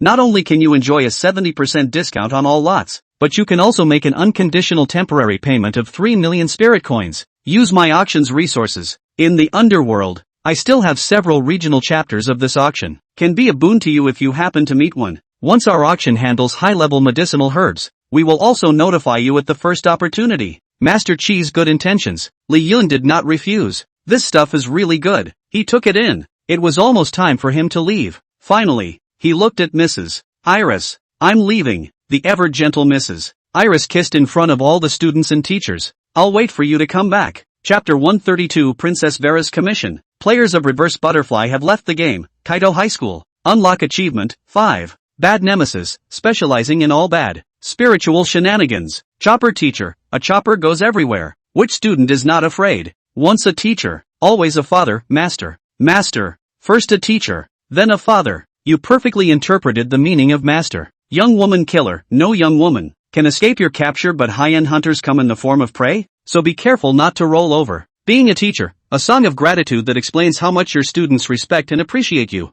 Game rating, SSS Game Review. It's a horror game. Asshole. It's all ruined by your melodrama. Reward, leveling experience plus 2,000 game points plus 500 spirit coins plus 6,000 disguise tickets * 2 disguise ticket. Can disguise as any game NPC. Target. Received the Peace Hotel's dividend, 1,000,000 souls. Your dishes are a big hit. Career value plus 500. Chef proficiency plus 500 inch. We've received a dividend of 800,000 souls from the hospital. Mia and Wendy asked for advice on behalf of their teachers, and the hospitals they managed just had a bar to receive feedback. Career value plus 400, and proficiency of famous doctors plus 400. Rent received for Nebula Apartments, 200,000 spirit coins. Nebula Apartments, once bloody apartments. Guest rooms, 24. Assets, 700,000 souls. Rating, E. Annual profitability of $1,000,000 will upgrade the rating and unlock more benefits. Bindable staff, 3. Upgrading the rating will expand the amount of staff to be recruited. Effect, as a landlord of Nebula Apartment, with its own independent assets. Personal strength bonus, plus 5%, rising according to the apartment's rating. Spirit coins, 3. 22 million. Number of games, 5. Ability, blood-sucking power. Soul contract, Daniela, evil. Duke of Zoltan. Money contract, Shu Sin. Teacher-student pact, Mia, Wendy, Ruth. Items, invitation to Chateau Timot. Honorary Dean's badge of 100 Creepy Hospital. Teaching qualification of Creepy Vine High School. Black card membership of auction. Invisibility cloak. Game exemption coupon. Game selection coupon. Game exit coupon. Blight potion. Fire poison potion. After settling rewards and checking personal information, Li Yun opened the backstage. Dense messages popped up in the guild. Wang Tianba, President, why don't you collect your powers? Another SSS-rated bully list? Cheech and Chong, you're making us look a little out of place in the newbie guild. Ouch. We're going to be overrun with applications again. Green grass, who's the newbie guild with this kind of treatment? A whole lot of people are crying out to join us. Lanzi, Che, when I play my next game, I'll be able to attract a whole lot of people too. Li Yun opened the guild application and took a look. Plus 999. A new guild of its own is so hot. Reverse Butterfly, be careful when you add people. Don't let everyone in. Wang Tianba, don't worry, Chairman. We've already compiled a set of methods for screening members of the Grand Guild. We're not the same for those without potential. We only recruit the same monosme. Reverse Butterfly, you may have misunderstood me. Wang Tianba, huh? Reverse Butterfly, I'll let you have more beauties. We're in the Cayenne Bureau now. Angela, cut. How did the 8 of them get in here? Reverse Butterfly, that's why we're just starting the Cayenne game now. Wang Tianba. Reverse Butterfly, right? Leave me 5 places. I'll pull in 5 new people. Wang Tianba, OJBK. Li Yun invited the 5 substitute teachers to join the guild. Congratulations to Jun Tiangu, Humming Cat, Da Boo Boo Boo Boo. Join the guild. Clouds of Heaven, hello, everyone. Humming Cat, Chairman really didn't lie to us. Our efforts were not in vain. My girlfriend heard I'm in the Love One Another family program and she wants to have sex with me tonight. Wang Tianba, Angela Lam, against the butterfly? Da Boo Boo Slippery, ahem, get excited. Reverse Butterfly, alright, from now on we're all brothers in our own family. So if you have any problems, look for Vice President at Lanji. If you need anything, call at Wang Tianba. Darnton, so when do we get the president? Reverse Butterfly, when your girlfriend still wants a shot. Da da da da da da da da da da da da da da da da. Li Yun and the members of the group bragged and finished their tawdry conversation. Just quit the guild. There are blue dahlias and 8 Vajra. He's a throwback who holds up his end of the bargain. Cloud, do you have time to come to the old castle now? Saw Mrs. Timot's message. Li Yun took out the invitation to the vampire ancient castle. Entered the old castle. Ma'am, I'm coming. Mrs. Timid was having afternoon tea with her 3 daughters. Li Yun was just like going home, consciously walking to his place. The butler then immediately served a cup of Earl Grey tea. Thanks. You're welcome, Dr. Lee. Daniela sniffed and looked at Li Yun with dissatisfaction. Why do you smell like other blood-sucking creeps? Are you having a trick out there? Li Yun looked at Daniela, who was questioning herself with a face like a little daughter-in-law. Put down the teacup. Left and right. Missy and Missy too have been looking beautiful again lately. Hearing this, Sandra touched her cheek. Really? I thought so. Bella smiled confidently as she held her tea. Thank you Dr. Lee, but I've always been beautiful. Daniela beamed and looked at Li Yun. What about me? Li Yun poked her in the head. You've always been the prettiest. Daniela immediately smiled with joy. Mother, do you hear me? He said I was the prettiest. The lady slowly put down the tea in her hand and smiled softly. Well, you're the prettiest. Have a nice cup of tea. I'm going to get down to business with Dr. Lee. The lady looked at Li Yun and opened her mouth. It wasn't really me who called you here this time. It was Princess Vera. Vera? Is she up to something? Madam nodded solemnly. A big thing. A very big thing. It won't be long before Princess Vera has to carry out the inheritance of the Dracula patriarchal position. Arguably, this is the biggest thing to happen to our blood-sucking shenanigans. Once she becomes the matriarch, with her bloodline, she will become the supreme empress of our blood-sucking dial. Li Yun mused darkly. Isn't that a good thing? The lady, however, said, have you forgotten the dark curse on Princess Vera? I don't think anyone in the Dracula family would want to see her ascend to the matriarchal throne. Li Yun said quietly. So the mole hasn't been caught yet? The lady nodded. That's what Princess Vera asked me to find you for. She wants you to help her by finding the mole hiding in the Dracula family who brutalized her. Chapter 133, Dracula. Sin participates. Li Yun pondered for a moment without much hesitation. Nodded. The lady snickered. It seems Princess Vera carries a lot of weight in your heart. Deep into the Dracula family. Such a threat. How dare Dr. Lee not ask Princess Vera about the payment she offered? Pay off? Li Yun blossomed a trace of his blood ancestor bloodline. Bella, Sandra, Daniela, the 3 sisters were all shaken for a moment, suppressed by their bloodline, their faces showing fear. Put away your bloodline. How could the princess give you such a noble bloodline? Mother, I have a craving. Daniela crossed her small waist and looked over at Li Yun and licked her tongue. Li Yun compared his fists and shook them. Daniela commiserated. Oh,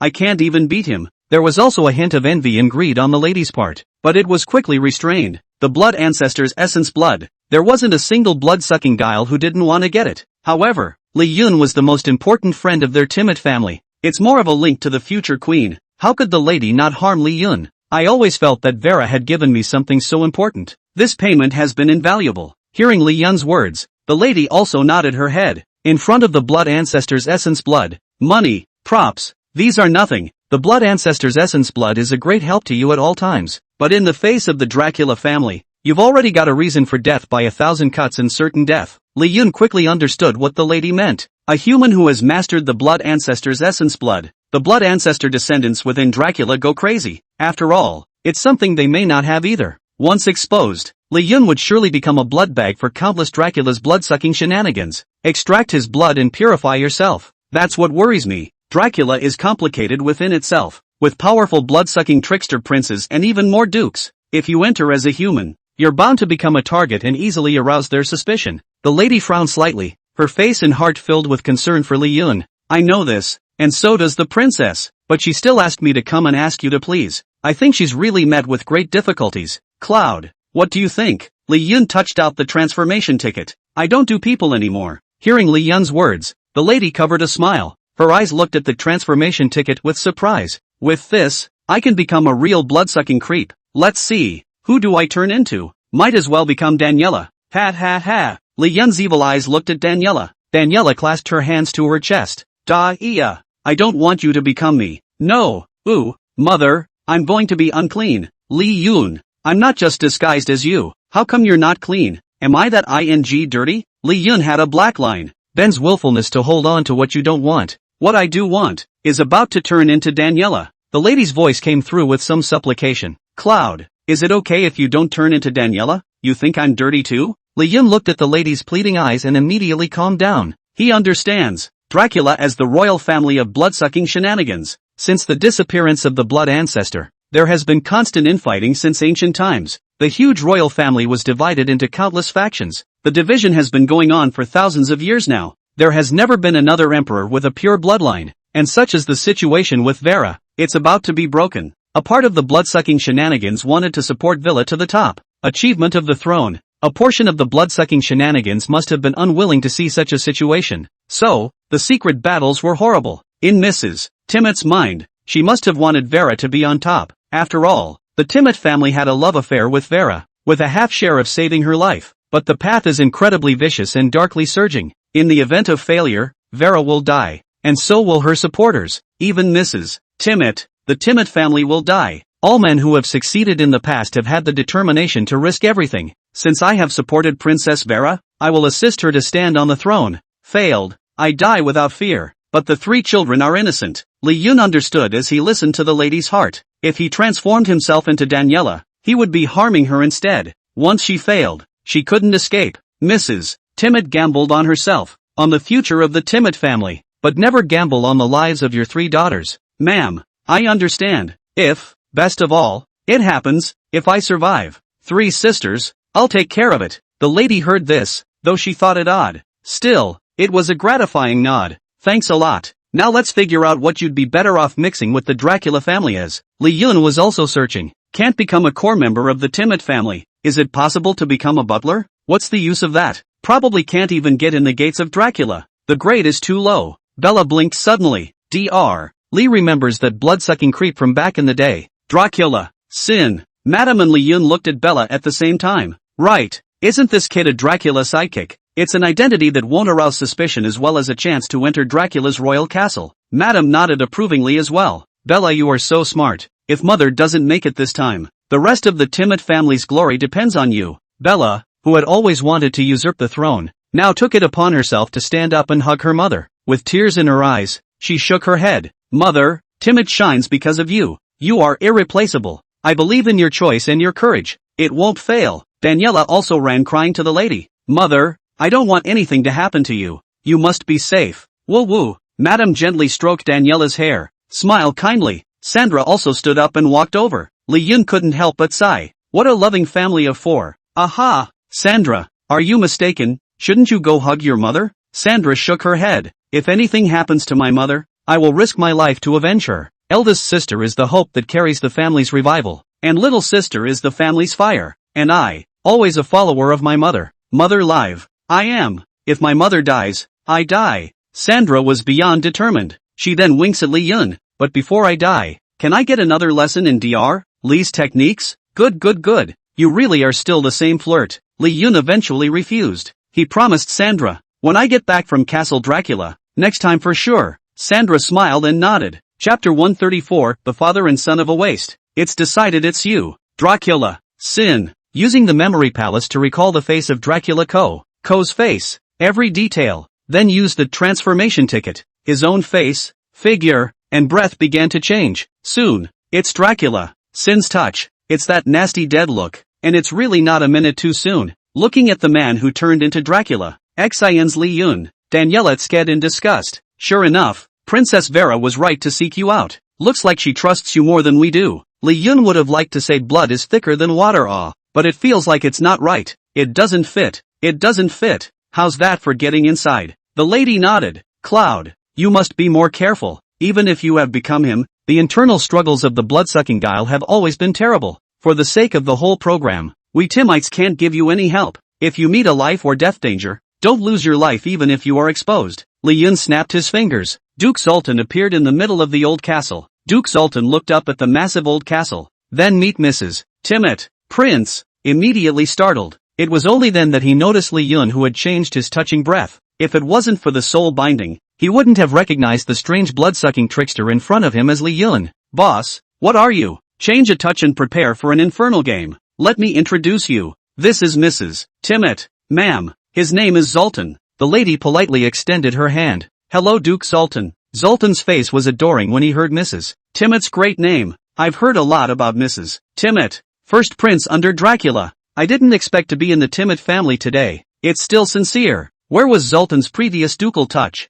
At the moment is to bend and bow, like a licking dog seeing a goddess. Not even dare to shake the lady's hand. You can just call me Za. Li Yun was happy. Daniela circled around Zoltan and pointed at Zoltan. That's his scent. I told you he was having shenanigans out there. Li Yun clasped his hands and pouted at Daniela. Eh? I'll have it, what do you do with it kind of touch. Daniela beamed. So angry. Come on, you've been hanging out with me. Why do you still look like you haven't seen anything? In the meantime, you'll follow me. Protect me. Zoltan nodded immediately. Okay, boss. When the lady saw this, her hanging heart was finally put down. A Duke-level blood-sucking guile is considered a powerful existence in the Dracula side branch. I'm so relieved to have him protecting you. Cloud, Princess Vera is counting on you. The timid family, look to you as well. This time, we'll live and die together. Li Yun looked at Madame solemn eyes. There was a heavy Joster Town. This is Dracula Co. Co's family is here. Following the address given by the madam, Li Yun brought Zoltan here in a carriage. Li Yun was in a suit and Zoltan was clad in a robe. In order not to attract attention, Li Yun told him to suppress his strength to the count. He then followed behind Li Yun, just like a little brother. Castle Sinjid. This is the place, isn't it? Worthy of being a side branch of Dracula. This old castle is quite big. Li Yun looked at the ancient castle in the darkness in the distance. The red eyes of countless bats were incomparably lurid in the darkness. Go! Li Yun led Zoltan towards the old castle. Just outside the gates, the hidden guards of the Singhid family fell from the sky. What a guy! Li Yun didn't say anything, and Zoltan said coldly, Young Master Xin is back. Why don't you make way? Young Master Xin? The guard narrowed his eyes, seemingly born of doubt. Zoltan's throat rose at the sight. This won't be recognized before we even get in the door. What to do? Zoltan is still trying to figure it out. Li Yun lifted his hand and slapped it. Dog, can't even recognize this young master? Do you believe I'll pull your fangs? The guard covered his raw cheek. What a little young master. No one beats me like that except the young master. Then the eyes came together in a glare. OMG. It's really the young master. Immediately kneeling and kowtowing, he said, Young master, you know, I have high myopia. I really didn't recognize you. Zoltan, you Sinjids are so unreliable? How dare you find a highly nearsighted blood-sucking creep to watch the door? Li Yun, however, was happy in his heart. Sure enough, as long as he or she is as arrogant enough as the real Sin, no blood-sucking shenanigans would suspect him. All right, off. Don't block my young master's way home. The guard moved away immediately, then smiled and held out his hand. Young master, inside please. The young master has been ordered to go to join the Timid family in marriage this time. And it's not a short trip. Your father has been waiting for you. Li Yun gathered information as he walked. Dracula, Sin's father? It seems that the second hurdle of entering the ancient castle to sit on his identity is him. Sinjid Homestead is a combination of several old forts. Mrs. Timid had said, the head of the Sinjid family, Sin's grandfather, had 2 sons and a daughter. Sin's father was the youngest son. The position in the family is not too fast. This also led to the fact that Sin had always been an unappreciated presence in the family compared to the other cousins by his grandfather. Young master, it's here. I'll just go back and continue guarding the old castle. Li Yun waved his hand, signaling him to get lost. Zoltan was then led into his own old castle. In the old castle, his father, who was waiting for him, ran at once when he saw him. How's it going? Have you talked about the marriage with the Timid family yet? How many daughters of the lady are you going to marry? Li Yun laughed coldly in his heart. It's the lady I want to marry. Don't you dare believe it. Surface shook his head. The dude said, the deal is off. The Timetads don't treat me well. Hearing this, Xian's father pointed at Li Yun angrily. You, not my son. Li Yun's heart thumped. Found out so soon? He was then seen storming out. You're a loser. Do you have any idea what climbing up the Timid family will do for us? Don't you know what's going on in our family? Look at your cousins and look at you. What a mess. Li Yun looked at his father who pointed at him and cursed him. A moment of confusion. And with that, he was not spoiling for a fight. First, he pointed back, then cursed back. I'm trash? That wasn't even born from you. You're good, you go and marry Mrs. Timid. She's been promoted to prince. If you marry her, I'll serve you. And look at my great uncle and aunt. Which one isn't better than you? You're a mess. Sin's father? My son pointed at me and scolded me. And all the ing words are mine? All of a sudden, the angry eyes from a moment ago cleared up quite a bit. Chapter 135, An Opportunity to Meet Princess Vera. What was your name again? You ungrateful son. You don't even remember your father's name. So you remember your father's name? I don't remember either. That's not it. It's just tradition. Humph. Remember, your father's name is Dracula. Li Yun sits on the couch, crosses his legs, and surveys Dracula. This makes the standing Dracula. Odd, a little skeptical. Who's the daddy of who? Anyway, Zoltan sked aside. If he had been allowed to come, once would have been revealed long ago. Boss is still good. He's got Dracula, Sin's old man. Sin's old man. Haven't improved a bit in centuries? Still this dead look. Take your feet off. Labor wants to sit too. Dracula. Key sat down on his butt next to Li Yun. For his son filial piety laughs at the performance of the dead individuals do not seem to be surprised. This was the basis on which Li Yun dared to make this gesture. Dracula. Sin, however, is not disliked by the Timid family if he is somewhat competent. By the way, who is he again? Dracula. Key pointed to Zoltan in the distance. My new little brother. Dracula. Key frowned slightly, contemplating. The two minions I asked to follow you there? Li Yun, who had planned what to say long ago, spread his hands. Dead. Dracula. Key said angrily. How to die? Mrs. Timid was going to me and die trying to protect me. What do you mean? He Timids have gone too far. Who says it isn't?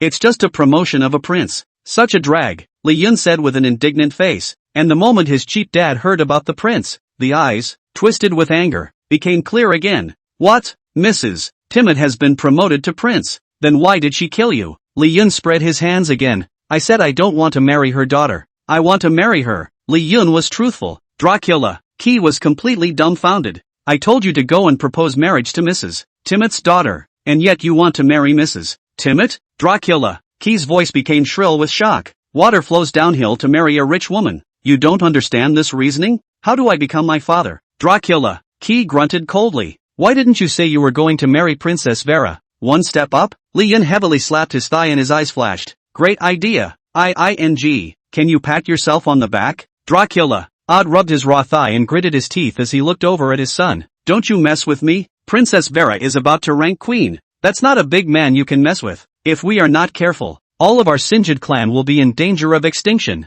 Luckily, you're not qualified to meet Princess Vera, and I'm not afraid of what you'll cause again. Dracula. Key breathed a sigh of relief. Li Yun, however, was in a hurry. Why can't I see Princess Vera? When it comes time for the big enthronement ceremony, don't we go to Dracula's imperial city? Hearing this, Dracula. Key laughed. Who do you think you are? Let alone you. Even the family head is far from qualified for this. We claim to be some kind of blood ancestor sidekick, but we're really just dispensable fodder for the Dracula family. There are thousands of side branches of the Dracula family, and with our family's status and identity, we don't even have the qualifications to approach the imperial city. When Li Yun heard this, he pondered slightly. Is the hierarchical order of the vampire guild so strict? I didn't realize that I was hanging on to the name of a Dracula, but I couldn't even enter the imperial city. How else is this going to help Vera? It seems that this Sinjid family, too, is a waste. That's how Dracula Singh dared to show off in the Timid family. Sin still dared to strut his stuff in the Timid family. Who gave him the courage? Just because you have 1% of the blood ancestor bloodline? Because his name is Dracula?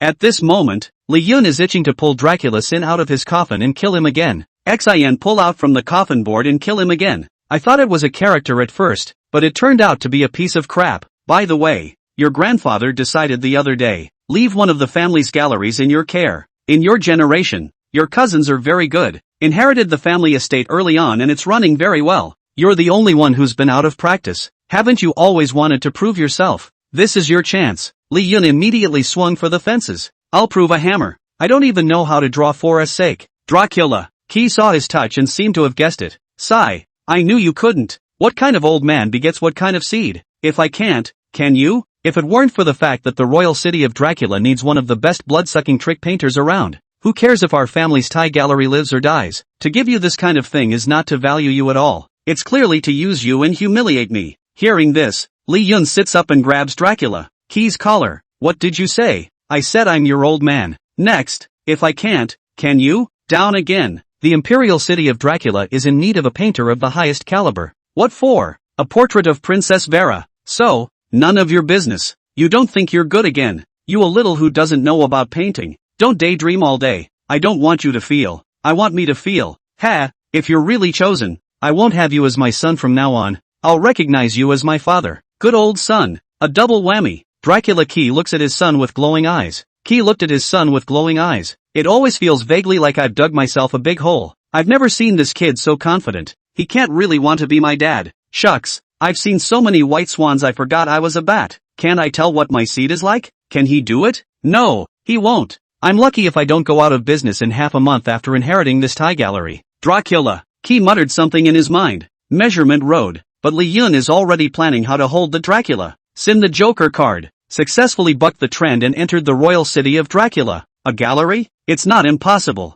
The best blood-sucking trickster painter. That doesn't say me. System, This you don't give a designated profession? Don't you dare force me to draw 10 times since, after waiting a long time, the system did nothing. Li Yun suddenly slapped himself in the face. Dracula. Key? Is it some kind of leftist disease to beat yourself up? Asterisk asterisk asterisk asterisk. After changing the skin, even the system doesn't love me anymore. I'll fight you. I'm not done with you if you can't draw the painter's profession. Chapter 136, Painter Profession. The Town of Joster. 28, Fenya Street. As a town constructed by a race of blood-sucking creeps, there are hundreds of thousands of blood-sucking creeps in the town in total. And Maple Street is one of the most moody streets. The long streets are lined with maple trees that eat people. Yes, it eats people. Just before the butler led Li Yun to the dilapidated gallery that the Sinjid family had asked him to take care of. Then the butler was swallowed in one bite by the twisted maple tree. Telltale. Spit me out. You damn maple. Believe it or not, I'll open you up. The maple tree heard the steward's anger, and seeing that he could not digest it, he could only spit it out. A suited,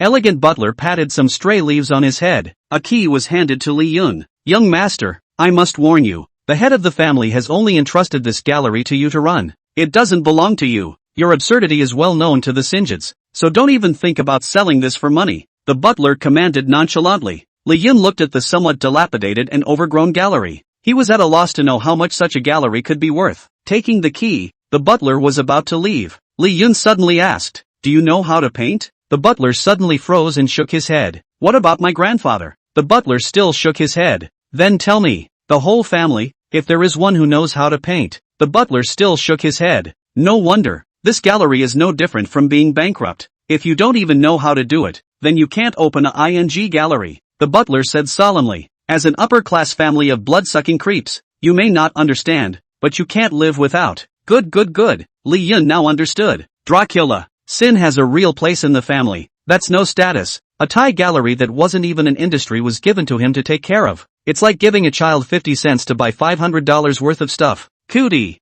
Just to be snubbed. Cootie. Deserve to be bullied? Whose idea was it to give me the gallery? Naturally, it's the head of the family. You know that's not what I'm asking. It's my brother or sister. The first young master and second young miss are just suggestions. It's ultimately the family head's will. Li Yun sneered. Suggestions? Really think I'm a little cutie? If you want to see me make a fool of myself, step on me and show your accomplishments to the head of the family. Who can't see that? It's not just the fear that I'll marry the timid family and bend the rules, replacing them in the family today. Dogs are sneaky, not creepy. Butler. Okay, you go back. Li Yun waved his hand and the butler immediately left. Just walked away a little preoccupied. Why has the young master suddenly become different? If he had guessed all these reasons, he would not have been so calm. No, I've got to go back and check. As soon as the butler turned around, he saw Li Yun and Zoltan dropping one of the paintings from the gallery into Maple's mouth. Butler? Maple. Young master, what are you doing? I see it's hungry. I'll feed it.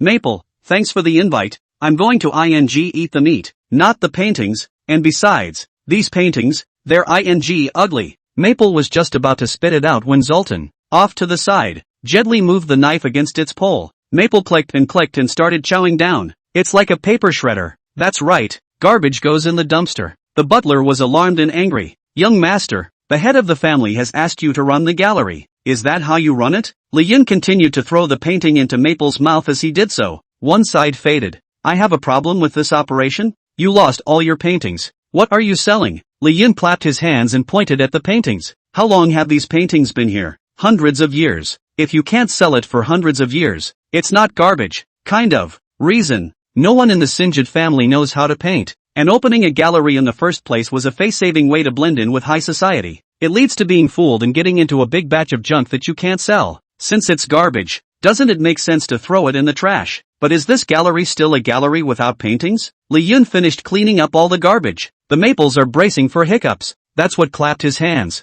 Who says it doesn't? I'll draw it. Zoltan set up his easel. Get the greens, paintbrushes, and all the tools ready. Boss, it's ready to go. Satisfied, Li Yun walked over. The butler froze even more. You paint? He even suspected that he was hallucinating. The young master of the ever-uneducated shame of the Singhid family can paint? The next moment, he debunked that idea. Cold Face said, I don't have time to watch the young master fool around here. I'll go back and tell the family head what happened today. You have to remember that the family head letting you run the business is a test. If you ruin the reputation of the Sinjid family, you wait to be chastised by the head of the family. After saying that, The butler left in a rage. Zoltan looked at his back with a cold gaze. Boss, what the hell is this dog doing? How dare he yell at you? Want me to teach him a lesson for you? Li Yun lightly said. A jumping grasshopper? Why bother with him? Now here's the kicker. I'm going to start my first creation. Zoltan also said with some concern. Boss, you really know how to draw? It's not an easy thing to do. When did you learn that? Li Yun smiled faintly. Last night. Painter profession activated. Painter. Occupational level, elementary. Talent skill, painting mood plus 30%. Your portrait will carry a unique mood. Occupational skills dash. You will see everything for what it is. Hastiness of hand, you can paint and finish a painting several times faster than normal. Li Yun activates the occupation. The eyes flashed. The world is as transparent. His Wan vision was not the same as Lanji's perspective. Lanji can just penetrate everything and see part of something. His eyes, on the other hand, could see through the essence of everything. Zoltan, how about a wife for you? Girlfriends are fine. You've got a bit of a liver. Zoltan, boss, how did you know? Saw it. Zoltan hurriedly pulled his cloak tighter around himself with both hands. It doesn't work. I can see whatever I want to see in the world. Guess what I saw in the belly of that maple tree? Zoltan shook his head. See my gold ring. It must have fallen off when I was just stuffing a picture frame into his stomach. Go on, pull it out for me. Zoltan immediately rushed out and drove one hand deep into Maple's stomach. Maple? After pulling out the gold ring, Zoltan returned to Li Yun and wondered, Boss, how come I don't remember you carrying this? Li Yun took it in one hand and pocketed it. Justified. I saw it, so naturally it's mine. Chapter 137, A Promise is a Promise. A Double Blessing. Singhid Gulberg. At the moment Dracula, Sin's grandfather, father, great-uncle, aunt, and cousins, and other key members of the family, is gathering. Dracula. Horton's face slumped. Look to Dracula. Key, those eyes seem to say, look what a waste of a thing you've produced. Dracula. Key stood there, tempted to run away, but couldn't. Inwardly, he said, and don't you look at you, what a waste of a thing you've given birth to. It's just a lineage. Dracula. The reason Horton was so angry, it was because of Dracula. The word got out that Sin had been refused marriage by the Timmet family and had angered Mrs. Timmet. As for how it got out, Dracula. He suspects a mole in his house. Heard myself talking to my son. Who could the mole be? It must be that new henchman of my son's. After all, he was the only one there besides us two fathers and a maid who was cleaning. That maid was a gift from my big brother. It can't be a mole. Dracula. He affirmed. Then he looked to his big brother who was standing by, ready to watch him have fun. Uncle Junior. That's what's wrong with you. How could you let my loser cousin go to the Timmet family to propose? Doesn't that make the Timmets laugh at us? And that loser offended Mrs. Timmet. That's the newly crowned prince. Do you realize how much trouble this will cause for our family? Dracula. Sin's cousin steps in and breaks the clinch. That's it. What is Uncle Junior trying to do? Anxious to replace my mother and eldest uncle in the family? Then you can't pin your hopes on that loser. It's not a steal. Dracula. Sin's cousin also stepped forward. One family, 3 households, each has its own interests at stake. Dracula. Horton looks at Dracula. Key, angrily. You've been coming up with bad ideas all day. Your son just goes and does stupid things. How did my Sinjid family produce your pair of crouching dragons and phoenix chicks? What a way to victimize our family. Hearing this, Dracula, Key disgruntledly said, I want to do my part for the family too.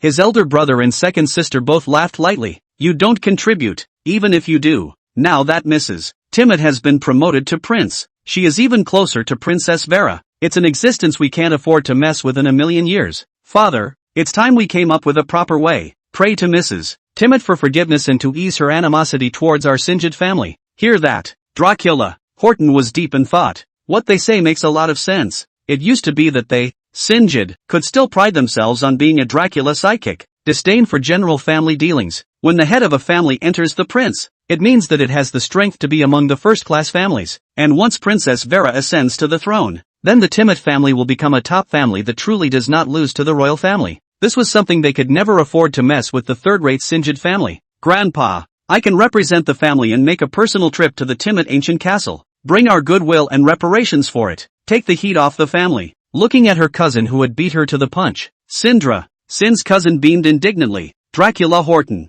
Horton saw his oldest grandson so-and-so, instantly satisfied. Well, your advice is good. You will go there at once, and bring our goodwill with you. Whatever Mrs. Timmet demands, you meet it. It would be best if we can invite him over and we apologize in person. With permission, the eldest grandson bowed, turned and left, and as he departed, he gave Dracula, Sin's cousin with a smug smile. Exasperated, my cousin's chest heaved up and down. The butler came rushing over. Master of the house, Maru Spice, Maru Spice, Dracula. Holden frowned slightly. Who are you calling finished? What happened? Young master, he's fooling around again. Here Dracula. Sin. Dracula. Key was struck dumb. Just finished one of his troubles and here we go again? All he felt was a wave of suffocation, and he was on the verge of passing out. His own son, as usual, can cause trouble. Say, what did that asshole do again? Dracula. Horton gritted his teeth. The master of the house told him to guard the gallery, and he lost all the paintings in the gallery, and that all those paintings are crap. Why don't he paint them? When the butler finished, the whole room looked at me and I looked at you. My cousin was the first to laugh. He draws?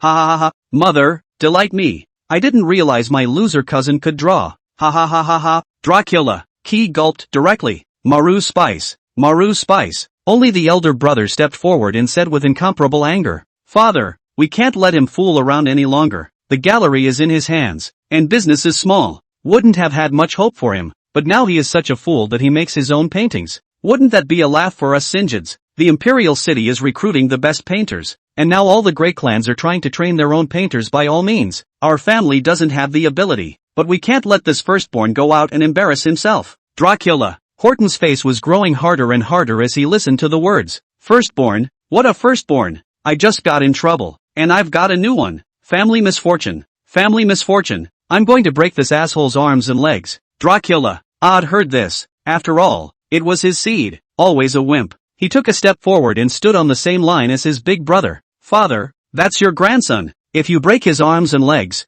I'll take him and leave the clan. Dracula. I'd patted his chest threateningly. Dracula. Horton laughed. For a moment, all the blood-sucking shenanigans in the family laughed. Dracula. Key suddenly realized that things were not good. Did he say the wrong thing? It's a deal. A double deal. Men, take Dracula. Dracula Key and Dracula sing out of the family. Sin both out of the family. It's a great day. Dracula. Key, Timmet family. Hello Mrs. Timmet. My name is Dracula. Joel, and have come to ask for forgiveness on behalf of the Sinjid family. Madam looked at Dracula. Joel. If it was in the past, she would not have received such a junior, much less let the Sinjid family in again. Our family head wishes to invite you, ma'am, to come and make amends in person, as a way to repair the friendship between the two families. Dracula. Joel, in the family, carries a halo, but here, one can only stand there honestly, not daring to raise one's head. Madam sat in her chair and crossed her legs. The three sisters wouldn't even look at him. Invite me to the Sinjid family, just in time to check on Cloud. Thinking of this, the lady broke into a promise. Could be. Dracula. Joel jerked his head up in surprise when he heard his wife say yes. In an instant, it was as if the entire body was about to break apart. Madam's anger filled with intimidation came. Didn't your elders teach you that? Face the prince and do not look directly at him. Next time, I'll teach you a lesson for them. The lady removes the pressure. And Dracula your feels like he's come back from the dead. Joel just felt like coming back from the dead. His back was covered in cold sweat. Chapter 138. Chapter 138. The mysterious painting master of the small town? Painted. If you complete a painting, your career value will be plus 20 and your painter's proficiency will be plus 20. Zoltan came up to the table. For a moment, it froze. He's not a very uppity bloodsucking creep though, but knows a little more about painting than the Singids. Looking at the painting at the moment, he froze straight away. What did you see? Hope. Zoltan replied as he soaked it in. Zoltan senses the meaning of painting in his own realm is improved. Boss, why do I feel like my trickster power is rising after looking at the painting? Zoltan was surprised. Maybe that's why upper-class bloodsucking creeps like to look at paintings. Every painting, painted by the energy of the painter, containing different meanings. Once you sense it, you can absorb the energy inside. Not bad. The fact that you can read it shows that you have a good understanding. Li Yun clapped his hands. Hang this painting, outside. Let's open. Zoltan held the painting in his hands and stared at it slightly. Only one pair? Li Yun shook his head. Not for sale, just for show. By the way, we're not entertaining anyone. Zoltan, while not understanding, expressed respect. Place that one painting outside the gallery. An exquisitely dressed blood-sucking creepy couple passes by. There's a gallery here. Why don't you go look at the paintings? The husband looked at the gallery, his eyes glowing gold. Obviously a blood-sucking creep who loves to paint and knows how to paint. But the wife shook her head. Don't go. That gallery doesn't know anything about paintings. They're all defective. It's just awful. I've been here before and there aren't any masterpieces here. I thought it had gone out of business, but I didn't realize it was now open again. There's crap in here that makes you want to explode just by looking at it. Let's go. The wife pulled her husband and was about to leave. The unbelieving husband took a step and flashed his body, came to the painting outside the gallery. Then it was like a band. Standing there, not a single movement. The wife walked over and closed her eyes in disgust. What a shame to put out the painting. Introduced the nausea. Hey, I told you not to look, but you had to. Can't walk? Did you see vomit? She picked at it and her husband didn't budge. Can't really see the problem. Just as the wife was worried, the husband rejoiced. No way. Never. We have such a master in a small little town. Obviously the painting is just a landscape, and yet I can see a million senses. It's incredible. Open your eyes. The wife listens to her husband's joy. A masterpiece? It can't be. Then she slowly opened her eyes, instantly captivated by the painting. I'll buy it. Truly an unrivaled masterpiece. Is this still that disgusting gallery? How could they have such a masterpiece? The husband stared at the painting with a hand on his chin and his eyes slightly narrowed. Looking at the painting, it doesn't seem to be one of those well-known masters. Could it be that the gallery has collaborated with some up-and-coming master? This painting, I want to buy it home. The wife nodded. I had the same idea. This painting contains a tremendous amount of energy. It will keep us both tasting for a long time. Just as the couple was about to enter the gallery, Zoltan stepped out. Hello, are you the head of the gallery? We would like to purchase this painting, the two men politely said. Zoltan lifted the painting with one hand. Sorry, our boss said the painting is not for sale. No sale? The two couples were in a hurry. We're from the Einert family, and we're definitely not two-timers. Was truly enjoying the artwork. There's an unwritten rule among blood-sucking shenanigans. To buy a masterpiece, you have to be a member of a well-known family, or a blood-sucking creep of high fame status. A blood-sucking creep with no family backing and no strong background of his own doesn't buy a masterpiece even if he has the money. The reason is simple, the fear of second-handers, destroying the reputation of the master. After all, every master painter is the result of a lot of time and money spent by one or more families. Each of their paintings is worth a lot of money. Good paintings are worthy of blood-sucking shenanigans with status. That's why the two couples were so eager to announce themselves. The Einsteins? Zoltan had also heard of it. A family that was a bit more bullish than Sinjid. If it's really a core member with a family endorsement, it does qualify for purchase. Pity. Li Yun said he would not sell, so he naturally had no choice but to do as he was told. Sorry, not for sale. Seeing that Zoltan was determined to take the painting, couples changed tactics. Then can we meet the master who did the painting? Hearing this, Zoltan shook his head even more. He made it clear that he would see no one. We don't serve anyone at our store. No one? Is it difficult to know the name of this master? Isn't that a drop? Zoltan pointed to the inscription next to the painting cloud. Master Yoon. What a budding master. We've never heard of it. The couple was somewhat pleased at the thought. I didn't realize this town had a newly minted ambassador. It's just a little strange that this master has not yet done so. The paintings aren't for sale, and they don't see anyone. Then what's the point of having it here? Every day from now on, I'll put a painting here. You can all come and watch, but not for sale. Zoltan then took the painting and returned to the gallery. Closed the gate. The two couples outside the door looked at each other. This staff doesn't seem like anything I've ever seen before. It can't be a change of ownership, the wife recalled. And what a strange gallery and painter. The husband lamented. Painters are supposed to have strange tempers. It's understandable to be a little grumpy. It's a shame I didn't get one, but I'm looking forward to what's in store for tomorrow. The husband heard this and looked forward to it. The wife added, I'm going to ask my little sister to come with me tomorrow. The husband reminded, for this kind of masterpiece, you have to call someone of good family status who really knows how to paint. If we call in someone who doesn't know what they're talking about and defile the painting and makes the master angry, we won't get to see it. Hearing her husband's reminder, the wife nodded. Don't worry, they're all core members of the great clans. For the appreciation of paintings, it's no worse than ours. Our town has actually produced such a mysterious master. That's pretty funny. Chapter 139, Wanting Fame, Not Profit. The next few days, there was a constant stream of blood-sucking shenanigans outside the gallery doors from all the major families, of some stature. Each day, a new painting is placed outside the door.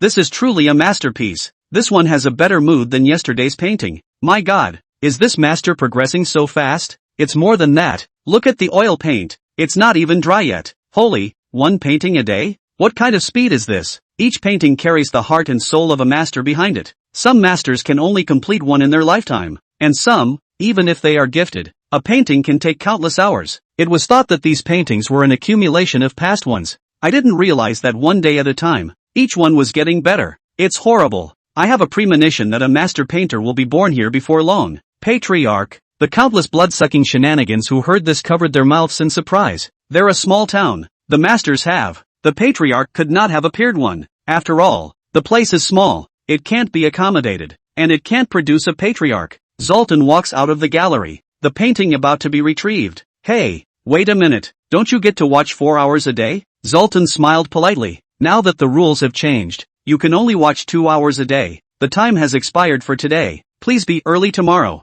The blood-sucking shenanigans were helpless for a while. I haven't seen enough. I'm dying to meet that painter. What a strange rule. Never mind. Come back tomorrow. When they were gone, Zoltan returned to the gallery with the painting. Boss, they're all gone. Li Yun nodded. Your painting is praised by the public. Career value plus 50. Painter's proficiency plus 50 inch. Boss, I still don't understand why you're giving them a free look but not selling it. Zoltan asked. I don't lack that kind of money. Selling paintings isn't important to me. Important momentum building. I want fame, not profit, Li Yun faintly said, trying to use Dracula Sin's identity to get into the Imperial City. Sin's identity to enter the Imperial City. There was only one way to do that at the moment, and that was to become the most prominent painter known throughout the blood-sucking trickster world. In a couple days, cut it short again, change it to an hour. I should open a solo exhibition of paintings when they can't get enough of it. By then, I think my reputation will have spread throughout the town of Joster. When all the top-ranked clans in the town show up, that's the beginning of my fame and fortune.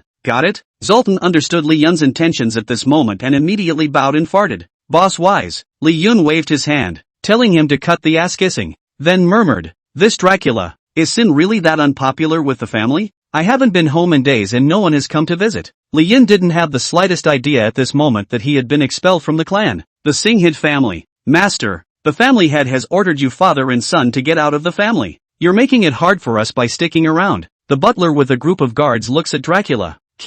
Dracula. Key just lay on the couch, lollygagging. Hard to do? I don't think you should do it. That was just my father being angry. What father have you ever seen who could bear to see his child far away from home, not caring? The butler looked toward Dracula. Odd. Faintly. Isn't that what the Lord is doing? The young master hasn't been back for many days. I'm afraid he doesn't even know his family is gone. Dracula. Key. I don't care. I'm not leaving. What can you do with me? Dracula. Key got up and clung to a side post in a death grip. The butler looked away, then said, since his lordship likes that pillar so much, let's invite the pillar, along with his lordship, out. In no time at all, Dracula. Key was thrown out with the sawed-off pillar outside the Singhid family. That's the last time I'll call you master. Have a slow day. The butler bows to Dracula. Key bowed, then closed the door with his escorts. Dracula. Key got up from the ground and pointed at the butler. Bastard, don't you dare do this to me. If I ever become the head of the family, I will definitely make you look good. Dracula. Key finished venting and patted his ass when he saw his niece walk out. Yo, Uncle Sam, getting so mad. No, you've been kicked out of our family by Grandpa. You don't deserve to have me call you third uncle. Oh, just you still want to be the head of the family. Save your breath. Grandpa's still soft on your no-good son. I'm surprised I didn't take back the gallery. It's a place for you to land. I'm so happy when I think of you, father and son, moving from the old castle to that Thai gallery. Dracula. Odd looked at the face of his niece mocking his own mouth. Angry teeth. I'm at least your uncle, and you're doing this to me. Is there really no place for me in this Singhid household? Well, I'll just watch and see who regrets it later. Dracula. He had no choice but to put down a harsh word and head for the gallery in a grimace. His own niece looked at his forlorn back and rolled her eyes in disdain. Shay, what an elder. Just a loser. Otherwise you couldn't have taught Dracula. Sin's such a loser. Forget it. This young lady won't see eye to eye with you. I hear there's a mysterious master painter in town these days. If I can befriend it, it will surely make Grandpa happy. With my beauty, the master who sees no one will surely see me. Call me a loser. Call my son a loser. You all cursed my son. Why are you cursing me? What's wrong with a gallery? Can't you live in a gallery? In case we two fathers run it up, I'll see how you laugh at us. Dracula. He came to the gallery cursing, and got lost at first. It's true that this gallery has been closed for too long. Not many people in the whole family remember. What's the name? Where is it? Nobody cares. If he hadn't seen Zoltan, who was walking towards Maple to take out the trash, he would have thought he had the wrong guy again. You traitor! Dracula. He saw Zoltan and angrily went up and grabbed him by the collar. Zoltan was instinctively about to make a move, and once he saw that it was him, he temporarily suppressed the anger in his heart. What are you doing? Why do you have the nerve to ask me what for? You traitor who betrayed us. In Dracula Key's mind, it was Zoltan who betrayed them. Key's mind, It was determined that it was Zoltan who betrayed them. Li Yun heard the argument outside and pushed open the door to the gallery. A slight frown.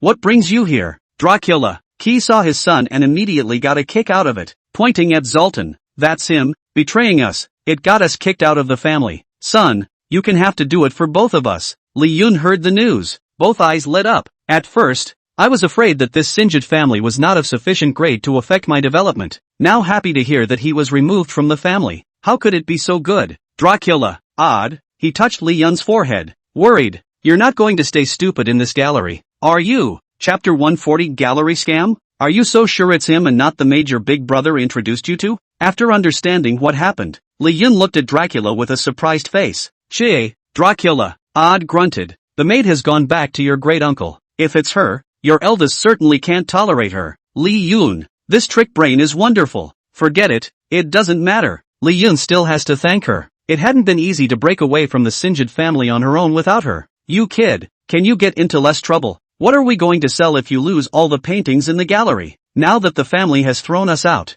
what will we eat and drink from now on? Dracula. Ki looked around at the bare touch and huffed. I'll draw it myself. Dracula. Chi froze as he looked at Li Yun's words. Slowly. The painting. What a load of. I told you your old man I had no talent at all. How can you draw? Li Yun nodded approvingly. Indeed not at all. Can't even read it. Li Yun ignored this cheap old man. To himself, he began to paint. Zoltan also put a new painting outside. Soon, the blood-sucking shenanigans of the great clans arrived as promised, and today there were more people than usual. Here it comes, the master's new painting. Beautiful, so beautiful. It's a pity that I can't take home such a nice painting. Master can pay whatever you want. Sell it to me. Che, who's short on money here? If the master wants to sell it, why do you have to do it? Dracula. Sin's cousin is here too. Looking at the gallery, something looks familiar. Ha, why does this gallery look a little familiar? Can't remember. I'll look at the painting first. This look didn't reveal all that much. She asked surreptitiously to her BFF aside. This painting, is it really good?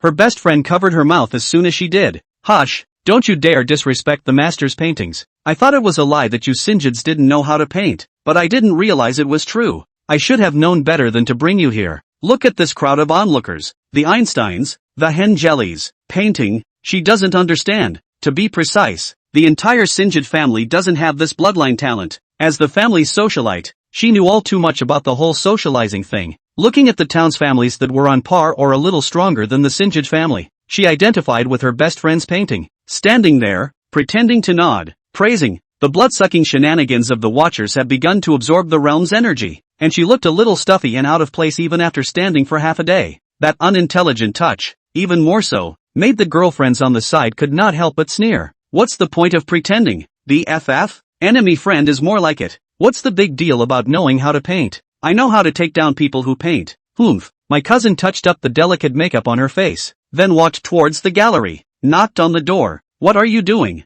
The painter doesn't receive anyone. Everyone frowned slightly. The door opened. Someone appeared who was unexpected to his cousin. Who's that? Keeps knocking and knocking. Dracula. Ki opens the door depressingly. Why you? Why you? Face to face with my cousin. Why are you here? You're not here to reclaim this gallery for the family, are you? Dracula. Odd grieved. Does father really want to drive out the whole world? Not a single broken gallery for me. Cousin froze. Broken voice said, this is the family gallery? Hearing her cousin's words, her best friend was surprised. This is the gallery of the Singhid family. The surrounding blood-sucking shenanigans were all shocked upon hearing this. And who are you? Dracula. Ki looked to the group of watchers. We wanted to come and buy a painting. The painting is Dracula. Ki said happily, it's my son Dracula. Sin drew it. Upon hearing this news, the crowd was even more shocked. What? Dracula? Sin the infamous dude? Oh my god. Is this the return of the prodigal son? He's simply a genius. Never learned. Suddenly enlightened. Is this called an epiphany? Listening to the compliments of the blood-sucking creeps around her, her cousin's face grew uglier and uglier. Dracula. Sin, get your ass out here, she exclaimed. Li Yun listened to the anger and slowly walked over. Which one of you? This one is even more of a killer. Li Yun's indifferent eyes seemed as if he didn't put his cousin in the least bit in his eyes. Cousin clenched her fists and became even more furious. Bastard. Grandpa gave you the gallery, not for you to fool around. What level are you at that I wouldn't know? A master painter? You're worthy too. You bought all these paintings, didn't you? Though I don't know where you got the money and how you convinced that master, but I know you too well. I have seen through your plot. Just wait, I'm going home to expose you. Make it impossible for you to return to the family for the rest of your life. Cousin lapped up the output and turned around. Li Yun froze. Who is she? The blood-sucking shenanigans around them looked at Li Yun and also fell into deep thought. Fake? Didn't he paint it? Vampire creeps. Someone asked. Did you really paint this picture? Li Yun nodded.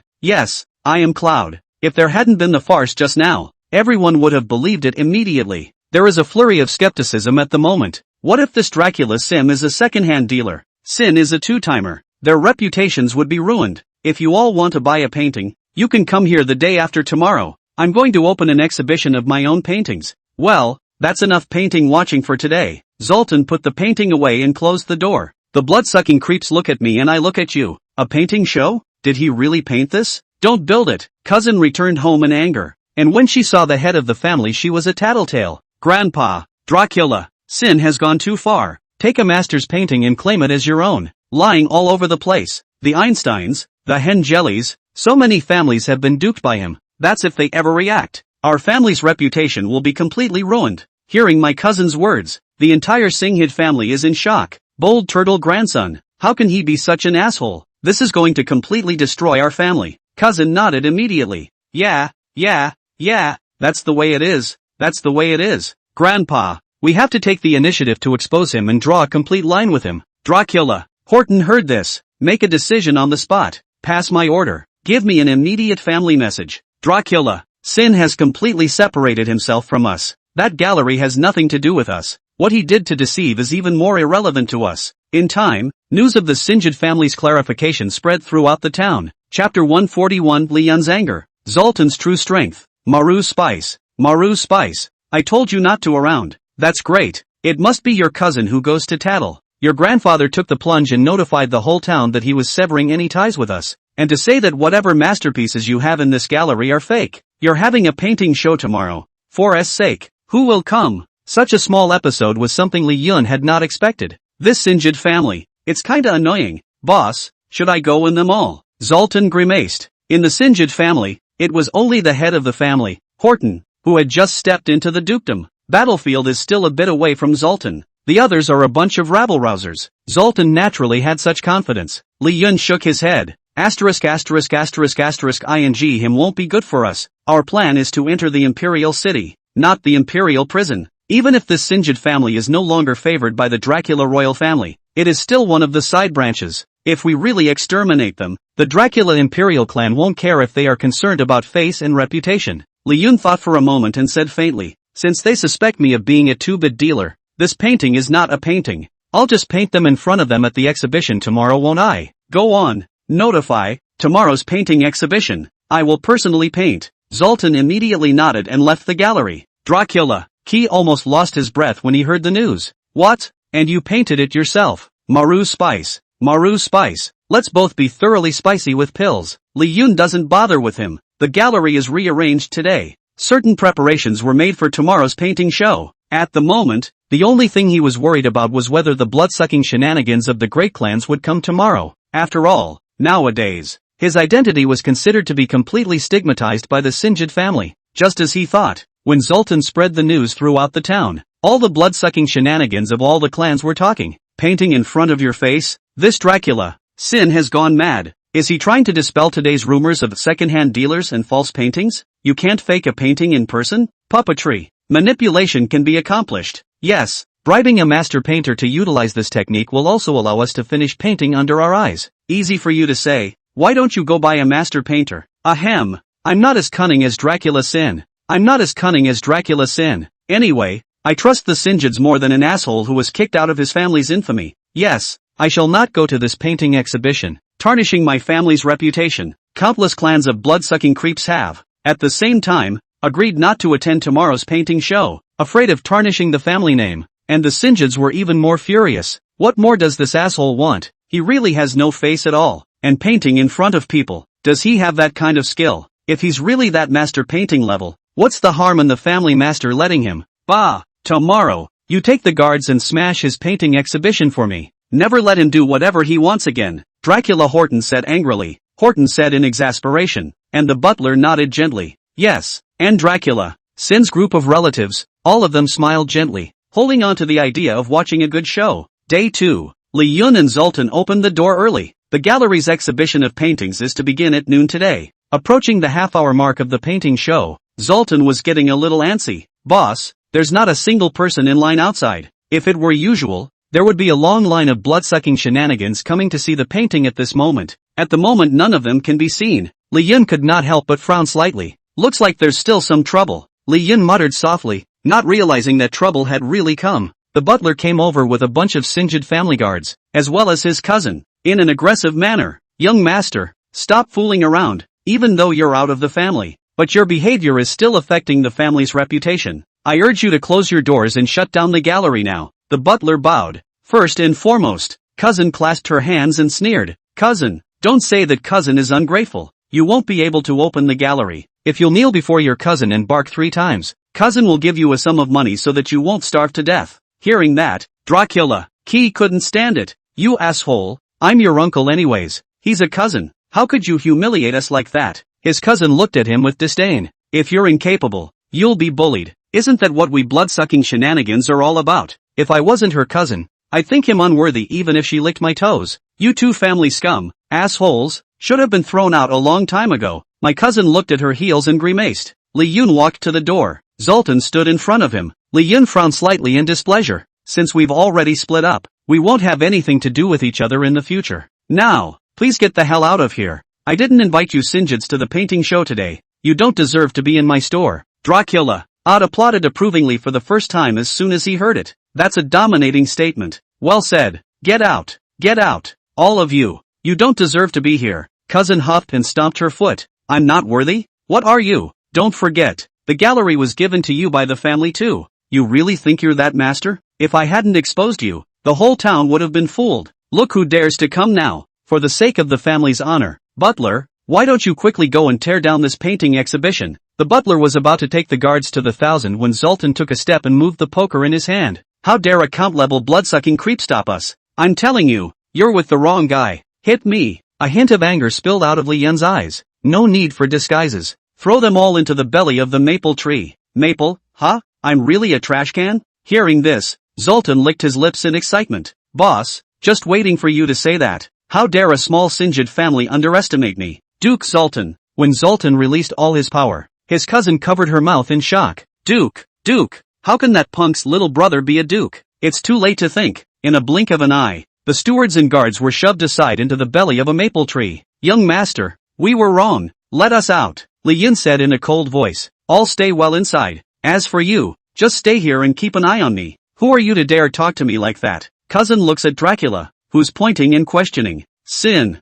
For some reason, she didn't dare to retort a single word. It was as if this cousin of hers, whom she despised, carried with him a royal authority that she could not touch. Chapter 142. Madam, you don't want my painting exhibition to run out of business. Dracula. Joel was ambitious at the moment. Not only did he take the place of the family in dealing with the conflict with the Timot family, even more so, Mrs. Timot, the first person under the imperial city, was invited. Opening the car door, he bent respectfully, not daring to look directly at the road. Your Honor, ma'am, the town of Joster has arrived. Not far away is the castle of our Sinjid family. The lady gave a soft taking a long, snow-white leg, she stepped out of the car. She looked up at Castle Sinjid, nowhere near as grand as her old castle. If Li Yun hadn't worked overtime with Dracula, she'd never have gotten here in her life. Outside the castle, Dracula, Horton, with the core members of his family, greeted him personally. Mrs. Timot, I have been expecting you here for days. It's good to see you at last. It is as beautiful and extraordinary as the legends say. At Holden's praise, the lady nodded her head gently. Well groomed. As for the other blood-sucking shenanigans in the family, meet a prince, even more so. He didn't dare to raise his head, and could only quietly survey her demeanor. A question came to mind. Dracula, how dare that punk, mess with the lady? The lady gazed across Horton to all the members of Sinjid. Dracula. Joel stepped forward at his grandfather's appreciative glance. Ma'am, why don't we go into the castle first? A great meal and generous gifts have been prepared by the lady. Sit down and we'll talk slowly. Horton, with his family members, was about to step away and greet Mrs. Timot with a smile as she entered. Once Madam steps into the castle, the news spread throughout the town. After tomorrow, the Singhid family, will be the hotly debated, envied presence of the entire town. What an honor to be associated with the Timid family. And the thought of Dracula, who almost ruined it all. Sin. Holden felt nothing but anger. This ungrateful heir nearly ruined it all. Dracula. Sin isn't here? The lady opened her mouth and asked. The Sinjids were immediately on alert. The wily Horton immediately said, "Ma'am, that ungrateful grandson has been driven out of the Sinjids by me. Again. I apologize to your ladyship for what happened to him. Don't worry, he is no longer a member of our Sinjid family." Hearing this, Dracula, Joel's father, also smiled and assisted too. That asshole. What a firstborn. After being kicked out of the family by us, he was even in bed with a master painter, cheating an entire town and having a painting show. Don't worry, ma'am, as long as we, the Sinjid family, are around, we won't let that brat commit any more sins. Dracula, Joel, on hearing this, also immediately made up for it. My cousin is still getting to be an asshole. I was very surprised and disgusted when I first heard what he had done at Madame's old castle. My Sinjid family is far inferior to the Timid family, but it is still a side branch of Dracula. Such a person must not be tolerated in the family. Ma'am, that bastard isn't here, so feel free to enter. Dracula, Joel points in the direction of the old fortress, guided by a gentleman's bow. The lady just asked lightly, "What location did you say he was going to have an exhibition of his paintings?" Dracula, when Joel's father heard it, did the lady want to drive out all the people? Good thing. Report the place immediately. Ma'am, why don't you take a seat inside first and have something to eat? I don't think that painting show is going to happen. None of the great families will be there. There's no hurry for you to deal with him. At this remark, however, the lady frowned, then took a long stride away from the location of the Singhid family's old castle. Holden froze. Ma'am, what are you? The lady grunted coldly. You, a side branch of Dracula, have no business letting me in. The Sinjid clan looked at each other, wide-eyed. Just now, did we say something wrong? Why has the lady's attitude suddenly changed so much? In the gallery, cousin gritted her teeth in death and looked at Li Yun and Zoltan. Dare to strike against our Sinjid family. You already have a way to take your death. I don't care who you are, as long as my grandfather knows, he'll hunt you down everywhere. Zoltan buttoned his ears. Don't beep. If the boss hadn't told me to keep you here, I would have gotten you killed. Just a Dracula sidekick, tugging like a princess. Stand right here for me. Zoltan drew a circle, trapping his cousin.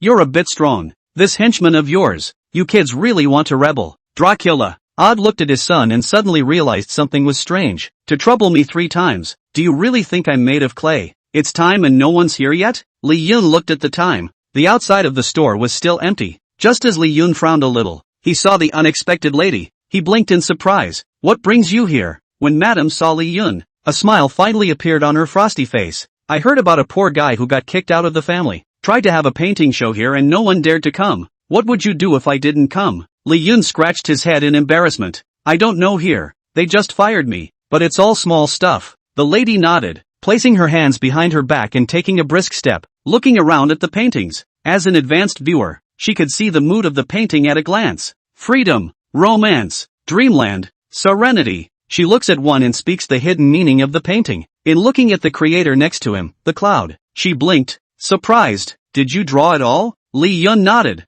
Well, not bad. More than good. It's a work of art. No wonder you dared to open a painting exhibition. Dracula. Odd came forward and looked curiously at Mrs. Timid. And this lady is? Levon looks to Dracula. Key, cheap old man. Madame listened to this and then looked at the moment when she transformed into Dracula. Xian's Li Yun couldn't help but smile. Mrs. Timid, what brings you here? Zoltan walked in, saw the lady, and froze.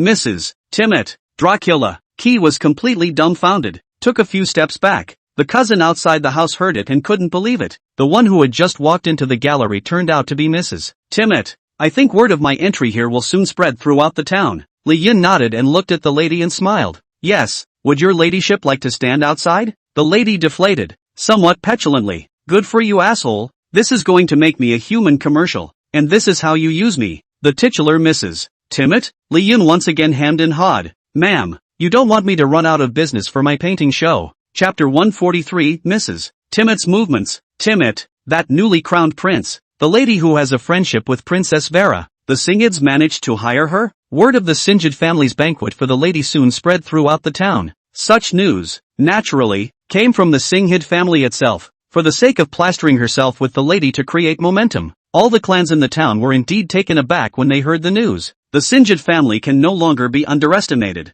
To be able to befriend the Timid family, Inform all members of my Ain's family that Dracula Sin's painting exhibition is off limits to all. Dracula Sin's exhibition. Not a single one of them will be allowed to attend. Since he's been expelled from the family, we can't associate with him. A uniform order was given to all the families to befriend the Singhid family and not to participate in the painting exhibition. Many of the family heads were even more seated and wanted to visit Mrs. Timot at the Singhid house. I'm just getting ready to dress up and go with a generous gift. The butler ran over again. Family master, the situation has changed. What do you mean? Instead of going to the Singhwoods, Mrs. Timot showed up in the middle of a painting show. Ha! The head of the family immediately saw the wind at his back, and the still hot family orders were immediately modified. Pass on my order that everyone in the family head to the painting exhibition immediately. As Li Yun thought, all that was needed was for Mrs. Timot to make a stop there. The great families will then come to the scene. Hey, just use me as a human billboard. No mercy at all? The lady looked at Li Yun with petulant anger. Cousin,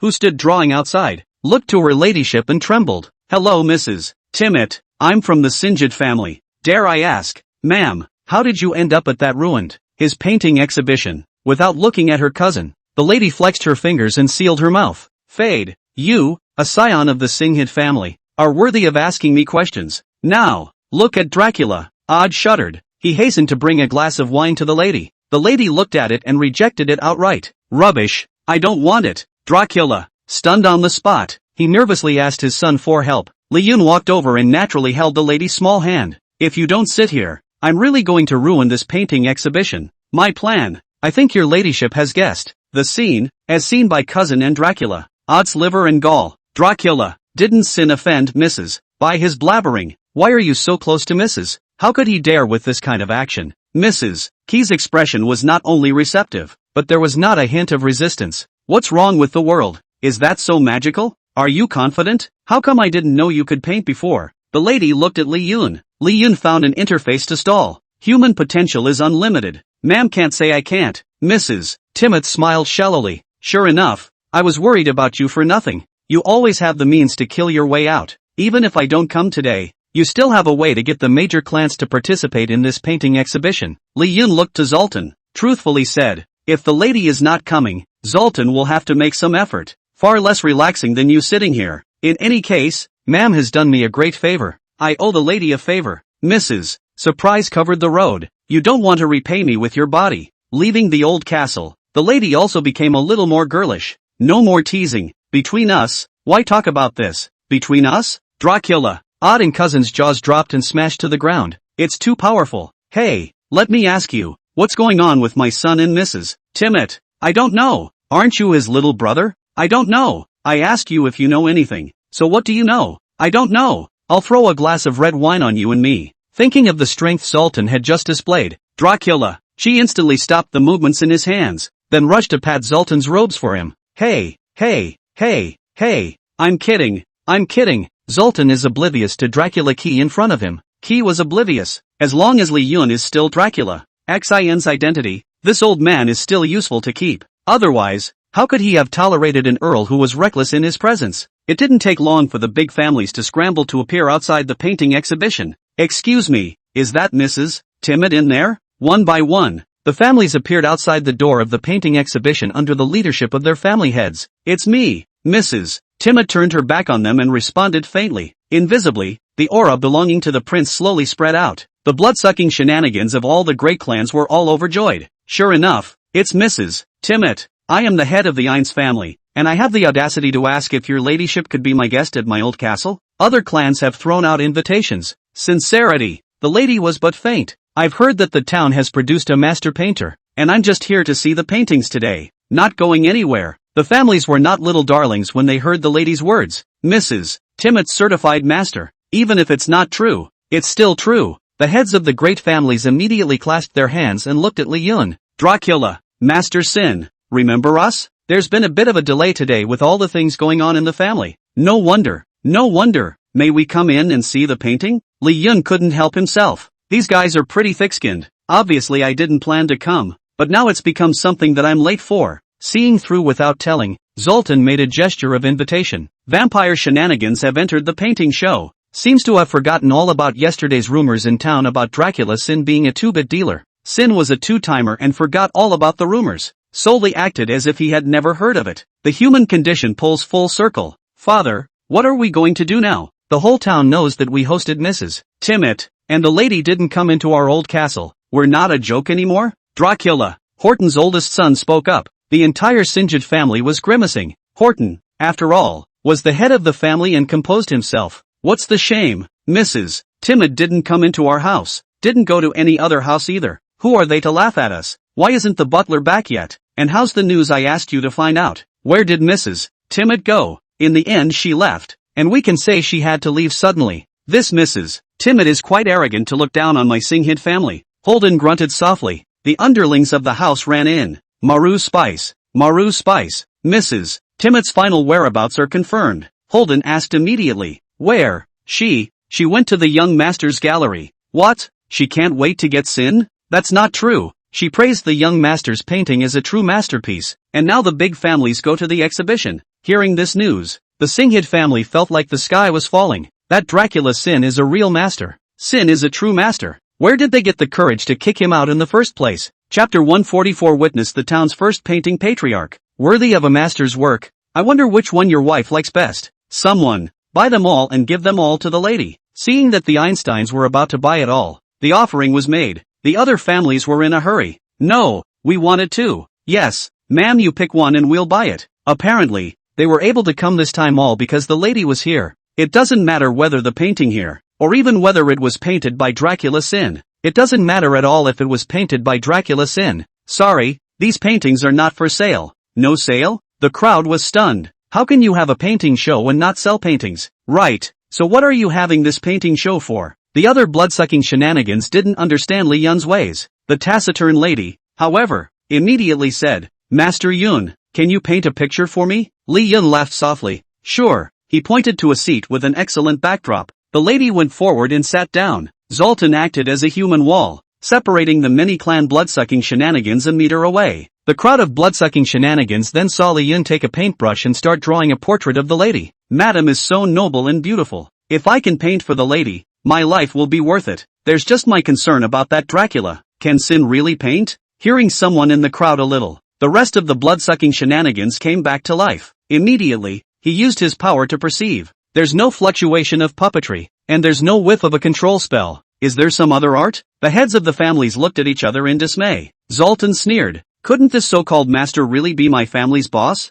The vampiric shenanigans shook their heads in unison. It's not that we don't believe it, it's just unbelievable. After all, the Singhids have made a statement. It's, a family testifying is surely better than one. Then seeing is believing. Take a good look at this painting of my boss. The blood-sucking creeps nodded, true or false, and would have to wait for the painting to come out. A painting may look simple, but it takes a painter to refine it. This portrait in particular is a masterpiece. Otherwise the imperial city wouldn't have recruited the best painter in this world to paint the future queen. Even if he, Dracula, Xin is really a master painter, it would still take quite some time to finish this painting. As soon as the words left his mouth, he only saw Li Yun put down his paintbrush. Ma'am, look, sitting there, the breeze is not disturbed, the years are quiet, and the beautiful lady alone did not expect it to be so soon. You're not going to perfume me, are you? There's no such thing as finishing a painting so quickly. When Li Yun turned the drawing board, Madam's eyes twinkled in surprise. The painting is subtle and slightly playful, and carries the divinity of a lady, and the air of nobility in that body. It's better than every painting that's sitting out there. It shows Li Yun's intentions. The other blood-sucking shenanigans were dumbfounded when they saw the painting. Regarding the skepticism, it disappeared in this moment. What an incredible technique. It's the first time I've seen a master painter who is so fast and draws so well. I told you, he Dracula. Sin is the master. Bah, you horse's ass. The lady took the painting with both hands and loved it. When I get back I'll have the butler replace that painting outside my room with this one. Sure enough, you never let me down. This gift of yours, I love it. Li Yun stretched out a hand. I like it. Then a 20% discount. 800,000 spirit coins. Madam stared, gritting his teeth. He whispered, I can't believe you charged me. Li Yun hemmed and hawed. Make a show of showing them. It's called stature. Get it? The lady understood. Of course, so she instantly pulled out a card. Reluctantly, with Master Yun's divine painting skills, this painting is worth $800,000. I love it. Li Yun bowed and thanked him. Thank you, ma'am. It was followed by a whisper in a voice that only two people could hear. I'll give it back to the lady. Madam also whispered mischievously. Don't take money, pay with meat. 800,000 ah. Li Yun is afraid that he will be sucked dry. Zoltan let go of the group of blood-sucking shenanigans that had long since pressed on. At this moment they rushed over. Master Yun, I would like to request a painting. Want you to draw me a portrait of me. And me, I want it too. Master Yun, don't forget me. I have money. The heads of these families sat where the lady had just been and begged Li Yun to paint for them. You have completed a masterful painting. Career value plus 50. Painter proficiency plus 50. You have completed a masterful painting. Career value plus 50. Painter proficiency plus 50. You've become a master of painting. Painting mood plus 60%. Li Yun closed his eyes, sensing the evolution of his profession. The blood-sucking shenanigans around them were shocked. This is the aura of a painting master. Heavens, we've actually witnessed the birth of a patriarch here. Oh blood ancestor, this is a great miracle. Our town has actually produced a patriarch. And it's still from that Sinjid family. Why not me? The Einsteins. Dracula Horton and his entourage are standing outside the exhibition. Horton and his party, standing outside the picture show, sensing Li Yun's promotion. At this moment one was shocked beyond words. My grandson, not a liar. It's a painting master. Uncle, aunt, cousin. Every single blood-sucking creep in the Sinjid family was completely dumbfounded at this moment. Dracula. Key was even wiping away tears. My son is amazing. Is this still my son? Why do I feel like I can barely recognize this kid after he came back this time? Then Dracula. Key turned his head and saw his father. Son, you seem to have cut yourself off from us. I don't have a father like you. Dracula with open arms. Horton looks at Dracula half a step back, awed and froze. The other clan scoffed. Yo, if it isn't Master Sinjid. What? You've just kicked your painting patriarch's grandson out of the house, and this is to regret it? Since you Sinjids don't know what you're talking about, we Aints are different. We are willing to accept Master Yun, or even offer it up as a householder. A patriarchal painter was far more valuable than the head of a small-town family. After all, there were thousands of small-town family heads, but there was only this one patriarch-level painter. At the moment, Horton was gutted. Then look aside at Mrs. Timmet, who was clutching her portrait. Lovingly, he became angry. Who told me that Mrs. Timmet and Dracula Sin weren't on good terms? Who told me Dracula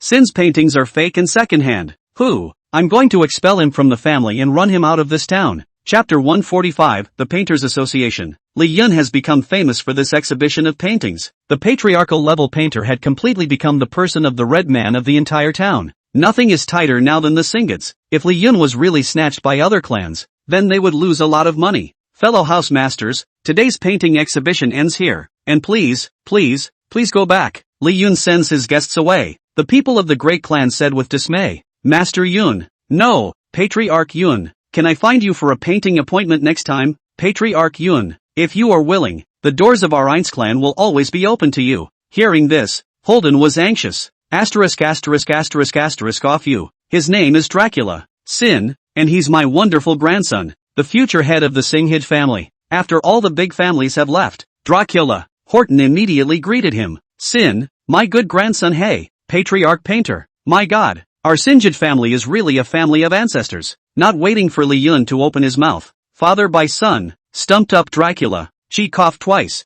I can remember when some people expelled us two fathers and sons from the family. Greetings, Master Sinjid. In the old days, Holden would have slapped him across the face. Yakuza, how dare you talk to me like that? Not anymore. Holden smiles and pats Dracula. Odd, calling the family head would be too much of a burden. I'll call you brother if you want. You still call me dad. Dracula. Odd. Humph. Don't do that. Kissing father and son. It wasn't like this when you kicked us out. Holden said angrily. Adverse son. Kneel down. Dracula. Key was subconsciously about to kneel at the sight of his anger. Holden held him up as soon as he could. Dracula. Sin's great uncle, aunt, cousin, and cousin have fallen to their knees. I'm ashamed of you too, father and son, for driving you away in the first place. It's also influenced by them. If you are not happy, beat them up and scold them. Mrs. Timmet stood aside, seeing this scene, clasping his hands in disdain. Sly old fox, that's what's wrong with Dracula Keefe. Key won't be able to do it. For a moment, he looked at Li Yun. It's okay, I don't mind. Hearing Li Yun's words, Holden was momentarily pleased. My grandson is the potbelly. Li Yun looked at him faintly. Please call me Mr. Yin or Patriarch Yun. I don't mind because I never approved of being a member of your Sinjid family. Leaving you all behind is a way of making things clear with you. Now, please return. All of you. Li Yun raised his hand and was about to send off his guests. What he wants is Dracula Sin's skin. Sin's skin. As for the Sinjid family behind him, it's just a liability. Dracula, seeing this, he had no choice but to follow his own son to show the same kind of feeling. Yes, send it off. Dracula Horton was about to say something when Zoltan walked over. The Duke's aura stunned them. Duke. They never thought that Dracula Sin's sidekick would be a Duke-level bloodsucker. Sin's little brother beside him was actually a Duke-level bloodsucking trickster. It was at this moment that they realized how big the gap was between themselves and Dracula. How big the gap was between them and Dracula Sin. It wasn't them Sinjids who abandoned Dracula. Sin. It's Dracula. Sin doesn't need the family. Eyes on the Sinjids as Zoltan drove them away. Dracula. Odd clapped his hands. Hey.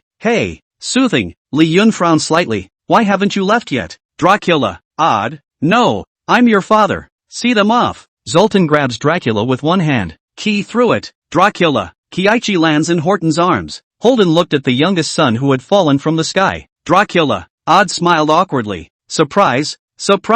I was thrown out too. Do the words just now still count? You call me brother, I'll call you dad. Horton blushes and throws Dracula. Key straight into the mouth of a maple tree off to the side. Get out. The only people left at the painting show were Li Yun, Mrs. and Zoltan. Now the whole town knows that you've been promoted to Zongshire. It won't be long before I think you'll get an invitation from the Painters Guild. Mrs. Timid spoke up. The Painters Guild? Li Yun heard about this association for the first time and asked in confusion. It's a specially formed association for the blood-sucking trickster race, in which master painters, as long as they come from the first-class major clans, will be allowed to enter, and a patriarchal painter, without any background, will be taken seriously. Mrs. Timid explained. Boss, I've heard that too. This association has a high status in our blood-sucking trickster world. If you can join, a membership is worth 100 times more than the status of a son of the Singhid family. It's also easier to reach out to the upper-class families and get into the imperial city's view. Li Yun nodded gently. If so, the association was more valuable than he thought. Just as he finished, a voice came from outside the door.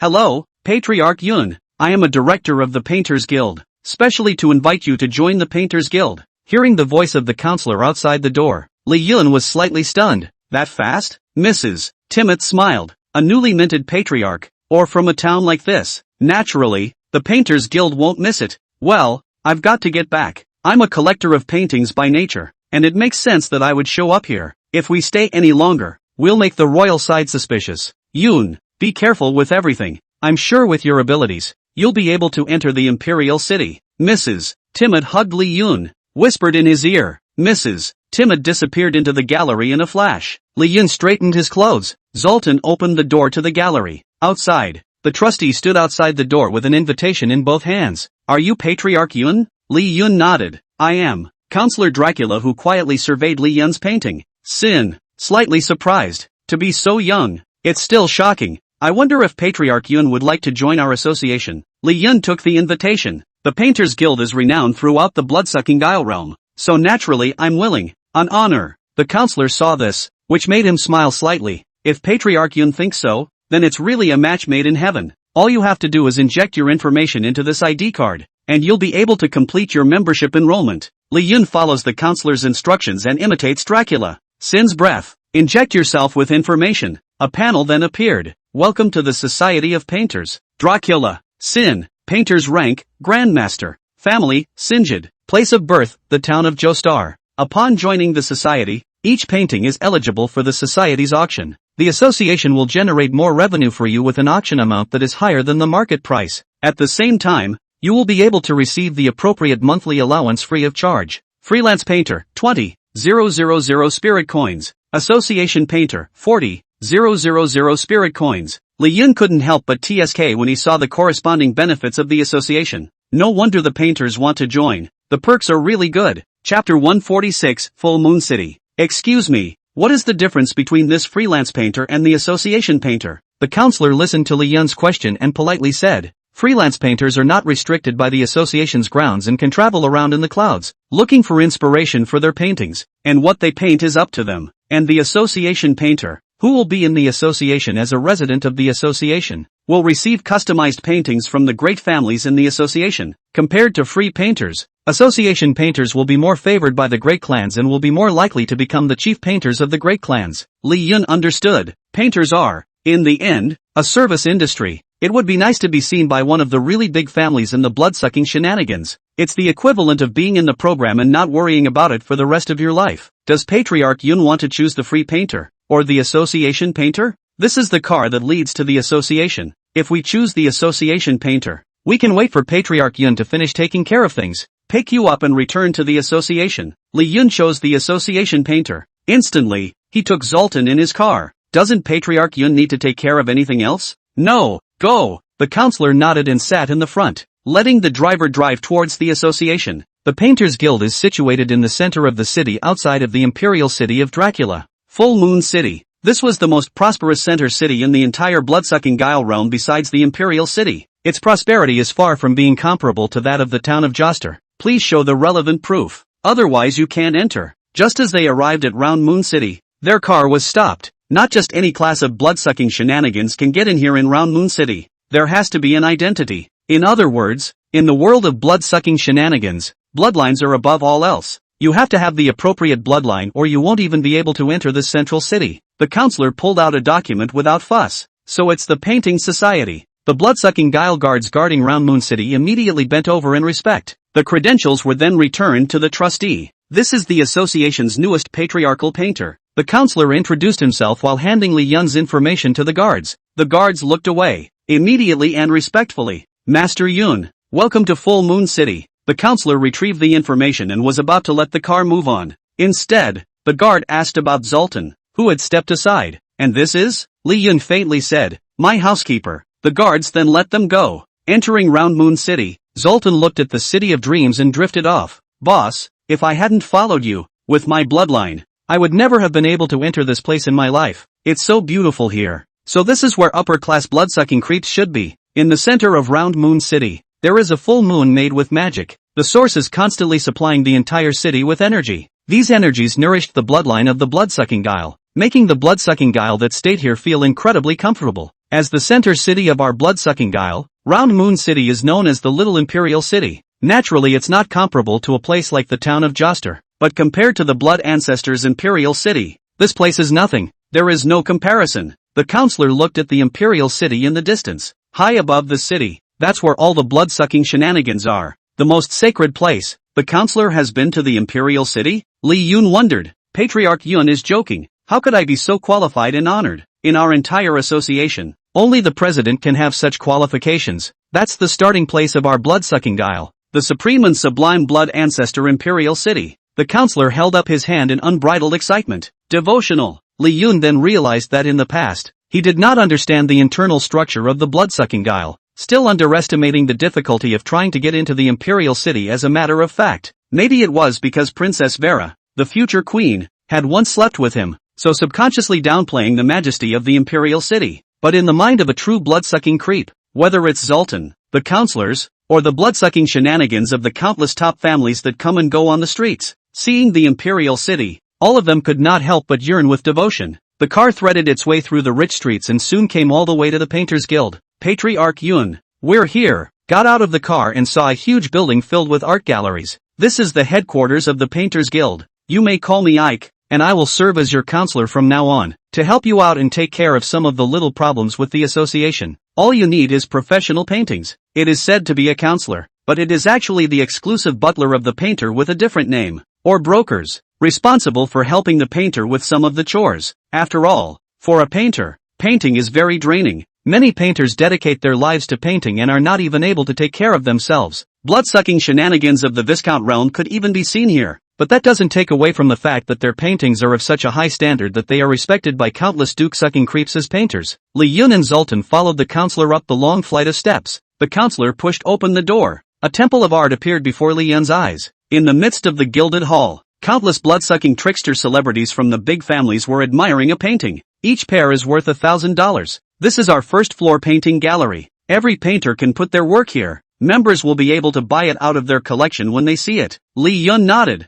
Follow the trustee to the second floor. The second floor is much more secluded and private than the spacious first floor gallery. On its luxury, it's even better. This is the auction room, for the auction of truly top-notch pieces. Some of them are the lone works of a certain painter, and some of them are the masterpieces of a certain painter who has spent all his efforts. It's also the easiest place to create myths in. Not long ago, a pair of works by an unknown painter fetched a sky-high price of $10 million. This was followed by an instant price increase for the other works he had placed in the gallery, bought by members of the great families. For members, paintings are often a means of investment as well. They usually look ahead to invest in a painter who isn't yet famous. Bag his product at a low price once this painter has a painting that is amazing. Then along with the rest of his work, the price will go up dramatically. For this set of operations, Lee Yun had heard of it in the human world. Van Gogh, for example, was not worth much during his lifetime. Instead, after death, a painting can often create hundreds of millions of dollars. On the third floor and upwards, there is the exclusive room for the association's painters. There's not only a place to rest inside, but also an exclusive painting room. Can paint in peace. Patriarch Yun's room is on the 5th floor. You can get some rest. After your official induction tomorrow, there will be a big welcome party for you. Welcome party? Lee Yun was a bit puzzled. Counselor Ike said, it can be interpreted as a self-promotion. Let all the great families know your name, and invest in you ahead of time. I think that would be a godsend for any painter. Lee Yun nodded. Chapter 147, Cinnabar and Tanzanite. Lee Yun followed the counselor to his room. Push open the door and the decor is luxurious, spacious and brilliant. The association is still generous. The counselor laughed softly. Patriarch Yun is different. A patriarchal painter. You should know that even in our association, patriarchs aren't rare. Many painters spend their entire lives only reaching masters. And for Patriarch Yun to be so young is rare. Lee Yun asked curiously. So division level? Master teacher. The director exclaimed. I'm afraid it's been lost. It's 1,000 times harder to get into the master teacher. Even our president is only a zongshi. Lee Yun memorized these messages and then stepped into the room. Welcome home, master. In the room, two exquisitely cute-looking blood-sucking trickster girls stood there in maids' outfits. These two are Patriarch Yun's painted slaves, responsible for Patriarch Yun's daily routine. Lee Yun was slightly stunned. That's quite a treat. What are your names? The two blood-sucking creepy girls lowered their heads and whispered. Back to the master. We don't have a name. You can call us Juhong and Dancheng. The counselor chimed in. Painted slaves don't have names. They are only known by their paints. As their master, Patriarch Yun can draw on them as he pleases. Oh. Lee Yun looked sideways at the drawing room, where there were all kinds of tools for drawing, and torture devices, and then look at the two girls' shivering bodies. Got it. This so-called painting on them means playing with real flowers. Lee Yun couldn't help but sigh a sigh of relief. Also understand that many painters tend to drive themselves crazy for a painting, and these painted slaves are meant for them to use to vent, find an emotional outlet. Well, get out. The counselor nodded and bowed before closing the door and exiting the room. Zhu Hong and Dan Chang were about to come and change Li Yun's clothes. You guys get out too. I can do it myself. Zhu Hong and Dan Chang immediately kneeled on the ground, keeping his head down in fear. He said, Master, is it something we did wrong? Master can chastise us, but if you drive me away. Li Yun listened to their inner fears. These painting slaves were originally blood-sucking shenanigans with low bloodlines. The society wanted them here to give vent to the painter. If they displeased the painter, they would all be severely punished. Get up. Then you can sit there. Li Yun pointed to the couch in the distance. Zhu Hong and Dan Cheng immediately shook their heads. Master, we'll just stand. Seeing that he couldn't argue with them, Li Yun didn't care anymore. After taking off his coat, he handed it to Zoltan. Boss, Princess Vera's succession to the queen will be in a month's time, and the imperial city's call for the best painters will begin in half a month. With the help of the association, Boss's painting skills can indeed improve quickly. By then, you'll be able to enter the imperial city. Li Yun nodded. Yeah, that's my idea. Who knew it was so hard to get into this imperial city when I was sleeping with Vera? That's quite a miscalculation. Hearing Li Yun's words, Zoltan was slightly stunned, but once he thought of Li Yun's blood ancestors' blood, it was soon reasonably calm. On the contrary, it was Zhu Hong and Dan Chang who were so scared that they were on the verge of crying when they heard about what happened in the imperial city. Flopped down on his knees again. Master, why don't we just go out? Go out and get chastised at most. But sleeping with the future queen, this kind of gossip heard, whether it's true or not, it's hard to save your own life. Kneel for what? Don't move. Since you serve me as your lord, there is no need to be so afraid. I'm just going to say it off the top of my head and you guys shouldn't believe it either. Zhu Hong and Dan Cheng immediately nodded. How dare they believe such outrageous things? I'm going to have to ask you to sleep in the servants' room for the next little while. Zoltan shook his head. Bosses, which words? I grew up in a bad family. I got used to such days long ago. Zoltan is a classic backgroundless blood-sucking creep. Otherwise, they wouldn't have gone into the business of running a casino, which the upper-class blood-sucking shenanigans look down upon. Boss, then I'll go back first. You call me if you need anything. Li Yun nodded and told Zoltan to go back to rest first. After he left, Li Yun looked at Zhu Hong and Dan Chang. There's only one bed here. How are you going to sleep? Zhu Hong and Dan Qing's voices were as thin as mosquitoes as they blushed. We can warm the bed for our master. Early in the morning, Li Yun woke up from his big 3-meter bed. Master, you're awake. Breakfast has been prepared for you. Li Yun listened to Zhu Hong and Dan Qing's voices and slowly lifted the covers and walked out of bed. As soon as he got up, he only saw Zhu Hong and Dan Chang kneeling again. What are you guys doing again? Does Master dislike our sisters for being unclean? Although we are of lowly bloodline and have been taught how to serve since we were children, we have never. Speaking of which, Zhu Hong clenched his teeth. Li Yun understood. This is because last night he himself was less than an animal. Not only did they give up half of the king-size bed to these two sisters, but they also made a divider line. This caused the two sisters to panic a little, thinking they resented them. Disgusted? That's not. The two sisters, Zhu Hong and Dan Chang, were not as nationally beautiful as the lady, Princess Vera, though, but also cute little beauties. As for the bloodline thing, he wasn't a blood-sucking creep, so he cared about a hammer. He was just a little tired last night, plus ague like Dracula's sin in the flesh. Since flesh ing that kind of guy, there's always a sense of NTR shame. Never. Get up. Not your problem. You guys are adorable. I'm so pleased. When the two sisters heard Li Yun's words, smiles instantly bloomed on their faces. But here's the catch. Don't move your knees. I don't like it. Both sisters nodded at the same time. Yes, master. Come and eat. Li Yun sat on the dining table and looked at the food in front of him. It's blood bread. It's blood wine. It's blood steak. Li Yun frowned slightly. Is this human food? Don't you like it, master? It's the best breakfast in the society. Li Yun pushed breakfast to the two sisters. Anybody got anything to eat? The two sisters froze slightly. What? Does the master want the cuisine of the Peace Hotel? Li Yun was pleasantly surprised. Do you have a Peace Hotel here too? The sisters shook their heads. Only blood-sucking shenanigans are allowed in Round Moon City. But the association has a Peace Hotel menu. You can have the chef do it. Li Yun nodded. Okay, have the kitchen make one. Zhu Hong immediately nodded her head. Dressed in a red-maid outfit, she stepped on white silk heels. Immediately, he headed out of the room. This breakfast is for you.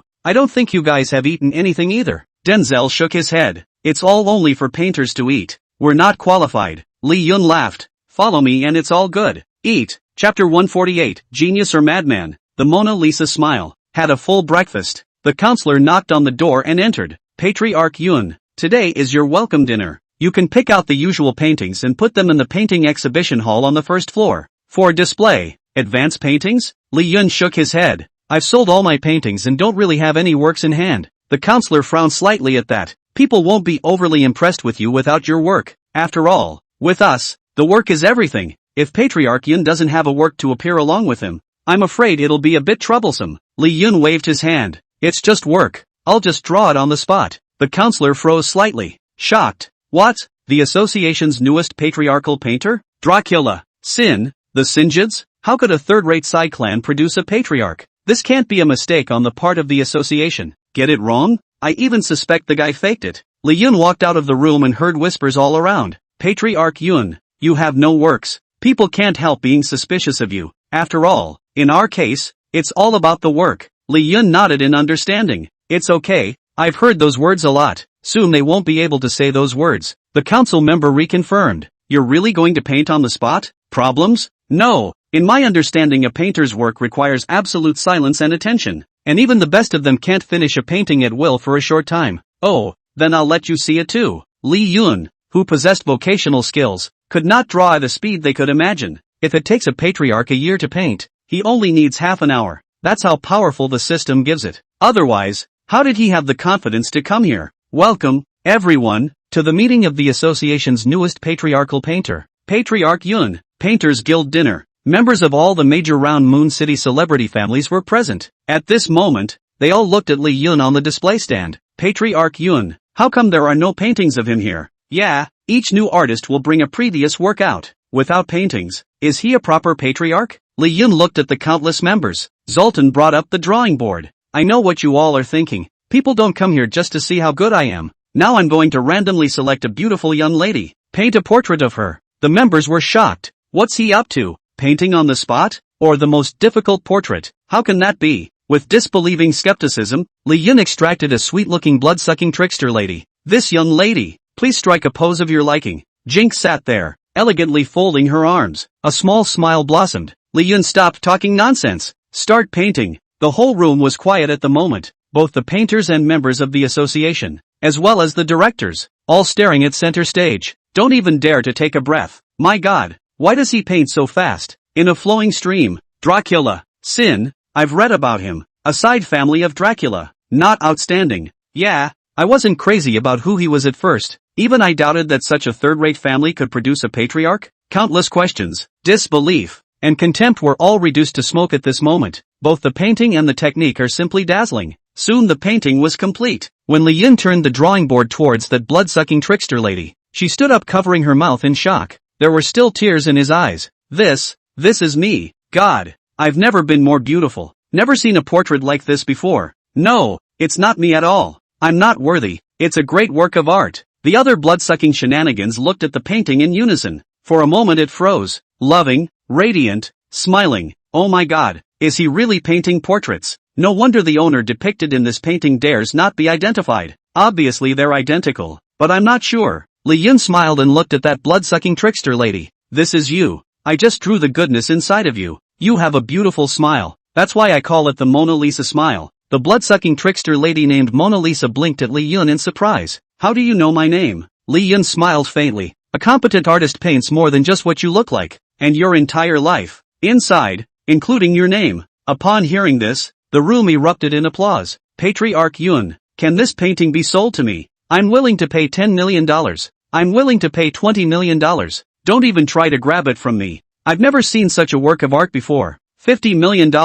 Miss Mona Lisa looked at Li Yun gratefully. The value of this one painting is too great. After this night, not only would Patriarch Yun's name resonate throughout Round Moon City, so will she Mona Lisa. So she rushed on. Patriarch Yun, can I have this painting? Whatever they offer, I'm willing to offer more. At the same time I would like to invite you, on behalf of my family, to become our chief painter. May I? The lady brought a hint of a plea. The rest of the painters were envious. He's lucky to be in the sights of the Mona Lisas. Good luck? Such a portrait I've never seen before. Yes, with his strength he does deserve the Mona Lisa family. Please, just say yes. I can't compete with him as a fellow clan master. Yeah, just say yes. If it works out, we'll have fewer competitors and it'll be a lot easier. Which thought Li Yun shook his head. For you, this Mona Lisa smile is your whole life. But for me, I can still paint the lives of countless others. I'm sorry, I can't promise. Li Yun lifted his pen again. Tonight he was going to make his name resound through the entire Round Moon City, the entire blood-sucking trickster world here. Starry Night, The Scream,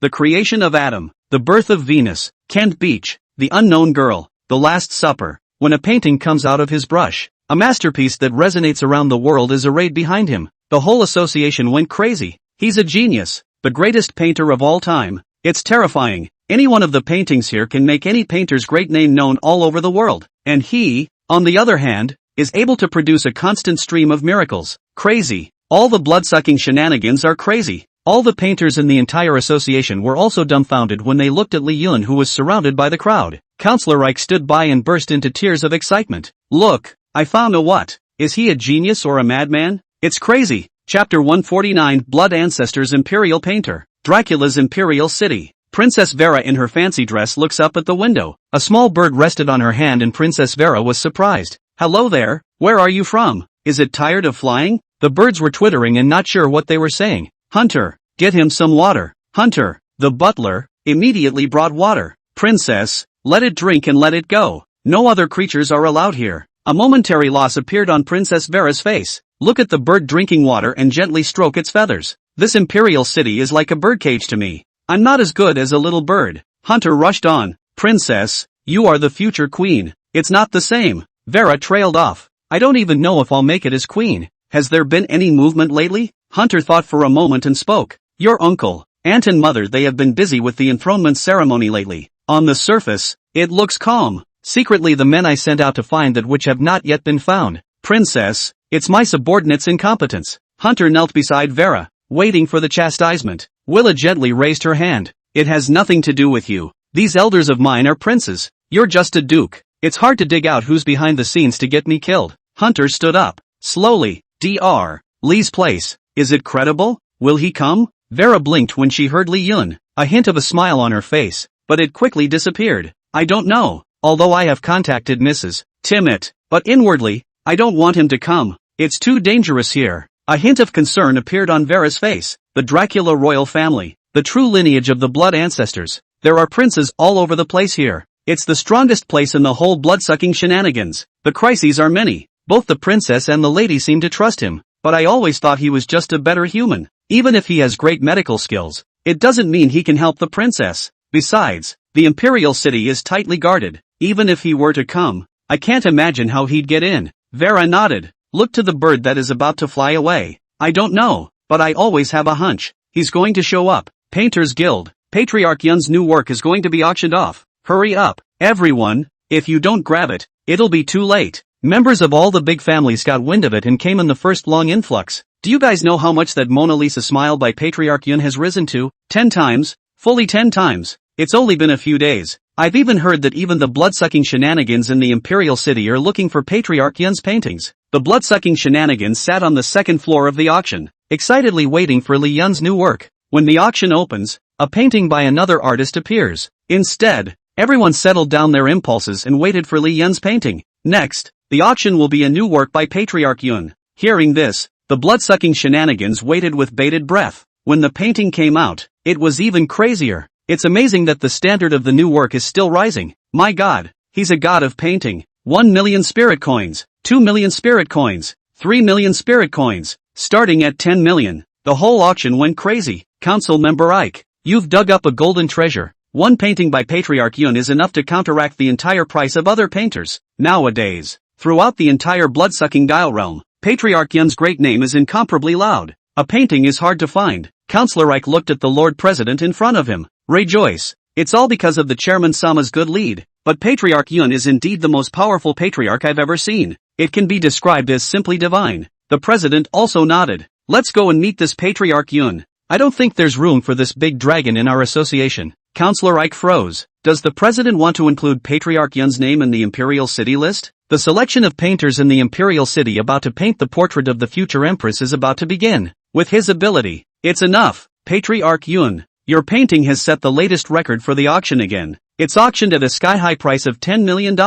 We will collect a 5% processing fee. As per association rules, Trustee Ike said respectfully, there's no need for the handling fee. Regarding your commission, the association will come up with it for Patriarch Yun. Li Yun looked towards the blood-sucking guile who opened his mouth in resolution. Somewhat aged, but still poised. A look at the upper echelon. Patriarch Yun, what an honor to meet you. I'm the president of the association. Ansei extended his hand and offered to shake Li Yun's. The same painter surprised him somewhat. Li Yun's hands had no calluses and were unusually smooth. Re-associate about his experience. A loser from a third-rate family suddenly came out of nowhere. Promoted to sovereign in the limelight. Just entered the Round Moon City Association. An overnight success that drove the entire painting world crazy. Is this the ultimate genius? A one-night epiphany into terrestrial immortality. For a veteran painter like him whose art has been steeped in centuries of painting, it's simply unimaginable. A descending blow. Even if he is the president, he must not be displeased. The president is looking for me for something?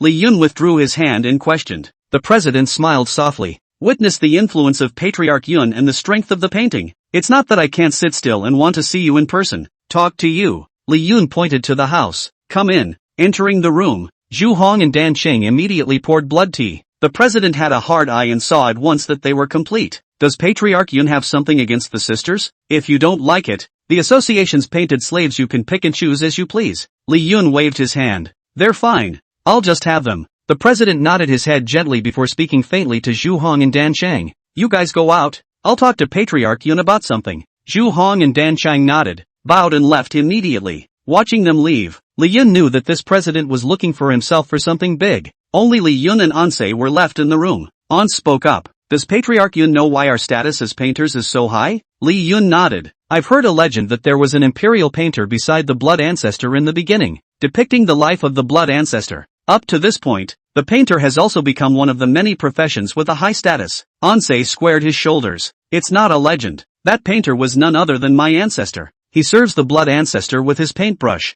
and his painting skills are even more divine. It can be called famous painters. This was the first time Li Yun knew of someone who had reached this realm. No wonder it's the blood ancestors royal. Sure is awesome. Chapter 150. Who told you to draw Journey to the West? I've always wanted to recreate the glory of my ancestors. So since my childhood I made it my goal to start learning to paint. But the caliber is far inferior to that of our ancestor. And this talent is even more worthless compared to Patriarch Yun. Ansei shook his head and cried. You don't realize how terrible talent is until you work at it. So in front of Li Yun, he didn't dare to go and set the table that belonged to the president, because he knew how scary such a truly gifted person could be. A dragon can be transformed at the first sign of a storm. Patriarch Yun, you know that the imperial city is recruiting painters to paint for the future empress. Hearing this, the outwardly calm Li Yun was inwardly stunned. Could it be that the imperial city has given our association a few audience slots? Any painter I deem excellent will be allowed to participate in this selection for the imperial city. Master Yun, are you interested? Interest? That's a lot to have. If we talk about this, Li Yun won't be sleepy. Becoming a painter and coming here is not just about this step. If you want to talk about interest, I naturally have it. To be able to serve the imperial city, heavenly good. Ansei nodded and suddenly bowed to. In the future, if Patriarch Yun really becomes the Queen's imperial painter, please don't forget our association. If I can help Patriarch Yun achieve the rank of imperial painter, I can be considered to have lived up to my own ancestor. If you can't do it yourself, then train one for him. Li Yun got up. Don't worry, President. Dracula. Sin will always belong to the association. Dracula. Sin belongs to the association. What business is it of mine? Li Yun? Picked by the Imperial City Painter. This is arguably the biggest draft of all time. The center of Round Moon City was packed with blood-sucking shenanigans. Look at the notice posted above. Boy, the Imperial City Painter, or the Royal Painter beside the future Queen. Whoever makes the cut will be nothing short of honorable. Will be remembered in the history of our blood-sucking shenanigans. The minimum requirement is a sovereign to start. It's 1 in 1,000 to want to be a painter. And the ones who become sovereigns are even more rare. Pick one of the best in there, and it's even more of a crane. Chief Painter of Wind and Moon City. Chief Painter of Mile City. Chief Painter of Thousand Hills City. These are all patriarchal figures in the world of painters. This is all out of the mountain? To be the Queen's imperial painter. Who could refuse such an honor? In addition to these patriarchal painters, I saw a new name. Patriarch Yun. Is that Patriarch Yun from the Painters Association? My God. I remember he's only just arrived at the association, and he's qualified to compete on the same stage as these genin painters? Patriarch-level painters. Together with Li Yun. There were 8 of them, just standing in one piece. Just Li Yun pulled down the average age. Looking at a white-haired, rather immortal patriarchal masters, Li Yun was not afraid, but only sighed that this painter profession was really getting more and more demonic with age. These old masters are afraid that they are just one step away from being called famous painters, on merit and the caliber of the paintings. It's really no worse than Li Yun. A glorious trumpet came. Moonlight. The gates of the imperial city slowly opened. Blood-sucking guile warriors clad in golden armor were stationed at the imperial gate. A blood-sucking creepy steward in charge of the selection came forward. A steward regardless of temperament or realm. It's almost catching up to the head of a first-class family. That's the bottom line from the imperial city. I have been ordered to select a painter for the future queen. All 8 of you are the best of the painters, but only one can follow me into the imperial city. The rules are simple. Painting from the heart, anonymously. When the painting is finished, you may not leave your name behind. I shall leave it to the personal choice of Her Majesty, the future queen. Those who are chosen will be allowed to enter the imperial city. The future queen herself chooses? That simple sentence set off a furor. There were quite a few patriarchs of the Genghis Khan who were already in tears. How could I be so capable that my own painting could be seen by the future queen herself? I'll paint the best picture I can even if I have to fight for this old life. Looking at this group of desperate patriarchs, Li Yun could not help but not understand. Come on, it's a fight to the death. The blood-sucking trickster soldiers had their easels, brushes, and various paints ready. Then spread out, pull out and maintain order. They're right here more than in plain sight. The blood-sucking shenanigans around them looked at the 8 painters. Some are already predicting who the winner will be. Painting from the heart. It's an unproposed test. That's the hardest bit, because you don't know what style of painting the future queen really does. Modern, abstract, oil painting or drawing. People can only feel it with their hearts. The crowd nodded in unison as they heard the explanation from Ansei, the president of the Painters Association. Yeah, there's another hard one. There is no requirement for painting, so all the major painters will come up with their best skills. That's bound to be a bloodbath. If I were a queen, I wouldn't know what to choose. On the field, the patriarchal painter had already begun to move. Getting started is its own mastery. For example, some people specialize in abstract style and don't hesitate to take abstraction to the extreme. The onlookers took one look and marveled. If this painting is completed, it will surely be the best work of this patriarch's life. Someone who was good at painting landscapes painted a fully embroidered imperial city. Someone who was good at drawing objects drew an incredibly elaborate crown. All of them are masters of their craft. and anyone's painting makes the viewer go straight for the jugular. It was as if each patriarch had brought out the strongest state in their lives. Except for Li Yun. He hasn't started painting until now. Seems to be thinking about what to draw. Princess Vera see for herself? I paint her portrait? No, that's if anyone else sees it. They'll realize I've seen her, and what to draw that will let her know it's me. Suddenly Li Yun's eyes lit up. There, that's a story she'll remember. Counselor Ike looked at Li Yun, who had just put up his pen, and said with some concern, President, with this anonymous painting, Patriarch Yun has lost his recent fame boost. Can we really win against these genin? Ansei was also shaking his head nervously at the moment. I don't know. It depends on what Patriarch Yun is going to draw.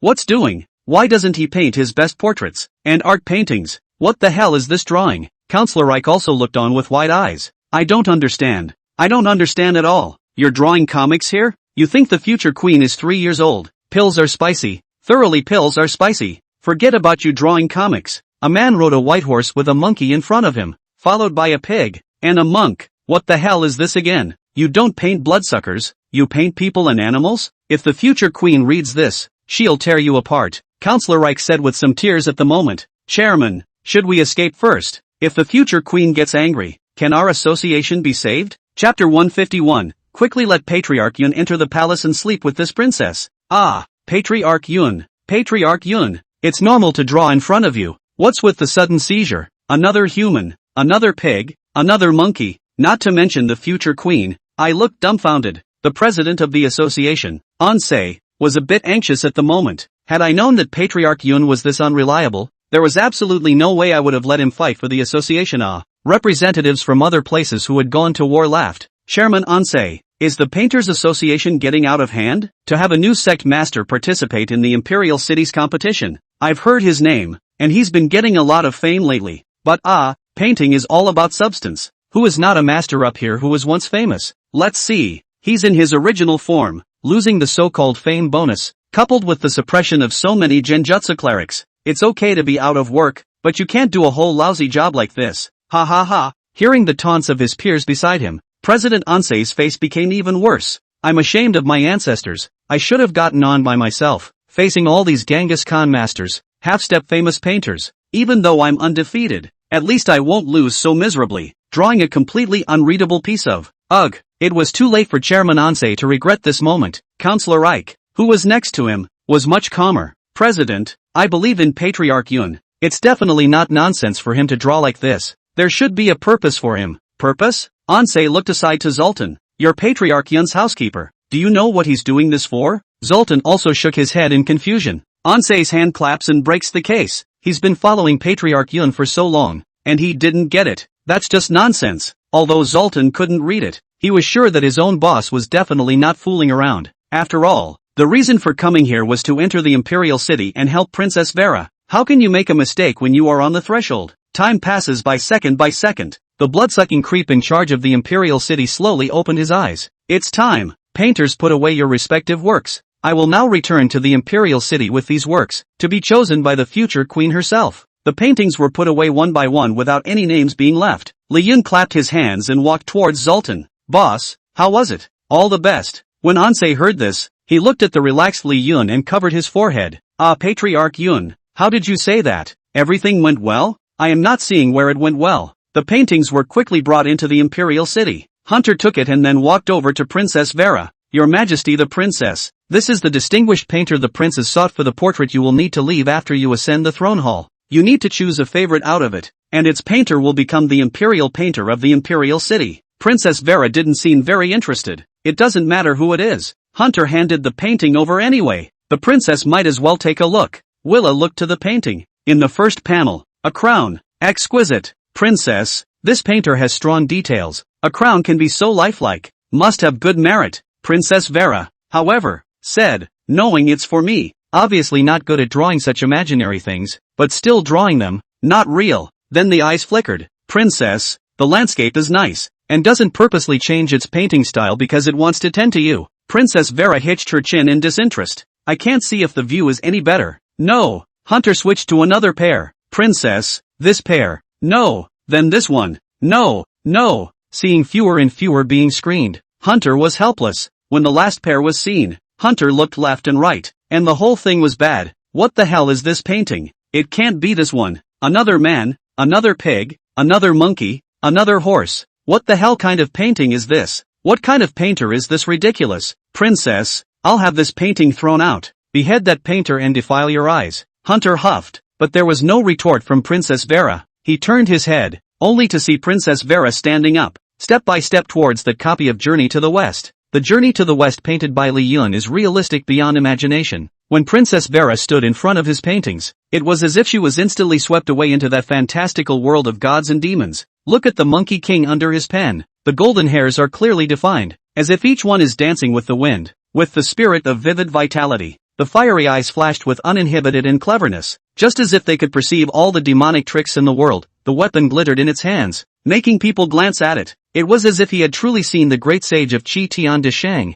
who had caused havoc in the heavenly palace, tumbling and roaring in the clouds, declaring war on the gods of heaven in an awe-inspiring manner, and even ringing in his ears with the impassioned shouts of killing and the Monkey King's wanton laughter. The painting of the longevity monk, clad in a brocade robe. His face is compassionate and peaceful. His eyes are slightly closed, as if he is chanting in silence. Every fold of his coat is smooth and natural, as if he can make people feel his firmness and perseverance on the road to the West. Princess Vera seemed to be able to hear him softly chanting the scriptures, and that calm voice seemed to have a kind of magic power, exhorting his disciples to refrain from killing and to be single-mindedly devoted to goodness, and it could even cause a trace of serenity and piety to well up in the bottom of one's heart. Piggy's simplicity is portrayed by Li Yun vividly. Round belly, wide open mouth. The hands of the nine-toothed nail rake looks heavy but through a rustic power. Looking at the painting, Princess Vera seemed to be able to see his gluttonous and lazy appearance when he was in Gao Lao Zhuang, as well as his occasional laziness and the kindness that was hidden in his heart after following the Tang monk. It seemed he could be heard muttering about being hungry or yelling when he was being chased by a demon. Sand monk, on the other hand, has a loyal and honest face, thick beard, sturdy arms. That demon-subduing scepter is carried steadily on his shoulder, and his eyes are full of perseverance and loyalty. From the painting, Princess Vera can deeply feel his silently bear the burden of baggage. Work hard to follow the master and brother's westward journey to fetch scriptures figure, as if you can see him in the long yellow sand step by step forward. Sweat-soaked shirt. The master and disciple in the painting seem to be alive. The Monkey King tumbled and jumped in the painting, his fiery eyes flashing eerily as he stared straight at Princess Vera. Princess Vera rubbed her eyes and looked again, and everything was back to normal. Only a famous master can paint with a fake. Who is this painter? Princess Vera vaguely seemed to notice something. Immediately asked Hunter. Hunter also called the person responsible for the painting at the first opportunity. Princess, he said it was a painter named Dracula Sin from the Painters Guild. Xian's Grandmaster Painter. A family scion from our third-rate side branch. Princess Vera was suddenly a little disappointed. I heard he has a nickname. Master Cloud. Clouds.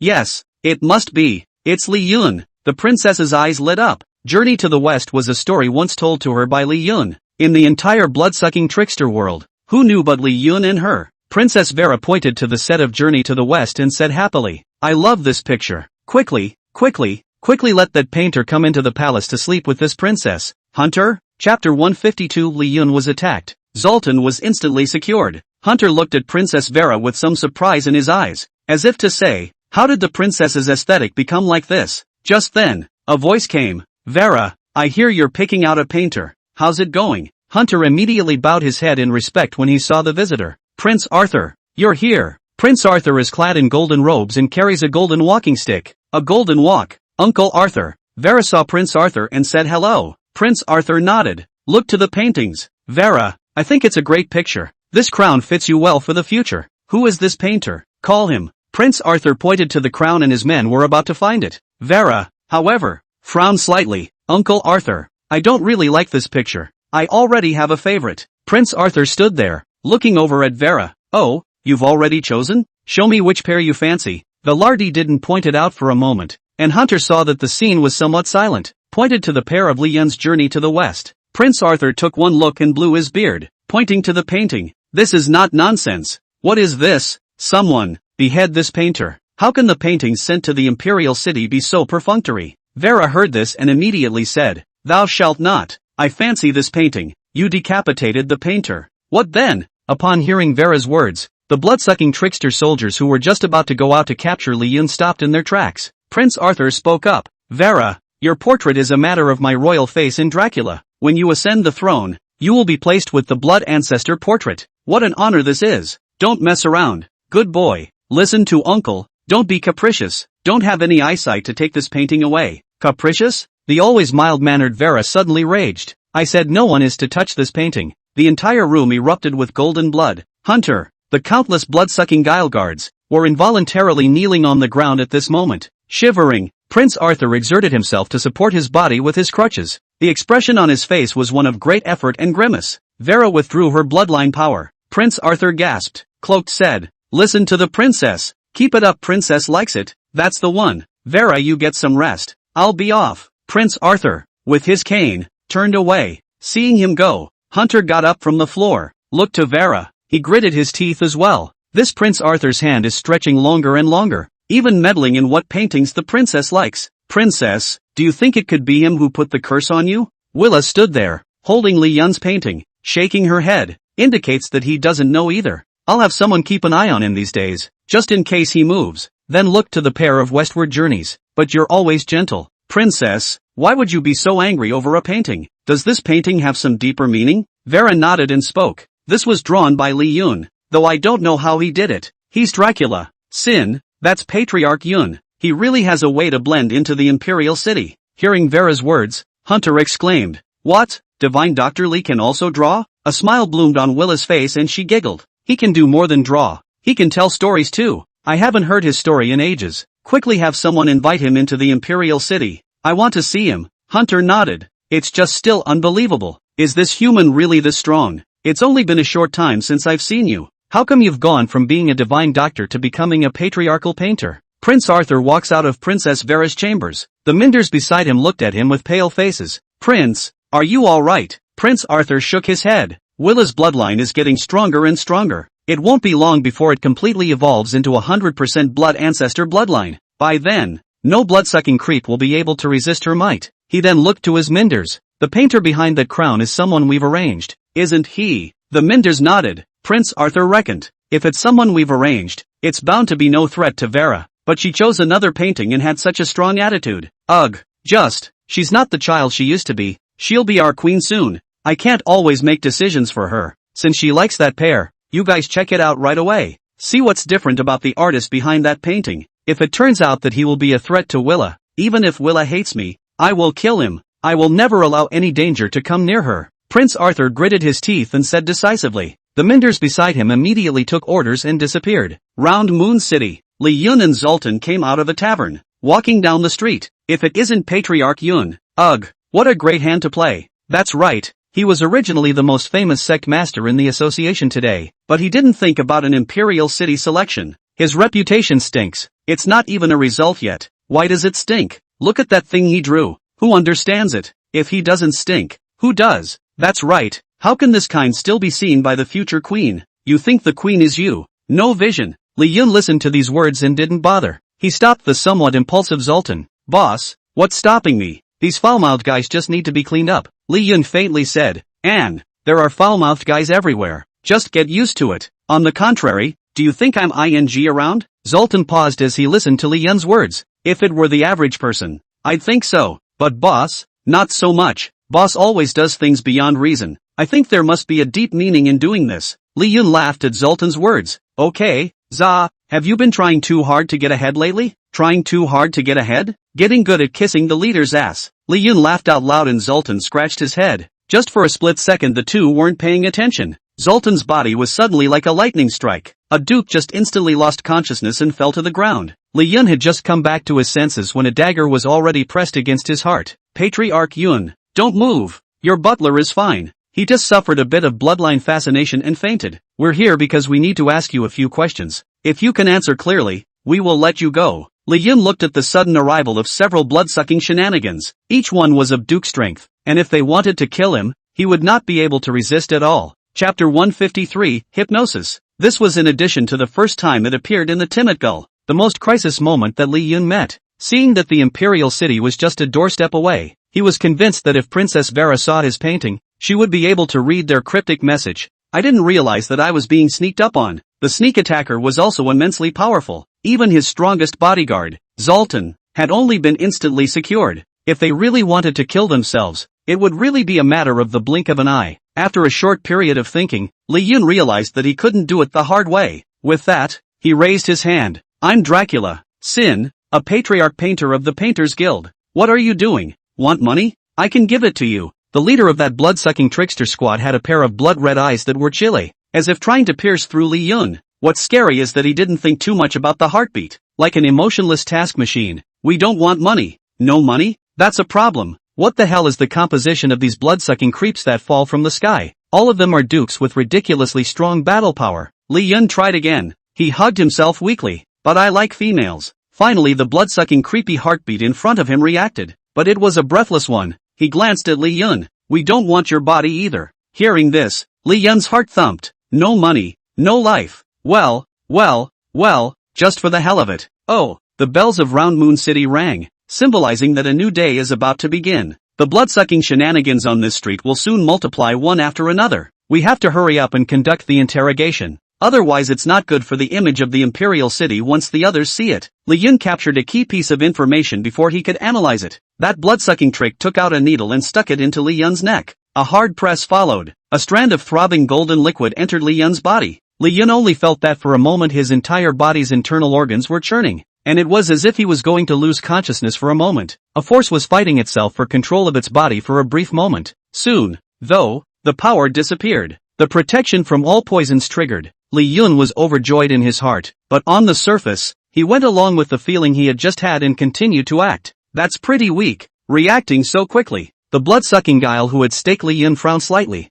The expression was a bit disgusted. Chief, you think everyone is like you. It took a full 10 stitches to fall into a state of blurred consciousness in the first place. This guy has some talent for painting, but he's still essentially a spendthrift sidekick. Physical fitness sucks. A blood-sucking guile on the side hemmed and hawed. Their leader didn't argue back. A hand grabbed Li Yun's shoulder, then said, "You guys stand guard here. I'll take him in for questioning." The figure then flickered out of sight. "Come to a remote warehouse. Now answer whatever I ask." "Yes." Li Yun hitched his head. His whole body was limp, as if he had lost consciousness too. "Dracula. Sin, the third generation of the Sinjid family. It's you." Li Yun had a big grass in his heart. If it wasn't for the fact that he was protected by the skill of being invulnerable to all poisons. Well, that's the first question that comes out. "Yes." Li Yun opened his mouth and replied. The blood-sucking creep who was confident he wouldn't lie nodded. "What is your purpose in entering the Society of Painters?" "Getting ahead." "How did you get in?" "Counselor Ike invited me." "Not instructed by anyone?"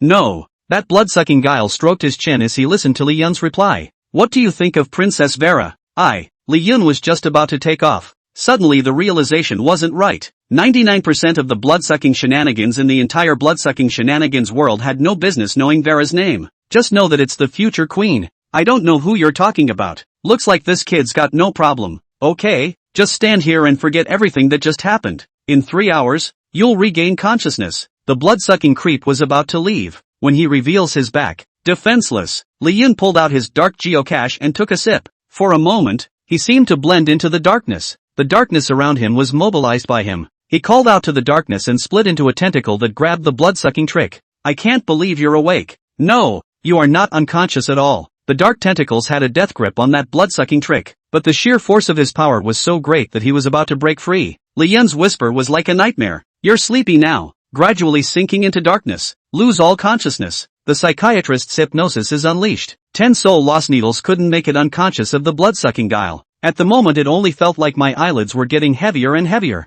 The body keeps sinking and sinking, until total unconsciousness. Li Yun snapped his fingers. The dark tentacles transformed into a throne. He's sitting there. "Now, it's my turn to ask you questions. Who are you?" The blood-sucking creepy voice said mechanically. "Captain of the Dracula Royal Escort Squad." Li Yun frowned slightly. "The Royal Guard. Couldn't my painting have been seen by Princess Vera? Or did someone see the code word between us, so come and get me in trouble?" After Li Yun finished thinking, he once again looked at the junior captain of the Royal Escort. "Who sent you?" "Prince Arthur." "Who is he?" "Dracula. Arthur, head of the Imperial City Guard." "What a relationship with Princess Vera." "He's Princess Vera's uncle." Li Yun pondered for a moment. Princess Vera is suffering from a dark curse that must have been placed on her by those closest to her. The average person certainly doesn't have access to such a high-level witch. If you're at the prince level, you have a chance. Is this Prince Arthur the one who did this to Willa? Li Yun raised his head and looked at the junior captain. "Why did Prince Yaso send you to me?" "The princess suffered a curse before and lived and died,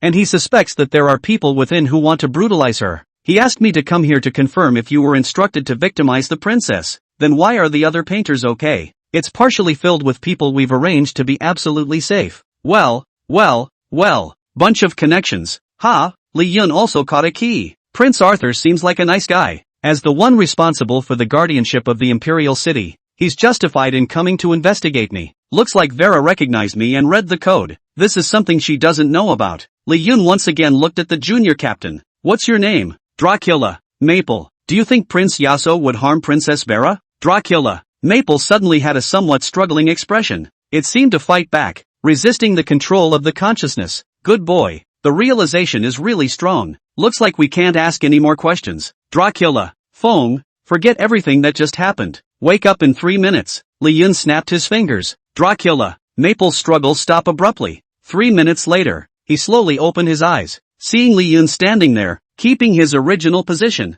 Dracula. Maple touched his limbs. Strange, why do I feel that my limbs are sore, and that I seem to be hanging myself, but can't remember anything like that happening? That's just it, the time is going to be fast approaching. Hurry back to the Imperial City. Chapter 154 Li Yun, I am reason. Stuck in time, Li Yun slowly recovered. He's not sure Dracula. Maple walked without it, wasn't still secretly watching him. Just now it was his own sneak attack that succeeded. If it had been a head-on fight, trying to take him down is pretty unlikely. After sorting out all the ins and outs, Li Yun had a plan in mind. According to Dracula, Maple, word has spread that Vera is cursed. That Prince Arthur, her closest uncle, as sunny as it is to arrange for a squad to find me, it might be the Barb Wolves. It's just that Dracula, Maple doesn't know it either. Entering the Imperial City, I will first look at this Prince Arthur. If I can prove his innocence, the escort he has at his disposal is no small help. After clearing his mind, Li Yun took a step from the remote warehouse to the main road. The street at the moment was surrounded by a number of blood-sucking shenanigans, pointing and talking. Gentlemen, please make way. Patriarch Yun. Seeing that it was Li Yun, the blood-sucking shenanigans on the side stepped aside. Li Yun patted the unconscious Zoltan. Hey, Zoltan, wake up. Zoltan slowly opened his eyes. As soon as he looked up, he saw the curious eyes of countless blood-sucking shenanigans. Boss, why am I sleeping on the floor? Li Yun made up a random reason to be vague. You're drunk. Feeling socially dead. Zoltan immediately got up and straightened his grooming. He couldn't believe that he would do something so humiliating. Boss, I'm drunk. So where have you been? I'm going back to bed. Ha, you just put me on the floor? I wanted to take you back too, but you refused to leave and had to say it was comfortable here. It's this way. Zoltan's little face reddened and he died even more socially. Li Yun sneered. It's better to die socially than to be knocked out when you know you're incapable of fighting back. Come on, what's a big man afraid of losing face? Let's pack up and get ready to enter the Imperial City. Upon hearing this news, Zoltan was instantly delighted. Boss, did I hear you right? You were chosen? Li Yun breezily pretended. So it's still a breeze? The Imperial City is like my home. I can't just enter if I want to. Zoltan was excited and even a little teary. Heavens, Zoltan, in this lifetime, will have the opportunity to step into the Imperial City. Mother, I'm not a coward. Li Yun, take Zoltan back to the association. The association is incredibly lively at the moment. On the first floor of that bright and spacious association, a group of people were arguing around the topic of the art and fundamentals of Western painting. Which of the fundamentals of painting, that line, that color, that composition, have not been handed down and developed over hundreds of years? Without solid basic skills, how can we talk about artistic creation? A middle-aged, glasses-wearing, rather strict-looking Genghis Khan patriarch painter was the first to snap. The brush in his hand waved in the air as if to emphasize the importance of the lines. Humph, you're just being stubborn. Another Genghis Khan master painter retorted disdainfully. Art is about constant innovation, and in today's day and age, just sticking to those so-called basics in painting is nothing more than a cliché. Didn't the great blood ancestor imperial painter break the mold to create a unique style of art? Innovation? Innovation without foundation is nothing but a castle in the air. Another patriarchal painter joined the argument, his voice steady and strong. Look at the classic oil paintings, from the masterpieces, to the later Impressionism and Post-Impressionism. Which one of them does not incorporate the artist's deep understanding of life and the world on top of solid painting skills? The fundamentals are the cornerstone, without which the edifice of art will sooner or later crumble. But the definition of art is long overdue for a re-examination. Another patriarchal painter on behalf of the hat muttered. A lot of the installation art and performance art nowadays breaks through the traditional painting. The artistic component of a painting is not limited to the colors and lines on the canvas, but also the ideas, emotions and social meanings conveyed by the work. Isn't it art when those works created with non-traditional materials are just as mind-blowing? This is a desecration of art. The patriarchal painter with glasses slapped the table angrily. Putting together a bunch of broken brass or jumping around with paint all over your body and call that art?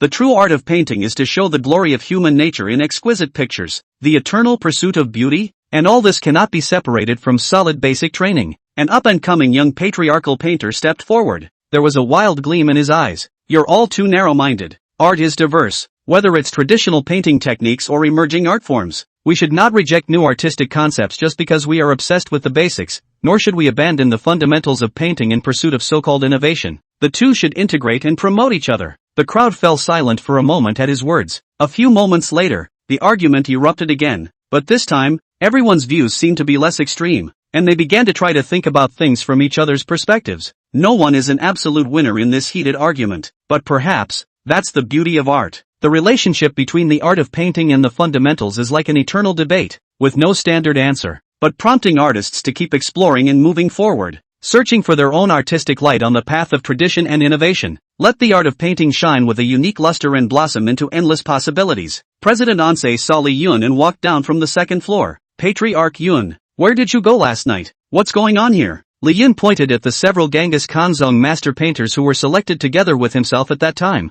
Ugh, a fight. They came to us to borrow a place and then started arguing while they were painting. Li Yun happily ate his melon and stood aside. At this moment, several patriarchs saw Li Yun. It's useless for us to just argue. Come, Patriarch Yun. You give a judgment. Who has a point? Li Yun took a look at the fact that he was about to be pulled into the battlefield. Who could say anything about this? Just as turning to run, I bumped into the head of the Imperial City's selection, only to see that the person in charge spread out the royal directive in his hand. The Grandmaster Painter of the Xian Painters Association, Dracula, Xin, officially a royal painter. When they heard this news, the crowd was dumbfounded. Only then did Li Yun stop fleeing and turned around to look at the other 7 patriarchal patriarchs. Whoever wins makes sense. I'm sorry, you guys, stop arguing and all sit down. I am Reason. Chapter 155. Entering Dracula's Imperial City. Escorted by a royal blood-sucking creepy escort, Li Yun headed towards the Imperial City amidst the admiration of all the people. Patriarch Yun, do not forget us. Li Yun gave an okay to Ansei, the president of the Painters Association, then took Zoltan on a march towards the Imperial City. I'm not dreaming, boss. I, a blood-sucking creep with a humble status and bloodline, can also enter the Imperial City. My god, this strong aura of blood ancestor. I'm about to fly with excitement. Li Yun reached out and patted Zoltan on the shoulder. Calm down. I'm not here even if I'm a human. If you're hung up, there's nothing wrong with the world. Zoltan couldn't understand it though. Not really, but he understood that following the boss in front of him, there was nothing in this world that he couldn't do. No, even a blood-sucking creep like him took a step into the Imperial City. The Imperial City is strict. There were blood-sucking creepy guards in armor all around. Each realm is no lower than the count. As for the dukes, there are countless more. Like Dracula last night. Maple, a squad leader with the strength to completely crush Sultan. This was the power from the bloodline, and it was the most central power of the blood-sucking guile. This is the mecca for all blood-sucking shenanigans. It's the place with the most princes. The tantalizing smell of blood was all around, and the call of the blood ancestor. It left Zoltan mesmerized, enthralled, and unaware that his own strength was rising. Li Yun also noticed that his realm was fluctuating. The steward beside him laughed. Patriarch Yun, feel it. This is the call of the blood ancestor. All my blood-sucking shenanigans, as long as they are here, at the call of the great blood ancestor, the bloodline will boil. It will be of great help to your strength advancement. The steward looked Li Yun up and down and continued. On the painting, the fact that you were seen by the future queen means it's unrivaled. It's this realm, but its only count can. It's much worse. These days you'll be in the Imperial City, furthering your education. Of course Li Yun would not let go of this good opportunity. What a rare opportunity to be able to use external objects to enhance one's realm. Follow the butler all the way through the door, and then the Imperial City is closed. The butler stopped in his tracks. According to Prince Arthur's instructions, Patriarch Yun needs to be examined before he can go worship the future queen.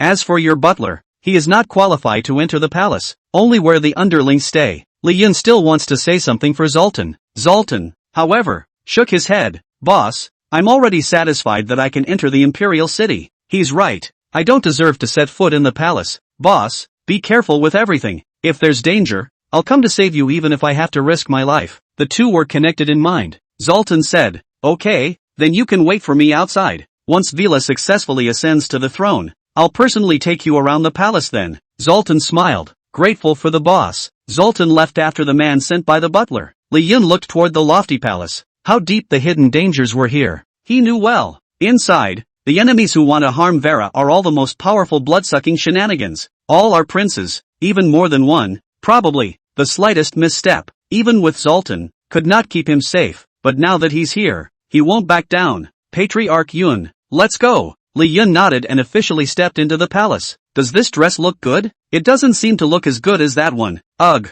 which one should I choose? Looking at the floor full of flashy gowns, Vera, who was standing there not knowing how to pick one. Hunter the butler looked helpless. Princess, you asked that question an hour ago. Hunter thinks that the princess looks her best and noblest no matter which one she wears. Willa crossed her arms, clearly wanting to angrily rebuke Hunter's horse's ass, but couldn't help but beam with joy. Humph, you're just going to compliment me. But you're right, it's been a while since I've seen Cloud, so wear this. Willa turned around in a single motion, and the gown on the floor appeared on top of her. A long red dress and a touch more of a stunningly stunning beauty on her flawless face. More like a future blood queen. Princess, my subordinate is really amazed that this divine Dr. Lee really came in just like that. It's just that, for the matter of catching out the mole, he really has a solution? My lord can't think what he can do, Vera said confidently. You're right if you can't think of anything. I believe him. He will be like this Monkey King, with fiery eyes. We'll surely catch the mole. Hunter's voice suddenly trailed off. Then what if the mole is the ones that the princess trusts the most and is closest to? Vera suddenly paused.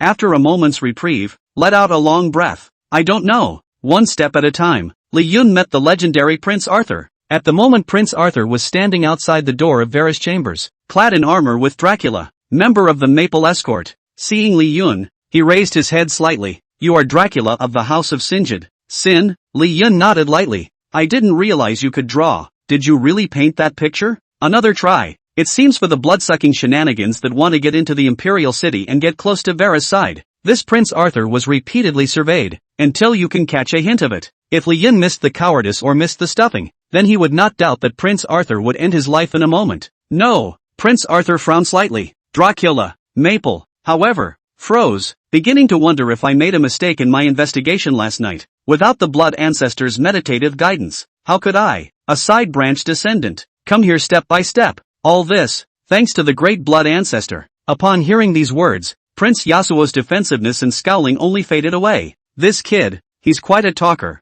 After Dracula Maple tried him. Nothing wrong. Alright, if he's so good at talking, let him in. Prince Arthur turned to Li Yun and faintly said, follow me. Off to the side. Dracula, Maple and the members of the escort stood with their heads bowed. Li Yun followed Prince Arthur towards Vera's chambers. Behave yourself around here. Otherwise I'll hold you accountable even if you're Vera's hand-picked painter. Remember who you are. It is not feasible to overstep the bounds. Be careful what you say and do. If you upset Vera, I don't mind removing your legs. Prince Arthur threatened. Li Yun followed behind, seemingly humble in stature, but in reality, he didn't listen to a single word. No transgressions? Then I've slept with your princess. You cut me now. Passing through the luxurious and spacious and incomparable antechamber, he met countless butlers and servants. One of Princess Vera's chambers is comparable to a huge old castle. Finally, to where she was. Vera, your hand-picked painter is here. Prince Arthur shouted. Li Yun looked up and saw Vera, who had a red dress that looked like blood, standing there. Flawless features smiled softly at him. So beautiful. Just in the moment he swayed, Prince Aso suddenly turned his head, drawing the sword in his hand, then he placed it on Li Yun's neck. Chapter 156. Goodbye Princess Vera. You don't want your eyes anymore. Do you realize that this is blasphemy against the future queen? Prince Arthur pointed his sword at Li Yun. Vila subconsciously goes over, and is stopped by Hunter. Princess, do not be exposed. Vera stopped then and stood there in a hurry. When Li Yun saw this, he tried 3 times, and even if he was good-tempered, he couldn't take it anymore. Point to your neck. Come on, chop chop chop. What a big deal. I don't look at the future queen. Do I look at you or that old brother? I'm here to paint a life portrait of the future queen. How can I do that if I don't look? Could it be that you don't want the future queen to leave a portrait as great as the blood ancestors? Hearing Li Yun's words, Prince Arthur, who had been backhanded, froze, rushed to retrieve the sword. Vera, I didn't mean that. Vera snickered quietly at this. Relieved, Uncle Arthur, this is the painter I need. He has a point. How can he not look at me when he is going to paint great portraits like my great-grandfather's for me? Uncle Arthur, isn't the royal city still required to be pursed today? Thank you for bringing him. Go ahead and get busy. Arthur was about to say something when Hunter had held out a hand. Prince Arthur, please. Arthur had to leave. Li Yun and Vera stood 3 meters away, looking at each other. Until Hunter returns. Princess, Prince Arthur has left. It was then that Vera ran over, looking left and right. You're Li Yun. Receiving Li Yun's answer, Vera was then relieved as she hugged him. I knew you'd come, but I didn't expect you to show up like this. How did you do that? There's nothing human about it. It's a total blood-sucking creep. Li Yun tells Vera about his transformation card. Willa muttered, it's still amazing. This Dracula, sin really isn't a thing, but it's kind of useful after death. Hunter approached. Respectfully, Divine Dr. Li, you are truly amazing. Since you're here, Prince Arthur, Li Yun thought about it. No problem for now. It shouldn't be him. He didn't give a definitive answer, but from the contact he just made, listen to the heart. This Prince Arthur is similar to what Dracula Maple said. Maple said pretty much the same thing. It's not like he's the one who harmed Willa. Willa breathed a long sigh of relief at the answer. Hunter was more than happy. Princess, Prince Arthur is not. Now you can relax. Vera nodded. He is, after all, the uncle who nursed me from childhood, and it would be wonderful if it wasn't him. Willa grabbed Li Yun's small hand. I'm so happy to see you. Let's go to bed. Hunt. All that could be seen was Vera pulling Li Yun to her room as soon as she could, lying on her back on the bed herself, chin up and legs swinging. Come on, come on, come on. I want to hear a story. Hunter then realized that this sleeping was storytelling. I thought the uninitiated princess was enlightened. He looked at the princess, who hadn't been this happy in a while, and smiled back. Then he closed the door and stood guard outside it himself. Li Yun comes up with a career as a storyteller. Well, since you're about to become the future queen, I'll tell you a legend about your great-grandfather, Dracula. In the ancient and mysterious continent of Europe, there was a young nobleman named Vlad. He lived in turbulent times, with frequent wars, rampant disease, and people living in dire straits. Vlad has a good heart and a deep affection for his territory and his people, and he is determined to protect them and bring peace and prosperity back to the land. Fate, however, bared its hideous fangs on him. A powerful and brutal enemy army invaded his home, burning, looting and pillaging. Vlad leads his people in resistance, but against the might of the enemy, they gradually fall into a desperate situation. In a terrible battle, Vlad's army was completely routed and he himself was captured by the enemy. The enemy brutally tortured and humiliated Vlad in an attempt to break his will, but the hatred and anger in Vlad's heart grew with each passing day, and he vowed to take revenge on these invaders at any cost. Just when he was almost in despair, a mysterious black-robed man appeared in front of him. The black-robed man claims to come from the dark abyss and knows of an ancient and forbidden power that can grant Vlad extraordinary abilities and give him the power of vengeance. But this power comes at a heavy price, that of becoming a vampire, forever bound by darkness and blood. Vlad, in pain and struggle, finally chose to accept this power. In an instant, an evil and powerful force surged into Vlad's body. His teeth became sharp as fangs, his eyes flashed blood red, and his skin became pale and cold. He felt an unprecedented power surging through his body. But at the same time, the desire for blood was eating away at his sanity. With his newly acquired powers, Vlad manages to escape from his enemy's captivity. He returned to his territory and began his plan of revenge. At night, he disguises himself as a terrifying vampire and infiltrates the enemy's camp, using his sharp fangs and great strength to destroy them one by one. He moves swiftly and stealthily, and his enemies are overwhelmed in fear, as if pursued by a demon from hell. As his revenge proceeds, Vlad's power grows stronger. Not only is he able to control his vampire form, but he has also learned many dark magics and skills. He began recruiting those who were also attracted to the dark forces, transforming them into his own vampire henchmen and forming a powerful vampire army. However, Vlad's behavior caused alarm and fear among other forces. The church painted saw him as the embodiment of evil and organized a holy coalition of paladins and priests to crush him. At the same time, some ancient vampire clans are upset by his rise to power, believing that his behavior has upset the balance of the vampire world, and decide to unite against him. Vlad didn't flinch in the face of pressure from all sides. He led his vampire army in a fierce war against the Holy Alliance and the vampire clans. On the battlefield, he showed unparalleled courage and wisdom. He utilized dark magic to create mists and illusions to confuse the enemy. He commanded his vampire henchmen and used flexible and versatile tactics to raid and encircle the enemy. In a pivotal battle, Vlad himself faces off against the leader of the Holy Union Army. That leader was a powerful paladin, holding a sword that shone with divine light and possessed great divine power. But Vlad was undaunted, and with his agility and powerful dark magic, he engaged the paladin in a thrilling battle. Eventually, Vlad found the paladin's weakness, and he took advantage of the gap between the paladin's holy skills to unleash a fatal blow. The paladin fell to the ground, and the Holy Union army was thrown into disarray as a result. Vlad took the opportunity to lead the vampire army in a general attack, completely defeating the Holy Union army. After settling the Holy Union army, Vlad pointed his finger at the vampire clans. He was well aware that these families were powerful and had complicated relationships and interests entangled with each other. So, he adopted the strategy of division and disintegration, taking advantage of the conflicts between the various families and provoking infighting among them. Then, he'd take them one by one, wiping out the vampire clans that opposed him. After a series of brutal battles and struggles, Vlad finally became the master of the vampire world. He was honored as the blood ancestor of Dracula, and his name made the entire continent of Europe tremble. He built his own dark empire, ruling over countless vampires and dark creatures. Chapter 157, The Throne That Disappeared for 1,000 Years. Dracula's Palace. In the council chamber, there are several seats in total. That throne at the top, since the departure of the blood ancestor Dracula, it's been empty for a full 1,000 years. No one knows where he went, dead or alive. But the blood-sucking shenanigans were convinced that the blood ancestor, who possessed immortality, must not have perished. It just went to greater places, conquests. All the other seats, at the moment, were occupied by the Dracula princes who were in charge of the party. Gentlemen, I have called you all here because Princess Vera's enthronement ceremony is just around the corner.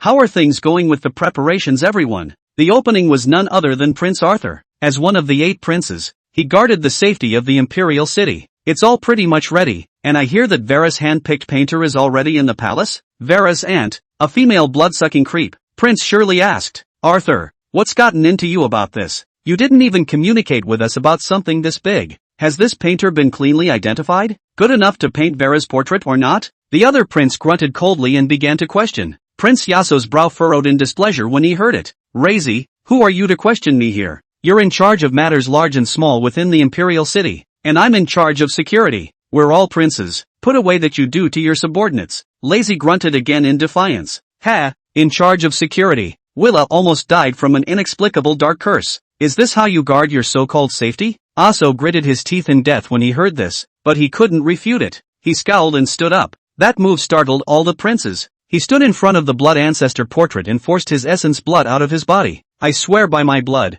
if the murderer is not caught before Vera takes the throne, I will die for my sins. A layer of golden light covered the essence blood. The rest of the princes exclaimed, Arthur, are you mad? How dare you swear on your own essence blood? Arthur turned, gripping the handle of his sword at his waist. I'm not crazy. It's my fault for not protecting Vera. This won't happen again. At the same time, I warn you that it must be someone from the imperial city who can lay hands on Vera. If I find out, no matter who it is, I won't let him go. Arthur's gaze swept coldly across the cheeks of each prince. One by one, the princes raged. Arthur, you're the mad dog. Catch who bites who? Vera was raised by you, weren't we? This throne of our Dracula royal family has been empty for thousands of years. The power of the blood-sucking guile in the underworld is getting worse by the day. We want Vila to take the throne sooner than you do and completely evolve the blood ancestor's bloodline. Re-lead our blood-sucking shenanigans to the pride of the underworld. Arthur lowered his hand from the handle of the sword at his waist. He couldn't see any problems. This is not the first time such a temptation has been made,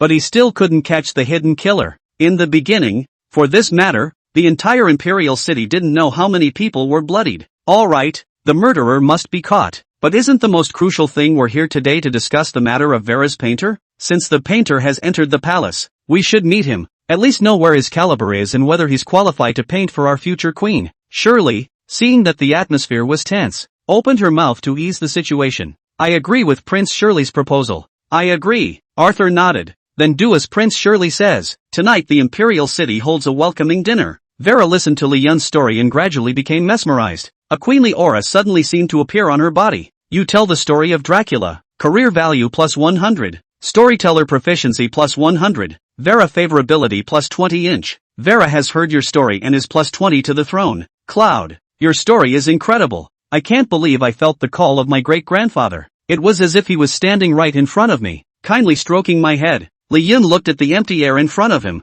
Ahem. Don't scare me. Willa covered her mouth and giggled. You're not already a blood-sucking creep. What are you afraid of? Hunter suddenly opened the door and walked in. Your Majesty the Princess, Divine Doctorly. News just came in that the 8 princes are hosting a banquet in the palace today, to receive Dr. Li. Hearing this news, Velarde looked at Li Yun for a moment. It's a royal tradition to always engage in such rituals. It's a pain in the ass. Li Yun was okay with smiling. Just in time, I also want to meet these legendary 8 princes. The prince invited me to dinner, and there were 8 of them. This poker face, it's huge. Hunter, however, cautioned with some concern. Divine Dr. Lee, although banquets are a ceremonial tradition in the imperial city, but it's rare to have 8 princes out at once. I don't think they just invited you to dinner, and to see if you're good enough to paint. Li Yun heard this. It's even more fearless. Instead, he thought for a moment. If anything, someone is trying to harm you by planting a dark curse on you. That must be the person closest to you. But after getting you killed,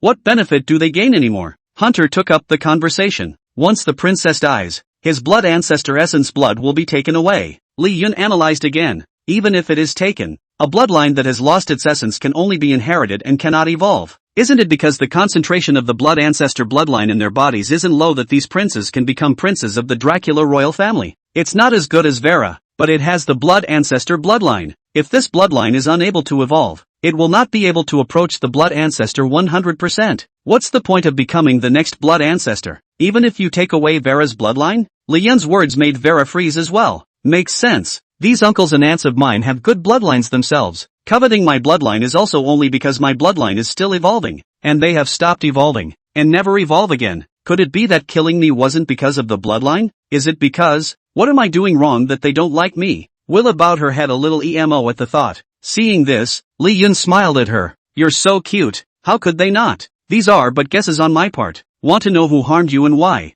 And to see them. Hunter looked to Li Yun. Dr. Lee, do you really have a way to know who the murderer is? Li Yun looked at Hunter's disbelief. Let me guess what color pants you're wearing today. Ha, old me I never. You never wear it do you? Hunter was full of shock. Panic. Vera ducked her head sheepishly. Uncle Hunter. You. Chapter 158 Drawing the Dark Curse. According to Hunter, today Dracula bloodlines approaching 50% or more of the blood ancestor can call themselves royal. There are only a few thousand such core members. Only Vera, whose bloodline was 85% to begin with, and it's evolved over the years. It's 99%, and it's still missing the last bit. It will complete the purification into the supreme bloodline of the Dracula blood ancestor. A royal dinner with very high specifications. The 8 princes with a bloodline value of 80% were seated. The rest of the members were not eligible to be seated and could only stand on the sidelines. Curious to see this chosen painter. Princess Vera has arrived. Princess Vera came in a long red dress. The princes rose, and the rest of the royal family bowed their heads in respect. We greet the princess. Willa nodded softly, then smiled. Elders, no need to be polite. Prince Arthur spoke up. The princess is about to ascend the throne. Etiquette must not be messed up. Li Yun stood aside and said cheerfully, of all the blood-sucking creeps in this group, you're the one who messes with manners the most, but also smart enough to know when to mess up and when not to. At Vera's behest, it was time to take a seat and look up. Vera led Li Yun to be seated at the dinner party. Elders, this is my chosen painter, Dracula, Sin, the Cloud Master of the Painters Guild. After Vera introduced Li Yun, Prince Shirley casually said, Patriarch Yun's name is recently resounding throughout Round Moon City. I'm a painting enthusiast by nature. I've heard of your exploits. Painted before the crowd and became famous for painting the Mona Lisa smile. The subsequent paintings, such as The Last Supper, were even more valuable, setting auction records for the entire Painters Association. What I admire most is still the fact that before Patriarch Yun was nothing more than the last son of a side clan. Listening to Prince Shirley's compliments, Li Yun's face did not change. Thanks for the prince's compliments. I'm just having a dog's luck. I suddenly had an epiphany. Prince Shirley nodded understandingly at the excuse of an epiphany. The word epiphany is really valuable. Back then, the blood ancestor did the same thing and suddenly had an epiphany of dark magic. Created the blood-sucking creepy ones. Li Yun and Vera quietly exchanged glances at this moment. Combined with the story Li Yun had told earlier, the Dracula blood ancestor was not an epiphany. It was clearly an enlightenment. Patriarch Yun, today's banquet is our way of showing our welcome to you. Secondly, I also want to see if you have the qualifications to paint for the future queen. Prince Arthur wasn't as tactful as Prince Shirley, and was straight to the point, more in keeping with his straight nature. Uncle Arthur, didn't Patriarch Yun already prove it? Even Aunt Shirley likes his paintings. Vera spoke up. Shirley took her hand and patted it gently. Vera, this commercial painting is a commercial painting. The portrait of our blood supreme is different. Look at the portrait of the blood ancestor. That's the masterpiece of the once royal painter. The famous painter, Only I. The blood ancestor is in the painting. Lifelike. And the aura of the blood-sucking creepy supreme is overwhelming. Let the blood-sucking creeps that see it, fear, worship, and adore it from the bottom of their hearts. This is no match for a commercial painting. Painting for the emperor requires more than commercial value. Rather, It is called the body that has the shape and the painting that looks like a person, whether it's 1,000 years or 10,000 years. The person who sees the painting is like the person who sees the painting. But Patriarch Yun is still just a patriarch, not a famous painter. Not to mention the fact that the famous master of Onryu was trying to break through to the realm of the famous painter, absorb all of the painter's chi. That's what led to 1,000 years of no more famous painters. Hearing Willa's words, Shirley sighed as well. Indeed, it is only by collecting the fortunes of thousands of painters that a famous painter is forged. To paint such an amazing picture, out of this world. That's why we naturally won't hold Patriarch Yun to that standard of the blood ancestor. And we just want to see what he's really made of. Hearing this, Vera hadn't let go. Li Yun had nodded. Your Majesty the Princess. Princes, since you all want to see it, I'll show you my hand. Hearing this, all the princes nodded in satisfaction. Prepare the painting for Patriarch Yun. At the word of command, the royal men immediately began to prepare the easel. Painting in public? Will this affect his painting play? Vera worried. Rest assured, Your Highness, my heart is like water, unaffected. Li Yun got up and walked towards the easel. He glanced at the princes, sitting there just now. In addition to Prince Arthur, who had been in contact for a long time, and Prince Shirley, who had been communicating with, the rest of the princes did not shed any heartfelt words. Perhaps it was that for these princes, the weight of a painter was too much for them to see. It would not have been possible to attend here if Vera had not been handpicked. Li Yun wanted to know who was suspected of putting a curse on Vera again. It would take a painting to open their silent hearts. Li Yun grabbed the brush and began to paint. What speed! Even though I've seen countless patriarch painters, I've never seen such speed. It seems like this Patriarch Yun is really more powerful than rumored. Prince Shirley was slightly surprised. A proud expression appeared on Vera's face as she listened to her aunt's compliments to Li Yun.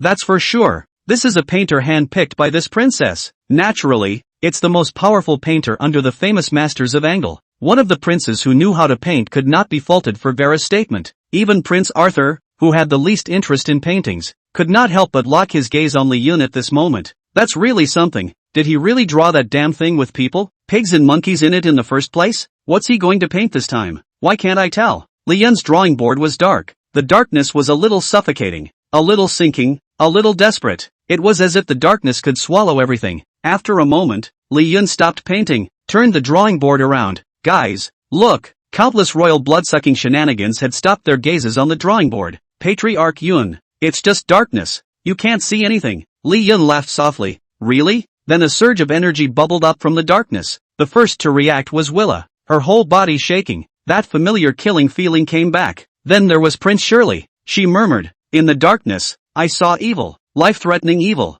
This darkness seems to hold some kind of cursed symbol. Prince Arthur's face dimmed a little. Until Li Yun said those words, he directly drew his sword. Yes, it is a curse in this darkness. Dark curse. Li Yun tapped the drawing board, and in the darkness, purple curse symbols appeared. All of the blood-sucking shenanigans were shocked at the sight of the dark curse. Take a deep breath of cold air. Prince Arthur drew his sword and pointed it at Li Yun. Men, take him down for me. Chapter 159. Li Yun, what does he? Dracula, sin against the royal family. What does it have to do with me? Li Yun? What is that? It looks like a curse. Why, I've never seen this curse before. Where did you find such a master? What the hell are you drawing? Why does this black color make me feel fear and terror? As if I were seeing death. It's really strange. What kind of master paints like this? What? The dark curse. This is the dark curse that nearly killed Vera. My god. How does he know about the dark curse? Who the hell is he and what's he up to? Li Yun's goal for this banquet had been achieved. Take the risk. Draw this dark curse. The moment the curse showed itself. Even if these princes, the blood-sucking shenanigans of the imperial city, pretend to be more than they are, it's impossible to be calm on the inside. That's the loophole he's trying to capitalize on. Attacking the heart. Prince Shirley's heartbeat in the face of the dark curse is nothing but shock and horror. She can be ruled out. Prince Razi didn't react at first, but then he didn't have strange thoughts either. It shouldn't have anything to do with him either. As for the other princes, the reaction was similar. The only one who made a move was Prince Arthur. Otherwise, I wouldn't be locked up in here with him. As soon as Li Yun raised his head, he looked at the dungeon underneath this imperial city. At the moment, both his hands and feet were bound and he fell in midair. But he didn't seem to be in any hurry or panic at all. From the moment he entered the dungeon, he was mulling over the heartfelt words he had just listened to. As the officer in charge of the imperial city's guards, it's only natural for him to react this way. But that thing on him, your painting has caused a tremor in the Dracula royal family. Career value plus 100. Painting master proficiency plus 100. The proficiency level has been reached, and the famous painter quest has been opened. Make a painting that will shock the world and gain the admiration of countless people. 0/5000 admiration value. As the realm of the painter rises, Li Yun's 10,000 sights had also been further enhanced. He saw a splash of paint on Prince Arthur's body, a splash of paint hidden inside. The pigment was clearly beyond ordinary, but it made him feel very dangerous. Click, the cell door was opened. Prince Yasuo with Dracula. Maple walked in. Prince, he's been hanging around here for half a day without eating or drinking. Head down. I don't know what I'm thinking. Prince Arthur listens to Dracula. Maple's report and nodded his head. Give him a shot of the hallucinogenic potion and I'll interrogate him again myself. Dracula. Feng immediately took out a potion and walked towards Li Yun, then stabbed him in the neck, until he saw Li Yun's head droop a bit. His eyes were wooden, and he was shaped like a puppet. Prince Arthur spoke up. You get out. Yes, Dracula. Maple immediately bowed and left the cell. Vera's bedchamber. Vera, just listen to your aunt. There must be something wrong with that painter. How else could he suddenly draw the dark curse? It's a good thing we're all here to break him up today. Otherwise,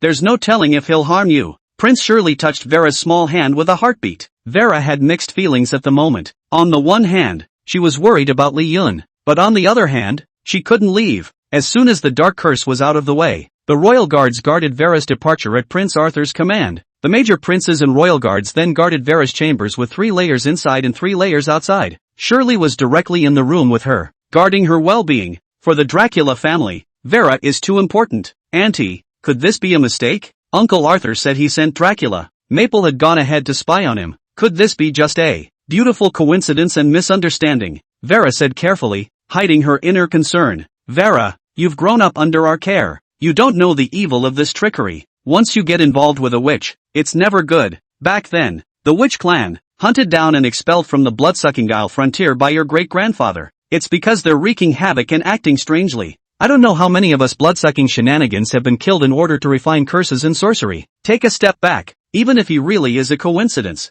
Humph, draw this creepy thing that almost got you killed and Arthur will never let him go. Don't worry, he's dead either way. Hearing this, Vera barely sat still. Reassured? How can this be reassuring? Trust Cloud, he must have his reasons for acting this way. I can't mess up. I can't show my face. Vera kept pumping herself up internally. Vera, I see you look pale. Are you not feeling well? Willa shook her head and squeezed out a small smile. Auntie, I'm fine. The aunt had eyes that seemed to see through everything. You're not worried about him. Are you in love with him? Vera stood up. Slyly. I don't. It's impossible. It doesn't exist. Auntie, I'll just do a flat A. You're just going to turn in big? Sit. I'll just say it off the top of my head. Ha! Vera. Li Yun skillfully pretended he was unconscious. And 2 little cuties. Same lowered head. Prince Arthur approached him slowly, asked in a tone that brooked no question. From now on, answer whatever I ask you. Yes. Dracula. Sin. Yes. The young master of the Singids. Yes. Prince Arthur fumbled for a piece of top-secret information. In a hushed voice, one of the core members of the anti-Dracula royal family, dissatisfied with being a Dracula sidekick. With his organization he had deluded himself into overthrowing the royal family. Dracula. Sin, you're hiding really deep. All this information. It took me quite a while. Prince Arthur held up the information in his hand. Li Yun? Holy. Dracula. Sin. You. What a rotten man you are. The family doesn't treat it well. Reputation. Bad reputation. It's not easy to enter the imperial city, and you damn well have this kind of unseemly background. Sooner or later, you will be killed. Prince Arthur looked at Li Yun, who had broken his defense and cursed, and was slightly stunned. This Dracula Sim is out of his mind, isn't he? Sin's not right in the head. Is he, cursing himself? He then looked at Li Yun with a cold gaze. Dracula. Sin, you have something else to say now. Li Yun said faintly. You're asking again. Ha, ask. You're Dracula. Sin, the youngest member of House Sinjid, a core member of the anti-Dracula royal family? No, Levon has lost his Dracula. Sin skin. Reveal your true self. Hey, didn't expect that. I'm not Dracula. Sin, what does his being anti-royal have to do with me? Li Yun? This time, Prince Arthur was completely shocked. Chapter 160, Dracula and Angry's Past. Human? Humans posing as blood-sucking creeps? A human who posed as a blood-sucking trickster and entered the royal family under the name of a painter? Well, now killing you 3 or 4 times won't be enough. Li Yun, begging for bean sacks. Can't we just talk? Prince Arthur flashed his fangs. Menacingly. What's there to talk about with a human like you? You mole. Li Yun nodded. I'm all a mole. Are you still afraid I'm a threat to you blood-sucking creeps? Prince Arthur stared slightly. It made perfect sense. I'll give you your last 3 minutes. Tell me who you are and why you're posing as Dracula. Sin to come here. Wait, aren't you unconscious? Li Yun deflated. Originally, if you didn't come up with the Dracula, Sin Deadly Sin's information, I just lost consciousness. You took it out and forced me to come to my senses. Force you to sober up? What a joke. This thing can't even carry a real blood-sucking creep. So you're a human saying wake up. Even though Li Yun was awake, he wasn't stupid enough to deal with Dracula phone like he did. Use hypnotize on Prince Yasuo. This hypnosis thing is too much of a difference in realms to be of much use. It's easy to irritate the other person instead of hypnotizing them. Master Yun is my real name. It was your princess who asked me to investigate this dark curse. Hearing the dark curse, Prince Arthur's face became even more gloomy. It's just ridiculous for you to say that. This dark curse can't even be handled by our blood-sucking Guile royal clan.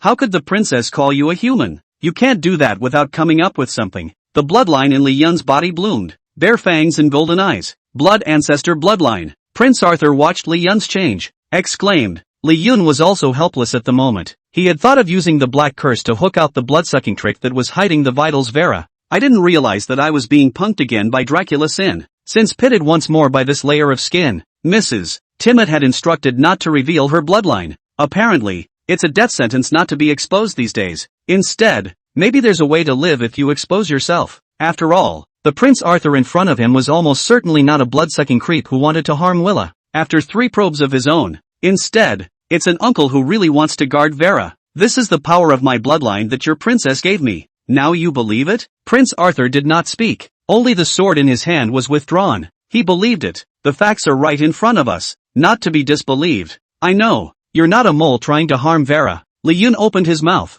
Prince Arthur grunted coldly, though the murderous intent in his tone faded a bit. You're a human. How do you know? I have my ways, and that's why your princess asked me to come. So tell me, who else is suspicious? I don't know. No? Prince Yasuo gritted his teeth and looked at Li Yun. He just said he had a solution, but now he says he doesn't know. What about playing? Li Yun hurriedly said. I drew the dark curse to fish out the hidden mole. Even you and all the princes are acting too normal. I did not see the difference. It's like the dark curse on this Vera was like an accident. It wasn't planted on her by someone on the sly. Hearing this, Prince Arthur immediately retorted. Impossible. This curse thing needs a medium. Especially a long-lasting curse like the dark curse. It could never be an accident. Li Yun nodded as well. He looked over to Prince Arthur and saw the pigments within him. Do you know where you got that paint on you? Prince Arthur froze. Looked at his armor. What paint? Sure enough, Prince Arthur didn't know it. Li Yun seemed to have a guess and a possibility. He looked to Prince Arthur and said, Can you tell me the story of the blood ancestor and the imperial painter?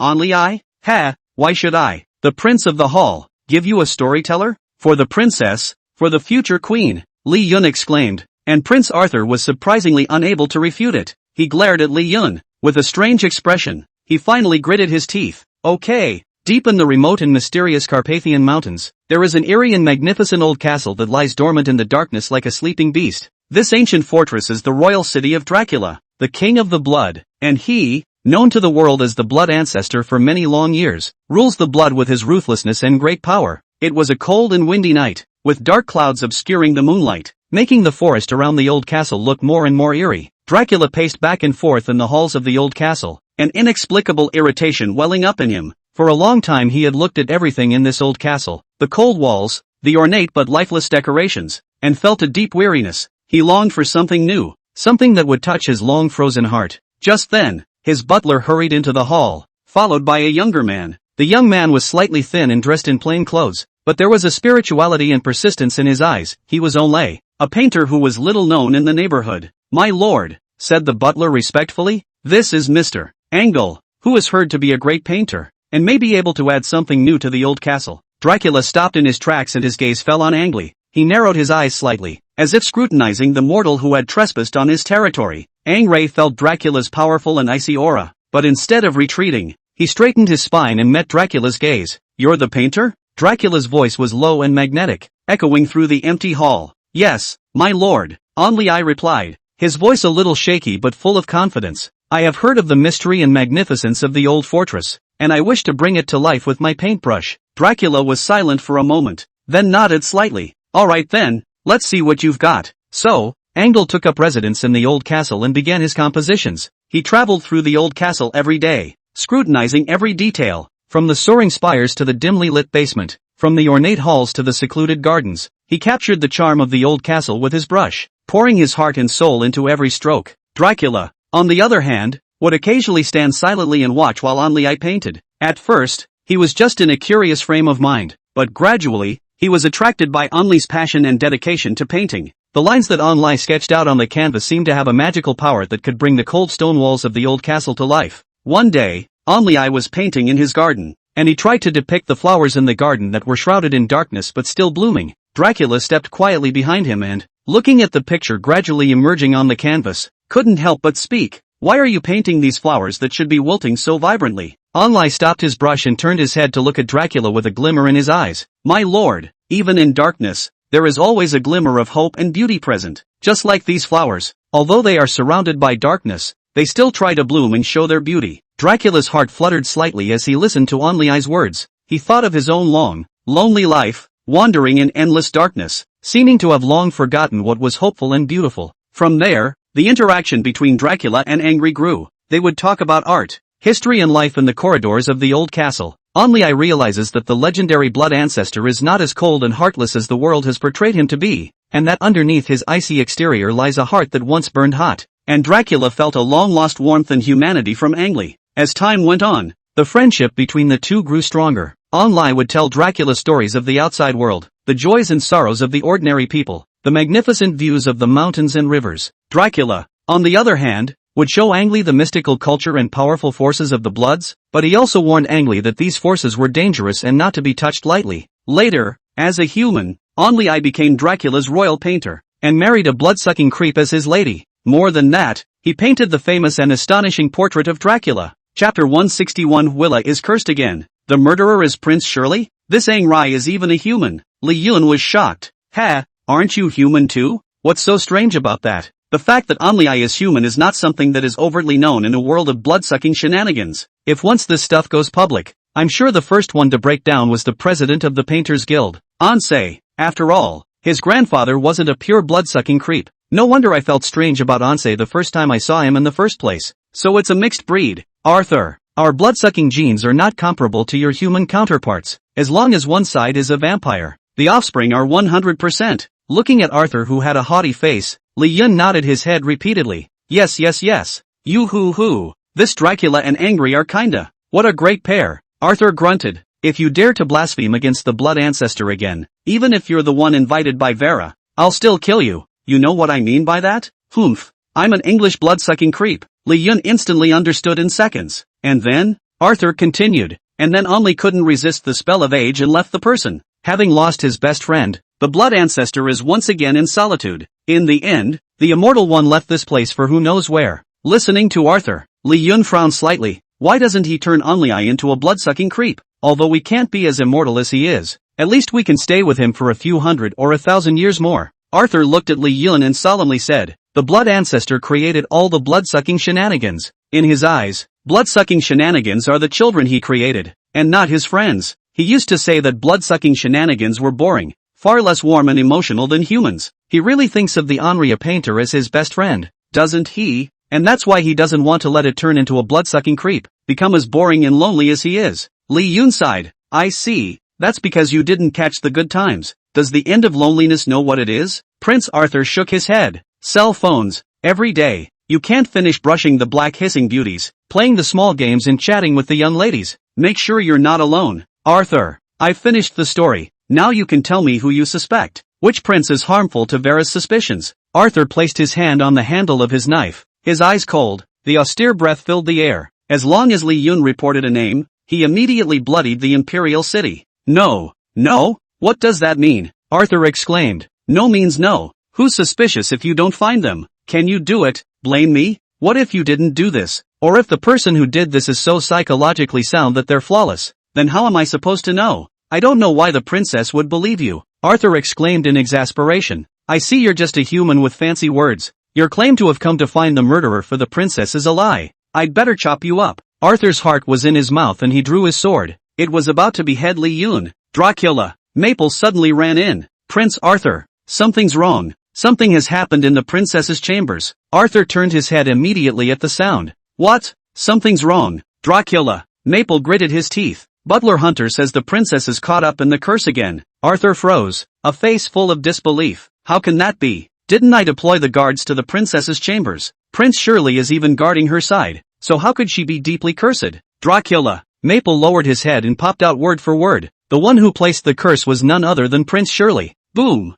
Arthur just felt like the sky was falling. 8 princes. Except myself. She's the only one I never suspected. She's the kindest of us all and the closest to Willa. How could it be her? How could it be? Li Yun also frowned slightly. Prince Shirley. How could it be her? I can't hear or see a single movement in her at all. Even if it was her, why would she want to be exposed at this moment? Knowing that the guards surround the bedchamber nowadays, isn't this seeking death? Li Yun thought and immediately shouted. Untie me now. Hurry. Dracula. Maple looks to the cell and realizes that it's not Dracula hanging there. Sin but a human. Prince Arthur. This is Dracula. Sin. Whom? He impersonated Dracula Sin. How? Looking at the shocked Dracula. Fong. Prince Arthur once again said. I remember coming back that night and you said that you felt sore all over for some reason. It's like I lost a memory. And that's when I said you were overthinking it. Now it looks like it's all this guy's doing. Since he has the means to resist consciousness stripping, he will also have the means to manipulate it. Although I don't know how he did it. The person who was interrogated that night should have been you. Dracula. Fong looked at Li Yun in anger. A strange shame. Trickster humans. Li Yun didn't have time to bull asterisk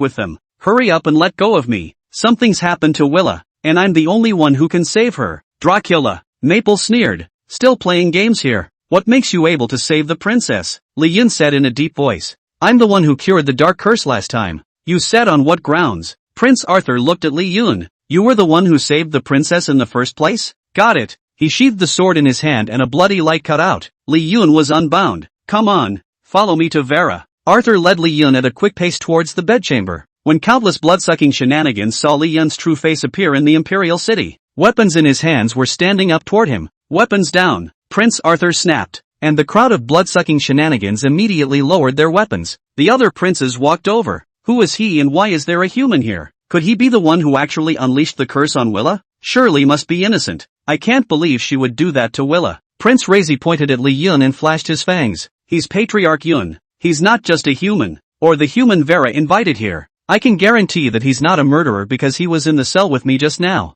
When Razi heard this, he and the other princes looked at each other. In that case, you're both under suspicion. Arthur, as much as I usually dislike you, this is a time of crisis. I hope you understand. Men, bring me Prince Arthur along with this human. Dracula. Maple murmured. Arthur is your marshal, and I am your captain. I'll see who dares to move. Razi, as well as the other princes, spoke up at the same time. You are the royal soldiers, not his Arthur. The princess is in distress and in a time of crisis. What are you waiting for? Outside Villa's chambers, the 6 princes are locked in a stalemate with Arthur, Dracula and Li Yun. Fong, and Li Yun in a stalemate. Chapter 162. Does the blood-sucking creep want to progress so much? Boom, the door to the bedchamber was opened. Bathed in blood, Hunter crawled out. Hunter. Aso immediately picked him up. Hunter mouthed the words. Go find Dr. Li. Arthur looked to Li Yun, and the other princes followed his gaze. Li Yun walked up, frowning. How did you get so badly hurt? And how is Vera? Hunter gritted his teeth and endured the pain. The princess is unconscious from an unknown curse.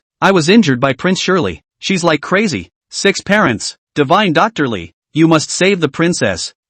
Dead. Dead? The princes were surprised to see Hunter dead. Within the imperial city, the princess's closest butler is dead? I'm begging you, take care of the princess for me, or I won't die in peace. Li Yun, who activated the wonderful hand, patted Hunter, who suddenly opened his eyes and finished his sentence. Alright, your princess, you take care of yourself. Your injuries have healed. Look at your rosy cheeks. It's hard to die. Alive?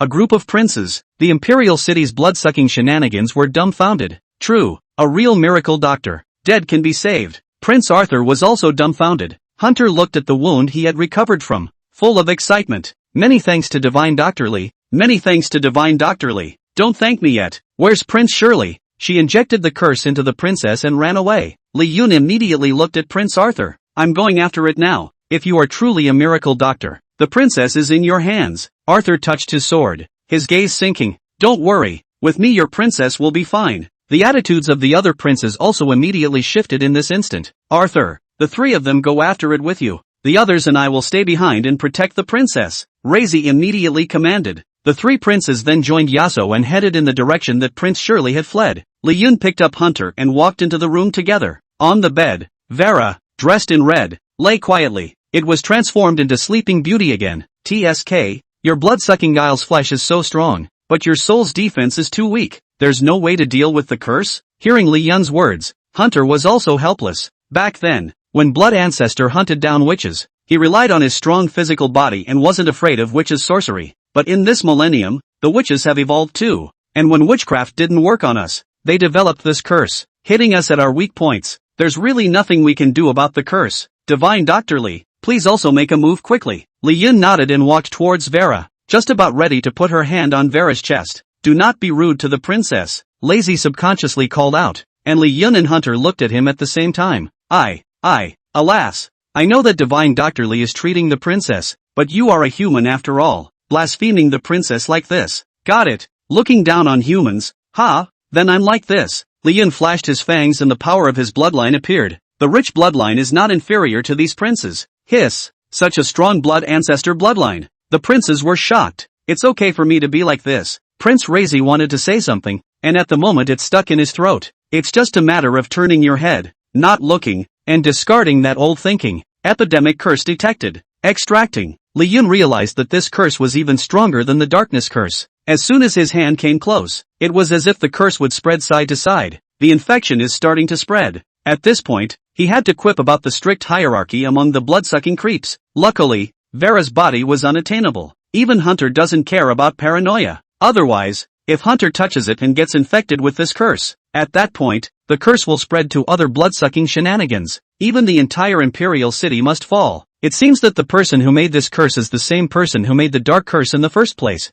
The real target of this curse is not Vera, or rather more than Vera, and me and all the other blood-sucking shenanigans. Once I heal Vera, I'm bound to be infected. Unfortunately, he doesn't realize that I'm not afraid of anything with my curse resistance pulled full. Li Yun frantically absorbed the curse while analyzing it. The princes beside them only saw the layer of green light covering Vera's body fading away. Eventually it disappeared, until Willa opened her eyes. Vera, you're awake. Hearing Li Yun's voice, Vera saw Li Yun's original appearance. Getting up, he hugged Li Yun with a hint of crying. Cloud, I saw it, and the one who put the spell on me turned out to be Aunt Shirley. Why her? Oh who? She's obviously the one who cares for me the most, so why should it be her? Cloud, I'm so sad, sadder than being cursed. What am I going to do? Woo. Watching her own princess, the future queen, hugging a human man in tears, the other princes, such as Razi, had tensed up. They're more upset. Ahem, princess, the princes are still there, Hunter warned with a small cough. Willa looked over at Hunter,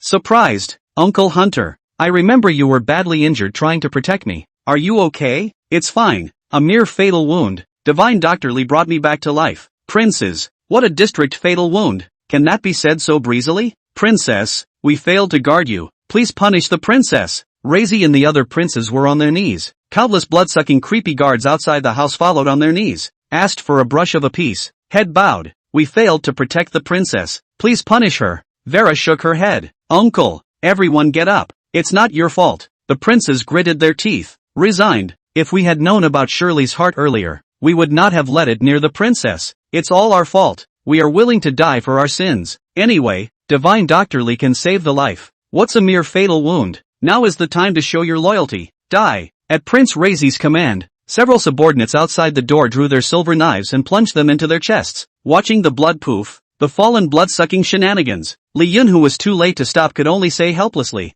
I can only save this solution once a month. Remember to find a nice place to bury them later. The other princes who were about to move their swords? So close. That was a close call to suicide. A prince of a generation. If he gets himself killed, the other blood-sucking shenanigans would laugh at me if I told them. Prince Razi hid the silver knife with a swift motion. A frown then sank in. They were all killed by Prince Shirley, is also considered to be the righteous guardian of the princess. Thick burial. Li Yun, it's not your ing call for someone else to die. And you want to show your loyalty by dying? Is that so ritualistic? You blood-sucking shenanigans. You're trying too hard to get ahead. Chapter 163, Prince Shirley. Not dead? Li Yun's questioning was like weekday thunder in this awkward moment. A group of royal blood-sucking shenanigans with high-quality bloodlines were silent in this moment, facing this human. A few princes even wanted to imitate an ostrich and bury their heads in the ground. It's so humiliating. Vera, looks like they got it. Live to better guard you and help you make the blood-sucking Guile clan stronger. Death is meaningless.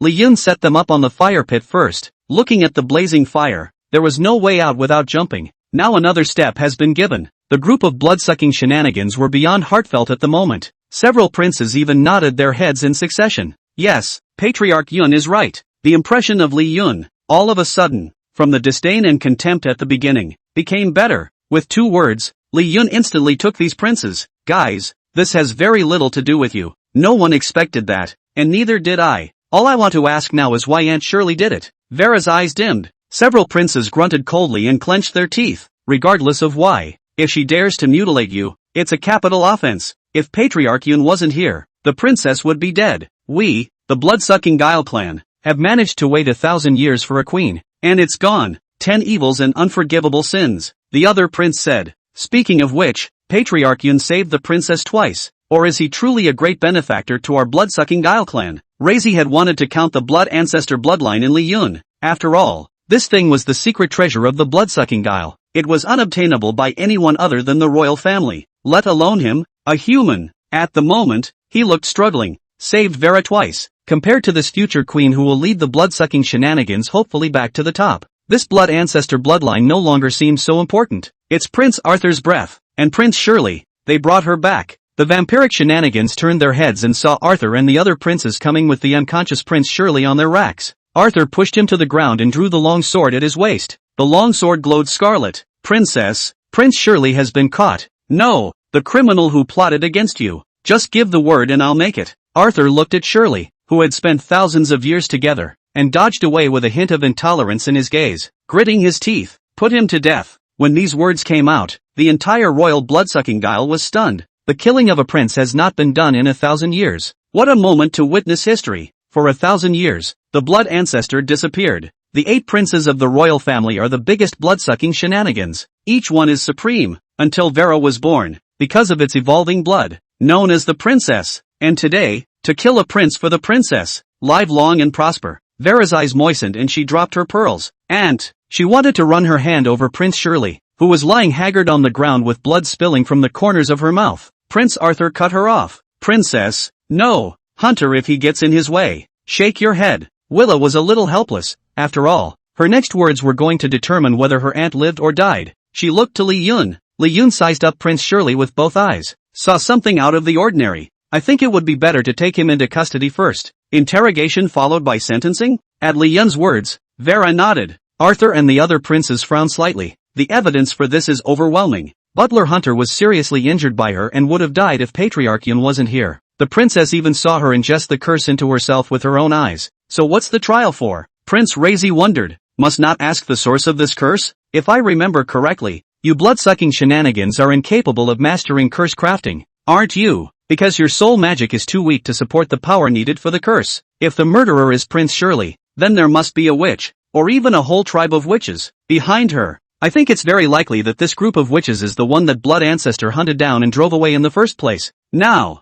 come back to wreak havoc on Vera, mostly for revenge. Hearing this, the blood-sucking shenanigans felt that there was some truth to it and nodded their heads. If we don't catch these witches, Vera will always be unsafe. What do you say? Arthur as a guard thought about it. Nodded. Patriarch Yun has a point. I will personally take it into custody. Interrogate in person. With a lift of Arthur's hand, a wave of power wrapped Prince Shirley and then took her to the dungeon. Cloud, can you accompany me? Willa's small hand gently grabbed the corner of Li Yun's coat. Well, I'd like to see why Prince Shirley did it. 2. Li Yun, Vera, Hunter, and the other princes followed. Interrogation room. Vera and the other princes were placed next door. They can see every move in there. Prince Shirley inside but can't see outside. Wake her up. At Arthur's command, Dracula Maple takes out a piece of blood and flicks it over. Fong took out a piece of Essence blood and flicked it over. Essence blood seeped in, and Prince Shirley slowly awoke from her fainting spell. She opened her eyes, looking at the complicated-looking Arthur in front of him, and himself hanging up and bound. Arthur, is this the interrogation room? Wasn't I in Vera's room? Why am I here? There was a hint of trance in Prince Shirley's gaze. Arthur gritted his teeth in death. his lips quivering, angrily. Sherry, I would have expected you to beg for mercy, or go mad. I didn't realize you were still pretending. I would never have guessed that it would be you who would try to harm Willa and inject a curse into her body. Have you forgotten the promise we made together to guard Vera well? You've watched her grow up. How could you do that? Arthur's words hissed out in question. Sherry's face, however, was as if frozen. Her eyes widened in disbelief. Me, to harm Willa? How? How could I possibly harm Willa? Arthur, are you mistaken? Next door, the other princes were exasperated when they saw Shirley's touch. What a time to be pretending. Sure enough, women can act. Serpentine. Willa turned her head to them. They realized that there was some offense in that comment earlier. That's what shut up immediately. It can't be. It can't be me. What the hell is going on? I was obviously talking to Willa. Why are you saying I'm trying to hurt Willa? I put a curse on Vera's body. Joke. What the hell is going on? Vera saw the contemplative Li Yun and asked in a low voice. Cloud, what's wrong with you? Li Yun shook his head.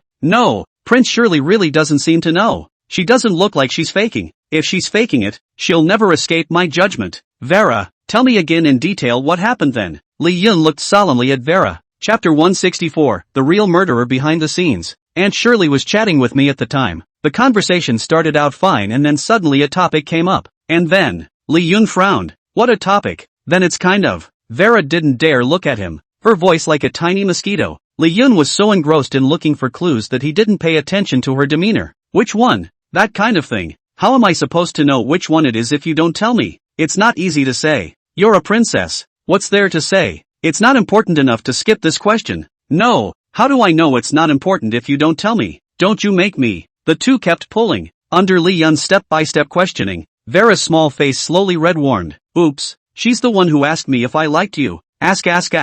Have to ask. Now you're satisfied. Li Yun. The other princes who were originally eating melon looked at me and I looked at you, pretending to be busy. When people get old, they just tend to be deaf. Yeah, I was just blind and didn't hear anything. Strange, did someone just talk? Vera clasped her hands together and gave a petulant grunt. Li Yun scratched his head, asked in a small, expectant voice, and how did you answer? Vera tossed her head and looked as if she didn't care about Li Yun. Hunter said immediately, before the princess had a chance to say anything. Prince Shirley suddenly seemed like a different person. A fury appeared on his body. One hand is around the princess's neck. I was about to go up and block it when I was seriously injured by one of her hands. She was then seen taking out the curse and injecting it into the princess, and she disappeared. Li Yun nodded his head silently after hearing this, looking to the few princes who had chased them out at the time. When you went after Prince Shirley at the time and fought him, did you notice anything unusual? Several princes shook their heads. Don't make it. We chased them out and saw Prince Shirley passed out on the floor. Just get her back. Li Yun froze. You guys fainted when you saw Prince Shirley? The crowd nodded. Is it okay if I interrogate Prince Shirley? Li Yun looked to Vera, who nodded. I originally called you here to piss me off. Help me. Sure. Li Yun walked towards the interrogation room. Arthur and Dracula. Maple saw him. Patriarch Yun. What brings you here? Prince Shirley saw Dracula Sin's skin torn off. Sin's skin, revealing the real Li Yun. Surprised. Patriarch Yun. You're human? Li Yun nodded politely. Hello Prince Shirley. I'm here on behalf of Vera, and there's something I want to ask you. Hearing Vera, Shirley rushed to say, is Willa okay? Don't worry, the curse in her body has been cured by me. Shirley's heart stuttered. So the curse was really injected by me? Li Yun nodded. According to the current evidence, the curse was indeed injected by you. As to whether it is your own will or not, I would still need to determine that. Hearing this, Prince Arthur looked at Li Yun in confusion. Patriarch Yun, what do you mean by that? Could it be that Shirley didn't do such a thing of her own volition at the time? Li Yun nodded again. I'm just skeptical. I don't have any solid proof for now. I need to keep asking. Arthur's eyes lit up when he heard this. As far as he was concerned, he was the last person other than Willa who wanted it to be Shirley. Shirley, it's thanks to Princess Yun Zongshire that she's fine. I don't care if it's you. Whatever he asks, you must answer. If it's not you, it's saving you. If it's really you, think about Vera and how desperate that moment was. Shirley was in tears as she listened to Arthur's words. I know, Patriarch Yun. Thank you for saving Willa. Just ask. I'll tell you anything I know. Li Yun laced his hand and rubbed his chin. Prince Shirley, you remember the last question of your chat with Willa? Shirley thought about it and was about to blurt it out, but immediately stopped. Can we change the question? That's a question I can't answer. Arthur said sharply. Shirley, what a time. You're still hiding it? That's what I just said. Prince Shirley still shook her head. The attitude was unmistakable. Geez, Why did you ask Vera that question in the first place? I can't tell you now. If they knew, Vera would die of shame. Li Yun smiled gently. If Shirley had just said that straight away, there would have been a real problem.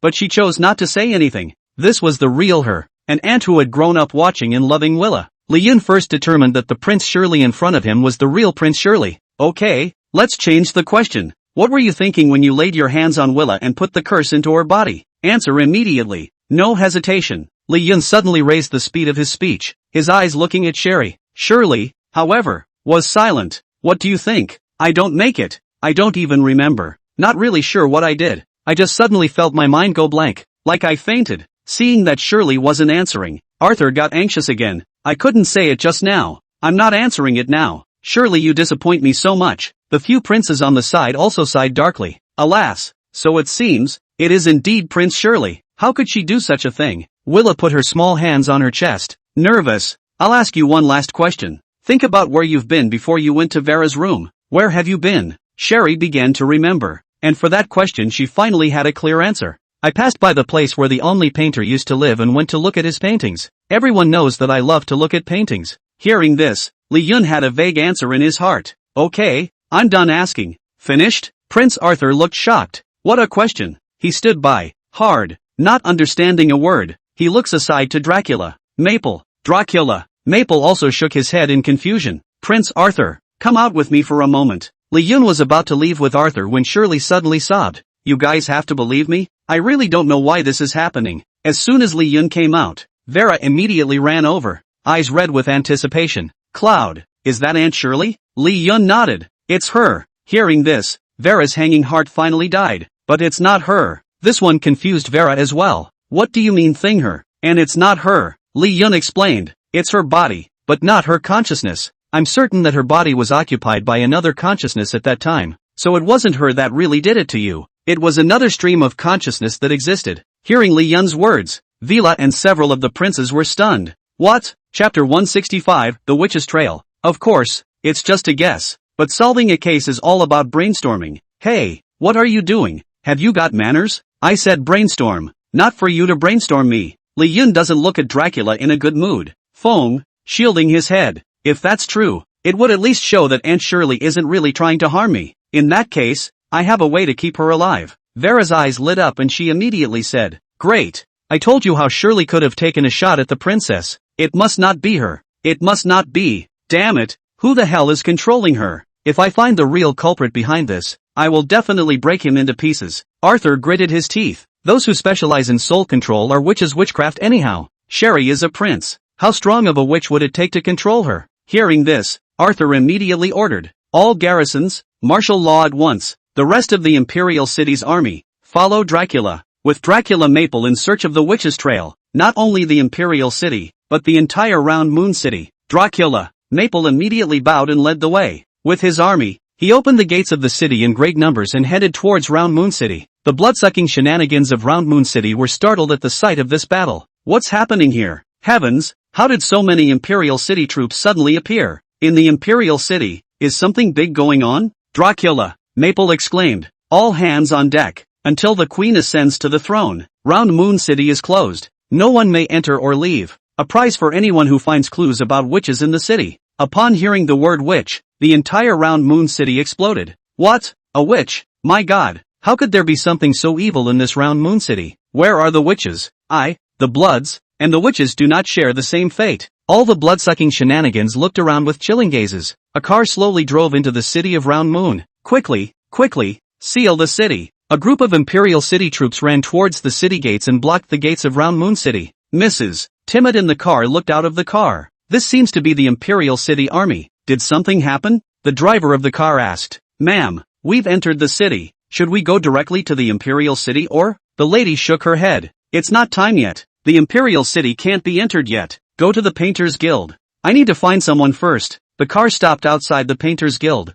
and Madam went alone and pushed open the door. Council member Ike walked over. Hello ma'am, you look very familiar. It shouldn't be someone from Round Moon City. Mrs. Timmet shook her head. I'm sorry, according to the Imperial City's requirements, all the foreign blood-sucking shenanigans need to be enthroned for a bit in the next few days. As you should have seen, the entire city is now on lockdown. A request was made from above and we had to carry it out. Mrs. Timid handed over a card held tightly in both fingers. Counselor Ike took it and looked at the name on it. Mrs. Timid. You are the legendary Mrs. Timid? Counselor Ike's exclamation of surprise drew the attention of countless members. First Lady under the Prince of the Imperial City. Who could not know such a great name? Mrs. Timid, how may I help you? Learning the identity of the lady, Counselor Ike's posture lowered even further. This is absolute respect for the strong. I'm looking for a painter whose last name is Yun. Counselor Ike was surprised to hear that. You know Patriarch Yun? The lady nodded gently, not realizing that it had come to nothing. Madam is late. Patriarch Yun has just been chosen to be the Queen's royal painter. If only you had come a day earlier. Council member Ike regretted. The lady's heart rejoiced. He really does have a way. I didn't realize that he had already entered the Imperial City. And I wonder what's going on with Princess Vera. The lady then looked to Counselor Ike. Let me ask you, why is Round Moon City suddenly closed? Counselor Ike rushed to speak quietly. One of the officers of the Imperial City said it was because of the witch hunt. I heard a little rumor that in the Imperial City, there are witches trying to murder our future queen. Tell me how messy it is. It's been nearly 100 years since this place was closed. The lady's brow furrowed slightly when she heard Counselor Ike's words. There could be witches here. Did something happen to Princess Vera again? I don't know if Li Yun is alright. No, I can't wait here in the outer city. I have to think of a way to get into the Imperial City and take a look. Mrs. Timid made up her mind. Not far away. Watch a decently dressed blood-sucking creep walk by. You must be Mrs. Timid. My name is Ansei, and I'm the president of the Painters Guild. I've often heard of your ladyship's great name, and it's an honor to see her today. Ansei held out a hand, his eyes dead set on the charming lady, all but falling in. Madam smiled softly and flirtatiously, but did not shake his hand. Instead, he whispered, Chairman Ansei's grandfather is that Mr. Only I beside the blood ancestor. Right, exactly. Then I wonder if I can borrow Chairman Ansei. How does the lady want to use it? With a wave of the lady's hand, Ansei only felt the sky spinning. Help me find a way to enter the Imperial City. Full city blockade. Vera looked to Li Yun. Cloud, are there really witches? Li Yun also didn't know that this was the Imperial City of the blood-sucking Guile. If a witch was present, why did no one notice? Arthur came and spoke. Princess, don't worry, Patriarch Yun. I've already sent people to search. Once the trail is discovered, this witch won't be able to escape. Li Yun gently nodded and then asked, Vera, where is the painted boat of the famous master of Anglais? Cloud, what's wrong? As a fellow painter, I'm a great admirer of the imperial painter beside this blood ancestor. I want to go and see the painting. I'll stay with you. Vera was about to lead Li Yun forward. Behind them, Arthur, the other princes, and the guards moved in. Vera moves a step. They move a step. Guarantee that one will never be lost. Don't follow me. This is the Imperial City. It's safe. Princess, you forget that just now the most dangerous thing now is the Imperial City, where it's safe. Li Yun laughed.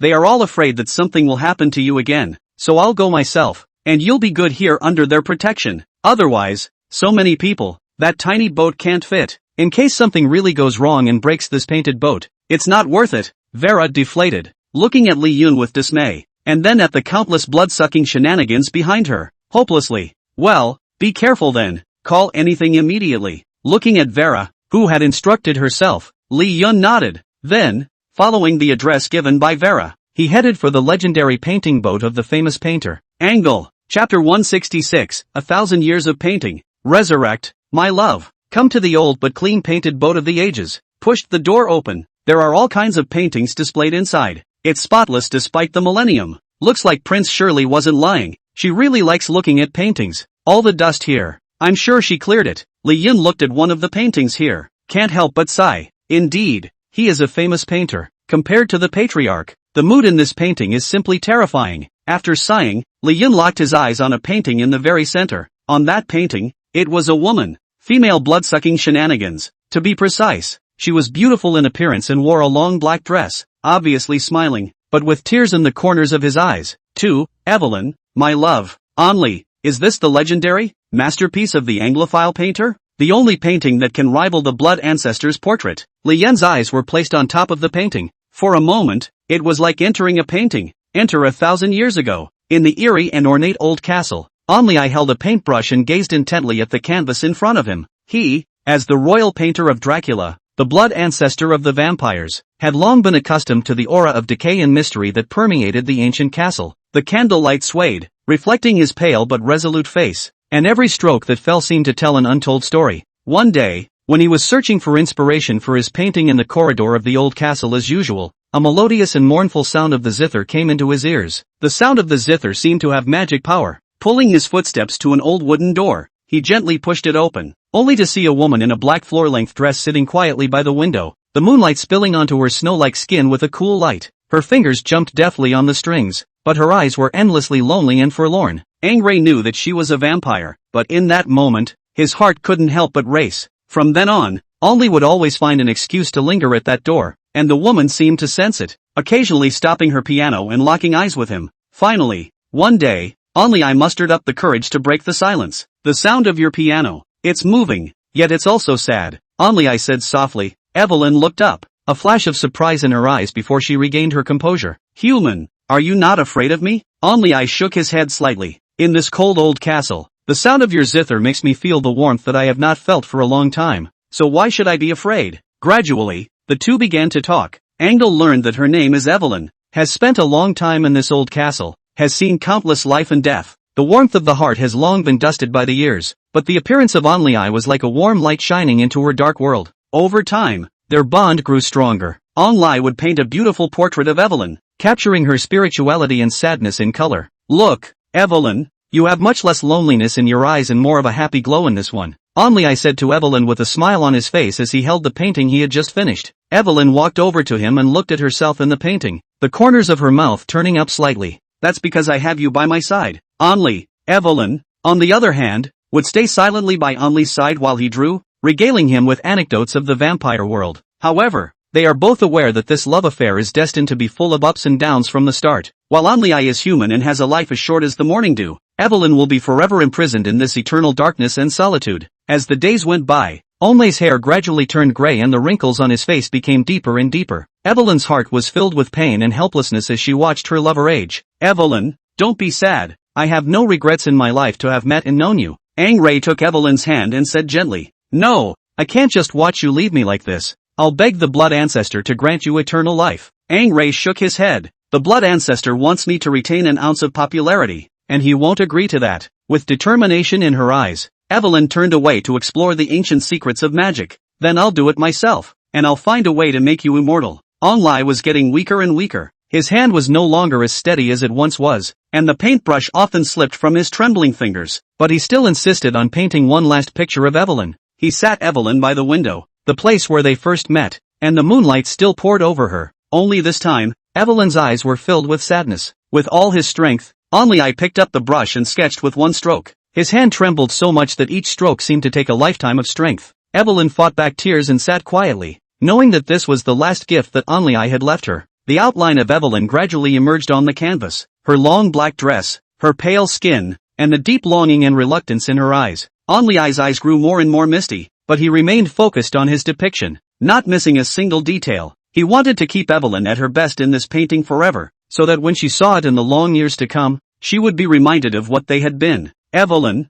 my dear, it has been my greatest happiness to love you in this life, Onlai said with a weak breath. Angray, don't talk, save your strength. Evelyn choked back a sob. No, I'm going to finish this painting. That's my promise to you, Angel stubbornly continued. Finally, on a quiet night, with a smile on his face, Onlai gently closed his eyes. It was as if his soul had been freed from this heavy shell and drifted off into the unknown distance. Evelyn let out a heartbreaking wail as she tightened her grip on his progressively colder hand. The voice echoed in the old castle for a long time, as if it was telling the sad song of love that transcended race and life and death. After that, Evelyn shut herself up in the room where she had once spent time with Angel, looking at the portraits all over the room and remembering the past. The Angly in those portraits, or smiling, or pensive, every expression was deeply imprinted in her heart. She knew that from now on, for these long years, she would be alone, with this engraved love, and would continue on in the darkness until the end of the world. And the name of Angrai would become a wound in her heart that would never heal, a hidden pain in every silent night. Evelyn gently stroked the last painting that Angray had done for her. It was as if the painting of herself was still warm, as if she could see Angray's focused eyes and trembling hands as he painted this picture.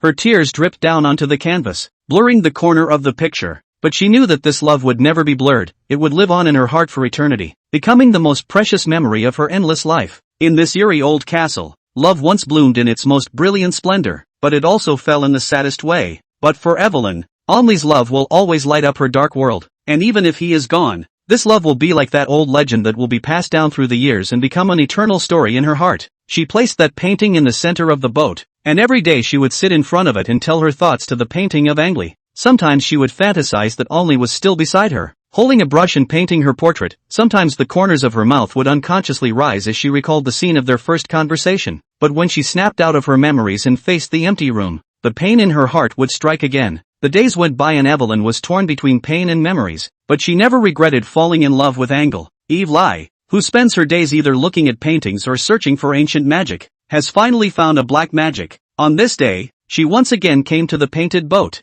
Stand in front of that picture of yourself, dressed in the long black dress of her first appearance, and holding the book of black magic in her hand. She resolutely said, "Since blood-sucking shenanigans can't keep you alive forever, I'll take the witch's way out. I'll make sure you're always with me. Resurrect, my love." Chapter 167. Ang Lee appeared. Black magic shrouded the entire painted boat. In the darkness, Lee Yun saw Evelyn, who had sacrificed herself and continued to wither. As the magic took effect, her body gradually became transparent, and her life force converged like flowing water to create the touch of Ang Ray. When Ang Ray opened his eyes, he saw Evelyn, who was already dying. He was overcome with grief and tears came to his eyes as he held Evelyn's progressively colder body tightly. His heart was filled with resentment against fate, and this resentment became stronger after he saw the great sacrifice Evelyn had made for him. At the end of Evelyn's life, her breath was weak as she spoke to Ang Lee. "Darling, don't grieve too long. Forgive me for being selfish and trading my life for yours. I can't stand being without you." Ang Lee cried out in pain and clung to Evelyn. "Why are you so stupid? So stupid. You wait, I'll give you your life back. I can't watch you die for me." Evelyn laughed softly and shook her head. "It's no use. My soul has been sacrificed to dark magic. I shall never be resurrected. Promise me to stay alive." Evelyn kissed Ang Lee on the lips, then turned into starlight and dissipated into the sky. Ang Lee's heart lit up with rage, and he slowly stood up, his eyes revealing a firm and determined light. "It's all you, Dracula. I couldn't have met Evelyn if you hadn't made me your painter. Why won't you grant me eternal life? Why? If I have immortality, how could Evelyn leave me? You killed the love of my life. I swear, I will avenge Evelyn and make you filthy vampires pay." Seeing this, Lee Yun frowned slightly. Ang Lee is not dead. Linking it to the pigments inside Prince Shirley, he seemed convinced of something. He was about to take his eyes off the painting when he realized that his body was suddenly like a puppet on strings. LOL. Another new set of flesh. Wait, why are there humans in the castle? Lee Yun heard in his mind. A voice came to mind. Raspy, sharp. Lee Yun subconsciously called out that name. Angry. The voice of Ang Lee in his head came again. "I sense that this flesh of yours carries the power of the painting. Patriarch-level painter. Are you the newly hired painter from the Imperial City? What a familiar scent. I love it." Like a shadow, Ang Lee appeared in front of Lee Yun. He had gray hair and a withered face, clad in a long black robe. The entire person had no physical body, just a ghostly spirit. Lee Yun was just about to move when Ang Lee laughed softly. Taking out a paintbrush, he dabbed dye on Lee Yun. "Your body is already under my control. You can't move. How's that? Does my work look good? Her name is Evelyn and she is the love of my life." Ang Lee turned his head to look at Evelyn in the middle of the painting, his tone gentle. When he turned around, his gentle tone turned cold and said, "So yeah, anyone who has seen this painting must pay. Leave behind the pigments I infiltrated with black magic and become my puppet. If anything, the dye is how Ang Ray controls the golem. Then everything that happened in the Imperial City can be explained. The dark curse was placed on Princess Vera by you." Ang Lee nodded and laughed softly. "I heard that girl has the purest bloodline of Dracula, a future queen. Then she must die. I'm going to give Dracula a taste of what it's like to lose a loved one too." Lee Yun continued. "You took control of Prince Arthur's body and put a curse on it. Prince? Oh, I also used to think that the blood-sucking dial was a powerful and unattainable existence. Now in my opinion, a prince is nothing more than a puppet." Lee Yun drifted off, thinking in his heart, "I've had my doubts when I couldn't hear their hearts. Seeing Arthur or Shirley with a hidden dye on them again, as I expected. They are all controlled bodies. The real person behind the scenes is the famous painter of the book that should have died 1,000 years ago." Ang Lee. Ang Ray held the brush in one hand, and Lee Yun saw the disconcerting aura on the brush. "You're incorporating a witch's black magic into your paintbrush?" Ang Lee nodded, smugly. "How about that? I'm great, whether it's black magic or paintings. All the things that Dracula could wish for but could not. Blood ancestor? Ha, he's not as good as me." Lee Yun rationalized everything and understood what Ang Ray was up to. Continued. "Evelyn died, so you found the witch, hoping to learn black magic and avenge her?"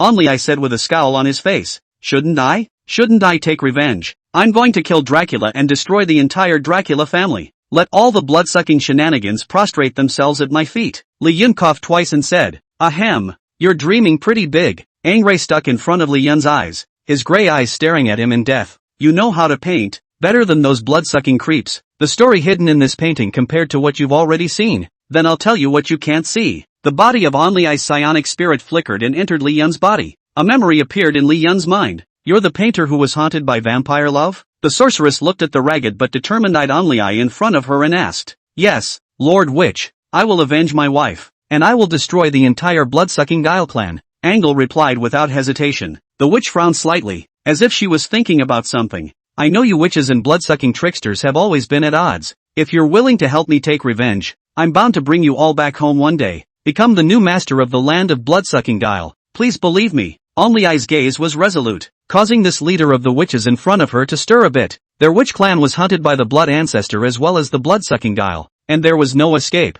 This may be an opportunity. The blood-sucking Guile clan possesses great power. Wanting to destroy them is not an easy task. You have the scent of black magic on you. I can help you, but you must pay the price. Angle said without hesitation. I would give anything to avenge Evelyn's death. The witch nodded and said, Okay, from now on, you're going to follow my instructions. We need to collect some special items. Guided by the witch, An Li begins a long and arduous journey of collection. He traveled through treacherous mountains, dived into deep caves, and fought to the death against a variety of ferocious monsters. Each dangerous encounter strengthens his resolve for revenge. Chapter 168 Dark Illusion. Following the witch's map, An Li arrives at a forgotten tomb. A mysterious and evil aura permeated the ancient tomb, and the walls were carved with ancient runes and patterns. Angray carefully explored the ancient tomb when suddenly, he felt a powerful force drawing him in calling, in guiding, in enticing. Following the guidance of this force, he came to a secret room. The door of the secret room was engraved with a huge emblem that emitted a faint glow.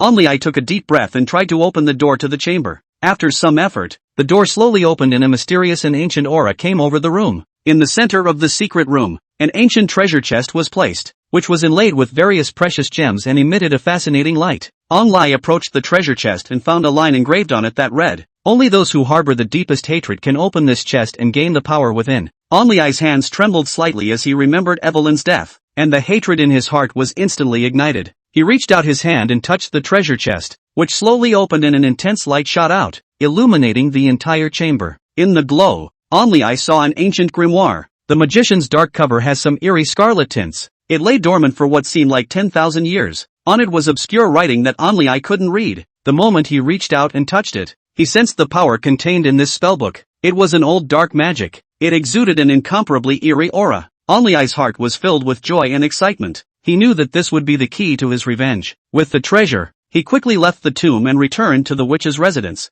The sorceress had a look of surprise in her eyes when she saw the items brought back by An Li. You actually found this most ancient and evil book of darkness. It seems that fate is really on your side. An Li asked eagerly. What do we do next? The witch flipped open the spellbook and studied it carefully. The words on it were so obscure that even she couldn't understand them all. The witch pondered for a moment and said, The book contains a powerful form of black magic, but it takes another worldly evil item to boot. The dark abyss, which is the domain of demons and filled with endless darkness. To master the magic in this book, you can only go there, and obtain the demon's core. Fragile humans, 9 deaths, Angle said without hesitation. I'm not afraid of danger for Evelyn's sake. When do we leave? The sorceress looked at An Li's determined eyes and nodded. Okay, let's get ready and leave in 3 days. 3 days later, An Li and the sorceress embarked on a journey to the dark abyss. Along the way, they encountered various demonic attacks, but with An Li's courage and the witch's magic, they were able to overcome the dangers time and again. Finally,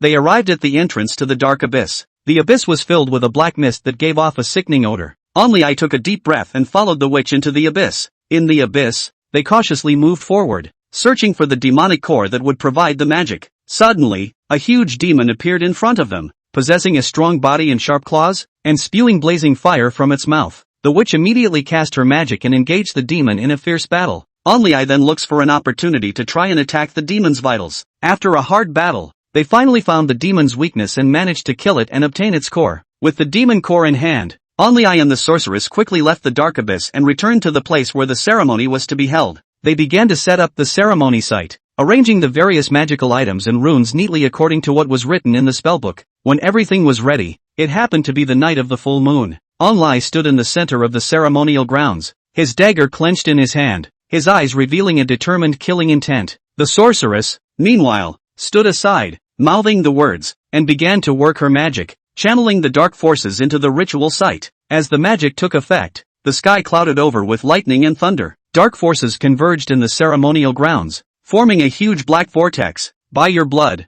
feed the darkness. Hearing the witch's murmur, Onlai slashed his palm with his dagger. The blood then dripped down and mixed into the black vortex. Soon that black vortex entered his body and stripped his flesh a little bit. Stripped of his flesh and soul, Onlai suffered immense pain. Hold on or you will be completely gone. The witch whispers again. Aang Rei gritted his teeth in death. Evelyn. He then took out the paintbrush he relied on. In the midst of the darkness, the brush was driven with intent to copy Evelyn's touch. The incomparably evil black magic had unexpectedly surged into the paintbrush. The brush resembles a blooming black rose, hover in the air, and Aang Rei, body and soul completely divorced. The dark illusion was realized. He held the brush and his whole body was filled with the power of darkness. My God, what a time to witness a great miracle. This is the dark illusion among dark magic. I've been searching so hard for so many years, but I never thought I'd let a human like you become one. The sorceress looked at the floating angle in the air with an envious and greedy face. The witch suddenly gathered a sorcery in her hands, her mouth cold. This illusionary body, it should be mine. Just moments before she struck, Onlai smiled disdainfully. The brush in his hand flicked. Countless breaths of darkness burst out, surrounding the witch in death. No, no, no, I was wrong. Get these filth out of here. The witch tapped the dark breath around her in fear. Onlai laughed softly. I've known for a long time that you made me look for all this to do you a favor. Unfortunately, like you said, fate has chosen me. This illusion has chosen me. How can I let you take it away from me? This is my power to destroy the blood-sucking Guile clan. The witch rushed to her knees, shivering. At this moment, the once inconspicuous human had the power to decapitate himself with a raised hand. Angle was right. He wasn't afraid to die. But this witch was. So, this dark phantom will only choose him. There is absolutely no way to choose this witch. Listen carefully, if you witches want to take revenge, follow my orders properly. We have the same goal. To exterminate the Dracula family and the entire blood-sucking trickster race. You can't do it without me. The witch immediately bent her head. At your service, Lord Aang Rei. Chapter 169, The Strength of a Famous Painter. The memory dissipates. Li Yun's body was still controlled by Onlai. Onlai smiled broadly in satisfaction. Ha ha ha, what a gift of fate. Surprisingly, it's a human painter. Creatures like the blood-sucking Guile have souls that are just too weak. It won't be too long before every being I cling to can't support my phantom body. And you're different. This physical body of yours can actually merge perfectly with my phantom body. Kid, what's your name and what's your relationship with that Princess Vera? Li Yun coldly said. Why should I tell you? Onlai's face sank as a sharp pain in his soul spread through Li Yun's body. You can keep your mouth shut. I have my own means of slowly torturing your soul. Tough talker. Ha! How can a human be in the company of blood-sucking creeps? If I use your body, I will step on the entire blood-sucking Guile clan. It will be your honor. 2. Li Yun sensed the soul pain, and his brain was thinking of ways to get out of the trap moment by moment. The special phantom body of Onlai, which is inhuman and creepy, combined with black magic using the paintbrush as a medium. But even the prince's body can be controlled. It wasn't easy to get out of his grasp. After all, Li Yun was only able to be invulnerable to all poisons, but he was unable to remove and suppress the Onlai in his body. It's really a tough one.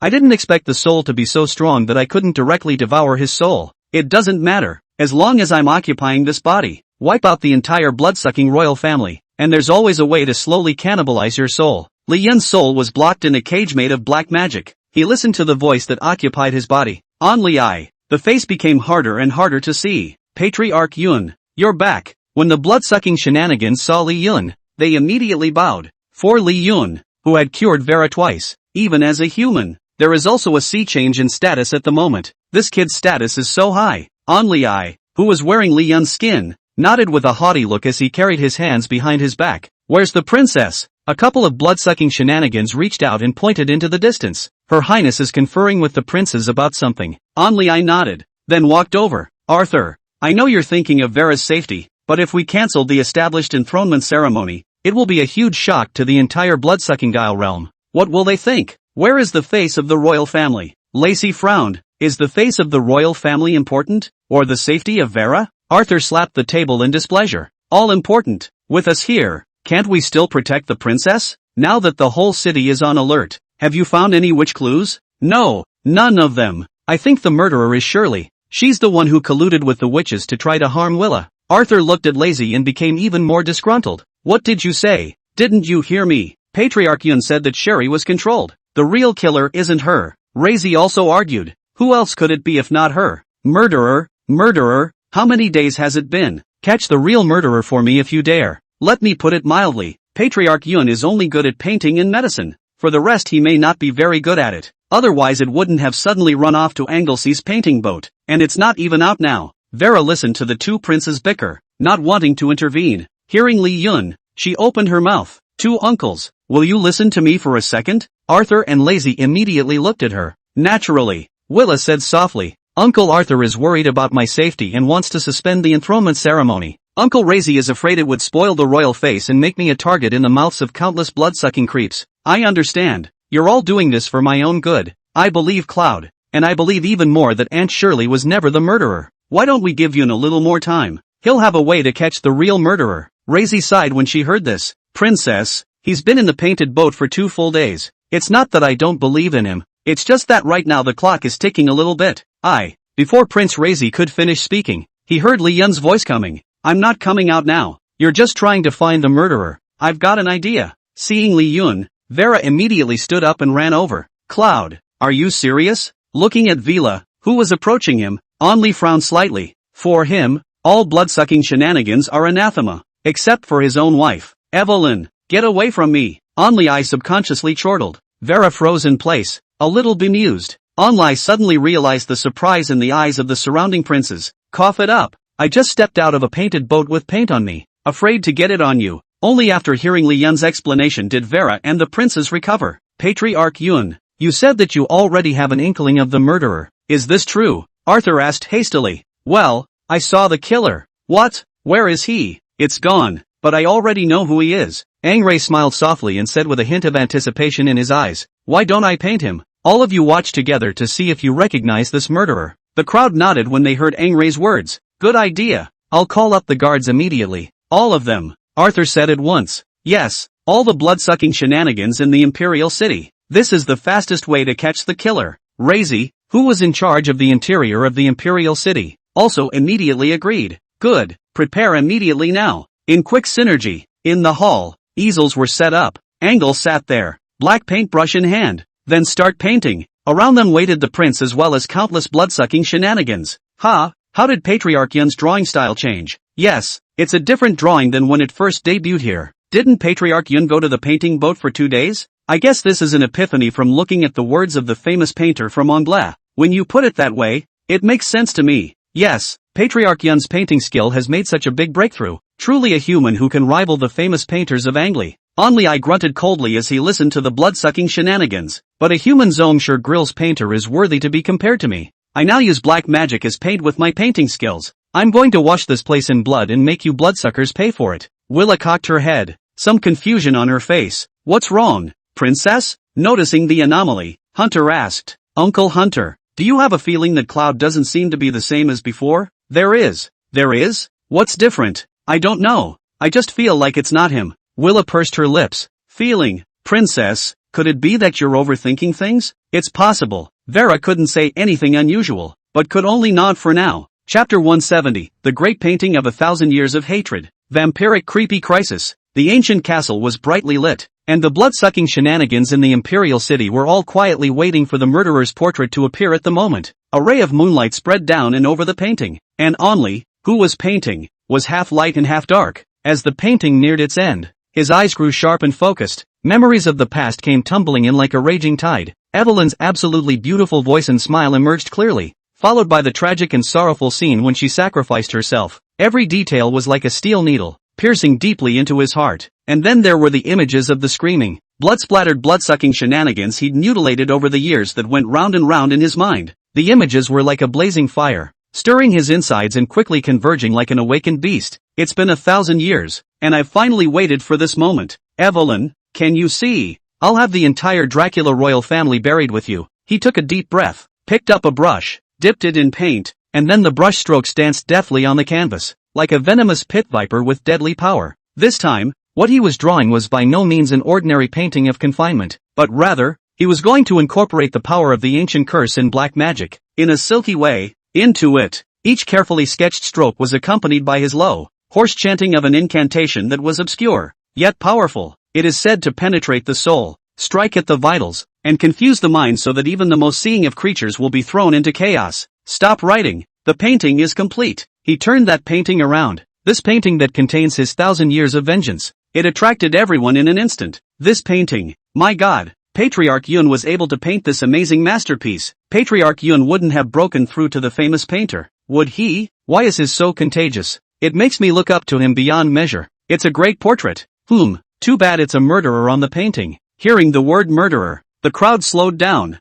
Yeah, they're not here to admire the paintings. It's to see who the killer is. Vila, several princes, and countless blood-sucking shenanigans looked over as their eyes focused. Why is the murderer on this painting so familiar? It always feels like I've seen it somewhere before. If it isn't Ong Lai's famous painter. The blood-sucking shenanigans around them woke up when one man broke the mystery. The person on the painting was none other than An Lai. I thought he was dead. How could he be a murderer? Just as the princes were incredulous, An Lai's canvas self began to distort, twisted into a creepy sea of blood churning scene. In the sea of blood, countless twisted and deformed hands, as if from the depths of hell, stretched out crazily, as if with endless grudges and greed, vowing to drag everything in the world mercilessly into that endless abyss of darkness. Above the sea of blood, suspended in the air was an illusory but eerie to the extreme aura of a ghostly spirit. Their eyes were depicted as empty and godless black, as if they were endless black holes capable of devouring all hope. The blood dripping from his hands haloed the canvas with a thick gore. Black runes symbolizing a malevolent curse were entwined around his body, and those runes were as if they were living creatures, writhing and emanating an ominous aura. The mission of the famous painter has been completed.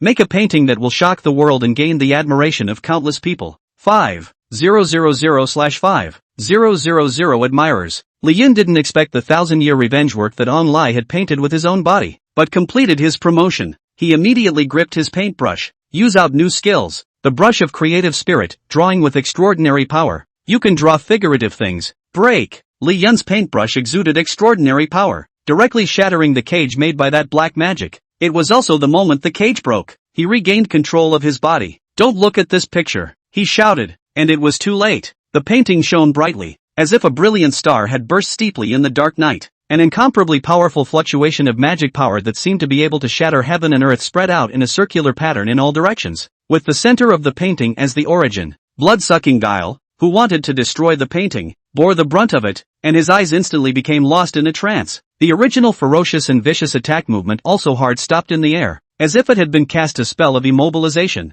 Immediately after that, from the countless blood-sucking shenanigans were also enveloped in the magic power emanating from the painting. Their faces showed a look of horror and agonizing struggle. Some of them stared with wide eyes, showing disbelief. Some opened their mouths, wanting to scream for help, but couldn't make a single sound. Their bodies, however, were uncontrollably moving closer to the painting step by step, as if they were being pulled by an invisible but powerful force. What kind of evil magic is this? Prince Arthur stuck his sword in the ground to keep his body from going towards the painting. The voice trembled terribly, as if it were a broken bagpipe, but the feeble sound was quickly and mercilessly swallowed up by the powerful magic. Their souls seemed to be tightly entangled by the curse in the painting, as if caught in a sticky spider web. The more they struggled, the deeper they fell into it, gradually losing themselves and falling into a puppet to be manipulated by others. You can't save them. Angray coldly looked at the vampires who were controlled by the mesmerization in front of him, without the slightest bit of pity in his eyes, as if he was looking at a group of ants. Then, a doppelganger in the painting that only belonged to the An Lai spectral spirit broke out of the painting, toward the blood-sucking creeps.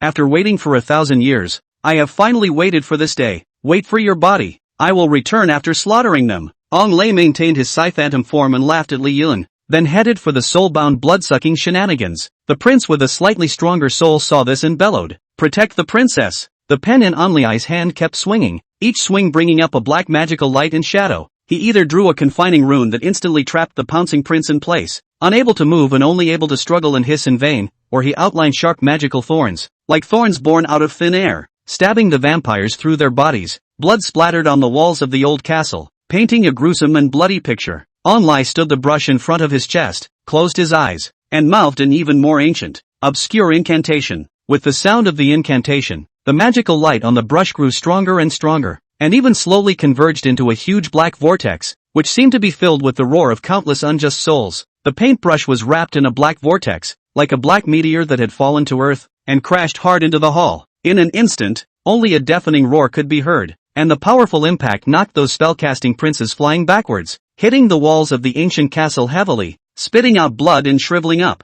Once you've seen my paintings, your souls will be constantly drawn to me. You can't beat me. Ong Lei hovered in the air, his eyes looking at the once high and mighty princes as if they were ants. Then the gaze sidled to Vera. Chapter 171, Fighting Paintings. The pain of a soul pulling and tearing appeared in Vera's eyes. A golden bloodline glow erupted around her. It really is the bloodline most similar to Dracula's. In 1,000 years, you are the only one who can truly be hailed as his offspring. In the beginning he would not grant me eternal life, so that I might lose the love of my life forever. Today, I want him to have a taste of that as well. Ong Lei was slim and gaunt, except for his eyes, which burned with the fire of unquenched hatred. Just as his phantom body was about to rush at Vila, a red light burst out from within the gleaming eyes of the portrait of blood ancestor Dracula hanging on the wall. Shot at angle, with a paintbrush in his hand, Ong Lei drew a magical shield against the red light of the painted Dracula. An angry shout followed. Guard the might of the bloodline. Damn it, Dracula. I painted this picture. How could I let a painting stand in my way? He waved the paintbrush in his hand once more, and a black magic was offered with it. Boom, the statue of the blood ancestor, which had been renowned throughout the bloodsucking Guile realm as the greatest painting of all time, was blasted into pieces. Vera's soul pull was getting stronger, leaving her with no chance to fight back at the moment. The other defeated princes were beyond anxious. Just in the nick of time, Li Yun erupted with the power of bloodsucking Guile, rushed in front of Vera. Ha, little human mole crickets, what can you do? Li Yun didn't talk nonsense, whatever the potion was, and threw it out with a brain. They were all slamming down on Ong Lei like rain. These potions did nothing to harm Ong Lei, who was only a phantom. Ong Lei floated in the air, laughing airily. Pathetic griffin, I have no flesh left. How can you catch me with a fluttering body? Li Yun took out dark geocache, took a sip, then closed his eyes. Darkness continued to spill out all around. In this darkness, he was the absolute master, able to perceive everything without using his physical eyes. The fluttering and flickering figure of Ong Lei was soon perceived by him. Gotcha! Li Yun lifted the brush in his hand and instantly drew countless sword blades targeting spirit bodies. A light gulp. Go! 10,000 swords bombarded towards Angle like missiles. Ong Lei, who was just about to approach Vila, sensed danger behind him and turned his head to see several swords coming at him. Damn kid, that's something. He drew magic shields in his hands once again to ward off these spirit swords. Figurative. When did you enter the famous painter? Li Yun laughed softly. In the beginning, you utilized the chi of all the painters to enter this one. Today I'll borrow your chi and likewise enter the famous painter. What's not to like? Ong Lei grunted coldly. Big talk, there are gaps between famous painters. Two famous human painters. Put up your pen at the same time. The tip of Ong Lei's pen traveled quickly through the void, black magic pouring out with his strokes. Just by the stroke of his brush, a huge black panther gradually took shape in front of him. That black panther was as black as ink, with muscles churning, and its eyes flashed with a cold red light, as if it was a messenger from the depths of hell. It raised the sky and let out a roar that shook the 4 fields, followed by 4 hooves that generated wind and lunged towards Li Yun,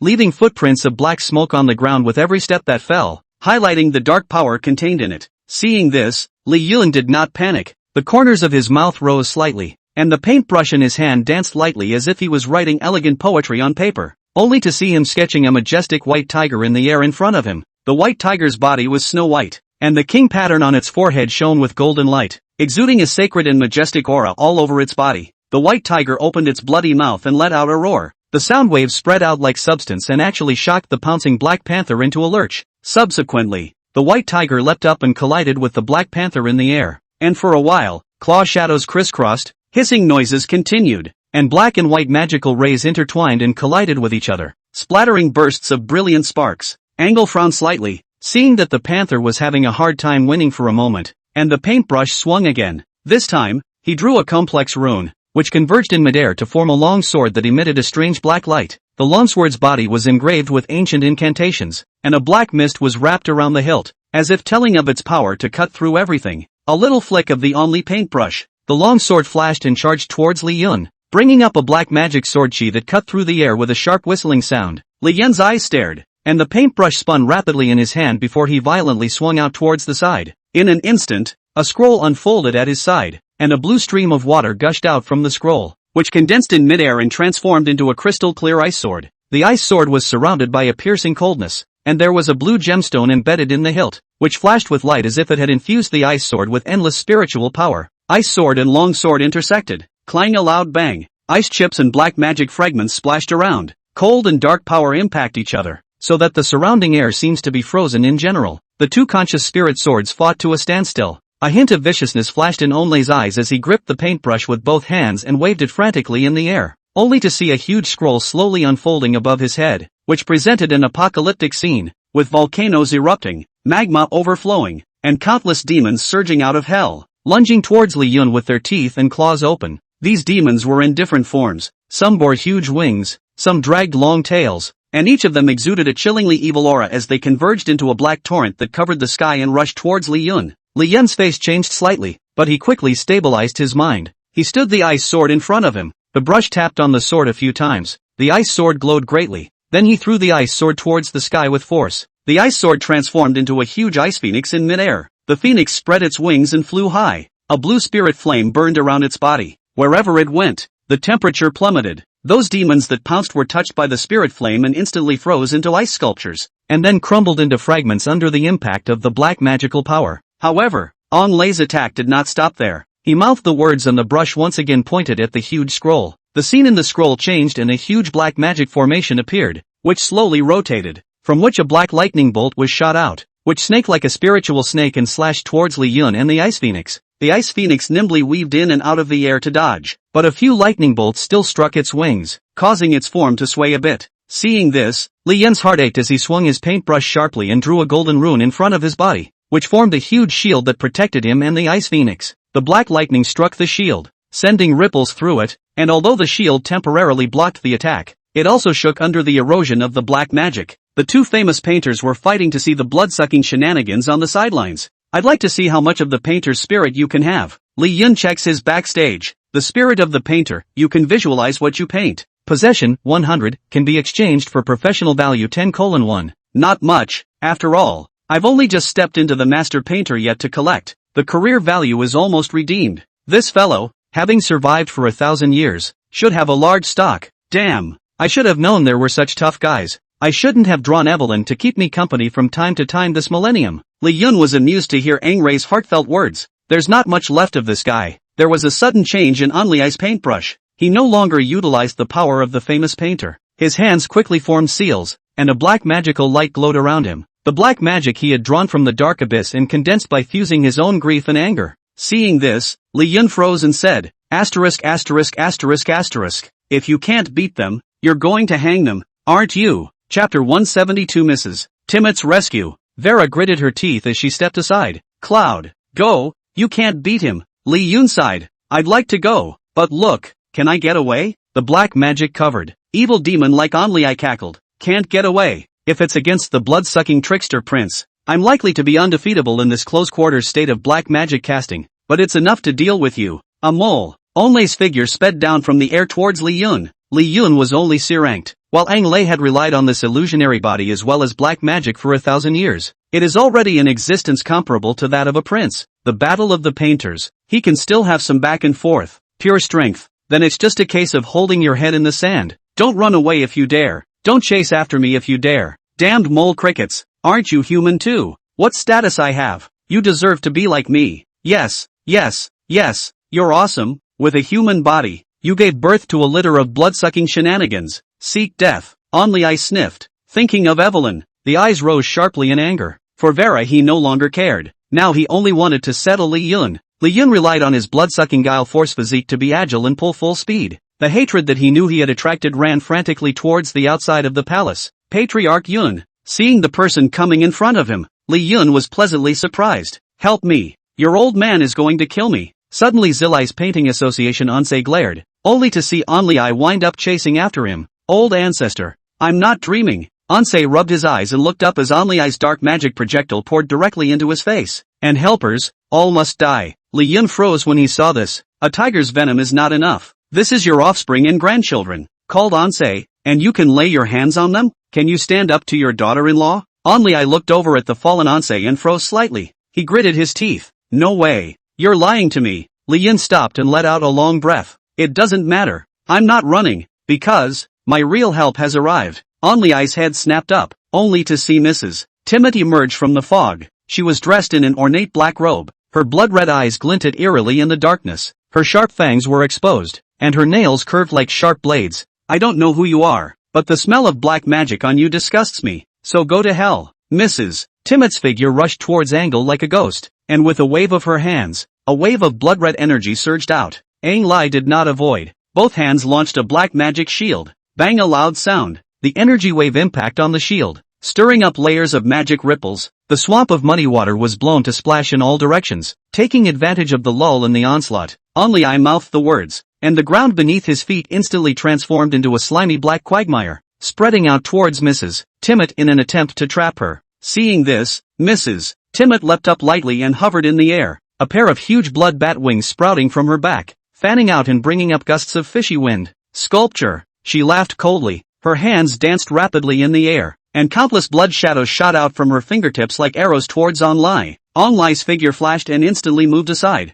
Mrs. Timot spewed out a thick black mist, which contained a strong corrosive power, and wherever it went, the grass and trees withered instantly. Seeing this, Ang Lai put his hands together, his body's magic power surging madly, forming a spinning black vortex in front of his body, absorbing all of that thick fog. However, this move also caused the magic power in his body to be consumed greatly, and his figure swayed slightly. Seeing the right moment, Mrs. Timot instantly flashed in front of Onlai and extended her sharp claws to stab him straight in the throat. Onlai reacted extremely quickly and blocked with his arm, a deep bloody scar instantly appearing on his arm. Ignoring his injuries, he pressed his other hand violently against Mrs. Timot's chest, black magic drilling into her like a viper down his palm. Mrs. Timot let out a hiss of pain and wrenched herself free with all her might. Backing away, she felt as if the magic in her body was being torn by a dark force. Chaotic, but after all, she was the first person under the prince of the imperial city and had been in the battlefield for a long time, so she quickly adjusted,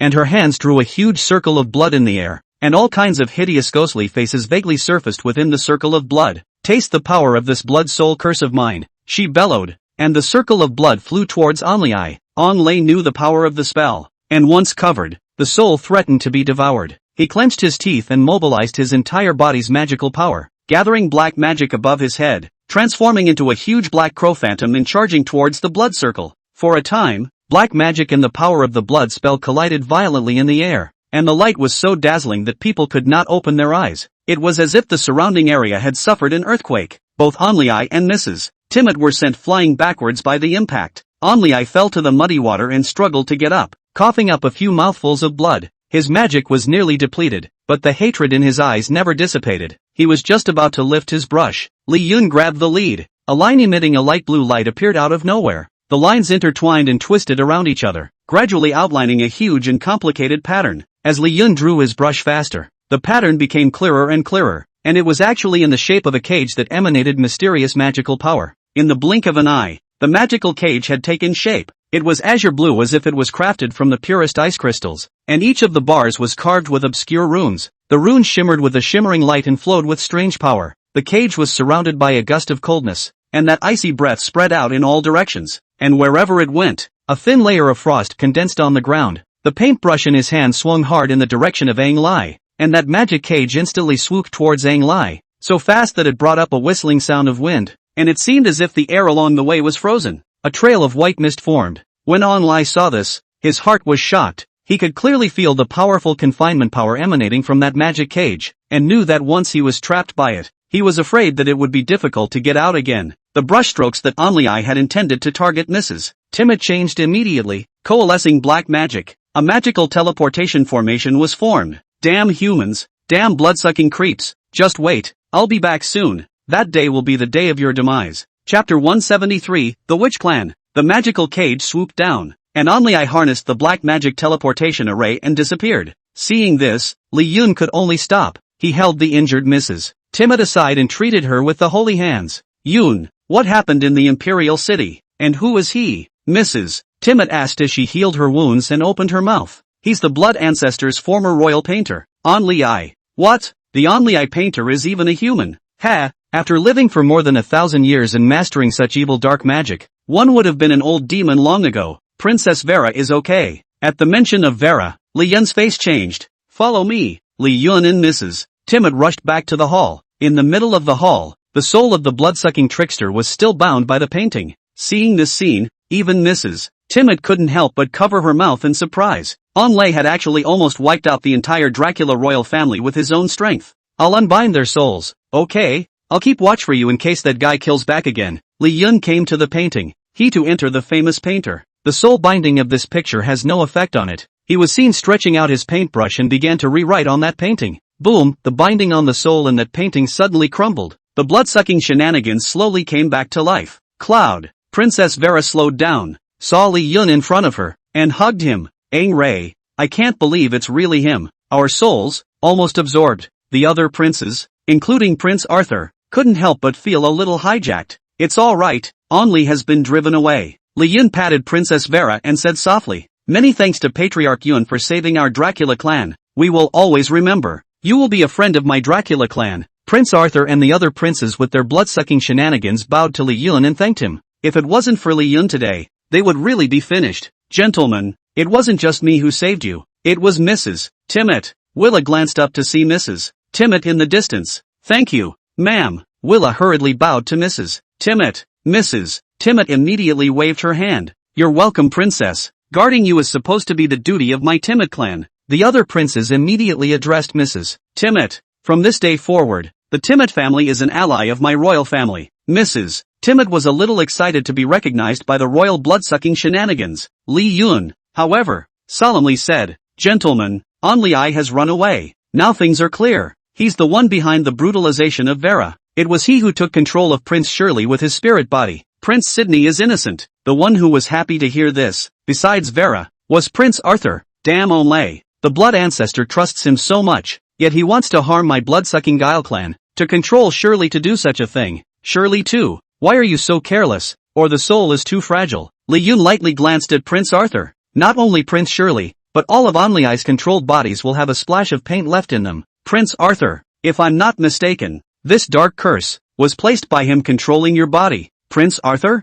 The other princes looked at Arthur with some playful eyes. I just said that people's Prince Shirley's soul was weak, and then I got slapped in the face. Angry is using the painted boat's own work as a medium, and the paintings all have dark magic in them. Seal the boat. I'll take care of it if it's inside. Prince Razi touched Yaso with his arm. Patriarch Yun said that the medium of this control is by painting. Shirley has loved to look at paintings since she was a child, especially at his Anble. There's no excuse for her getting hit. You're up, and you don't like looking at paintings. How did you get hit too? Prince Arthur listened to Prince Razi's inquiry and couldn't help but blink his eyes. I don't like looking at paintings, but I like to watch Shirley look at paintings in secret. Li Yun was happy. So it was. Uncle Arthur, let's get Aunt Shirley out of there. Arthur nodded. With the power of teleportation magic, Onlay crossed a long spatial distance and arrived in a valley that was hidden to the extreme. Here is the place where the witch clan has been living in seclusion for generations, surrounded by towering mountains, towering into the clouds. The mountains are surrounded by clouds, as if a huge white veil, isolating the entire valley from the outside world. It is as if it is in another isolated and mysterious world,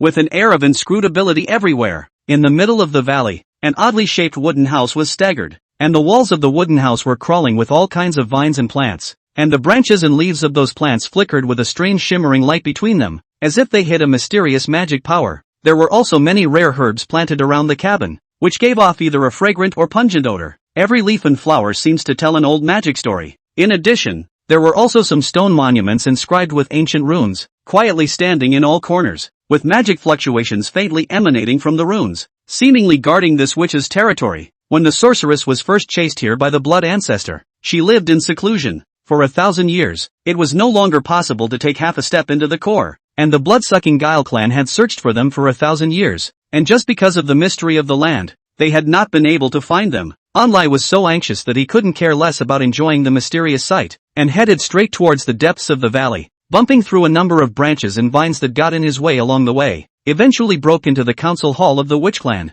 At this moment, the witches were sitting around, discussing various matters in the clan. They were either holding their wands and gently tapping the ground, or flipping through heavy magic tomes. The atmosphere was serious and solemn. Seeing that Aang Lei was in such a sorry state and yet she intruded in aggressively, the witches were all astonished, stopping their hands and casting their gazes at this uninvited guest. Lord Onryu, why are you groping like this? An older witch with a majestic look took the lead and asked. Sitting on the main seat of the council hall, her gaze as deep as an abyss, as if she could see through all the illusions in the world. In her hand, she held a wand encrusted with brilliant gems, the gem at the top of the wand emitting a soft glow that reflected her serious and slightly puzzled face. This is the same witch who helped Aang Rei in the first place. Diana! Aang Rei gasped, his chest heaving violently, and a roaring fire of vengeance burned in his eyes, a fire that was close to consuming his sanity. He said loudly and angrily, "Damn the human! If it wasn't for him, the Dracula clan died a long time ago under the grand scheme I've been plotting for 1,000 years." The witch frowned slightly.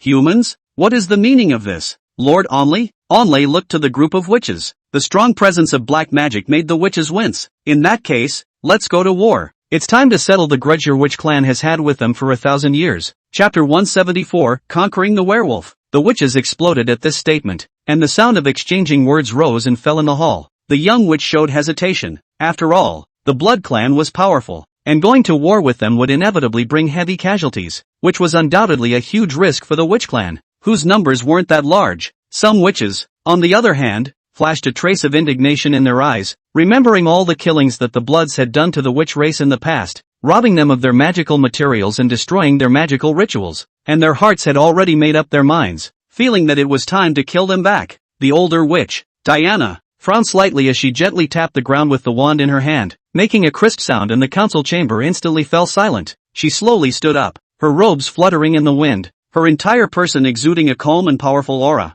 her voice steady and powerful, echoing throughout the hall. "We lost the battle back then. This is the only place we can hide for 1,000 years. And now, the Bloods are gone, with Lord Onley at the helm. Just our best chance to counterattack. If we don't destroy the Blood Clan, how can we call ourselves home?" The witches were infected and raised their wands. "If we don't destroy the Blood, what is our home?" Onley smiled a cold smile as he heard this. "Bloods, it's time to die." In the following days, the entire witch clan was busy, and their busy figures could be seen everywhere in the valley. Elderly witches turned out the treasured in the secret room, dusty magic books. Those books have yellowed and fragile paper, but carries the wisdom of successive generations of witches. They searched verbatim for powerful magic spells that could restrain blood-sucking shenanigans, and from time to time, they even gathered together to discuss the pronunciation of magic spells, gestures, and the way of channeling magic power, in an effort to maximize the power of magic. The young witches, on the other hand, divided their labor, partly responsible for collecting various rare magical materials.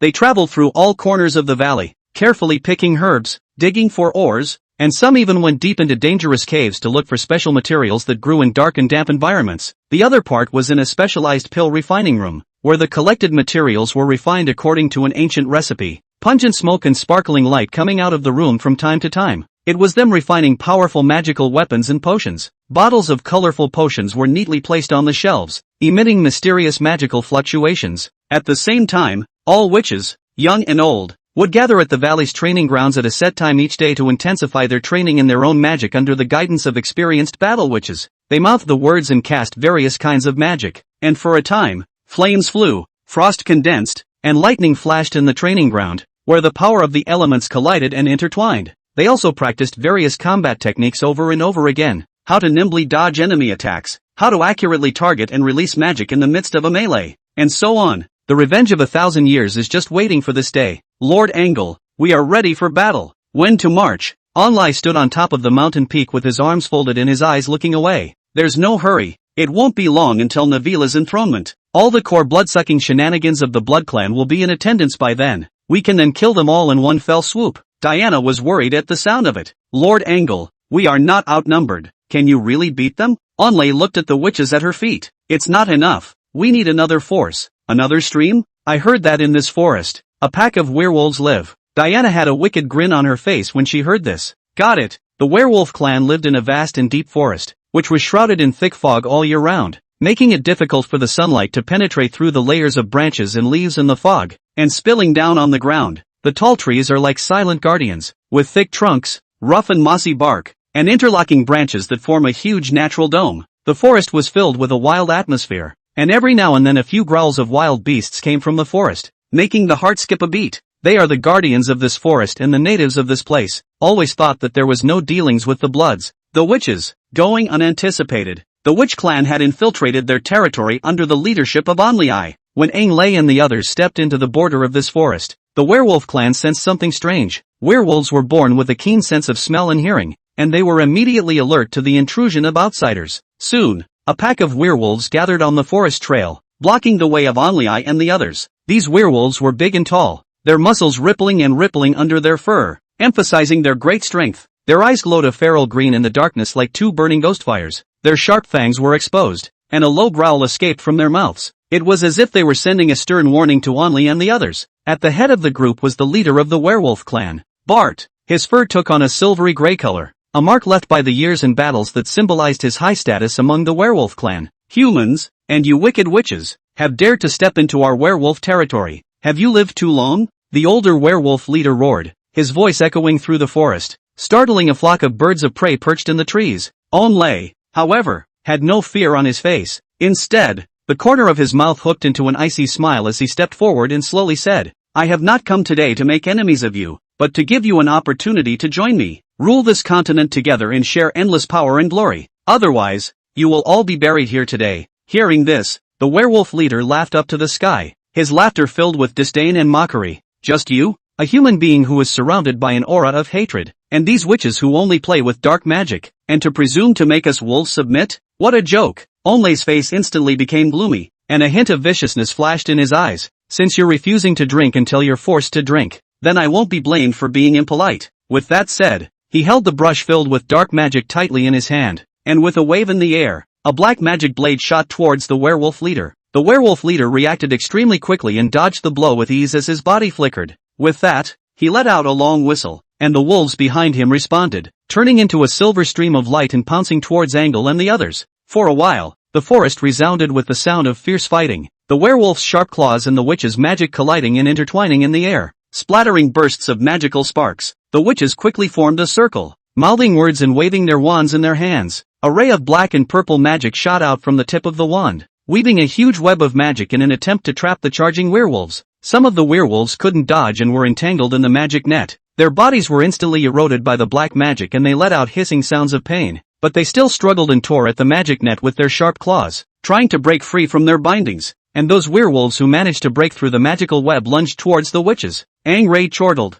rather a bunch of beasts who aren't afraid to die. The brush in his hand began to paint. A huge curse in the sky enveloped the entire Leekan clan. Chapter 175 Angle, Submission or Death. Onglai's face instantly became horribly gloomy, like the dark clouds before a storm. He grunted and turned his head to wink at the witches behind him. The witches understood and immediately formed a tight circle, stood their wands in front of them, and began to chant under their breath. The incantation was obscure, yet it seemed to carry a rhythm from the depths of hell, each syllable causing an eerie wave in the air. As it was chanted, the curse of the heavenly Ongle painting grew larger and larger, thoroughly enveloping the entire Leekan clan. The black robes on the witches' bodies bulged violently, the runes on the black robes glowed brightly, and black magical power surged out from their bodies like a raging tide, converging on the curse above their heads. The curse slowly rotated, and the dark power emanating from the formation spread towards the Leekan clan like a black tentacle. Seeing this, the wolves revealed a wary expression, and they instinctively took up a defensive stance in preparation for the upcoming attack. However,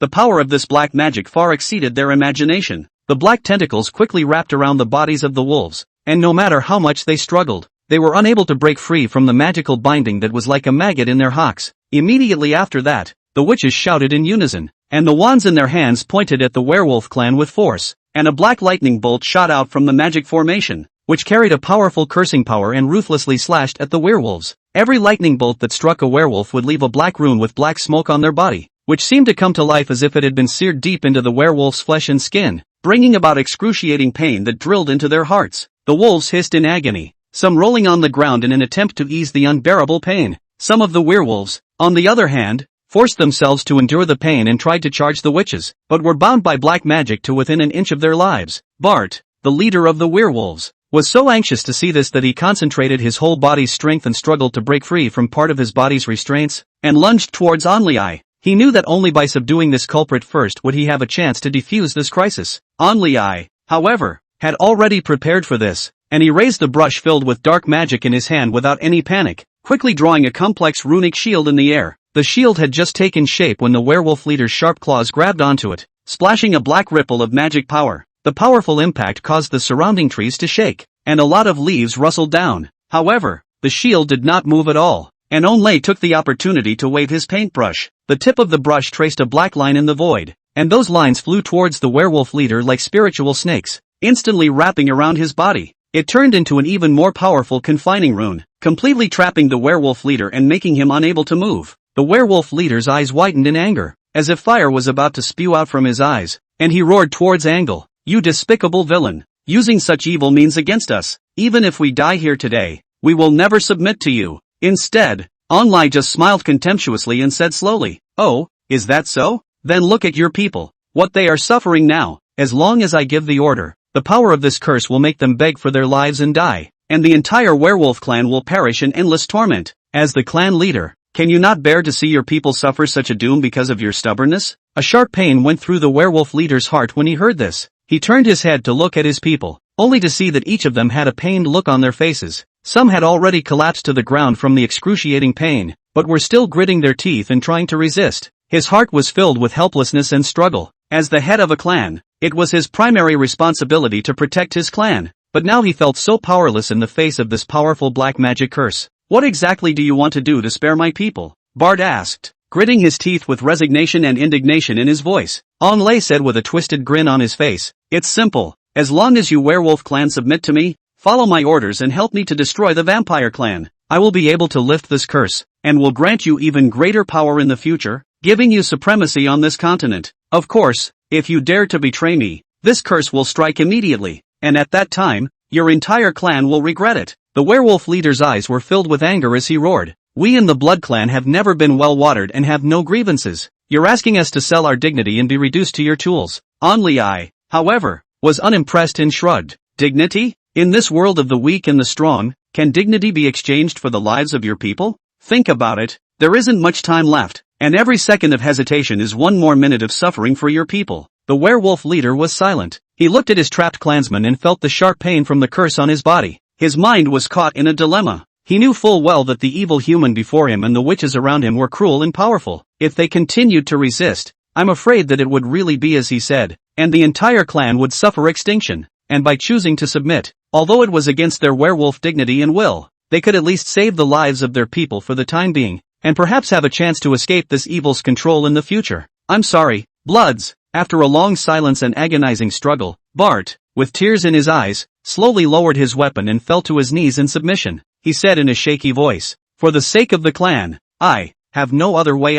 With this beginning, the other werewolves also gritted their teeth, suppressed the indignation in their hearts, and put down their weapons one after another. Bending his knees, he knelt down in front of Onlai. Discontent and humiliation were written all over every werewolf's face, but for the survival of the entire pack, they could only choose to give in. Bart looked at the scene in front of him with pain and helplessness in his eyes, and 2 lines of hot tears slid down his vicissitudes-covered cheeks. Finally, he slowly lowered his lofty head and said in a hoarse voice, "Angle, remember, if you force us like this today, you will be punished later. I'll comply with you for now. I just hope you'll keep your promise and don't hurt my people again." Angray looked at the group of succumbing wolves in front of him with a twisted and smug smile on his face, one that looked particularly grim in the dark forest. He nodded his head in satisfaction and said, "He who recognizes the times is a wise man. From today onwards, you werewolf clan are warriors under my command. Be a good boy and follow my orders. Go and destroy the blood-sucking Guile clan for me. If anyone dares to betray me, this curse will immediately strike and make you regret it." Looking at the witch behind her, the werewolf in front of her, Onlai laughed sardonically. "Blood Clan, are you ready for annihilation?" Chapter 176, The Remorse of the Sinjids. The Bloods have had the biggest bonanza in 1,000 years. The future queen's enthronement. When the news was released, the entire Blood Clan was energized. Those blood-sucking shenanigans who had received invitations and were eligible to visit were even more overjoyed. It's like the peak of light in guileful life. The town of Joster. Horton, the head of the Sinjid family, was sitting there, looking flustered. The rest of the family members' faces were expectant and convened. "Dracula." Joel ran in from outside. Holden got up immediately. An expectant face said, "Well." Yell sighed and shook his head. "I have 2 messages. The first is that our Sinjid family did not receive an invitation from the Imperial City. The Queen's enthronement ceremony is not something we are qualified to look at." Hearing this, Horton's face showed intense disappointment. The other members sighed helplessly. There are countless Blood Clan families, although they, Sinjid, are a side branch, but just a third-rate family. It's only shenanigans if you can get picked. That's just it. It's normal to fail to be chosen. The whole town, even a family like Einstein, isn't good enough, and we're not ashamed. At the mention of humiliation, A hint of hindsight appeared on Holden's face when the Singids drove out Dracula, Sin and his father. Now it would be the biggest joke in town. They all laughed at his Horton's presbyopia, and such a patriarchal painter could be spared. It's true that you don't even want the riches that come to your mouth. Horton regretted lying in his coffin slab and tossing and turning every day, unable to sleep. But what's the point? Only constant mental construction. He's just a painter. What's the big deal? I have no regrets. No regrets. Dracula. Joel is a little sweaty at the moment. Why are you so sweaty? Tired of running? Isn't there another message? Tell me. Dracula. Joel wiped his sweat, taking a deep breath. He said, I heard from a friend who just got back from Round Moon City. Dracula. Sin has been chosen to be the Queen's royal painter. Clunk. Horton and the seat dropped the bench in one straight one. In the family, there was silence. One by one, their eyes were wide and their mouths were open. The sky is falling. Dracula. Sin. That punk. Surprisingly, he became the Queen's royal painter. What a hell of a joke. More hell yes. No one in the original town was qualified to go to the Imperial City. People, don't laugh at the 50th step. Now he, the young master of the Singhid family, had become the Queen's royal painter. Now Singhid is going to be laughed at not only for 1,000, 10,000 years. Dracula Horton. Horton too big smacks to himself. I've got eyes. I've got eyes. The Imperial City of Dracula. Vera stood atop the Imperial City in her queen's robes. The beauty of the country and the noble and elegant temperament. The white, snow-like skin seemed as if it had never been touched by the sun, and it had a cold, mysterious luster. The deep eyes are like the most brilliant purple gems in the night sky, deep and fascinating. Just one glance can make people fall deeply into it. A head of black shiny long hair like a waterfall hanging down on her slender waist, walking, hair fluttering with the wind, adding a few points of spirituality and charm.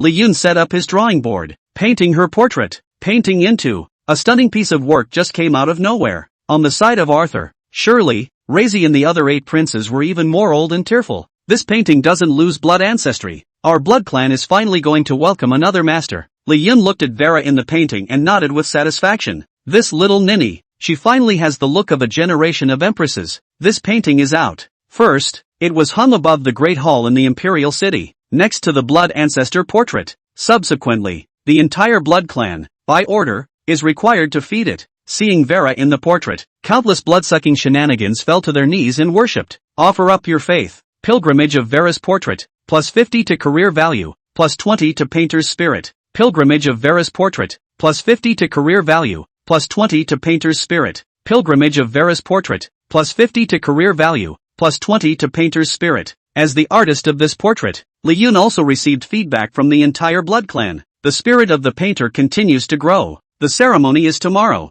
In order to prepare for this grand enthronement ceremony, the Dracula royal family had taken great pains, and the entire imperial city was immersed in a busy and festive atmosphere. The walls of the castle were scrubbed spotless, and the ancient reliefs and mysterious runes looked clearer and more solemn in the candlelight. Ornate silk draperies draped from the ceiling in vibrant, eye-catching colors, each embroidered with a distinctive coat of arms symbolizing Dracula's royal family. A blood-red bat with spread wings. The floor of the hall was covered with a thick red carpet, which was beautifully embroidered with gold threads, and when you walked on it, it was as if you could feel the history and glory settling in. The blood-sucking Guile nobles who had collected the invitations had come from all over the world, dressed in their most magnificent attire, wearing valuable jewelry, riding in a magnificent carriage pulled by black steeds, or transforming into a swarm of bats and flying through the night sky, converging towards the castle of Dracula's royal family. Their arrival added to the bustle of the castle and made the whole ceremony more solemn and luxurious. Zoltan followed a royal guard as he walked into the imperial city. Seeing the luxury all around just makes you feel like it's not worth it. When he saw Vera's portrait, he even knelt down immediately, until all the way forward to the destination. Honorable Master Yun Ming, the person you wanted has arrived. The door opened slowly. Zoltan saw Li Yun. Excitedly, boss. Li Yun patted his shoulder and smiled. It's been a long time, and your essence looks good, Zoltan said immediately. Even though it's only where the royal underlings live, the level of luxury is comparable to that of a normal first-class family. I've been eating and sleeping well lately too. Li Yun nodded. That'll do. How about this? I purposely asked them to show you around this imperial city, Zoltan said immediately. My heart's desire is fulfilled. Thank you, boss. Li Yun pointed into the distance. And you have Vera to thank for that. After all, this is her place. Zoltan saw, this time, Princess Vera sitting on her throne not far away. Beside them were the 8 princes of the royal family, and Mrs. Timmet. How had he ever seen this world before? He immediately knelt down. Zoltan meets the queen. Princes, Vera smiled and raised her hand. You are the guardian of the cloud, and you may see me without worship. You come from the Zoltan family, and from now on, the Zoltan family may be recognized as a ducal family. The phrase guardians don't worship made Zoltan instantly a crown of glory. It felt like Trickster Ra was on his way to the top.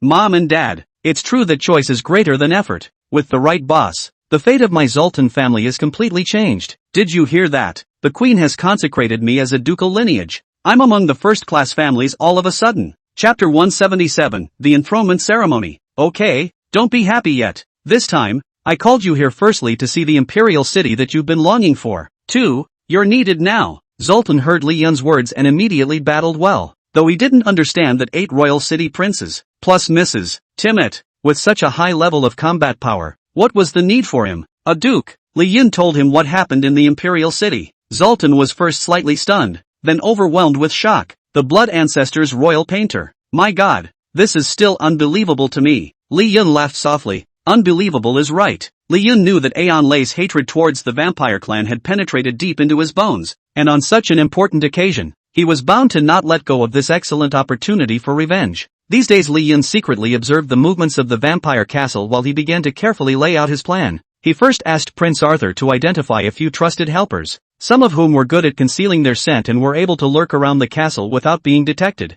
Some were proficient in the art of tracking, and even if Anliai used teleportation magic to escape, they were able to follow the trail and continue tracking. Others know all sorts of magical traps and can set up clever mechanisms in key locations just in case. Then, Li Yun had Prince Razi, with his knowledge of the castle's terrain, quietly lay a magical trap around the castle and on the path that led to it. Some of these traps looked like ordinary depressions in the ground, but they were actually hidden mysteries, and once someone stepped into them, they would trigger powerful binding magic, trapping them in place and unable to move. Some were disguised as decorative stones on the side of the road, and when someone approached to a certain distance, a sharp magical ray would shoot out from the stone, making it impossible to defend oneself. There were also hidden boundaries laid in the air, and once someone with abnormal magic fluctuations passed by, the boundaries would instantly activate, releasing powerful disruption magic that would disrupt the opponent's magic casting, causing them to fall into a short period of confusion. As the day of the enthronement ceremony drew nearer and nearer, the atmosphere in the castle grew more and more tense.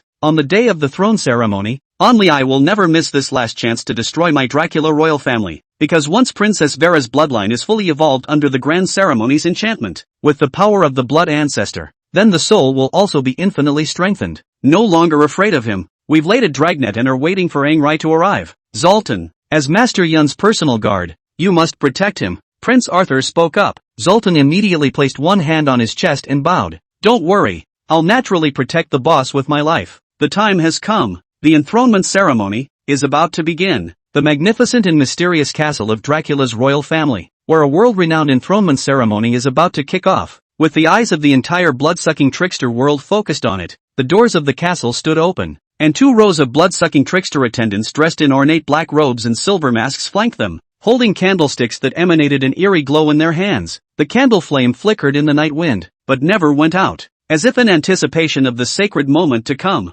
Along the long red carpet all the way inside, the ancient reliefs on the walls were wiped spotless, those engraved with the blood-sucking trickster clan's long history and glorious battles. It looked lifelike in the candlelight, as if it were about to leap out of the walls and speak of past glories. From the ceiling, tiers of silk draperies draped down, made of the finest black velvet. Embroidered on it in gold thread was the emblem of the Dracula royal family, a bat with spread wings and blood-red eyes of majesty. Every stitch and every line is infused with the craftsman's exquisite skills, shining brightly under the light, enveloping the entire hall in a mysterious and luxurious atmosphere. At the end of the red carpet was the main venue where the enthronement ceremony was held. In the center of the venue, a high platform made of obsidian rose up from the ground, surrounded by complex and mysterious runes carved around the platform, which faintly emanated magical fluctuations. As if guarding this sacred place, on top of the high platform, there was a throne with an ancient but supreme majesty, carved from a whole piece of blood jade, with a high back and a huge ruby inlaid at the top. The ruby was like a burning heart,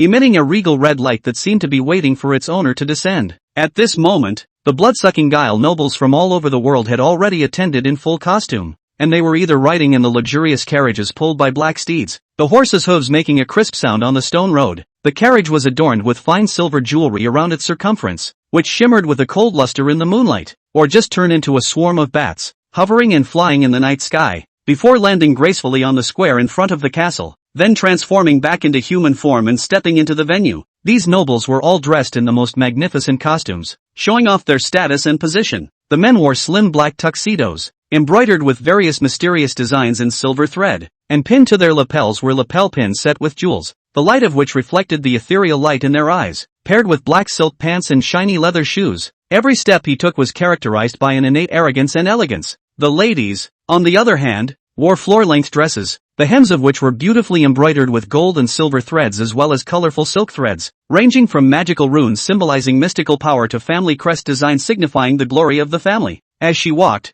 her skirt swayed as if it were a flowing river of stars. Their tops were tightly corseted to emphasize their slim waists, and their necklines and cuffs were inlaid with pearls and precious stones that sparkled in the light. On their heads they wore headdresses of various shapes and sizes, some in the style of crowns studded with precious stones, others in delicate hair ornaments woven with feathers and lace, each one distinctive and showing off their unique tastes, knowing full well that there may be a hard fight today, but grace never fails, and the star of the evening, Princess Vera, is breathtakingly beautiful. She wore a floor-length black gown that seemed to be woven with the darkness of the night and the light of the stars. The material of the skirt was an extremely rare kind of magic silk, soft to the touch yet tough and incomparable. The surface flickered with a little bit of shimmering light, just like the twinkling stars in the night sky. The skirt of the gown was extremely wide, on which the mysterious story of the Dracula royal family inherited for thousands of years was embroidered with gold threads. From the origin of the vampire clan to the great achievements of successive generations of the royal family, and each pattern was exquisite and delicate.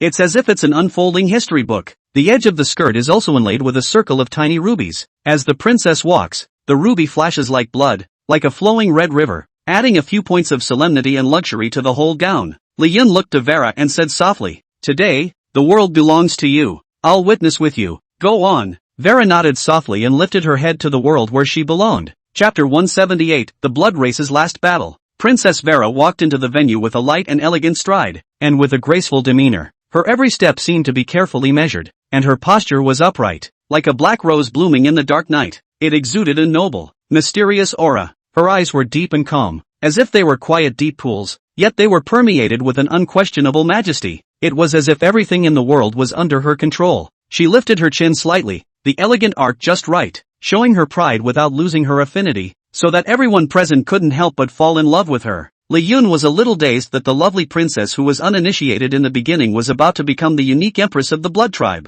When Princess Vera stepped onto that high obsidian platform, there was a moment of silence in the venue, and all eyes were tightly focused on her. She slowly turned around and faced the crowd, the hem of her skirt fluttering gently with her, like a black cloud floating in the night sky. She cleared her throat, and the voice was crisp and pleasant, yet carried a penetrating power that echoed throughout the venue. "Dear clansmen, tonight, we are gathered here to witness this historic moment." Princess Vera's voice was not loud, but it clearly reached everyone's ears. "Blood-sucking Guile clan, after countless years of baptism, we have stood firm in the darkness and risen up in times of trouble, forging today's splendor. Now that I stand here, about to shoulder the heavy responsibility of leading our clan into the future, I am deeply honored and aware of the great responsibility." The princess paused slightly, her gaze slowly sweeping over every noble on the stage, her eyes filled with determination and resolve. "I, Vera, hereby solemnly swear to you all, I will do as my great-grandfather Dracula Bloodgrinder did, guard our honor, defend our traditions, and with justice and wisdom, lead our community forward in this world of change. I will use my power for the good of our people, so that our name will always shine in this continent with the light that belongs to us." Saying so, she slowly raised her right hand and placed it in front of her chest, with her palm close to the position of her heart, and slightly bowed her head, making a solemn oath-taking posture. The gesture was simple yet powerful, as if it conveyed her determination and faith to everyone in the room.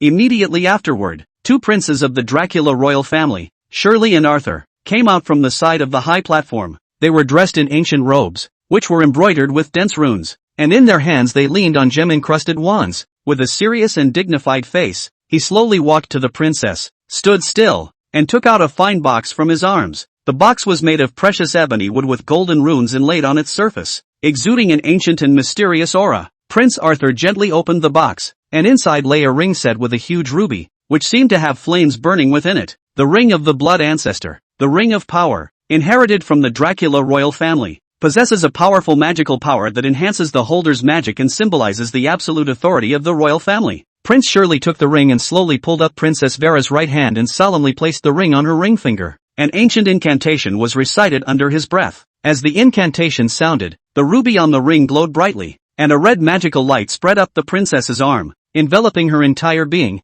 The light flickered for a few moments before slowly integrating into the princess's body, as if giving her a new power and mission. Then, step aside. Another Prince Razi, dressed in priestly robes, stepped onto the raised platform. He held a scepter in his hand, which was made of obsidian all over, and the scepter was carved with a lifelike image of the blood ancestor, with every detail engraved extremely finely. It was as if the blood ancestor was gazing at everything in the world. At the top of the scepter, a magical crystal emitting a dazzling blue light was set, surrounded by a circle of small rubies, the red and blue rays of which were intertwined in a mysterious and powerful way. This scepter is a symbol of the power of the Dracula royal family, and can only be held by the rightful heir to the royal family. It is capable of gathering and channeling powerful magical energies, and controlling the power of the entire blood-sucking trickster community. Prince Razi walked up to Princess Vera and respectfully handed the scepter to her with both hands, while lowering his head and whispering, "Your Highness, may you hold this scepter and lead us to a more glorious future." Princess Vera owed a slight bow and took the scepter,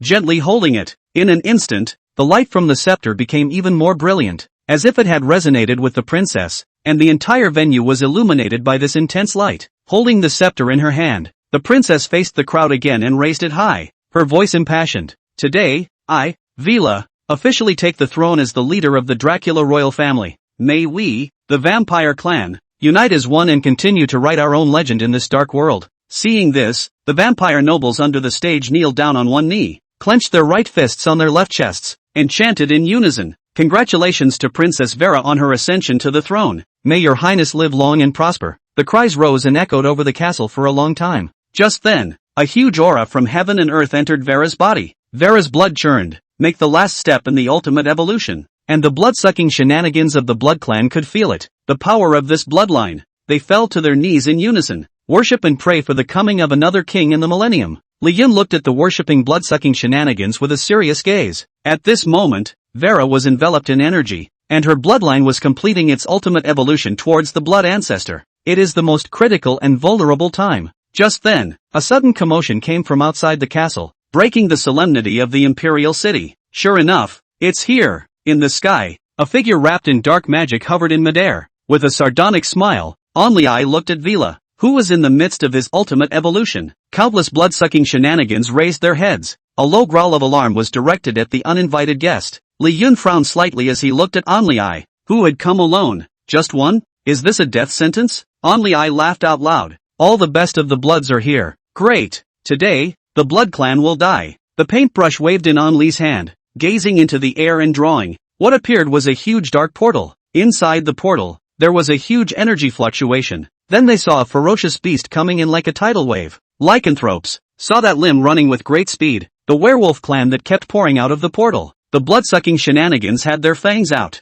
This battle will finally be fought. Chapter 179 Battle against Angli. Battle of the Painter's Peak. Dracula's royal castle under the cover of darkness should have been immersed in the solemnity and joy of Princess Vera's accession to the throne. However, a sudden storm is about to break this seemingly peaceful atmosphere and involve the entire ceremony in a brutal melee. The sky was suddenly covered with dark clouds, the originally bright moonlight was covered tightly, and a strong darkness spread rapidly from the distance, only to see Onlai standing in a clearing not far from the castle, the magic-filled brush clutched in his hand, his eyes glittering with madness and hatred. "After today, there will be no more Bloods. Stomp them out." He waved his paintbrush and quickly sketched a complex and twisted line in the air, and those lines emitted a bizarre black light, as if they were tentacles from the abyss, constantly twisting and intertwining. As Onlai mouthed the words and the incantation echoed in the night sky, the streaks of black light converged together and gradually formed a huge dark portal. The portal slowly rotated, a black mist surging inside the door, and every now and then a ghastly roar came out, as if it was connected to another world full of evil and horror. Leakin 1, charge!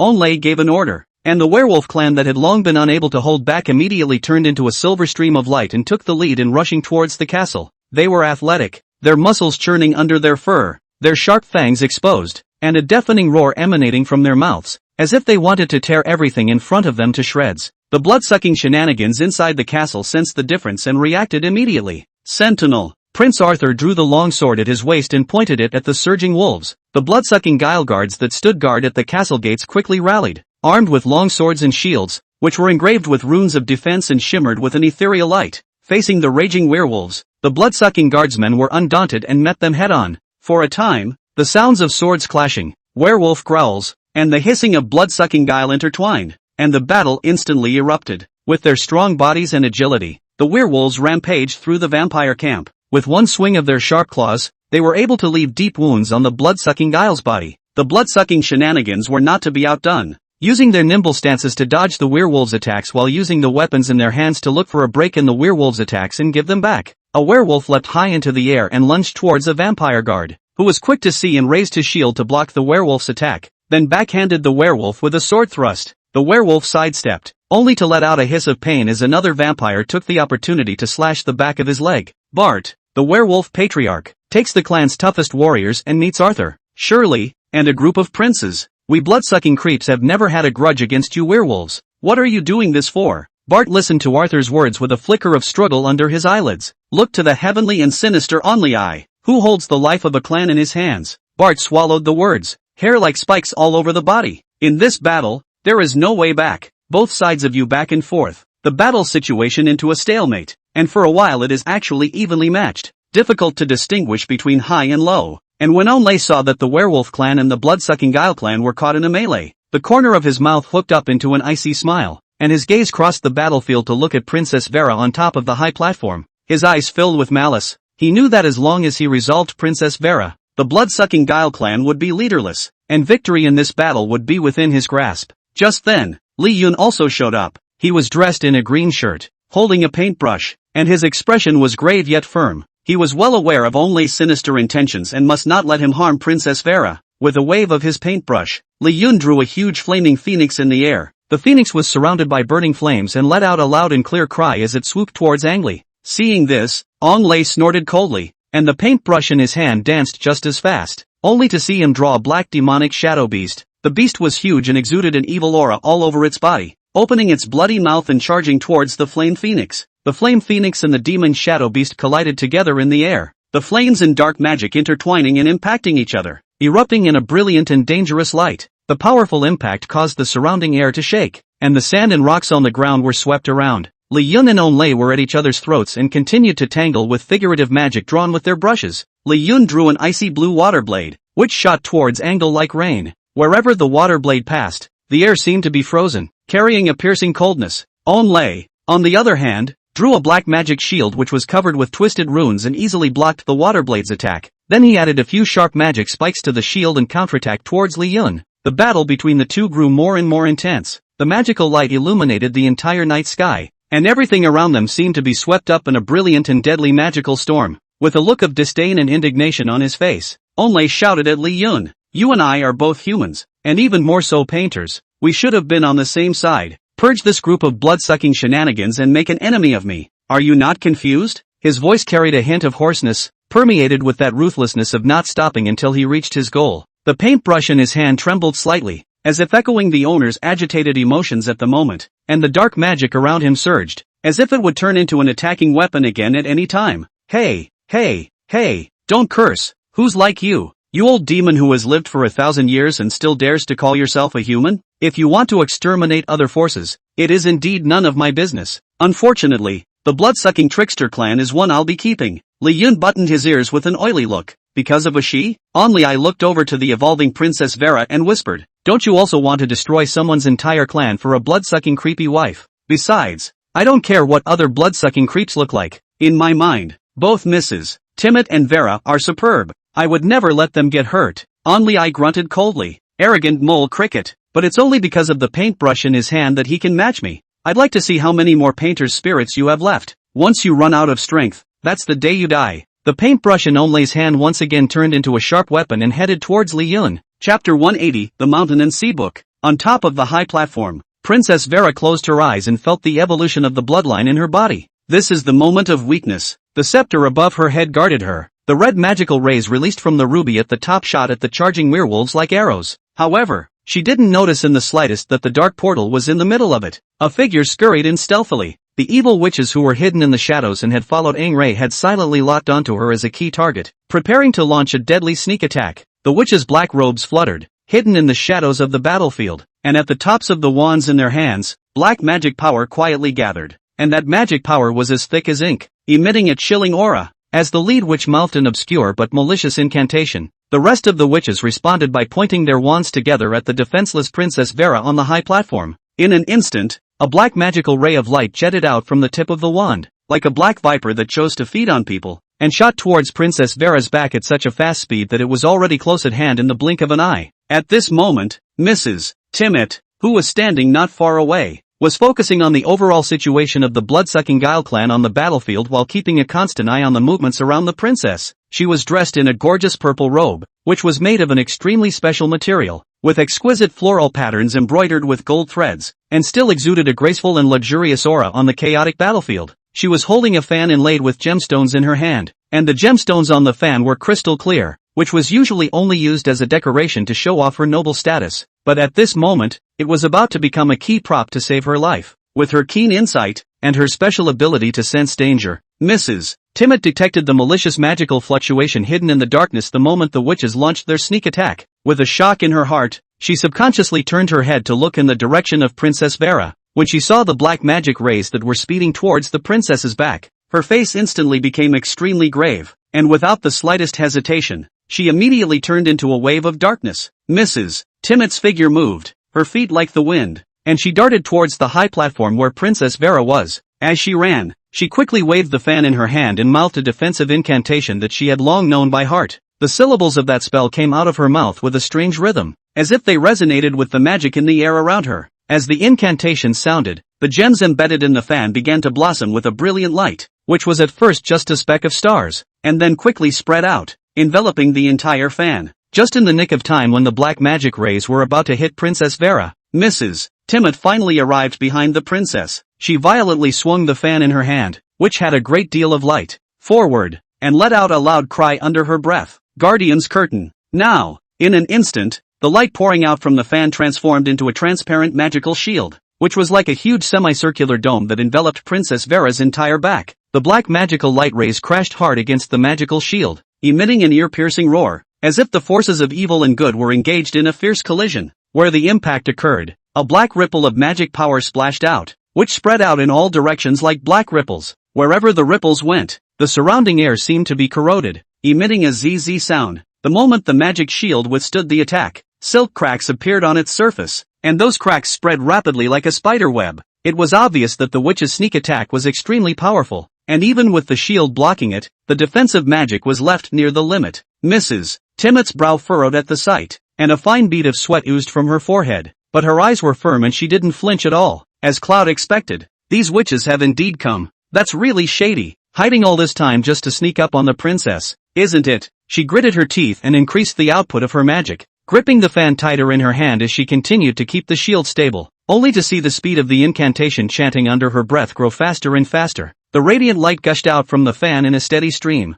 mending the cracks that kept appearing on the shield, making it tough to withstand wave after wave of black magic rays, successfully resolving the crisis under the guardianship of Mrs. Timmet's desperate efforts. The power of those black magical rays finally gradually dissipated, turning into a wisp of black smoke that disappeared into the air. The magic shield also dimmed in light as it completed its mission, eventually turning into specks of light that returned to the jewel on the fan. Mrs. Timmet, I've heard great things about you, First Lady under the Prince. Diana walked slowly towards Mrs. Timmet, sensing the power of the witch in front of her. The lady's face showed caution. Behind her was Willa, never to be retreated. The entire army of witches has come out to join the fray. Their black robes fluttered, the bizarre runes on their black robes flickered with an eerie light, and the tips of the wands in their hands constantly shot out all sorts of evil magic. Some witches summoned swarms of black bats, which swooped toward the vampires, attacking them with sharp claws and teeth. Some witches cast cursed magic, causing some blood-sucking shenanigans' bodies to suddenly become heavy and slow, and their fighting ability to be greatly reduced. The original evenly matched situation was instantly broken, and the blood-sucking Guile clan began to fall into a passive position.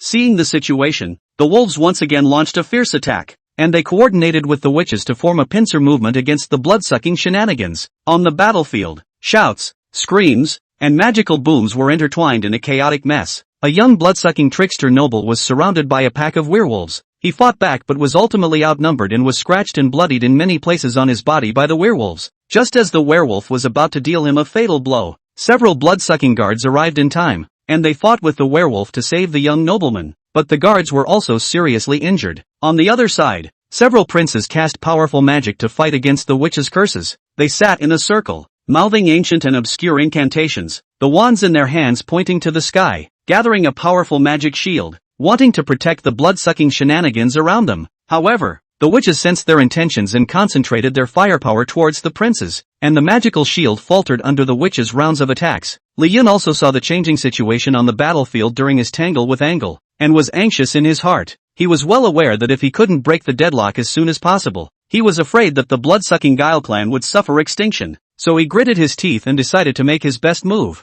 Li Yun stood the brush in front of his chest and closed his eyes as the addition of the werewolf which began to tip the scales of victory. He, Ong Lei, had help, didn't he? Even though this move would consume a large amount of Painter's spirit, he couldn't care less at this moment in order to turn the tide of battle. As the brush came out, the green shirt on Li Yun's body was windless, and the air around him seemed to have been drained and thinned out. The tip of the paintbrush in his hand began to blossom with a dazzling white light, which became more and more prevalent and gradually converged into a huge ball of light. In the mass of light, the images of various mysterious creatures faintly emerged. There were unicorns, phoenixes, and scaly dragons, and they exuded a sacred and powerful aura, as if they were guardians from the distant past. The Book of Mountains and Seas appears. Li Yun bellowed and swung his brush towards the battlefield, and the light mass instantly rushed towards the witch army and the werewolf clan. Those mysterious creatures flew out from the mass of light. The Qilin spewed out roaring flames, the phoenix sprinkled down radiant spiritual fire, and the augur dragon lifted up monstrous waves, sweeping towards the enemy. Wherever they went, the witch's magic was broken in droves, and the werewolves were knocked to their knees by the powerful impact, and their original arrogant attack was immediately contained. Chapter 181, Divine Beast pressing the Wolf Clan. Father, Matriarch, we must hold the line of defense and protect the Imperial City. With a man's powerful physical body, a witch ingests the law of the soul. The Imperial City blood clansmen, one after another, had fallen. 8 princes lined up in front. It's a bad situation. The princess hasn't finished evolving yet? Lacey frowned. Stall, must stall for the princess's evolution. Arthur gripped his sword tightly and gritted his teeth. Werewolf clan, you guys are thinking about it. Really want to be immortal with my blood clan. Arthur looked over to a few warriors not far away, led by Bart, the patriarch of the werewolf clan. Many of his people were also killed and wounded. There were wolves trying to run, not wanting to be sacrificial fodder. He had just lunged 1,000 meters when Onlai gently clenched his fist. Boom! In a flash, that werewolf went up in smoke. Those who flee, kill, press me forward, crush the bloods. Anglesey gave the order. The witch manifested a long whip in her hand, swinging at the werewolf. The hard flesh of the werewolf was pierced by the long whip filled with magic. Flesh and blood, skin and flesh. Unable to resist the pain, the werewolf could only follow orders. Barty clenched his claws so tightly that his wolf teeth were gritted. If he could, he would hate to kill Ing Ray right now, but he couldn't do it. If he did, the whole clan would die. I'm sorry, we have no choice. Bart looked to Arthur and apologized. Arthur redirected his sword at the werewolf army. All of you who are not yet dead, charge with me. Battles rage and magic glows. Li Yun saw that the blood-sucking shenanigans were being suppressed by the witch and the werewolf jointly, and were already in a critical situation. Taking a deep breath, he focused all of his mental energy on the brush, and then quickly began to swing it. He first dipped the brush into the vermilion pigment, and the brush strokes traveled rapidly through the void, and in the blink of an eye, a mighty phoenix began to gradually take shape. The phoenix's body was graceful and athletic, and each of its feathers seemed to have been condensed from the purest of flames, which took on brilliant colors. It changes from a warm red to a bright orange to a radiant yellow, as if it were pulsing with living fire. The eyes of the phoenix were like 2 shining sunstones, permeated with endless majesty and nobility. Its beak is sharp and hard, and it seems to be able to easily penetrate all the obstacles in the world. What kind of monster are you drawing here? Li Yun faintly said. The barbarians have a scripture, and its name is Mountain and Sea. This is not a monster. This is a divine beast. Li Yun's pen did not stop. One phoenix after another was born from his pen. They lifted their wings and let out loud and clear chirps, charging towards the werewolves as well as the witches. For a time, the sky above the battlefield seemed to be covered by a sea of fire, and wherever the phoenixes went, flames poured down like raging waves. The wolves were touched by the flames, and the fur on their bodies was instantly set ablaze. They rolled on the ground in agony, trying to extinguish the flames on their bodies, but the flames burned brighter and brighter, and it was difficult for them to extinguish them no matter how much they struggled. The witches' black robes were also on fire, and they panicked and cast fire-extinguishing magic. But just as they put out the flames on this side, more phoenixes flew in on that side, bringing new flames. It left them no time to cast the magic that attacked the blood-sucking shenanigans. Immediately after, Li Yun changed to a brush dipped in dark blue pigment and began to draw the augur. His brush strokes were strong and powerful, outlining the sinuous and coiling body of the dragon in the void. The body of the dragon was huge and slender, and each scale was meticulously carved as if it was crafted from the hardest ice crystals of the deep sea, refracting an icy cold light in the sunlight. Its dragon's whiskers were thin and agile, fluttering in the air as the dragon swam, as if sensing all the scents around it. The eyes of the dragon were as deep as an abyss, revealing a mysterious and unpredictable power that was intimidating. As Li Yun's final stroke fell, the dragon leapt out of the void and plunged headfirst into the battlefield. As soon as the dragon appeared, it exerted its powerful ability to manipulate the water element, only to see it twisting its body. The air around it instantly became wet, and then a huge wave of water surged up out of thin air, sweeping towards the enemy. The waves of water were like rows of raging waves, hitting the werewolves as well as the witches with a mountainous force. The wolves were swept around by the waves of water, and some were swept right into the waves, struggling and choking in that turbulent current. The witches' magic formations were also washed away by the waves of water. They were unsteady on their feet, the wands in their hands were nearly washed away, and their originally prepared attack magic was also interrupted, so they could only woefully dodge the impact of the waves of water. And Li Yun didn't stop there. He picked up another black paintbrush and began to depict the unicorn's appearance. The unicorn's figure was tall and majestic, its body covered with a layer of hard and incomparable scales, the color of which gradually transitioned from deep black to mysterious gray, and each scale seemed to contain an ancient and powerful power. The unicorn's head resembles a dragon, and the sharp unicorn horn on its head glows with golden light, as if it were the sword of righteous judgment, emanating a sacred and inviolable aura. Its eyes were like two bright stars, deep and bright, penetrating a kind of insightful wisdom. Li Yun waved his paintbrush, and one qilin after another came out of the painting, their forehooves generating wind as they stepped into the battlefield. Wherever the qilin went, thunder and lightning struck, and a thick bolt of lightning struck down from the sky, landing precisely on the enemy's body. The werewolf that was struck by the lightning was instantly paralyzed and collapsed to the ground, his fur standing on end and black smoke coming out of his mouth. The witches, on the other hand, were so shaken by the powerful force of the lightning that their arms went numb and the wands in their hands almost came out of their hands. They looked at the griffin in horror and tried to cast magic to resist, but the qilin seemed to have an invisible shield on its body, bouncing off their magic attacks one after another, leaving them helpless. "You're crazy. Such anticlimactic painting. Your brush is about to take it and break." Lei looked at Li Yun, who was frantically painting and drawing the divine beasts of the mountains and the sea, and snapped, "In terms of drawing spirit magic I'm not as fine as you are,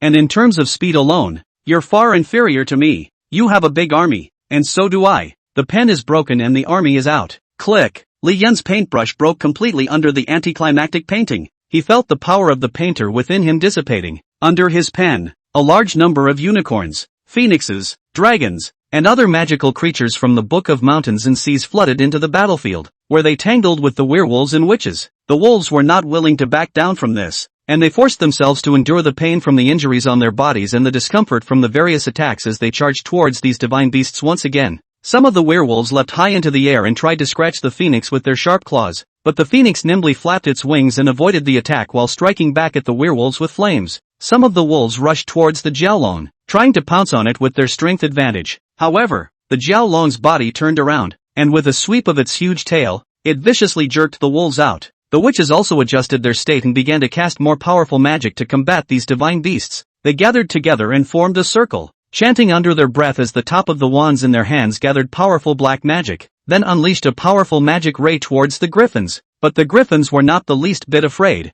They either used the unicorn horn on their heads to push the magic rays away, or they charged right through them, and wherever they went, the witches scattered in fear. Chapter 182, The Werewolf's Reversal. It's Master Yun Ming. He's the one who drew these divine beasts. Gentlemen, follow me and charge again. Seeing countless divine beasts fall from the sky, Arthur and the other 8 princes rejoiced. Once again, he reorganized the army of blood clans that had just collapsed. Follow the god-thin charge. Your brush is broken, and the power of the painter is draining away. You divine beasts that rely on the power of the painter to maintain them won't last long. As soon as the paint fades, it will dissipate into the sky. What can you do then? Li Yun snapped his ears when he heard Angrei's words, called out softly, "Dragon come! Phoenix come!" The dragon and the phoenix are in unison. The left dragon and the right phoenix whistled towards Angle. Lei saw the huge power of water and fire coming and did not dare to fight it. Immediately threw up his sleeves and fled. One blow missed, and Dragon Phoenix went after him in deadly pursuit. Seeing Lei flee, Li Yun's gaze sank, sensing his rapidly draining painter's power. A section of the exclusive paintbrush also means that this ability is about to disappear. Even the system can't undo it. He gazed at the battlefield, saw Bart, the patriarch of the Leakin clan, who was battling Arthur. Bart was tall and lanky, and even in this chaotic situation, he still exuded an air of majesty as a patriarch. His body was muscular, his fur looking rougher and tougher in the light of the battle, and his eyes burned with feral flames. Both hands turned into sharp claws, and the sword in Prince Arthur's hand, constantly colliding with sparks. Seeing the right moment, Li Yun rushed forward with an arrow step to Bart and shouted, "Patriarch Bart, hold your hand. I have a way to lift the curse from all werewolves so that you are no longer under the control of Rai." Bart froze at first when he heard this, a flash of surprise and skepticism in his eyes. The claws, however, did not stop, still heading towards Arthur. "Another human. I'm not going to believe any more of your human crap. If it weren't for you, how would my Leakin clan have gotten involved in today's battle?" Li Yun sensed Bart's xenophobia and said to Prince Arthur, "Prince Arthur, have mercy." Arthur's sword in his hand slowed down by 3 points when he heard Li Yun's words. It was also at that moment that Bart's sharp claws were already heading towards his heart. The sharp claws that could clearly pierce through stopped in midair. Bart said in a cold voice, "Are you telling the truth? On what basis do you convince me that you are capable of such things? If you lie to me, believe it or not, I'll kill him right now." Prince Arthur saw the sharp claws in front of his heart and sighed. "You can trust him, although you can kill me, but the strength of my blood races life force. When I am dying, I am sure that I can die with you even if I fight for my breath. Now, I express my sincerity." He lowered the sword in his hand. Seeing this, Li Yun hurriedly said, "Matriarch Bart, I know that Only has cursed you with evil black magic, forcing you to do his bidding. If you are willing to trust me, I can cast the spell of undoing the spell right now and set you all free. As a condition, upon contacting the curse, you will have to withdraw from this battle." When Bart heard this, his heart couldn't help but be moved. Recalling the pain and humiliation that his people had suffered over this period of time, they would have been unwilling to submit to Lei. They just had no choice but to be bound by that evil curse. Now that he heard that there was a possibility of lifting the curse, a hint of struggle and hesitation appeared in his eyes. At that moment, a nearby werewolf cried out anxiously, "Patriarch, we're in an urgent battle situation. What if he's lying to us?" Bart frowned and pondered for a moment before gritting his teeth. "Now that we've gotten into this situation, if we continue to follow Lei, we'll just be reduced to his tools, and I'm afraid we won't end up any better. It's just a matter of believing him this time." When Li Yun saw that Bart was willing to believe in himself, his heart rejoiced and he no longer hesitated. One hand on Bart's shoulder, Bart only felt a shiver run through his body. A few moments later, his soul, which had been sealed by the cursed hand, was released. "You really lifted my curse." Bart looked at Li Yun with disbelief. A hug followed. "Many thanks, benefactor. I still hope you save my people." Li Yun nodded. "Remember what your werewolf clan promised me. Lift the curse for you after. If there is any dissension, don't blame me for unleashing another curse on you. As a fellow painter, if Angry can do it, I can do it." Hearing Li Yun's words, Bart handed Li Yun a huge wolf's tooth. "This is a holy relic of my werewolf clan, and I swear on this that I will never betray my benefactor. If the werewolf clan breaks the contract, heaven and earth will destroy them." A huge wolf's tooth flashed a light. Prince Arthur only felt relieved. A nod followed. "Okay, find a way to get your people over here. Gather together and hold hands while I heal you." At Bart's command, the cronies around him immediately went in search of the clan. A batch of wolves held hands, and Li Yun took the shoulders of the top wolves, and then began to absorb their curses by passing them on. Fine beads of sweat oozed from Li Yun's forehead as the painter's power was drawn to full strength. The power of the famous healer is also at full power. He had never absorbed such a curse at once. Luckily, he can still carry it. Gradually, the black runes on the wolves' bodies began to fade until they finally disappeared completely. The wolves immediately felt their bodies lighten. As if a heavy shackle had been removed from their bodies, they were first stunned, then a look of surprise and relief appeared on their faces. Bart was even more excited, and he raised his voice to the sky, his voice filled with the joy of regaining his freedom and his relief for his clan. He turned to face the clan and shouted, "Clansmen, we are finally free of that damn curse. We are no longer under the control of Rai, and now, we don't have to work for him anymore." Hearing this, the Leakin clan cheered in unison as they stopped their attacks and turned around to disengage from the battle with the blood-sucking dial as well as the mountain and sea album divine beasts. On the other hand, Olmei was originally fully focused on commanding the witch and the werewolves to deal with the divine beasts summoned by Li Yun, when he suddenly realized that the werewolf clan no longer obeyed his command, and instead, they turned against him and stood to the side. After he figured out that it was Li Yun's doing, his face instantly became gloomy, and a flame of anger burned in his eyes, as if he wanted to devour Li Yun whole.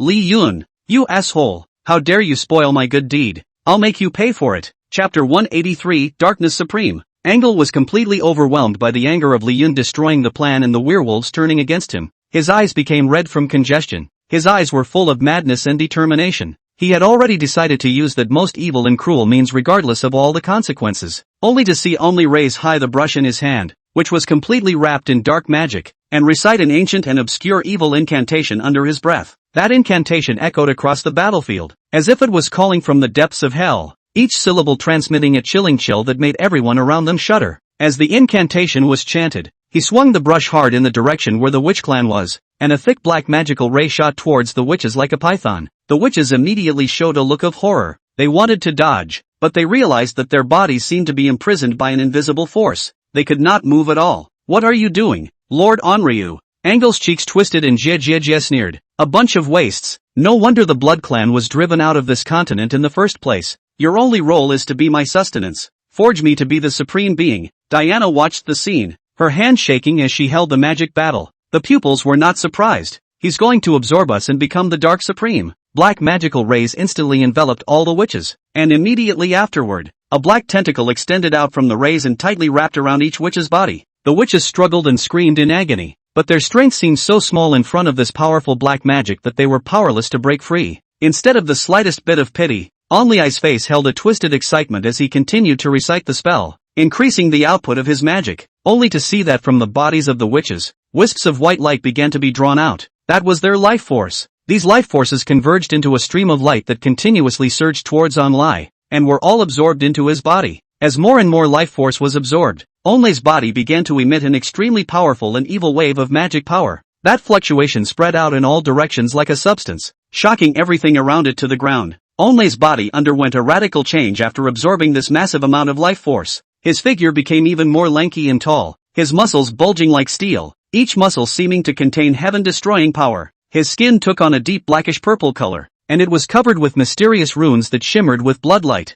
and those runes twisted and shifted as if they were living creatures, exuding a creepy aura. His eyes even transformed into two deep blood-red vortexes, as if they could see through everything in the world and drag all life into endless darkness. At the moment he is, with this evil and extreme means, he has become the dreadful supreme darkness, standing at the peak of the dark power. Dark supreme. Looking at the Only at this moment, the princes were all panicked. This was a supreme being who possessed the same power as the blood ancestor, the real top power in the underworld. Li Yun's gaze lowered slightly. That's where the witch clan is really useful, isn't it? I'm a C rank, and I'm actually able to meet a supreme being who rivals the blood ancestor, and what an honor. At this, even Mrs. Timmet, who was guarding Vera, couldn't sit still. With a flash of his body, he arrived beside Li Yun. Cloud, go! This matter is no longer for you to meddle in. As soon as Li Yun raised his head, he saw the heart that was filled with the power of darkness, which was still not satisfied, but instead filled with the desire of hatred and destruction.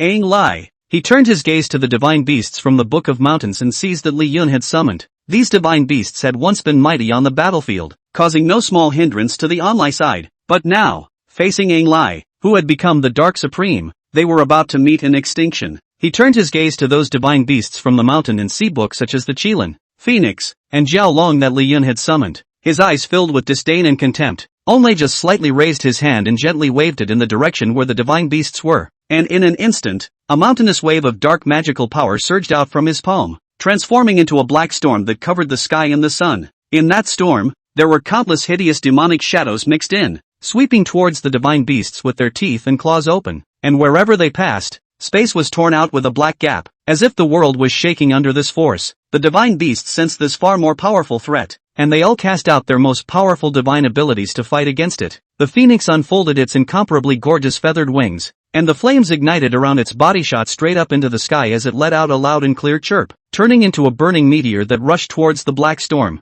attempting to break through this dark cage with flames that were strong enough to burn down everything. However, the black storm only gave a slight lurch before continuing to rage forward. The flames were instantly swallowed up in front of it, and the beautiful figure of the phoenix was tightly entangled by the dark magic, and after emitting a mournful cry of grief, it turned into a bit of bright sparks and dissipated in this dark world. The dragon twisted its huge and athletic body and spewed out a thick water scroll from its mouth, which carried a heaven-destroying aura and collided with the black storm. Water and dark magic impacted each other, splashing countless splashes and ripples of magic, but the power of the augur was still too small after all. and the water tornado was soon crushed by the black storm. The dragon was also struck by that dark magic, and its huge body struggled painfully in midair for a few moments before it eventually turned into a ray of blue light and died out into nothingness. The griffin, on the other hand, had 4 hooves that generated wind, and lightning flashed on its unicorn horn as it charged towards the black storm in a fearless manner. With every step, the ground trembled, and a thick thunderbolt shot out from it, colliding fiercely with the dark magic, and for a time,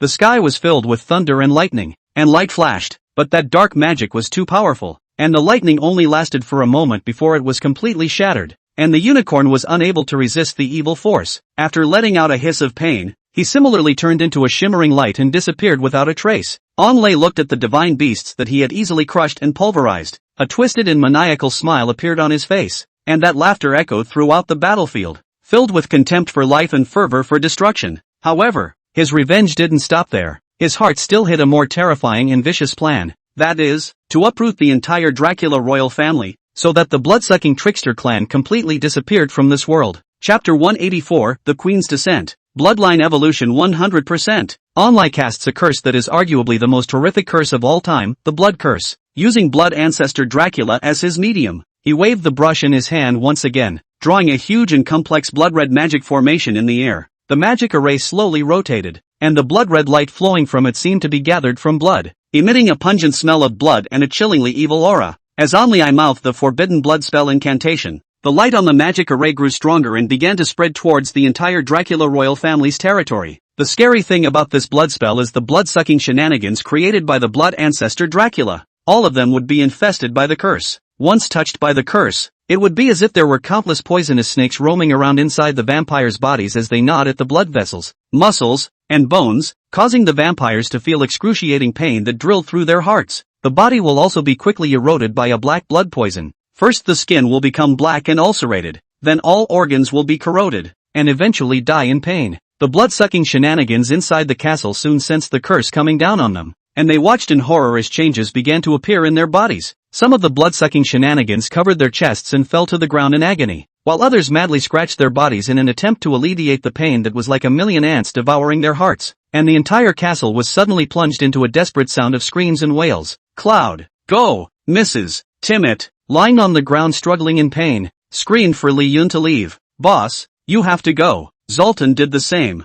both letting Li Yun leave. Looking at the blood-sucking shenanigans all over the ground that bear the blood spell, Li Yun instantly crouched down and pressed one hand on Mrs. Timmett. Can't absorb the supreme curse, can't suck it up. Li Yun immediately sank his gaze. This was the first time since being promoted to a famous doctor that he had met the curse of absorption. Is this the power of the supreme being? Terrible. If we don't defeat Angle, this blood curse cannot be removed. And the blood curse had begun to spread out from the Imperial City, Full Moon City, Maplewood City, Tianhai City. None of the Blood Clan were spared. The whole world. In addition to Li Yun, who had not been hit by the blood spell, there was one other person, Vera, who was evolving her bloodline. He was protected by the scepter of the blood ancestor, rendered inaccessible by his curse. She will also be the last hope. Princess Vera was at a critical moment in the evolution of her bloodline, and she had already reached 99%, but that last 1% was like an insurmountable moat, causing her to fall into an incomparably painful struggle. Princess Vera's body felt like it had been placed in a blazing fire and burned,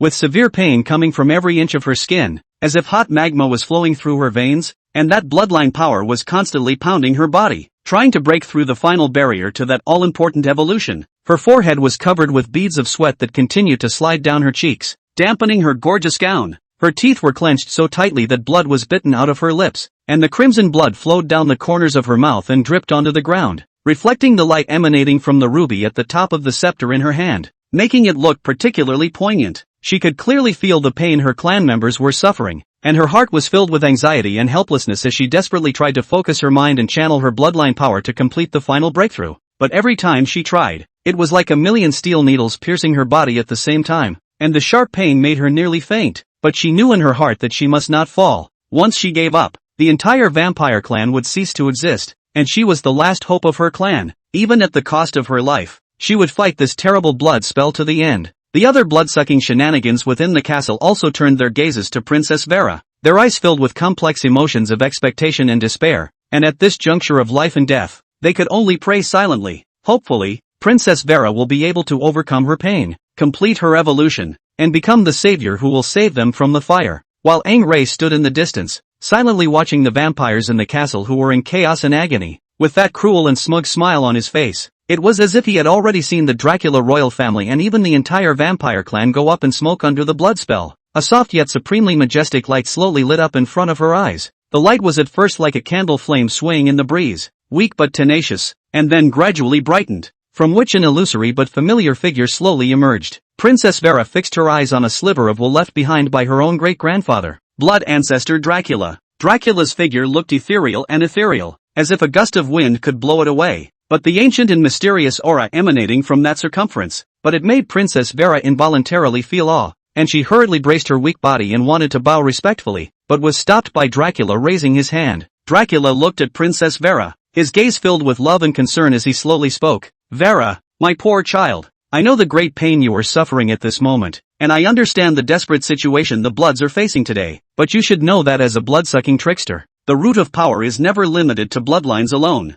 Hearing this, Princess Vera's eyes were filled with doubt and eagerness, and she held back the discomfort in her body as she asked in a hoarse voice, Lord Blood Ancestor, then if it doesn't lie in the bloodline, how are we supposed to become truly strong, and how are we supposed to shoulder the heavy responsibility of leading the Blood Clan to defeat Angle and guard our clan? Dracula sighed slightly, and his gaze became deep, as if he had traveled through time and space and seen all the pasts and the long history of the blood race. He said softly, true strength, my child, comes first from a strong inner conviction. It was a determination to steadfastly guard what is cherished in your heart, no matter what hardships or dark forces you face. Just like our blood race, in this world through countless years of wind and rain, suffered a lot of misunderstanding and prejudice, but still adhered to our honor and dignity. This adherence is the power of faith.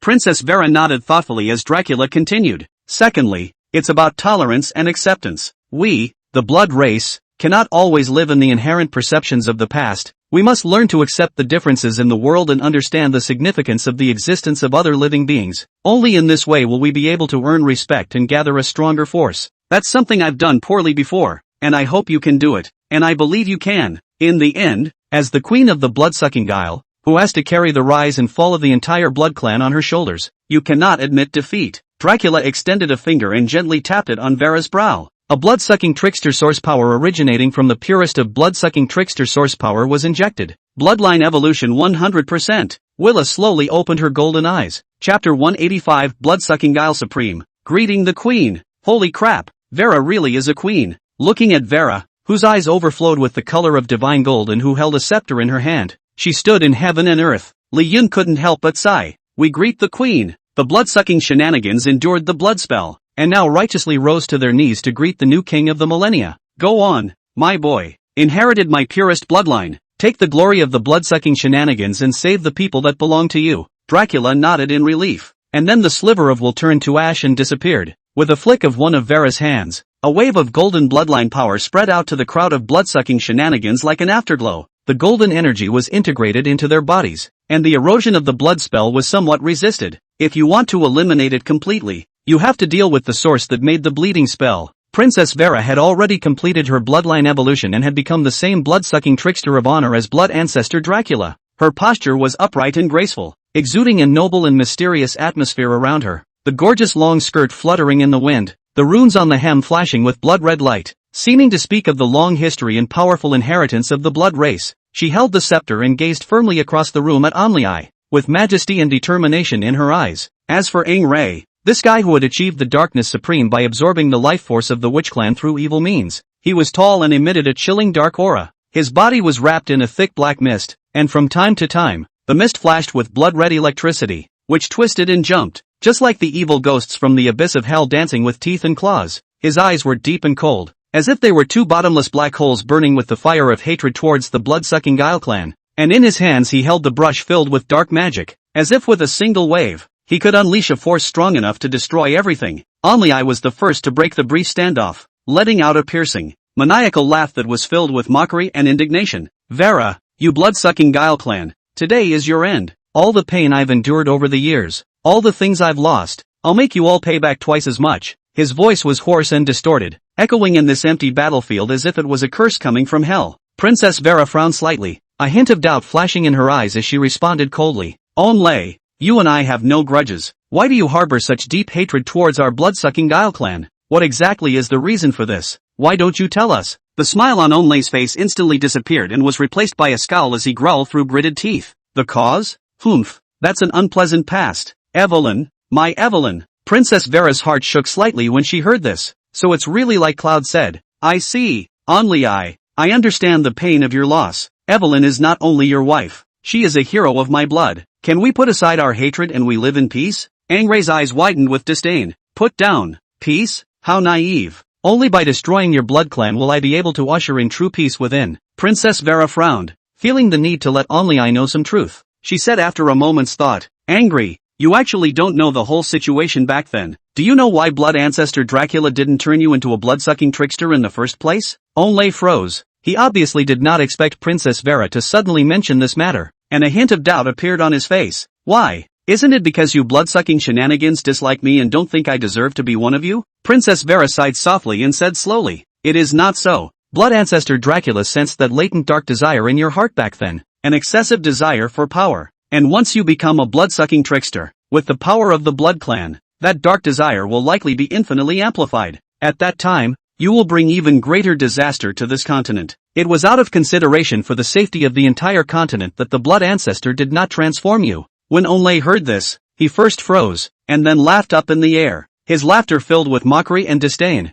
Ha ha ha ha ha, what a ridiculous excuse. You blood-sucking creeps have become grand saviors? I see it as nothing more than your selfishness and fear that I will become powerful later and threaten your position. Princess Vera said with a serious face. Angle, calm down and think about it. If the blood ancestor was really that selfish, how could he have been treating you as a friend and letting you marry Evelyn? He admires your talent and is happy to have you as a friend. Even when you died, the blood ancestor, who had been lonely and proud all his life, shed tears for you, and you, because of a misunderstanding, have taken this path of no return, using such evil means against us. Is that what you want? Onlei's face became grim as he gripped the paintbrush in his hand tighter, the anger in his eyes intensifying. No matter what you say, I'm not going to believe your blood-sucking creepy crap. All I know is that Evelyn died because of you, and this blood debt must be paid with your blood. Today, either you die or I die. Saying that, Onlei no longer hesitated as he waved the brush in his hand and quickly drew a huge black magic formation in the air. The magic array slowly rotated,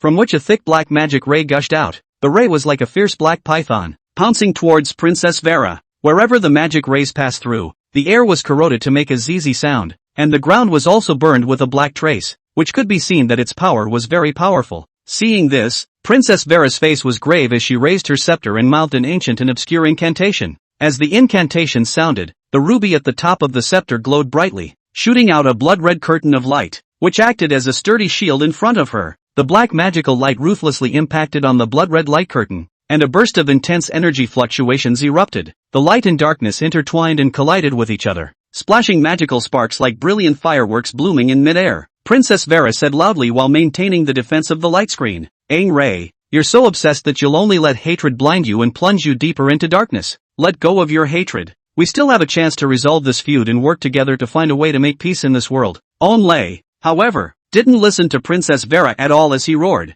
Defuse the feud? Peace? From the moment I lost my loved ones, none of this was possible anymore. All I want is the destruction of your blood-sucking Guile clan. Saying that, Onlei increased the output of his magic power. The black magic formation rotated faster and faster. More black magic rays shot towards Princess Vera, and the attack became more and more violent. Princess Vera knew that this passive defense was not a solution. She frowned and had a plan in mind. She swung her scepter violently in front of her body, and the blood-red light curtain instantly transformed into countless blood-red rays that shot in reverse towards the black magic rays. The blood-red light and the black magic light met in the air, entangling and pulling each other, and for a while, a stalemate was formed. Princess Vera took the opportunity to speak again. Onlei, even if you destroy our blood clan today, what will that do? Will the hatred in your heart really be eliminated? You will only be consumed by this endless darkness and become a monster that only knows destruction. Is such an outcome really what you want? Onlei froze slightly, and his heart seemed to waver for a moment, but soon the flames of hatred took over again,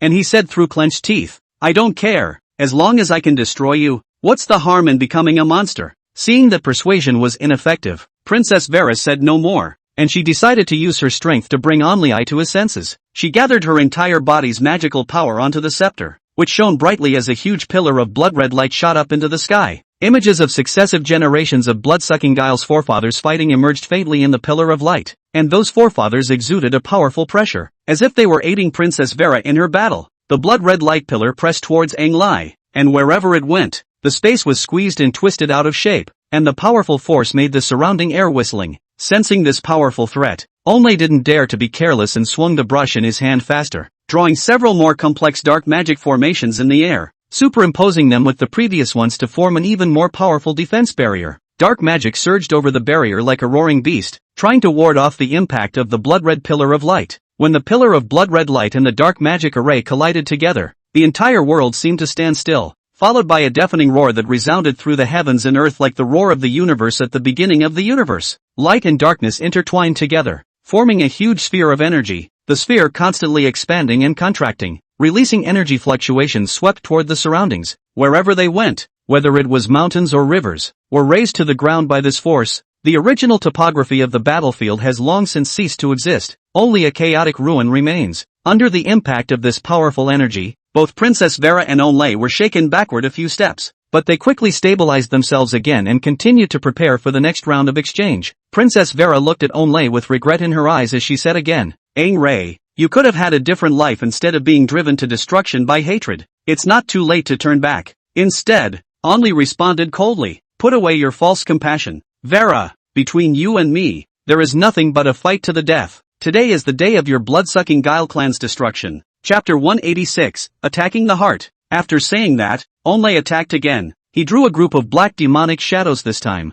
The demonic shadows were in different forms. Some were like hideous evil ghosts. Some were like gigantic magical beasts. They pounced towards Princess Vera with their teeth and claws open, and every demonic shadow exuded a chilling evil aura, as if it wanted to tear Princess Vera into pieces. Princess Vera did not panic. She waved her scepter and drew a blood-red magic formation in front of her body. A group of blood-red bat phantoms surged out of the magic formation. The bat phantoms let out sharp cries and rushed towards the black magic shadow. The bat phantoms and the black magic shadow met in the air and instantly started a fierce fight. For a while, shouts and roars were intertwined. The battle was very intense. Princess Vera took the opportunity to continue speaking to Aang Ray. "Aang Rai, think of Evelyn. How it would hurt if she saw you like this now. Hatred only begets more hatred. Only letting go will free you." Aonlaya's body shook slightly as some once wonderful images flashed through her mind. Those cozy times with Evelyn, as if they were a long, long time ago. But soon, he shook his head again, shaking these thoughts out of his mind as he roared, "Without Evelyn,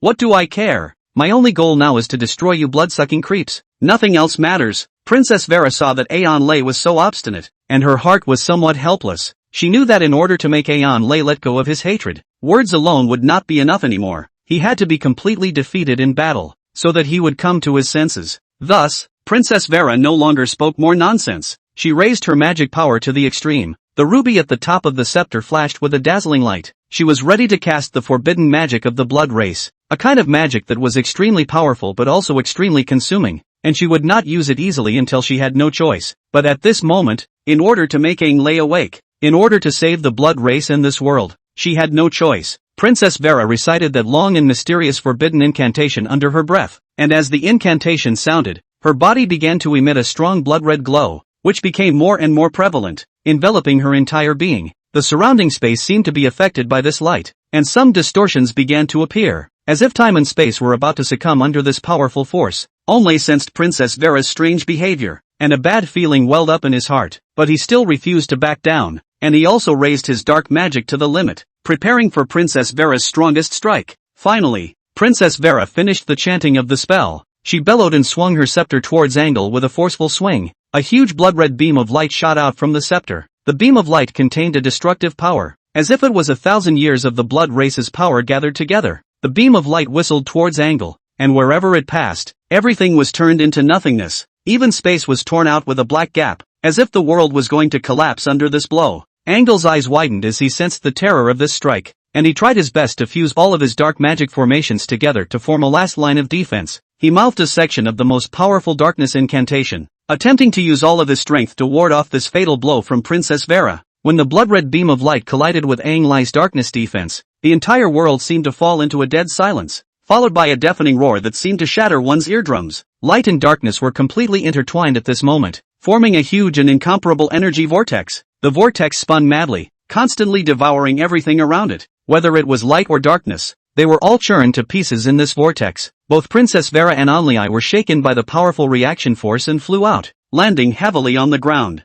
Their bodies were all damaged to varying degrees, and a trace of blood seeped out from the corner of Princess Vera's mouth as she stood up with difficulty, looking at the similarly woeful Onlei not far away. Her heart was filled with mixed feelings. Angray struggled to get up again. His eyes were still filled with hatred, but there was also more than a hint of confusion. He looked at Princess Vera and said in a weak but still resentful voice, "Why are you blood-sucking shenanigans always so powerful? I'm not happy." Princess Vera's posture was slightly in a sorry state. Her gorgeous long dress was torn in many places, and there was a trace of blood hanging from the corner of her mouth that hadn't dried up yet. But even so, her eyes were still filled with concern and determination to dissolve the hatred. And Angray, although strong support from the ground up, but also shaky, the dark fog around the body has become much thinner, that the fire of hatred in the eyes but still burning exuberant, just in the depths of that, seems to be faintly mixed with a trace of confusion. Seeing this, Li Yun rushed to Princess Vera's side. He looked in the direction of Angle, his brows furrowed, and he said to Princess Vera with a gloomy face,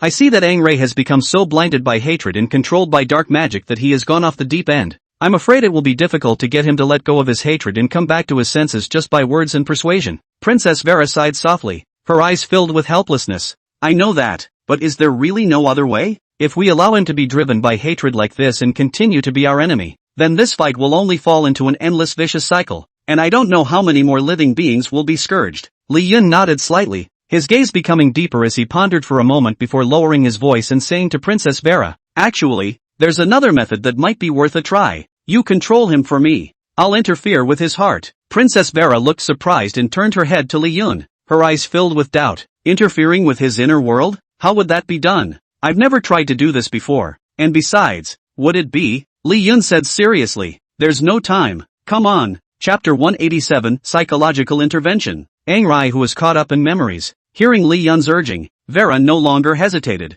"Blood spirits of the world, obey my command." Golden eyes flashed, and a bat with powerful blood in the sky came out on command. It transformed into a giant hand that bound Angray. Such bondage is short-lived. It can only be sustained for a short period of time, and Li Yun seized the opportunity. "Angry, you're feeling sleepy. Sleepy now." As a dark supreme, Onlei's will was incomparably hard. Li Yun wants to use the skills of a psychiatrist to break down his heart wall. Being only a C rank, he was sweating profusely in just a moment. The force is not enough. Seeing this, Vera instantly appeared beside Li Yun. A hand gently held Li Yun's hand and a warm power began to enter. And just this moment, Li Yun's words were like a magic spell, gurgling with a soothing rhythm that slowly flowed into Onlei's ears, penetrates the heart and reaches the depths of Angle's soul. For a moment, Angray's eyes became mesmerized, as if he had fallen into a deep dream. Angray's consciousness was still deep in the whirlpool of memories, and those past images flashed in front of his eyes one by one like a movie, each scene carrying the purest joys and dreams he once had. As a child, Onlei lived in a smoky but incredibly cozy town. His house is not big, but always full of laughter. The walls are full of works he has painted since he was a child. Those young but full of spirit of the paintings witnessed the process of his painting talent a little bit revealed. Every morning, when the sunlight pours through the window onto his small drawing table, Onlei can't wait to pick up his brushes and start his day's work. He could look out the window at the old acacia tree and meticulously depict the texture of every leaf, as if he wanted to bring it all to life through his paintbrush. The innocent appearance of children playing in the streets and alleys can also be vividly fixed on the paper, so that people can feel the endless childish fun when looking at the paintings. Onlei's parents knew that their son had an exceptional talent for painting and they had high hopes that he would one day become a great painter, use paintings to change the world and bring happiness, strength, and joy to people. On a summer evening, the family sat in the yard to cool off, and the breeze gently brushed by, bringing a slight coolness. Angray's father looked at his son, who was flipping through a picture book, with love and expectation in his eyes, and he asked softly, "Angray, do you know why Dad and Mom both want you to be a great painter so badly?" Onlei looked up with doubt in his eyes and shook his head. "I don't know, Dad. I just like to draw. It's fun to be able to draw what I see and think." His father smiled, stroked his head, and said slowly, "Son, painting is more than just drawing things out. A good painting has the magical power to make people feel better after looking at it, to give people hope when they are lost, and to guide them when they are confused. Think about it, if there were paintings full of positive energy that you painted hanging everywhere in this world, how many people would become happy because of it?" Onlei nodded with seeming understanding, a curious gleam in his eye. "Is it really that great, Dad? And how am I supposed to draw like that?" Father got up and walked to a corner of the yard where the tools of his usual labor were laid out, and picking up a hoe, he pointed to the ground at his feet and said, "Look at this land. In order for it to grow strong crops, we need to cultivate, water and fertilize it with all our heart and soul. And it's the same thing with painting. You have to feel the world with your heart, to experience people's joys and sorrows, and put the love in your heart, your kindness, and your passion for life into your paintings. It's the work that's painted that way that has that power to change hearts and minds." As Onlai listened to his father's words and pondered, he looked out over the yard at the town, at the neighbors coming and going, at the flowers blooming down the street, and as if for the first time he truly realized what painting was all about. Mother added with a smile from the sidelines, "And yeah, boy, your drawings can tell a lot of good stories. Isn't it a marvelous thing that those stories can make those who listen to them, and those who read them, forget their troubles, and indulge in beautiful imagery? We believe you have the talent to do it." Onlai gripped the paintbrush in his hand tightly, his eyes becoming unshakably determined as he exclaimed, "Dad, Mom, I understand. I'll work hard to become a great painter, and I'm going to paint so many paintings that will make people happy and give them strength, so that everyone can feel the magic of painting." His father smiled gratefully and came over to him and patted him on the shoulder in encouragement. "Good son, Dad believes in you, but this process may encounter a lot of difficulties. Oh, you cannot easily give up.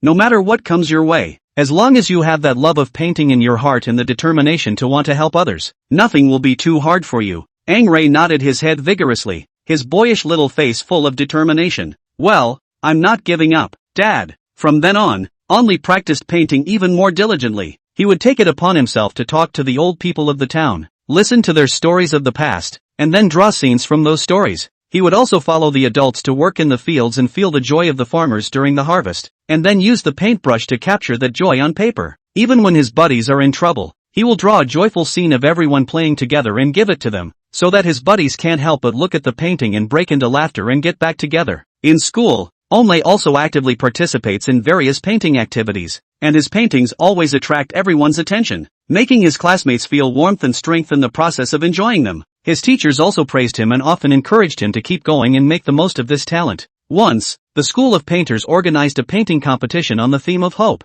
Onlay had spent weeks conceptualizing and creating for this contest. He paints a picture of the town at dawn, the sun just rising over the horizon, illuminating every corner of the town, and the faces of the people in the streets are filled with the anticipation of a new day. The children run towards the school with their backpacks, while the adults start their day's labor. The whole picture is full of vitality and hope. When he showed the painting to his family, his father hugged him excitedly and said, "Son, your drawing is fantastic. There's really a lot of power of hope in this painting. I'm sure it will do well in the competition." Her mother's eyes were also moist as she gently wiped the tears from the corners of her eyes and said, "It makes Mommy really happy to see you painting so hard and putting your love of life into it. No matter what the result of the competition is, you are already the greatest little painter in our hearts." However, fate always likes to play tricks on people. Those good times came to an abrupt end after a sudden change, dragging Onlai's life into an endless dark abyss but at the moment, immersed in memories, Onlai's face still unconsciously showed a warm smile, as if he had temporarily forgotten the pain of the later,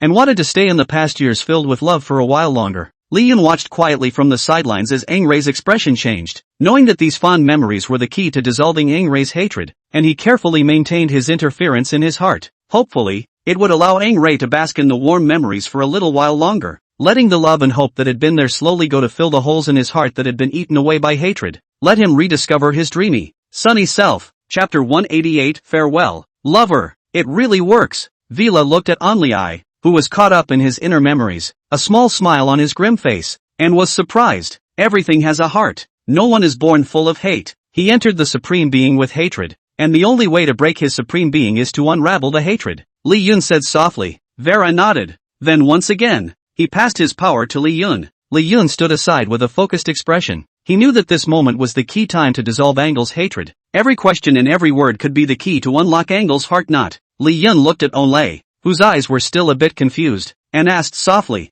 "Who is the person your heart wants to see the most in these long years?" Angray? When Onlay heard this question, his body shook slightly, and the soft look on his face that was originally immersed in memories of the good old days instantly became complicated. There was longing, pain, and a hint of unspeakable longing. He was silent for a moment and spoke slowly. "The person I want to see most is Evelyn. I want to see her again so badly." As soon as the words fell, the surrounding scenery began to change like a dream. Ang Lai stood there, his body trembling slightly, his eyes full of disbelief and deep longing, his eyes locked tightly on the gradually clear figure in front of him. That is exactly what he thought of day and night. Evelyn.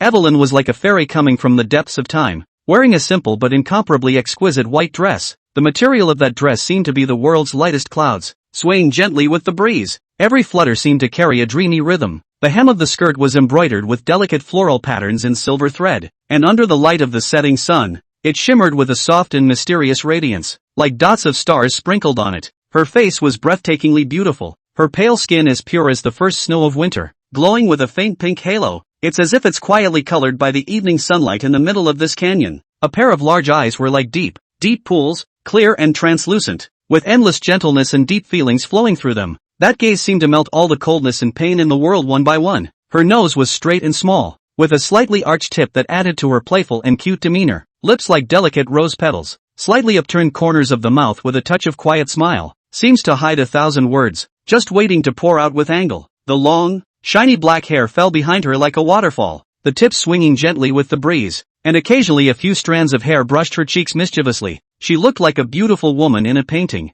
On her head she wore a wreath woven from flowers, a garland of colorful blossoms, from delicate red roses, to pale little daisies, to serene violets, each one blooming at just the right time, exuding a gust of fragrant flowers. It lingered around her, as if draping her in a fragrant veil, as if by magic. Angrei's footsteps became both incredibly heavy and incredibly light, each step carrying his years of longing and anticipation as he slowly walked towards Evelyn. He did not take his eyes off of Evelyn for a moment, and his eyes were filled with tears that were swirling in his eyes, refracting the light of the setting sun like a crystal-clear jewel that would come out of his eyes at any moment. When Angrei finally walked up to Evelyn, the two of them looked at each other, and time seemed to stand still for a moment. Evelyn's eyes similarly flashed with tears. She slightly raised her hand, her slender fingers gently touched Onlei's face, and the warmth that came from those fingertips caused Onlei's body to tremble violently. It was as if this confirmed that what was in front of me was not an unreal dream. Angrei, my love, it's really you. Evelyn's voice was like a clear spring in the mountains, crisp and pleasant, and full of endless thoughts and deep feelings, and that voice gently penetrated into Onlei's ears,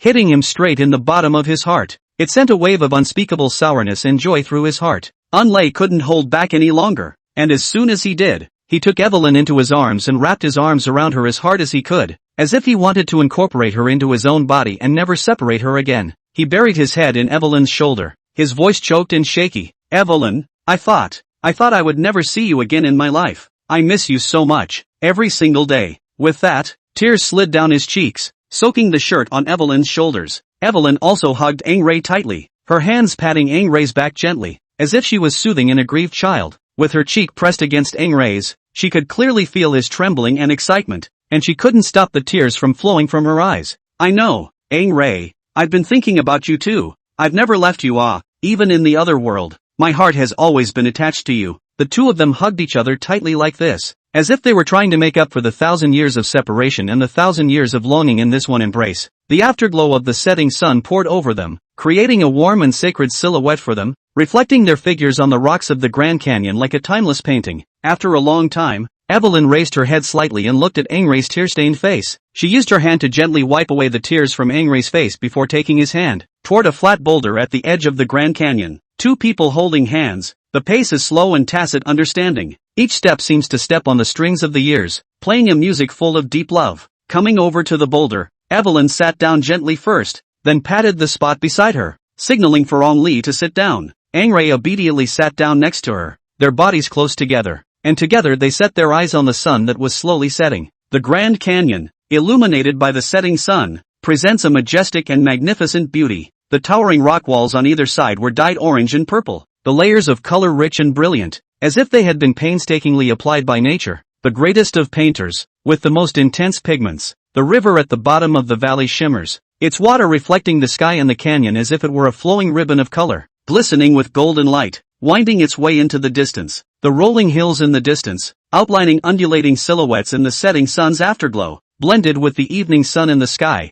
as if they were a magnificent barrier erected between heaven and earth. Evelyn whispered softly as she gently rested her head on Angrei's shoulder. Angrei, do you remember the days when we used to watch the sunset together? Back then, we always looked forward to the future, thinking that we would travel every corner of this world together and record all the beautiful moments with your paintings. Yet, nodding his head slightly, a remembered tenderness in his eyes. Only held Evelyn's hand a little tighter as he said, "Of course I remember. Those days were some of the best times of my life. It's just a shame. It's all changed since then," he said, another flash of pain in his eyes. Evelyn lifted her head and looked into Aang-Ray's eyes, her eyes full of heartache and promise as she said, "Even though a lot of bad things happened, those good memories are still there. Aang-Ray, we can't let the pain and hatred wipe them all away. I hope you can let go of the hatred in your heart and rediscover the joy and love of life that you once had, and live as well as we used to expect you to." Onlay looked at Evelyn and opened her mouth to say something, but didn't know where to start. His heart was going through a fierce struggle at the moment. On one side was the hatred that had been engraved in his heart for years. On the other side was the earnest expectation of the love of his life in front of him. He was caught in a dilemma. Evelyn seemed to see Aang-Ray's entanglement as she reached out her hand and gently stroked Aang-Ray's face as she continued.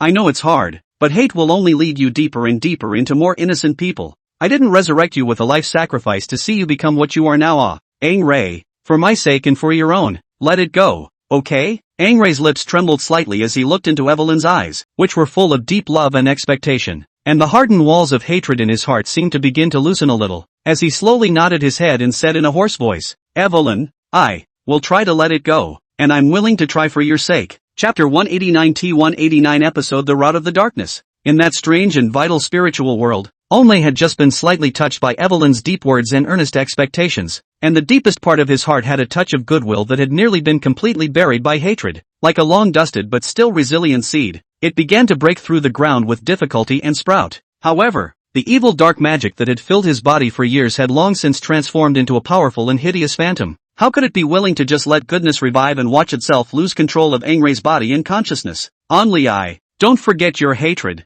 You have sacrificed me and nourished me with hatred. How can you betray me? Li Yun, who sensed the situation of angle, sank his gaze. Crap! It was as if that dark magic phantom felt a great threat, and it surged up madly within Onlay's body, like an enraged flood beast. Open-mouthed, he lunged toward the goodwill that had just sprung up, only to see it around the body surging thick as substance of the black fog. The fog from time to time flashes of blood-red electric ons, those electric ons twisting and jumping, emitting ZZ sound. It was as if an evil spirit from the depths of hell was letting out an angry roar. The dark magic phantom's appearance resembled a human being, tall and twisted, with a blurred face and only a pair of eyes emitting a strange green light, permeated with endless malice and the desire to destroy. Only I felt at once as if his body had been caught in a terrible storm of pain. Goodwill and the dark magic phantom were engaged in a thrilling battle within him, and on one side was the faint goodwill that represented love, hope and salvation, which, though small, radiated a soft but determined light. It's like a little shaky candle flame in the darkness that never goes out.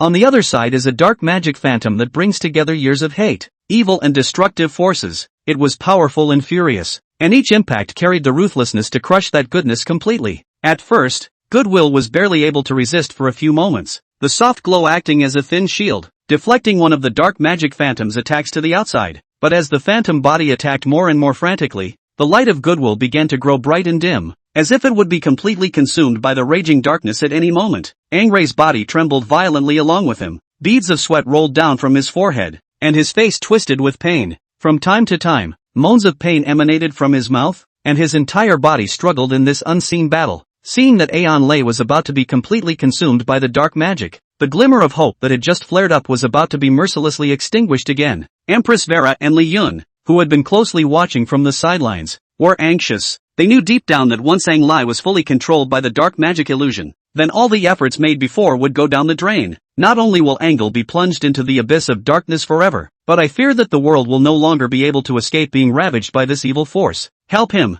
Li Yun said in a deep voice. Vera no longer hesitated. Eyes flashing, she made a split-second decision, the scepter in her hand raised high, and she mouthed an ancient and powerful blood incantation. As the incantation sounded, the gorgeous gown on her body, which symbolized the dignity of the blood-sucking dial, began to shimmer with a dazzling blood-red light. The light converged on the ruby at the top of the scepter like a stream of water, and the ruby instantly blazed with color, shooting out a thick pillar of blood-red light that rushed straight towards Aon-Leia's body. This pillar of light contained the powerful magic of Queen Vera, carrying the power of purification and guardianship, attempting to break through the dark magic phantom to support the faltering goodwill within Onlai. Li Yun also didn't dare to slack off in the slightest as he increased his mind's intervention, trying to use this to help Onlai's goodwill control his body. And the only remaining goodwill within Aang-Ray felt the supportive power coming from the outside world, and as if it had regained its courage and strength, It revitalized itself once again. The light became stronger and stronger, no longer just passively defending, but actively counterattacking towards the dark magic phantom.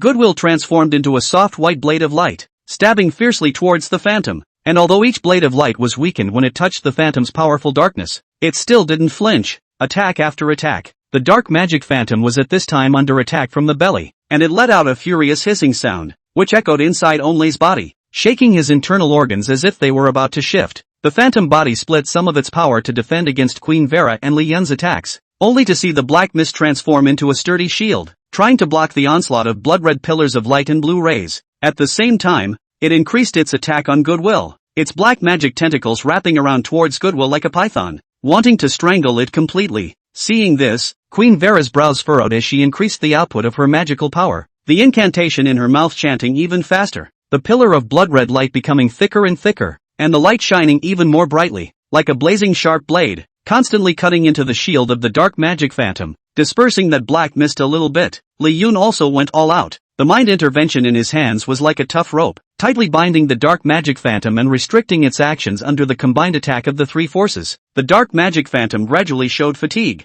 and its originally incomparably powerful dark power began to show signs of loosening. The black mist became much thinner, and the blood-red electric aura was no longer so dazzling, and a hint of panic was revealed in the eyes that emitted an eerie green light. However, it was still making a final struggle, and the phantom body concentrated its remaining strength and launched the most violent blow towards the Goodwill within Onlei. A thick black magic ray shot towards Goodwill like a cannonball. This strike gathered all of its malice and destructive power. If it was struck, then I am afraid that Goodwill would be completely annihilated. Just in the nick of time, the Goodwill within Empress Vera, Li Yun, and Onlei seemed to have a heart-to-heart, and they all fired at the same time. Empress Vera swung her scepter violently, and the pillar of blood-red light transformed into countless tiny rays that shot towards the dark magic phantom like rain, and these rays accurately struck the phantom's various vital parts. Li Yun also bellowed, like a big net, wrapping the phantom body tightly so that it could not move. Instead, the Goodwill within Engray coalesced into a huge white shield of light that steadily blocked the deadly black magical rays in front of his body. With a deafening roar, the dark magic phantom finally couldn't support itself any longer under the combined attack of the three parties' forces, and after letting out an unwilling scream, it turned into a wisp of black smoke and gradually dissipated into the air. Anglai's body also stopped trembling. He slowly opened his eyes. The hatred in his eyes had long disappeared, replaced by the exhaustion of the aftermath and the relief of regaining a new life. He looked at Empress Vera and Li Yun, his eyes filled with gratitude, and his voice was hoarse. "Thank you. If you hadn't stepped in to help, I'm afraid I would have long been completely devoured by that evil power." Looking at the Goodwill returning and restoring Onlei to his human form, Li Yun wiped the sweat from his forehead. A small smile finally appeared on Vera's face. Bloodspell is saved. Chapter 190 Portrait of Vera. Great victory of the Bloods. Dark magic phantom. Gone. The tension had just dissipated when Prince Arthur, Prince Shirley, and Mrs. Timid were seen. All the Bloods are on the verge of dying under a blood spell. As he looked around at the members of the Blood clan who were in agonizing pain from the blood spells he had cast, endless guilt welled up in his heart. That blood curse was like a hideous demon that was devouring the blood race's vitality little by little. Some of the vampires collapsed to the ground, their bodies eaten away by the blood poison, their skin festering and blackening, their mouths emitting moans of pain. Some were still struggling, trying to resist the blood spell, but the evil power was so strong that their resistance seemed so powerless. Onleia's mind suddenly flashed back to a time when she had spent time with the blood ancestor Dracula. At that time, he was still a teenager with dreams of painting, though not yet a member of the Blood clan. However, with his outstanding talent for drawing, he was fortunate enough to be recognized by the blood ancestor Dracula. The blood ancestor would often spend his free time watching Onlei paint with a look of approval in his eyes, and would talk to him about the subtleties of his paintings. He was encouraged to use his paintbrush to show the beauty of the world and to convey love and hope. The blood ancestor had laughed at him. "Oh Onlei, your brush has a unique magic. It should not be limited to depicting the scene in front of you, but more so, it should be able to outline the longing in people's hearts. If you can keep up this pure love for painting, the future will surely be unlimited." Those words, at the moment, were like a heavy hammer, hitting Onlei's heart, making him more and more remorseful for all the wrong things he had done out of hatred. Onlei knew that if he allowed this blood curse to rage on, the entire Blood clan would be destroyed, and the culprit for all of this was himself. He clenched his teeth, and a resolute courage surged in his heart, deciding to fight to the last of his strength to completely reverse this terrifying blood spell. Just as he was about to perform the reversal technique, he looked at Li Yun on the side and remembered that Li Yun was likewise a person with profound attainments in painting.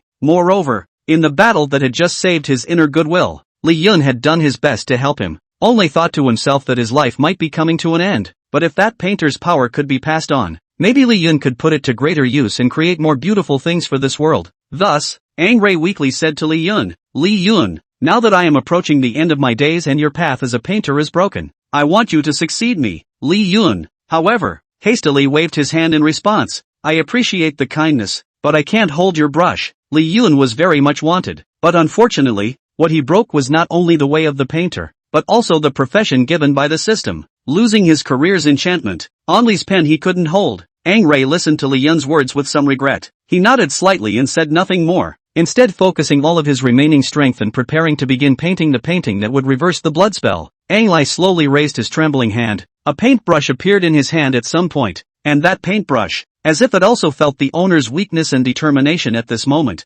emitted a faint shimmering light. He took a deep breath and turned his gaze to Queen Vera, who was helping the members of the blood clan resist the blood spell not far away. Queen Vera at this moment to show all the dignity and majesty, although she is also exhausted, but still trying to guard the clan, that posture, that demeanor, in the eyes of Onlay as if it is a symbol of the blood tribe's resilience and hope. Onlay's paintbrush began to gently wave up in the void, each stroke pouring all of his heart and soul into it. Each brushstroke carried his guilt for the blood, his remorse for the past, and his hopes for the future. As the brush moved, the portrait of Queen Vera gradually emerged in the air. The portrait was so lifelike that it was as if Queen Vera herself was standing in the painting. The Queen Vera in the painting wears a gorgeous crown, the gemstones inlaid on the crown shimmering with a brilliant blood-red light, mirroring her deep and bright eyes, which are filled with determination and guardianship. Her face was delicate and absolutely beautiful. Her fair skin was lightly flushed, and that flush seemed to add a gentle yet dignified air to her. The long skirt she wore fluttered in the wind, and the ancient runes embroidered on the hem of the skirt shimmered with a mysterious shimmering light, highlighting the honor and heritage of the blood royal family. In her hand she clutched the scepter, a symbol of power, and the ruby at the top of the scepter glowed brightly,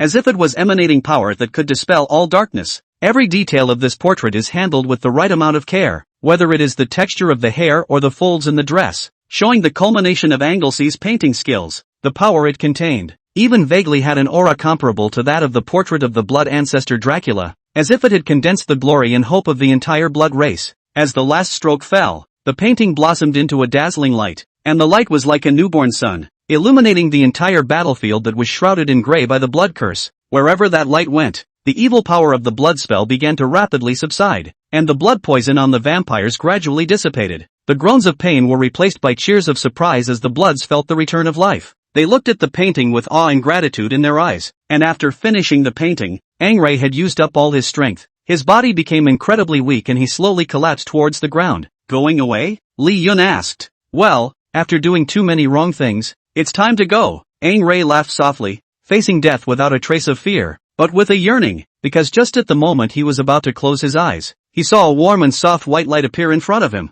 In the white light, Evelyn's figure gradually became clear. She was still beautiful and moving. With a gentle smile on her face, she reached out her hand towards Angray. I'm coming to take you home. Angray looked at Evelyn with happiness and fondness in his eyes as he lifted his hand with difficulty. Trying to hold Evelyn's hand, he said with his last ounce of strength, Evelyn, I finally get to see you again. We're going home. After saying that, Onlay's hand clasped tightly with Evelyn's, and his body completely relaxed, slowly closing his eyes with a relieved smile at the corner of his mouth. It was as if he had fallen into a wonderful dream and left forever the world that he had once loved and hated. Queen Vera, Li Yun, and all the members of the blood clan witnessed this scene, and they had mixed feelings in their hearts. This great victory for the Bloods was also a sad one. Chapter 191 Blood Tribute. After a thrilling, life and death struggle, the Blood clan's territory has finally seen the sight of peace after a long time. The land that once reeked of blood and was eerily shrouded in dark magic has been restored to its former life and vigor. The walls of the castle exuded an ancient and solemn glow under the sunlight,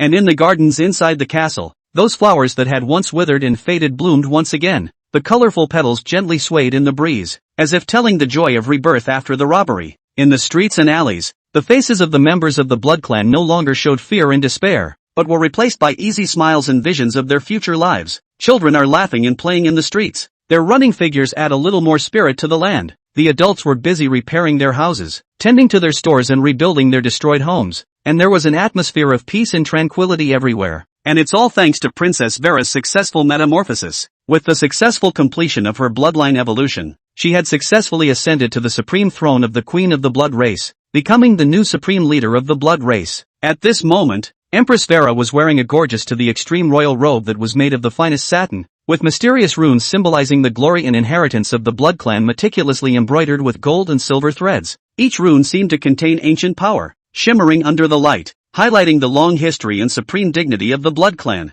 The crown she wore on her head was even more exquisite. The main body of the crown was made of pure gold, and the huge blood-red gemstone set in it was like a burning heart, radiating a bright and deep light. It set off Queen Vera's face with more and more nobility and elegance. Her eyes were deep and bright, like the brightest stars in the night sky, which were permeated with majesty and love. That was the guardianship of the clan as a queen and the firm determination for the future development of the Blood clan. TSK, you really do look like an empress nowadays with this touch. Humph. I would have been the queen. The majesty of the evolved Vera Supreme belies the childishness that was once there. It was only when facing Li Yun that the once naive, childish nature would creep in. Looking at Queen Vera's touch at the moment, Li Yun gently smiled. Thanks a lot, Vera said suddenly and solemnly. The biggest contributor behind the Blood clan's ability to return to peace and Vera's smooth ascension to the throne belonged to Li Yun. Thinking back to those dark days, when the bloodline was shrouded by a mysterious and evil curse, Princess Vera encountered many obstacles at the crucial moment of her bloodline's evolution.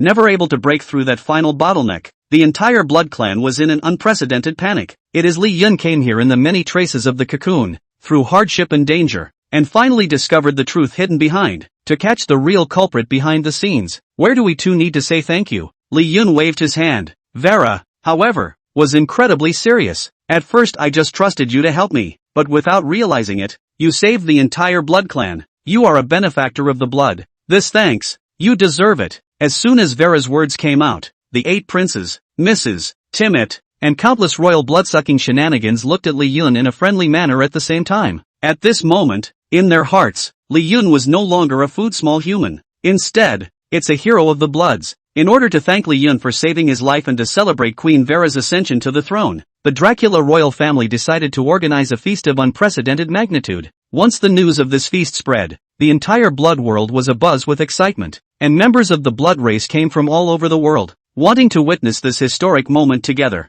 On the day of the feast, the royal castle of Dracula was beautifully decorated with an atmosphere of luxury and festivity. The gates of the castle were polished to a shine, and on either side of them were huge flower baskets filled with all kinds of rare flowers, the fragrance of which filled the entire entrance to the castle. Into the castle hall, only to see the high dome hanging on the dazzling crystal chandelier on the crystal in the light of the light refractive colorful light, like stars spilling down to earth. It illuminated the entire hall as bright as day. The long dining table was covered with a clean white tablecloth and set with a wide array of delicacies. There was carefully roasted tender and juicy blood venison, which had a tantalizing aroma that made your mouth water. There are also desserts made from a variety of rare fruits and spices that are so delicately shaped and delicate that each bite seems to make you taste happiness. And the wine that was held in the crystal clear wine cup, the color was as bright as blood. This was the Blood clan's special brew, containing a unique flavor. A light sip, the mellow wine aroma was spread in the mouth, evocative of the past. As night fell, members of the Blood clan stepped into the hall one after another,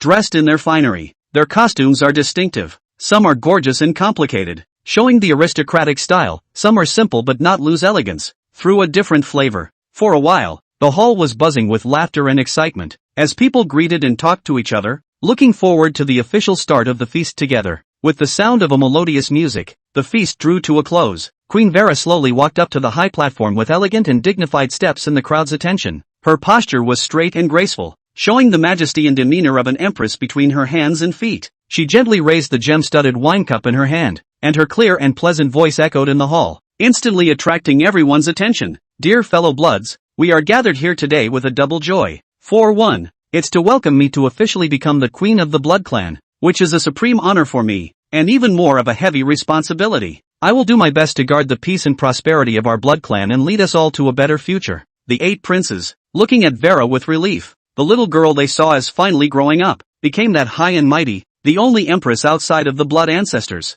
The blood-sucking shenanigans have placed their right hands over their hearts and bowed. Speaking here, she paused slightly, her gaze slowly sweeping over each of the clansmen on the stage, her eyes filled with deep emotion and determination. Afterward, her gaze landed on Li Yun, who was sitting in the VIP seat, and her eyes were immediately filled with gratitude and respect. Chapter 192 S Rank, Ultimate Player. and the second of these is to express my sincerest gratitude to a friend who has been a rejuvenating influence on our bloodline. This friend is Mr. Lee Yoon. The hall fell silent as all eyes turned to Lee Yoon, their eyes filled with admiration and curiosity. Humans were in the Blood's previous knowledge. It's just food and insignificance. And now it's the humans who nearly destroyed the entire bloodline. It was also humans who saved the Bloods. Queen Vera continued, if it wasn't for Mr. Lee Yoon, with his intelligence and bravery, discovering that the real culprit behind the curse on me was Onlay, and stopping Onlay's horrible plot in advance in the nick of time, I'm afraid that our blood clan has long since fallen into the abyss of doom, ushering in the extinction of the world. It was he who,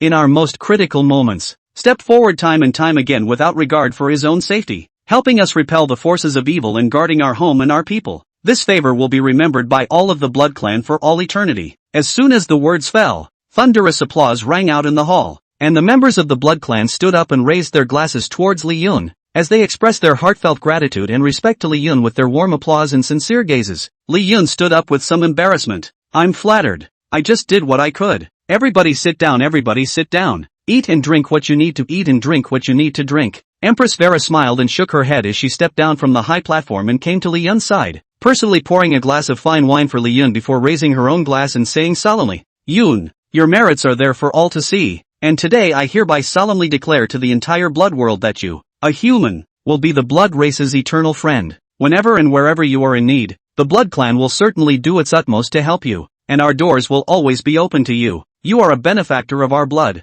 and more than that, you are our constant companion. These words once again won a warm response from the Blood Clan crowd. The 8 princes rose in succession. Mr. Lee, we toast you, Prince Arthur, Prince Shirley, Prince Razy. When they looked at Lee Yoon again at this moment, there was only admiration in their eyes. The cheers and applause intertwined and resounded throughout the castle hall. The atmosphere was enthusiastic to the extreme. It was at this point that Mrs. Timmet, who is not royalty but is comparable to royalty and highly respected, stepped forward. She was dressed in a deep purple gown with an understated but delicate floral pattern embroidered on the hem, and the Timmet family was at her choice this time. It can be a leap of faith. It has the power to support the dragon. After today, the Timmet family will be the first family under the royal family, a true top-stream aristocrat, and so did the Zoltan family. Mrs. Timmet spoke slowly. Your Majesty, I feel that there is a more important matter worthy of this day's occasion. Mr. Lee Yoon represents humanity. We have all witnessed his bravery and kindness, and between us Bloods and humans, although there were occasional frictions in the past, they were nothing more than misunderstandings due to a lack of understanding of each other. Now, through this incident with Mr. Lee Yoon, we have seen that there are people like him in humanity who have a great heart and are willing to give in order to guard peace. She paused for a moment, her eyes looking around the room and into the eyes of each member of the clan as she continued. I think that our blood race is perfectly capable of joining hands with humans. The humans led by Mr. Lee Yoon have shown qualities worthy of our friendship, so I suggest that the blood race formally establish diplomatic relations with the humans led by Lee Yoon. From now on, we will exchange ideas, help each other, and work together to maintain peace and stability in this world. This will not only be beneficial to us, the Bloods, but it will open a new and promising chapter for the entire world. This is a statement of unparalleled grandeur. After all, they're all Sinisters. The truth is that the core is one. The blood-sucking shenanigans will be back to treating humans, no longer treating humans who enter the world of blood-sucking shenanigans as toys, as food. Instead, they try to build friendships. Of course, it was all led by Lee Yoon. Mrs. Timmet's proposal was unanimously approved by the members of the Blood Clan present, and everyone nodded their heads in agreement. Queen Vera pondered slightly and looked at Lee Yoon. Cloud, what do you think? Lee Yoon nodded gently. This time I'm coming to the center of your blood world. I have found many places where the Bloods can follow the humans to interact and learn from each other. Maybe, this will take the Bloods to the next level. A determined smile appeared on Vera's face when she heard Lee Yoon's comment as she loudly announced, Mrs. Timmet's proposal is excellent. I declare that from today onwards, the blood race formally establishes diplomatic relations with the humans led by Lee Yoon. May the friendship between our two clans, like the lights in this castle, be as long-lasting as the lights in this castle, and work together for a better future for this world. As soon as the words fell, deafening salutes rang out outside the castle, and colorful fireworks blossomed in the night sky, illuminating the entire Blood Clan territory as if it were daytime. The moment the fireworks bloomed, the brilliant and colorful light illuminated the faces of every member of the Blood Clan, and their faces were overflowing with joy and anticipation for the future. The members of the Blood Clan raised their glasses with Lee Yoon to celebrate this historic moment, and the laughter and clinking of glasses were intertwined. playing a movement of peace and friendship, in order to further deepen this friendly relationship, and at the same time allow humans to gain a deeper understanding of the blood culture as well as draw on the unique magical knowledge of the blood. After deliberating, the Blood Royal family made a major decision to grant Lee Yun a batch of precious study slots. This meant that those humans who were lucky enough to get a spot would be able to step into the territory of the Bloods and experience and learn firsthand the mysterious and unique magical skills of the Bloods. Well, how do you like this great gift? Vera held up her wine glass, her red lips lightly imprinting on it, eyes blinking. A smile chimed in and asked. Lee Yun naturally liked it. It's a great gift, and it's important. It wasn't his personal strength that was elevated. Rather, Vera was using the power of the Blood Clan to help Lee Yun cultivate his own forces. I know the human world is divided into powers too. You're the first human I've ever met, but I have heard that a number of humans have come to the royal family. Some of them make even Uncle Arthur feel the pressure. A prince-level human is at least A-rank strength. There was a time when Lee Yun thought he was considered good for a C rank, until we see the Battle of the Supreme. If he didn't have the blessing of the painter, he wouldn't have been able to fight against Aang Rei anyway. It was at that moment that he realized. So the ceiling was there, and he doesn't go through the motions to think about it. Do humans have an S-class existence that exceeds A-class? Vera seemed to have read Lee Yun's mind. She nodded softly. I think there is, because I used to read the diary left by my great-grandfather. It is written in it that he has seen such a powerful man. They're called the ultimate players. S-class, ultimate player. Lee Yun's eyes were glowing when he heard this. Chapter 193 Farewell to Vera. World of Blood. In the midst of the stately, yet faintly cozy hall of the Blood Castle, the sunlight through the colorful glazed windows shed mottled light and shadows, as if it was also adding a bit of unwillingness to the atmosphere of this upcoming parting. Lee Yun had received the countdown for the copy to leave and stood there, his stance erect yet with a hint of hesitation. After all, after going through so many storms here, now that he really had to leave, his heart was full of complicated emotions. Queen Vera slowly walked out from the inner hall. She deliberately chose a long lavender dress today, the hem of her skirt gently fluttering with the wind, like a blooming violet, exuding elegance and nobility. Her pace seemed steady, but the slightly trembling fingers gave away her inner nervousness and reluctance. She walked to Lee Yun, her eyes filled with longing, and said softly, Yun, are you really leaving? Every blade of grass and tree in this blood clan can't let you go, let alone me. Speaking here, her voice was slightly choked, as if she had 1,000 words blocking her throat, making it difficult to speak. Lee Yun looked at Empress Vera's appearance. His heart softened, but his face raised a smile with a few teasing touches. He deliberately came closer and raised an eyebrow and said, Yo, Your Majesty, you're the queen of the blood race now. Why have you turned into that little girl who's afraid of losing her favorite toy? I'm only leaving temporarily, but not coming back. You are so reluctant to let go. Is it possible that you are harboring some different feelings for me in your heart? Queen Vera's face instantly reddened, like the evening sunlight in the sky coloring her cheeks, and she glared at Lee Yun angrily, reaching out to gently hit his arm, said, You're just going to tease me. It's this time of the day, and you still don't have a straight face. I, naturally have different feelings for you, can't you see that? These days together, whether it's you saving me several times or doing so much for the blood clan, I've long thought of you in my heart as someone very important, and now that I see you leaving, it's like a piece of my heart is missing. Lee Yun was satisfied in his heart when he heard this. Since this little ninny became the queen, not only did she uniquely have a few honored temperaments, her mind was also sort of enlightened. He looked at Queen Vera's flushed cheeks and imploring eyes and couldn't help but take another step closer, so close that they could feel each other's breath. The corners of his mouth rose, his eyes filled with tenderness and flirtation as he said softly, so you already had me in your heart, then I'm really flattered. However, you like me, you have to let me test it properly. How deep is it? Queen Vera's heartbeat steeply accelerated as she bit her lip and gathered the courage to raise her head, looking straight into Lee Yun's eyes and said, You're a bad man, and you're testing my heart for you. The sun and the moon can be seen, the earth and the sky can be shown. If you do not believe me, I will hand over a sliver of my heart and soul to you, so that you can always understand my heart. When Lee Yun heard this, his eyes widened. He knew how important this heart and soul was to the blood race. It was the existence that was closely connected to his own soul and contained his own life force and magic power. Once the soul of the heart to others, it is equivalent to their own life and death and the other party tightly tied together. If the other party encountered fatal danger, they will also be sensed, and can even rely on the power of the soul of the heart and soul instantly rush to the other party's side. Queen Vera's eyes were unmistakable. Cloud, you don't have to persuade me, my mind is made up. Ever since you came to the Blood Clan and helped us resolve one crisis after another, my heart has unconsciously fallen on you. I'm willing to give you my heart and soul, so that no matter where you go, I'll be able to know about your well-being, and if you encounter any mortal danger, I'll be able to appear by your side at the first opportunity to protect you. With that said, Queen Vera no longer hesitated as she closed her eyes and mouthed an ancient and obscure blood incantation, only to see a soft blood-red glow around her body. The light gradually converged to her chest, and then slowly drew out a strand of light as slender as a silk thread but brilliant. That was a trace of her heart and soul. The moment her heart-soul detached from her body, Empress Vera's face turned a little pale and fine beads of sweat oozed out from her forehead, but she continued to hold on strongly and passed the strand of her heart-soul to Li Yun. Take it. It's my heart for you and my guardianship. Li Yun looked at the scene in front of him and thought of the time when Vera gave her bloodline to herself. These are the most valuable things in the blood. He carefully received the wisp of heart and soul, feeling as if he was holding the most precious treasure in the world in his hands. You this. Let me how good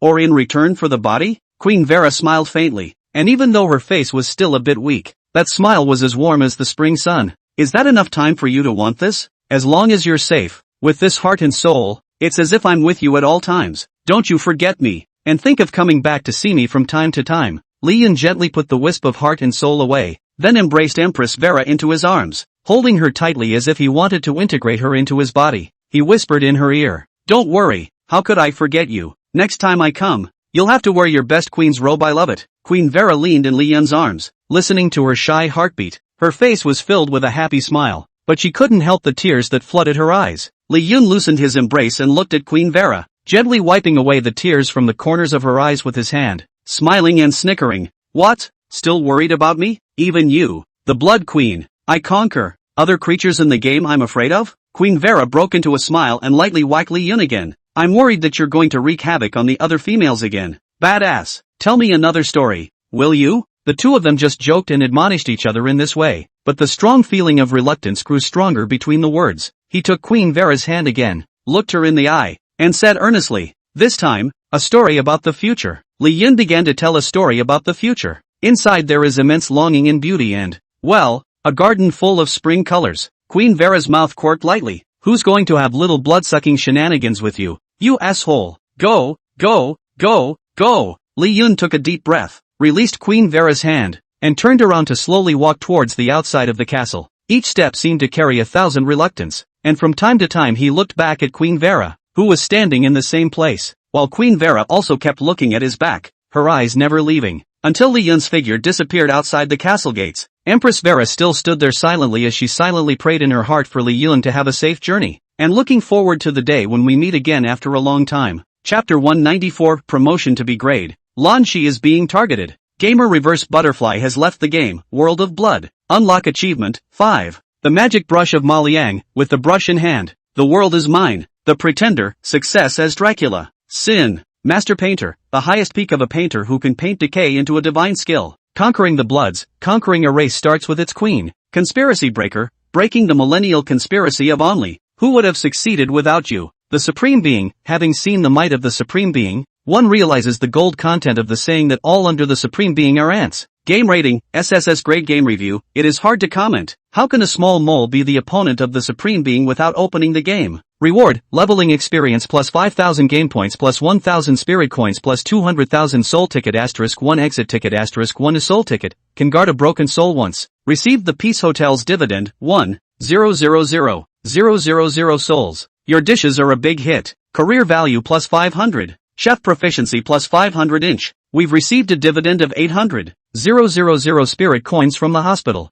Mia and Wendy asked for advice on behalf of their teachers, and the hospitals they managed just had a bar to receive feedback. Career value plus 400, and proficiency of famous doctors plus 400. Rent received for Nebula Apartments, 200,000 spirit coins. Nebula Apartments, once bloody apartments. Guest rooms, 24. Assets, 700,000 souls. Rating, E, annual profitability of $1,000,000 will upgrade the rating and unlock more benefits. Bindable staff, 3, upgrading the rating will expand the amount of staff to be recruited. Effect, as a landlord of Nebula Apartment, with its own independent assets. Personal strength bonus, plus 5%, rising according to the apartment's rating. Spirit coins, 5. 3 million. Number of games, 7. Grade, B. Ability, blood-sucking power, royal bloodline. Soul contract, Daniela, evil. Duke of Zoltan. Money contract, Shu Sin. Teacher-student pact, Mia, Wendy,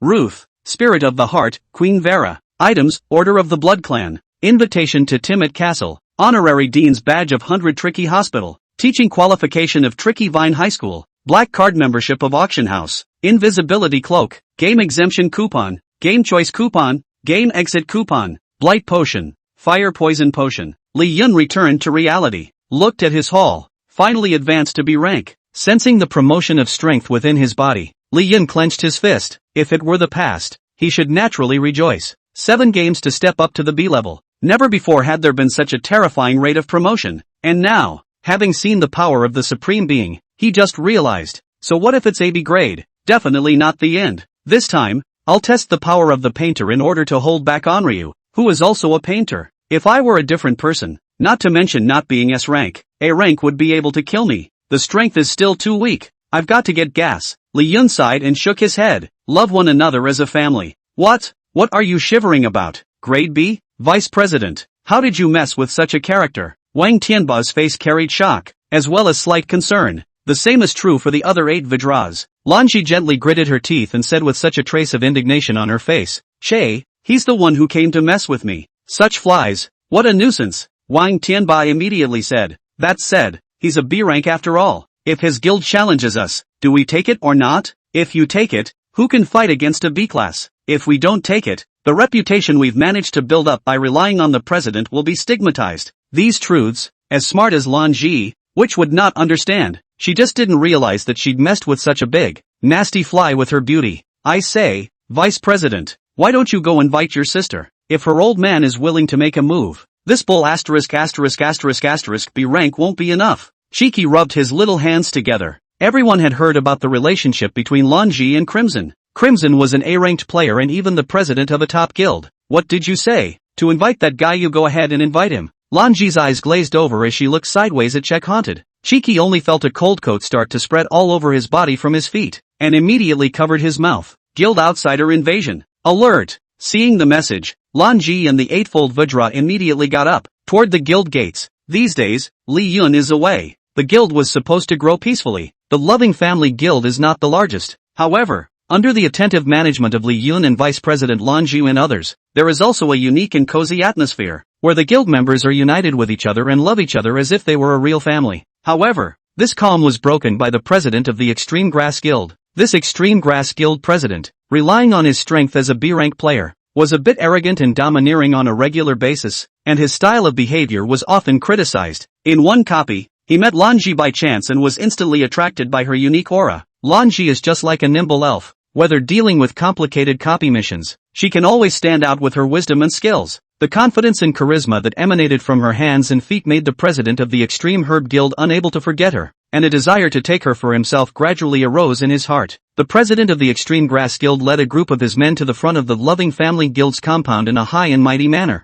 He was dressed in a gorgeous to the extreme yet a little ostentatious attire, and the jewels inlaid on his clothes were glittering with dazzling light, all flaunting his strong financial power and uncommon strength. He clasped his hands to his chest with a playful smile on his face as he shouted to the crowd inside the guildhouse, "Call your Vice President Lan Ji out. I have something to say to her." The members in the guild were instantly wary upon hearing this, knowing that this Extreme Grass Guild, which was ranked above their own guild, had always been uneasy. There was definitely nothing good about this visit. However, they didn't dare to offend them rashly. After all, the other party was strong, so they could only wait there. Not long after, Lan Ji brought the 8 Vidra, walked out from within the guild. She was dressed today in a simple but competent blue combat outfit, her posture erect, her eyes firm and calm. Although he was only a C-ranked player, the undaunted aura was too much to be underestimated. Lan Shi looked at the president of the Extreme Herb Guild in front of her, her brows furrowed slightly as she asked coldly in a disgusted tone, "What is it that you want from me? Have something to say straight away." When the president of the Extreme Herb Guild saw Lan Ji, his mouth almost watered, wiped his mouth,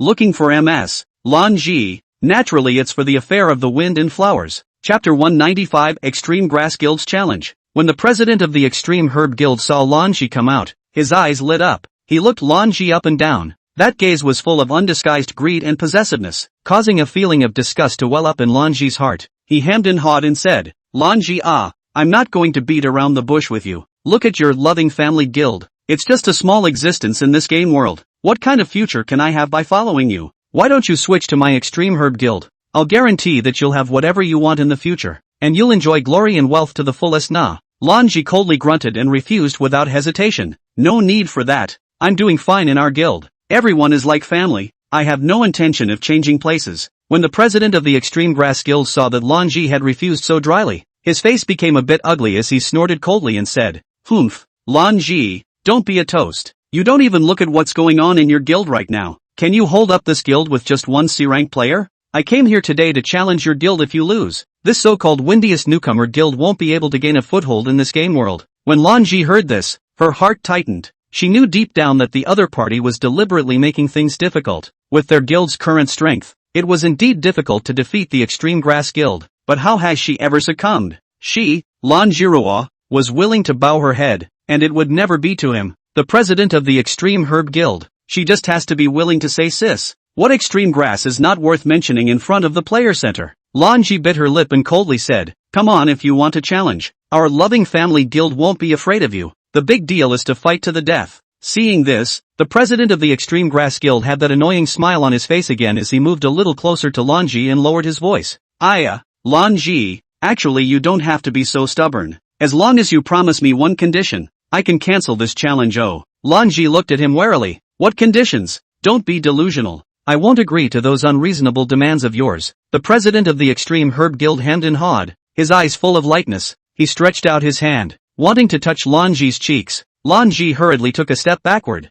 dodging his hand. He was not annoyed, however, and continued to smile. "Lan Ji, as long as you promise to be my woman and obediently listen to me in the future, not only will I not challenge your guild anymore, I will also fully support your guild's development." Look, where are you going to find such a good deal? When the other members of the 8 Vidra in the guild heard this, they also gathered around, and although they weren't as strong as each other, they were all standing by Lan Ji's side at the moment. Looking angrily at the president of the Extreme Grass Guild, he shouted in unison, "Our loving family guild will never bow down to the likes of you, so let's have it if you can." The president of the Extreme Herb Guild's face became grim when he saw how insensitive the crowd was, and he said viciously, "Fine, you guys toasted me, then don't blame me for not being polite. In a moment, I'm going to make you guys lose your asses, and when that happens, don't blame me for not giving you a chance." The president of the Polar Grass Guild presses the launch challenge button. Behind him, the overwhelming number of Extreme Grass Guild members rubbed their fists and smiled grimly. "He's coming to smash. I heard that your guild leader is the so-called Rookie King." "I don't think so. Why are you afraid to answer it? The guild challenge has been launched." The president of the Polar Grass Guild laughed with an ugly face. "Vice President, what to do? Take it or leave it?" Wang Tianba looked nervous. The overall quality of the members of the Polar Grass Guild is a whole lot higher than the Love One Another family. If you catch it, you will definitely be outmatched. If he doesn't answer, as the president of the Love One Another family, Li Yan's so-called newcomer king name will be lost. Catch, the president's rookie king name can't be weak. Otherwise, our guild will never have a chance to turn around again. Lan Ji sank her voice and took the challenge. The president of the Extreme Grass Guild stood at the forefront of the team, wearing a set of top-notch battle armor that emitted a brilliant light, and that battle armor was inscribed with complex runes, each of which seemed to be surging with a powerful force, highlighting his extraordinary strength. He was holding a huge sword with an exaggerated shape, its body glittering with cold light, as if it could cut through all obstacles with just a flick of the wrist. With a smug and open smile on his face, he shouted, "Ha ha, today is the end of your loving family guild. If you know what's good for you, hurry up and surrender. Maybe I'll even be lenient. Love one another as a family on the guild side." Although Lan Ji's heart is filled with anger and unwillingness, she is also clear that the situation is grim at the moment. Lan Ji looked at the 8 Vidra around her with firm eyes. Wang Tianba said loudly once again, "Brothers and sisters, we can't avoid this battle today, but we must not retreat. Even if we fight to the last moment, we will guard our guild and our home." The members of the crowd have been on the same page. Bullying the vice president is bullying us. Fight them. The battle instantly erupted, and the members of the Extreme Grass Guild surged up like a tidal wave, with all sorts of brilliant skills greeting the crowd of the Loving Family Guild. For a while, light flashed, arrows whizzed by, and shouts of killing resounded throughout the battlefield. Lan Ji took the lead. A blue curtain of light in her hand instantly rose in front of the guild, a wall of ice temporarily fending off the first round of attacks from the Extreme Grass Guild. She shouted, "Watch out everyone, hold your ground for now." However, the president of the Extreme Grass Guild sneered disdainfully. "Humph, with this much power, you still want to block us? So naive." With that, he raised his huge sword and slashed down hard towards that blue ice wall, only to see a thick sword chi gushing out from the sword, directly bombarding the ice wall, which immediately cracked and shook. Lanji's brows furrowed as she saw this, and she shouted to Wang Tianba, one of the Vajra around her who specialized in melee combat. Tianba, take a few men to the left and block their flanking attack. Tianba waved the battle axe in his hand and responded, alright, Vice President, leave it to me. With that, he charged towards the left with a few guild members and fought with the Extreme Grass Guild members who rushed up. You guys are out of your depth, and you dare to take the initiative? A member of the Extreme Grass Guild taunted while stabbing a sword towards Vigor. Vigor sidestepped and dodged, slashing back with an axe and roaring, cut the crap, today either you die or we die. On the other side, the magic experts of the Extreme Grass Guild also began to cast powerful magic, and sheets of flame swept towards the position of the Loving Family Guild. Lan Ji hands quickly seal, mouth reciting incantations, only to see a wall of ice from the ground up. The flame impact on the ice wall issued a zzz sound, out of a burst of white gas. The member beside me shouted, Vice President, they're attacking too hard. I can't hold on much longer. Lan Ji gritted her teeth. Hold on just a little longer. Everyone, hold on together. Chapter 196 Li Yun arrives. The district's B rank is not enough. However, Extreme Grass Guild's attacks came in waves after waves, not giving them a chance to catch their breath at all. The president of the Extreme Grass Guild saw the right time to attack again. His figure flashed and instantly appeared in front of Lan Ji, raising his sword and slashing, his mouth still talking. Lan Ji, it's not too late to regret. As long as you promise to be my woman, I'll stop immediately. Ha ha ha. Lan Ji's eyes were filled with rage as she dodged the attacks while cursing. You dream. Even if I die, I won't succumb to a scumbag like you. She cast her strongest single attack magic, and a dazzling blue light shot towards the president of the Extreme Grass Guild. The president of the Polar Grass Guild easily blocked with his sword and the blue light dissipated as he laughed. Yo, a bit of temper, but the strength isn't good. You'd better surrender obediently. As time passed, the members of the Loving Family Guild gradually lost stamina and more people were injured. Although the 8 Vajrapani fought hard, they began to lose against the powerful firepower of the Extreme Grass Guild. Wang Tianba's body was already hanging from many places, and he shouted under his breath, Vice President, they are too strong. We can't hold out much longer. Lan Ji looked at her injured partners around her, a stabbing pain in her heart. She knew that she was afraid of losing this battle, but she still refused to give up and shouted, don't be discouraged, everyone, even if we lose, we have to lose with a backbone. Keep fighting. However, the Extreme Grass Guild would not show any mercy, and they took advantage of the situation to launch a final general attack, with all kinds of skills smashing over towards the Loving Family Guild. The Loving Family Guild's defense line finally collapsed completely, with its members falling one after another, and the 8 Vajra also suffering from serious injuries, unable to fight any longer. Surrender! Lan Ji looked at the scene of fiasco in front of her and shouted towards the president of the Extreme Grass Guild, don't get too cocky. Our Loving Family Guild isn't going down just like that. As long as I can still fight, I'm not a loser. Player Center. Why did the Polar Grass Guild suddenly challenge the Love One Another family? Scarlet watched the transmission come to the message and her gaze froze. I heard that it's the president of the Extreme Herb Guild who has his eyes on Lan Ji. Hearing this, Crimson's fist suddenly clenched. Then behind her, a round of blazing sun-like flames rose. Asterisk asterisk asterisk asterisk ing asshole. That's my sister. Moose Lodge. Vice President. The guild elites are all here. At your command. Li Rui swept a glance at a group of B-rank elites. We honor the Vice President's command. The group of B-classes clasped their fists and bent down to Li Rui. Li Rui's gaze was cold. What a Polar Grass Guild. It's okay to act arrogantly on a regular basis. How dare you hit on my brother? Let's see if I don't find a reason to pluck you. Li Rui gently coldly grunted, and the secretary beside her immediately handed over a piece of information. Vice President. Found it. The president of the Extreme Grass Guild once badmouthed you on the forums. Li Rui asked coldly. What did he say? He said. Say what? Said one day, sooner or later, I'd take you down. Ha, he already has a way to take his death. Li Rui waved her hand. A wind burst blew this Go B-ranked player over. Warning, your guild is being invaded. Li Yun frowned slightly. Invasion? What's happening here? In a flash, his figure disappeared in place, entered the guild. The territory of the Loving Family Guild was in a mess, with most of its members heavily injured and groaning in pain on the ground. Lan Ji bit her lips, her eyes full of unwillingness and despair. She stared at the complacent Extreme Herb Guild president in front of her. Even if she had already reached such a desperate situation, she still didn't have the slightest intention of giving in. The more you do this, the more it makes my heart sing. The president of the Polar Grass Guild was emboldened to tease. One of the members beside him clasped his hands and laughed softly along with him. A bolt of energy then slammed into the already defeated members. Lan Ji set up a wall of ice and fended it off with difficulty. right at this most critical juncture, a figure sped in like a swift wind. Get out! A brute force rushed in. It directly shook the group of scumbags from the Extreme Grass Guild and sent them flying down. Lanji's strength loosened the moment she saw him. She touched her face in some aggravation. Asshole, I thought you died in the copy. 8 Vajra. Countless members fixed their eyes on it. Surprise! President! Li Yun's eyes were filled with anxiety and anger as he looked at this miserable scene in the guild, his heart burning with rage. The president of the Extreme Grass Guild was originally immersed in the joy of victory, wantonly mocking the crowd of the Loving Family Guild. When he saw Li Yun appear, he was first stunned,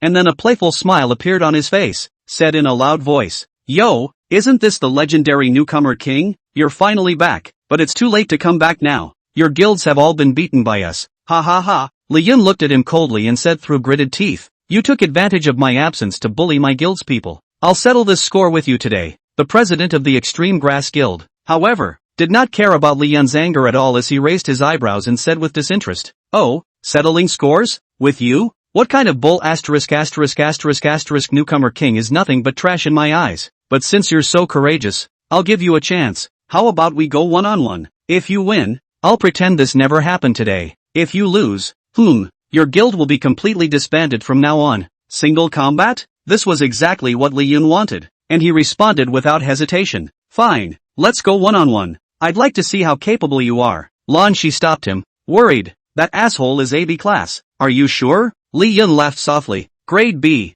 Who isn't?" Saying that, Li Yun slowly walked forward, his body's emitting a faint glow. That aura, it was clear that it was already B rank. I'm not seeing things. The president is B ranked? Wang Tianba rubbed his eyes in disbelief. Perverts, this is the real deal. It's only been a short time. How come he's B ranked? Shi Chen Chong was also dumbfounded. 3 days is a long time. It's only been 10 days since I've seen you, and you're already buttoned up.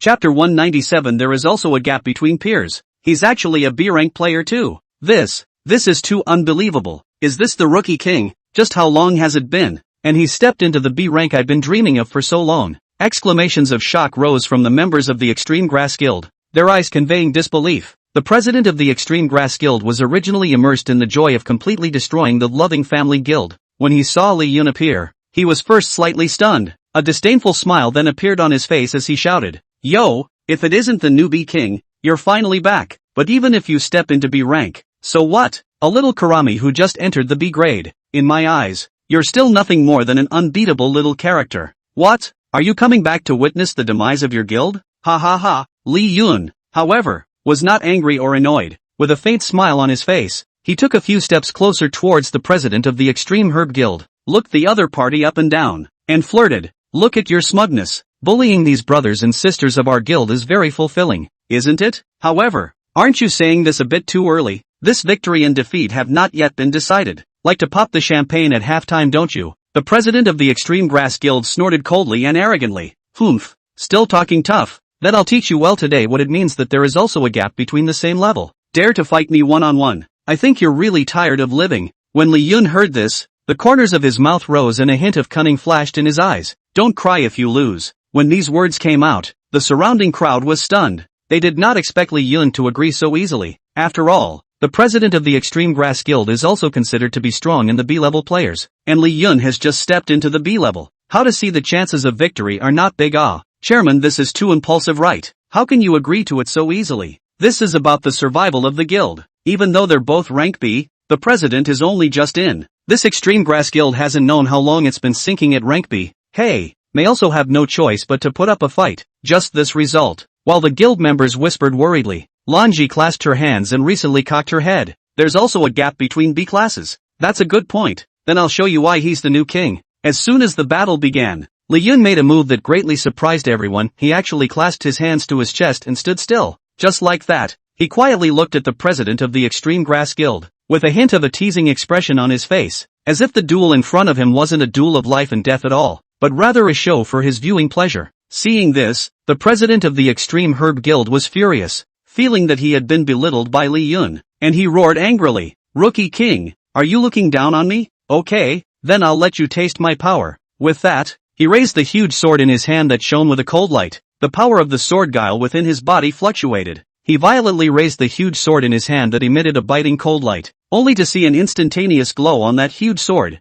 An incomparably thick sword chi that contained a powerful gui chi whistled towards Li Yun. Wherever this sword chi passed through, the ground was hardened and ripped out a deep gully. The dust flew and was extremely loud, as if it was going to swallow Li Yun whole. Li Yun, however, was still standing still, not even blinking his eyelids, and just at the moment when that sword chi was about to touch his body, he slightly sidestepped his figure, easily avoiding this overwhelming blow. The sword chi grazed the corner of his coat and flew past, blasting into the open space behind him, instantly blowing out a large crater and sending debris flying. Yo, your accuracy is not very good. So much strength, cannot hit me? It seems that you are only so. Li Yun laughed and mocked. The president of the Extreme Grass Guild was so furious that his face turned red, and he unleashed several more fierce attacks one after another, with a variety of colorful and amazingly powerful skills coming out of his hands. For a time, the guile chi intertwined and flickered, the sword chi crisscrossed, and the entire battlefield seemed to be enveloped in a violent energy storm. But Li Yun was like a butterfly dancing in this storm. His body was light and flexible, and he managed to avoid those attacks just right every time. He sometimes sidestepped to dodge a sword chi, sometimes a backflip to avoid a piece of sword chi, and a few flirtatious words popped out of his mouth from time to time. Oops, it almost hit me, but unfortunately, it was just a little bit short of that. Mr. President, are you putting on a skill show for me? It's kinda pretty, it's just not much of a killer. What kind of sword trick is that? It's so trashy. The president of the Extreme Grass Guild was infuriated by Li Yun and he roared under his breath. Don't hide and fight me head on if you can. You'll just hide like a rat. What kind of a hero? Li Yun, however, continued to respond nonchalantly. Yo, what's the hurry? This has just begun it. I'm not trying to let you show your skills. After all, later you will not have the opportunity. The surrounding crowd was a bit dumbfounded as they watched this scene. They had thought that Li Yun would be beaten by the president of the Extreme Grass Guild without the ability to fight back, but they did not expect that Li Yun would actually cope with it so easily. And even though he had not been able to fight back, this ability to dodge was truly astonishing. Li Yun, this is too powerful. Actually able to avoid the chairman's attack so easily? Didn't I hear that he inherited the power of the blood-sucking guile? Isn't it normal for a blood-sucking guile to have high agility? What's the point of only dodging? If he takes a sword from the chairman, he'll be finished. Just as the crowd was filled with a mixture of doubt and anticipation, Li Yun's expression suddenly changed, and the original playful and flirtatious look instantly disappeared. In its place was a face of coldness and seriousness, and the depths of his eyes faintly glowed with a bizarre blood-red light. Li Yun looked at the president of the Extreme Grass Guild, who had already been infuriated but was slightly exhausted due to the successive fruitless attacks, and said coldly, "Enough playing, now, it's my turn." As soon as the words fell, a powerful and mysterious force abruptly erupted from Li Yun's body, and a dense blood-red mist spread out from around his body, and it seemed as if there were countless hideous faces looming in that mist. A chilling hissing sound was emitted. This was none other than Dracula Blood Ancestor's pure blood-sucking trickster power. That power was powerful beyond imagination, instantly making the atmosphere of the entire battlefield become oppressive and terrifying. When the crowd saw this, their eyes widened with shock. What kind of power is this? It's terrifying. Blood-sucking guile power. Have any of you ever seen such terrifying blood-sucking guile power? Why is it that under the gaze of that power, the power of the trickster within me has the urge to kneel? The president of the Extreme Grass Guild was still panting angrily and preparing to continue his attack, but after feeling this power erupting from Li Yun's body, his face instantly turned white, his eyes filled with a look of shock and disbelief, and his body involuntarily took a few steps backward. How did you get this power? What level of blood-sucking trickster power is this? The president of the Polar Grass Guild asked with a trembling voice. Chapter 198, What to do when a guest arrives. Li Yun,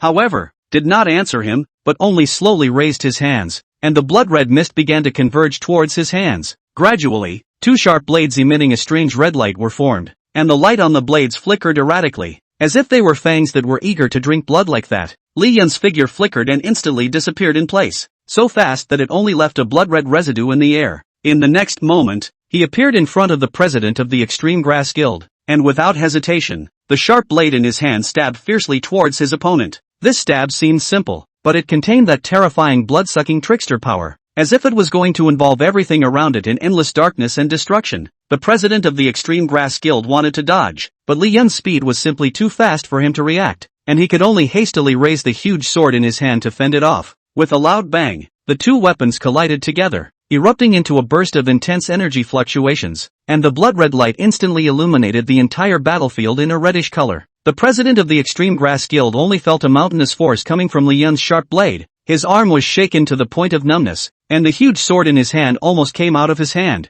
The entire person was also shaken backward several steps by this force, and his feet scratched 2 deep marks on the ground. Li Yun gained momentum. He moved quickly around the president of the Extreme Grass Guild like a ghost. The sharp blade in his hand constantly waved. A blood-red blade of light condensed by the power of the blood-sucking guile whistled towards his opponent. Each blade of light carried a powerful killing power, as if it was a life suppressor from hell, mercilessly lunging towards the president of the Extreme Grass Guild. The president of the Extreme Grass Guild was completely passive at this point. He desperately fended off Li Yun's attacks, but he felt himself getting more and more overwhelmed. Each of Li Yun's attacks seemed to have the force of 1,000 pounds, and it was as if that blood-sucking trickster force could erode his body, making his defense vulnerable in front of this force. His body had already been colored in many places, and that originally gorgeous clothing had been scratched and torn. Blood seeped out from the wounds, but he couldn't care less about the pain. In his eyes, there was only fear of this terrifying power of Li Yun and despair over his impending defeat. Li Yun,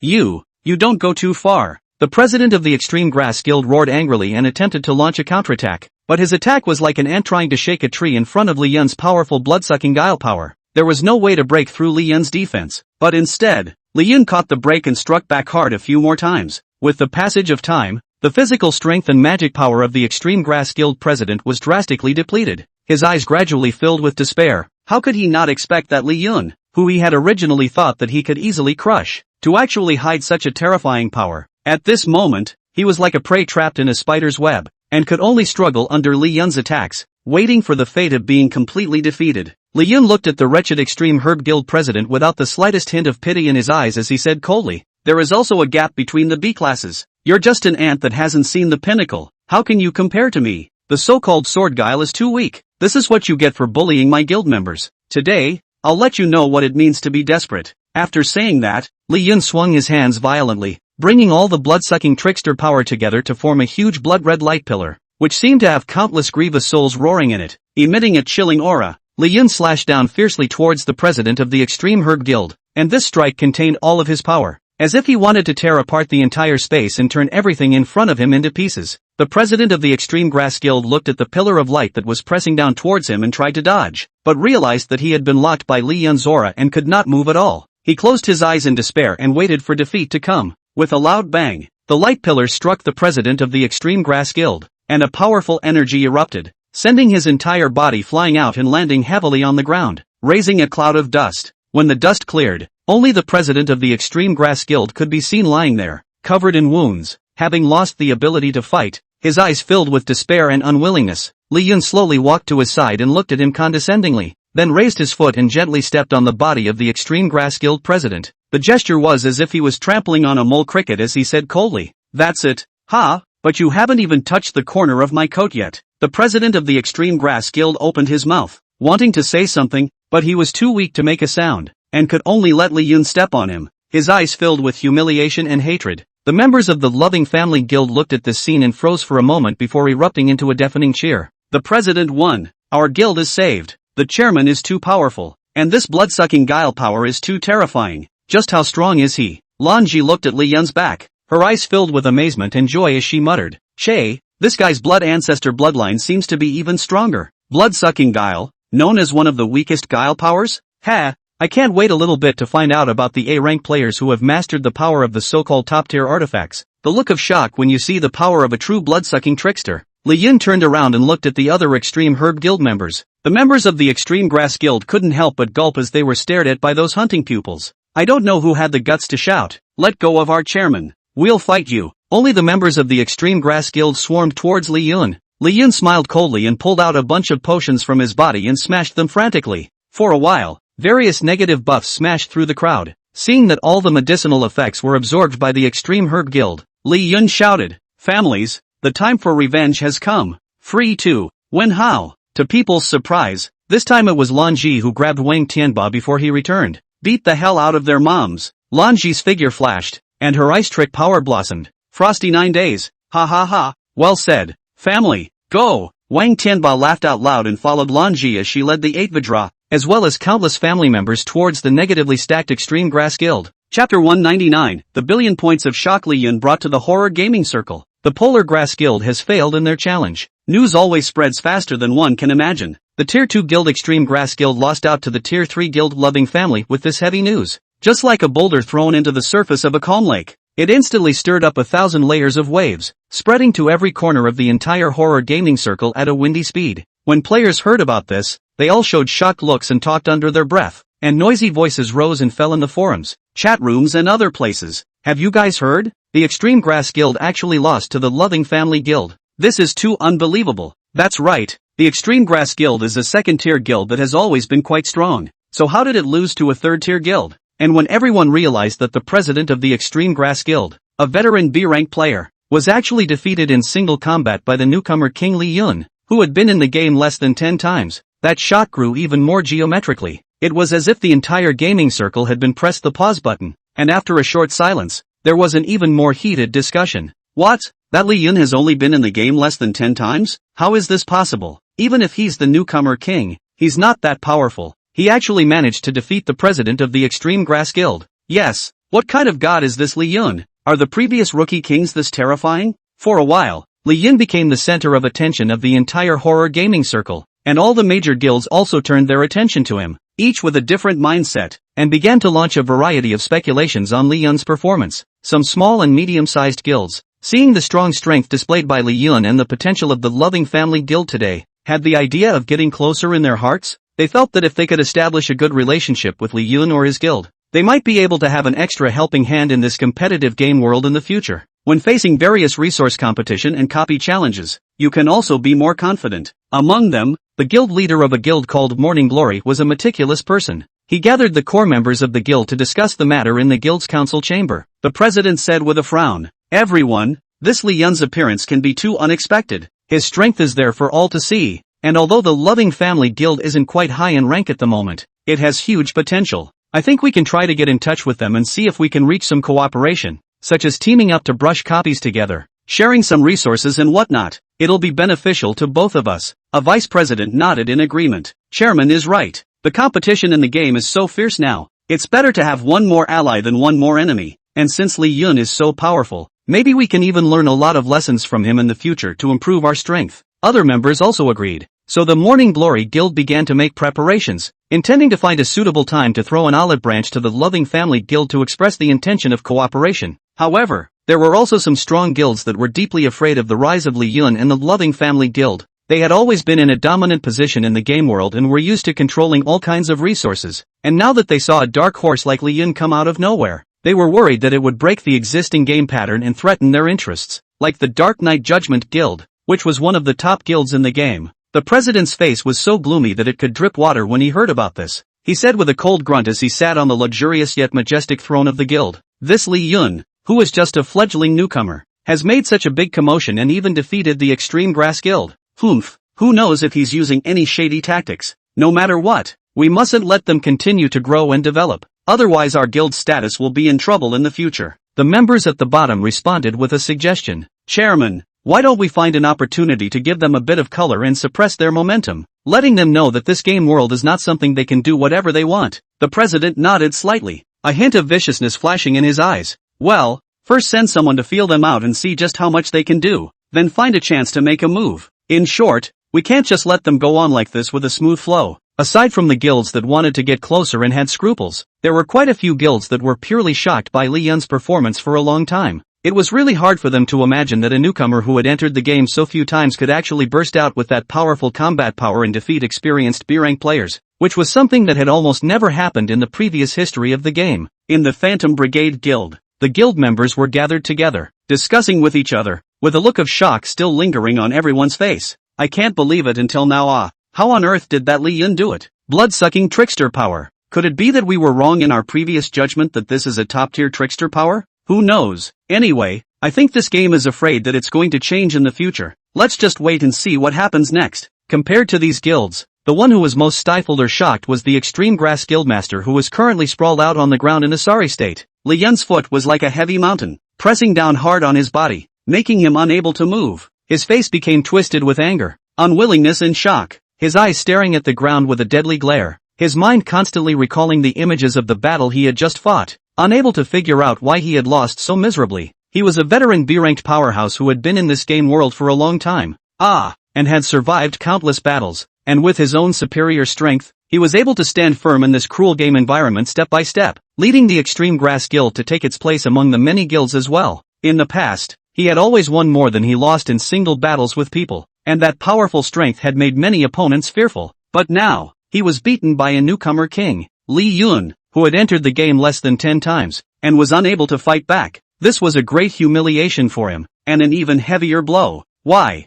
did I lose? Chapter 200. If you lose, you have to pay for it. That's the unchanging rule of the ages. The president of the Extreme Grass Guild gritted his teeth and squeezed these words out from between his teeth with a hint of trembling in his voice. Both the difficulty in accepting the defeat and the fear of Li Yun's unfathomable strength. He clearly remembered that when the battle first started, Li Yun's playful demeanor, just standing still like that and letting him attack. He thought at that time that Li Yun was arrogant and did not put himself in his eyes at all. But now that he thought about it, perhaps that had been Li Yun's ploy from the beginning, deliberately consuming his physical strength while observing the breaks in his moves. Has that guy been counting on me from the beginning? A chill surged in the heart of the president of the Extreme Grass Guild. How could he not expect that Li Yun, a young and tender-looking newcomer? The mind was actually so meticulous, and the battle strategy was utilized so skillfully. This was not like the performance of a novice. And when Li Yun erupted with that terrifying Dracula blood ancestor's pure blood-sucking trickster power, he was even more shocked to the point that he almost lost his will to fight. The power was powerful beyond imagination, as if it came from an endless dark abyss, carrying a creepy sense of oppression. And just by getting close, one could feel that the power seemed to be devouring his soul. What kind of blood-sucking trickster power is that?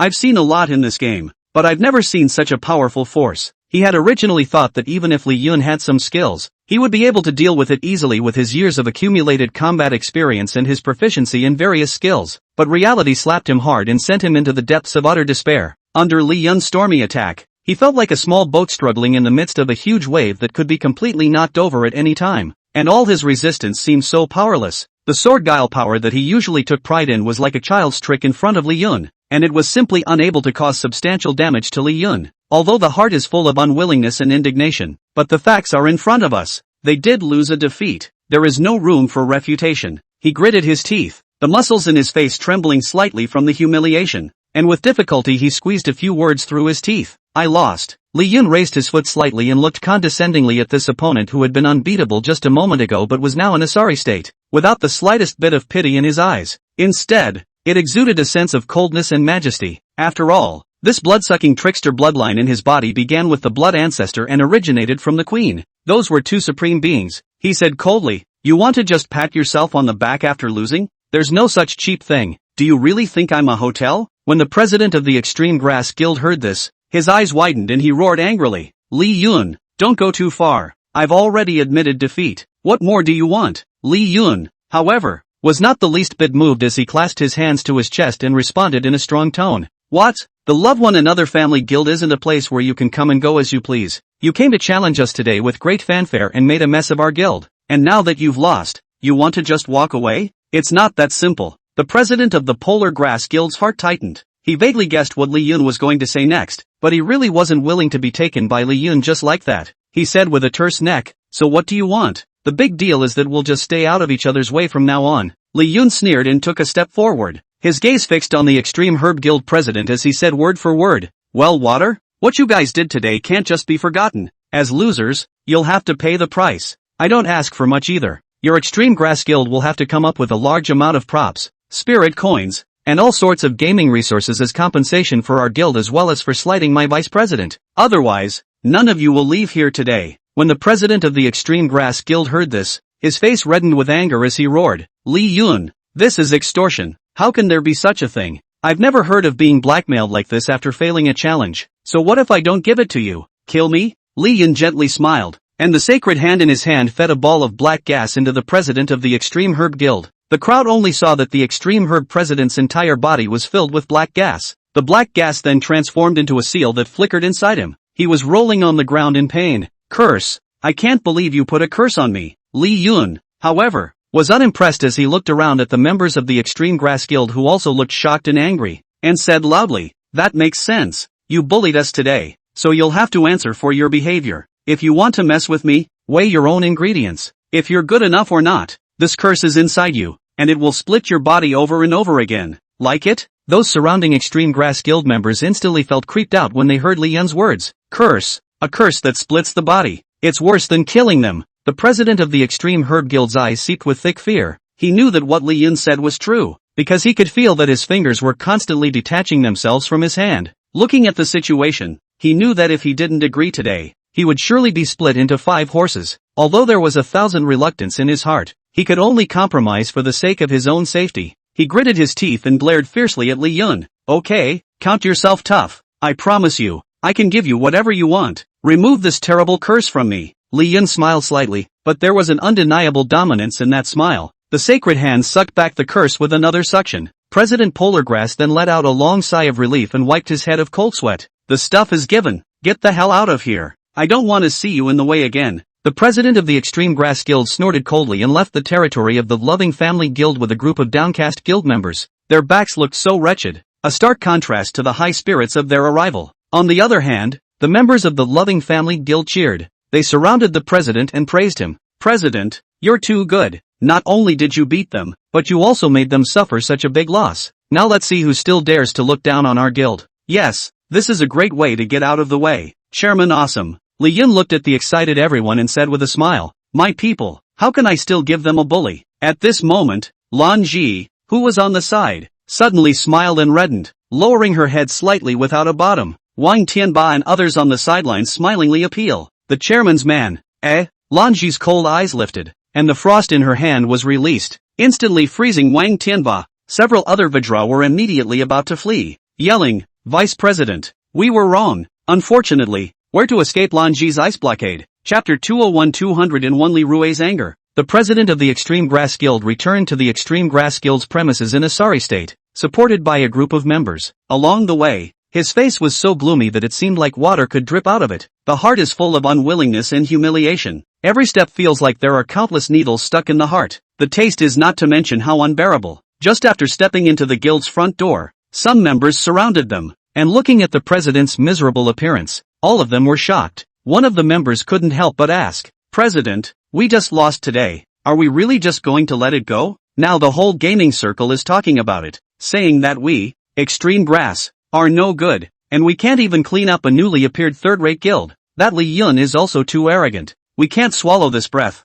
As soon as the president of the Extreme Grass Guild heard this, he stopped in his tracks, and a hint of viciousness flashed in his eyes as he gritted his teeth and said viciously, Humph, forget it? How can that be? I suffered such a big loss at his hands today. If I can swallow this breath, how can I still stand in this game world? He knew King is a little stronger than I thought though, but so what? He thinks he can rest on his laurels just like that? The Jianghu is not a fight and kill. You have to have power and backing when you come out. B rank is strong, but in front of an A rank player, it's nothing. When the surrounding members heard this, their eyes lit up and they agreed. What does the chairman mean? That person is going to stand up for us? Great. I'll see what he does with his loving family. The president of the Extreme Grass Guild sneered. His eyes filled with calculations as he lowered his voice and said, My big brother is an A-ranked player in a first-class guild. That strength is a top-notch existence in the entire game world. As long as I tell him about this today, he definitely won't sit back and do nothing. When the time comes, I will definitely make Li Yun look good. I will make him pay a painful price for what he did today.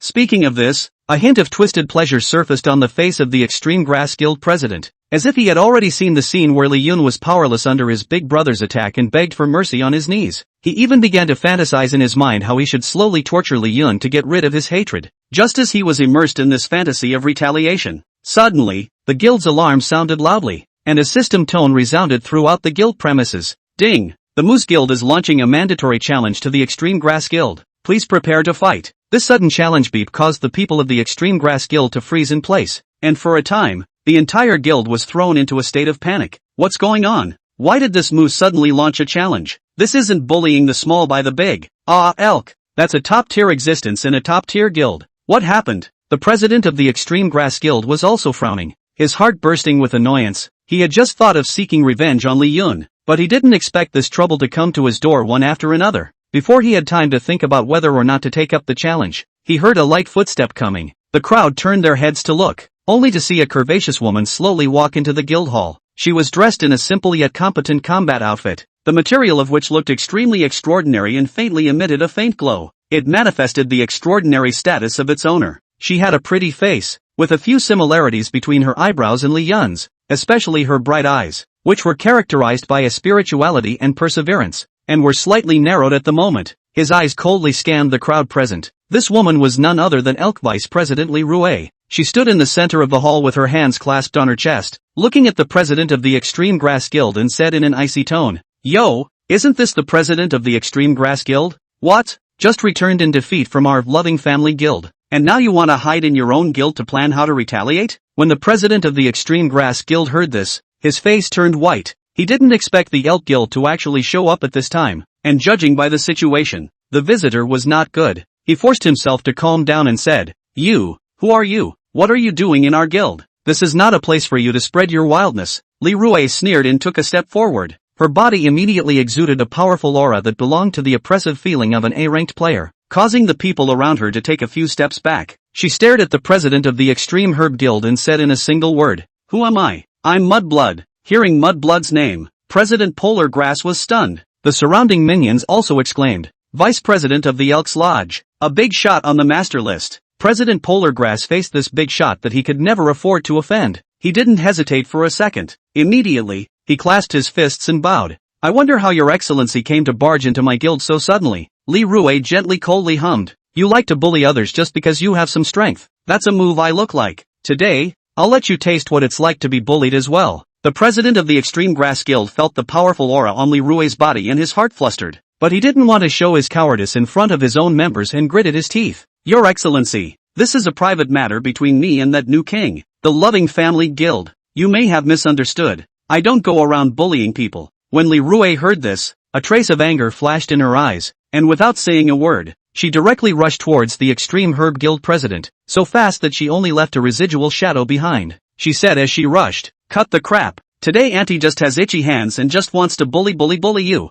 It's not the weak and the strong. You resent hitting me. I hear you've got an A-list big brother covering you. Let him come too." The president of the Extreme Grass Guild saw this. His heart was shocked, rushed to try to dodge, but he had just gone through a big battle, was already physically weak, and at this moment, faced with Lee Rue's sudden attack, where can he still dodge? Only to see Lee Rue's figure flash. She appeared in front of him, then flew up and kicked the Extreme Grass Guild president directly, sending him flying and landing heavily on the ground. "Ah!" The president of the Extreme Grass Guild screamed miserably and slumped to the ground in a sorry state, his eyes filled with a look of shock and disbelief. How could he not expect it? Vice President Elk was actually more powerful than he thought, and it was still only a single glance before he himself was beaten senseless. Lee Rue didn't even look at it, as if that kick just now was just doing a trivial and insignificant thing. The power of the demon scythe was then released once again. The crowd only saw their own president suspended in the air, a white light flashing. How he could not get down, and with Lee Rue's extremely fast speed, they couldn't even see it with their naked eyes. Just as the members of the Extreme Grass Guild were still in a daze, Lee Rue's target had already shifted from the snotty, swollen, and about to pass out Extreme Grass president to this group of members. Wow! A white light flashed, and all the members tumbled to the ground, wailing uncontrollably on the ground. Leroy clapped his hands. Unworthy trash, and worthy to be compared to him. Chapter 202 Chapter 202 Lee Rue had just left when Crimson arrived. Lee Rue was like a female god of war, as she displayed her dexterity and swiftness in the halls of the Extreme Herb Guild. Each strike carried a powerful force, and those members of the Extreme Grass Guild had no power to fight back in front of her, and one by one, they were knocked to their knees, screaming miserably. In a short while, the entire guild hall was filled with grunting members, and that Extreme Grass Guild president was even beaten up, his face swollen like a pig's head. The original still handsome face had long since become comical and wretched at this moment. The members were scrambling to help up their own president, and the president of the Extreme Herb Guild was trembling with anger, his eyes filled with flames of rage, a gaze that seemed to burn everything in front of him to the ground. He really could not understand what happened today. First of all, in the Love Each Other family fell into a big mess. At this moment, he was suddenly taught this hard lesson by the vice president of the Elk Guild, and this succession of blows made him feel like he was being overwhelmed. He knows the power of the elk. That is not an existence that he can easily provoke. And even his elder brother's guild. I'm afraid that the face of the elk also have to be afraid of 3 times. But now that people have come to his door, he can do nothing but swallow this full of grief and aggression in his stomach. Humph. Can't just let it go. Can't afford to mess with you elk. And I can't afford to make a little move? The president of the Extreme Herb Guild gritted his teeth, tears in his eyes, and commanded with a hint of choking in his voice. Quickly go to the forum and leave a message to redress the grievances, and tell the original story of today's events. so that everyone can see how this elk bullies the small and the strong with the big and the weak. Hearing this, the members under their command hurriedly answered and clicked on the background forum, pouring out all the injustices they encountered today. Hopefully, this will generate sympathy from other players and create some public pressure on Elk. Player Center launches a mandatory challenge against the Extreme Grass Guild. Another mandatory challenge. It's still a Player Center. Ha! President Polaris is numb, and so are the members. Right at this moment, the Player Center's mandatory challenge against the Extreme Grass Guild was officially opened. A dazzling red light flashed, and immediately after, a woman wearing a fire-like red dress appeared in front of everyone's eyes. The material of that red skirt looked extremely special, as if it was woven with the most gorgeous evening sunshine in the sky, and the hem of the skirt was embroidered with complex and exquisite flame patterns with golden threads, and as she walked, those patterns seemed to come to life, with flames vaguely pulsating in them, emitting a blazing aura. Goddess of Fire, Crimson. She's wearing a red dress that aptly outlines her delicate figure, with a ring of sparkling rubies set at the neckline and cuffs, refracting a radiant glow under the light. It's like a little bit of sparkles flickering. A black belt was tied around his waist, and a small flame-shaped accessory hung from it, which emitted a faint reddish light that seemed to contain mysterious power. Her skin was as white as snow, and looked more and more crystal clear under the red dress. A melon face was exquisite and absolutely beautiful. Her eyebrows were like distant daisies, and the slightly upturned tips of her eyebrows were permeated with a heroic spirit. The eyes were like deep rubies, with blazing flames burning in them, which seemed as if they would spurt out at any time, and with just one glance, one could feel the powerful power and fiery temper contained in them. The bridge of her nose is straight and small, and the tip of her nose is slightly arched, adding a bit of playful and cute flavor to her. Her lips were like delicate rose petals, painted a brilliant red, and at the moment they were pursed slightly, with a hint of displeasure. Her hair fell behind her like black satin, and a flame-shaped hairpin was pinned between her hair, the ruby on the hairpin emitting a dazzling light that complemented her entire aura. Her hands were clad in a pair of red gloves, also embroidered with flames, and her fingers were slim and slender, yet they looked full of power. Such a beautiful goddess that everyone couldn't take their eyes off her. The only one who couldn't help but gulp was President Extreme Grass, because he could sense it. The woman in front of him, who was like a flame elf, actually had a similar aura as Leroy just now. As she stood there, it was as if a layer of invisible flames surrounded her body, and that blazing aura caused the air around her to become distorted, and the whole person was like a bomb that would explode at any time. A little bit of it would blow up. Scarlet slightly narrowed those eyes that were burning with anger, her gaze coldly falling on the Extreme Grass Guild president. Those eyes were like substantial flames, making the Extreme Grass Guild president feel as if he was in the middle of a sea of flames. Uncomfortable. Her vermilion lips lightly opened. Her tone was light but with an unquestionable majesty as she asked, "You're the one who toadstooled my sister and molested her?" As soon as the president of the Extreme Herb Guild heard this, his eyes widened and his heart flustered as he hurriedly waved his hand and explained, You misunderstood. I have never done such a thing.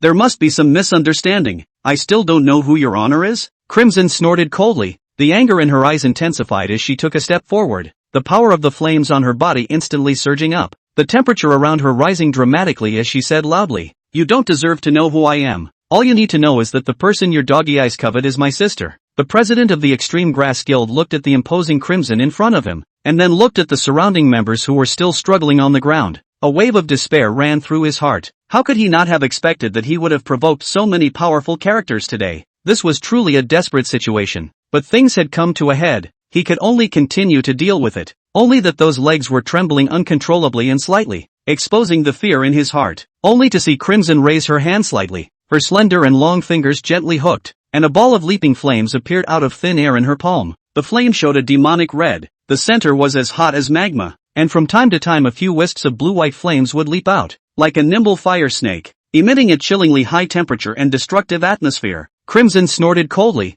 her gaze locking onto the people of the Extreme Grass Guild. Then she violently flung her hand, the flames in her hand shooting towards them like a stray arrow. The flames rapidly grew larger as they flew, and in the blink of an eye, they turned into a sea of fire that swept towards the members of the Extreme Grass Guild. Seeing this, the members of the Extreme Grass Guild turned white with fear and tried to dodge in a panic, but the speed of the flames was too fast and the range was extremely wide, so there was nowhere to escape. With a boom, the sea of fire instantly enveloped a group of members, and immediately, miserable screams rang out one after another. The equipment on the members who were wrapped in flames began to melt rapidly, and their skin was burned red. They struggled painfully in the sea of fire, trying to use various skills to resist the horrible flames, but those skills that were usually quite powerful were like an ant trying to shake a tree in the face of this powerful fire guile power of Crimson. and could not do anything at all. Under the ravages of this powerful fire guile power of Crimson, the people of the Extreme Grass Guild were beaten without the ability to fight back. They originally thought of resisting or begging for mercy, but in front of this absolute strength,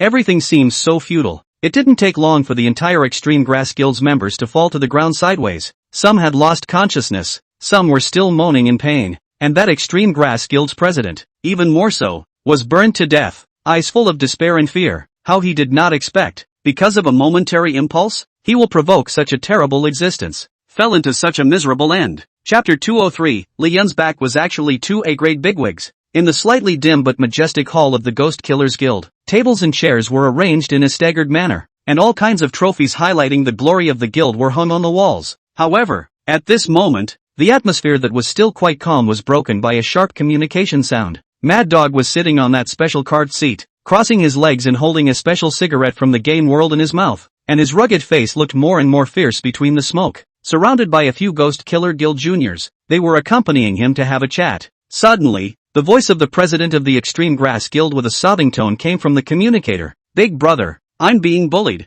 You can help me. I am almost crippled.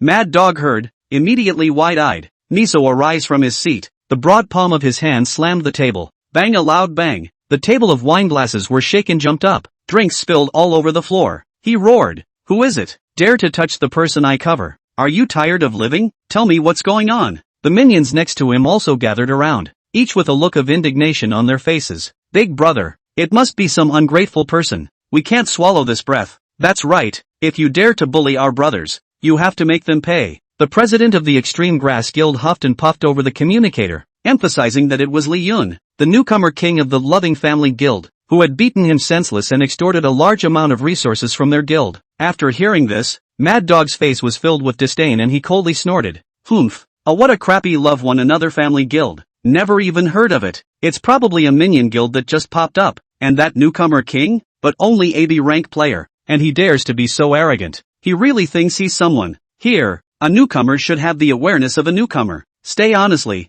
dare to bully to my little brother's head. I think he is tired of his life. With that, he waved his hand and shouted at the surrounding minions. Let's go, brothers, come with me to meet this Li Yun who doesn't know the sky, and in the meantime, we'll get our ground back and let them know what happens when they offend my little brother. The minions responded in unison. Okay, big brother, let's go. We have to give them some color. Just as they were furiously preparing to set off, a junior who was in charge of poking around hurriedly ran in, shouting as he did so. Big brother, it's not good. Something big has happened. Mad Dog frowned and chortled impatiently. What's it like to be staggering around? Say something, the little brother said under his breath. Big brother, I've just received news that the Extreme Grass Guild side is in deep trouble. First the vice president of Elk went, followed by the player center's flame goddess also appeared. Both of them can be A-ranked players. That strength in the whole game world is top. Now is against the Extreme Grass Guild. Big fight it. I heard that they are close to demolishing the Extreme Grass Guild.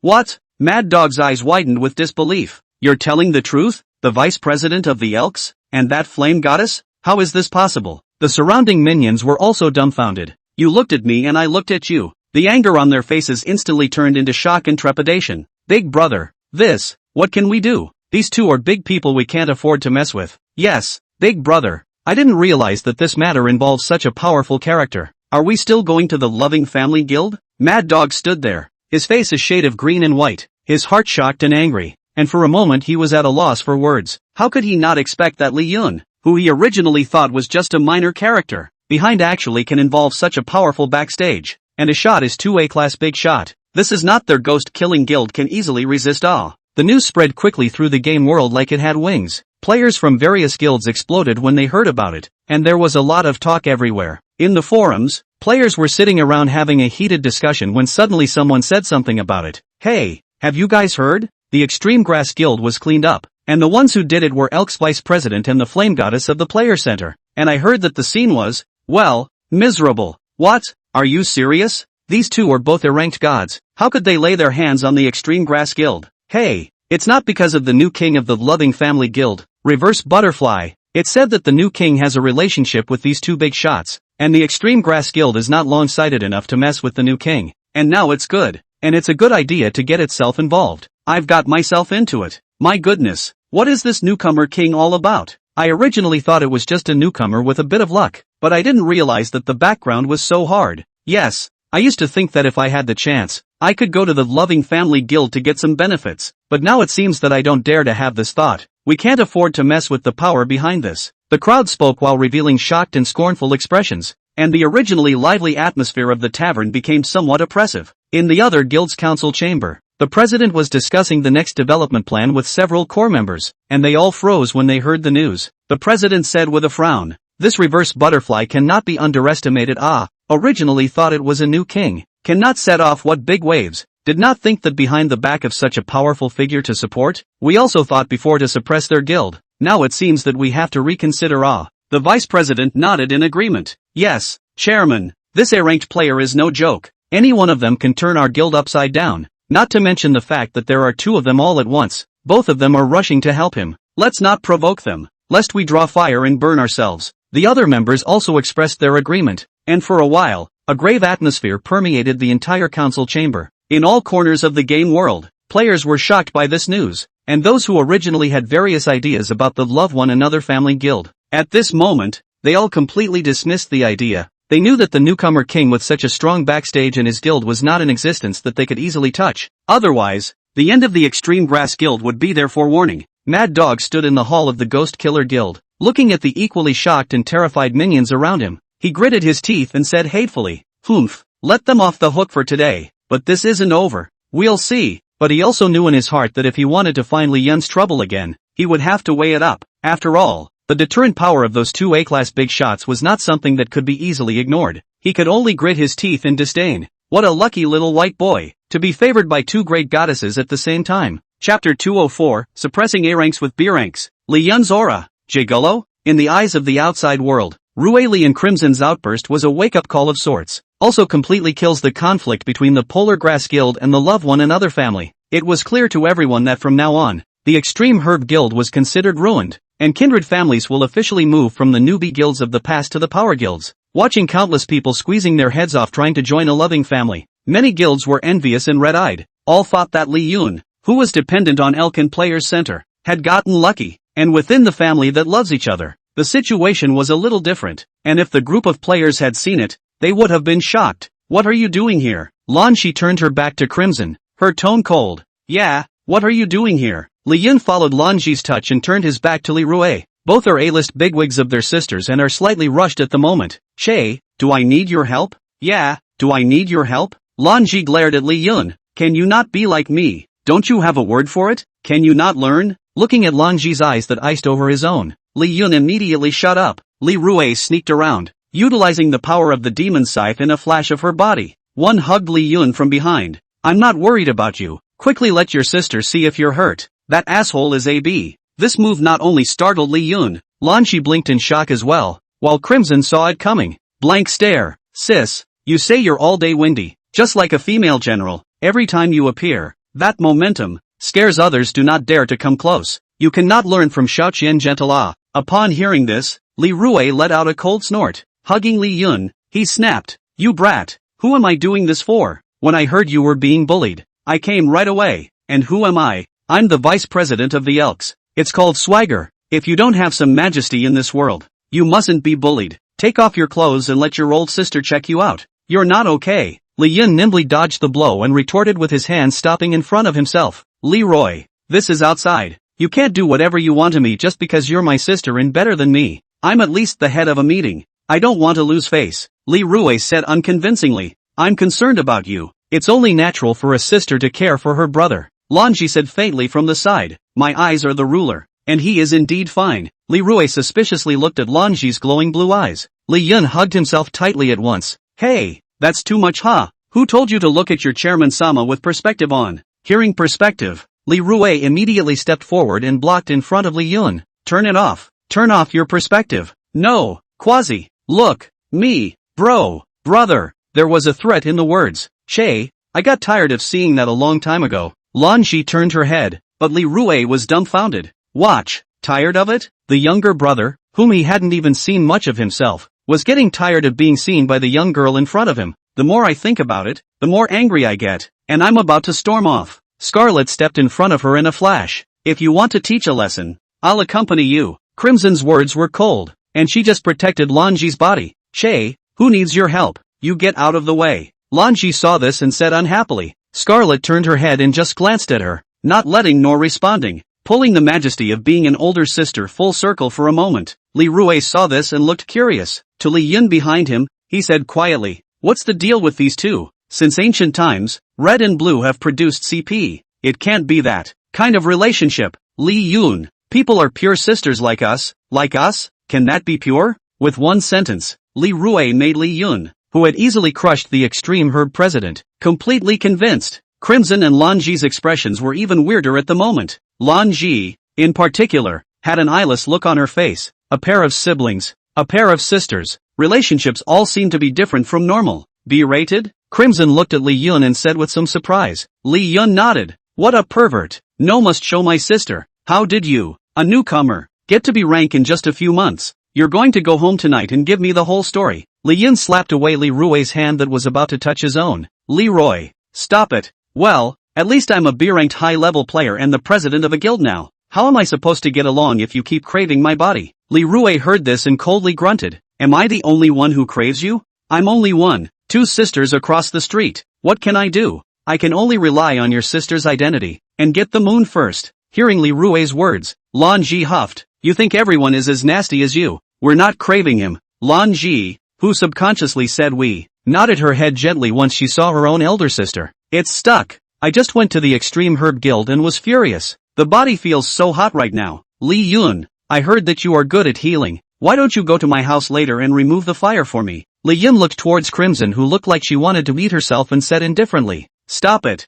Thanks for this time. Though a little Extreme Herb Chairman is not something I place in my eyes. But I'm thankful that you guys are here. Hearing Li Yun's words, Li Rui and Crimson both smiled. What's the point of being polite with your old sister? I'm doing it for her. Crimson pointed at Lan Ji, who was on the side. Li Yun suddenly sounded serious. Standing between the three women, an aura emanated from his body. This aura caused the three women to faintly stare. It was as if at this moment, the person who spoke between the four was him, Li Yun. Li Yun also didn't pay attention to the unintentional pressure flowing out of his body. It's actually a B grade that can crush an A grade. Since both of you are here, there are two extremely important things I would like to discuss with you. The gazes of the crowd were focused on Li Yun with curiosity and concentration in their eyes. Li Yun continued. What about the first thing? I wonder if our three guilds could form a secret alliance. We all know that in this game world, the competition is getting fiercer and fiercer nowadays, with various guilds fighting each other openly and secretly. Even though our respective guilds have a certain amount of strength, but it's still a bit weak. If we join forces, take care of each other, share resources, and help each other out in the future,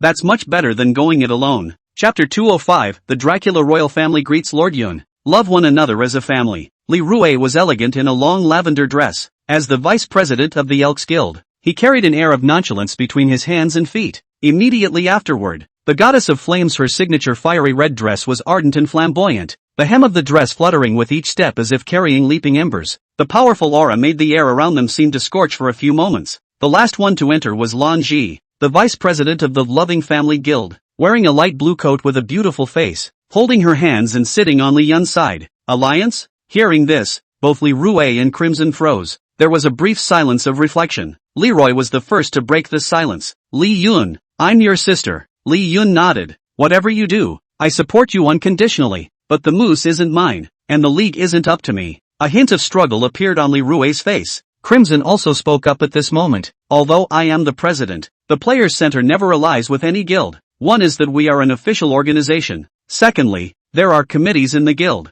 and I'm just one of them, and not really in a position to make such big decisions. Looking at Rui Li and Crimson, for that answer, Li Yun had thought of it long ago. If it was just personal behavior, the two who dared to come as soon as they received wind of the situation naturally supported Li Yun unconditionally. It can involve the guild and the countless members in the guild. It's not something that can be agreed upon in one sentence. Li Yun has the absolute right to love each other as a family. After all, the entire guild can have a thriving today, all because of his fame. Whether it's Lan Ji, the 8 Vajra or the elite, he got it all. Crimson frowned slightly, thinking for a moment before continuing. Li Yun, your idea does make sense, but an alliance isn't as simple as paying lip service. After all, every guild has its own interest considerations, its own style of acting. The league is not a small thing. Although Lan Ji didn't get along with Crimson, she was at least the vice president. Li Yun was a shirker, and she was the one who handled all the guild affairs. She naturally understood the importance of this matter of the alliance. Lanji frowned slightly and whispered in Li Yun's ear, though I don't know why you would suddenly bring up such a thing, but would it be abrupt? Li Yun laughed softly. There are no outsiders here. It's either your sister or mine. Let go and say what you think.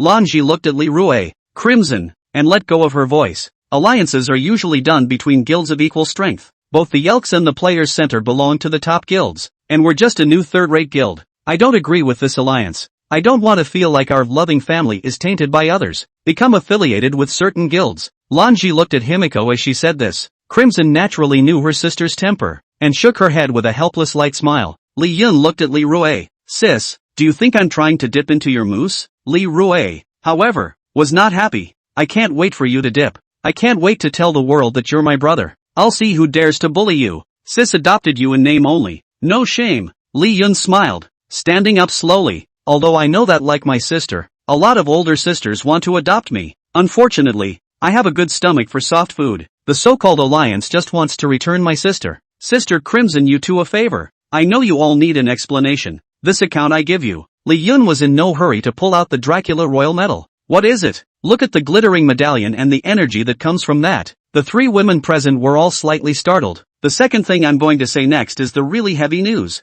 And I'm sure that after hearing it, you'll realize that my so-called alliance is an existence that you, the president behind you, and the committee can't refuse. When the crowd heard this, they immediately came to their senses, their gazes bristling with curiosity and anticipation as they looked towards Li Yun. Li Yun raised his voice and faintly said, the Bloods want to establish diplomatic relations with our human world. What? Li Rue's eyes widened with shock. Li Yun, are you sure this information is reliable? That Blood clan has always fed on humans, mysterious and unpredictable, and the creatures inside are even more dangerous and bizarre. So how could they suddenly think of establishing diplomatic relations with us? Crimson also had an incredulous look on her face and frowned. Yes, this is too unexpected. In the past, when we dealt with the bloodsuckers, it was full of danger. The slightest carelessness would fall into a desperate situation. What in the world is the establishment of diplomatic relations? Li Yun explained with a smile. This news is true. This is a once-in-a-lifetime opportunity for us. Think about it. Once the establishment is successful, the newcomers in our guild will be able to deliberately choose to go to the blood-sucking creepy world to hone their skills. Although it's dangerous, there are all kinds of rare resources that we don't have in the human world, and the unique cultivation environment also helps the strength to improve quickly. And most importantly, with our care and guidance, we can greatly reduce the mortality rate of newcomers in the early stages of the game. Lanji's eyes lit up with excitement. This is indeed a rare and wonderful opportunity. Every time our guild recruits newcomers, our biggest worry is that they don't have enough experience in the early stages and are prone to encountering accidents in low-level copies. If we can go to the blood-sucking creepy world to hone their skills, they'll grow up much faster, and the pressure on us to cultivate newcomers will be reduced by quite a bit as well. Li Rue also revealed a smile and nodded repeatedly. Li Yun, this news of yours is too important. If it's true, and you can take the lead in utilizing this opportunity, then you'll have a great advantage in recruiting new people. After all, who wouldn't want to join a guild that can make them stronger faster and still be relatively safe? When the time comes, I'm afraid the other guilds will only have eyes for it. Crimson was even so excited that she slammed the table and stood up, the power of the flames on her body surging vaguely.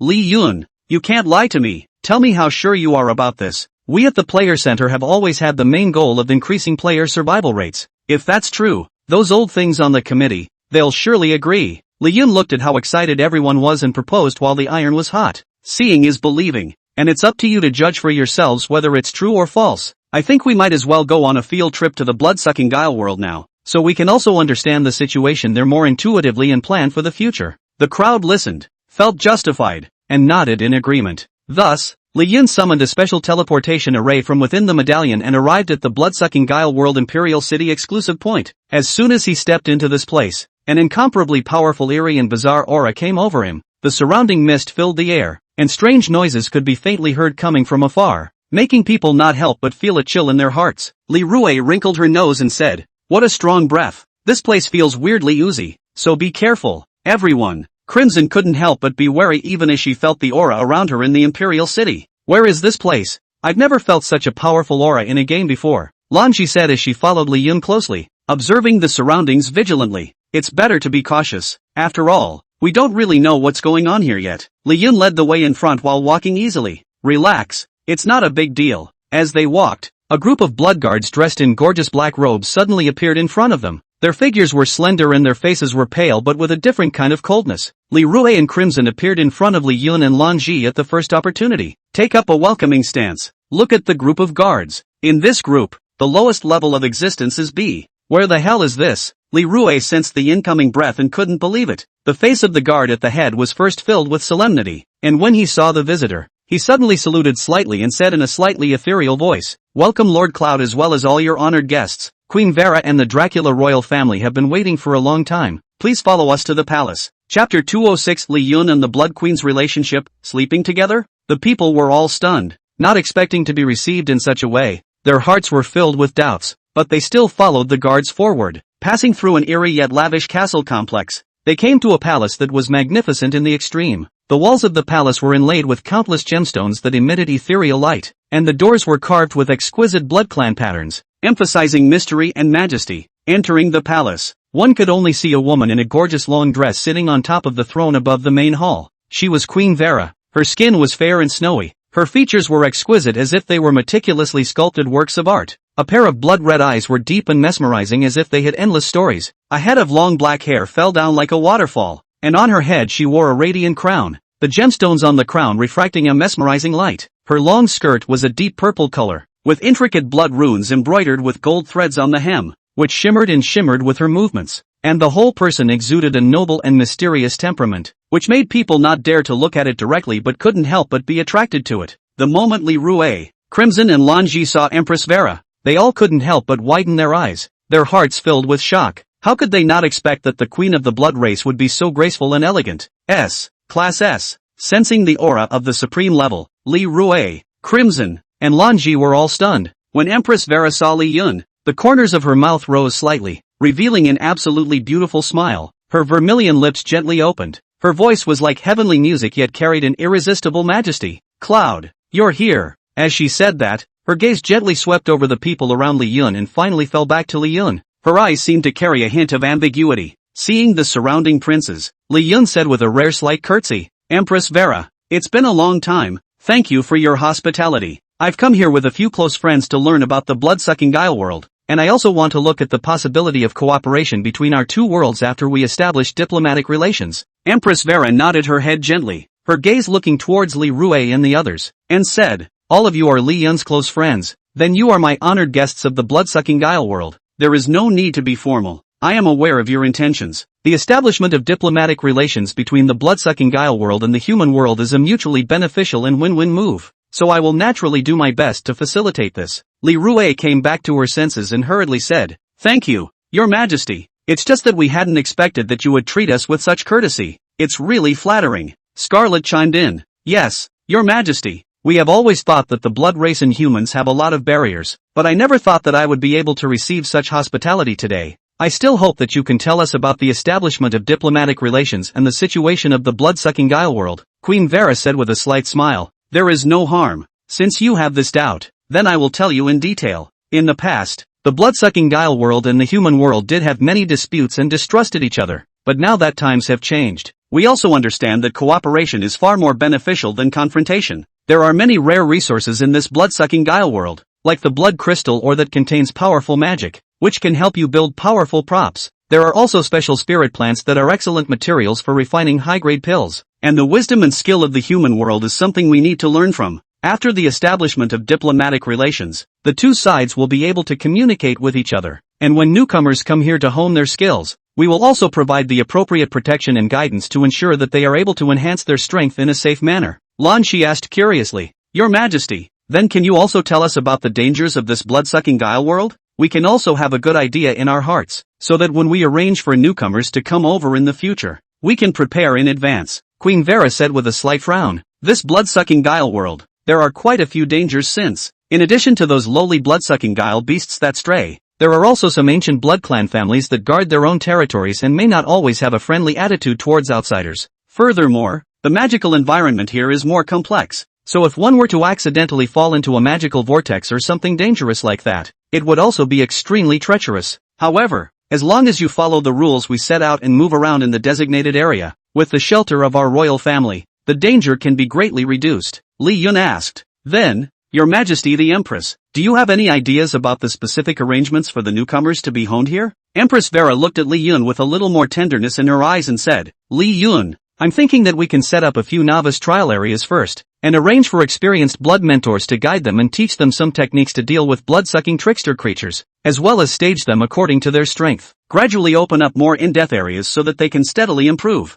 Moreover, we will maintain close contact with your 3 guilds to ensure that everything goes smoothly. Leroy said with a smile, Your Majesty the Queen has considered this so thoroughly. It truly makes us grateful. In this way, we can also rest assured that newcomers will come here to sharpen their skills. Scarlet nodded back. Yes, this is too favorable for the development of our guild. When we go back, we must make some preparations to shock that group of committee old-timers. Empress Vera looked at Li Yun again and said with affection, Li Yun, this proposal you brought this time is also a great fortune for us in the blood-sucking guile world. In the future I hope that you can come here more often, or to enhance the friendship between the 2 worlds.